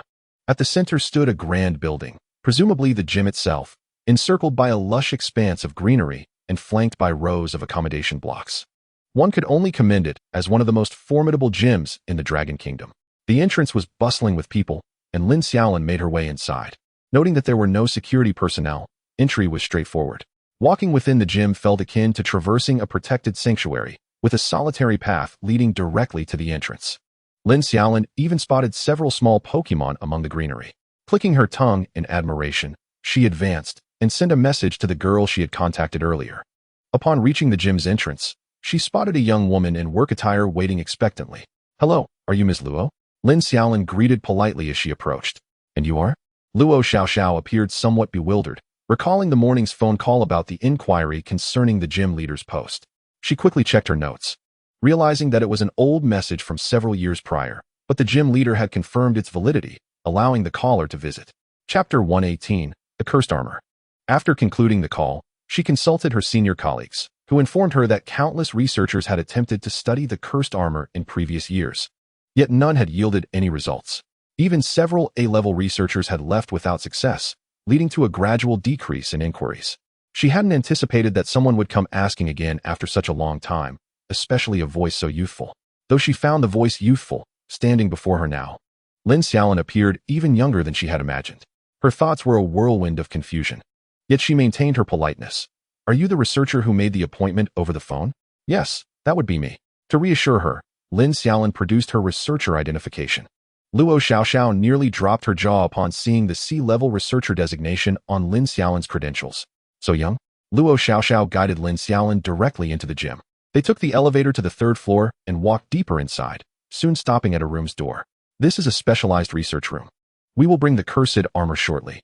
If you need anything or have any requests, you can press this button on the wall, and our staff will assist you," Luo Xiaoxiao said with a smile, pointing to a button by the door. Lin Xiaolin stepped into the room, which, though not large, was clearly a professional research facility. Equipped with testing instruments and exploration devices, essentially everything one could need. There was even a small bed with neatly folded, clean white linens for resting. As Lin Xiaolin surveyed the laboratory, Luo Xiaoxiao departed. Before long, another staff member entered, pushing a cart that bore a black box. The staff member said nothing, simply parked the cart against the wall and exited, closing the door behind them. Curious, Lin Xiaolin approached and opened the black box, revealing a set of worn black armor. It was tattered and rusty, and had it not been for the tendrils of purplish-black mist emanating from it, Lin Xiaolin might have mistaken it for refuse from a junkyard. Item: Cursed Armor. Description: Armor imbued with curses, capable of enabling the charcoal sprite, infused with cursed power, to evolve. Lin Xiaolin. She had anticipated some complexity in its usage, yet the method was presented to her so plainly. Nevertheless, Lin Xiaolin sat down to ponder. How could she enable the charcoal sprite to harness cursed power? Was it possible to curse the charcoal sprite directly? After pondering for quite some time, no clear rationale emerged. With a swift toss of the Pokeball, for Pokémon materialized within the room, prompting a decision to allow Charcoal's servant to investigate the matter independently. The moment Charcoal's servant emerged, it seemed captivated by the curse armor, fixating intently on its direction. "Little Charcoal, can you discern its purpose?" Lin Xiaolin inquired with curiosity, leaning closer to Charcoal's servant. Charcoal's servant shook its head in response. Through Xiaolan's translation, Lin Xiaolin understood that Charcoal's servant felt a strange familiarity with the curse armor, as if it were somehow connected, yet it had never encountered such an object before. Thus, both the trainer and Pokémon stood in contemplation. After an afternoon of fruitless experimentation, whether donning the armor or meditating upon it, yielded no results. As the sun gradually set, Lin Xiaolin felt a growing frustration. The paramount task was to imbue Charcoal's servant with the essence of curse energy, but how to accomplish this remained elusive. The entire afternoon had been consumed by their endeavors, leaving Lin Xiaolin and the Pokémon exhausted, resting on a small bed. Suddenly, Lin Xiaolin clapped his hands. "Ah, little Charcoal, don't you possess a hereditary shared fate skill?" His eyes sparkled with hope as he gazed at Charcoal's servant. Charcoal's servant shook its head vigorously. Thanks to Xiaolan's translation, Lin Xiaolin learned that Charcoal's servant had never been aware of such a skill, having solely focused on mastering fire-type abilities while accompanying the Blazing Ace. Then, try to sense the ghost-type energy within your body and see if you can feel it, Lin Xiaolin suggested, squatting before Charcoal's servant like a peculiar uncle. Charcoal's servant sat in meditation for quite a while, but failed to detect any energy other than its fire-type essence. Lin Xiaolin frowned, puzzled by the absence of ghost-type skills. After much contemplation without resolution, he decided to call his father. "Hey Dad, what are you up to? I just wrapped up a discussion and am heading out for drinks with the team. What's the matter?" "Just a quick question. If a Pokémon possesses dual attributes but is unaware of one and has been training solely its known attribute, how does it feel when it grows and realizes the overlooked attribute?" "Ah, that issue was resolved long ago. It's a shame you didn't take your studies seriously," his father replied, prompting Lin Xiaolin to sigh. "Simply acquire some items that guide internal energy and practice with them, and gradually, the Pokémon will begin to sense it." After hanging up, Lin Xiaolin fell into deep thought. This indicated the necessity of ghost-type items. He retrieved his phone and browsed the association's points marketplace, ultimately ordering 2 beginner ghost-type gems. Opting for expedited delivery, the gems arrived in just 2 hours, delivered by a panting courier. Upon signing for the package, Lin Xiaolin eagerly unwrapped it, placing 1 gem in each of Charcoal's servant's hands to commence training. Charcoal's servant, gripping the 2 ghost-type gems, sat down and began absorbing energy as it typically would. Gradually, fire-type energy from the surrounding air began to converge within it, while the ghost-type gems emitted tendrils of purplish-black energy that Charcoal's servant drew into its being. The moment the purplish-black energy entered Charcoal's servant's body, it furrowed its brow, feeling a slight resistance. "Little Charcoal, do not resist. Create a space within your energy to accommodate this influx," Lin Xiaolin instructed, following his father's advice. Charcoal's servant complied. But just as the energy was being established, the ghost-type gem began to be absorbed at an alarming rate. Lin Xiaolin internally panicked. At this pace, both gems would be depleted in no time. He quickly ordered 10 more. Before long, the courier returned, handing over 10 ghost-type gems, and Charcoal's servant continued its relentless absorption. Days passed. 1, 2, 3, and in the blink of an eye, 3 days had elapsed, consuming over 40 ghost-type gems, much to Lin Xiaolin's dismay. Yet, for the sake of his Pokémon, he gritted his teeth and continued purchasing. By the end of the 3 days, over 1,000,000 points had vanished. Had it not been for Xiaolin confirming that Charcoal's servant was doing well, Lin Xiaolin would have feared the worst. The courier arrived yet again, casting a bewildered glance at Lin Xiaolin, marking his 6th visit, each time delivering 10 ghost-type gems. Was this a feast of gems? After signing for the gems, Lin Xiaolin sat at the edge of his bed. Finally, at the moment when the 42nd beginner ghost-type gem shattered, he had intended to replace it with 2 more when Charcoal's servant opened its eyes. This time, however, the fiery red gaze of Charcoal's servant glimmered with hints of purple. "Charcoal!" it exclaimed, signaling that its energy was saturated and no further absorption was necessary. Upon Xiaolan's inspection, it was revealed that Charcoal's servant's ghost-type energy had reached a quarter of its fire-type energy. Lin Xiaolin, brimming with excitement, donned the isolation gloves and presented the curse armor to Charcoal's servant. However, the anticipated event failed to transpire. Lin Xiaolin rubbed his head, feeling as though his CPU might overheat from confusion. Why was this not working? Charcoal's servant indicated that it could sense the armor's allure, yet its internal energy seemed insufficient for evolution. Insufficient for evolution? Was it a matter of level or a lack of ghost-type energy? It appeared to be the latter. Thanks to Xiaolan's translation, Lin Xiaolin felt a surge of excitement. There was a response. It seemed his hypothesis had been correct. "Little Charcoal, can you still absorb this energy?" Charcoal's servant shook its head, indicating that it had reached its limit, with most of the energy still requiring digestion. Lin Xiaolin sighed, realizing that he could not pressure Charcoal's servant. After all, the health of his Pokémon was paramount. "Let us revisit this later. There's no rush for evolution," he reassured, gently patting Charcoal's servant's head. The flame atop Charcoal's servant's head felt warm to the touch, but not scorching, though withdrawing his hand left it covered in ash. The group spent the next few days in the laboratory, waiting for Charcoal's servant to stabilize its ghost-type energy. After 3 additional days, Charcoal's servant had finally managed to secure its ghost-type energy. It was now the 10th day since their arrival in Fengdu, with only 5 days remaining before the research conference. However, this was merely a foundation. Considerable time was still needed to control the ghost-type energy. Observing Charcoal's servant curiously playing with the ghost-type energy, Lin Xiaolin suddenly had a bright idea. "Little Charcoal, how does your current ghost-type energy compare to when you first reached this peak level?" He looked at Charcoal's servant, who pondered for a moment before responding, perhaps a little over half. Indeed, Charcoal's servant's fire-type energy had doubled compared to that of an ordinary Pokémon at the same level. The reason was crystal clear. It had lingered at this level for far too long. The primary issue was that Charcoal Servant had been unable to evolve, and no items had been available. Moreover, being mentored solely by the Blazing Ace, which had imparted its training methods, left Charcoal Servant's fire-type energy exceptionally potent, especially since it had long resided in the fiery environment of the volcano. Logically, when a Pokémon evolves, such as a snowy child evolving into a frost maiden, its ice ghost attributes must reach a threshold of 12. Charcoal Servant likely followed suit. Lin Xiaolin promptly retrieved his phone, purchasing a mid-level curse charm from the association's marketplace. Despite the pinch it caused to his finances, he spent 300,000 points, realizing how costly it had become.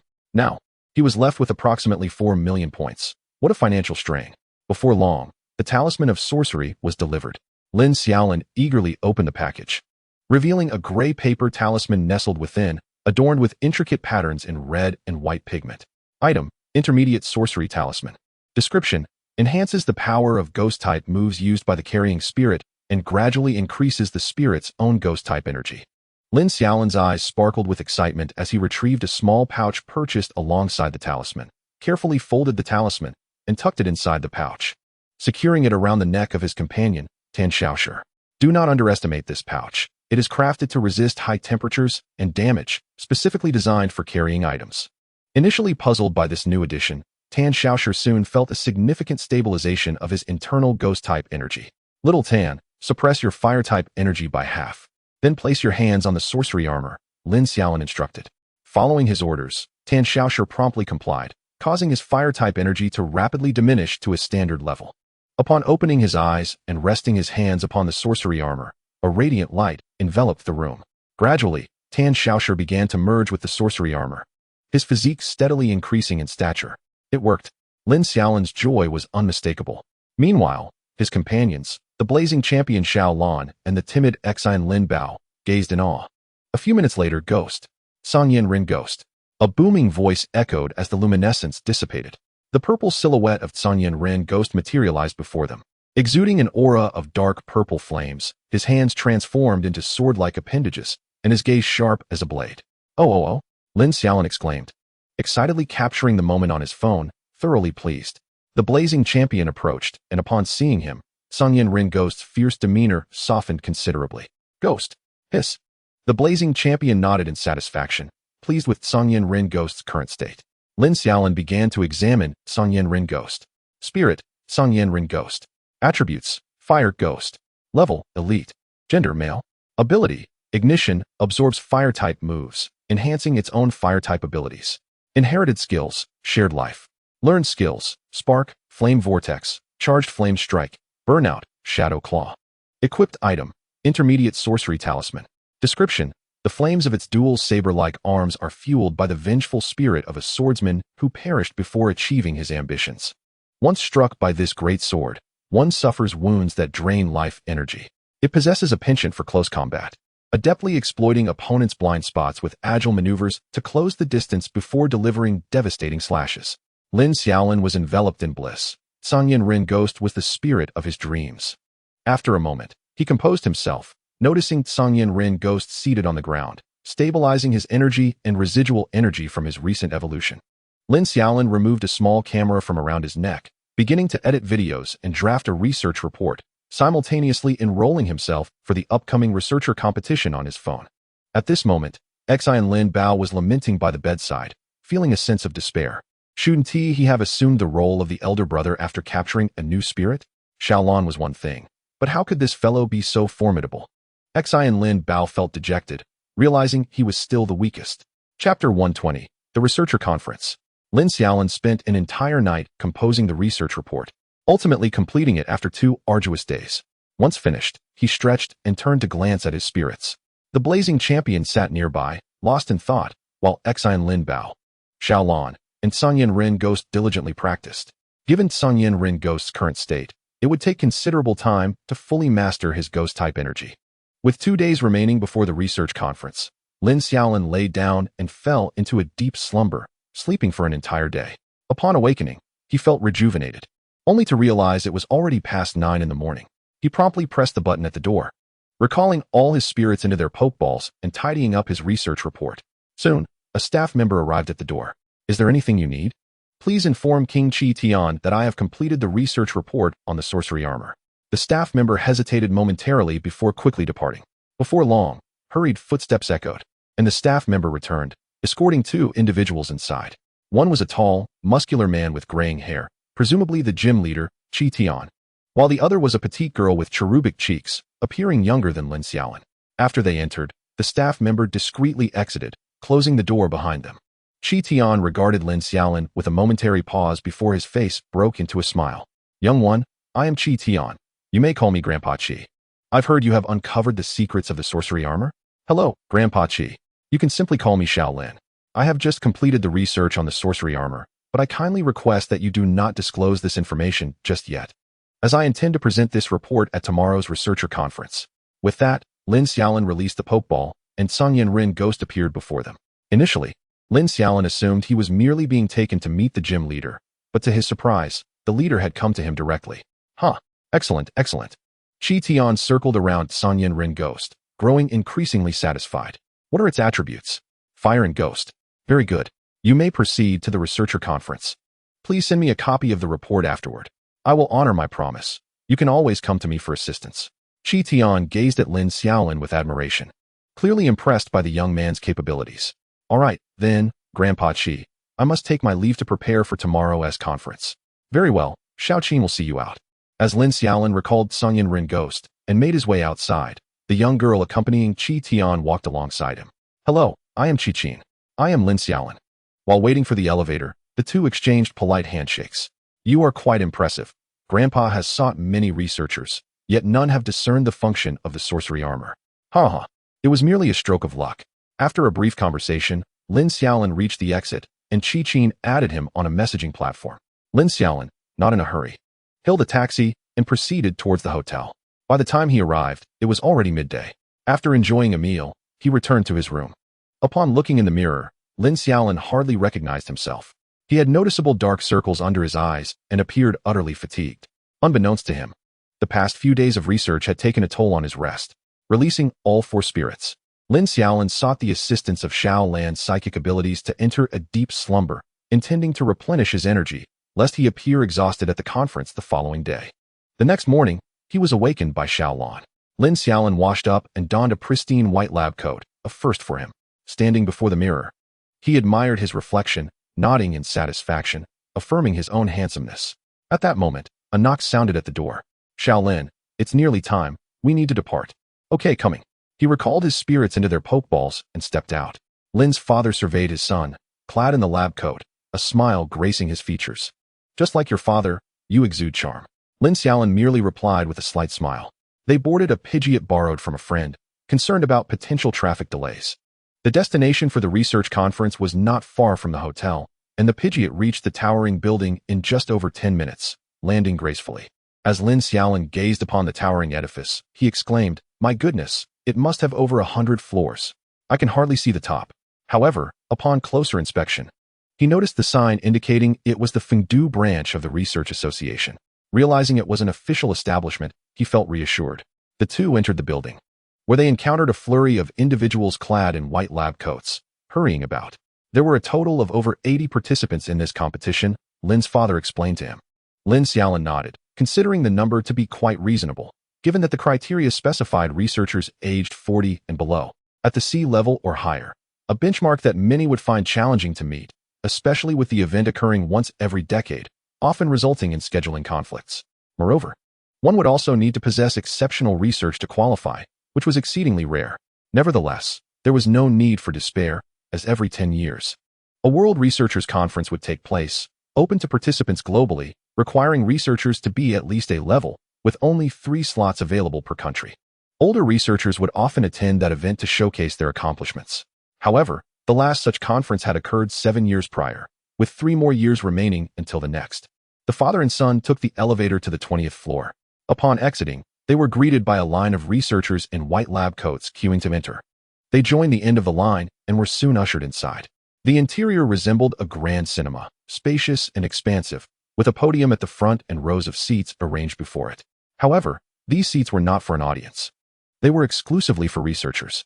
The conference did not have an audience in the traditional sense. Only fellow researchers were present, while the judging panel comprised 3 esteemed S-level researchers, who had yet to arrive as it was still not time for the proceedings to commence. Once the father and son found their seats, Lin Xiaolin took out his phone to pass the time. It was only 7:30, and the event would not begin for another 20 minutes. With his number being 34, he had plenty of time, especially since his father was number 33, positioned directly in front of him. This ranking was entirely random, assigned after the registration deadline.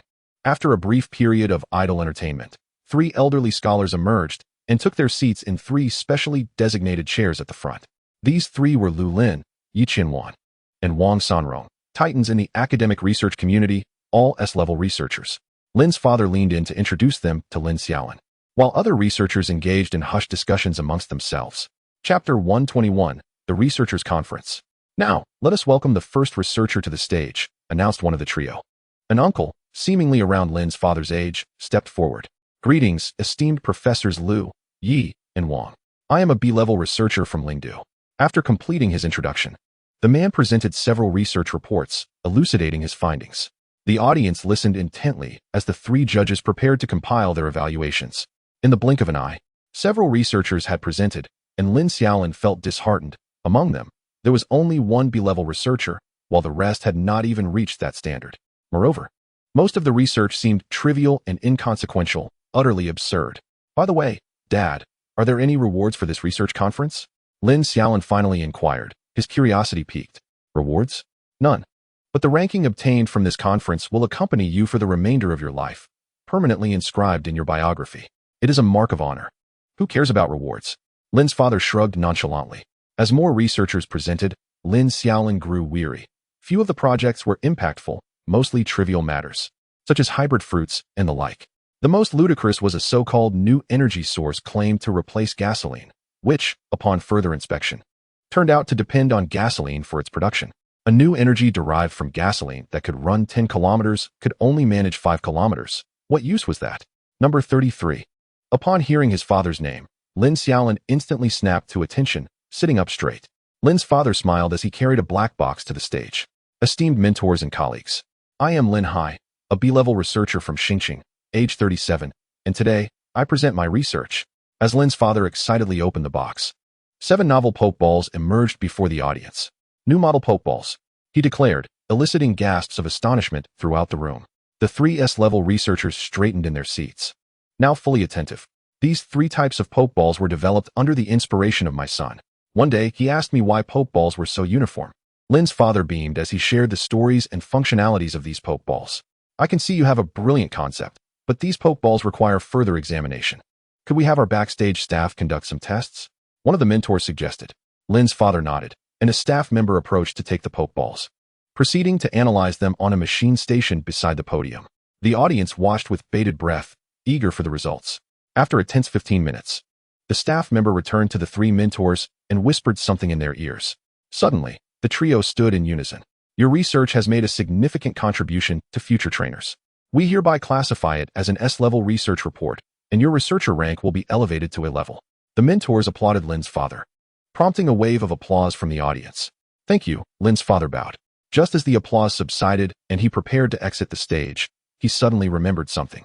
Oh, esteemed colleagues, the next presenter is my son. His face beamed with pride. A murmur rippled through the crowd as Lin Xiaolin buried his face in his hands, reluctant to take the stage. However, the mentors had already called for number 34, and with a resolute heart, Lin Xiaolin ascended to the podium. As he stood before the audience, gasps of awe erupted. Lin Xiaolin was remarkably youthful. Greetings, esteemed mentors and senior researchers. I am Lin Xiaolin, a C-level researcher from Xingqing, age 16. As he completed his introduction, the audience began to murmur. Who is this child? A C-level researcher at such a young age? I've never heard of him. Neither have I. Perhaps his information has been classified by the government? It was not uncommon for the nation to withhold information about young trainers and researchers to safeguard their growth from potential exploitation. The researchers below debated animatedly, while the 3 mentors recalled Lin Xiaolin's identity. I didn't expect this young lad to be here. That must have been his father just now. No wonder they say a tiger does not produce a dog. The elder researcher on the far right stroked his beard, gazing at Lin Xiaolin with admiration. Today, I shall present my research on the effects of the cursed armor. Lin Xiaolin threw out a Pokeball, summoning the Cinderace. which elicited further astonishment from the crowd, as it was a Pokémon they had never encountered before. Initially, the Celebration Armor and the Cursed Armor were unearthed simultaneously. However, while the Celebration Armor allowed the Scorbunny to evolve into the Cinderace, why did the Cursed Armor seem to serve no purpose? My research centered on Scorbunny. I began with the Cinderace and discovered that its unique requirement was for Scorbunny to be in high spirits, coupled with a celebration in the hearts of the onlookers. When I encountered a lack of progress, I shifted my focus to the Cursed Armor and detected traces of Ghost-type energy. Fortunately, my Scorbunny also possessed a Ghost-type affinity, and I encouraged it to hone that talent. Ultimately, it came to pass that when the energy within Scorbunny reached a proportional threshold, touching the Cursed Armor would trigger its evolution. It is now the sole Scorbunny in the world to have evolved using the Cursed Armor, and I have named it Cinderace. With that, Lin Xiaolin bowed to the audience. Once again, applause erupted. Although his research paled in comparison to his father's, the fact that he had achieved such a feat at his tender age was nothing short of extraordinary. After deliberation, the three mentors ultimately awarded Lin Xiaolin a B-level rating. Lin Xiaolin returned to his seat, and all around him, the eyes of those present were subtly drawn towards his direction. Well done, you young lad. You've grasped the intricacies of the spell armor within just half a month in Fengdu, remarked Lin's father with a smile. Oh, it's nothing, just a trifling matter. Lin Xiaolin replied nonchalantly. The conference continued, with numerous researchers presenting their innovations, many of which left Lin Xiaolin positively astounded. Among the presentations, he was particularly captivated by a DNA report from an A-level researcher. This DNA was not of human origin. Rather, it had been extracted from various fossils and entities related to spirits, offering insights into previously unobserved spirits and prehistoric beings. While the audience acknowledged the significant contribution of this research to the field of archaeology, only Lin Xiaolin understood its indispensable role in the future revival of spirits. Perhaps it could do more than just resurrect fossil spirits. It might even replicate divine beasts. Wait, let us not go there. We certainly wouldn't want a mute woe causing havoc. Chapter 122.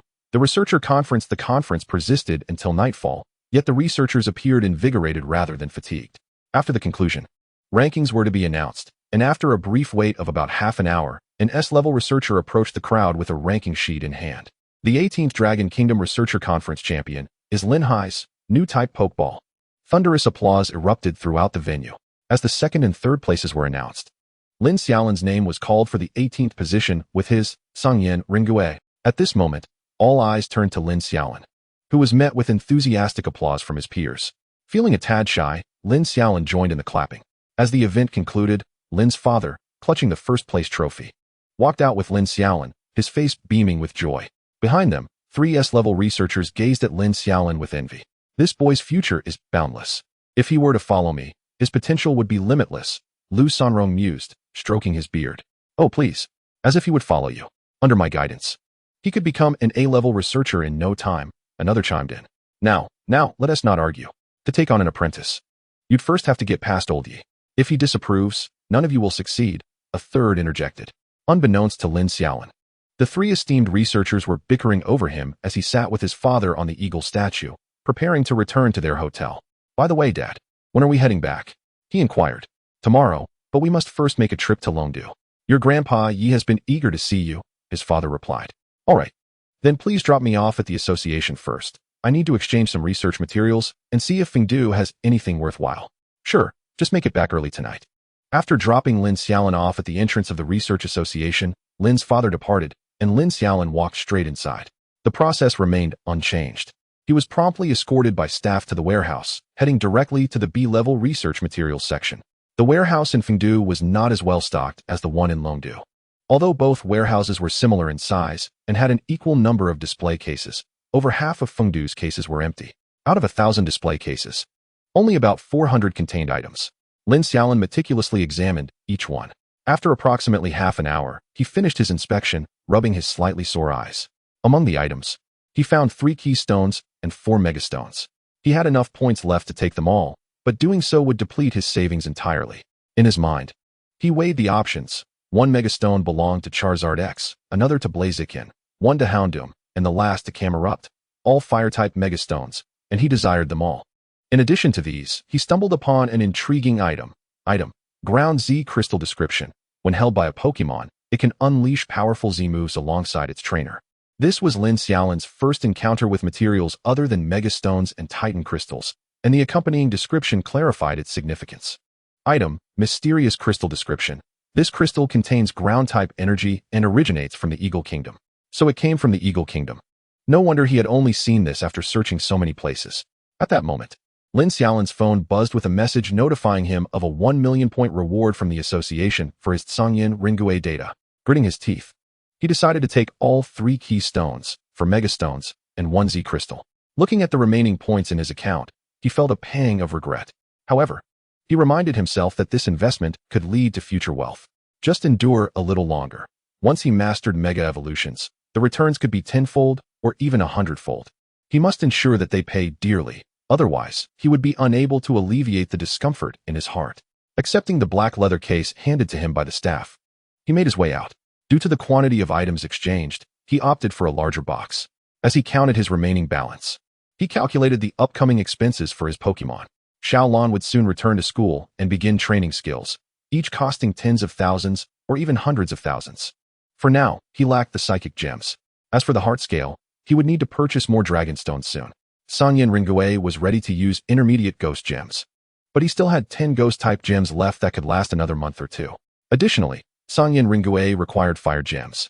Calculating all this, it seemed he would need a few million alliance coins. Without considering Xiaolan's skill discs, merely acquiring these attribute stones would amount to 700,000 alliance coins in a month. Adding in energy cubes and snacks, his fixed monthly expenditure would reach 1 million alliance coins. As he pondered this, Lin Xiaolin felt the urge to slap himself. Why was he buying so many megastones when he could barely afford to maintain his Pokémon? His account balance was barely sufficient for a month. With a long sigh, he remained oblivious to the shadowy figure stealthily following him from behind. Exiting the dojo, he hailed a taxi, knowing that he couldn't afford to rent a flying-type Pokémon. Lin Xiaolin found the taxi driver peculiar today. Typically, drivers were overly friendly, engaging in conversation. Yet this one, wearing a mask, was unusually quiet. "Where to, young man?" "To Triple X Hotel on Triple X Road." "Why are you wearing a mask on such a hot day?" Lin Xiaolin asked curiously. "Haha, I caught a cold and didn't want to infect you," the driver replied. After that, the driver drove in silence, showing no inclination to chat. Lin Xiaolin appreciated the peace, leaning against the window and gradually dozing off. As the vehicle moved, the driver occasionally glanced at Lin Xiaolin through the rearview mirror, ensuring he remained unaware. The driver stealthily pressed a button that was not found in ordinary taxis. A faint sound filled the car. If one didn't listen closely, they might mistake it for the air conditioning. It seemed as though some gas was being released inside the vehicle, triggering alarm bells in Lin Xiaolin's mind. He sensed he had inhaled something, and his psychic abilities were struggling to resist. He cracked his eyes open slightly to observe the driver, who was also sneaking glances at him, and quickly closed his eyes to feign sleep. What should I do? Am I being kidnapped? Lin Xiaolin pondered. But he was given little time to think as he felt increasingly dizzy. His psychic abilities were not yet adept enough to counteract the effects. Lin Xiaolin discreetly reached for a pokeball, using its sensing capabilities to relay the current situation to Xiaolin, instructing her to release Flash Flame and the others as soon as the vehicle came to a stop. Chapter 123, Kidnapping? There was no choice. They were still in the car, surrounded by other vehicles, and if a fight broke out on the road, many innocent bystanders could be harmed. Upon completing his instructions, Lin Xiaolin felt as though his head had been filled with lead, and he promptly lost consciousness. The taxi was not headed towards its destination, but rather toward the outskirts of the city. After several hours of travel, they finally exited the city limits, stopping deep within a forest. At that moment, the moon had risen high in the sky, indicating that it was well past midnight. From the shadows on either side of the woods emerged 2 individuals, accompanied by their respective Pokémon, a Dragon King Scorpion and a Pumpkaboo. Just as the driver opened the car door and the 2 approached, a sudden flash of red light from Lin Xiaolin's waist heralded the appearance of Xiaolin, who swiftly seized the 3 Pokeballs behind Lin Xiaolin and tossed them into the fray. The Blazing Ace, Heart Scale, and Song Yin Blade Demon materialized around the vehicle. "Trouble! Quick, run!" shouted the trainer beside the Dragon King Scorpion. However, before the driver could react, the Blazing Ace delivered a powerful punch that sent him crashing several meters back into a tree, blood streaming from his nostrils, rendering him unconscious. Dragon Tail Scorpion, Toxic Fong, Pumpkaboo, use Leaf Blade. Both Pokémon lunged toward the taxi in a pincer movement. The Blazing Ace exchanged a knowing glance with Xiaolin before they sprang into action. Xiaolin and the Tsang Yin Blade Demon took on Pumpkaboo, while the Blazing Ace faced the Dragon King Scorpion, with Heartscale safeguarding the unconscious Lin Xiaolin. The battle erupted with fervor. The Dragon Tail Scorpion's trainer aimed to swiftly defeat the Blazing Ace and assist his comrade, yet the Blazing Ace held its ground, even gaining the upper hand against the Dragon King Scorpion. Cold sweat trickled down the trainer's brow as he realized he was up against a formidable opponent. Meanwhile, Pumpkaboo's situation was dire. Despite the Tsang Yin Blade Demon just having breached the elite level and Xiaolin still lacking learned skills, the type advantage combined with a 2-to-1 ratio led to Pumpkaboo's rapid decline. After 10 minutes of fierce combat, as Xiaolin sent Pumpkaboo soaring into the air, its trainer attempted to flee, only to find the Tsang Yin Blade Demon blocking his path. The icy glare from the creature rendered him paralyzed with fear, causing him to collapse, fainting from sheer terror. On the other side, the Blazing Ace grew more aggressive, and it was evident that the Dragon King Scorpion could not endure for long. Sensing the impending defeat, the trainer of the Dragon King Scorpion made a hasty attempt to escape. Yet Xiaolin would not grant him such an opportunity, delivering a psychic blow that knocked him unconscious. Seeing his trainer in peril, the Dragon King Scorpion was frantic, but the Blazing Ace seized the moment, landing a fiery punch that sent the creature into unconsciousness. Xiaolin collected the 2 fallen Pokeballs from the ground, capturing the now unconscious Pumpkaboo and Dragon King Scorpion, securing them tightly. Additionally, they retrieved and locked away the Pokeball from the initially unconscious man. The Tsang Yin Blade Demon gathered the 3 individuals and carelessly tossed them together, leaving them sprawled on the ground. Xiaolin returned to the taxi, placing a hand on Lin Xiaolin's head, using psychic abilities to awaken him. Lin Xiaolin awoke, his head throbbing. He shook it groggily. Yet the healing waves from Xiaolin alleviated his discomfort. Upon stepping out of the car, he beheld the 3 fallen men and the 3 Pokeballs, one of which had a trainer bleeding from his 7 orifices, startling Lin Xiaolin. Inspecting the Pokeballs, he gasped. One contained a Lord-level Dragon King Scorpion, an elite-level Pumpkaboo, and an elite-level Pidgeot. Thank you, Blazing Ace. Lin Xiaolin expressed his gratitude, realizing the gravity of the situation. Had it not been for the Blazing Ace, things could have taken a dire turn.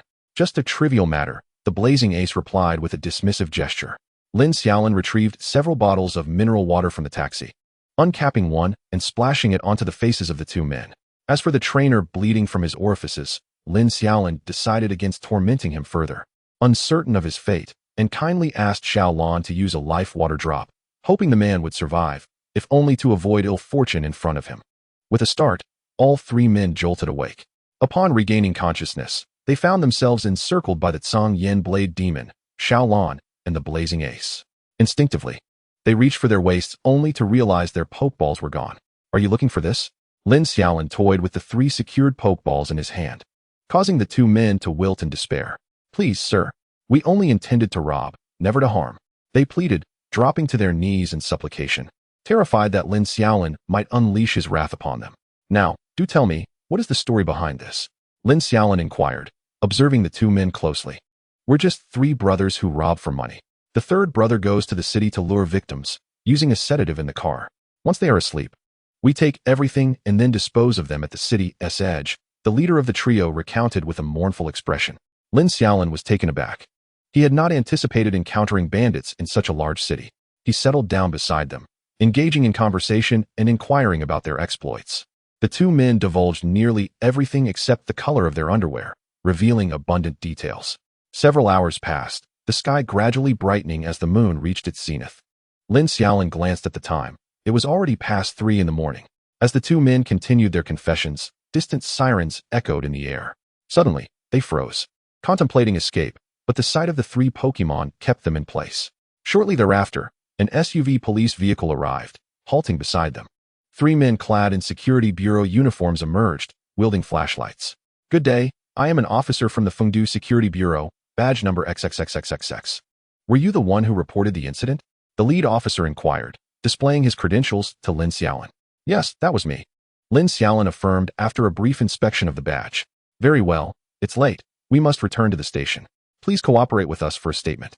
Lin Xiaolin gathered his Pokeballs and black box, taking a seat in the police vehicle while the 3 men were handcuffed and confined to the last row. Fortunately, it was an SUV.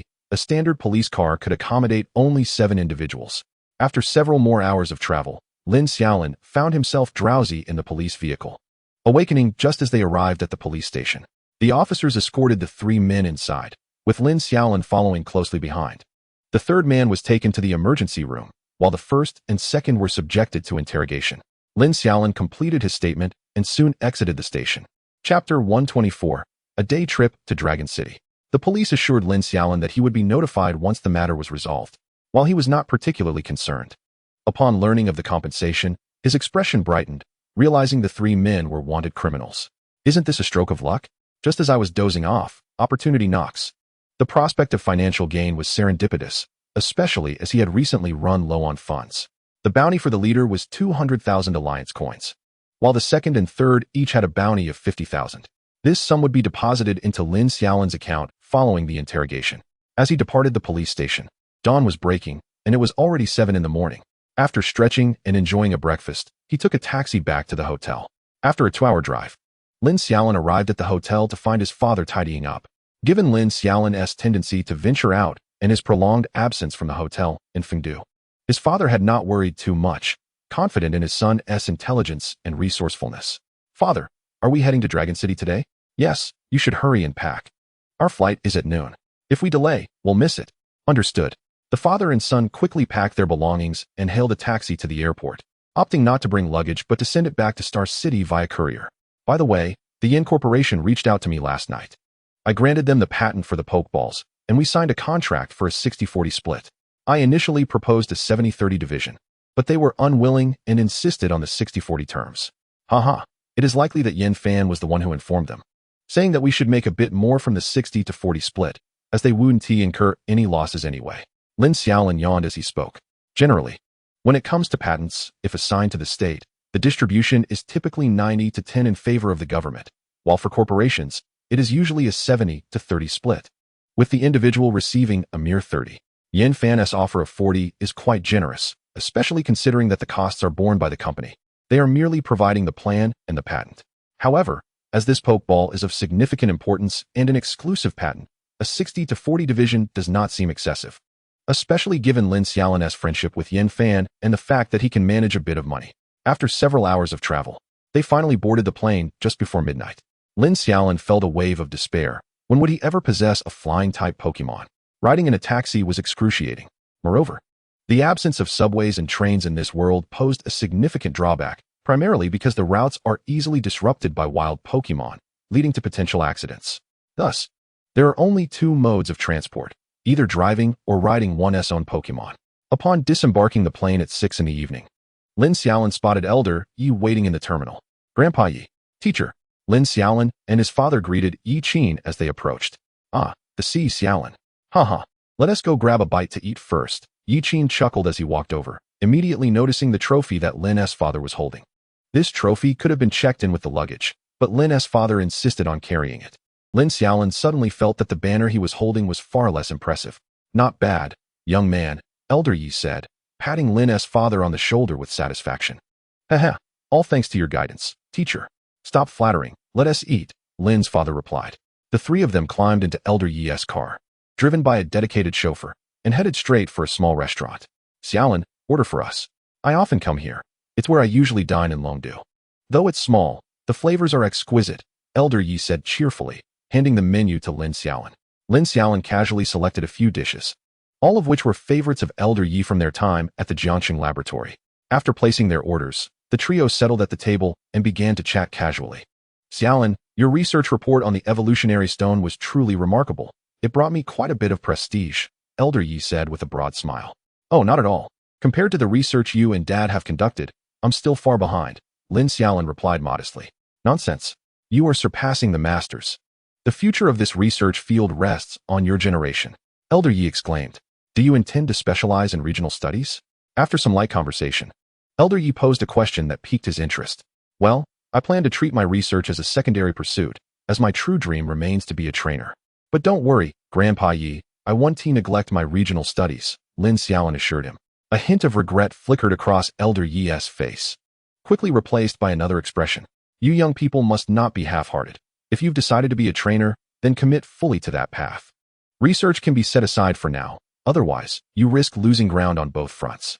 Elder Yi offered his advice, which Lin Xiaolin humbly accepted. He held Elder Yi's words in high regard, as he too harbored such concerns. although he understood the importance of balancing work and rest. Being away for half a month or a month had left his training with Xiaolin and Exine Lin Bao lacking. Fortunately, Xiaolin had been helping to alleviate the pressure, while Lin Xiaolin was occupied with other matters. She had been supervising Exine Lin Bao. Moreover, Song Yin Ringui, like Xiaolin, was quite diligent and required no reminders from Lin Xiaolin when it came to training, working harder than anyone else.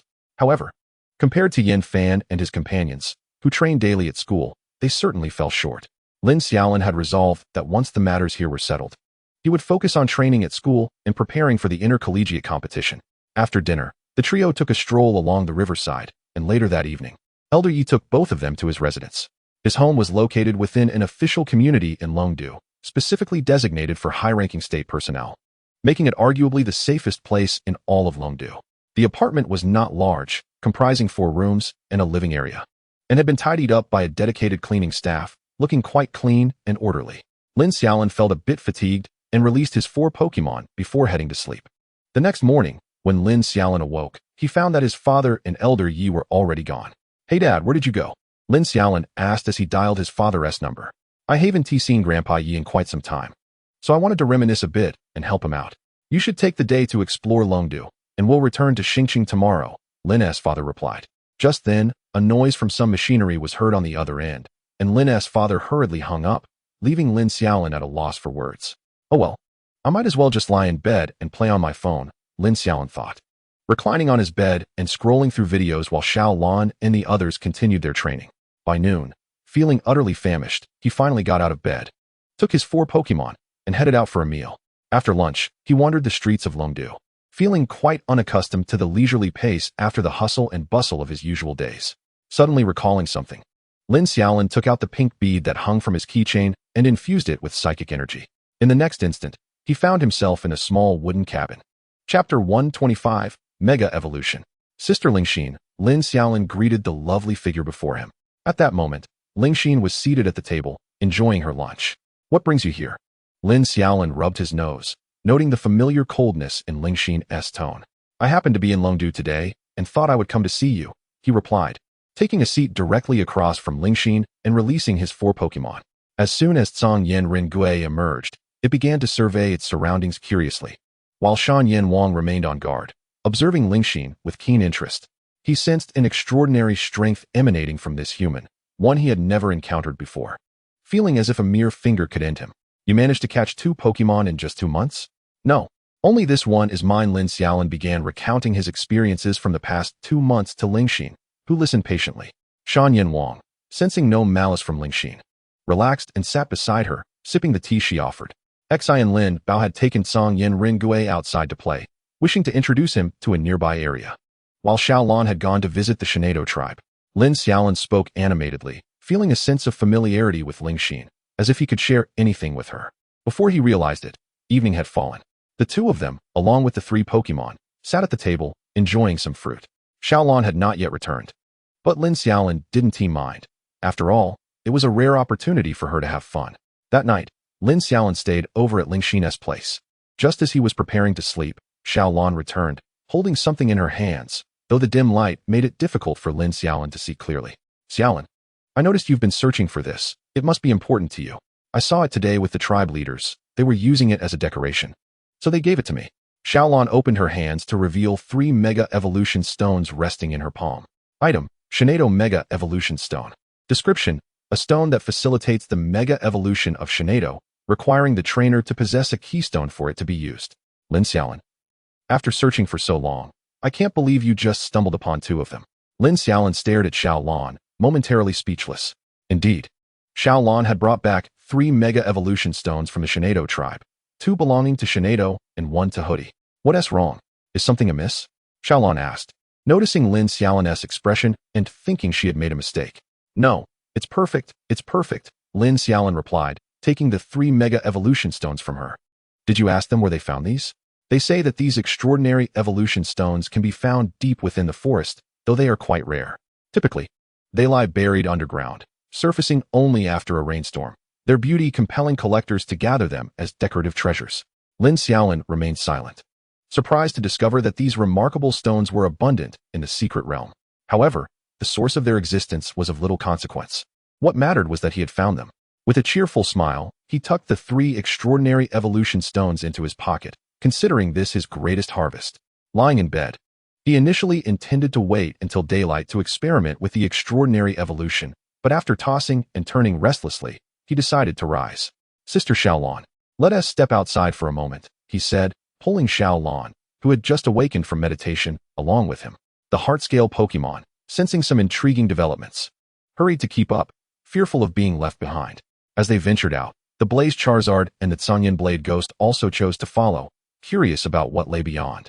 Lin Xiaolin led Xiaolin to a clearing outside the wooden cabin. It was nighttime, and visibility was dim, with the surroundings enveloped in tranquility. What's the rush, Xiaolin?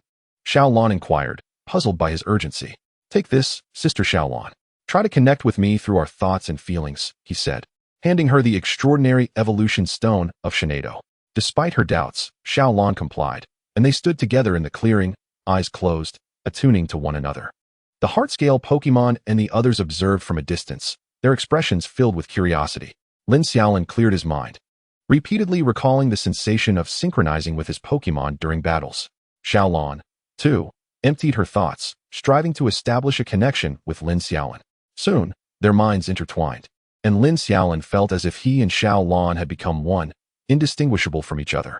Suddenly, the keystone on Lin Xiaolin's wrist and the extraordinary evolution stone in Xiaolan's hand began to emit a soft glow.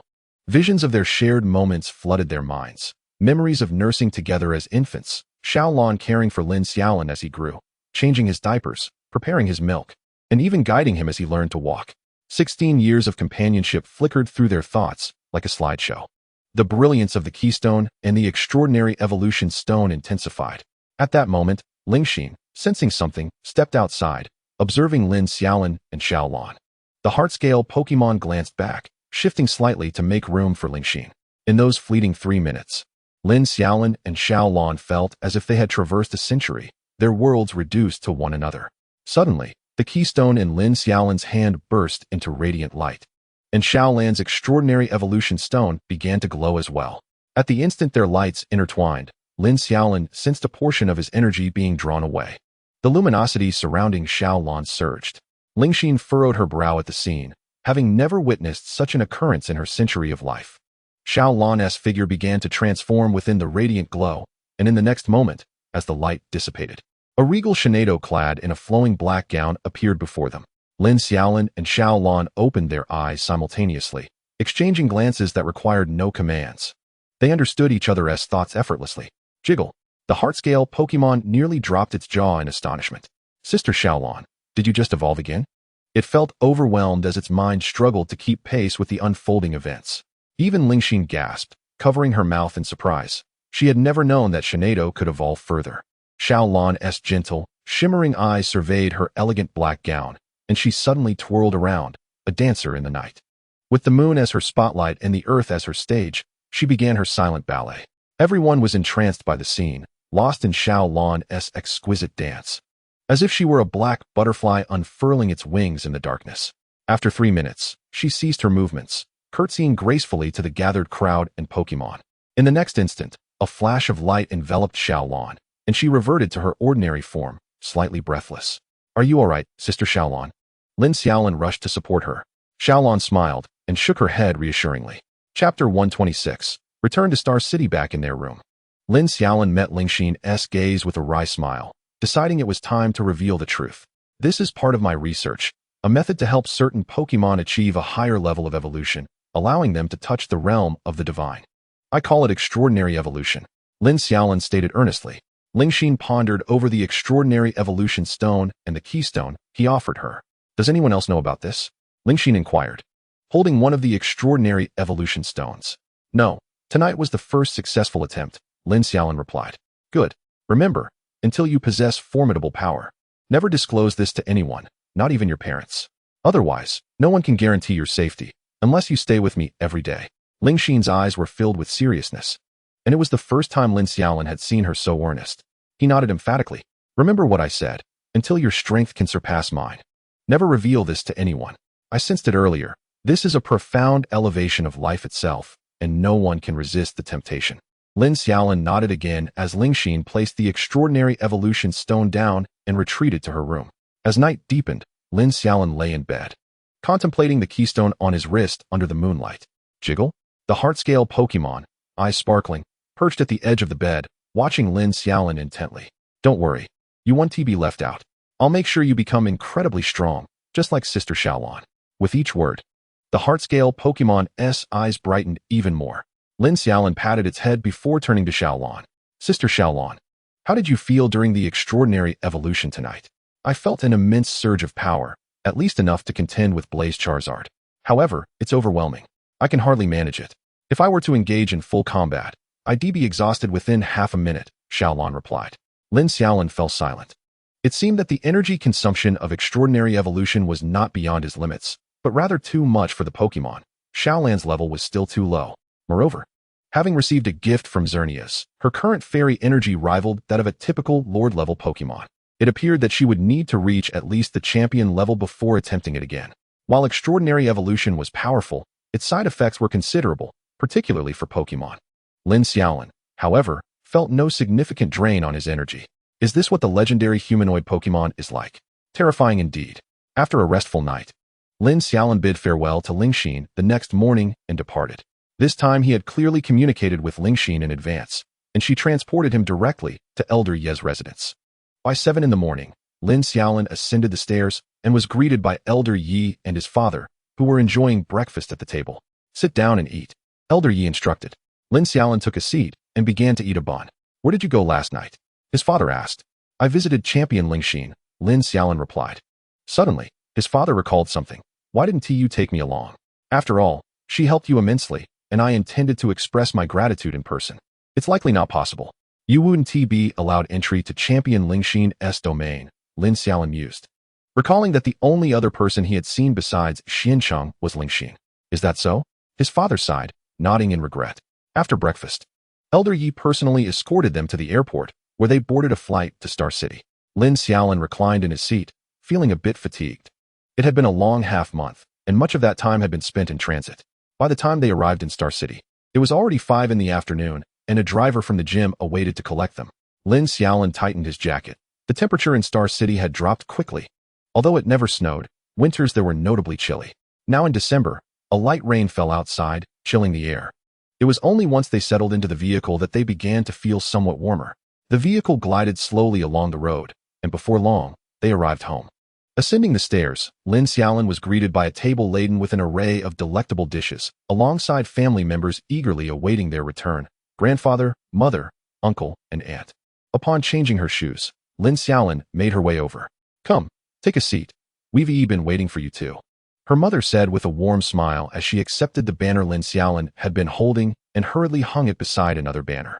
As everyone prepared to dig into the meal, Lin Xiaolin produced her Pokeballs, releasing 4 Pokemon into the air. Have you captured 2 more Pokemon, Xiaolin? Her grandfather inquired, a hint of surprise in his voice. I'll explain everything in due time, she replied. The entire family enjoyed their meal while listening intently to Lin Xiaolin's narrative. The Flash Fire Ace and the Tsungyan Blade Ghost had been escorted to the dining area by Xiaolin, where they joined the other Pokemon. Her aunt's son Eevee and her uncle's Alakazam regarded the newcomers with curiosity. As the meal progressed, Lin Xiaolin concluded her story. So, I intend to leave the Flash Fire Ace in the breeding area to help care for and protect the other Pokemon. It will give him something to do. After she finished speaking, a thoughtful silence enveloped the table, as the family felt a pang of sympathy for the Flash Fire Ace, whose journey had been fraught with challenges. No problem. With him there, he can help ward off any thieves, her grandfather chuckled. Though the notion of a thief daring to steal a Pokemon under the care of a future champion seemed rather far-fetched. The meal was thoroughly enjoyable, and afterward, Lin Xiaolin handed the Pokeball of the Flash Fire Ace to her grandfather. Understanding his responsibilities through Lin Xiaolin's explanation, the Flash Fire Ace smiled and vowed to ensure the safety of every Pokemon in the breeding area. Meanwhile, the Tsungyan Blade Ghost felt a twinge of sadness. Having never been apart from the Flash Fire Ace since birth, the latter gently patted his head, reassuring him that every child must eventually learn to be independent, encouraging him to follow Lin Xiaolin and strive even in his absence. The family shared warm smiles at this tender moment. After dinner, the Flash Fire Ace departed with her grandfather, leaving the Tsungyan Blade Ghost looking somewhat forlorn. Xiaotan, Your father will always be at the gym waiting for you. You can see him whenever you wish. You need to become incredibly strong enough to protect him. At that time, the Flash Fire Ace will surely regard you with newfound respect." These words ignited the fighting spirit within the Tsungyan Blade Ghost. "Ghost!" he exclaimed, immediately settling down to begin his training. That night, Lin Xiaolin lay in bed, purchasing several necessary items for her Pokémon on her phone. After completing her orders, she drifted off to sleep, reveling in the comfort of home. There truly is no place like it. The warmth of her own nest surpasses even the finest of gilded cages. That evening, Lin Xiaolin enjoyed a particularly restful sleep, only to be awakened the next morning by Xiaolan. After freshening up, she descended the stairs with her 3 Pokémon. Having taken an extended leave, it was time to return to school. The materials she ordered the previous night were delivered by the courier to the counter, and Lin Xiaolin promptly retrieved them, just a medium firestone and 2 low-level dragon stones.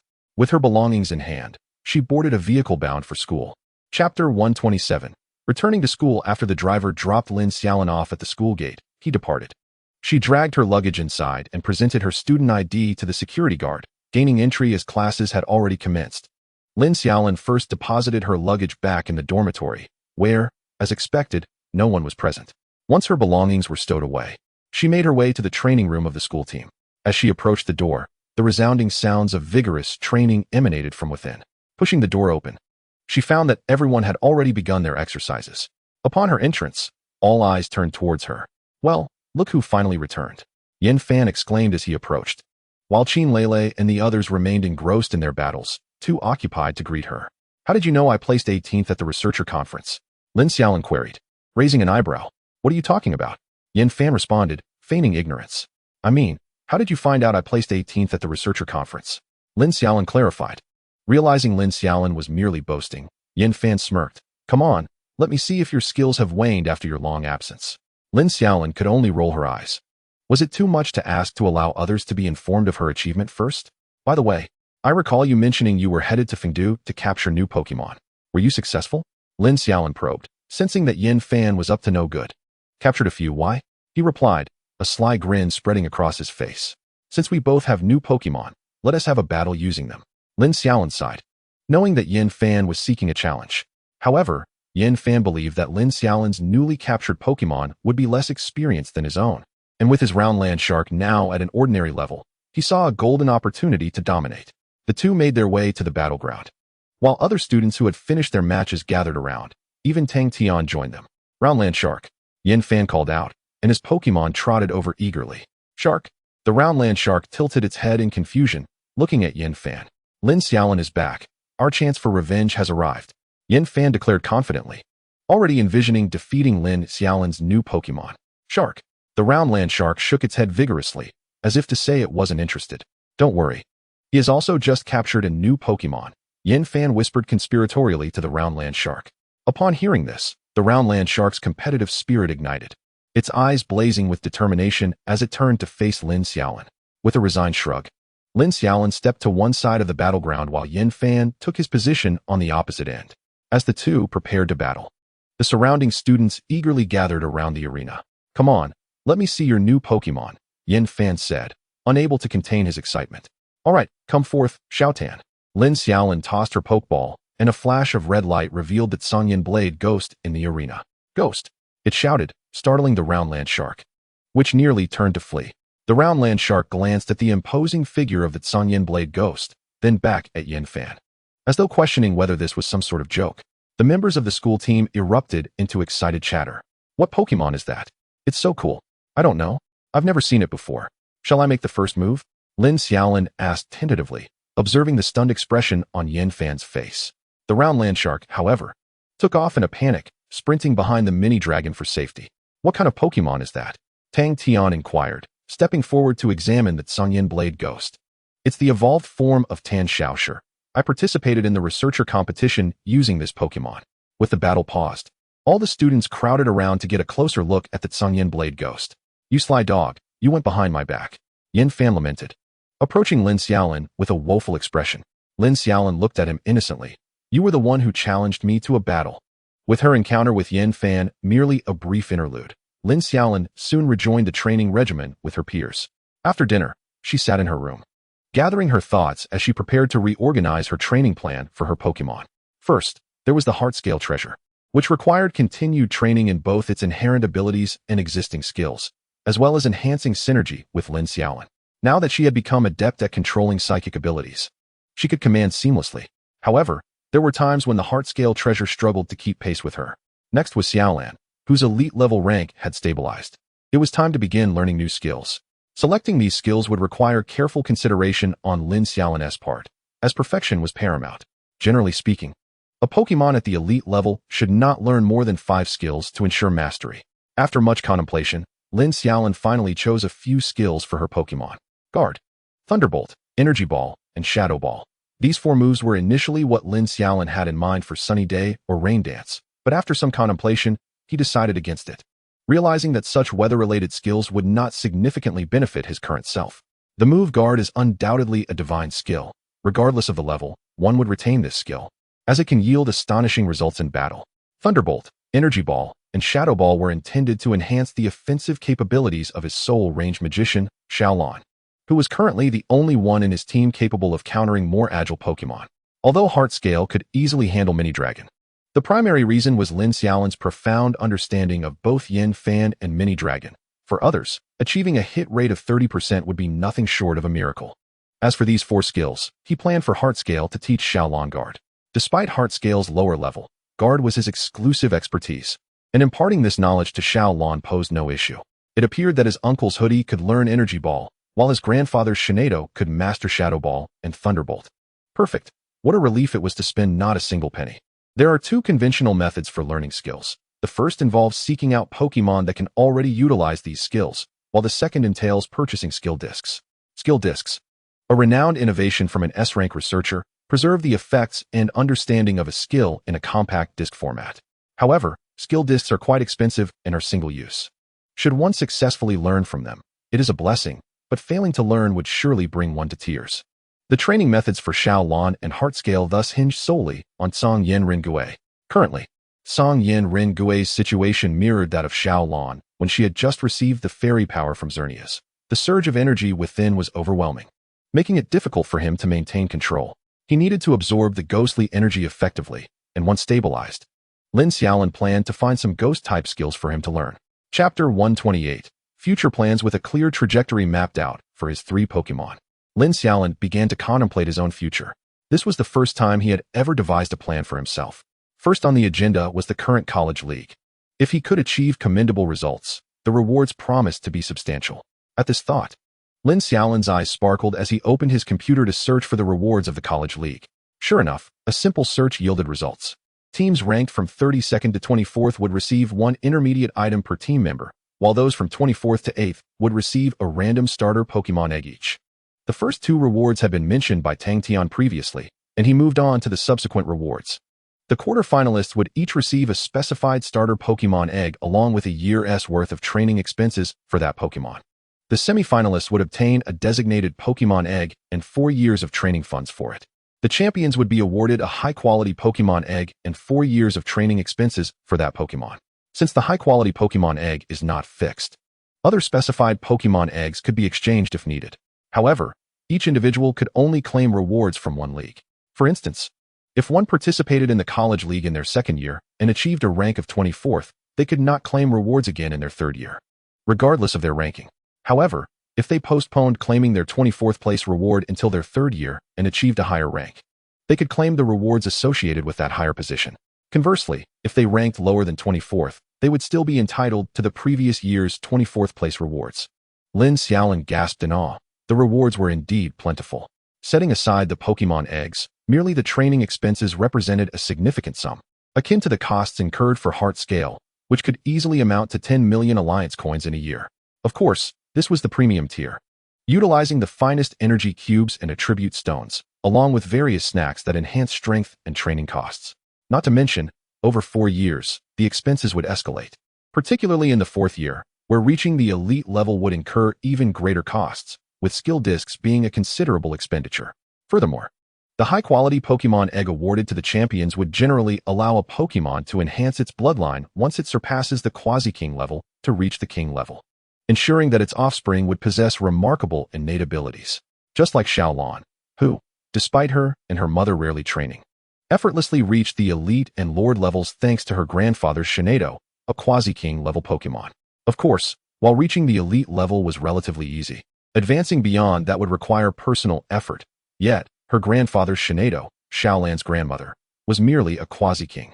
The prowess of a king-level bloodline needs no elaboration. Lin Xiaolin resolved to secure a championship title, for a descendant of a king is an entity that cannot simply be purchased. Pokémon with king-level bloodlines are akin to demigods. The primary advantage of demigods lies in their invincibility at the same stage, particularly against those below the king level. Beyond that threshold, such distinctions cease to exist. Nonetheless, demigods possess immensely powerful bloodlines, and with proper nurturing, attaining the king level becomes a mere matter of time. Ordinary Pokémon with king-level bloodlines may be weaker than demigods while below the king level, but breaking through to the king level is similarly inevitable. The phrase "a matter of time" is merely figurative. The timeline is uncertain, potentially spanning decades or even centuries, given that Pokémon tend to outlive humans by a significant margin. Having established his aspirations for the College League, Lin Xiaolin felt a surge of motivation. After all, money makes the world go round, right? With nothing else, the allure of money was undeniable. Leaning back in his chair, he pondered that once he navigated through the College League, his high school life would essentially be over. As for university, he had yet to formulate any concrete plans. If he were to set a goal, it would be Longdu University. After all, who wouldn't he want to attend a prestigious institution like Longdu University in Dragon Country? However, the admissions criteria were stringent. They do not merely assess current strength, as even the strongest individuals may have relied on external assistance to attain their abilities. They seek to recognize a trainer's innate talent, the potential of their Pokémon, and the character of the individual. Longdu University admits only the creme de la creme, and due to the rigorous standards, the annual intake does not exceed 100 students, even including those in the humanities. The humanities students are those with excellent examination scores, but who do not pursue a career as trainers. These individuals often become the intellectual backbone of Dragon Country upon graduation. Rumor has it that the number of teachers at Longdu University is nearly equivalent to that of the students. Lin Xiaolin held no extravagant expectations for Longdu University. If they accepted him, he would enroll, and if not, he would simply seek another option. For now, he was merely sketching out a vague future. As for life after university, Lin Xiaolin envisioned that by then, Heartscale and the others would have reached the Lord level, and it would be time for a grand parade. A parader is one who has acquired all necessary knowledge, no longer requiring a teacher, and whose Pokémon have become formidable. Yet, they seek to strengthen themselves further by embarking on explorations in various secret realms, pursuing opportunities to break through to the king level. This phase is one that many trainers experience, traveling the world with their Pokémon, not just within Dragon Country, but across the globe. Naturally, this stage demands considerable financial resources, which is why many choose to engage in lucrative side jobs during university. These may include bounty hunting for wanted individuals, searching for rare Pokémon and eggs to sell to the government, or capturing Pokémon required by researchers for submission. These are all profitable pursuits. However, Lin Xiaolin need not worry. His status as a researcher should suffice, a mere sprinkle of water. Lin Xiaolin's future plans were somewhat vague. He aspired to break through to the king level as soon as possible in order to pursue his greatest desire, to seek out various divine beasts. However, his quest for these mythical creatures was not driven by the intention to capture them, but rather to uncover the truths of this world. With a deep sigh, Lin Xiaolin reclined on his bed. The following day, he commenced his training regimen, dedicating the hours from 7 a.m. to 11 a.m. to skill development and coordination with his partner, Zinlinbao, while Xiaolin and the Tsangyan Ren Ghost trained independently. After lunch, he began lessons with Zinlinbao on the usage of defensive techniques for Xiaolin, followed by an hour of training together at 5 p.m. Chapter 129, Holiday. The training sessions between Xiaolin and Lin Xiaolin were the briefest. Since undergoing super evolution, they had achieved a profound level of telepathic connection, requiring little in the way of extensive practice, just daily refinement to become accustomed to the skills they were acquiring, rendering this step nearly superfluous. After dinner, Zinlinbao absorbed the energy of the spirits, while Tsangyan Ren Ghost continued to stabilize its own power. Lin Xiaolin and Xiaolin focused on honing their psychic abilities. Occasionally, Lin Xiaolin would forego skill training to engage in battles with Yan Fan and the others, accumulating practical experience. Time flew by, and the members of the school team seemed to be in a perpetual rush, as if in pursuit of time itself. As the captain of the second team, Lin Xiaolin made sure to look after his fellow teammates. He kept a mental note of the transformations of Wan Xiao, Su Han, and Feng Yao's spirits, preparing diligently for the upcoming intercollegiate competition. After a month of rigorous training, Lin Xiaolin finally recognized the disparities in resources. To illustrate, he and Yin Fan, along with 3 others, made progress of approximately 10 points daily while training with attribute stones. In contrast, training without these stones yielded only 2 points of advancement per day. Utilizing the school's specialized training room served as a lower-tier substitute for the attribute stones, allowing for daily progress of 6 points. Although the daily advancements seemed modest, Lin Xiaolin observed that over the course of a month, the gap between himself and Senior Lan Tian, along with Wan Xiao and the others, had gradually widened. This disparity stemmed from resource differences, a gap that could only be bridged through resources, an arduous challenge for families of modest means. Gradually, Lin Xiaolin was astonished to find that the 5 of them were evenly matched with Senior Lan Tian. Though not guaranteed victories, their outcomes were more balanced. One day, the relatively weaker Shiryu managed to defeat his Wobbuffet, and Lin Xiaolin saw a fleeting moment of defeat on his face, quickly replaced by a smile as he personally congratulated Shiryu. Lin Xiaolin remained pensive. The world was as it is. Whether in this life or the last, those born into wealth always had a higher starting point. Though it is said that all men are created equal, is it truly the case? Some toil their entire lives in search of Rome, while others are born into it. The subsequent training continued as usual. But Lin Xiaolin found himself particularly troubled by Wan Xiao. Given her current rate of progress, participating in the intercollegiate competition seemed unlikely, let alone making an appearance. Yet, there was little he could do. Lin Xiaolin finally understood the feelings of Senior Lan Ro. He wished for everyone to take the field, but some lacked the strength to do so. With a heavy heart, Lin Xiaolin sighed and resolved to train even harder. 2 months passed swiftly, and before long, the winter break arrived. Throughout the 2 months of training, Sangyin Rin Ghost had mastered approximately half of its internal power and would soon be ready for formal training. Xiaolan had begun to grasp for skills, though not yet proficiently. Zinlinbeo had not undergone significant changes, but its synergy with Lin Xiaolin had become increasingly harmonious, with reflexes sharpened under Xiaolan's training. All right, everyone, remember to keep up with the basic absorption of spirit energy during the winter break, Tang Tian said, observing the excited members of the school team with a smile. However, I grant you permission to enjoy your holiday. You have all worked hard these past few months. Take this time to relax and allow your spirits some respite as well. Long live Teacher Tang. The room erupted in cheers, as if the recognition of their months of arduous training had released the tension that had built up. Dismissed, and be careful on your way home. After the dismissal, the group collected their belongings and departed, while Tang Tian stood at the back, watching them like a parent sees off their children. In that moment, Lin Xiaolin seemed to grasp the reason behind the close relationships between the seniors and Tang Tian. He never interfered with students' affairs, allowing them the freedom to learn and train independently, yet he would pull them back onto the right path in times of urgency. Once back on track, he would comfort them like a caring father. Yin Fan, are you coming to my place for New Year? Lin Xiaolin turned to Yin Fan. I won't be going. Leilei's mother is back, and this year we are invited to Longdu for New Year. We'll see each other after the holiday. All right then. Just make sure you don't get killed by your mother-in-law and father-in-law. Lin Xiaolin waved him off with a smile and headed outside. Get lost, Yin Fan replied. Lin Xiaolin took the driver's car back to the dojo. Upon returning to his room, he released his 3 Pokémon and informed them about the holiday. Sangyin Rin Ghost joyfully dashed downstairs to find the flashing fire ace, while Xiaolan teleported away, presumably to learn skills from her grandfather's Shinado. As for Zinlinbeo, it simply sprawled on Lin Xiaolin's bed, falling asleep. Lin Xiaolin chuckled, recognizing that they had all been quite exhausted from training lately. He decided to let them rest. After a long time, he opened his computer and played a few games, cursing and eventually falling asleep.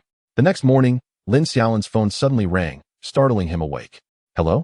Lin Xiaolin answered, his voice filled with annoyance. Xiaolin, I have news. The larger, higher-level Cho you requested has been found. Yin Fan's voice came through the phone.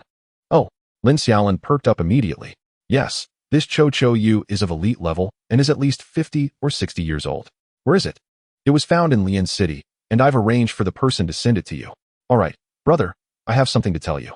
I'm about to research the evolution form of Cho Yu. You should try to acquire all the Cho Yu eggs available on the market as soon as possible. It will surely yield great profits. Having said this, Lin Xiaolin hung up, trusting Yin Fan to know what to do. Who knows, Cho Yu might appreciate the same surge in value as the current charcoal servant. Before Lin Xiaolin had even released the research report on Sunyan Rin Ghost, Charcoal Servant was already fetching around 8 million, but once the report was out, it soared to 20 million. Countless fire-type trainers were scrambling to acquire it. Of course, this price would only be a temporary inflation. It would eventually drop again. But it had allowed those who possessed Charcoal Servant to reap substantial rewards. After hanging up, Lin Xiaolin wrapped himself in his blanket and returned to his slumber. Chapter 130, Luxurious Balls. Ringing. Just as Lin Xiaolin drifted into sleep, his phone rang once more. Filled with irritation, he picked up the phone only to find it was his mother calling. Hello, Mom? Xiaolin, could you please go pick up your sister from the Pokémon Center? They want to see the Pinida, and your aunt and I are unavailable at the moment, so you're the one who has to go. Why not just send the driver? Why do I have to go? Just go pick her up this once. Ling and Shui have been asking about you for a long time. Fine, fine. After hanging up, Lin Xiaolin felt wide awake. He got out of bed, dressed, and washed up, preparing to head out without bringing any Pokémon along. Since Lin Xiaolin subdued the Sunyan Blade Ghost, the little fire horse had been reserved for the two little witches. A promise Lin Xiaolin had made to his grandfather at the time. After all, the two little witches would be entering high school in 6 months, and the hatching time for the little fire horse coincided perfectly with their first year of high school. With 3 Pokémon already in his possession, adding 2 more would surely be overwhelming for Lin Xiaolin. However, the hatching time for the little fire horse was rather tight, with only a few days difference. To prevent any unforeseen circumstances, his uncle had even prepared 2 delayed nutrient solutions to be administered just before the little fire horse hatched. This solution could postpone the hatching of Pokémon eggs and rejuvenate them, typically used for damaged eggs, making it perfectly suitable for the little fire horse. Oh, and by the way, this solution was also produced by the Yin family. As Lin Xiaolin stepped into the elevator, he sent a message to the driver. By the time he reached the ground floor, the driver was already waiting at the dojo's entrance. He directly hopped into the car and headed towards the first middle school of Xingqing, where the 2 little ones were located. During the ride, Lin Xiaolin dozed off, only to be startled awake by the sound of the car door opening. Upon regaining his senses, he noticed Xiao Ling and Xiao Shui had already climbed into the car. Brother, you come to pick us up and sleep in the car, Xiao Ling said, quite petulant. Lin Xiaolin merely yawned in response. I barely managed to wake up this morning to come and get you. That's your laziness. Lin Xiaolin sighed, observing how these 2 little ones were like eternal children, always so fond of frolicking, even as they approached high school. The trio bickered joyfully as they arrived at the Pokémon Center. Having been there before, Lin Xiaolin skillfully guided the 2 little ones to the little fire horse's chamber. The 2 girls encircled the nutrient pod, their eyes sparkling as they gazed at the sleeping little fire horse, just as Lin's mother and aunt approached from the side. Mom, Auntie, Lin Xiaolin greeted with another yawn. Thank you, Xiaolin, his aunt replied with a smile. It's nothing, he replied modestly. The 2 little girls remained captivated by the nurturing pod, while Lin Xiaolin joined his mother and aunt in a nearby seat. What brings you both to the Pokémon Center today? He asked, scratching his head in confusion. I'm accompanying your aunt to the hospital to deliver some supplies needed for the little fire horse, just in case, she explained. All right. At noon, the 5 of them ventured out for a meal, with the 2 little ones reluctantly leaving the little fire horse behind. However, Lin Xiaolin found it quite pleasant that both little girls adored the little fire horse, which was also a pair of twins, making them quite a fitting match. After lunch, Lin's mother and the others expressed a desire to go shopping, but Lin Xiaolin promptly decided to cut his losses and hurried back home. Upon returning to the dojo, he found the house remarkably quiet, with no one around, save for Aunt Lu tidying up. Lin Xiaolin flopped onto his bed, scrolling through videos, while Zinlinbeo lounged at his feet, nibbling on snacks. How boring, Lin Xiaolin lamented, tossing his phone aside and staring up at the ceiling. While in school, he yearned for a break, and now that he had one, he felt utterly listless. Jihao? Zinlinbeo looked at Lin Xiaolin in puzzlement. Suddenly, an idea struck Lin Xiaolin, and he retrieved his little treasury. Ever since he had been robbed once, he had become particularly cautious, installing a security box in his wardrobe that required a fingerprint to unlock. As he opened the box, rows of evolution stones greeted him, his entire collection of rare materials amassed to date. 1 ground Z pure crystal, 3 key stones, 1 megastone for Charizard X, 1 for Blaziken, 1 for Houndoom, 1 for Camerupt, 2 for Gardevoir, 1 for Alakazam, and a beautiful scale. He also had the raw materials for a Master Ball, along with a key stone he carried with him, which constituted Lin Xiaolin's entire fortune. Grasping the raw materials for the Master Ball in his hand, he made his way outside, intending to show it to his father at the Lin Family Research Institute to see if he could create a Master Ball. Before long, he arrived at the Research Institute, But to his surprise, his father was not conducting any research today. He was upstairs enjoying tea. "Rare to see you taking a break today, Dad," Lin Xiaolin remarked, placing the bag containing the purple fruit on the coffee table and settling beside him. "I'm taking a rest. I just developed a new type of Pokeball yesterday," his father replied. "Oh, by the way, Dad, I want to use this fruit to make a Pokeball," Lin Xiaolin said, pulling out the purple fruit. This fruit was an A-grade research material obtained from the research warehouse, reputed for its indestructibility and non-decaying nature. Intrigued, Lin's father took the purple fruit, examining it thoughtfully. "All right, I'll study it over the next few days. Oh, and I've prepared a new type of Pokeball for you. It has a larger and more comfortable space inside. Here, take it." He gestured towards a box that had been prepared in advance. Lin Xiaolin approached and opened the box, revealing 6 Pokeballs in a striking black and red design. Picking one up, he scrutinized it closely. It was indeed a luxury ball. The production cost of luxury balls was exorbitant, with the materials alone costing around 100,000 Alliance coins. Considering the labor and overhead costs, they would likely sell for 1 million each at Yan's place. Lin Xiaolin smacked his lips. However, his father was quite affluent, with tens of millions coming from the Yan Group's monthly dividends. Currently, these Pokeballs were already circulating throughout Long Country, with an increasing number of people purchasing them. Nonetheless, Lin's father found little use for all that money. He transferred 5 million to Lin Xiaolin each month, while the remainder was saved with Lin's mother, to be withdrawn as needed. It was precisely because of the funds his father transferred that Lin Xiaolin could focus on training without worrying about research. After pocketing the Pokeballs, Lin Xiaolin knew that Xiao Lan and the others were home, and he planned to switch their Pokeballs once he returned to the dojo. Chapter 131. Milotic. "Well, Dad, you focus on your research. I'm heading back," Lin Xiaolin said, lifting the 6 luxury balls as he stepped outside. On his way home, Lin Xiaolin cradled his head, pondering where to venture during this month-long holiday. Lost in thought, he soon found himself at the dojo's entrance.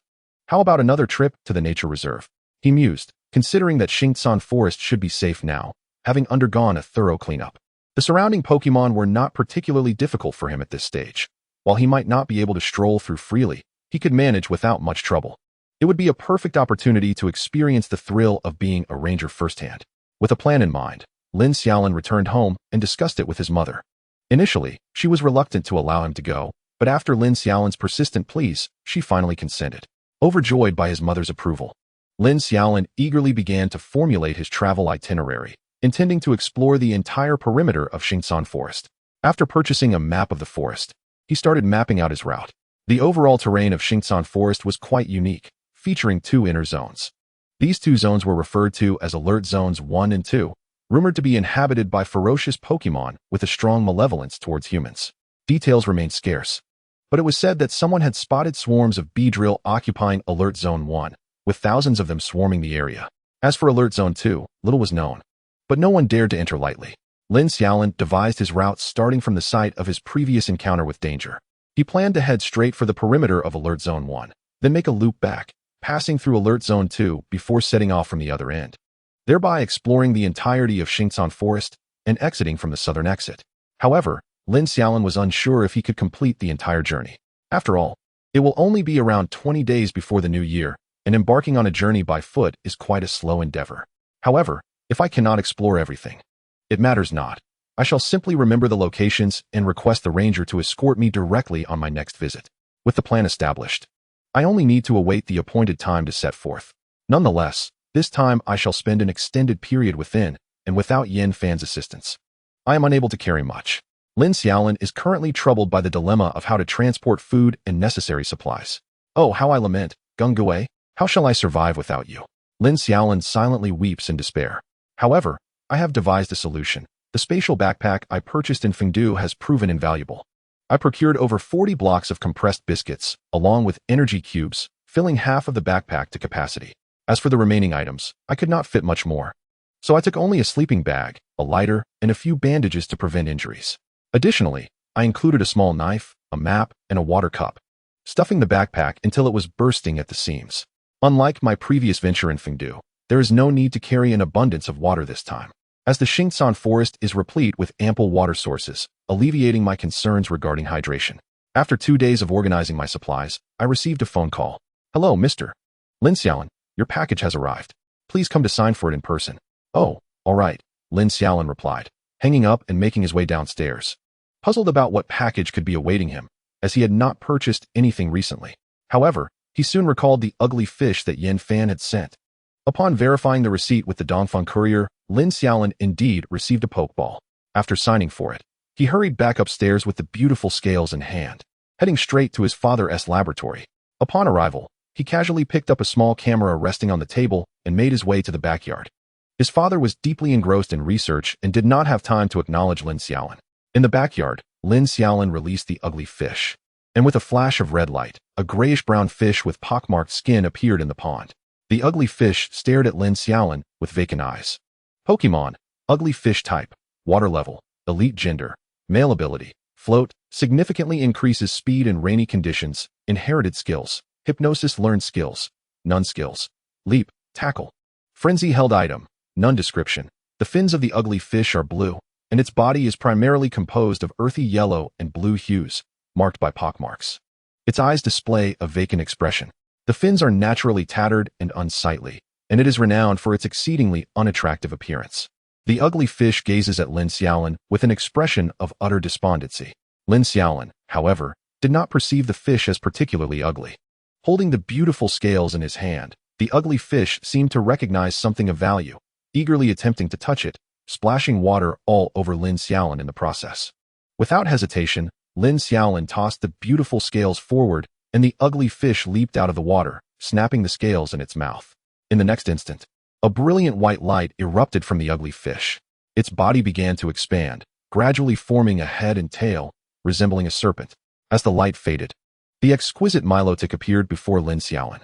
Pokémon, Milotic type, water level, Lord gender, male ability, Marvel scale, defense increases by 50 when afflicted by a status condition, inherited skills, hypnosis learned skills, none skills, water pulse, attract, hurricane, aqua ring, charm, life dew, dragon tail, recover, waterfall held item, none description. Its beautiful scales shimmer with a rainbow of colors, changing with the viewing angle. When its body radiates a vivid pink glow, it emits waves that can soothe even the most turbulent hearts. It is said that witnessing Milotic's elegant form can quell all anger and erase feelings of conflict. It is regarded as the most beautiful Pokémon, and those who nurture an ugly fish out of affection seem to share a unique bond with it. Milotic has also inspired countless artists, serving as a muse for painting and sculpture. Lin Xiaolin exclaimed in astonishment, "Goodness gracious," as he stared at the exquisite Milotic before him. Milotic, devoid of any desire to attack, gazed gently at Lin Xiaolin. After a moment to collect himself, Lin Xiaolin began to ponder. This is peculiar. I recall that the ugly fish requires beauty points to evolve. How did it evolve so directly? Confounded. Lin Xiaolin could only speculate that perhaps this particular ugly fish had already reached the requisite threshold of beauty points. Especially since Yin Fan mentioned that it was the leader of ugly fish in the water-type Pokémon capital of Lian City. It seemed reasonable that its beauty points would be maximized.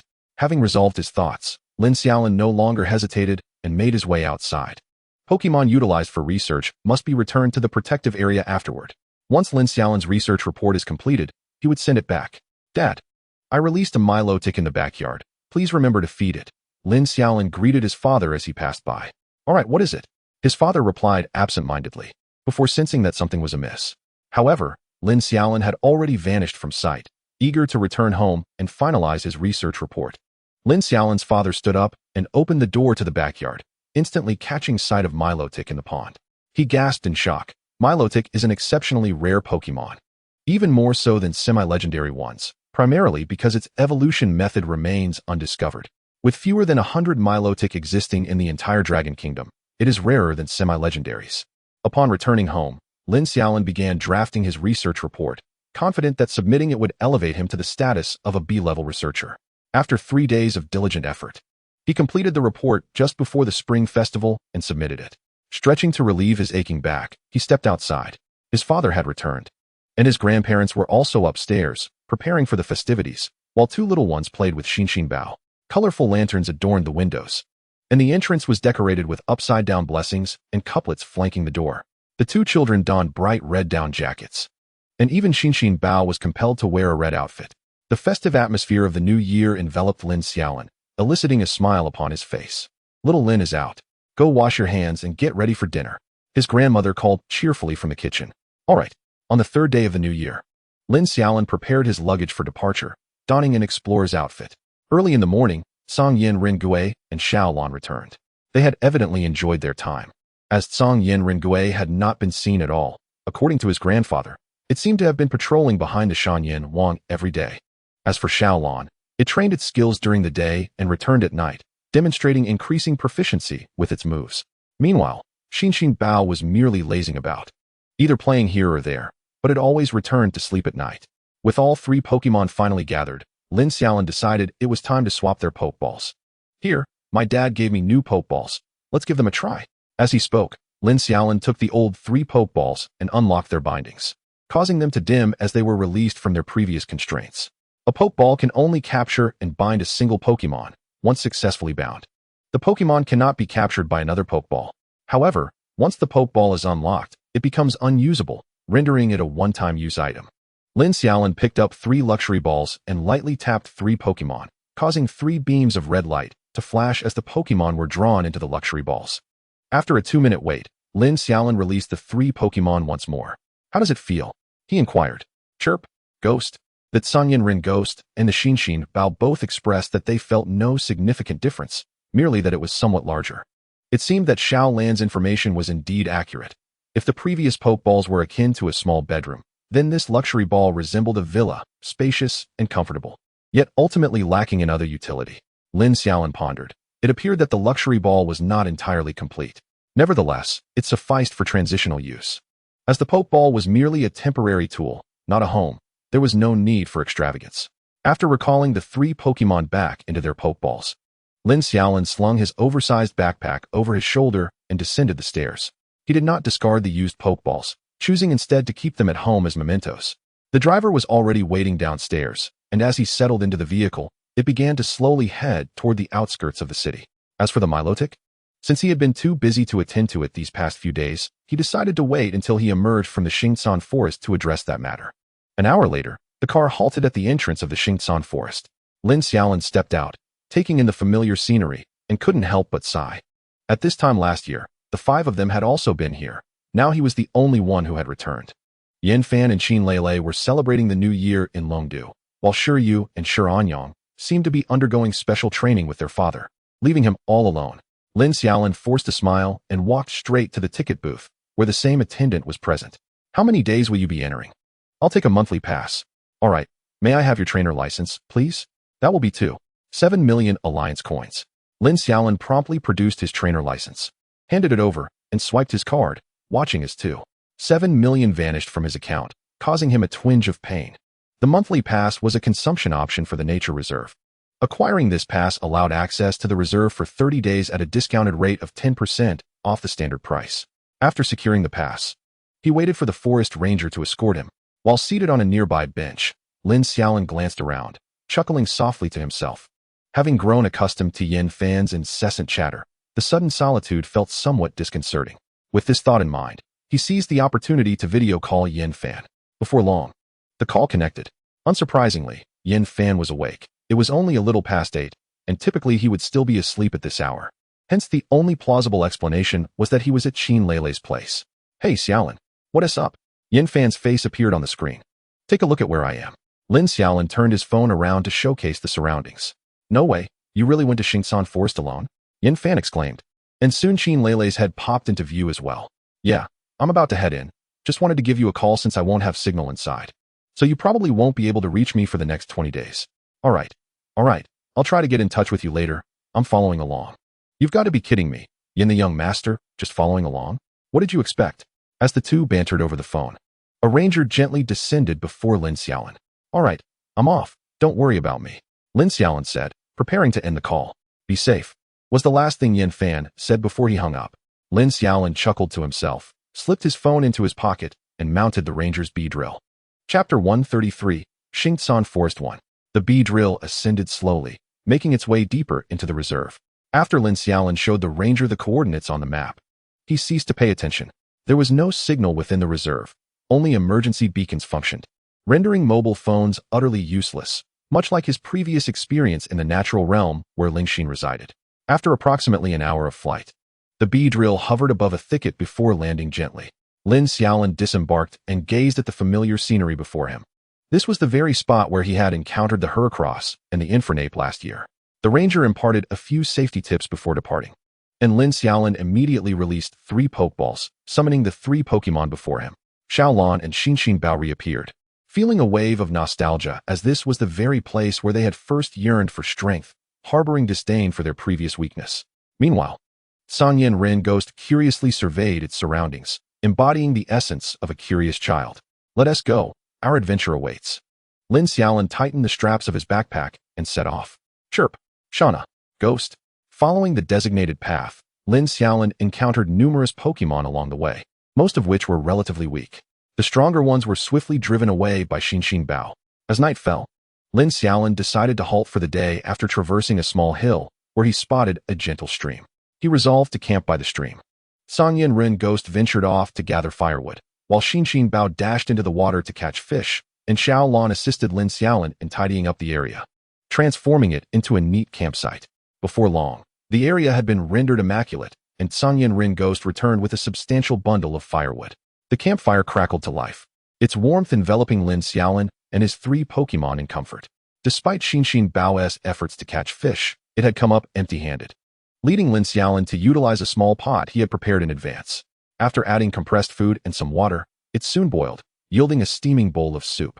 While it paled in comparison to a warm meal, enjoying compressed biscuits with a bowl of soup was still delightful. Lin Xiaolin and his 3 Pokemon quickly finished the entire pot of soup. After satisfying their hunger and thirst, Lin Xiaolin crawled into his sleeping bag, as he had no tent due to the absence of Gungue. Nevertheless, the sleeping bag sufficed. He lay on the ground, while Xiaolin sat in meditation nearby, and Sanyan Ren Ghost settled on the opposite side. Xin Bao sprawled at Lin Xiaolin's feet, and as Lin Xiaolin gazed at the twinkling stars above, he felt an exquisite sense of companionship from his 3 Pokemon. Watching the starry river above, he gradually drifted into slumber. The night breeze was refreshingly cool, yet the campfire rendered the chill inconsequential. The surroundings were serene, accompanied only by the gentle rustle of the wind and the rhythmic breaths of Lin Xiaolin and Xin Bao. The next morning, when Lin Xiaolin awoke, the campfire had extinguished. He had slept exceptionally well, feeling a profound sense of security from his Pokemon, who were ever at his side, without a trace of worry. Xiaolin was already tidying up the previous night's supplies, while Xin Bao munched on energy cubes and Sanyan Ren Ghost continued its training nearby. Good morning, Sister Xiaolin, Little Bao, Little Char. Lin Xiaolin greeted his 3 Pokemon with a stretch as he exited his sleeping bag. Shauna, chirp. After yawning, Lin Xiaolin walked to the riverbank and splashed some cool water on his face, the chilly water instantly awakening him. He then took out some compressed biscuits to munch on. Once everything was packed and breakfast consumed, the 4 of them set off once more. Xin Bao led the way, while Xiaolin and Sanyan Ren Ghost flanked Lin Xiaolin on either side. As they progressed, an Arbok suddenly lunged from the underbrush, fixating its gaze on Lin Xiaolin. Xin Bao quickly stepped in front of Lin Xiaolin, and taking the opportunity, he assessed the creature, realizing it was an elite-level Arbok. Just as Xiaolin and Sanyan Ren Ghost prepared to assist, Lin Xiaolin raised his hands to halt them. Let us see how much progress Little Bao has made over the past 6 months, shall we, Little Bao? Chirp. With a thunderous roar, the Heartscale Pokemon fixed its fierce gaze upon the Arbok. Without hesitation, it charged forward, executing a powerful headbutt. The Arbok, in a bid to ensnare the diminutive Heartscale Pokemon with its tail, soon found itself regretting that decision as the headbutt struck, sending it tumbling backward. Almost immediately, the Heartscale Pokemon followed up with a Dragon Breath attack. The Arbok managed to stabilize itself in midair and unleashed a stream of corrosive liquid toward the Heartscale Pokemon. The 2 attacks collided midair, resulting in a simultaneous dissipation of energy. Suddenly, the Arbok widened its eyes, displaying a menacing expression, while the Heartscale Pokemon, eyes closed, charged toward the Arbok with a collision attack. Lin Xiaolin, the Heartscale Pokemon's companion, guided its direction through sheer will. The Arbok attempted to evade, but it was too late. It opened its mouth wide to bite down. The moment they collided, both were sent flying, and 2 broken fangs fell to the ground. The Heartscale Pokemon did not afford its opponent a moment's respite. It delivered a sweeping tail strike that landed squarely on the Arbok's head, causing it to cry out in pain and lose consciousness. Roaring triumphantly, the Heartscale Pokemon sauntered back. Well done, Lin Xiaolin praised, though he noted that the Arbok had only recently broken through to the elite level and lacked the guidance of a trainer for proper training. Generally, a peak ordinary level Pokemon could contend with that Arbok, albeit not as effortlessly as the Heartscale Pokémon had. Currently, the Heartscale Pokémon was more than capable of handling recently promoted elite-level Pokémon, and even against elite-level Pokémon trained by a trainer, provided they were not a type disadvantage, would fare well. In comparison, facing off against Xiaolan would be akin to defeating a child. There was no challenge at all. Lin Xiaolin speculated that the Heartscale Pokémon would have roughly equal footing against the Tsangyin Blade Ghost, representing the strength of a preliminary demigod, far beyond the capabilities of ordinary Pokémon. Generally, any ordinary Pokémon, regardless of its peak status, would struggle to withstand a few strikes from the Tsangyin Blade Ghost. As they continued their journey, they encountered several elite-level Pokémon. Lin Xiaolin surmised that he was nearing the inner perimeter, where the Pokémon's levels were steadily increasing.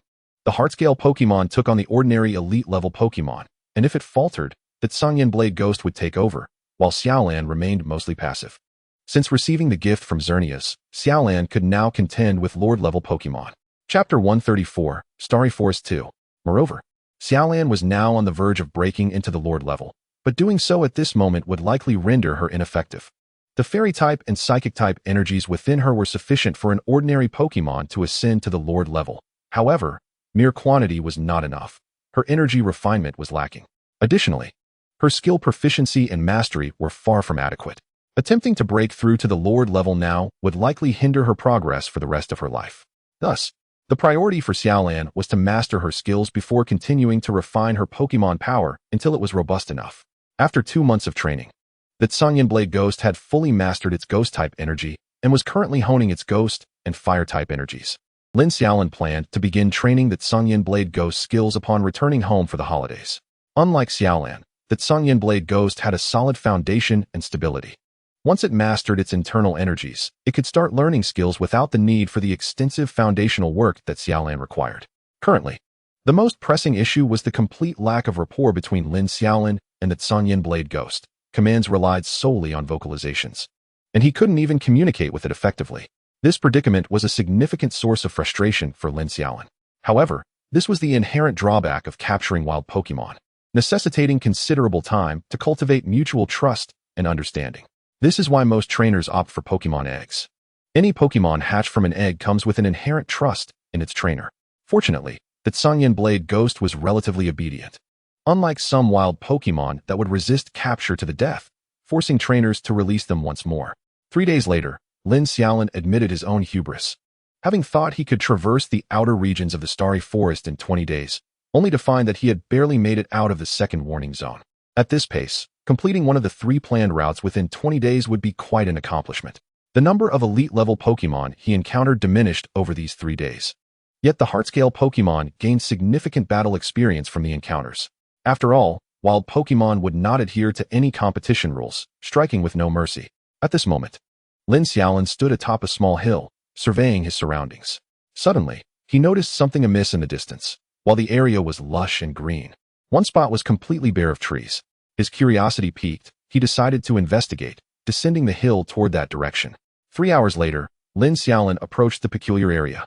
To his astonishment, he found that the closer he got, the scarcer the Pokémon became, especially during the last hour of his journey, when he hadn't seen a single one. With a sense of unease, he cautiously advanced, flanked by the Tsangyin Blade Ghost and Xiaolan. The Heartscale Pokémon seemed to detect something, sprinting ahead, prompting Lin Xiaolin to follow closely behind. Upon reaching the area, he discovered a chaotic scene. Trees lay scattered across the ground, pockmarked with craters and singe marks. A massive stone loomed before him. Lin Xiaolin couldn't help but smile wryly, recognizing the place immediately. It was the former hideout of the Crocodile Organization. The massive stone bore the entrance on one side, which was now cordoned off by the forest ranger's warning tape. However, the area was eerily quiet, devoid of any sounds from both Pokémon and humans. Crossing the barrier, Lin Xiaolin approached the stone, and true to his expectations, the entrance was indeed there, though it had been sealed off by rubble. Xiaolan, could you please move these stones aside? I wish to take a look inside, he requested. Xiaolan nodded, extending her hands to clear the debris blocking the entrance, revealing an opening tall enough for a person to enter. The Heartscale Pokémon and the Tsangyin Blade Ghost observed curiously. Be careful. If there's any sign of collapse, Xiaolan, just teleport us back, Lin Xiaolin instructed before cautiously descending into the darkness. It was likely that the association had already sent people to explore this place, and all valuable items had been removed. Nonetheless, Lin Xiaolin's curiosity compelled him to venture deeper. The staircase was somewhat damaged and devoid of light, prompting him to retrieve a flashlight. He slowly made his way down, using the flashlight to illuminate the walls, which were riddled with cracks of various sizes, evidence of past battles. After walking for several minutes, he finally reached the underground chamber. During his previous escape, he had the chance to examine the interior, but now he could see it all clearly. The chamber was vast, at least the size of a football field, and approximately 3 meters high, with supporting columns spaced evenly throughout. However, most of these columns were either cracked or toppled, with only a few still standing. There were also numerous hollow iron columns, which Lin Xiaolin surmised had been installed by the association during their exploration, alleviating concerns of collapse. He followed the right wall, recalling that he had previously escaped through the left side, which should lead to the sleeping quarters. This time, let's first explore the right side. Following the wall and proceeding forward, I encountered a series of rooms, each door wide open, with some even lying fallen on the ground. Lin Xiaolin entered the first room, where a steel-barred gate, as thick as an arm, partitioned the space in two. Near the gate stood an office desk, though it was now completely bare. The gate had been left ajar, revealing a chaotic interior that appeared to have been used for the confinement of elves. After rummaging through the room for a while, without uncovering anything of value, Lin Xiaolin retreated and moved on to the second room. Surprisingly, the first 8 rooms were identical, devoid of any distinction, leaving only the last room to explore. Lin Xiaolin shone the flashlight into the final chamber. This room was twice the size of the previous ones and contained 10 incubation pods, now shattered, with glass strewn across the floor. Lin Xiaolin cautiously stepped inside. Noting yet another office desk, its drawers emptied, clearly having been thoroughly scavenged. Nevertheless, with a sense of hope, Lin Xiaolin rummaged through the desk, only to find nothing of interest. Feeling disheartened by the fruitlessness of the expedition, Lin Xiaolin lamented the long journey undertaken in vain. Just as Lin Xiaolin was about to leave, a sudden loud crash echoed from behind. Startled, Lin Xiaolin turned to see that the office desk had toppled over. Beneath the fallen desk, half of an A4 sheet of paper was revealed, apparently torn off during a hasty relocation. Lin Xiaolin picked up the half sheet, but due to the rocky ground, much of the text was illegible, with holes puncturing through it, allowing only fragments of words to be discerned. Biological research XXXX explosive monkeys evolution XXXX research reports unique XX requires research materials to validate this study and continue XXX second alert zone XXX. Sent to Crocodile Division 18, Xingsan Forest. Lin Xiaolin furrowed his brows, though the content was unclear. It was evident that this was a message from the Crocodile organization to this outpost. The evolution of the explosive monkey had been suspected by Lin Xiaolin from the onset, suggesting that the Crocodile organization was indeed studying the abandoned world monkey. However, what could be the implication of continuing to the second alert zone? Was there something in the second alert zone that piqued the interest of the Crocodile organization? Lin Xiaolin was puzzled but folded the paper neatly and tucked it into his backpack, planning to hand it over to the forest ranger upon his exit. After searching for a while longer without finding anything else, Lin Xiaolin exited towards the accommodation area. The accommodation area boasted far more rooms than the research section, with Lin Xiaolin counting around 20. Entering the first room, he found a single bed and a private restroom, suggesting that each room was intended for one occupant. As he rummaged through each space, Lin Xiaolin discovered a valuable item hidden in the restroom, a low-grade, evil gem, detectable thanks to Xiaolan's psychic abilities. Although it was a meager find, it was still worth 20,000 alliance coins. After scouring 20 rooms, Lin Xiaolin couldn't help but admire the ranger's thorough search skills. Not a single trace remained. Continuing deeper, he soon arrived at the room where he had been previously confined, only to find it in disarray. The bed had been split in two, and as Lin Xiaolin began to search once more, he sensed something was amiss. It was actually Xiaolan who detected the anomaly, stating that she felt something behind the door. Lin Xiaolin approached to investigate, but saw nothing unusual, just a solid wall without any gaps. Confounded, Lin Xiaolin glanced at Xiaolan, who, with her eyes glowing blue, suddenly moved the stone slab aside.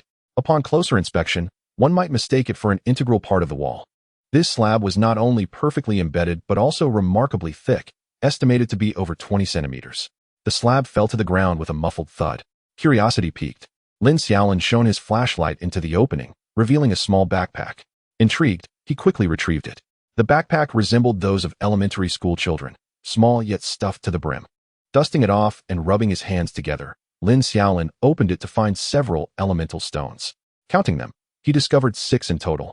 finally understanding why Xiaolan had sensed something. These 6 elemental stones were of intermediate quality. 3 were of the evil type, 2 belonged to the ghost type, and 1 was fairy type. Xiaolan had likely sensed the fairy stone, her psychic sensitivity enabling her to detect it, something that would not have been apparent to ordinary elves. After extracting the 6 stones, Lin Xiaolin noticed something else beneath them, a Pokémon egg. He hastily picked it up for inspection. Pokémon, Spiritome. Status, deceased. Lin Xiaolin gently set it down, realizing it contained a Pokémon that had perished before hatching. Heartscale and Songyin Renjian approached curiously, but Xiaolan already sensed its condition. The egg bore no trace of life. A hint of sadness crossed Xiaolan's face. This little Spiritome had never seen the world. Xiaolan's voice resonated in Lin Xiaolin's mind. Lin Xiaolin, are you aware? Yes, I understand, he replied, carefully placing the Pokémon egg back into the backpack. He stored the elemental stones in his own bag, while holding Xiaolan's small backpack in his hands. Continuing his exploration, luck seemed to wane, as nothing else of interest was found. When he finally emerged into the open air again, night had fallen. Underneath a tree, Lin Xiaolin instructed Heartscale to dig a small hole, and Xiaolan gently placed the backpack within, covering it with earth. A small mound now marked the spot, and Lin Xiaolin placed 2 energy cubes atop it. Well, little one, this is all we can do for you. I hope you encounter a good trainer in your next life, or perhaps transform into a joyful little bird. He gently patted the mound before rising and walking away. Heartscale and Songyin Renjian glanced back at the mound before turning to follow Lin Xiaolin. Xiaolan softly caressed the mound one last time before departing. In that moment, Lin Xiaolin realized why the Spiritome had not obstructed his path alongside Gunggue. He had previously thought it was unable to do so and sought out a trainer. Yet, a Spiritome unconcerned for its own fate would hardly deter a Gunggue who was intent on protecting humans. It merely wished to find its trainer to save its child. Regrettably, the trainer had no intention of rescuing his offspring. As the trio walked further away, a gust of wind swept by, almost as if the little Spiritome were thanking them. Lin Xiaolin pressed on, map in hand, now pondering the secrets that the second alert zone might hold, which seemed to captivate the crocodile organization. Curiosity stirred within him, but he quickly shook his head, casting aside such thoughts. In the depths of Xingsan Forest, even a 1-star trainer must tread carefully. Lin Xiaolin, at best, could be considered a novice elite trainer. Venturing into such peril would be tantamount to courting death. Thus, it was prudent to adhere to the standard route and avoid unnecessary risks. With that resolution, Lin Xiaolin tucked the map away and continued onward with his 3 Pokémon. Chapter 136, Xingsan Forest 4. Finally, I have emerged. A wild, disheveled boy emerged from the thicket, his hair a tangled mess and his clothes and face smeared with mud. Indeed, this was Lin Xiaolin. It was the 15th day since he had ventured into the Xingsan Forest. Having lost his way more than a week ago due to the sheer vastness of the map, a mere misstep had led him astray. And today he had finally regained his bearings. Sitting by a babbling brook, Lin Xiaolin cupped his hands to wash his face, while Xiaolon diligently removed the leaves from his head. Xinlin Bao also approached the water's edge for a sip. Once more, Lin Xiaolin retrieved his map, striving to ascertain his location. After surveying his surroundings, he finally confirmed his position. A wave of despair washed over him. How could he have lost his way? It appeared he had traversed a considerable distance. Exhausted from the week's ordeal, he reflected on the fact that the elite-level sprites in this area seemed to have multiplied. On average, he encountered 4 or 5 each day, all exhibiting considerable malice. Nevertheless, he had managed to brush them off as mere experience fodder for Xinlin Bao. Yet, it was not entirely fruitless. Lin Xiaolin had discovered some useful items, primarily fruits from the trees, which he generously shared with his 3 sprites. How frustrating. At this rate, it seemed he would never complete his intended route. With only 6 days remaining before school commenced, he needed to return a day early to prepare. It dawned on him that his exploration of the reserve was nearing its conclusion. Positioned near the northeastern exit, Lin Xiaolin resolved to walk directly there and exit. Lost in thought, a sudden buzzing sound erupted from behind him. What now? Quick, run. Lin Xiaolin swiftly grabbed his backpack from the ground and took off. As he burst forth, he was pursued by a swarm of Beedrill. In such a disheveled state, it was evident that these elite-level sprites were not responsible for his predicament. Just days prior, while he was lost, a horde of Beedrill had charged out from the woods, relentlessly chasing him. Were these Beedrill mad? They had pursued him for days, despite him no longer being in their territory. As he ran, he muttered curses under his breath, while Xinlin Bao and San Yenrenji kept pace on either side, and Xiao Lan floated above him, attempting to obstruct the Beedrill. Initially, Lin Xiaolin had faced off against a mere dozen ordinary Beedrill, easily dispatching them. However, soon after, 3 elite Beedrill arrived, accompanied by several ordinary ones. Though the odds were manageable, just as the battle commenced, 3 more elite Beedrill joined the fray, along with more ordinary ones. Faced with the escalating numbers, Lin Xiaolin was left with no choice but to flee. He had initially presumed he had wandered into their territory and could simply escape, yet these relentless Beedrill had pursued him for 4 or 5 days. During this time, Lin Xiaolin had relied on Xiaolan's teleportation, but inevitably, the Beedrill would catch up again, and communicating with them was futile. Frustration mounted as he ran, until Xiaolan executed another teleport, and the 4 of them suddenly found themselves atop a hill. The elevation was not particularly high, yet it provided a clear view of the surroundings. Below lay a vast expanse, carpeted in lush green grass. Panting heavily, Lin Xiaolin finally had a moment to rest, recalling from past experiences that it would take the Beedrill at least 4 hours to locate them again. What was wrong with these Beedrill, who had disturbed their hive? Unable to care about the dirt beneath him, Lin Xiaolin collapsed onto the grassy knoll, followed suit by Xinlin Bao, both of them gasping for breath. Xiaolan simply shook her head. Fortunately, her current strength was adequate. Otherwise, they would have had to call for a forest ranger. After resting for over an hour, Lin Xiaolin prepared to depart, knowing that lingering here was not a viable option. Just as he was about to descend, he spotted a swarm of Beedrill below. As he contemplated fleeing, he realized, to his astonishment, that this was not the same group that had been pursuing him. Leading the swarm was a Lord-level Beedrill, trailed by several elite ones. Lin Xiaolin swallowed hard. If this group decided to chase him, it would likely be his last day on Earth. Xiaolan employed her psychic abilities to mask their presence, rendering them invisible to the Beedrill below. As Lin Xiaolin peered down, he noticed that the Beedrill were chasing a small dark figure. Upon closer inspection, he realized it was a person, though too distant to discern clearly. Had this individual truly disturbed the Beedrill's nest? Yet, he could hardly concern himself with that. Survival was his priority. Please don't come this way, Lin Xiaolin silently pleaded, hoping fervently that the stranger would pass by. However, as fate would have it, the figure began moving in his direction. Xiaolan, run, he shouted, scrambling to get her to teleport them away, but Xiaolan shook her head. It's no use. That leader Beedrill is far too strong. If we teleport now, it will sense us, and we won't be able to escape if it comes after us. Lin Xiaolin grimaced. In light of this, he could only pray that the person would merely pass by. An hour later, the figure was making its way up the hill, with the Beedrill hot on their heels. Lin Xiaolin slapped his forehead. His mouth had truly cursed him. As the figure approached the halfway point, he finally discerned that it was a woman, dressed in jungle expedition gear. She carried a backpack, flanked by a large Swampert. Whenever a Beedrill drew near, the Swampert retaliated with mud shot, repelling them. However, it appeared winded and bore several injuries. Moments later, the woman surged up the hill, and as she reached the summit, she spotted Lin Xiaolin. At that moment, he no longer cared whether the Beedrill could sense him. He urged Xiaolan to teleport them away. Xiaolan's eyes glowed blue as she prepared to teleport. However, upon seeing Lin Xiaolin, the woman abruptly turned, attempting to descend from the side to lead the Beedrill away and avoid endangering the innocent. Yet, in an instant, another swarm of Beedrill appeared from the side.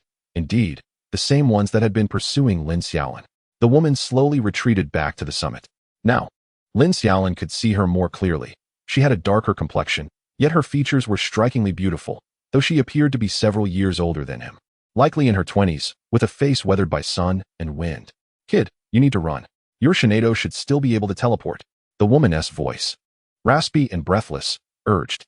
The Swampert positioned itself protectively between them and the Beedrill. The woman then tossed out a Pokeball, summoning a Charizard.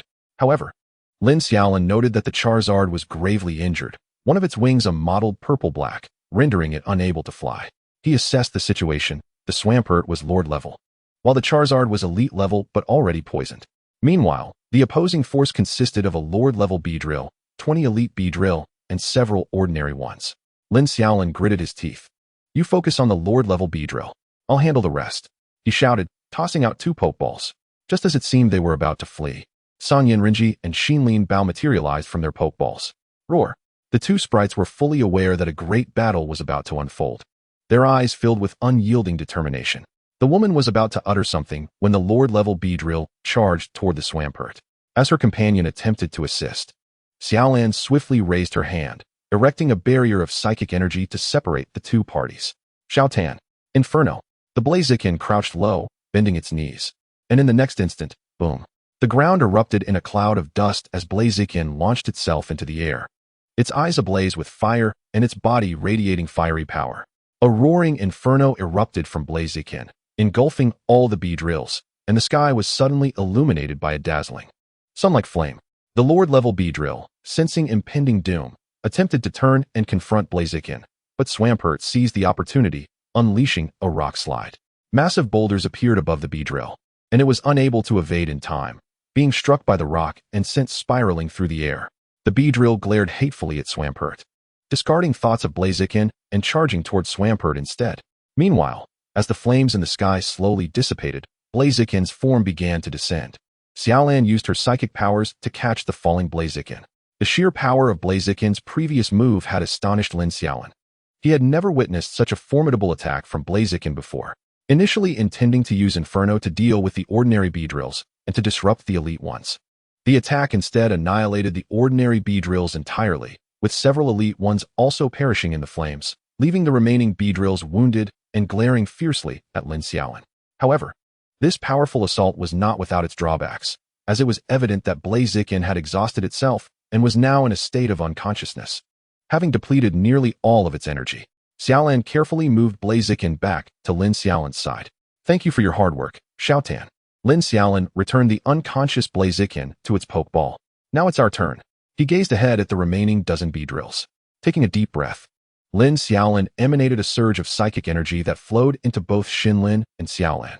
This was the culmination of months of training. Lin Xiaolin could now enhance 2 Pokémon simultaneously, albeit for only about a minute. Xinlin, clear the way. Xiaolin, magical brilliance. With the pressure mounting, Lin Xiaolin found it challenging to concentrate on using his psychic powers for telepathy. The enhanced Xinlin radiated a deep blue light, while Xiaolin was enveloped in a transparent force. Exuding an enigmatic aura, Xiaolin charged toward the Beedrills. 3 Beedrills thrust their stingers forward to attack, but unexpectedly, Xinlin leapt into the air and delivered a powerful tail whip, sending all 3 Beedrills flying. The 2 Beedrills positioned further back halted midair, blocking the impact, but the one in the front was less fortunate, taking the full brunt of the attack and crashing to the ground, unconscious. By this time, Xiaolin had plunged into the swarm of Beedrills. With her arms outstretched, she radiated a kaleidoscope of light, growing increasingly brilliant, as if illuminating the entire sky. Having learned from Blaziken's previous lesson, the Beedrills instinctively retreated. However, some were caught off guard and were quickly enveloped by the colorful glow. Xinlin seized the opportunity to capture 2 fleeing Beedrills, sending them hurtling back into Xiaolin's magical brilliance. Grinning mischievously, "You shall experience the sensation of being on the receiving end of Xiao Bao's attacks." After several seconds, the magical brilliance faded, and Xiaolin hovered in the air while the Beedrills fell to the ground, lifeless. Only 5 Beedrills remained. Yet Lin Xiaolin exhibited no sign of fear as he charged towards Xiaolin. "Xiaolin, magical flames. Xiao Bao, dragon breath." Lin Xiaolin's mind was growing hazy. Enhancing 2 Pokémon simultaneously was quite taxing. However, Xiaolin alone was at risk of injury, and it was imperative that Xinlin shield her. Xiaolin lifted her hand, and a massive fireball erupted, hurtling toward the 5 Beedrills, while Xinlin opened its mouth, unleashing a meteor-like dragon breath. In an instant, the Beedrills instinctively flew backward. But the swift dragon breath struck 2 of them, sending them crashing into their comrades, disrupting their attempts to evade. The magical flames then struck true, and when they subsided, all 5 Beedrills lay motionless on the ground. At that moment, Lin Xiaolin felt a sudden pang in his head and collapsed to the ground, supporting himself with his forehead. Xiaolin and Xinlin rushed to his side. "Help over there," Lin Xiaolin managed to say, pointing feebly toward the ongoing battle between Swampert and the Beedrill. In the next instant, his vision darkened, and he fell back onto the ground. The poison coursing through Charizard was deeply entrenched. Merely remaining upright was a feat, let alone joining the fray.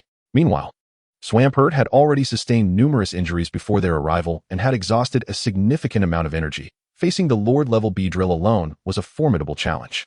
As Lin Xiaolin slowly regained consciousness, he beheld the starry expanse of the night sky and heard the crackling of the campfire nearby. Supporting his head, he sat up, realizing he was still on the mountaintop. The corpses of the Beedrills had vanished, and he found himself resting on Xiaolin's lap, with a sleeping bag beneath him. Chapter 138, Starlit Forest 6. "You're awake." A hoarse voice came from across the campfire, and Lin Xiaolin shook his head to regain clarity.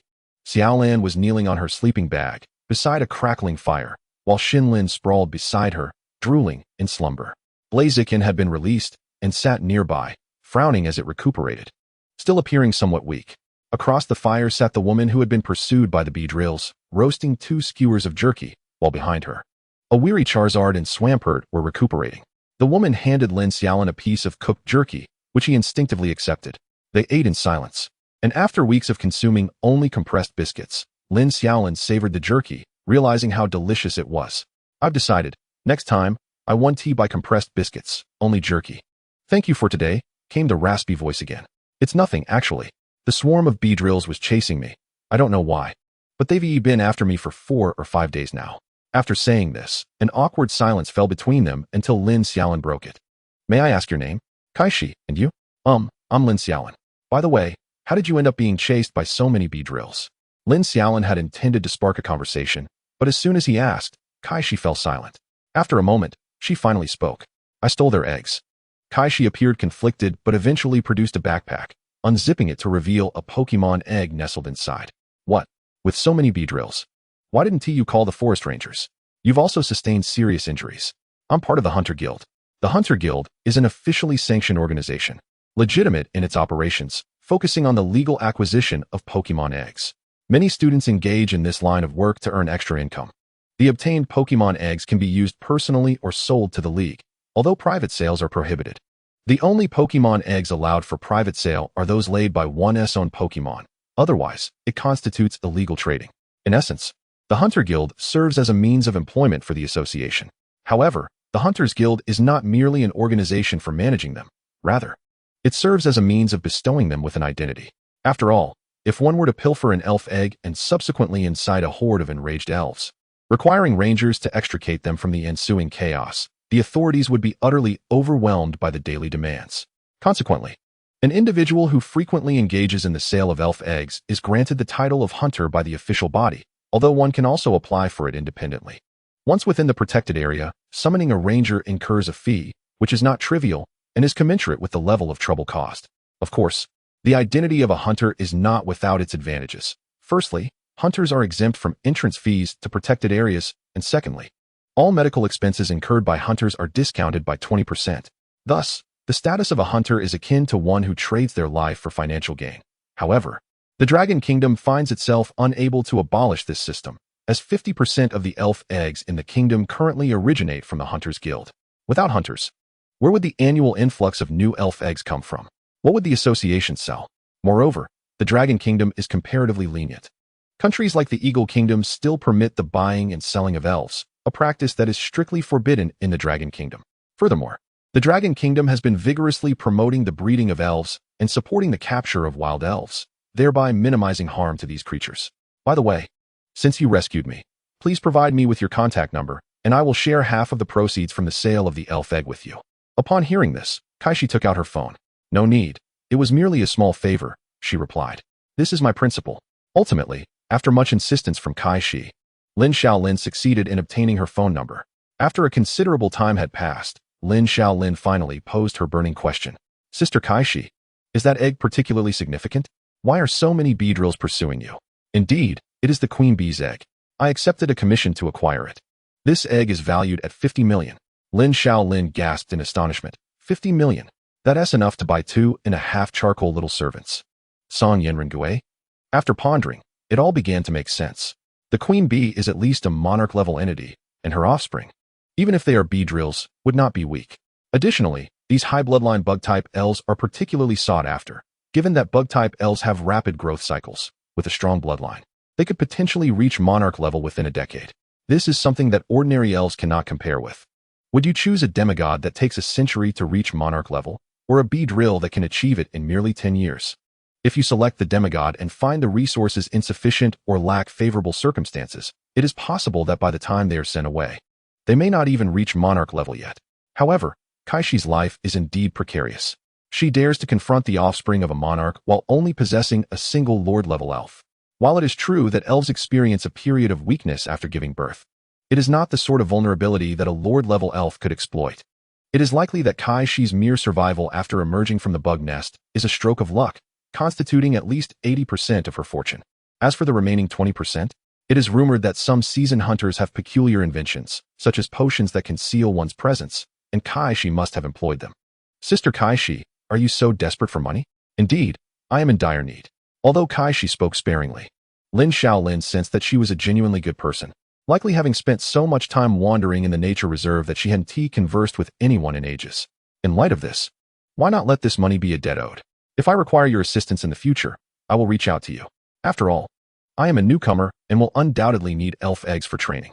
Upon hearing this, Kaishi fell silent, ultimately nodding in reluctant agreement. This proposal had taken Lin Xiaolin considerable thought.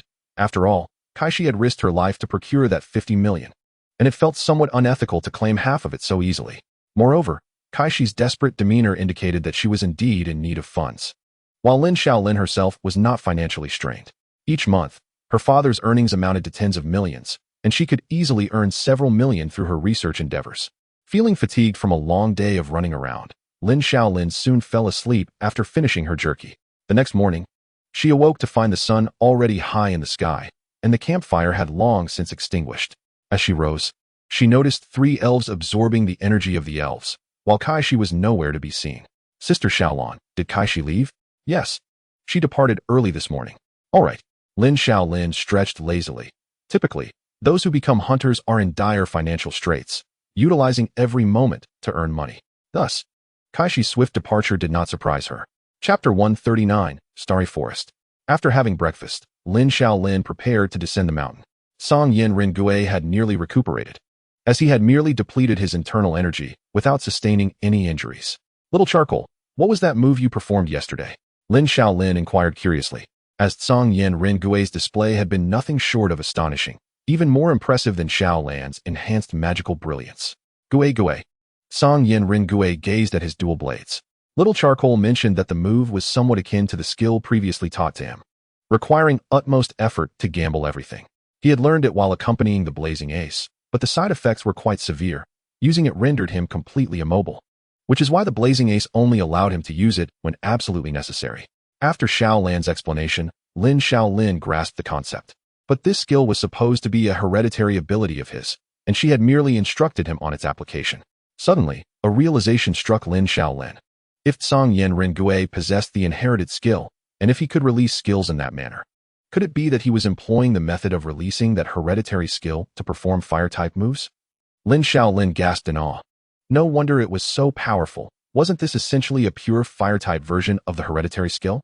While it may not possess the absolute lethality of the ordinary hereditary skill, this variant recovers swiftly.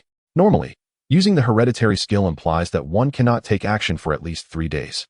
Yet Song Yin Ringue had nearly fully recovered in just a day after using this fire-type hereditary skill. Lin Xiaolin felt as though she had discovered a new realm. It appeared that the skills of elves were not immutable, but could indeed undergo certain changes. However, she quickly regained her composure. If this were truly feasible, why had countless trainers in the Dragon Kingdom over the millennia failed to uncover such a technique? At present, everything remained an enigma, and she resolved to experiment further upon returning to school. As she continued on her path, with only 5 days until the start of school, Lin Xiaolin decided it was time to retreat. Her adventure in the Starry Forest was nearing its conclusion. The experience had been immensely rewarding, not only in acquiring 6 intermediate attribute stones, but also in the training that both Xian Lin Bao and Song Yin Ringue had undergone. Furthermore, Song Yin Ringue had begun to gradually integrate into their team, and Lin Xiaolin sensed a significant enhancement in her control following this battle. This was her first time employing her superpower in combat. Through this training session, Lin Xiaolin clearly understood that her mastery of superpowers would only grow rapidly through combat alongside her elves. In the subsequent days, she typically reinforced Xian Lin Bao before engaging in battles against elite-level elves. Moreover, Lin Xiaolin conceived a new idea. If ordinary forms could utilize enhancements, what about Mega Evolution or Dynamax? The enhancements within her body had essentially become fixed, permitting only a 1x increase in the elf strength. Training incessantly would merely extend the duration of that enhancement. If Mega Evolution and Dynamax could also double an elf's prowess, then Lin Xiaolin couldn't help but lick her lips at the thought.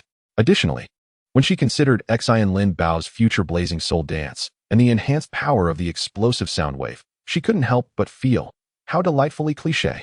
It seemed that if she were to unleash it in public, she might embarrassingly scratch out a 3-room apartment with her toes on the ground. However, such a grandiloquent name as Heartscale Treasure must be quite appealing to it, one would think. Observing the lively Heartscale Treasure bounding ahead, Lin Xiaolin couldn't help but exclaim. For the sake of strength, she could forsake her own aging visage. Days later, Lin Xiaolin finally arrived at the entrance of the northeast gate on the last day. As she stepped outside, she was met with astonished gazes from those around her. Primarily due to her youth and the fact that she was alone, coupled with her disheveled appearance that suggested she had spent quite some time inside. Upon exiting, she retrieved her phone, which had been sealed at the bottom of her backpack. As soon as she powered it on, notifications flooded in relentlessly.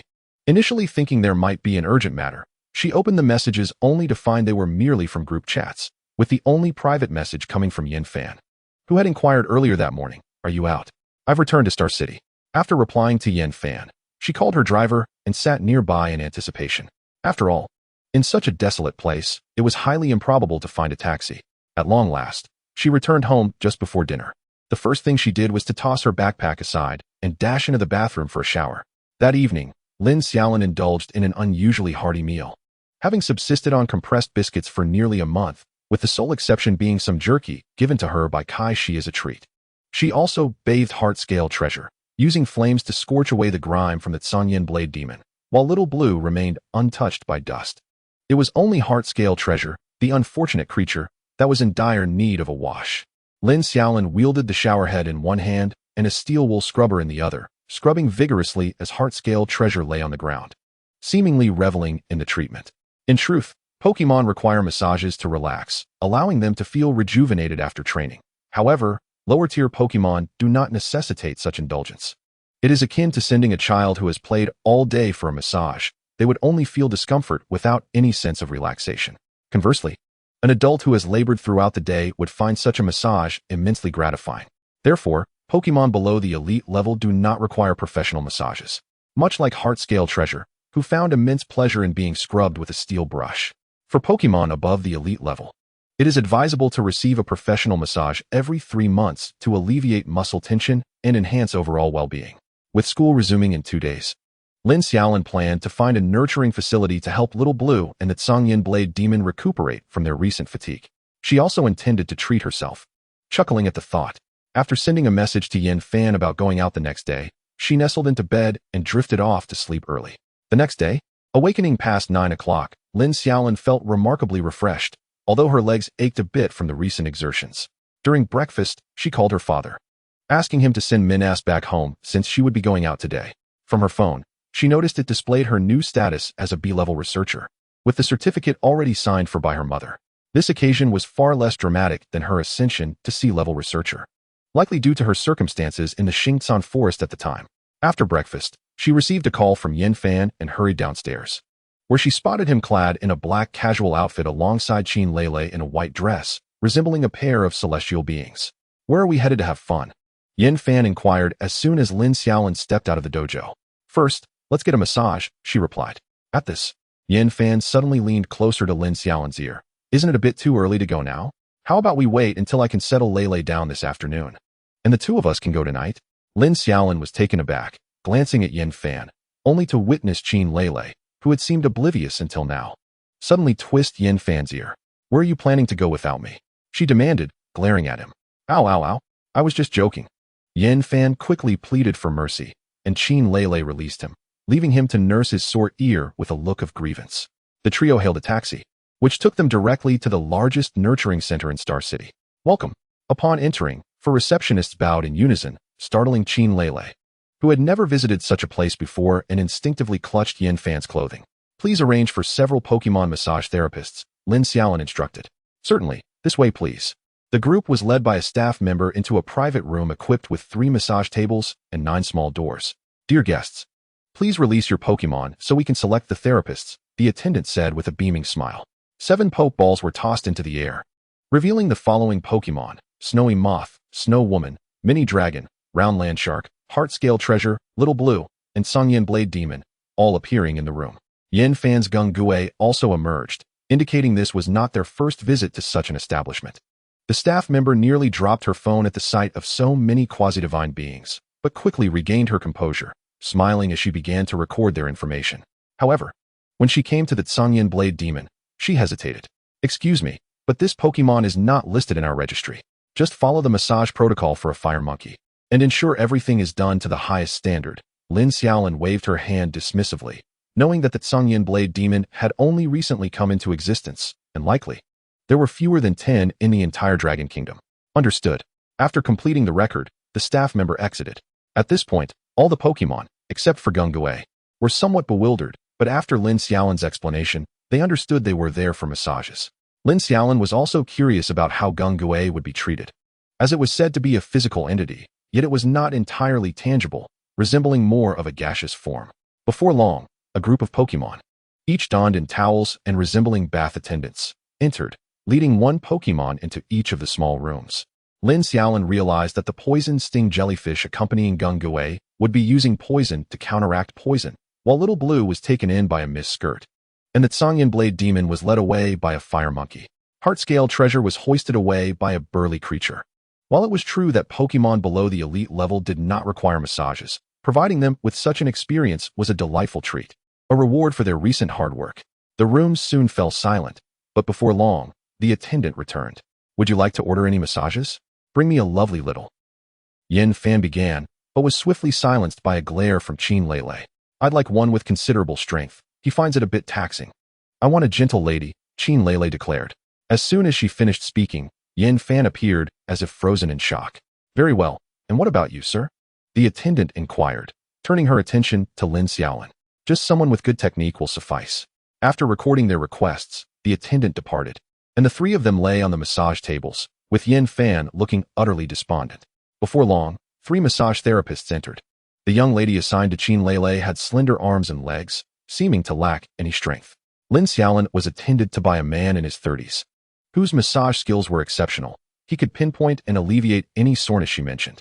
Lastly, Yin Fan was treated by a muscular man who appeared to be in his 40s, with muscles rivaling those of Shiranyang. The only sounds that remained were Yin Fan's plaintive cries for relief. Ultimately, after much coaxing from Yin Fan, the pressure eased significantly. The massage session lasted over 2 hours, leaving Lin Xiaolin feeling invigorated, her fatigue completely dissipated. Qin Lele also felt quite well, while Yin Fan felt as though he might fall apart. The Pokémon all emerged, with heart-scale treasure bouncing around joyfully. And both the Tsangyin Blade Demon and Little Blue appeared much improved, looking quite content. The recent massage seemed to have thoroughly alleviated the exhaustion that Lin Xiaolin and the 3 sprites had accumulated during their time in the sanctuary. When it came time to settle the bill, Lin Xiaolin felt a slight pang in his chest. The total expenditure amounted to 800,000 alliance coins. "Would you prefer to pay by card or in cash?" the cashier inquired with a smile. With a resigned sigh, Lin Xiaolin completed the transaction with his card. "At last, I've managed to take advantage of you, young Master Lin." Yin Fan chuckled as he wrapped an arm around Lin Xiaolin while exiting the breeding center. "Well, after having taken advantage of you so many times, it was only fair. It's a pity Yang and the others couldn't join us. Otherwise, we could have had a delightful feast together. I sent them a message yesterday, but they didn't reply, and my calls went unanswered. They're probably still engaged in their so-called special training." The trio spent the day in jovial banter. The following day, Lin Xiaolin returned to school early in the morning to tidy up. His bedroom had accumulated a layer of dust. However, with a flick of her abilities, Xiaolin swiftly cleared the mess. Just as they finished, Yin Fan and Qin Lele arrived. Initially, the 3 intended to wait for the Sure siblings, but by 9 o'clock, they still hadn't shown up. After several unanswered calls, they decided to commence their training. Upon arriving at the training room, they learned from Tang Tian that the Sure siblings had taken a month-long leave of absence. Had their special training truly lasted this long? It had already been a month without any indication of its conclusion. Who knows? Perhaps they will return with significant gains. During training, Yin Fan and Lin Xiaolin engaged in lighthearted conversation. Ever since the last awkward encounter involving the round land shark and Lin Xiaolin's Tsangyin Ren, Yin Fan had resolved not to recklessly engage in battles with Lin Xiaolin until his mini-dragon evolved. Lin Xiaolin felt somewhat helpless. He had sought out other upperclassmen, including those from Team 1, yet it seemed that no one was willing to battle him, all offering polite refusals with various excuses. "My sprite is unwell. My sprite has been experiencing digestive issues. My sprite is feeling a bit depressed." Lin Xiaolin was left speechless. It appeared that heart-scale treasure had run out of opponents, forcing him to pit heart-scale treasure against Tsangyin Ren. In the battle arena, the 2 sprites were engaged in an intense clash. with Song Yin-ren facing certain restrictions, such as no long-range attacks or fire-type moves, allowing only close combat with heart-scale treasure. Meanwhile, Xiaolin was in an adjacent training room, honing a skill she had recently mastered. At this moment, Lin Xiaolin found himself at leisure, since Xiaolin and heart-scale treasure showed no immediate signs of improvement. It was time to devise a training plan for Song Yin-ren. First, he examined Song Yin-ren's current stats: Sprite, Song Yin-ren, Type, Fire, Ghost, Level, Elite, Gender, Male, Ability, Fire Absorption. When hit by fire-type moves, absorbs the flames and enhances its own fire-type moves. Inherited skills: Shared Life. Learnable skills: Spark, Flame Whirlpool, Charge Flame Strike, Burn Out, Shadow Claw. Held item: Intermediate Spell Talisman. Description: Economical. At this stage, Song Yin-ren could only utilize 6 skills. The Shared Life ability couldn't be considered a proper skill, leaving only 5 usable techniques. Lin Xiaolin pondered what skills Song Yin-ren could potentially learn at this stage. Fire-type skills were not an immediate concern, as Song Yin-ren was already proficient in them. And once he mastered the Regret Sword, fire-type moves would become redundant. However, it seemed that mastering the Regret Sword would require reaching at least the Lord level.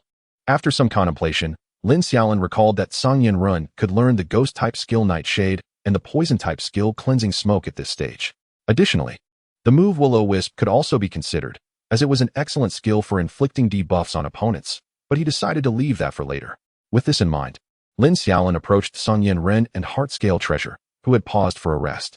Heart-Scale Treasure's close combat prowess had significantly improved, now capable of holding its own against Song Yin-ren, who was not utilizing fire-type energy. Xiao Tan, let us train inside. You can manage on your own, right, Xiao Bao?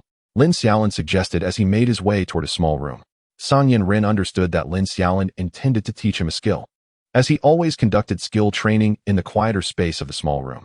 Upon entering, he found Xiaolin had already finished her training and was sitting nearby, recuperating. Lin Xiaolin contemplated. Nightshade was a rather unique skill. It could bypass an opponent's resistance but also ignored its own enhancements. Its power relied entirely on the sprite's strength. The stronger the sprite, the more formidable the skill. However, learning it proved to be somewhat complicated. Xiao Tan, try to clear your mind and envelop yourself with your ghostly energy, transforming that energy into armor, Lin Xiaolin instructed as Song Yin-ren began to practice. This method was derived from Lin Xiaolin's research online, where numerous skill analyses could be found. After all, others lacked the direct insight Lin Xiaolin had into the sprite's stats, and had to rely on trial and error to help their sprites learn the skills they should possess. Song Yin-ren stood in the center of the room, took a deep breath, and emitted a purple-black energy. Although the energy was somewhat unstable, after several minutes of effort, it gradually enveloped Song Yin-ren. Yes, just like that. Now try using your body to channel that armor into an attack. After an afternoon of practice, Song Yin-ren could barely manage to use the ghostly energy to wrap around himself, but the attack still lacked force. Nevertheless, progress was being made, one step at a time. Later that evening, after dinner, Lin Xiaolin returned to the battle arena, which was now deserted, as everyone had retreated to their dormitories for rest. There was a particular experiment Lin Xiaolin had yet to attempt, but the daytime crowds had made it impractical to reveal this ultimate technique. The small room was also somewhat cramped for the demonstration. He released all 3 sprites to begin his experiment. After an hour of trials, Lin Xiaolin encountered failure. He discovered that only Song Yin-ren could utilize this effect, akin to an innate talent. However, this revelation opened a new avenue for Lin Xiaolin, prompting him to continually research whether the other skills of his 3 sprites could be utilized in the coming days. Ultimately, though, the results were disappointing. Xiaolan's psychic abilities were entirely incompatible with fairy-type energy, rendering any attempts to channel her powers through magical brilliance futile. Yet, there was a silver lining. Heart-scale treasures double return. This technique required being struck in order to activate, and as a general-type melee skill, Lin Xiaolin seldom employed it. However, he unearthed a fascinating insight. The essence of double return relied on harnessing the pain from being hit to enragedly amplify his attack power. If he could manage to maintain control of his rationality while enraged and then execute other skills, it would imply that the more damage heart-scale treasure received in battle, the greater the power of his skills would become. Of course, this was merely a hypothesis. Lin Xiaolin noticed that when executing double return, heart-scale treasure would enter a state of mindless fury, disregarding commands and only attacking indiscriminately. This bore some resemblance to the reverse scales. However, once that rage was released, heart-scale treasure would return to normal, Ultimately, Lin Xiaolin employed his psychic abilities to call out to Heart-Scale Treasure during his moment of confusion, and it proved effective. Yet, Heart-Scale Treasure merely paused before attacking in his usual manner. This discovery filled Lin Xiaolin with immense joy, as it not only pertained to double return, but also indicated that even if Heart-Scale Treasure were to succumb to the reverse scales, Lin Xiaolin could still bring him back to his senses. This revelation exhilarated Lin Xiaolin, even as it put Heart-Scale Treasure in a difficult position, being incessantly subjected to Xiaolan's attacks for double return testing. Now, Lin Xiaolin's daily schedule consisted of training Canyon Run in his new skills at 11 o'clock each morning, while Xiaolan and Heart-Scale Treasure absorbed the energy of the sprites nearby. At 2 p.m. and 5 p.m., Lin Xiaolin trained her superpowers and skills alongside Xiaolan, during which Zinlinbao and Canyon Ren Gui engaged in battle training to hone their practical combat abilities. After dinner, Lin Xiaolin stealthily returned to the training room to continue training Zinlinbao, eventually heading to the dormitory to rest at 10 p.m. Lin Xiaolin felt as if she were an incessantly operating machine, never pausing for a moment. The members of the school team noticed that Lin Xiaolin was consistently training at the same time each day. Yin Fan inquired about her recent nighttime activities, wondering why she no longer played games. Lin Xiaolin explained that she was training her skills and asked if Yin Fan would like to join, to which he vigorously shook his head. Daytime training was already more than enough for them, and it was unexpected that Lin Xiaolin was also pushing herself to train at night. Despite the exhaustion, Lin Xiaolin found joy in her endeavors, as she could clearly sense her spirit growing stronger with each passing day. While training together, Xiaolan also experienced continuous enhancement, and Canyon Ren Gui became increasingly adept and synchronized with her. However, the most significant improvement was evident in Zinlinbao, whose resilience had markedly increased, and recently, he could barely withstand feelings of anger at Lin Xiaolin's call. Chapter 142, The Return of the Shijia Siblings. A month passed in the blink of an eye, and Lin Xiaolin felt as though the abundant days had flown by, unknowingly ushering in April. One morning, Lin Xiaolin was training in the training room as usual when suddenly everyone turned their gaze towards the entrance, and Lin Xiaolin curiously followed suit. Sure, Anyang, and sure you walked in with smiles. Lin Xiaolin stepped forward. Anyang, have you been mining coal? Yin Fan glanced at Sure Anyang in surprise, noting that he appeared as dark as coal, a stark contrast to his appearance 2 months prior. Haha. My dad took my sister and me to the battle hall for training, and it was quite hot there, so I ended up like this, Sure Anyang replied, scratching his head sheepishly. The battle hall is a prominent feature of Craft City, a paradise for fighting-type trainers, attracting fighters and trainers from all around the globe. Although Craft City is renowned for its rock and steel types, its inhabitants hold a deep affection for fighting-type Pokémon, believing that a true man should face challenges head-on. It is said that the battle hall hosts not only Pokémon battles and arena fights, but also human versus Pokémon battles, making it quite hardcore. Yet, Lin Xiaolin believed she would likely never have any connection with it in her lifetime. Come on, let's have a spar. Lin Xiaolin, itching for a battle after more than a month, felt the need to test herself, especially since now that Sure Anyang, a combative spirit, had returned. Let us go. Sure Anyang laughed as he and Lin Xiaolin proceeded. The news of their impending battle garnered the attention of those around them, as Lin Xiaolin's battles were a rare sight. After all, few were willing to face her anymore. From once being evenly matched with Lan Tian, it had become apparent that Lan Tian could no longer compete with Lin Xiaolin, solidifying her reputation as the top contender in strength among her peers. Thus, when Lin Xiaolin sought out opponents, she would often encounter refusals, only engaging in battles when absolutely necessary, ensuring that her matches did not end too embarrassingly for her seniors. Striving to maintain an appearance of parity, during a previous encounter with Qianzhu, it was remarked that Lin Xiaolin's strength had reached the level of senior Wang Can, albeit still slightly inferior to Lan Ro. Yet, who could fathom that Lin Xiaolin possessed a hidden ace up her sleeve? However, she would not disclose this, as a trump card is best reserved for the final moments. Lin Xiaolin found herself reminiscing about the Xingsan forest, realizing that many of her senior strengths paled in comparison to the spirits she had encountered there, which left her feeling somewhat disheartened. Fortunately, she had Canyon Ren Gui to practice with Zinlinbao daily. At this moment, Lin Xiaolin and Sure Anyang stood on opposite sides of the battlefield, and Zinlinbao eagerly approached, sensing that a long-awaited battle was about to commence. Come forth, Lucario. With a throw of a pokeball, Sure Anyang summoned Lucario, who appeared in a flash of red light on the battlefield. Lin Xiaolin and Sure Anyang exchanged a glance, both recognizing the fervent spirit of battle reflected in each other's eyes. Lucario, use quick attack. In an instant, Lucario vanished in a flash of white light, Dragon Tail to the right. Lin Xiaolin's eyes gleamed with a hint of blue as she commanded Zinlinbeo through telepathy. Without hesitation, Zinlinbeo raised its tail and swept it to the right. With a resounding thud, Lucario reappeared, standing defensively beside Zinlinbeo, having been unexpectedly struck. The onlookers could not hear Lin Xiaolin's commands. They witnessed Lucario's sudden disappearance followed by Zinlinbeo's decisive Dragon Tail attack, catching Lucario off guard. Lucario retreated a couple of steps before charging back toward Zinlinbeo without a moment's hesitation. Power up. Lucario halted a meter away from Zinlinbeo, fists clenched, unleashing an invisible shockwave that surged toward Zinlinbeo. A brilliant white light enveloped Zinlinbeo as it activated its protect to block the incoming attack, then raised its tail to deliver a powerful Dragon Tail strike aimed straight at Lucario's head. Evade and close the distance. Lucario swiftly dodged to the right, narrowly avoiding the strike as Zinlinbeo's tail slammed into the ground, creating a small crater. Seizing the opportunity, Lucario launched a flurry of punches at Zinlinbeo. The two Pokémon engaged in a fierce close-quarter struggle, but it became evident that Zinlinbeo was at a disadvantage. Lin Xiaolin silently acknowledged the precarious situation. Being in close range with a fighting-type Pokémon was a significant risk. Their combat techniques could entrap an opponent, leaving no room for retreat or the opportunity to unleash a move. Yet Lin Xiaolin was well acquainted with Shi Anyang's fighting style from their previous encounters, affording her an edge. In the next moment, as Lucario withdrew its fist, Zinlinbeo leaped into action at Lin Xiaolin's command, evading Lucario's kick. With a swift Dragon Tail strike, Zinlinbeo aimed for Lucario, who had no means of evading, having committed to the kick. All out. Shi Anyang shouted a command that stunned everyone. This was not a literal all out but rather a skill that involved relinquishing defense in exchange for a counterattack. Lucario, without hesitation, abandoned its guard and charged forward, ignoring the incoming Dragon Tail as it threw a powerful punch at Zinlinbeo.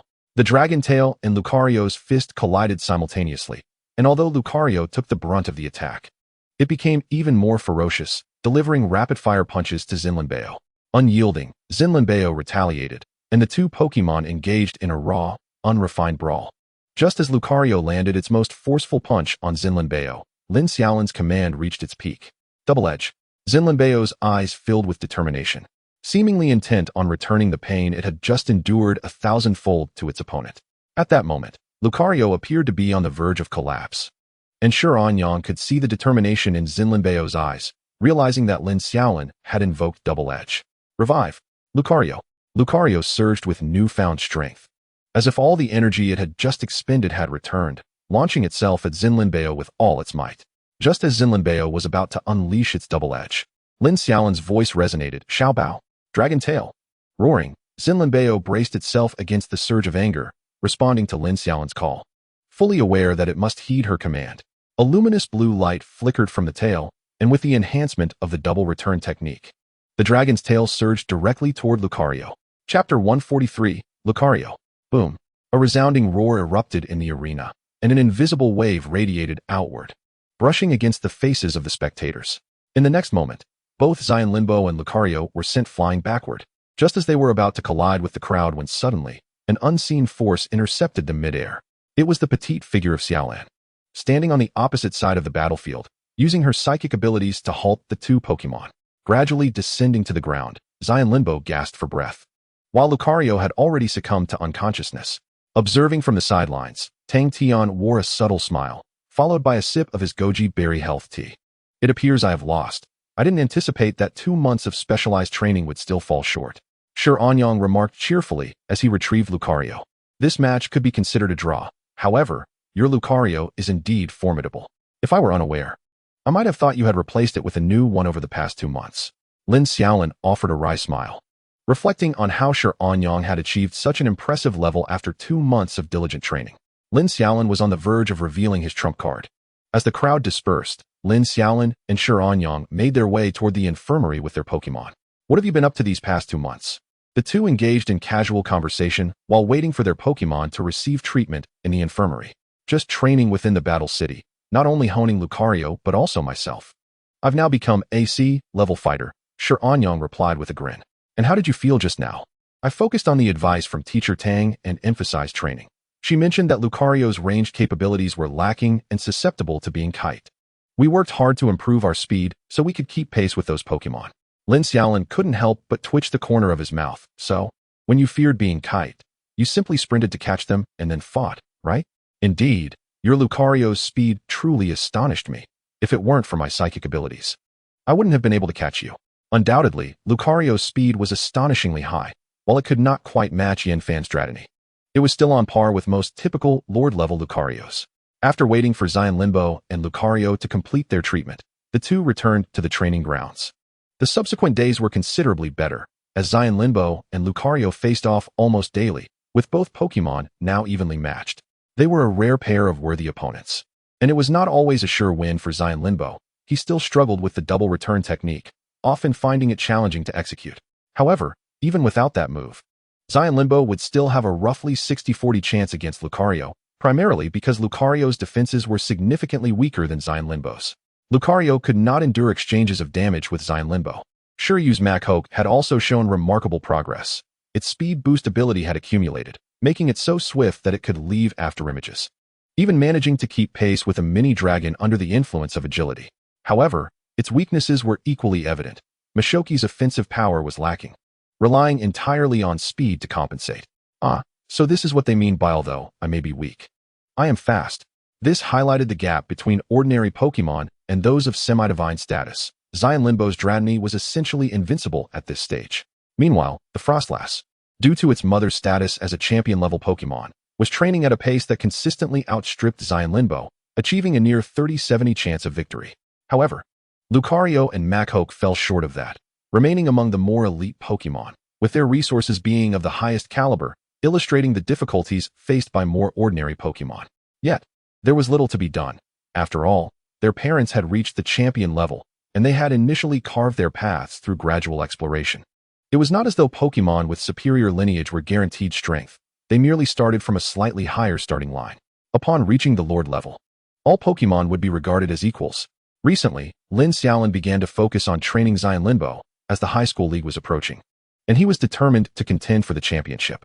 However, the thought of the championship also brought him a headache. Each day was a struggle to find time, as all three Pokémon required different training methods. Adding another one, especially one that had not yet hatched, would be overwhelming. Yet, he felt reluctant to miss the opportunity presented by the egg before him, as the offspring of a champion-level Pokémon were indeed rare. Ultimately, he devised a plan. If he were to win the championship, he would first assess the current batch of Pokémon, and if none stood out, he could simply wait until his senior year to acquire one. By then, with his current pace, Xian Linbo should be at the elite level by the time he entered university, allowing him to devote himself wholeheartedly to nurturing a new Pokémon. To be honest, Lin Xiaolin was not entirely confident about securing the championship. However, making it into the top 32 should be feasible, as he needed to motivate himself somehow. Alas, the road to becoming a trainer is long and arduous, he thought, finally understanding why most trainers only raised 3 Pokémon. Only the elite trainers would raise more than 3, and they typically waited until their first few Pokémon reached a certain level before nurturing the next one. After this period of training, the Tsungyin Blade Ghost had gradually begun to master the Nightshade technique, albeit only in a rudimentary sense. It was still quite ineffective in actual battles. This technique was notoriously difficult to learn, compounded by Tsungyin Blade Ghost's inadequate control of Ghost-type energy, which was far inferior to its control over Fire-type energy. Lin Xiaolin ultimately decided that he would seek out a teacher for Tsungyin Blade Ghost when he found the time, even if it meant spending a bit of money. As the month drew to a close, the long-awaited holiday arrived. It was now late April, and the weather was gradually warming. Time truly flies. Lin Xiaolin couldn't help but sigh, as the current high school league was less than a month away. His days at school had been fulfilling, filled with either training or the journey to train. Upon returning to the dojo, Lin Xiaolin indulged in a rare moment of leisure, reclining on the sofa while playing on his phone, as Xiaolan and the others had gone out to play. As he was engrossed in his game, a phone call suddenly came through. "Hello, is this Lin Xiaolin?" A female voice inquired from the other end. Lin Xiaolin paused, pondering that he had never heard this voice before. "Yes, who is this?" "I am a teacher from the admissions office of Linqing University. My surname is Sun. You can call me Teacher Sunday." "Oh, all right, Teacher Sun. May I ask what this is regarding?" Lin Xiaolin was puzzled. As a second-year high school student, why would the university admissions office be reaching out to him? "Well, our university is the largest research-based institution in the Dragon Kingdom, and we would like to sincerely invite you to join us." Chapter 144, Special Admission for Freshmen. "But I am only in second year. You need not worry about that. Based on your current status as a B-level researcher, you are already eligible to bypass high school altogether, or even university. We can directly invite you to serve as a substitute teacher at our academy. Lin Xiaolin. So, you want me to teach without even having attended university? Just as he was about to decline, the female voice spoke again. Moreover, our principal, Lu Lin, wishes to personally take you on as her apprentice, as her esteemed disciple. I need to think about it. I must consult my parents first. All right, if you come to a decision, please call this number to respond. Okay. After hanging up, Lin Xiaolin fell into deep contemplation. He had met Lu Lin once before, the elderly woman with white hair who sat at the judge's table during the researcher conference. But why was she calling him after such a long time? Shouldn't she have asked about taking on an apprentice right from the start? Little did he know, Lu Lin had been waiting for news about Yi Qin for so long that she could no longer contain herself, and had someone call him. Lin Xiaolin pondered for a moment before dialing his father's number. Lin's father, after hanging up, mentioned he would consult Elder Yi. Meanwhile, in the principal's office in Ling City, Lu Lin received a call from Yi Qin. You old crone, I have already told you my eldest grandson is now a trainer. Why do you still insist on asking about it? Lu Lin exclaimed. Elder Yi. I just feel it's such a pity for him to pursue a career as a trainer. Just think how wonderful it would be for him to follow in my footsteps and carve out a niche in the field of research. Yi Qin responded, that won't do. My grandson should follow his own desires. If he wishes to be a trainer, then let him be one. Do not hinder him.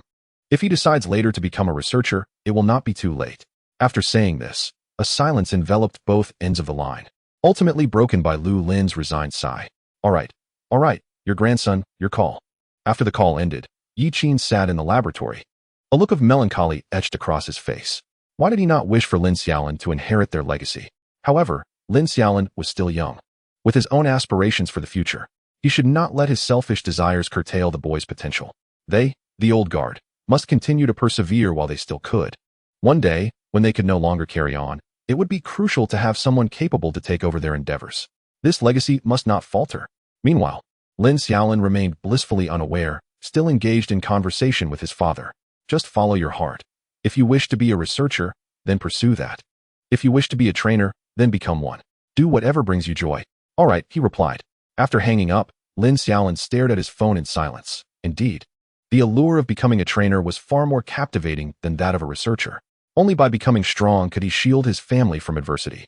The following day, taking advantage of his holiday, Lin Xiaolin visited the association center to seek out an elite trainer to teach his Zhangyan Ringui the move Nightmare.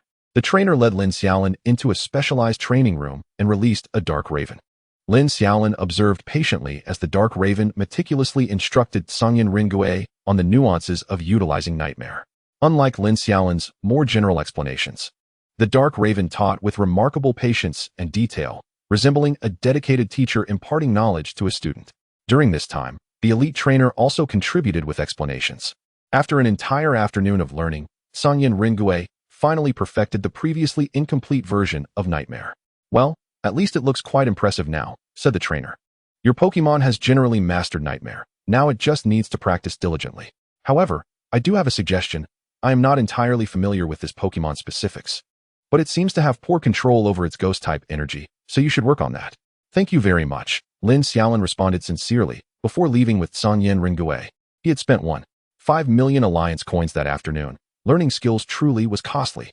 The Nightmare Disc itself was only around 800,000 alliance coins, but nothing compared to the value of one-on-one guidance.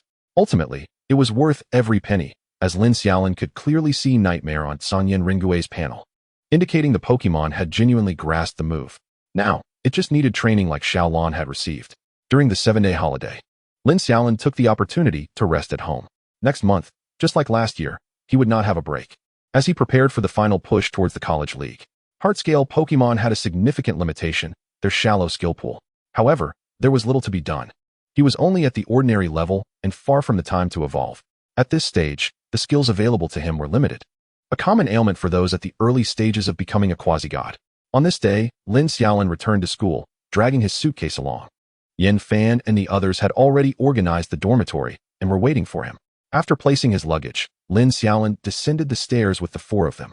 By the way, Teacher Tang said the special recruits from the first year would also be joining the school team today. Special recruits? Lin Xiaolin asked, somewhat perplexed. To be honest, he was not very well informed about such matters. as he had been focused solely on training for the past 6 months, largely ignoring everything else. There are 4 of them, one less than we had. But, I'm not sure. I saw it in the school team group, Yanfan shrugged. Alright then. It seems we can only find out when we meet them. As the morning training commenced, Lin Xiaolin was already directing heart-scale Pokémon and Lucario in battle. Just as they finished, Tang Tian entered, followed by 4 individuals, 3 boys and 1 girl. The boy at the front walked with an air of arrogance. His head held high as if displeased with everyone he laid eyes upon. The boy behind him appeared more bashful, a smile adorning his face. The last boy trailed closely behind the girl, resembling a clingy shadow. The girl, strikingly beautiful with her golden hair, drew attention like a porcelain doll. Gather, Tang Tian commanded, and everyone lined up in 2 rows. This time, the special recruits did not present the same issues as the previous year's Shi'anyang. Tang Tian promptly began his address. You should all know the purpose of gathering as a group. Tang Tian smiled at the crowd. Hearing this familiar phrase stirred something in Lin Xiaolin. The last time he heard those words, they had stood bewildered in the position now occupied by the special recruits, with Lan Ro and Wang Qin among the seniors behind them. Now it was their turn to stand in front of others. Chapter 145. Tear down the school? I will formally announce once more. This year's college league will commence on June 10th, with the venue set in Tiandu. Are you all prepared? Ready, Lin Xiaolin shouted, echoing the fervor of the senior students from years past. Good. From now until the college league, there is only 1 month left. Normally, we would notify you 2 months in advance, but this year's first-year special recruits are rather lackluster, so there was no need for early notification. As Tang Tian began speaking, the previously arrogant boy's expression shifted drastically. What did you say? He interjected abruptly, cutting off Tang Tian. Be quiet. Haven't I taught you that students should not interrupt their teachers? Tang Tian bellowed, his imposing figure, standing at nearly 6 feet tall, coupled with his glaring eyes, made the boy instinctively take a step back. However, realizing his embarrassment, he quickly stepped forward again, glaring at Tang Tian. What gives you the right to shout at me?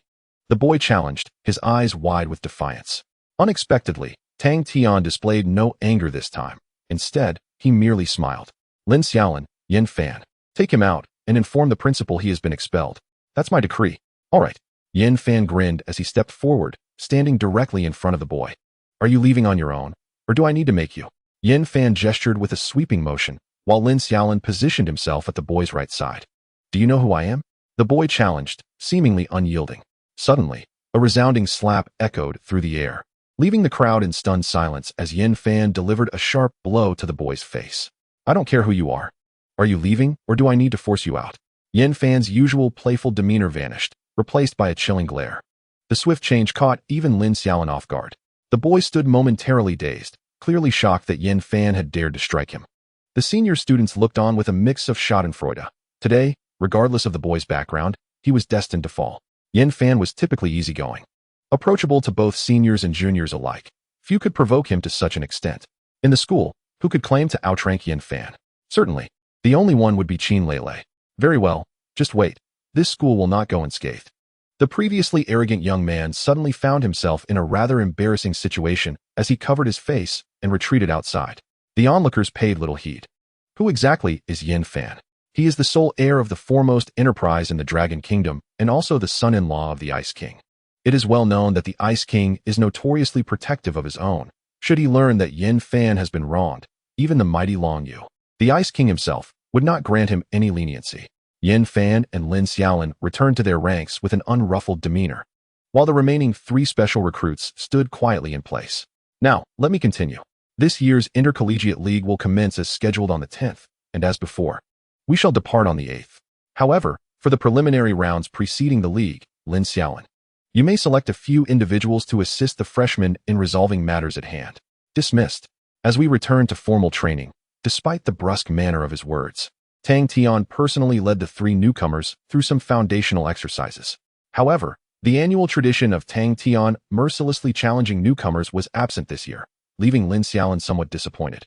Recalling the previous year when Tang Tian had been exceptionally rigorous, Lin Xiaolin chose not to dwell on it, simply adhering to the usual training regimen. 2 hours later, the door to the training room was flung open with a resounding bang. A corpulent middle-aged man stormed in, his face contorted with rage, followed closely by the young man who had been assaulted by Yanfan. Who just struck my son? The middle-aged man bellowed, instantly drawing the attention of all students in the training room. Yin Fan approached the man directly, with Lin Xiaolin and the others trailing discreetly behind. Me? You have a problem with that? Yin Fan's words left the man momentarily speechless, though he quickly locked his gaze onto Yin Fan. Do you know who I am? How dare you strike my son? Seize him. The man barked an order, and 4 towering bodyguards clad in suits entered from outside. I care not for your identity. You and your bodyguards need to leave this instant. This is a school. Tang Tian's voice boomed as he delivered a swift kick that toppled the foremost bodyguard. How dare a mere teacher from this insignificant school speak to me like that? I'll have this wretched institution torn down today. The middle-aged man's face contorted with rage. What audacity! Director Zheng, did you hear that? At this moment, Lin Xiaolin's voice dripped with mockery as he held a phone, still connected. Xiaolin, maintain order over there. Ensure none of your students are harmed. I shall arrive shortly. Came the hurried footsteps from the other end of the line before the call was abruptly terminated. Listen here.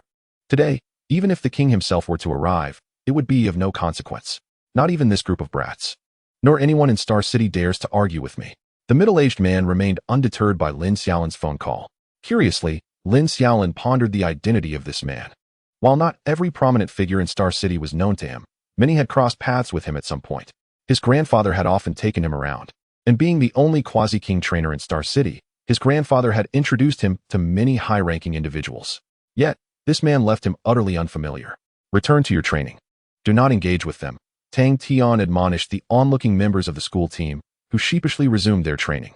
Thus, only Tang Tian, Lin Xiaolin, the 5 others, and the father-son duo remained, along with the 4 bodyguards in tow. Before long, a fleet of police vehicles barreled onto the campus, their officers fully equipped. As they disembarked, their Pokémon were promptly released. Each officer, accompanied by a Pokémon, advanced in an orderly fashion towards the training room. The middle-aged man appeared confused, likely taken aback by the number of police officers. However, there was no time for explanations, as several officers swiftly subdued him and his son, ensuring that even the bodyguards were not spared. At this moment, a serious-looking Director Zheng emerged from behind the police. I just heard that there was an attack on the school. It must be these 2. Director Zheng stated with utmost seriousness. Indeed, it is them. However, he just made a call claiming there are accomplices on the way, Director Zheng. You may as well apprehend the remaining individuals. They should be arriving shortly. Lin Xiaolin casually remarked from the side. Understood. You, head out and secure the school gate, while the rest of you maintain your positions outside. As soon as Director Zheng issued his orders, the middle-aged man began to struggle. Zheng Lian, how dare you arrest me? My brother will have your head, he threatened. Glaring menacingly at Director Zheng. Zheng paused, recognizing the man's identity, and smirked mockingly. Your brother? Even the Lord of Star City would be taken in today. Zheng scoffed with disdain. Lin Xiaolin stood firm, knowing that while in Star City, even the king himself would have to show respect to his grandfather. Despite being merely a quasi-king trainer, Grandpa Zhao's influence in this small place was more than sufficient, and many of his friends were indeed top-tier trainers.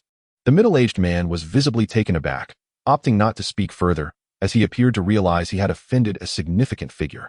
Yet, a flicker of malice crossed his eyes as he furtively studied Lin Xiaolin, committing his face to memory. Director Zheng, who is his brother?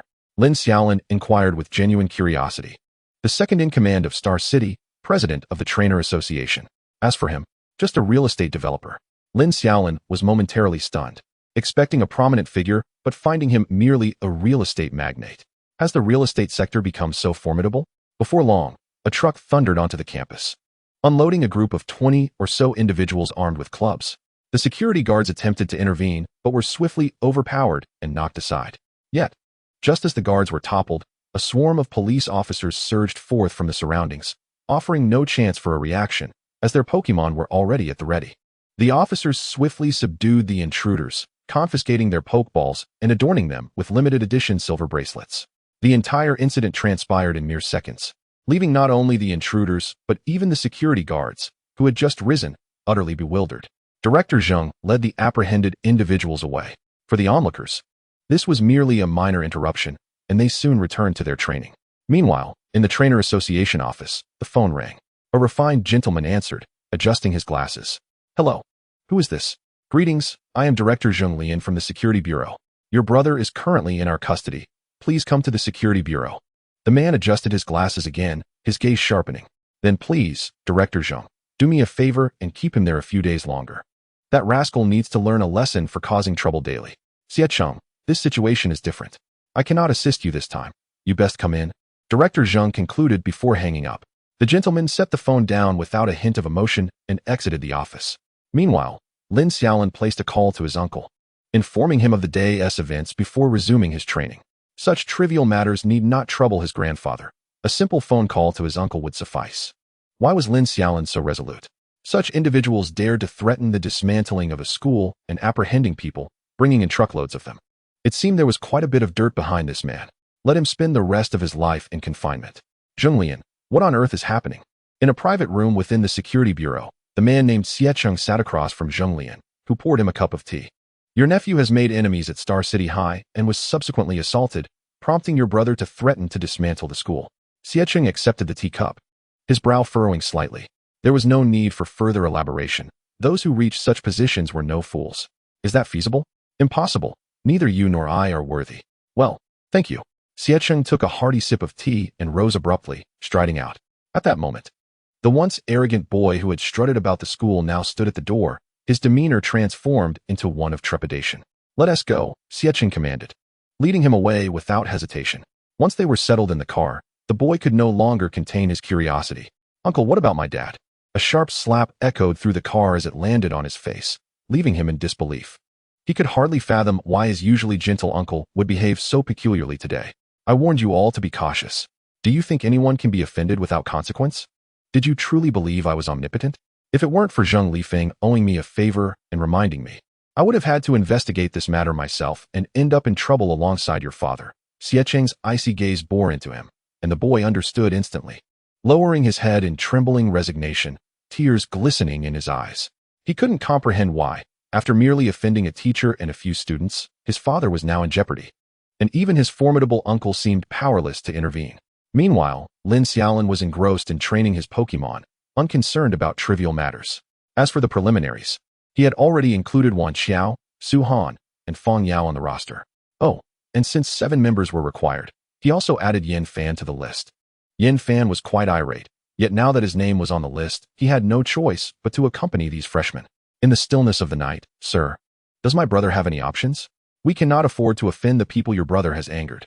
But sir, my brother has contributed significantly to the organization, and I have toiled for years without any accolades, only hardships. He is my only brother. Xiecheng, regain your composure. Suddenly, silence enveloped both sides. May I inquire as to who it is? Xiao Yashan. Lin Xiaolin, come here for a moment. Lin Xiaolin, who was diligently training, was unexpectedly summoned by Tang Tian. Uncertain, he scratched his head, leaving his Pokémon to train on their own for the time being as he approached. Teacher Tang, is there something the matter? The college competition is fast approaching. Are you prepared? I am, Lin Xiaolin replied earnestly, though Tang Tian asked a rather puzzling question. And what about your teammates? Following Tang Tian's gaze, Lin Xiaolin saw Wan Xiao and the others training diligently. Your recent state is quite concerning. You train rigorously every day, yet have you neglected that you are still the captain? Lin Xiaolin fell into silence. Glancing over at the other side, he noticed Qian Zhu interacting with his teammates, and an epiphany struck him. I understand now, Teacher Tang. You are a bright child, go ahead. Lin Xiaolin nodded with renewed determination and returned to his group. Everyone halt. Let us gather together, and Pokémon, return to your trainers. Lin Xiaolin's call left everyone momentarily confused, but they complied, their Pokémon returning to their respective trainers. Chapter 147, The Preliminaries of the College League. With the College League imminent, Lin Xiaolin addressed his team. We are a unit. We cannot simply toil away in solitude. Let us try some doubles. He grinned. Doubles? How do we do that? Yin Fan inquired, scratching his head curiously. Randomly, and then we'll familiarize ourselves with one another. In the College League, you may end up in doubles, and it's essential that everyone has some synergy. There are no fixed pairs, or we risk being easily exploited by our opponents. Lin Xiaolin pulled out his phone to begin the pairing. Wan Xiao Su Han and Feng Yao felt a surge of anxiety. They were acutely aware of their own capabilities, which paled in comparison to Lin Xiaolin and his peers. As the pairings commenced, Lin Xiaolin found himself troubled. He realized that he, Yin Fan, and Senior Lan Tian were on an entirely different level. As long as any team included one of the three, the likelihood of victory plummeted. Captain, Wan Xiao and the others approached him suddenly. What is it? Lin Xiaolin asked, turning to face them. Perhaps we should withdraw. The gap between us and you is too vast. Captain, you should find new teammates. Su Han finally mustered the courage to voice this concern. Lin Xiaolin was momentarily taken aback, but quickly rose to his feet. We are a team, and we cannot abandon any member. Rest assured, everyone possesses unique strengths. Perhaps this year may not be our time, but there is always next year. We are a team, and we will not forsake anyone. He placed a reassuring hand on Su-han's shoulder, speaking earnestly. Su-han's eyes shimmered with unshed tears, yet he willed them back. Yes, Captain, we will strive even harder. Lin Xiaolin nodded in satisfaction, and the three returned to their training. In the following days, Lin Xiaolin consistently found himself among the first to arrive and the last to leave, witnessing the trio's unwavering dedication as they strived to keep pace with the others. Meanwhile, Lin Xiaolin devised the optimal team for the doubles battles. First was Shi Anyang and Shi Yu, whose synergy was impeccable, undeniably making them the strongest duo. Following them were Lin Xiaolin and Yin Fan, primarily due to their profound familiarity with each other's Pokémon. Zinlinbeo would engage in close combat, while Mini Dragon would execute swift strikes. Next was Wan Xiao and Qin Lele, a delightful surprise. Wan Xiao's Firefox harmonized splendidly with Qin Lele's Snow Fairy, enabling seamless teamwork in both defense and offense. The remaining pairs were rather unremarkable, merely exhibiting average double battle skills with poor synergy. The combination of Yin Mei and Dujin Xiao was decent, yet the disparity in strength rendered them less effective. The scorching June sun bore down, prompting the training facility to activate the central air conditioning early, as training began to fall into a steady rhythm. Lin Xiaolin had become well acquainted with everyone's abilities, and double battles continued to be practiced alongside preparations for the team competition. As for the team competition, Wan Xiao and her companions were entirely out of the equation. Ideally, Lin Xiaolin would lead a team of 5, potentially substituting one member for Senior Lan Tian, which posed no significant issues. However, replacing any of Wan Xiao's trio would indeed present a considerable challenge. On June 5th, early in the morning, Lin Xiaolin awoke to the sight of spectators gradually entering the school, everyone there to watch the college league preliminaries. Last year, Lin Xiaolin and his team had astounded everyone by defeating the third years with their first-year skills, so this year's turnout was even larger. Stretching, Lin Xiaolin prepared himself before heading to the battleground with his team, eager to observe the performances of his junior classmates. They opted to wait until most of the audience had entered before making their way in. Upon entering the contestants' area, they observed several anxious faces. Tang Tian and the other members of the school team had already arrived in the lounge. "Good morning, Teacher Tang," Lin Xiaolin greeted with a smile, taking a seat beside him. "Morning. How has training been these past few days?" "It's going well. We're confidently aiming for the top 32, Lin Xiaolin replied, thumping his chest with pride. "Top 32? If you don't make it to the top 16, I'll crush you." Laughter erupted among the group, though the 3 special recruits from the first year and Wan Xiao remained tense, as it was their first time participating in an official competition. Lin Xiaolin couldn't help but grin, reminiscing about how they had felt at that time. After a while, a host riding a self-exploding magnetic monster soared into the air. "Ladies and gentlemen, boys and girls, esteemed guests, welcome to the annual College League preliminaries. I am your host, Wang Xian, and it is my honor to guide you through this event." As his voice resonated, cheers erupted from the crowd, and the host bowed deeply towards the audience. The esteemed guests have taken their seats. The principals of Xinqing No. 1, No. 2, and No. 3 high schools, Qi Shi, Mou, and Tianxiao. Suddenly, the 3 principals descended from the heavens and settled into their designated places. The host remained the same, delivering customary pleasantries, yet this time there were no special guests. As Lin Xiaolin was not making an appearance, Lin's father and mother were simply waiting at home to enjoy the live broadcast of the intercollegiate competition. The 3 first-year special recruits had already made their way down, while Yin Fan cast a resentful glance at Lin Xiaolin, who followed behind, his expression betraying a hint of guilt, though the smirk at the corner of his mouth gave him away. The competition began with a match between No. 2 and No. 3 high schools. To be honest, Lin Xiaolin felt that watching their match was akin to witnessing children squabbling, utterly devoid of excitement. In fact, the current No. 2 high school was not as strong as the previous year's team, which at least had Gu Xiaodong, though he was rather flamboyant. He was genuinely a decent person with commendable training skills. The match dragged on until noon, culminating in a narrow victory for No. 2 high school. Lin Xiaolin found himself growing increasingly drowsy. No wonder he and his peers from the first year could easily outplay them. These competitors were truly lacking in skill. He even mused that either Wan Xiao or one of them could easily overpower the opposition, but regrettably, it wasn't a tournament-style competition. However, the sight of Yin Fan's expression below made Lin Xiaolin chuckle uncontrollably. Boredom set in as the group gathered at noon to share boxed lunches and engage in light-hearted conversation. Indeed, thinking of Yin Fan brought him joy. Ha! The laughter erupted among those present as they heard Lin Xiaolin's words. He was truly incorrigible. Chapter 148. Preliminary rounds of the intercollegiate competition. The afternoon showcased a match between number 1 and number 2 high schools. After finishing their lunches, Lin Xiaolin and his companions settled into their seats, eagerly awaiting the event. Before long, the host soared into the air aboard a self-destructing magneton. Ladies and gentlemen, the moment you've been waiting for, the final showdown of the intercollegiate preliminary rounds, is about to commence. Will number 1 high school retain its throne, or will number 2 claim victory? Let us witness the spectacle as we welcome the contestants to the arena. At the contestant entrance, everyone except Yin Fan appeared tense and anxious. Hearing the host's voice, they stepped forward, and as the students from number 1 high school emerged from the contestant passage, the crowd erupted in enthusiastic cheers. Number 1, number 1, number 1. The 6 students at the forefront were momentarily taken aback, halting in their tracks. Keep moving, stand tall. This is the honor of number 1 high school. Yin Fan's voice resonated from behind, reminiscent of the esteemed senior Wang Can from years past. Taking a deep breath, they strode confidently forward. The audience chanted in unison, marking this moment as number 1 high school's domain. Once both teams reached the battleground, they extended their hands for a friendly handshake. After the handshake concluded, they retreated to their respective resting areas. Please submit the order of battle for both sides. At this moment, a blonde girl held a form in her hand, looking troubled. After a moment of hesitation, she approached Yin Fan. Senior, could you assist me with the order? It seemed she summoned all her courage to utter this request. Gazing nervously at Yin Fan, however, he simply shook his head, saying, arrange it as you wish. Just ensure the team battle includes my name. The rest is up to you.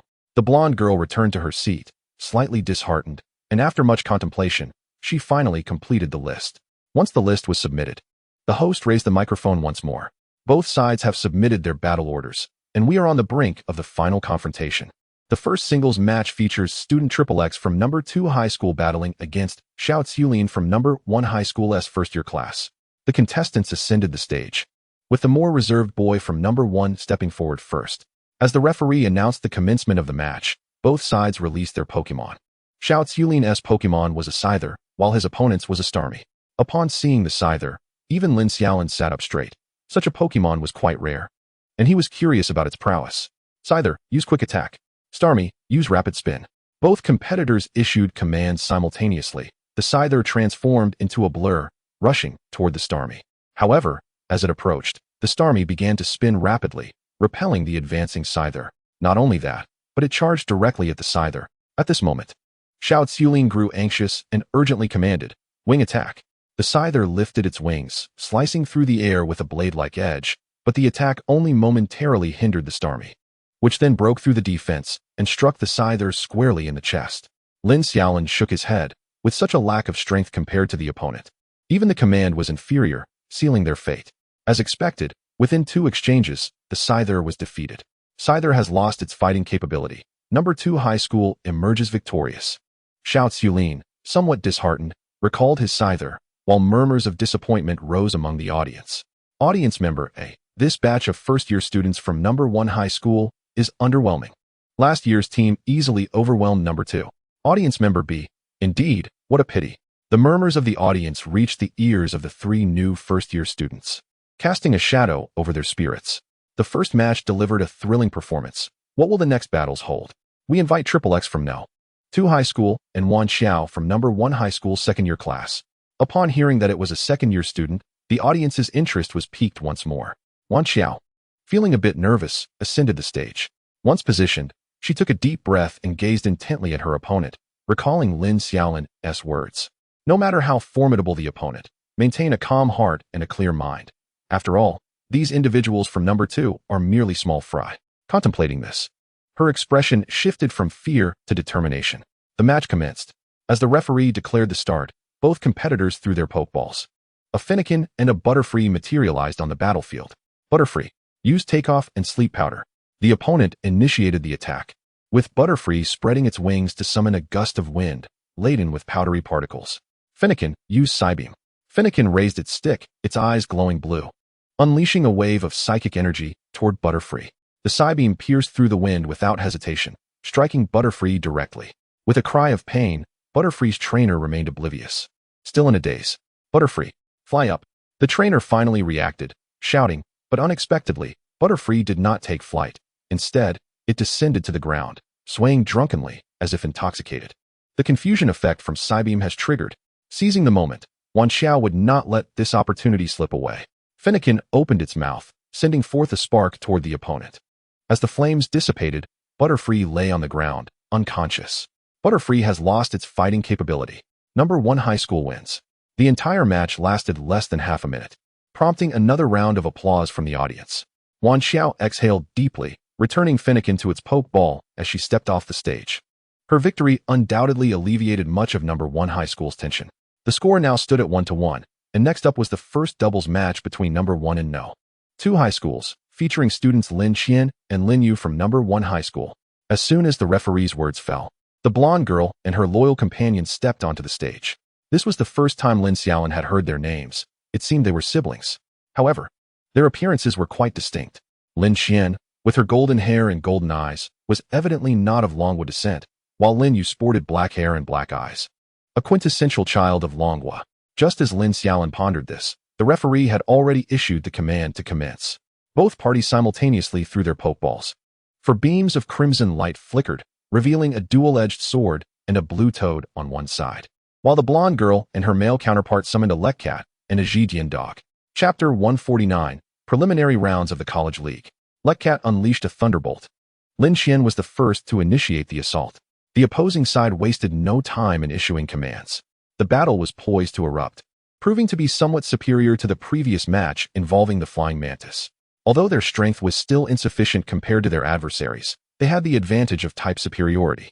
Moreover, the synergy between Lekcat and Zhidian dog was quite commendable, as both Pokémon relentlessly attacked the dual-edged sword and the blue toad, skillfully evading incoming strikes with their impressive speed.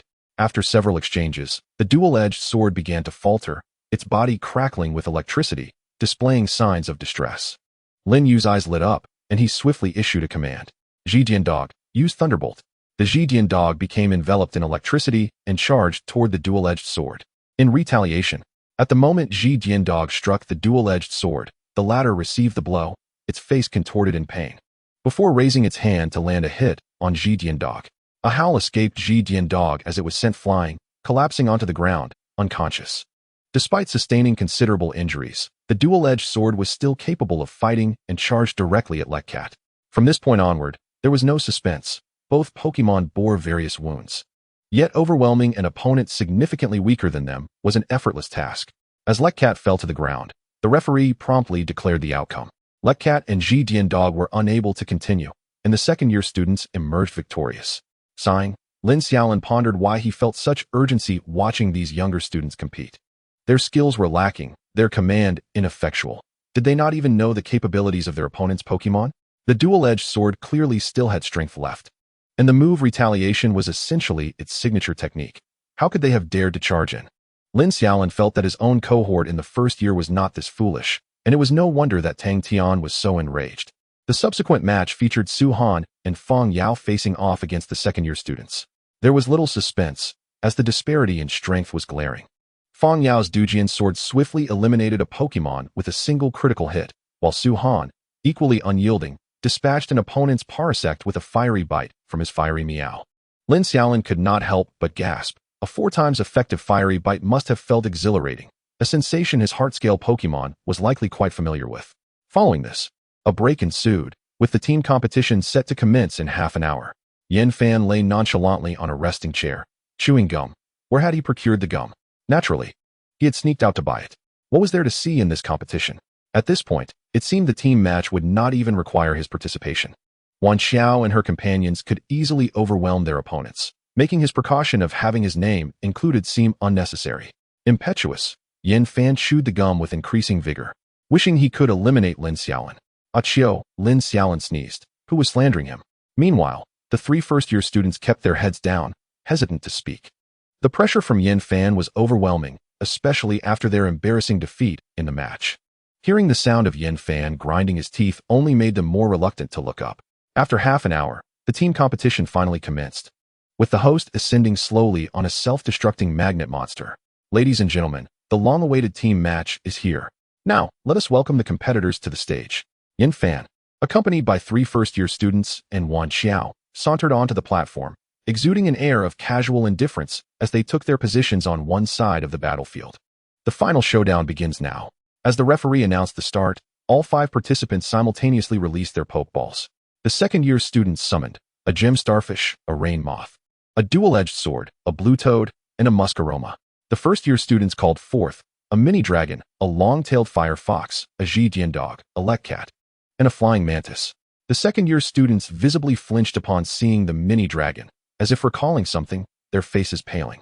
Stay calm. Proceed according to our plan. We must first deal with that mini dragon, commanded the second year's captain, pulling everyone's focus back. The battle commenced, and as expected, the opposing team initiated rain dance. However, Yin Fan showed no intention of intervening, and the others dared not act prematurely.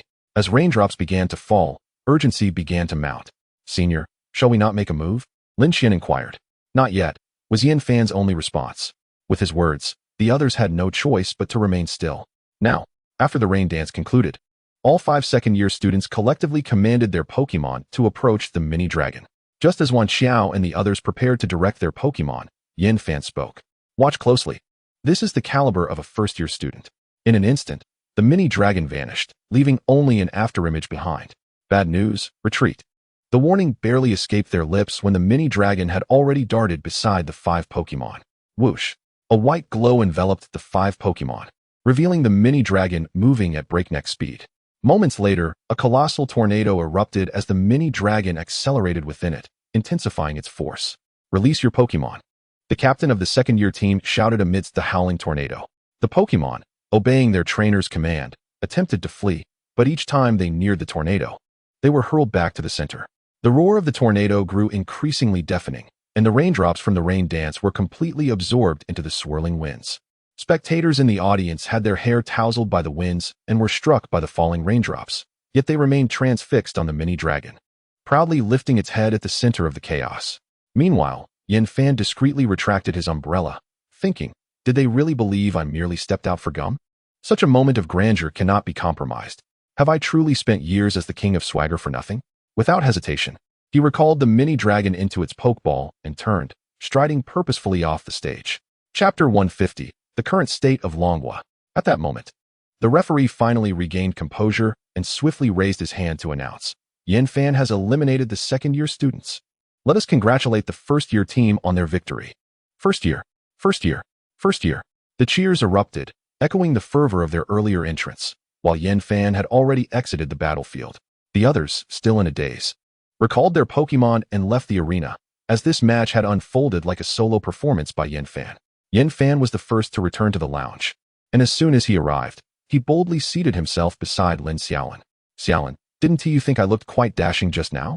Yin Fan exclaimed with an air of self-satisfaction, casting a glance in Lin Xiaolin's direction. However, Lin Xiaolin merely responded with a disdainful glare. I asked you to boost our morale by overwhelming the opponent, yet you went straight for your ultimate move? Are you so afraid that the others in the Interscholastic League won't notice you? At that moment, Tang Tian also shot Yin Fan a knowing look. Yin Fan suddenly felt awkward. Indeed, it was Lin Xiaolin who had urged him to eliminate the opposition swiftly, to uplift the spirits and provide motivation for the freshmen. After all, regardless of how inept the freshmen might be, they would eventually have to rely on them once Lin Xiaolin and his team graduated. Yet, Yin Fan had unleashed his meticulously honed ultimate technique, albeit in a truncated form, prompting Lin Xiaolin to feel an irresistible urge to throttle him. Oh, come on. It was just a truncated version.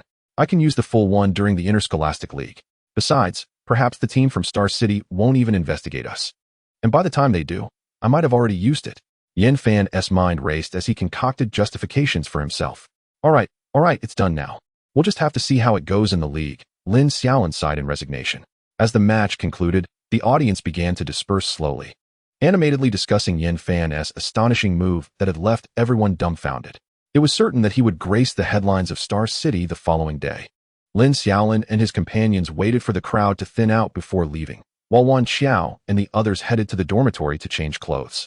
As Yin Fan had gotten thoroughly drenched except for the brief moments he had used an umbrella, with training sessions suspended for the next few days leading up to the official competition, Tang Tian advised them and their Pokémon to rest well and prepare adequately for the Interscholastic League. Back in the dormitory, Lin Xiaolin began to research information about Tiandu.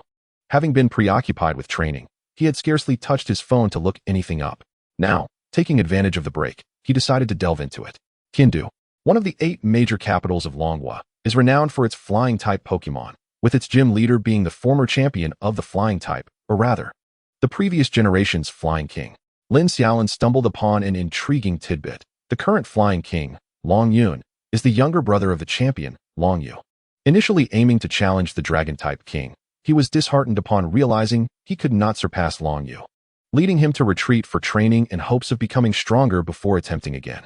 Coincidentally, the former flying king was eager to relinquish his responsibilities for a peaceful retirement but struggled to find a suitable successor.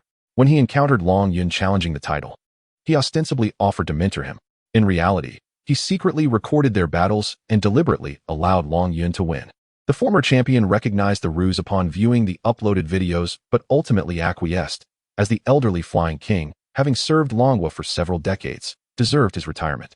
Thus, Long Yun ascended to the position of flying king almost by accident.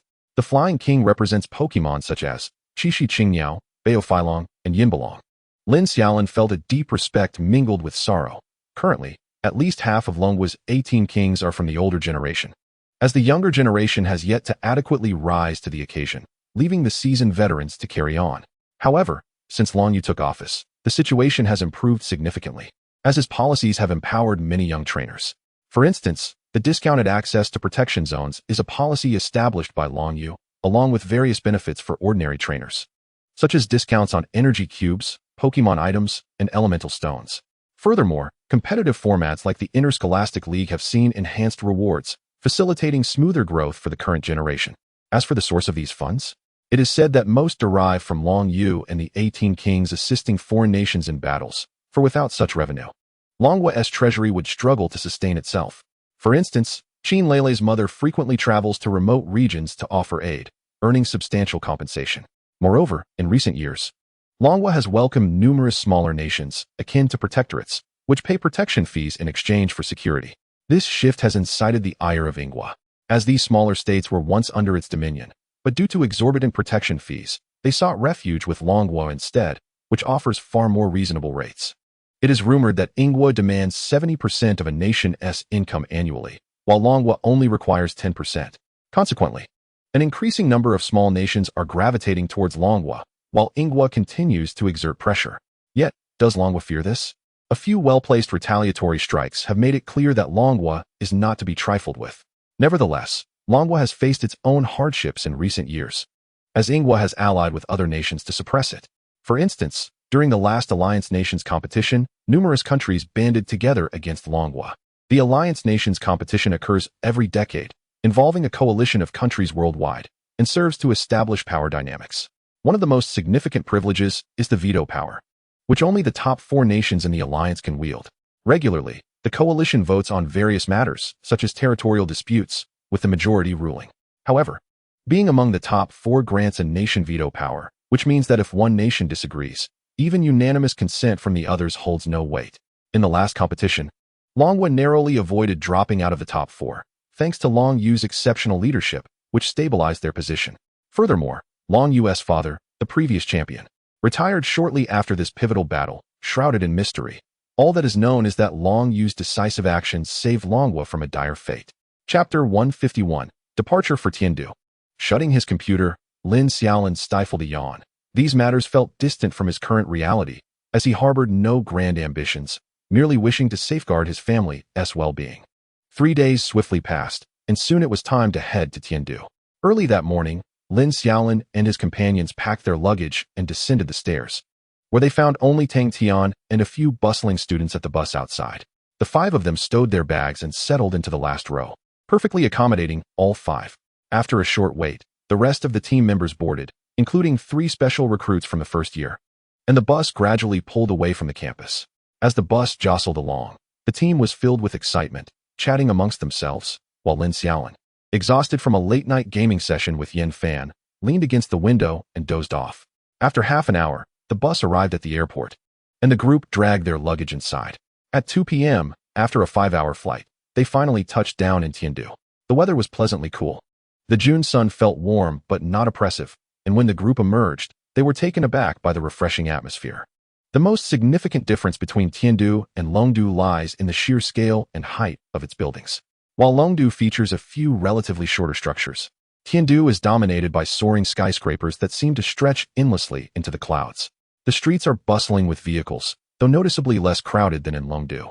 While the skies are teeming with flying-type Pokémon, such as Pidgey and Spearow, alongside numerous Charizards and Togekiss. Indeed, it is no exaggeration to call this place the homeland of flying-type Pokémon, where one can encounter an array of airborne creatures, even within this brief moment of observation. After hailing a few taxis and traveling for an hour, Lin Xiaolin couldn't help but exclaim, "This place is undoubtedly far superior to Longdu." The taxi came to a stop at the entrance of a hotel which, amusingly, was also named the Little Dragon Hotel, mirroring its counterpart in Longdu. Even down to the similar decor.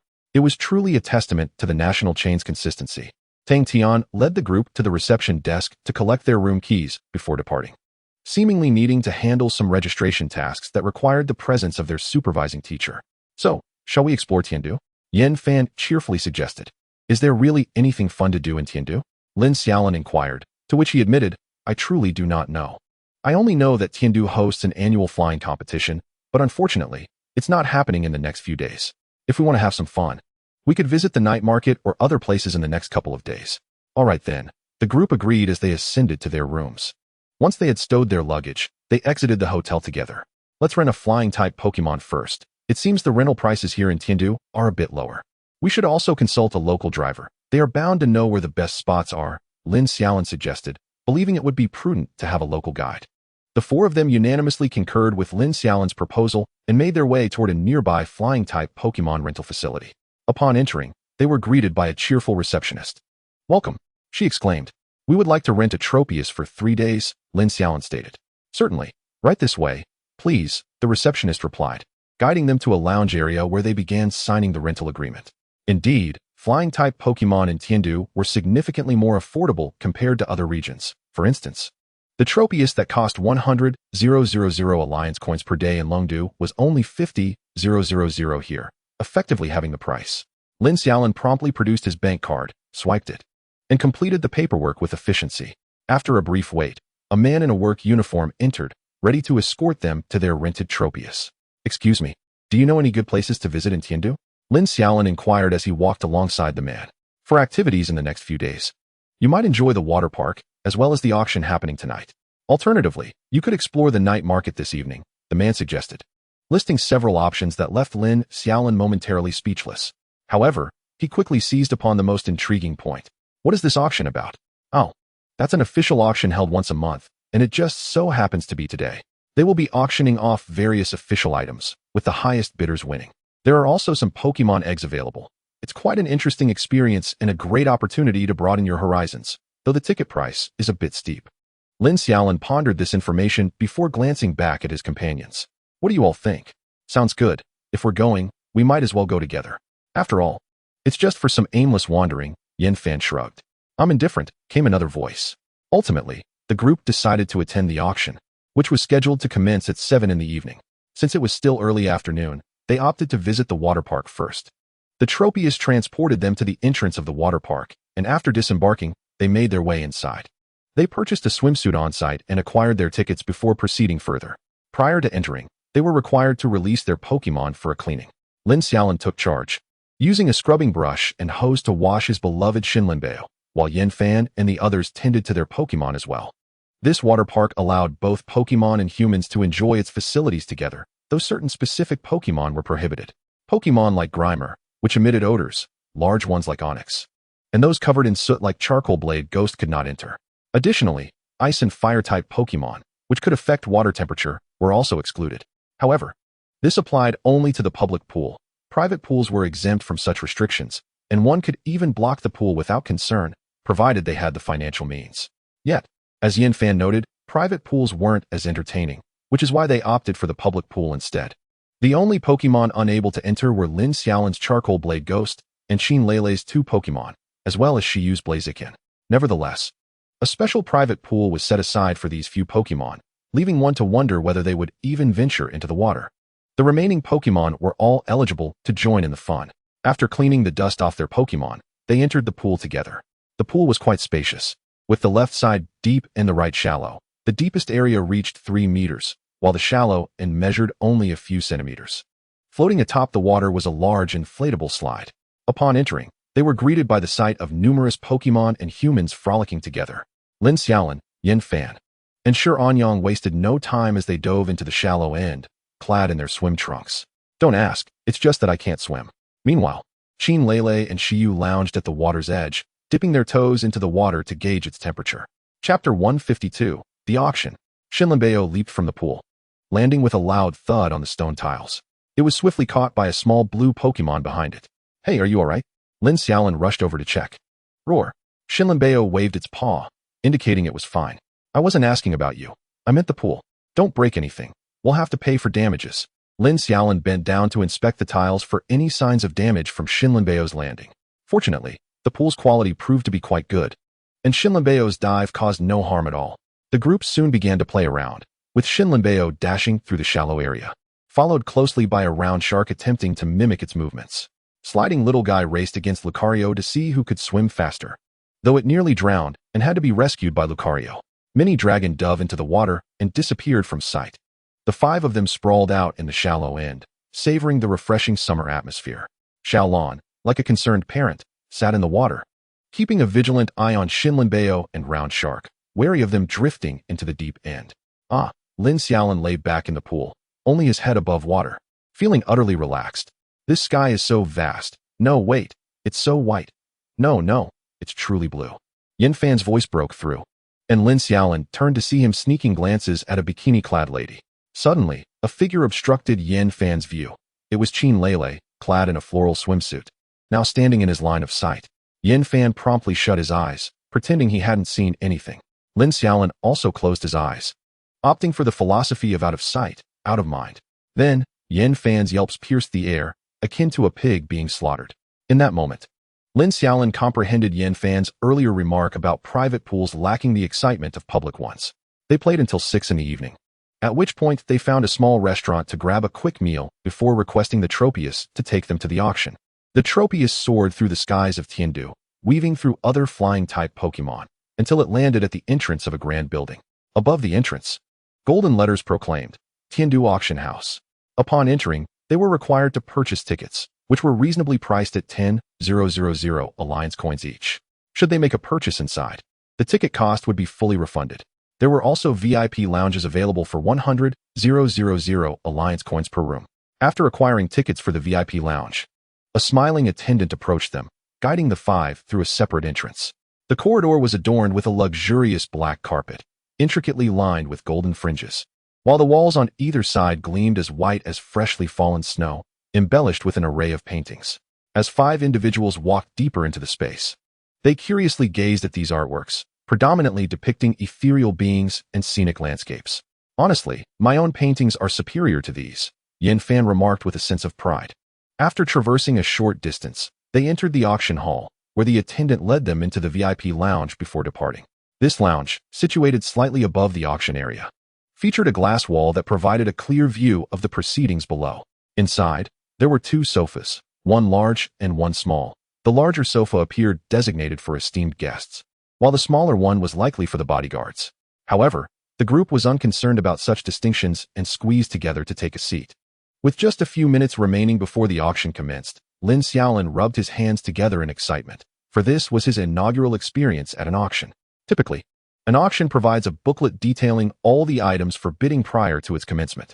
However, this auction was unconventional, presenting items randomly, which left Lin Xiaolin feeling a thrill of anticipation. Perhaps he might stumble upon a hidden treasure. At that moment, the departing attendant returned, placing a tray of fruits and beverages on the coffee table before swiftly leaving again. At precisely 7 o'clock, the auction officially began.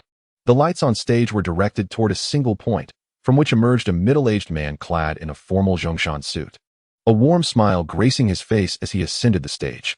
Welcome to the Tiandu auction. I am your auctioneer, Qiansu. I trust you have all been eagerly awaiting this moment, so I shall not prolong the introduction. Let us commence with the first item up for bid. The man picked up a small hammer from the auction podium and turned to the right. A well-dressed gentleman entered, pushing a small cart that bore a black box.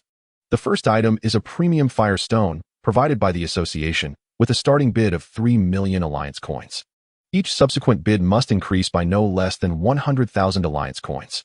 350,000, 360,000, 400,000. The moment the auction item was revealed, a flurry of bids erupted as many vied for it. The firestone was not to be confused with a fire gem. While the latter was utilized for cultivation, the firestone was essential for the evolution of ethereal beings. The quality of the evolution materials directly influenced the strength of the evolved beings and could even enhance their training speed. Akin to how Qin Lele's snow spirit evolved using a top-tier awakening stone. Nonetheless, top-tier items were rare, often commanding prices in the billions, while advanced items, though more common, still held significant value. Ultimately, the gem was acquired by a patron in the VIP lounge for 14,200,000 alliance coins. The sound of the hammer striking down marked the conclusion of this auction item. The subsequent items failed to capture much interest, even falling short of the allure of the first. After several rounds of bidding, Lin Xiaolin found little of intrigue. Though Qin Lele did manage to acquire a hairpin crafted from the vines shed by a Venusaur, the hairpin would continuously emanate a delightful fragrance, costing her 150,000 alliance coins. Lin Xiaolin couldn't help but ponder how easily money flowed from women. The items bought would be delivered post-auction. The event continued for over 2 hours, with dozens of items auctioned off, some failing to sell. While most items did not pique Lin Xiaolin's interest, a few did catch his eye. The next item was a Bulbasaur egg, provided by the association, with both parents being Lord-level Venusaur. The starting bid was set at 3 million alliance coins, with increments of no less than 100,000, 500,000, 550,000, 580,000. The egg incited a frenzy, as the eggs of the 3 starter Pokémon were exceedingly rare, especially with such esteemed parentage.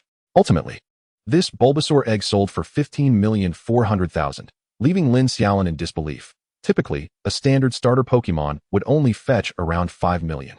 He had not anticipated such a rapid escalation in value upon entering the auction. Alright, everyone, we have now showcased all 51 items for tonight. We will proceed to the final item, the piece de resistance of this auction, provided by a guest. A small cart covered with red cloth was wheeled before the auctioneer, who dramatically unveiled it.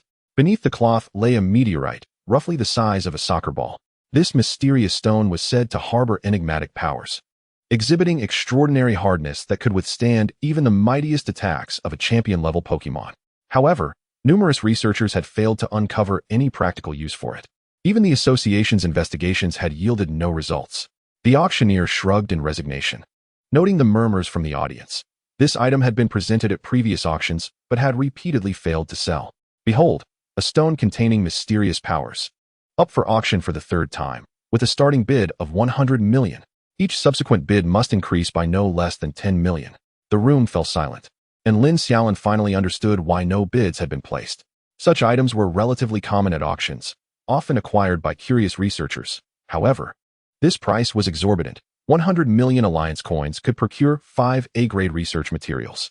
Surely, no one would be foolish enough to make such a purchase. As the auctioneer surveyed the quiet audience, he suspected this item would once again go unsold. After 3 failed attempts, it would no longer appear at the auction. Lin Xiaolin stood, feigning careful scrutiny of the meteorite, while discreetly initiating an investigation. Item: a crystallized formation from the slumbering Kyogre. Description: every millennium, Kyogre awakens for merely 7 days. During its slumber, it is enveloped in a hard crystal to safeguard itself from disturbances. Lin Xiaolin's pupils dilated in astonishment. What was this? His mind momentarily blanked. Just as the auctioneer was about to declare the item unsold, Lin Xiaolin's voice rang out, 100 million. His declaration immediately seized the attention of the entire room, even causing the auctioneer to momentarily pause. The crowd turned to see who had made such an audacious bid. Once the auctioneer regained his composure, he promptly announced, 100 million once, 100 million twice, 100 million thrice sold. With the hammer's resounding strike, the meteorite was officially Lin Xiaolin's. Are you out of your mind? 100 million for a rock? Yan Fan gazed incredulously at Lin Xiaolin. This stone is of great significance to me.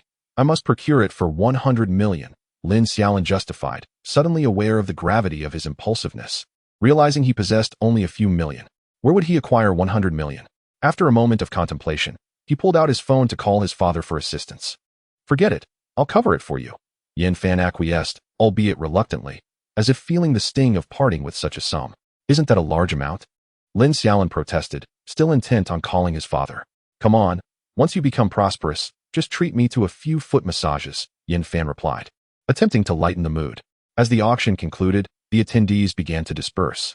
A server entered, pushing a cart containing the meteorite, alongside Qin Leilei's hairpin. Yin Fan reluctantly handed over his black card, as standard cards could not accommodate such a hefty transaction. Even for Yin Fan, 100 million was a considerable expense.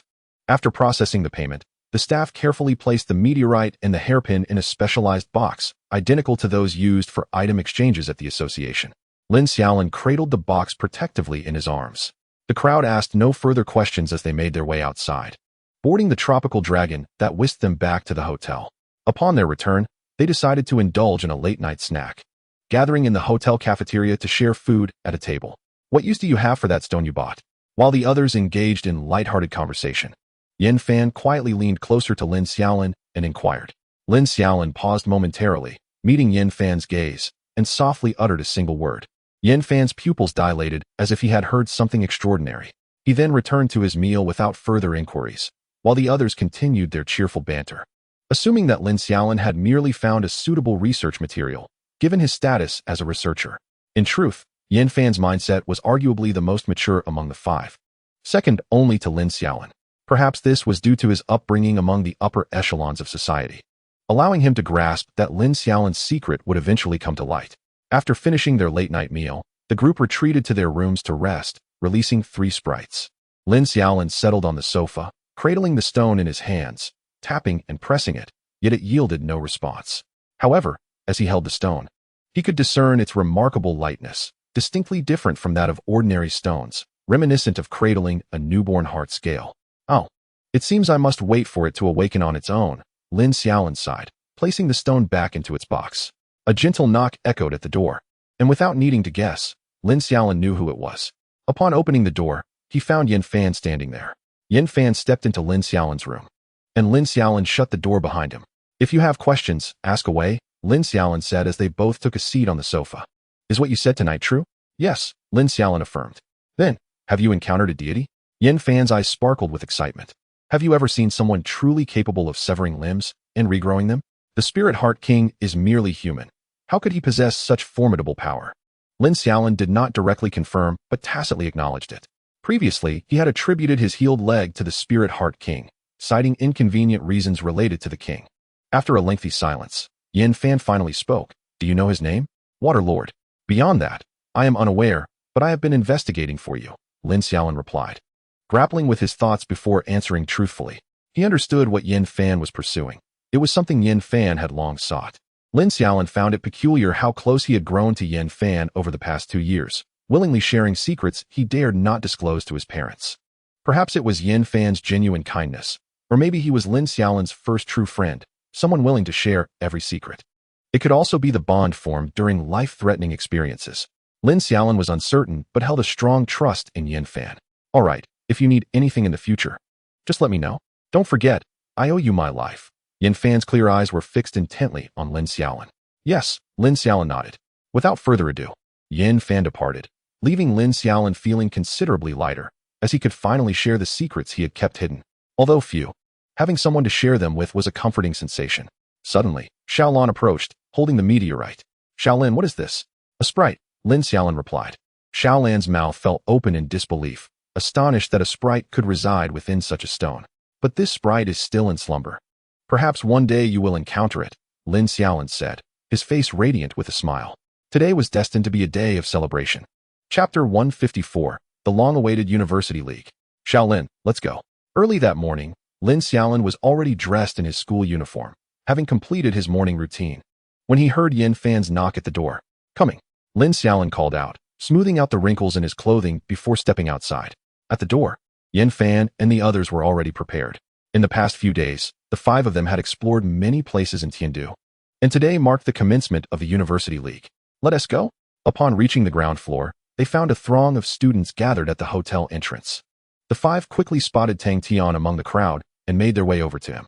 The students from Xingqing High had all assembled, with only Lin Xiaolin and his companions remaining. Let us enter, Tang Tian said as he led them toward the battleground. The setting was familiar, mirroring the battleground in Longdu. They took the elevator beside the main entrance directly to the second floor. Tang Tian guided everyone to Xingqing's lounge, and Lin Xiaolin was surprised to find the lounge conveniently located just to the left of the elevator, unlike the previous year when it was situated at the farthest end. This must be the honor brought by Senior Lan Ro and her team to the school. Upon entering the lounge, the facilities and decor were indistinguishable from those in Longdu, almost evoking a sense of nostalgia for Lin Xiaolin. The audience in the stands had already gathered in large numbers, likely drawn by the presence of the Xian Chung Tian Wang and the exhibition matches. With some time remaining before the competition began, the group settled into their seats, awaiting the event. Lin Xiaolin and Yan Fan, along with the others, closed their eyes for a moment, feeling an unexpected wave of tension. Was this what their seniors had experienced? In addition to the nervousness, Lin Xiaolin sensed an exhilarating thrill coursing through him. The long-awaited competition was finally upon them, and everyone had worked diligently for this moment over the past year. At that moment, the trio from the first year observed the scene below with the same curiosity Lin Xiaolin and his friends had felt in their earlier years. Good morning, esteemed audience and contestants. I am Xian Chong, one of the 18 kings of Longhua, and I will once again host this year's University League. Soon, we shall commence this annual event, which will be broadcast live nationwide. I hope all contestants will shine brightly, showcasing the most splendid moments of their youth. A massive golden beast soared into the air. Its presence felt even before it arrived. Everyone opened their eyes to gaze at the spectacle. Xincheng, riding atop the majestic creature, ascended high above, bowing slightly to the audience, who erupted into cheers and applause, celebrating the arrival of the king. Lin Xiaolin sighed. This roguish king seemed to be everywhere there were competitions, perpetually busy without a thought for training his sprites to become a king. And now, let us welcome our special guests. Just as Lin Xiaolin pondered this, Xiancheng's voice resounded again, and suddenly, dozens of figures appeared before the glass windows above them. Each person wore a badge emblazoned with the names of various universities, representing the admissions offices. The representatives waved at the audience below before taking their seats. Lin Xiaolin could sense the tension emanating from the seniors beside him. This competition mirrored their upcoming college entrance exams, a battle for their futures. And now, we arrive at the highlight of the annual league, the King's exhibition match. As Xiancheng's words echoed, two figures emerged from the entrances on either side. Simultaneously, the large screen behind Xian Chung displayed the information of the two competitors. They were none other than the Dragon Kingdom's Yining Tian Wang and Qi Heng Tian Wang. The two participants had taken their places on opposing sides of the battleground. Yining Tian Wang was a young woman, smiling as she greeted the audience, while Qi Heng Tian Wang, a cold and aloof man, displayed no intention of acknowledging them, his expression devoid of warmth, exuding an air of chilliness. The information on the large screen revealed their details. Yining Tian Wang, rank, Near King Trainer, Representative Sprite, Gyarados. Qi Heng Tian Wang, rank, Near King Trainer, Representative Sprite, Dragapult. Both trainers are semi-elite masters, and while their presence is not as grand as when the 4 elite members were invited last time, the availability of elite trainers is not a common occurrence. Within the Dragon Kingdom, there are only 18 elite trainers, referred to as the 18 Kings. Excluding the 4 elite members, only 14 positions remain. All trainers below the 18 Kings are classified as semi-elite. However, should a trainer possess even a single Pokémon of elite caliber, they may be referred to as a king, albeit without the right to claim a specific elemental title. For instance, Yining specializes in water-type Pokémon, but if she cannot best the Water King, she must simply be called Yining the King, not the Water King. Returning to the matter at hand, under Xiancheng's command, the two kings have unleashed their Pokémon. Xiancheng's Metagross utilized its psychic abilities to create a barrier around the battlefield, ensuring the safety of the audience. Duraludon, Dragon Dance. Gyarados, Rain Dance. Instantly, rain began to pour from the heavens as Duraludon engaged in a unique dance of the dragon lineage, its aura intensifying with each movement. Yining smirked slightly, thinking, what happened to this being a showcase match? Why commence with power enhancements? Hurricane. Nevertheless, she proceeded with the pre-rehearsed techniques. Gyarados trembled, summoning a fierce gust that transformed the rain into a miniature tsunami, surging towards Duraludon. Duraludon, Dragon Ascent. Qi Heng's command was succinct, yet chillingly detached. A colossal draconic apparition materialized around Duraludon, charging toward Gyarados, which was simultaneously propelled by the tsunami. With a thunderous crash, the tsunami and the draconic figure collided, resulting in a simultaneous dissipation of power. Gyarados, Hyper Beam. Duraludon, Hyper Beam. The steam still lingered in the air when both kings issued their commands. Two blinding rays of light erupted from the battlefield, illuminating the arena. The beams collided, and the audience caught a glimpse of the two Pokémon. Yet, in the next moment, a deafening explosion ensued as the hyper beams met, creating a formidable blast and a small mushroom cloud that swiftly ascended. As the smoke cleared, both Pokémon returned to their trainers' sides. With a slight bow toward the audience, they exited the stage. This display concluded swiftly, lasting only 2 to 3 minutes, leaving many spectators still trying to comprehend what had transpired, certainly not as thrilling as last year's battle between the Ice King and the Fire King. Nevertheless, it was undeniable that both Pokémon were formidable, albeit lacking in performance flair. However, the audience remained exhilarated, particularly by the climactic explosion, which ignited their excitement. Chapter 155, The University League. Once the two kings had departed, Xianqing finally commenced with the official announcements. We extend our gratitude to the two kings for their spectacular showcase. We will now proceed to the preliminary rounds of the University League, where 96 teams will be divided into 32 groups, each consisting of 3 teams. The victorious teams will advance to the top 32. Let the selection begin. As Xianqing concluded, the large screen behind him displayed the randomized groupings, capturing everyone's attention. Group 1, Number 1, Tianqing High School Team 2, No. 2 Tianqing High School Team 1. Lin Xiaolin watched intently, soon spotting his group's name in the front row. Group 7, Number 1 Jiangqing High School Team 1, No. 2 Xingqing High School Team 2, Number 3 Jiangqing Number 2 High School Team 1. Lin Xiaolin exhaled in relief. Fortune favored him, as he did not face one of the 8 top high schools. Had he encountered one of them, even a victory would likely reveal many of their trump cards. However, he suddenly noticed the expressions of those around him had stiffened. What's wrong? Lin Xiaolin inquired, only for Yin Fan to pat him on the shoulder, pointing at a line of information on the screen. Group 16, Number 1 Wangqing High School Team 2, Number 2 Xingqing High School Team 1, No. 3 Fengdu High School Team 1. In that moment, the entire lounge seemed frozen, with only 3 freshmen cautiously observing. Indeed, luck is not always on one's side. Lin Xiaolin found himself at a loss for words in terms of consolation. Is this how I usually instruct you? Your spirits falter even before the battle has commenced. Tang Tian's booming voice instantly snapped everyone back to reality. Qianjue, how have I taught you? Tang Tian stood before Qianjue, scrutinizing him. I am sorry, Teacher Tang. We will strive to defeat them. Qianjue's eyes glimmered, but he quickly regained his composure. Let us discuss strategies. Gather around. Qianjue rallied the 8 members, drawing them together for a strategy session.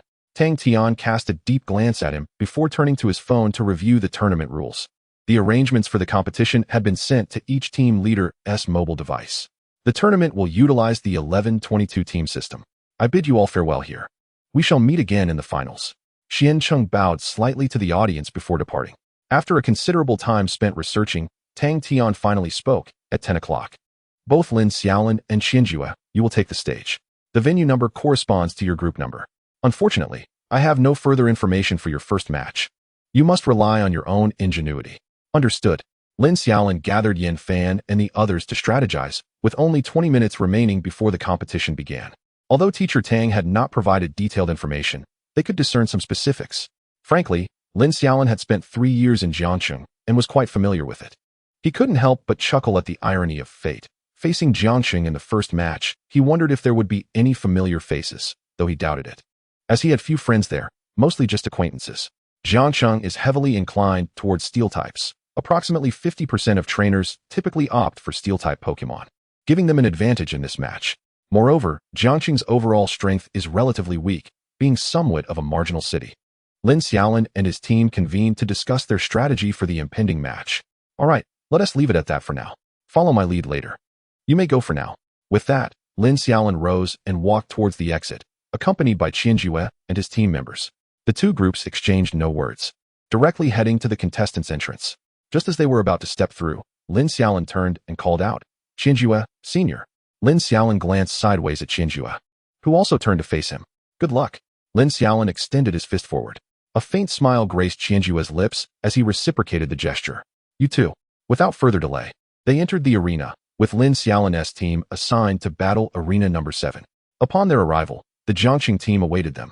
While the referee stood ready on the battlefield, Lin Xiaolin led his team onto the field, where 18 trainers faced each other, standing across the arena. Friendship first, competition second. They shook hands to express mutual respect. The referee spoke, and Lin Xiaolin extended his hand to the captain of Jiangsheng High School Team 1.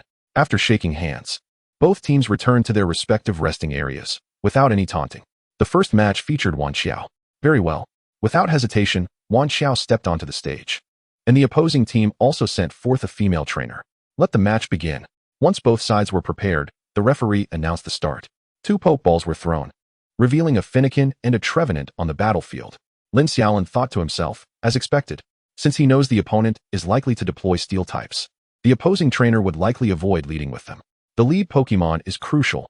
Winning the initial match can significantly boost the morale of the entire team. And Wan Xiao is an excellent choice for this opening battle. If the opponent is of steel type, her fire type moves can counter perfectly. Even if the opponent is not steel type, she can still respond with psychic abilities. Upon seeing the Ninetales, the opponent is filled with glee, mistakenly believing they have gained the upper hand. Yet, who could anticipate that Ninetales' greatest strength does not lie in fire-type moves? Trevenant, unleash Spike Cannon. Ninetales, use Hypnosis Beam. The 2 Pokemon strike almost simultaneously, with a multitude of spikes coalescing before Trevenant, hurtling towards Ninetales. Meanwhile, Ninetales gathers psychic energy, directing a Hypnosis Beam straight at Trevenant. The 2 attacks collide mid-air, but to everyone's surprise, the Hypnosis Beam seems to deliberately evade the spikes, heading straight for Trevenant. At that moment, a cunning smile graces Ninetales' lips. She skillfully dodges the Spike Cannon attack. Trevenant, however, is not so fortunate. In a panic, it attempts to evade but is still struck by the Hypnosis Beam. Trevenant, use counter. Trevenant's trainer, anxious, quickly issues the command, yet after a few seconds, Trevenant remains unresponsive. Ninetales, unleash Hypnosis Beam once more. Wan Xiao commands decisively. Another Hypnosis Beam strikes Trevenant directly. At this juncture, Trevenant's trainer realizes that Trevenant has succumbed to confusion, spinning aimlessly on the ground. Trevenant, wake up! The trainer shouts desperately, hoping to rouse Trevenant, but it remains in a daze, receiving yet another Hypnosis Beam. After enduring 3 consecutive Hypnosis Beams, even Trevenant begins to falter. Below, Lin Xiaolin can only face bomb. It's this move again. It is indeed rather curious that every time Wan Xiao deploys Hypnosis Beam, it leaves the opponent in a state of confusion during their previous battle. Zinenbeo endured 5 Hypnosis Beams without regaining awareness, ceasing only when Ninetales finally ran out of stamina. Who can one appeal to for justice? After all, luck is a facet of strength. Chapter 156, The University League. Trevenant, after enduring 4 Hypnosis Beams from Ninetales, finally cannot withstand the onslaught and collapses. Trevenant is rendered incapable of battle, granting victory to Xingqing No. 1 High School with a score of 10. The moment Trevenant falls, the referee promptly announces the outcome. Both trainers recall their Pokémon. Wan Xiao exhales deeply, relieved, as she had been quite anxious about the match, fearing she would blame herself if her lead Pokémon lost. Well done. As Wan Xiao steps off the stage, Lin Xiaolin praises her with a smile. Thank you, Wan Xiao replies, her cheeks flushed as she returns to her seat. Next up is Su Han. Alright. The second match commences, with Su Han and a competitor from Jiangxing standing opposite each other on the battlefield. Lin Xiaolin is currently focused on concealing as much strength as possible. Otherwise, once the data of her team is exposed, others will surely be on guard.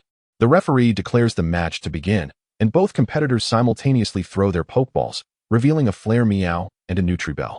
Upon seeing Flare Meow, the opponent's expression shifts dramatically. Flare Meow lets out a fierce roar, causing Nutribell to visibly tremble, its attack power diminished due to intimidation. This match holds no suspense. As Su Han claims victory effortlessly, the scores swiftly rising to 2 o'clock. The third match features Lele against a senior. Alright, Qin Lele steps onto the battlefield alongside Lantian. While Lin Xiaolin is eager to conclude the match swiftly, avoiding prolonging it into a team battle, yet wishing to conserve her strength. Yin Fanshi and Yang and Fang Yao must remain preserved as trump cards, while she can afford to let Zinenbeo ease up a bit. The subsequent matches unfold without a hint of uncertainty. Even foes that Wan Xiao can defeat pose no challenge to Lin Xiaolin and her companions. Qin Lele and Lantian dominate with ease, and in the fourth match, Lin Xiaolin and Xiyu also achieve a decisive victory. The score escalates to 40, rendering a team battle unnecessary. 40. Xingqing No. 1 High School triumphs. As the referee announces this, the students from Jiangxing No. 1 High School, although lacking hope, feel a twinge of disappointment. Lin Xiaolin's group finishes relatively quickly, while many others remain engaged in combat. Upon returning to the resting area, Qianzhu and the others have not yet returned. Teacher Tang. How are Qianzhu and the others faring? Lin Xiaolin inquires as she sits beside Teacher Tang. They're at 31, still in the team match. Observing Tang Tian's casual demeanor reassures Lin Xiaolin that the seniors are likely faring well. Looking in that direction, it's evident that they are overpowering their opponents, and it is believed that victory will soon be theirs. Meanwhile, Lin Xiaolin and her team must remain vigilant. Their next match is against one of the 8 great cities. Jiangxing No. 2 High School's first team. Although it is a second-tier school, their strength is not to be underestimated. Each year, more than 25 of the teams that reach the top 32 are students from the 8 great cities. During the lunch break, Tang Tian gathers everyone in his room to review the data. They all sit before the small blackboard in the room. First, let us look at Fengdu No. 1 High School, the opponent for Qianzhu. Tang Tian begins, writing on the blackboard. Captain S. Pokémon, Red Lotus Armored Knight, level, elite. Everyone pauses, looking at Tang Tian with confusion. You heard correctly, it is indeed elite level.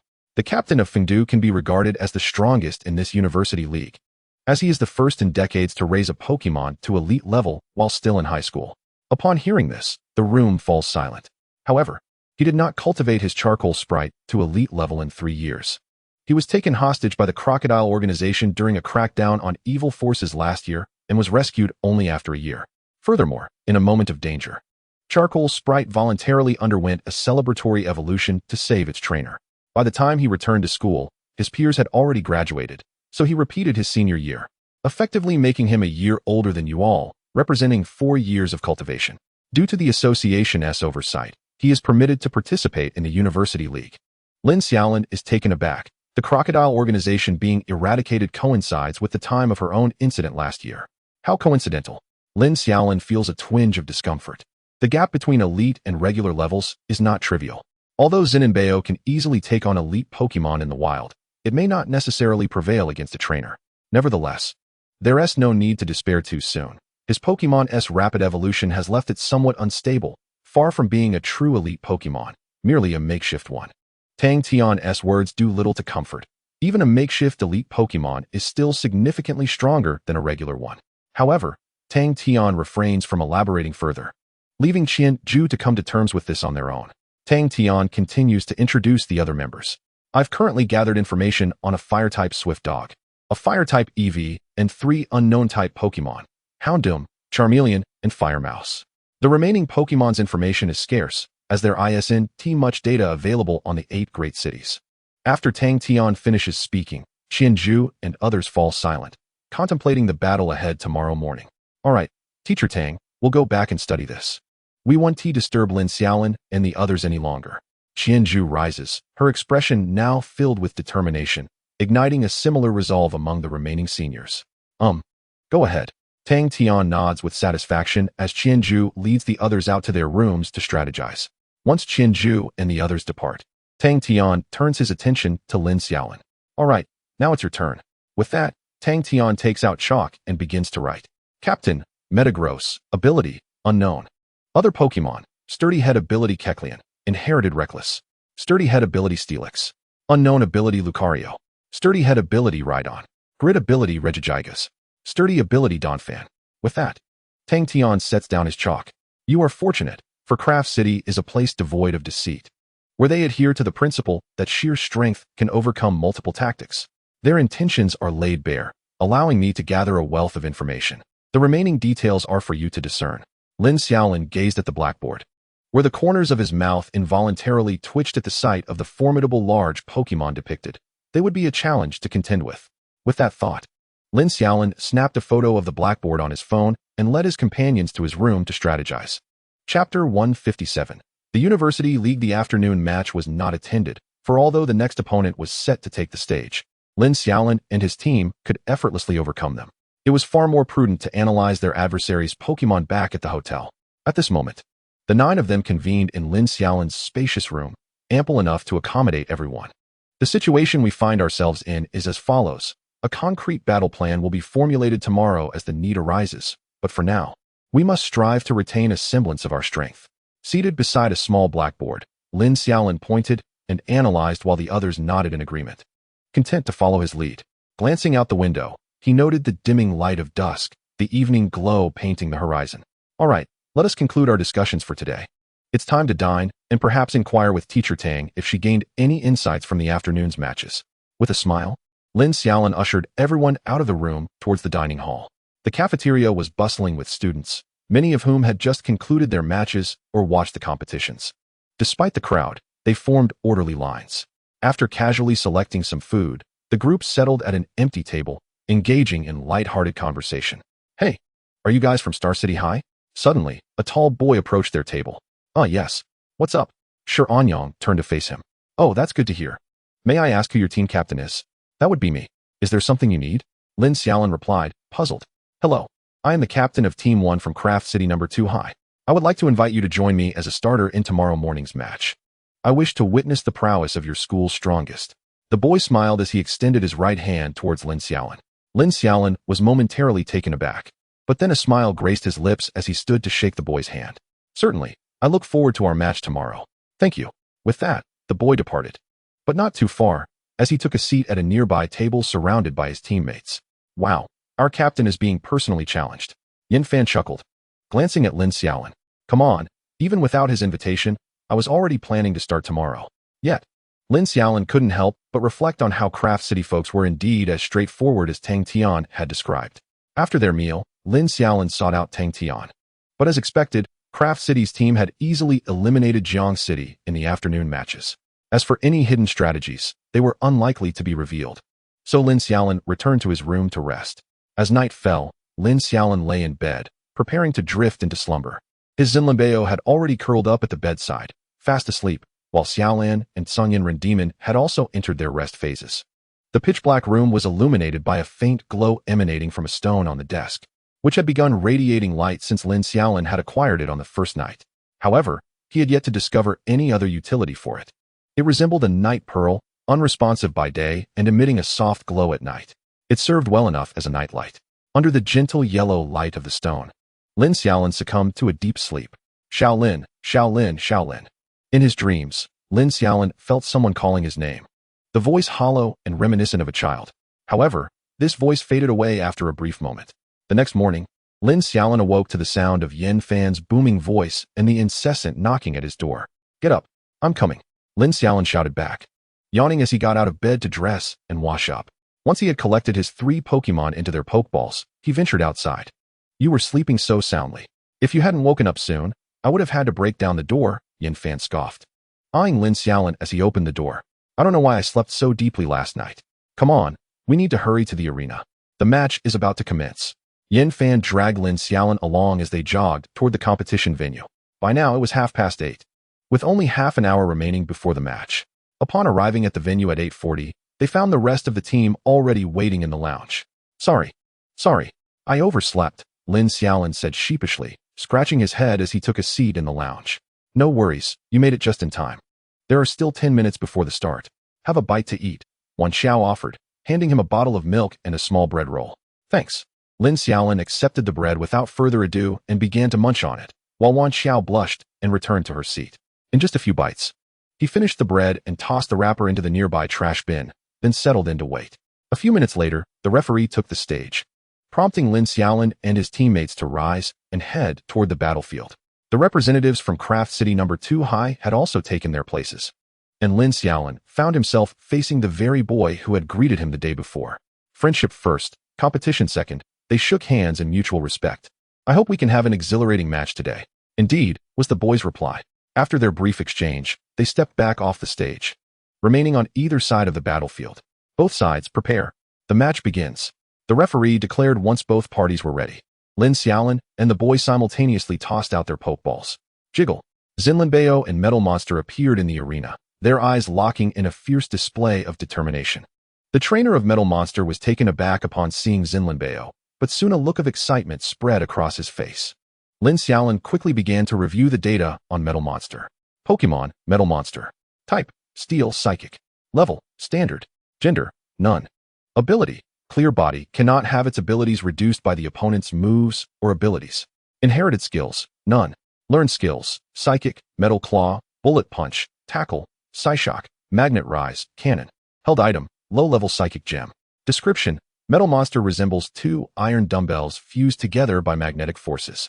The two brains connect through magnetic nerves, generating immense psychic energy. Though their intelligence remains unchanged, its steel body can withstand a collision with a jet without injury, and its claws can tear through thick iron plates as if they were silk. It flies using magnetic forces. Metal Monster is a rather unique, quasi-legendary Pokémon. Its evolution not only requires it to meet internal energy standards, but also necessitates the fusion of two iron dumbbells. Evolving into Metagross follows the same principle, requiring the merging of two metal monsters. Thus, raising a Metagross is akin to nurturing 4 iron dumbbells. One certainly needs a mine at home to afford such a venture. Chapter 158, The University League Metal Monster. Use Bullet Punch. True to the Craft City spirit, they launched into the match with brute force. However, Lin Xiaolin doubted that anyone at this stage could match Zinlinbeo's strength. Zinlinbeo, Dragon Tail. Metal Monster raised its right claw, transforming it into a streak of white light aimed at Zinlinbeo. In response, Zinlinbeo spun in place, harnessing the momentum to deliver a powerful Dragon Tail strike. Clang! The sound of metal colliding resonated throughout the arena. The metallic creature retreated several meters before finally coming to a halt, while Zinlinbeo also took a half-step back. From their initial encounter, it was evident that Zinlinbeo held a slight advantage. With a flourish, the metallic creature unleashed its metal claw. It raised its metallic arm once more, lunging directly at Zinlinbeo. Defend with Dragon Tail, Lin Xiaolin commanded telepathically. A radiant white light enveloped Zinlinbeo, and the metallic claws were halted mid-air by the shield it conjured. In a swift motion, Zinlinbeo leapt again, aiming its dragon tail at the metallic creature. Just as the tail was about to strike, the creature raised its other metallic claw to block its face. The sound of metal clashing resonated through the air. In that fleeting moment, when Zinlinbeo intended to retreat, the metallic creature transformed its defense into an aggressive grasp, seizing Zinlinbeo's tail. Not good. Quickly retreat, little treasure. Lin Xiaolin's command came too late. The metallic creature lifted Zinlinbeo and spun before slamming it down onto the ground. Boom! Zinlinbeo crashed into the earth, kicking up a cloud of dust. The impact left a substantial crater, with Zinlinbeo lying at its center. It quickly rolled over and stood up, glaring fiercely at the metallic creature. Dragon Breath. The metallic creature's close combat prowess was formidable. Although Zinlinbeo was no slouch, it lacked the reaction speed of the Metagross. Lin Xiaolin decided to attempt a long-range attack instead. Metallic Cannon. However, before Zinlinbeo could unleash its Dragon Breath, the metallic creature already directed both claws at it, radiating a blinding white light. Whoosh! A beam of light shot towards Zinlinbeo. At that moment, Zinlinbeo released its Dragon Breath, but as the two attacks collided, the Dragon Breath dissipated, while the metallic cannon retained its momentum, hurtling towards Zinlinbeo. Boom! Another deafening explosion ensued, engulfing the arena in smoke, further deepening the crater created by Zinlinbeo. Gasping and coughing, Zinlinbeo emerged from the pit, muttering in frustration about this humiliating battle. I've never fought such a frustrating match in my life. I can't match its reaction time or its long-range attacks. What a plight. Lin Xiaolin sighed, realizing he had underestimated the students from the 8 greats. Little treasure, use that move. With fiery determination in its eyes, Zinlinbeo glared at the metallic creature that had just dealt it such a blow. Headbutt. Zinlinbeo charged towards the metallic creature. Bring it on. The metallic creature responded with its psychic headbutt. It gleamed with resolve and collided with Zinlinbeo. The impact produced a resounding metallic clang, reminiscent of blacksmithing. Zinlinbeo was sent reeling several meters back, while the metallic creature advanced, swinging its metallic claws relentlessly. The clash continued as Zinlinbeo utilized its dragon tail to fend off the onslaught, with the metallic creature attacking like a relentless boxer, delivering punch after punch. In a split second of combat, Zinlinbeo leapt into the air to block a punch, exposing an opening. The metallic creature raised its claw, aiming for Zinlinbeo's chest. The metallic claw struck Zinlinbeo squarely, eliciting a cry of pain. Yet, in the next instant, Zinlinbeo tightly grasped the metallic claw with all 4 paws. Both the metallic creature and its trainer were momentarily stunned. Now's the time to use Double Edge. Zinlinbeo's eyes glowed red as it lifted its tail, delivering a dragon tail enhanced by Double Edge towards the metallic creature. Boom! A thunderous sound erupted as the dragon tail struck the metallic creature's head, driving it deep into the ground and creating a widening crater. Despite the pain in its chest, Zinlinbeo raised its tail again, slamming it down like a mighty palm upon the metallic creature. Get up, metallic creature. But there was no opportunity for recovery. Each time the creature attempted to rise, Zinlinbeo would send it crashing back down even deeper. With eyes blazing, Zinkenbeo unleashed a flurry of dragon tails upon the metallic creature, akin to a game of whack-a-mole. Lin Xiaolin wiped the sweat from his forehead, realizing this had become quite a personal vendetta. Minutes later, the referee blew the whistle. The metallic creature had lost its fighting capability, and Xingqing number 1 emerged victorious. After the referee declared the results, Zinkenbeo finally ceased its assault, with the metallic creature fully embedded in the ground. Humph! Zinkenbeo snorted, strutting back to Lin Xiaolin's side. The trainer of the metallic creature recalled it to its pokeball and headed for the infirmary. As Zinkenbeo reached Lin Xiaolin's feet, the latter prepared to leave the stage when Zinkenbeo suddenly spoke softly. Quickly, return me to my pokeball. Lin Xiaolin, momentarily taken aback, nonetheless complied and returned Zinkenbeo to its pokeball, then resumed his seat. Inside the pokeball, Zinkenbeo exclaimed, "Ouch! That metallic creature was so tough." It rolled around, clutching its tail in distress. Lin Xiaolin entrusted Zinkenbeo's pokeball to Xiaolin for treatment at the infirmary, while he remained on-site to observe. "Anyang, you're up next. Do not underestimate your opponent. They are formidable. However, refrain from using your trump card unless absolutely necessary." "Understood." With that, Yang rose and made his way to the stage. The second match began, and to his surprise, Yang's opponent was also a Lucario. What a coincidence! The two Lucarios faced each other, locked in a fierce gaze. Thunderbolt, Metal Claw. Although both Pokémon were the same species, their training paths diverged significantly, and Yang's Lucario focused on speed, while the opponent's Lucario emphasized strength. The battle was poised to ignite. The opposing Lucario, lacking in speed, found itself constantly outmaneuvered by Yang, rarely landing a hit. And Yang's Lucario preferred to strike swiftly and retreat, eliciting frustration from its opponent. "Referee, I surrender." Ultimately, the opponent, recognizing their inability to secure a victory, conceded. Craft City number 2 surrenders. The victor is Xingqing number 1, with a score of 20. Chapter 159, College League. And Yang recalled his Lucario and returned to the rest area. Well done, but the opposing team might be feeling pressured now. The next match could prove challenging. Yin Fan and the senior should take the stage. Agreed. The two nodded and advanced towards the platform. As both sides prepared, the match commenced. The moment the referee signaled the start, 4 Pokeballs were thrown simultaneously, unleashing a flash of red light. A Dratini, Zubat, Gible, and Cottonee materialized on the field. Upon seeing Gible and Cottonee, Lin Xiaolin's expression shifted dramatically, not due to their strength, but because these two were likely the weakest Pokémon on the opposing team. His side, however, had deployed 2 of their strongest members, effectively channeling the opponent's resources into the final round. Lin Xiaolin had miscalculated. The opposing team still had a Rhydon, Steelix, and Bastiodon in reserve, any of which would pose a significant threat. Meanwhile, his side could only field Xiyu and Qin Lele, with minimal chances of victory. The others sensed the gravity of the situation as well. While the battle commenced, Lin Xiaolin's mind raced, contemplating the next strategic moves. "Captain, should I step in?" At that moment, Fang Yao spoke up. "No, you're one of our trump cards, and the chance of you taking out 2 opposing Pokémon is exceedingly slim." Lin Xiaolin firmly declined without hesitation. After all, Fang Yao's Aegislash was still at a disadvantage against the current Pokémon on the field. While it might manage to take down 1, the prospect of taking out 2 simultaneously was virtually impossible. Moreover, Fang Yao's trump card must not be revealed too early. It is imperative to at least advance to the top 32 first.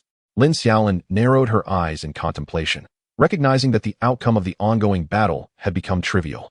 The confrontation between Mini Dragon and Wobbuffet against Jura and Cacnea could be deemed a mere formality, merely a matter of time. As anticipated, within 10 minutes, Yin Fan and Senior Lan Tian swiftly triumphed over their opponents, bringing the score to 30. However, the atmosphere among the onlookers was far from jubilant. The final doubles match held significant weight. A preliminary analysis of their respective strengths revealed that the opposing team was comparable to their own. The advantage on their side lay solely in luck and the prowess of their Pokémon, of course, under the condition of not utilizing their trump card. Should the team battle commence, victory would not be as effortlessly secured. Lele and Xiyu, continue as usual, do not fret. At worst, we can engage in a team battle with the opponents. This oversight is on me. Lin Xiaolin finally spoke as Yin Fan and Lan Tian exited the arena. Qin Lele and Xiyu nodded in agreement and stepped onto the battlefield, while the departing Yin Fan took a seat beside Lin Xiaolin. "Rest assured, even if we lose, I can easily dispatch the opposing side in the team battle." Lin Xiaolin refrained from further comment, her gaze fixed on the arena. Both sides were now prepared, awaiting the referee's signal. With both teams ready, the match commenced. 4 Pokeballs were thrown into the air. Snow Woman and Strapping Chicken materialized on the battlefield, while their opponents, as expected, were Dunsparce and Steelix. In the presence of the formidable Steelix and Dunsparce, Snow Woman and Strapping Chicken appeared particularly diminutive. Snow Woman. Use Icy Wind. Strapping Chicken, unleash Flamethrower. Commanded Chin Lele. The Snow Woman directed her Icy Wind towards Dunsparce, while Strapping Chicken aimed its Flamethrower at Steelix. Indeed, they sought to divide the battlefield, necessitating the separation of the two behemoths. Yet, they underestimated the strength of their bulky foes. Steelix, Rock Polish. Dunsparce, roll out. Steelix twisted in place, polishing its rough steel body, while the Flamethrower merely grazed Steelix, inflicting minimal damage. It absorbed the attack effortlessly. Meanwhile, Dunsparce rolled into a ball and dodged the Icy Wind with ease, charging directly towards Snow Woman and Strapping Chicken. Quick dodge. Both Chin Lele and Shiyu shouted in unison as they sprinted in opposite directions. Dunsparce showed no hesitation, heading straight for Strapping Chicken. Just as Snow Woman thought she was safe, a shadow loomed behind her. Thanks to the Rock Polish, Steelix had gained momentum and unexpectedly closed the distance to Snow Woman. With its jaws agape, it unleashed a bite attack aimed at Snow Woman. Snow Woman. Shadow Clone. Realizing escape was futile, Chin Lele instructed Snow Woman to use Shadow Clone, hoping for a stroke of luck. In an instant, Snow Woman multiplied from 1 to 10, leaving Steelix bewildered as it bit 3 of the illusions. 3 phantoms dissipated. Fortunate that the true form remained undetected. At that moment, Snow Woman retreated rapidly, seeking distance from Steelix. Dragon Breath. Steelix opened its mouth wide, sending a Dragon Breath towards Snow Woman. Snow Woman, Icy Wind. Snow Woman countered with Icy Wind, a wave of frigid air colliding with the Dragon Breath in midair, resulting in an explosion of vapor. Just as Chin Lele intended for Snow Woman to continue her assault, a thunderous shout interrupted. Lele, quickly have Snow Woman evade. By the time Chin Lele processed the command, it was already too late. Dunsparce, rolling from an awkward angle, collided directly with Snow Woman. She was sent flying several meters, collapsing to the ground, rendered unable to battle. This was a powerful rollout, and given that Snow Woman was a fragile spellcaster, she was eliminated in an instant. In the next moment, Steelix and Dunsparce turned their attention towards Strapping Chicken. We surrender. Lin Xiaolin's voice rang out from the sidelines. Star City High School concedes a match. The victors are Craft City Second High School, with a score of 31. Please allow the participants a brief respite. The team battle will commence in 30 minutes. As Lin Xiaolin declared the surrender, the referee intervened to halt the advancing Pokémon from further attacking. Stone Yu appeared momentarily stunned, unable to comprehend why Lin Xiaolin would choose to forfeit on her behalf. Yet, the captain indeed holds the authority to concede for their team. The 2 competitors from Craft City promptly recalled their Pokémon and exited the stage, while Stone Yu remained dazed until Chin Lele nudged her to retrieve Strapping Chicken and leave the arena. Chin Lele headed straight to the infirmary, accompanied by Yin Fan. Upon her return, Stone Yu sat in silence, not uttering a word. Even Stone Anyang refrained from provoking her. Stone Yu, prepare for the upcoming team battle. The atmosphere was somewhat tense until Lin Xiaolin finally broke the silence. But Captain, I felt I could have defeated them just now. Stone Yu finally spoke, gazing at Lin Xiaolin. With that move? Or do you believe you could win without a doubt? Lin Xiaolin turned to Stone Yu, speaking earnestly. Stone Yu hesitated, realizing she couldn't guarantee an absolute victory. But there was still a chance, wasn't there? So, would you stake our fate on that chance? Lin Xiaolin inquired. Lele Snow Woman is already gravely injured. If you gamble and lose, Strapping Chicken would also be unable to participate in the team battle. What then? Lin Xiaolin maintained her steady gaze on Stone Yu, who ultimately nodded in agreement. In truth, Lin Xiaolin understood that fighters like Stone Yu and Stone Anyang loathed the notion of surrender. They could concede defeat on the battlefield, but they could never yield. However, Lin Xiaolin could not place the entirety of their team's fate upon Stone Yu's gamble. What if they lost? Would they be left with a 4 against 5? Wan Xiao would only count as half a participant. Even if they managed to win, it would come at a significant cost. Chapter 160, College League. Before long, Yin Fan returned, though Chin Lele did not accompany him. How did it go? Not well. I want to make it in time for the team battle. I'll need at least a few hours of healing, Yin Fan replied, shaking his head as he sat beside Lin Xiaolin. All right, then it will be you, me, Senior Lan Tian, Anyang, and Stone Yu, the 5 of us. Without a lengthy wait, after a brief respite, the referee ascended the stage, prompting everyone to rise and head toward the battlefield. The 5 members of each team entered almost simultaneously. Lin Xiaolin glanced at the opposing team captain, who returned her gaze with a friendly smile. Both sides are ready. The match begins. 10 Pokeballs were tossed. A flash of red light illuminating the arena as 10 Pokémon emerged. Craft City Second High School, Metagross, Steelix, Dunsparce, Rhydon, Lucario. Star City First High School, Bagon, Mini Dragon. Lucario, Strapping Chicken, Wobbuffet.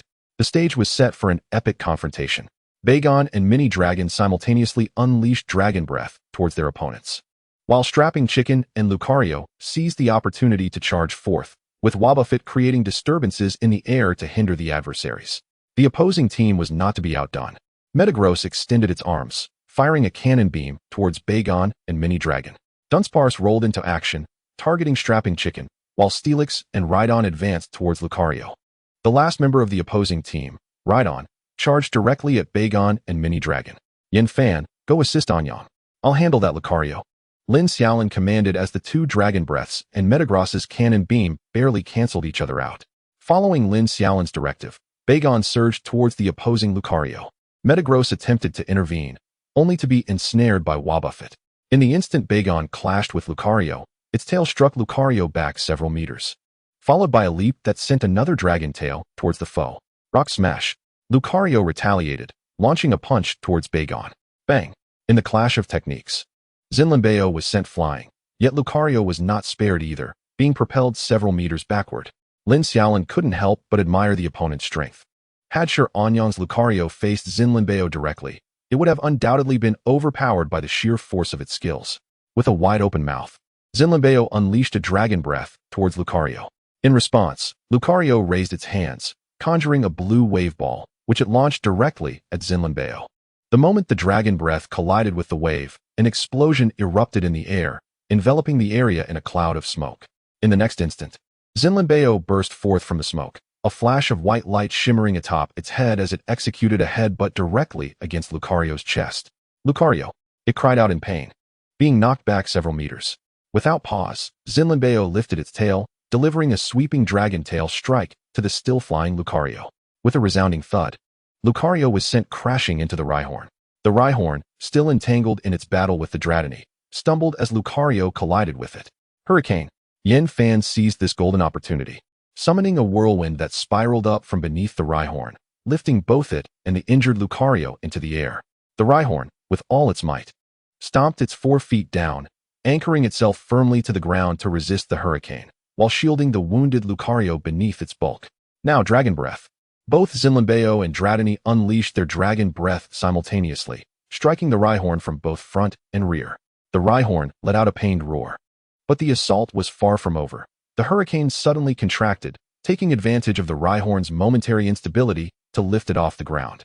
Both the Rhyhorn and Lucario were caught in the cyclone, soaring high before crashing down heavily. The ground erupted in a cloud of dust, and as it settled, the unconscious Rhyhorn and Lucario lay in a deep crater, with Lucario still pinned beneath the Rhyhorn, eliciting sympathy from Lin Xiaolin. However, before the crowd could revel in their triumph, another crash echoed.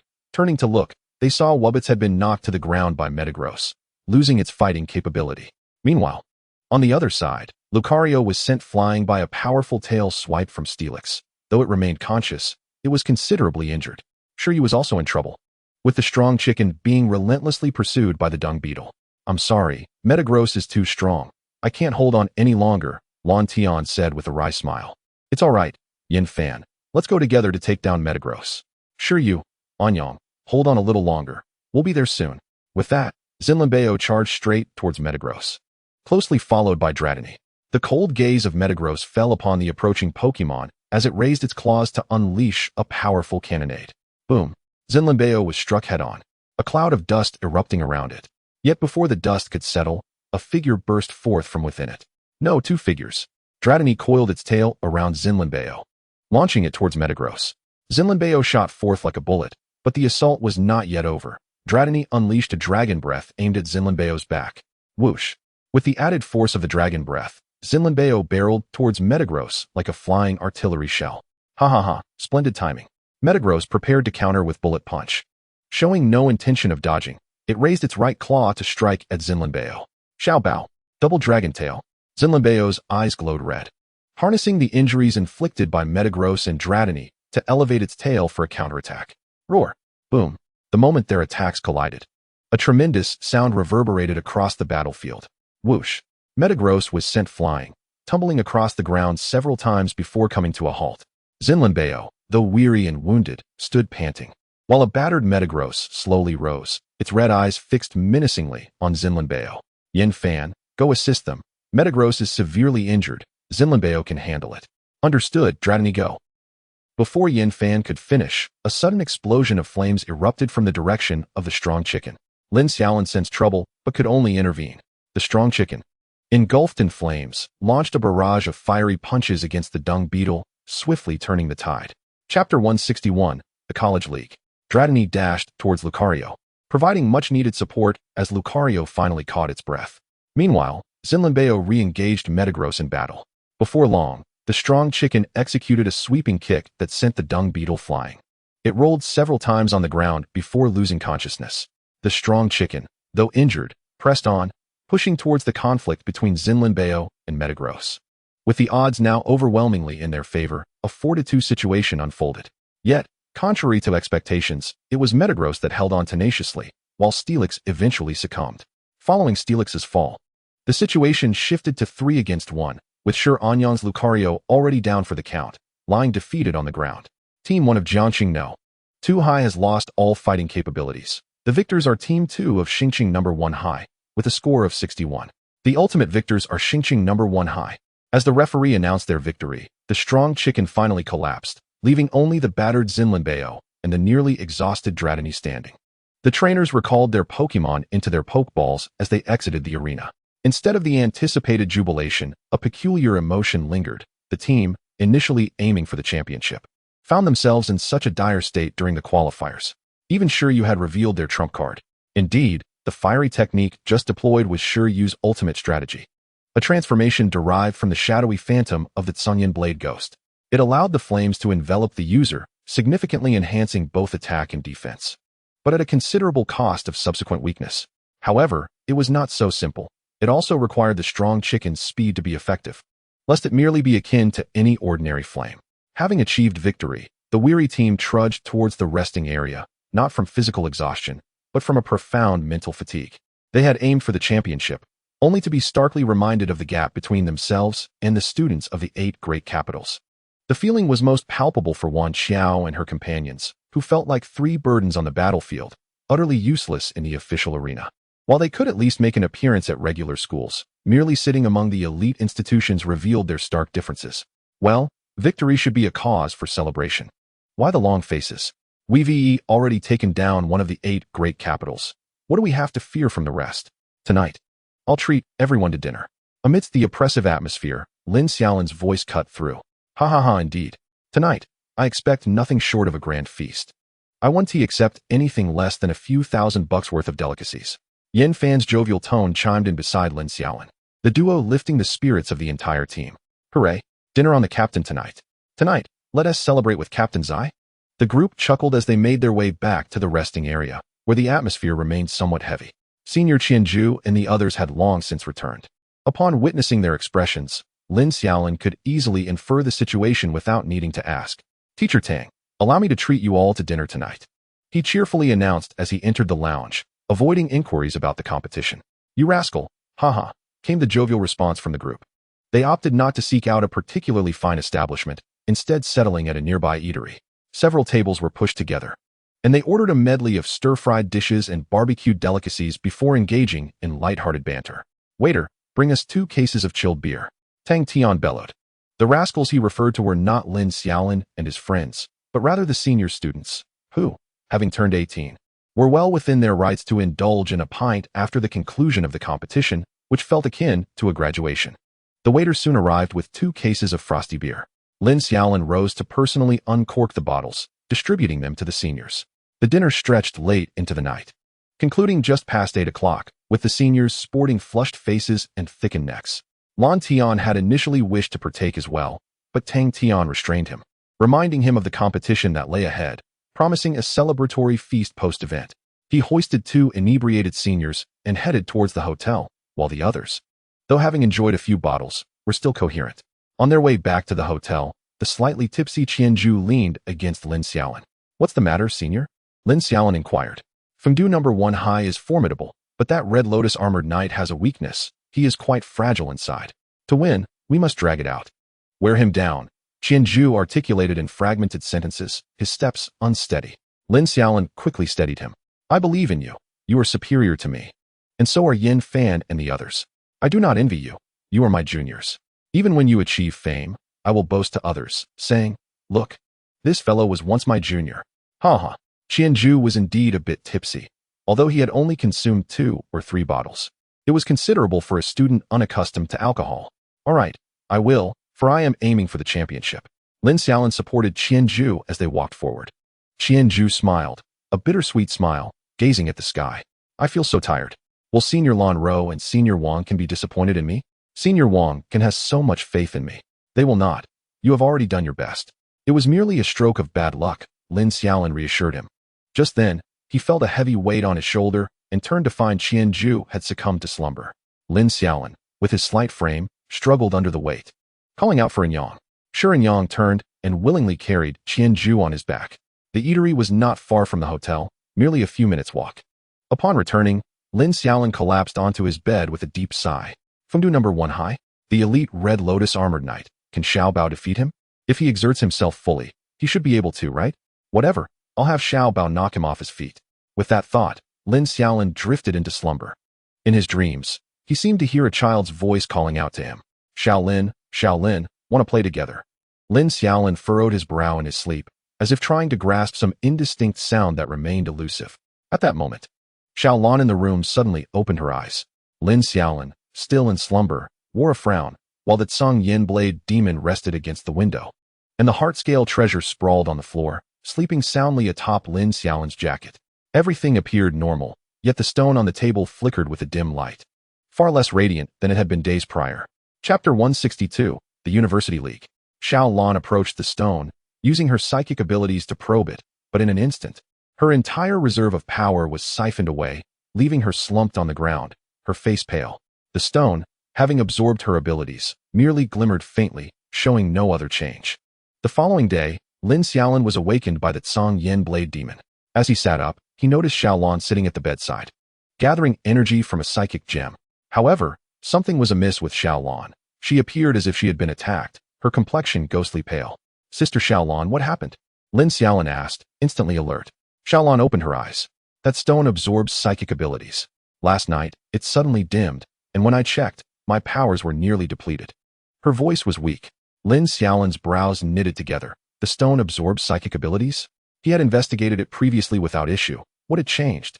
He pondered, recalling that he had been hearing a voice calling him in his sleep, mistaking it for a dream. Could it be that the Giratina within the stone was summoning him? Yet, he felt he did not recognize Giratina. While lost in thought, a voice from outside interrupted. "Xiaolin, are you awake?" "I'm up. I'll be right out," Lin Xiaolin replied, hastily rising from bed. He decided to postpone his inquiries for now. Despite not having a match himself today, he needed to observe the other teams closely. "Sister Xiao Lan, please rest well in the room today. Xiao Bao and Xiao Tan, stay with her. I'll bring you some treats when I return tonight." After changing and freshening up, Lin Xiaolin stepped outside. Throughout the day, he felt somewhat distracted, his mind preoccupied with thoughts of Xiao Lan and Giratina, which hindered his ability to focus during the matches. Fortunately, Yin Fan was beside him, organizing information about the teams competing that day. "What's wrong? You seem out of sorts today," Yin Fan queried as they returned to the hotel after dinner. I've been researching that stone," Lin Xiaolin replied. "Researching? You've been at it these past few days? You should wait until after the competition," Yin Fan suggested. "Indeed. I'll delve into it once we return to Star City."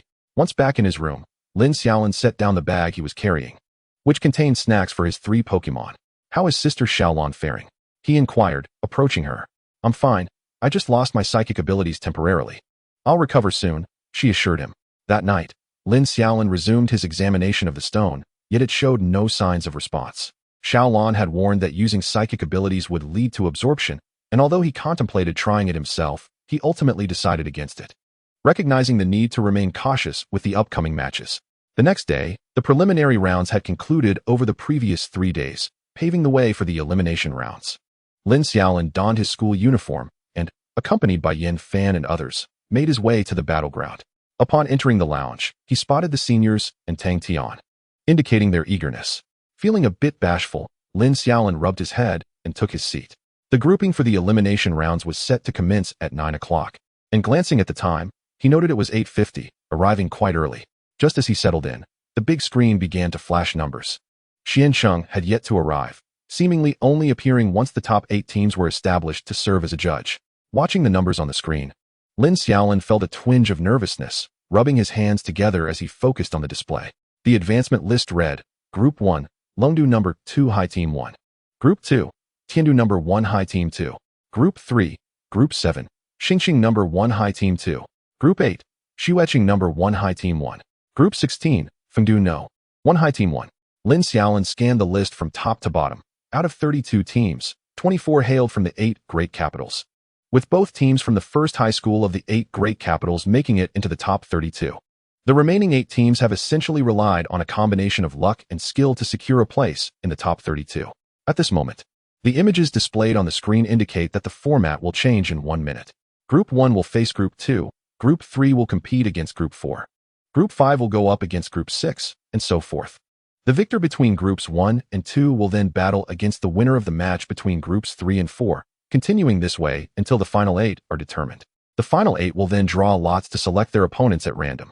Lin Xiaolin glanced at his opponent from Group 8, suddenly falling silent as he read the clearly displayed names on the screen. Group 5, Yinxing number 1 team. Group 6, Chuanqing number 1 team. Group 7, Xingqing No. 2 team. Group 8, Xuecheng number 1 team. It appeared that he would not encounter any formidable opponents before reaching the top 8. What a stroke of misfortune.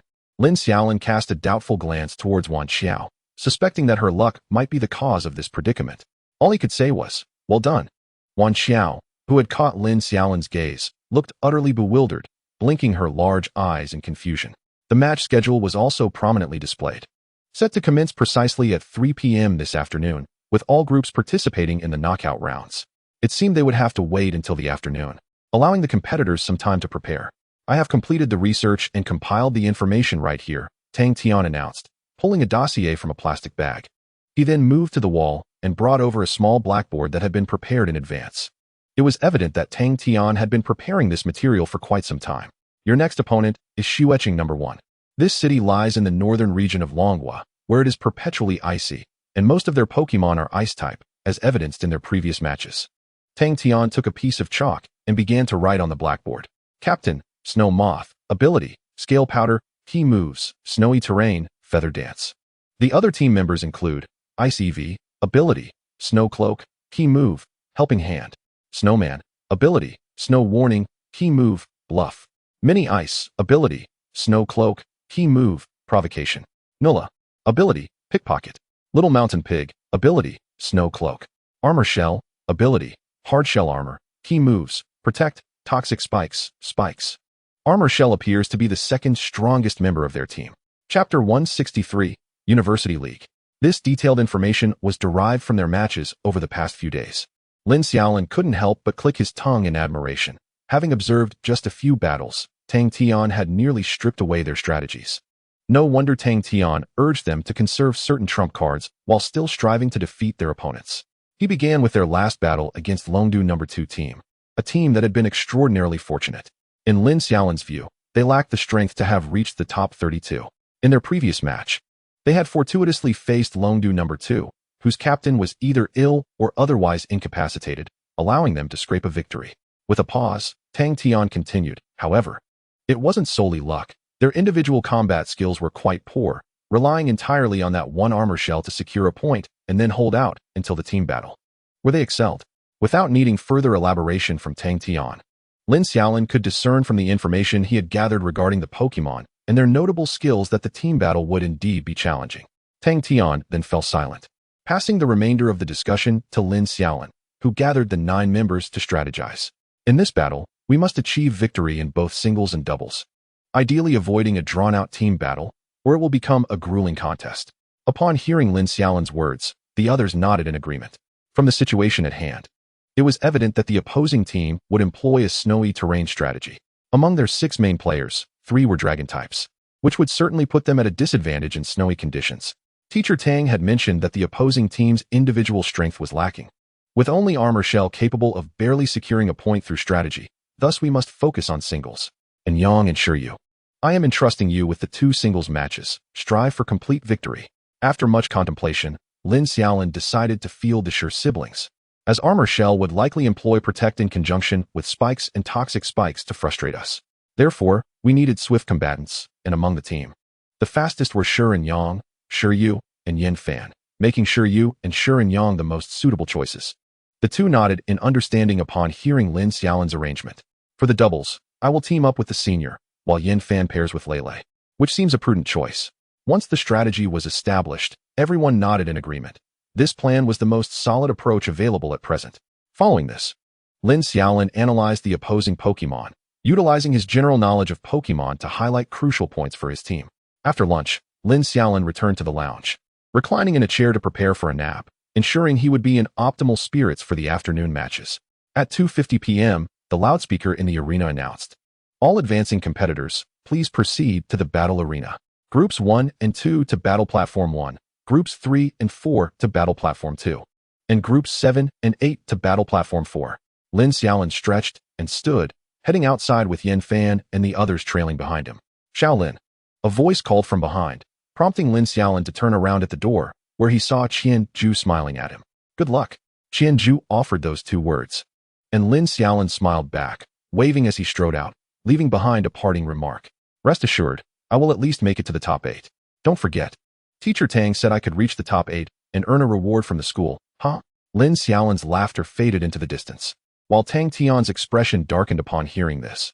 How could this kid still remember? Upon arriving at the battle arena, the referee was already prepared on the platform, while the Xueqing team awaited them. Lin Xiaolin and his team approached Battle Platform 4. "Friendship first, competition second," the referee declared, and both teams shook hands as a gesture of respect. When the referee called out these words, Lin Xiaolin extended his hand to the opposing captain. The captain of Xueqing No. 1 was a petite female who looked more like a middle school student than a high schooler, with a round face that made one want to pinch her cheeks. She barely reached Lin Xiaolin's chest, and most strikingly, she had a head of white hair, as did the other team members. Was white hair a characteristic of Xueqing? While he assessed his opponent, she was also scrutinizing him, momentarily stunned upon seeing his face. When their hands clasped, Lin Xiaolin could distinctly feel her soft, plump hand. Observing her height, he felt as though he were looking at Xiao Ling or Xiao Shui. "Hello. I am Shui Qianqian." Her soft and adorable voice greeted him. Hello, I am Lin Xiaolin." After their introductions, they retreated to their respective sides of the arena, leaving only Shiryu to face off against one of Xueqing's students. Once both sides were prepared, the match began. Both teams simultaneously threw out their pokeballs. A flash of red light revealed the Maitaiana and Snowman on the field. Upon seeing Maitaiana, the opposing team visibly brightened. But that fleeting expression was swiftly noted by the observant Lin Xiaolin. A smirk played at the corner of Lin Xiaolin's mouth. It seemed the opponents believed that Maitaiana would pose the greatest threat to Armor Shell, thinking that as long as their Armor Shell did not encounter Maitaiana, they would secure a victory. Yesterday's explosive performance from Maitaiana had indeed made them wary. However, Lin Xiaolin couldn't shake the feeling that someone was watching him. He turned slightly to the right, and sure enough, the captain of Xueqing, Shui Qianqian, was staring at him. But when Lin Xiaolin's gaze met hers, she quickly averted her eyes, pretending to observe the surroundings. Lin Xiaolin was perplexed as he continued to watch the match unfold. The Snow Hat monster had just taken the stage, and a chilling aura suddenly enveloped the battlefield, with hailstones the size of thumbs cascading from above, striking the ground with a resonant clatter. The battle ignited, and the mighty chicken unleashed a torrent of flames, causing the Snow Hat monster to scurry in all directions in fright. The opposing trainer promptly conceded, with the Snow Hat monster being 4 times weak against fire and slow. It was destined to suffer defeat. It was wiser to conserve energy for the team match. In truth, the opponent's choice to deploy the Snow Hat monster in the first round was quite astute. Had they faced Lin Xiaolin, Yin Fan, or the senior, it might have proven effective.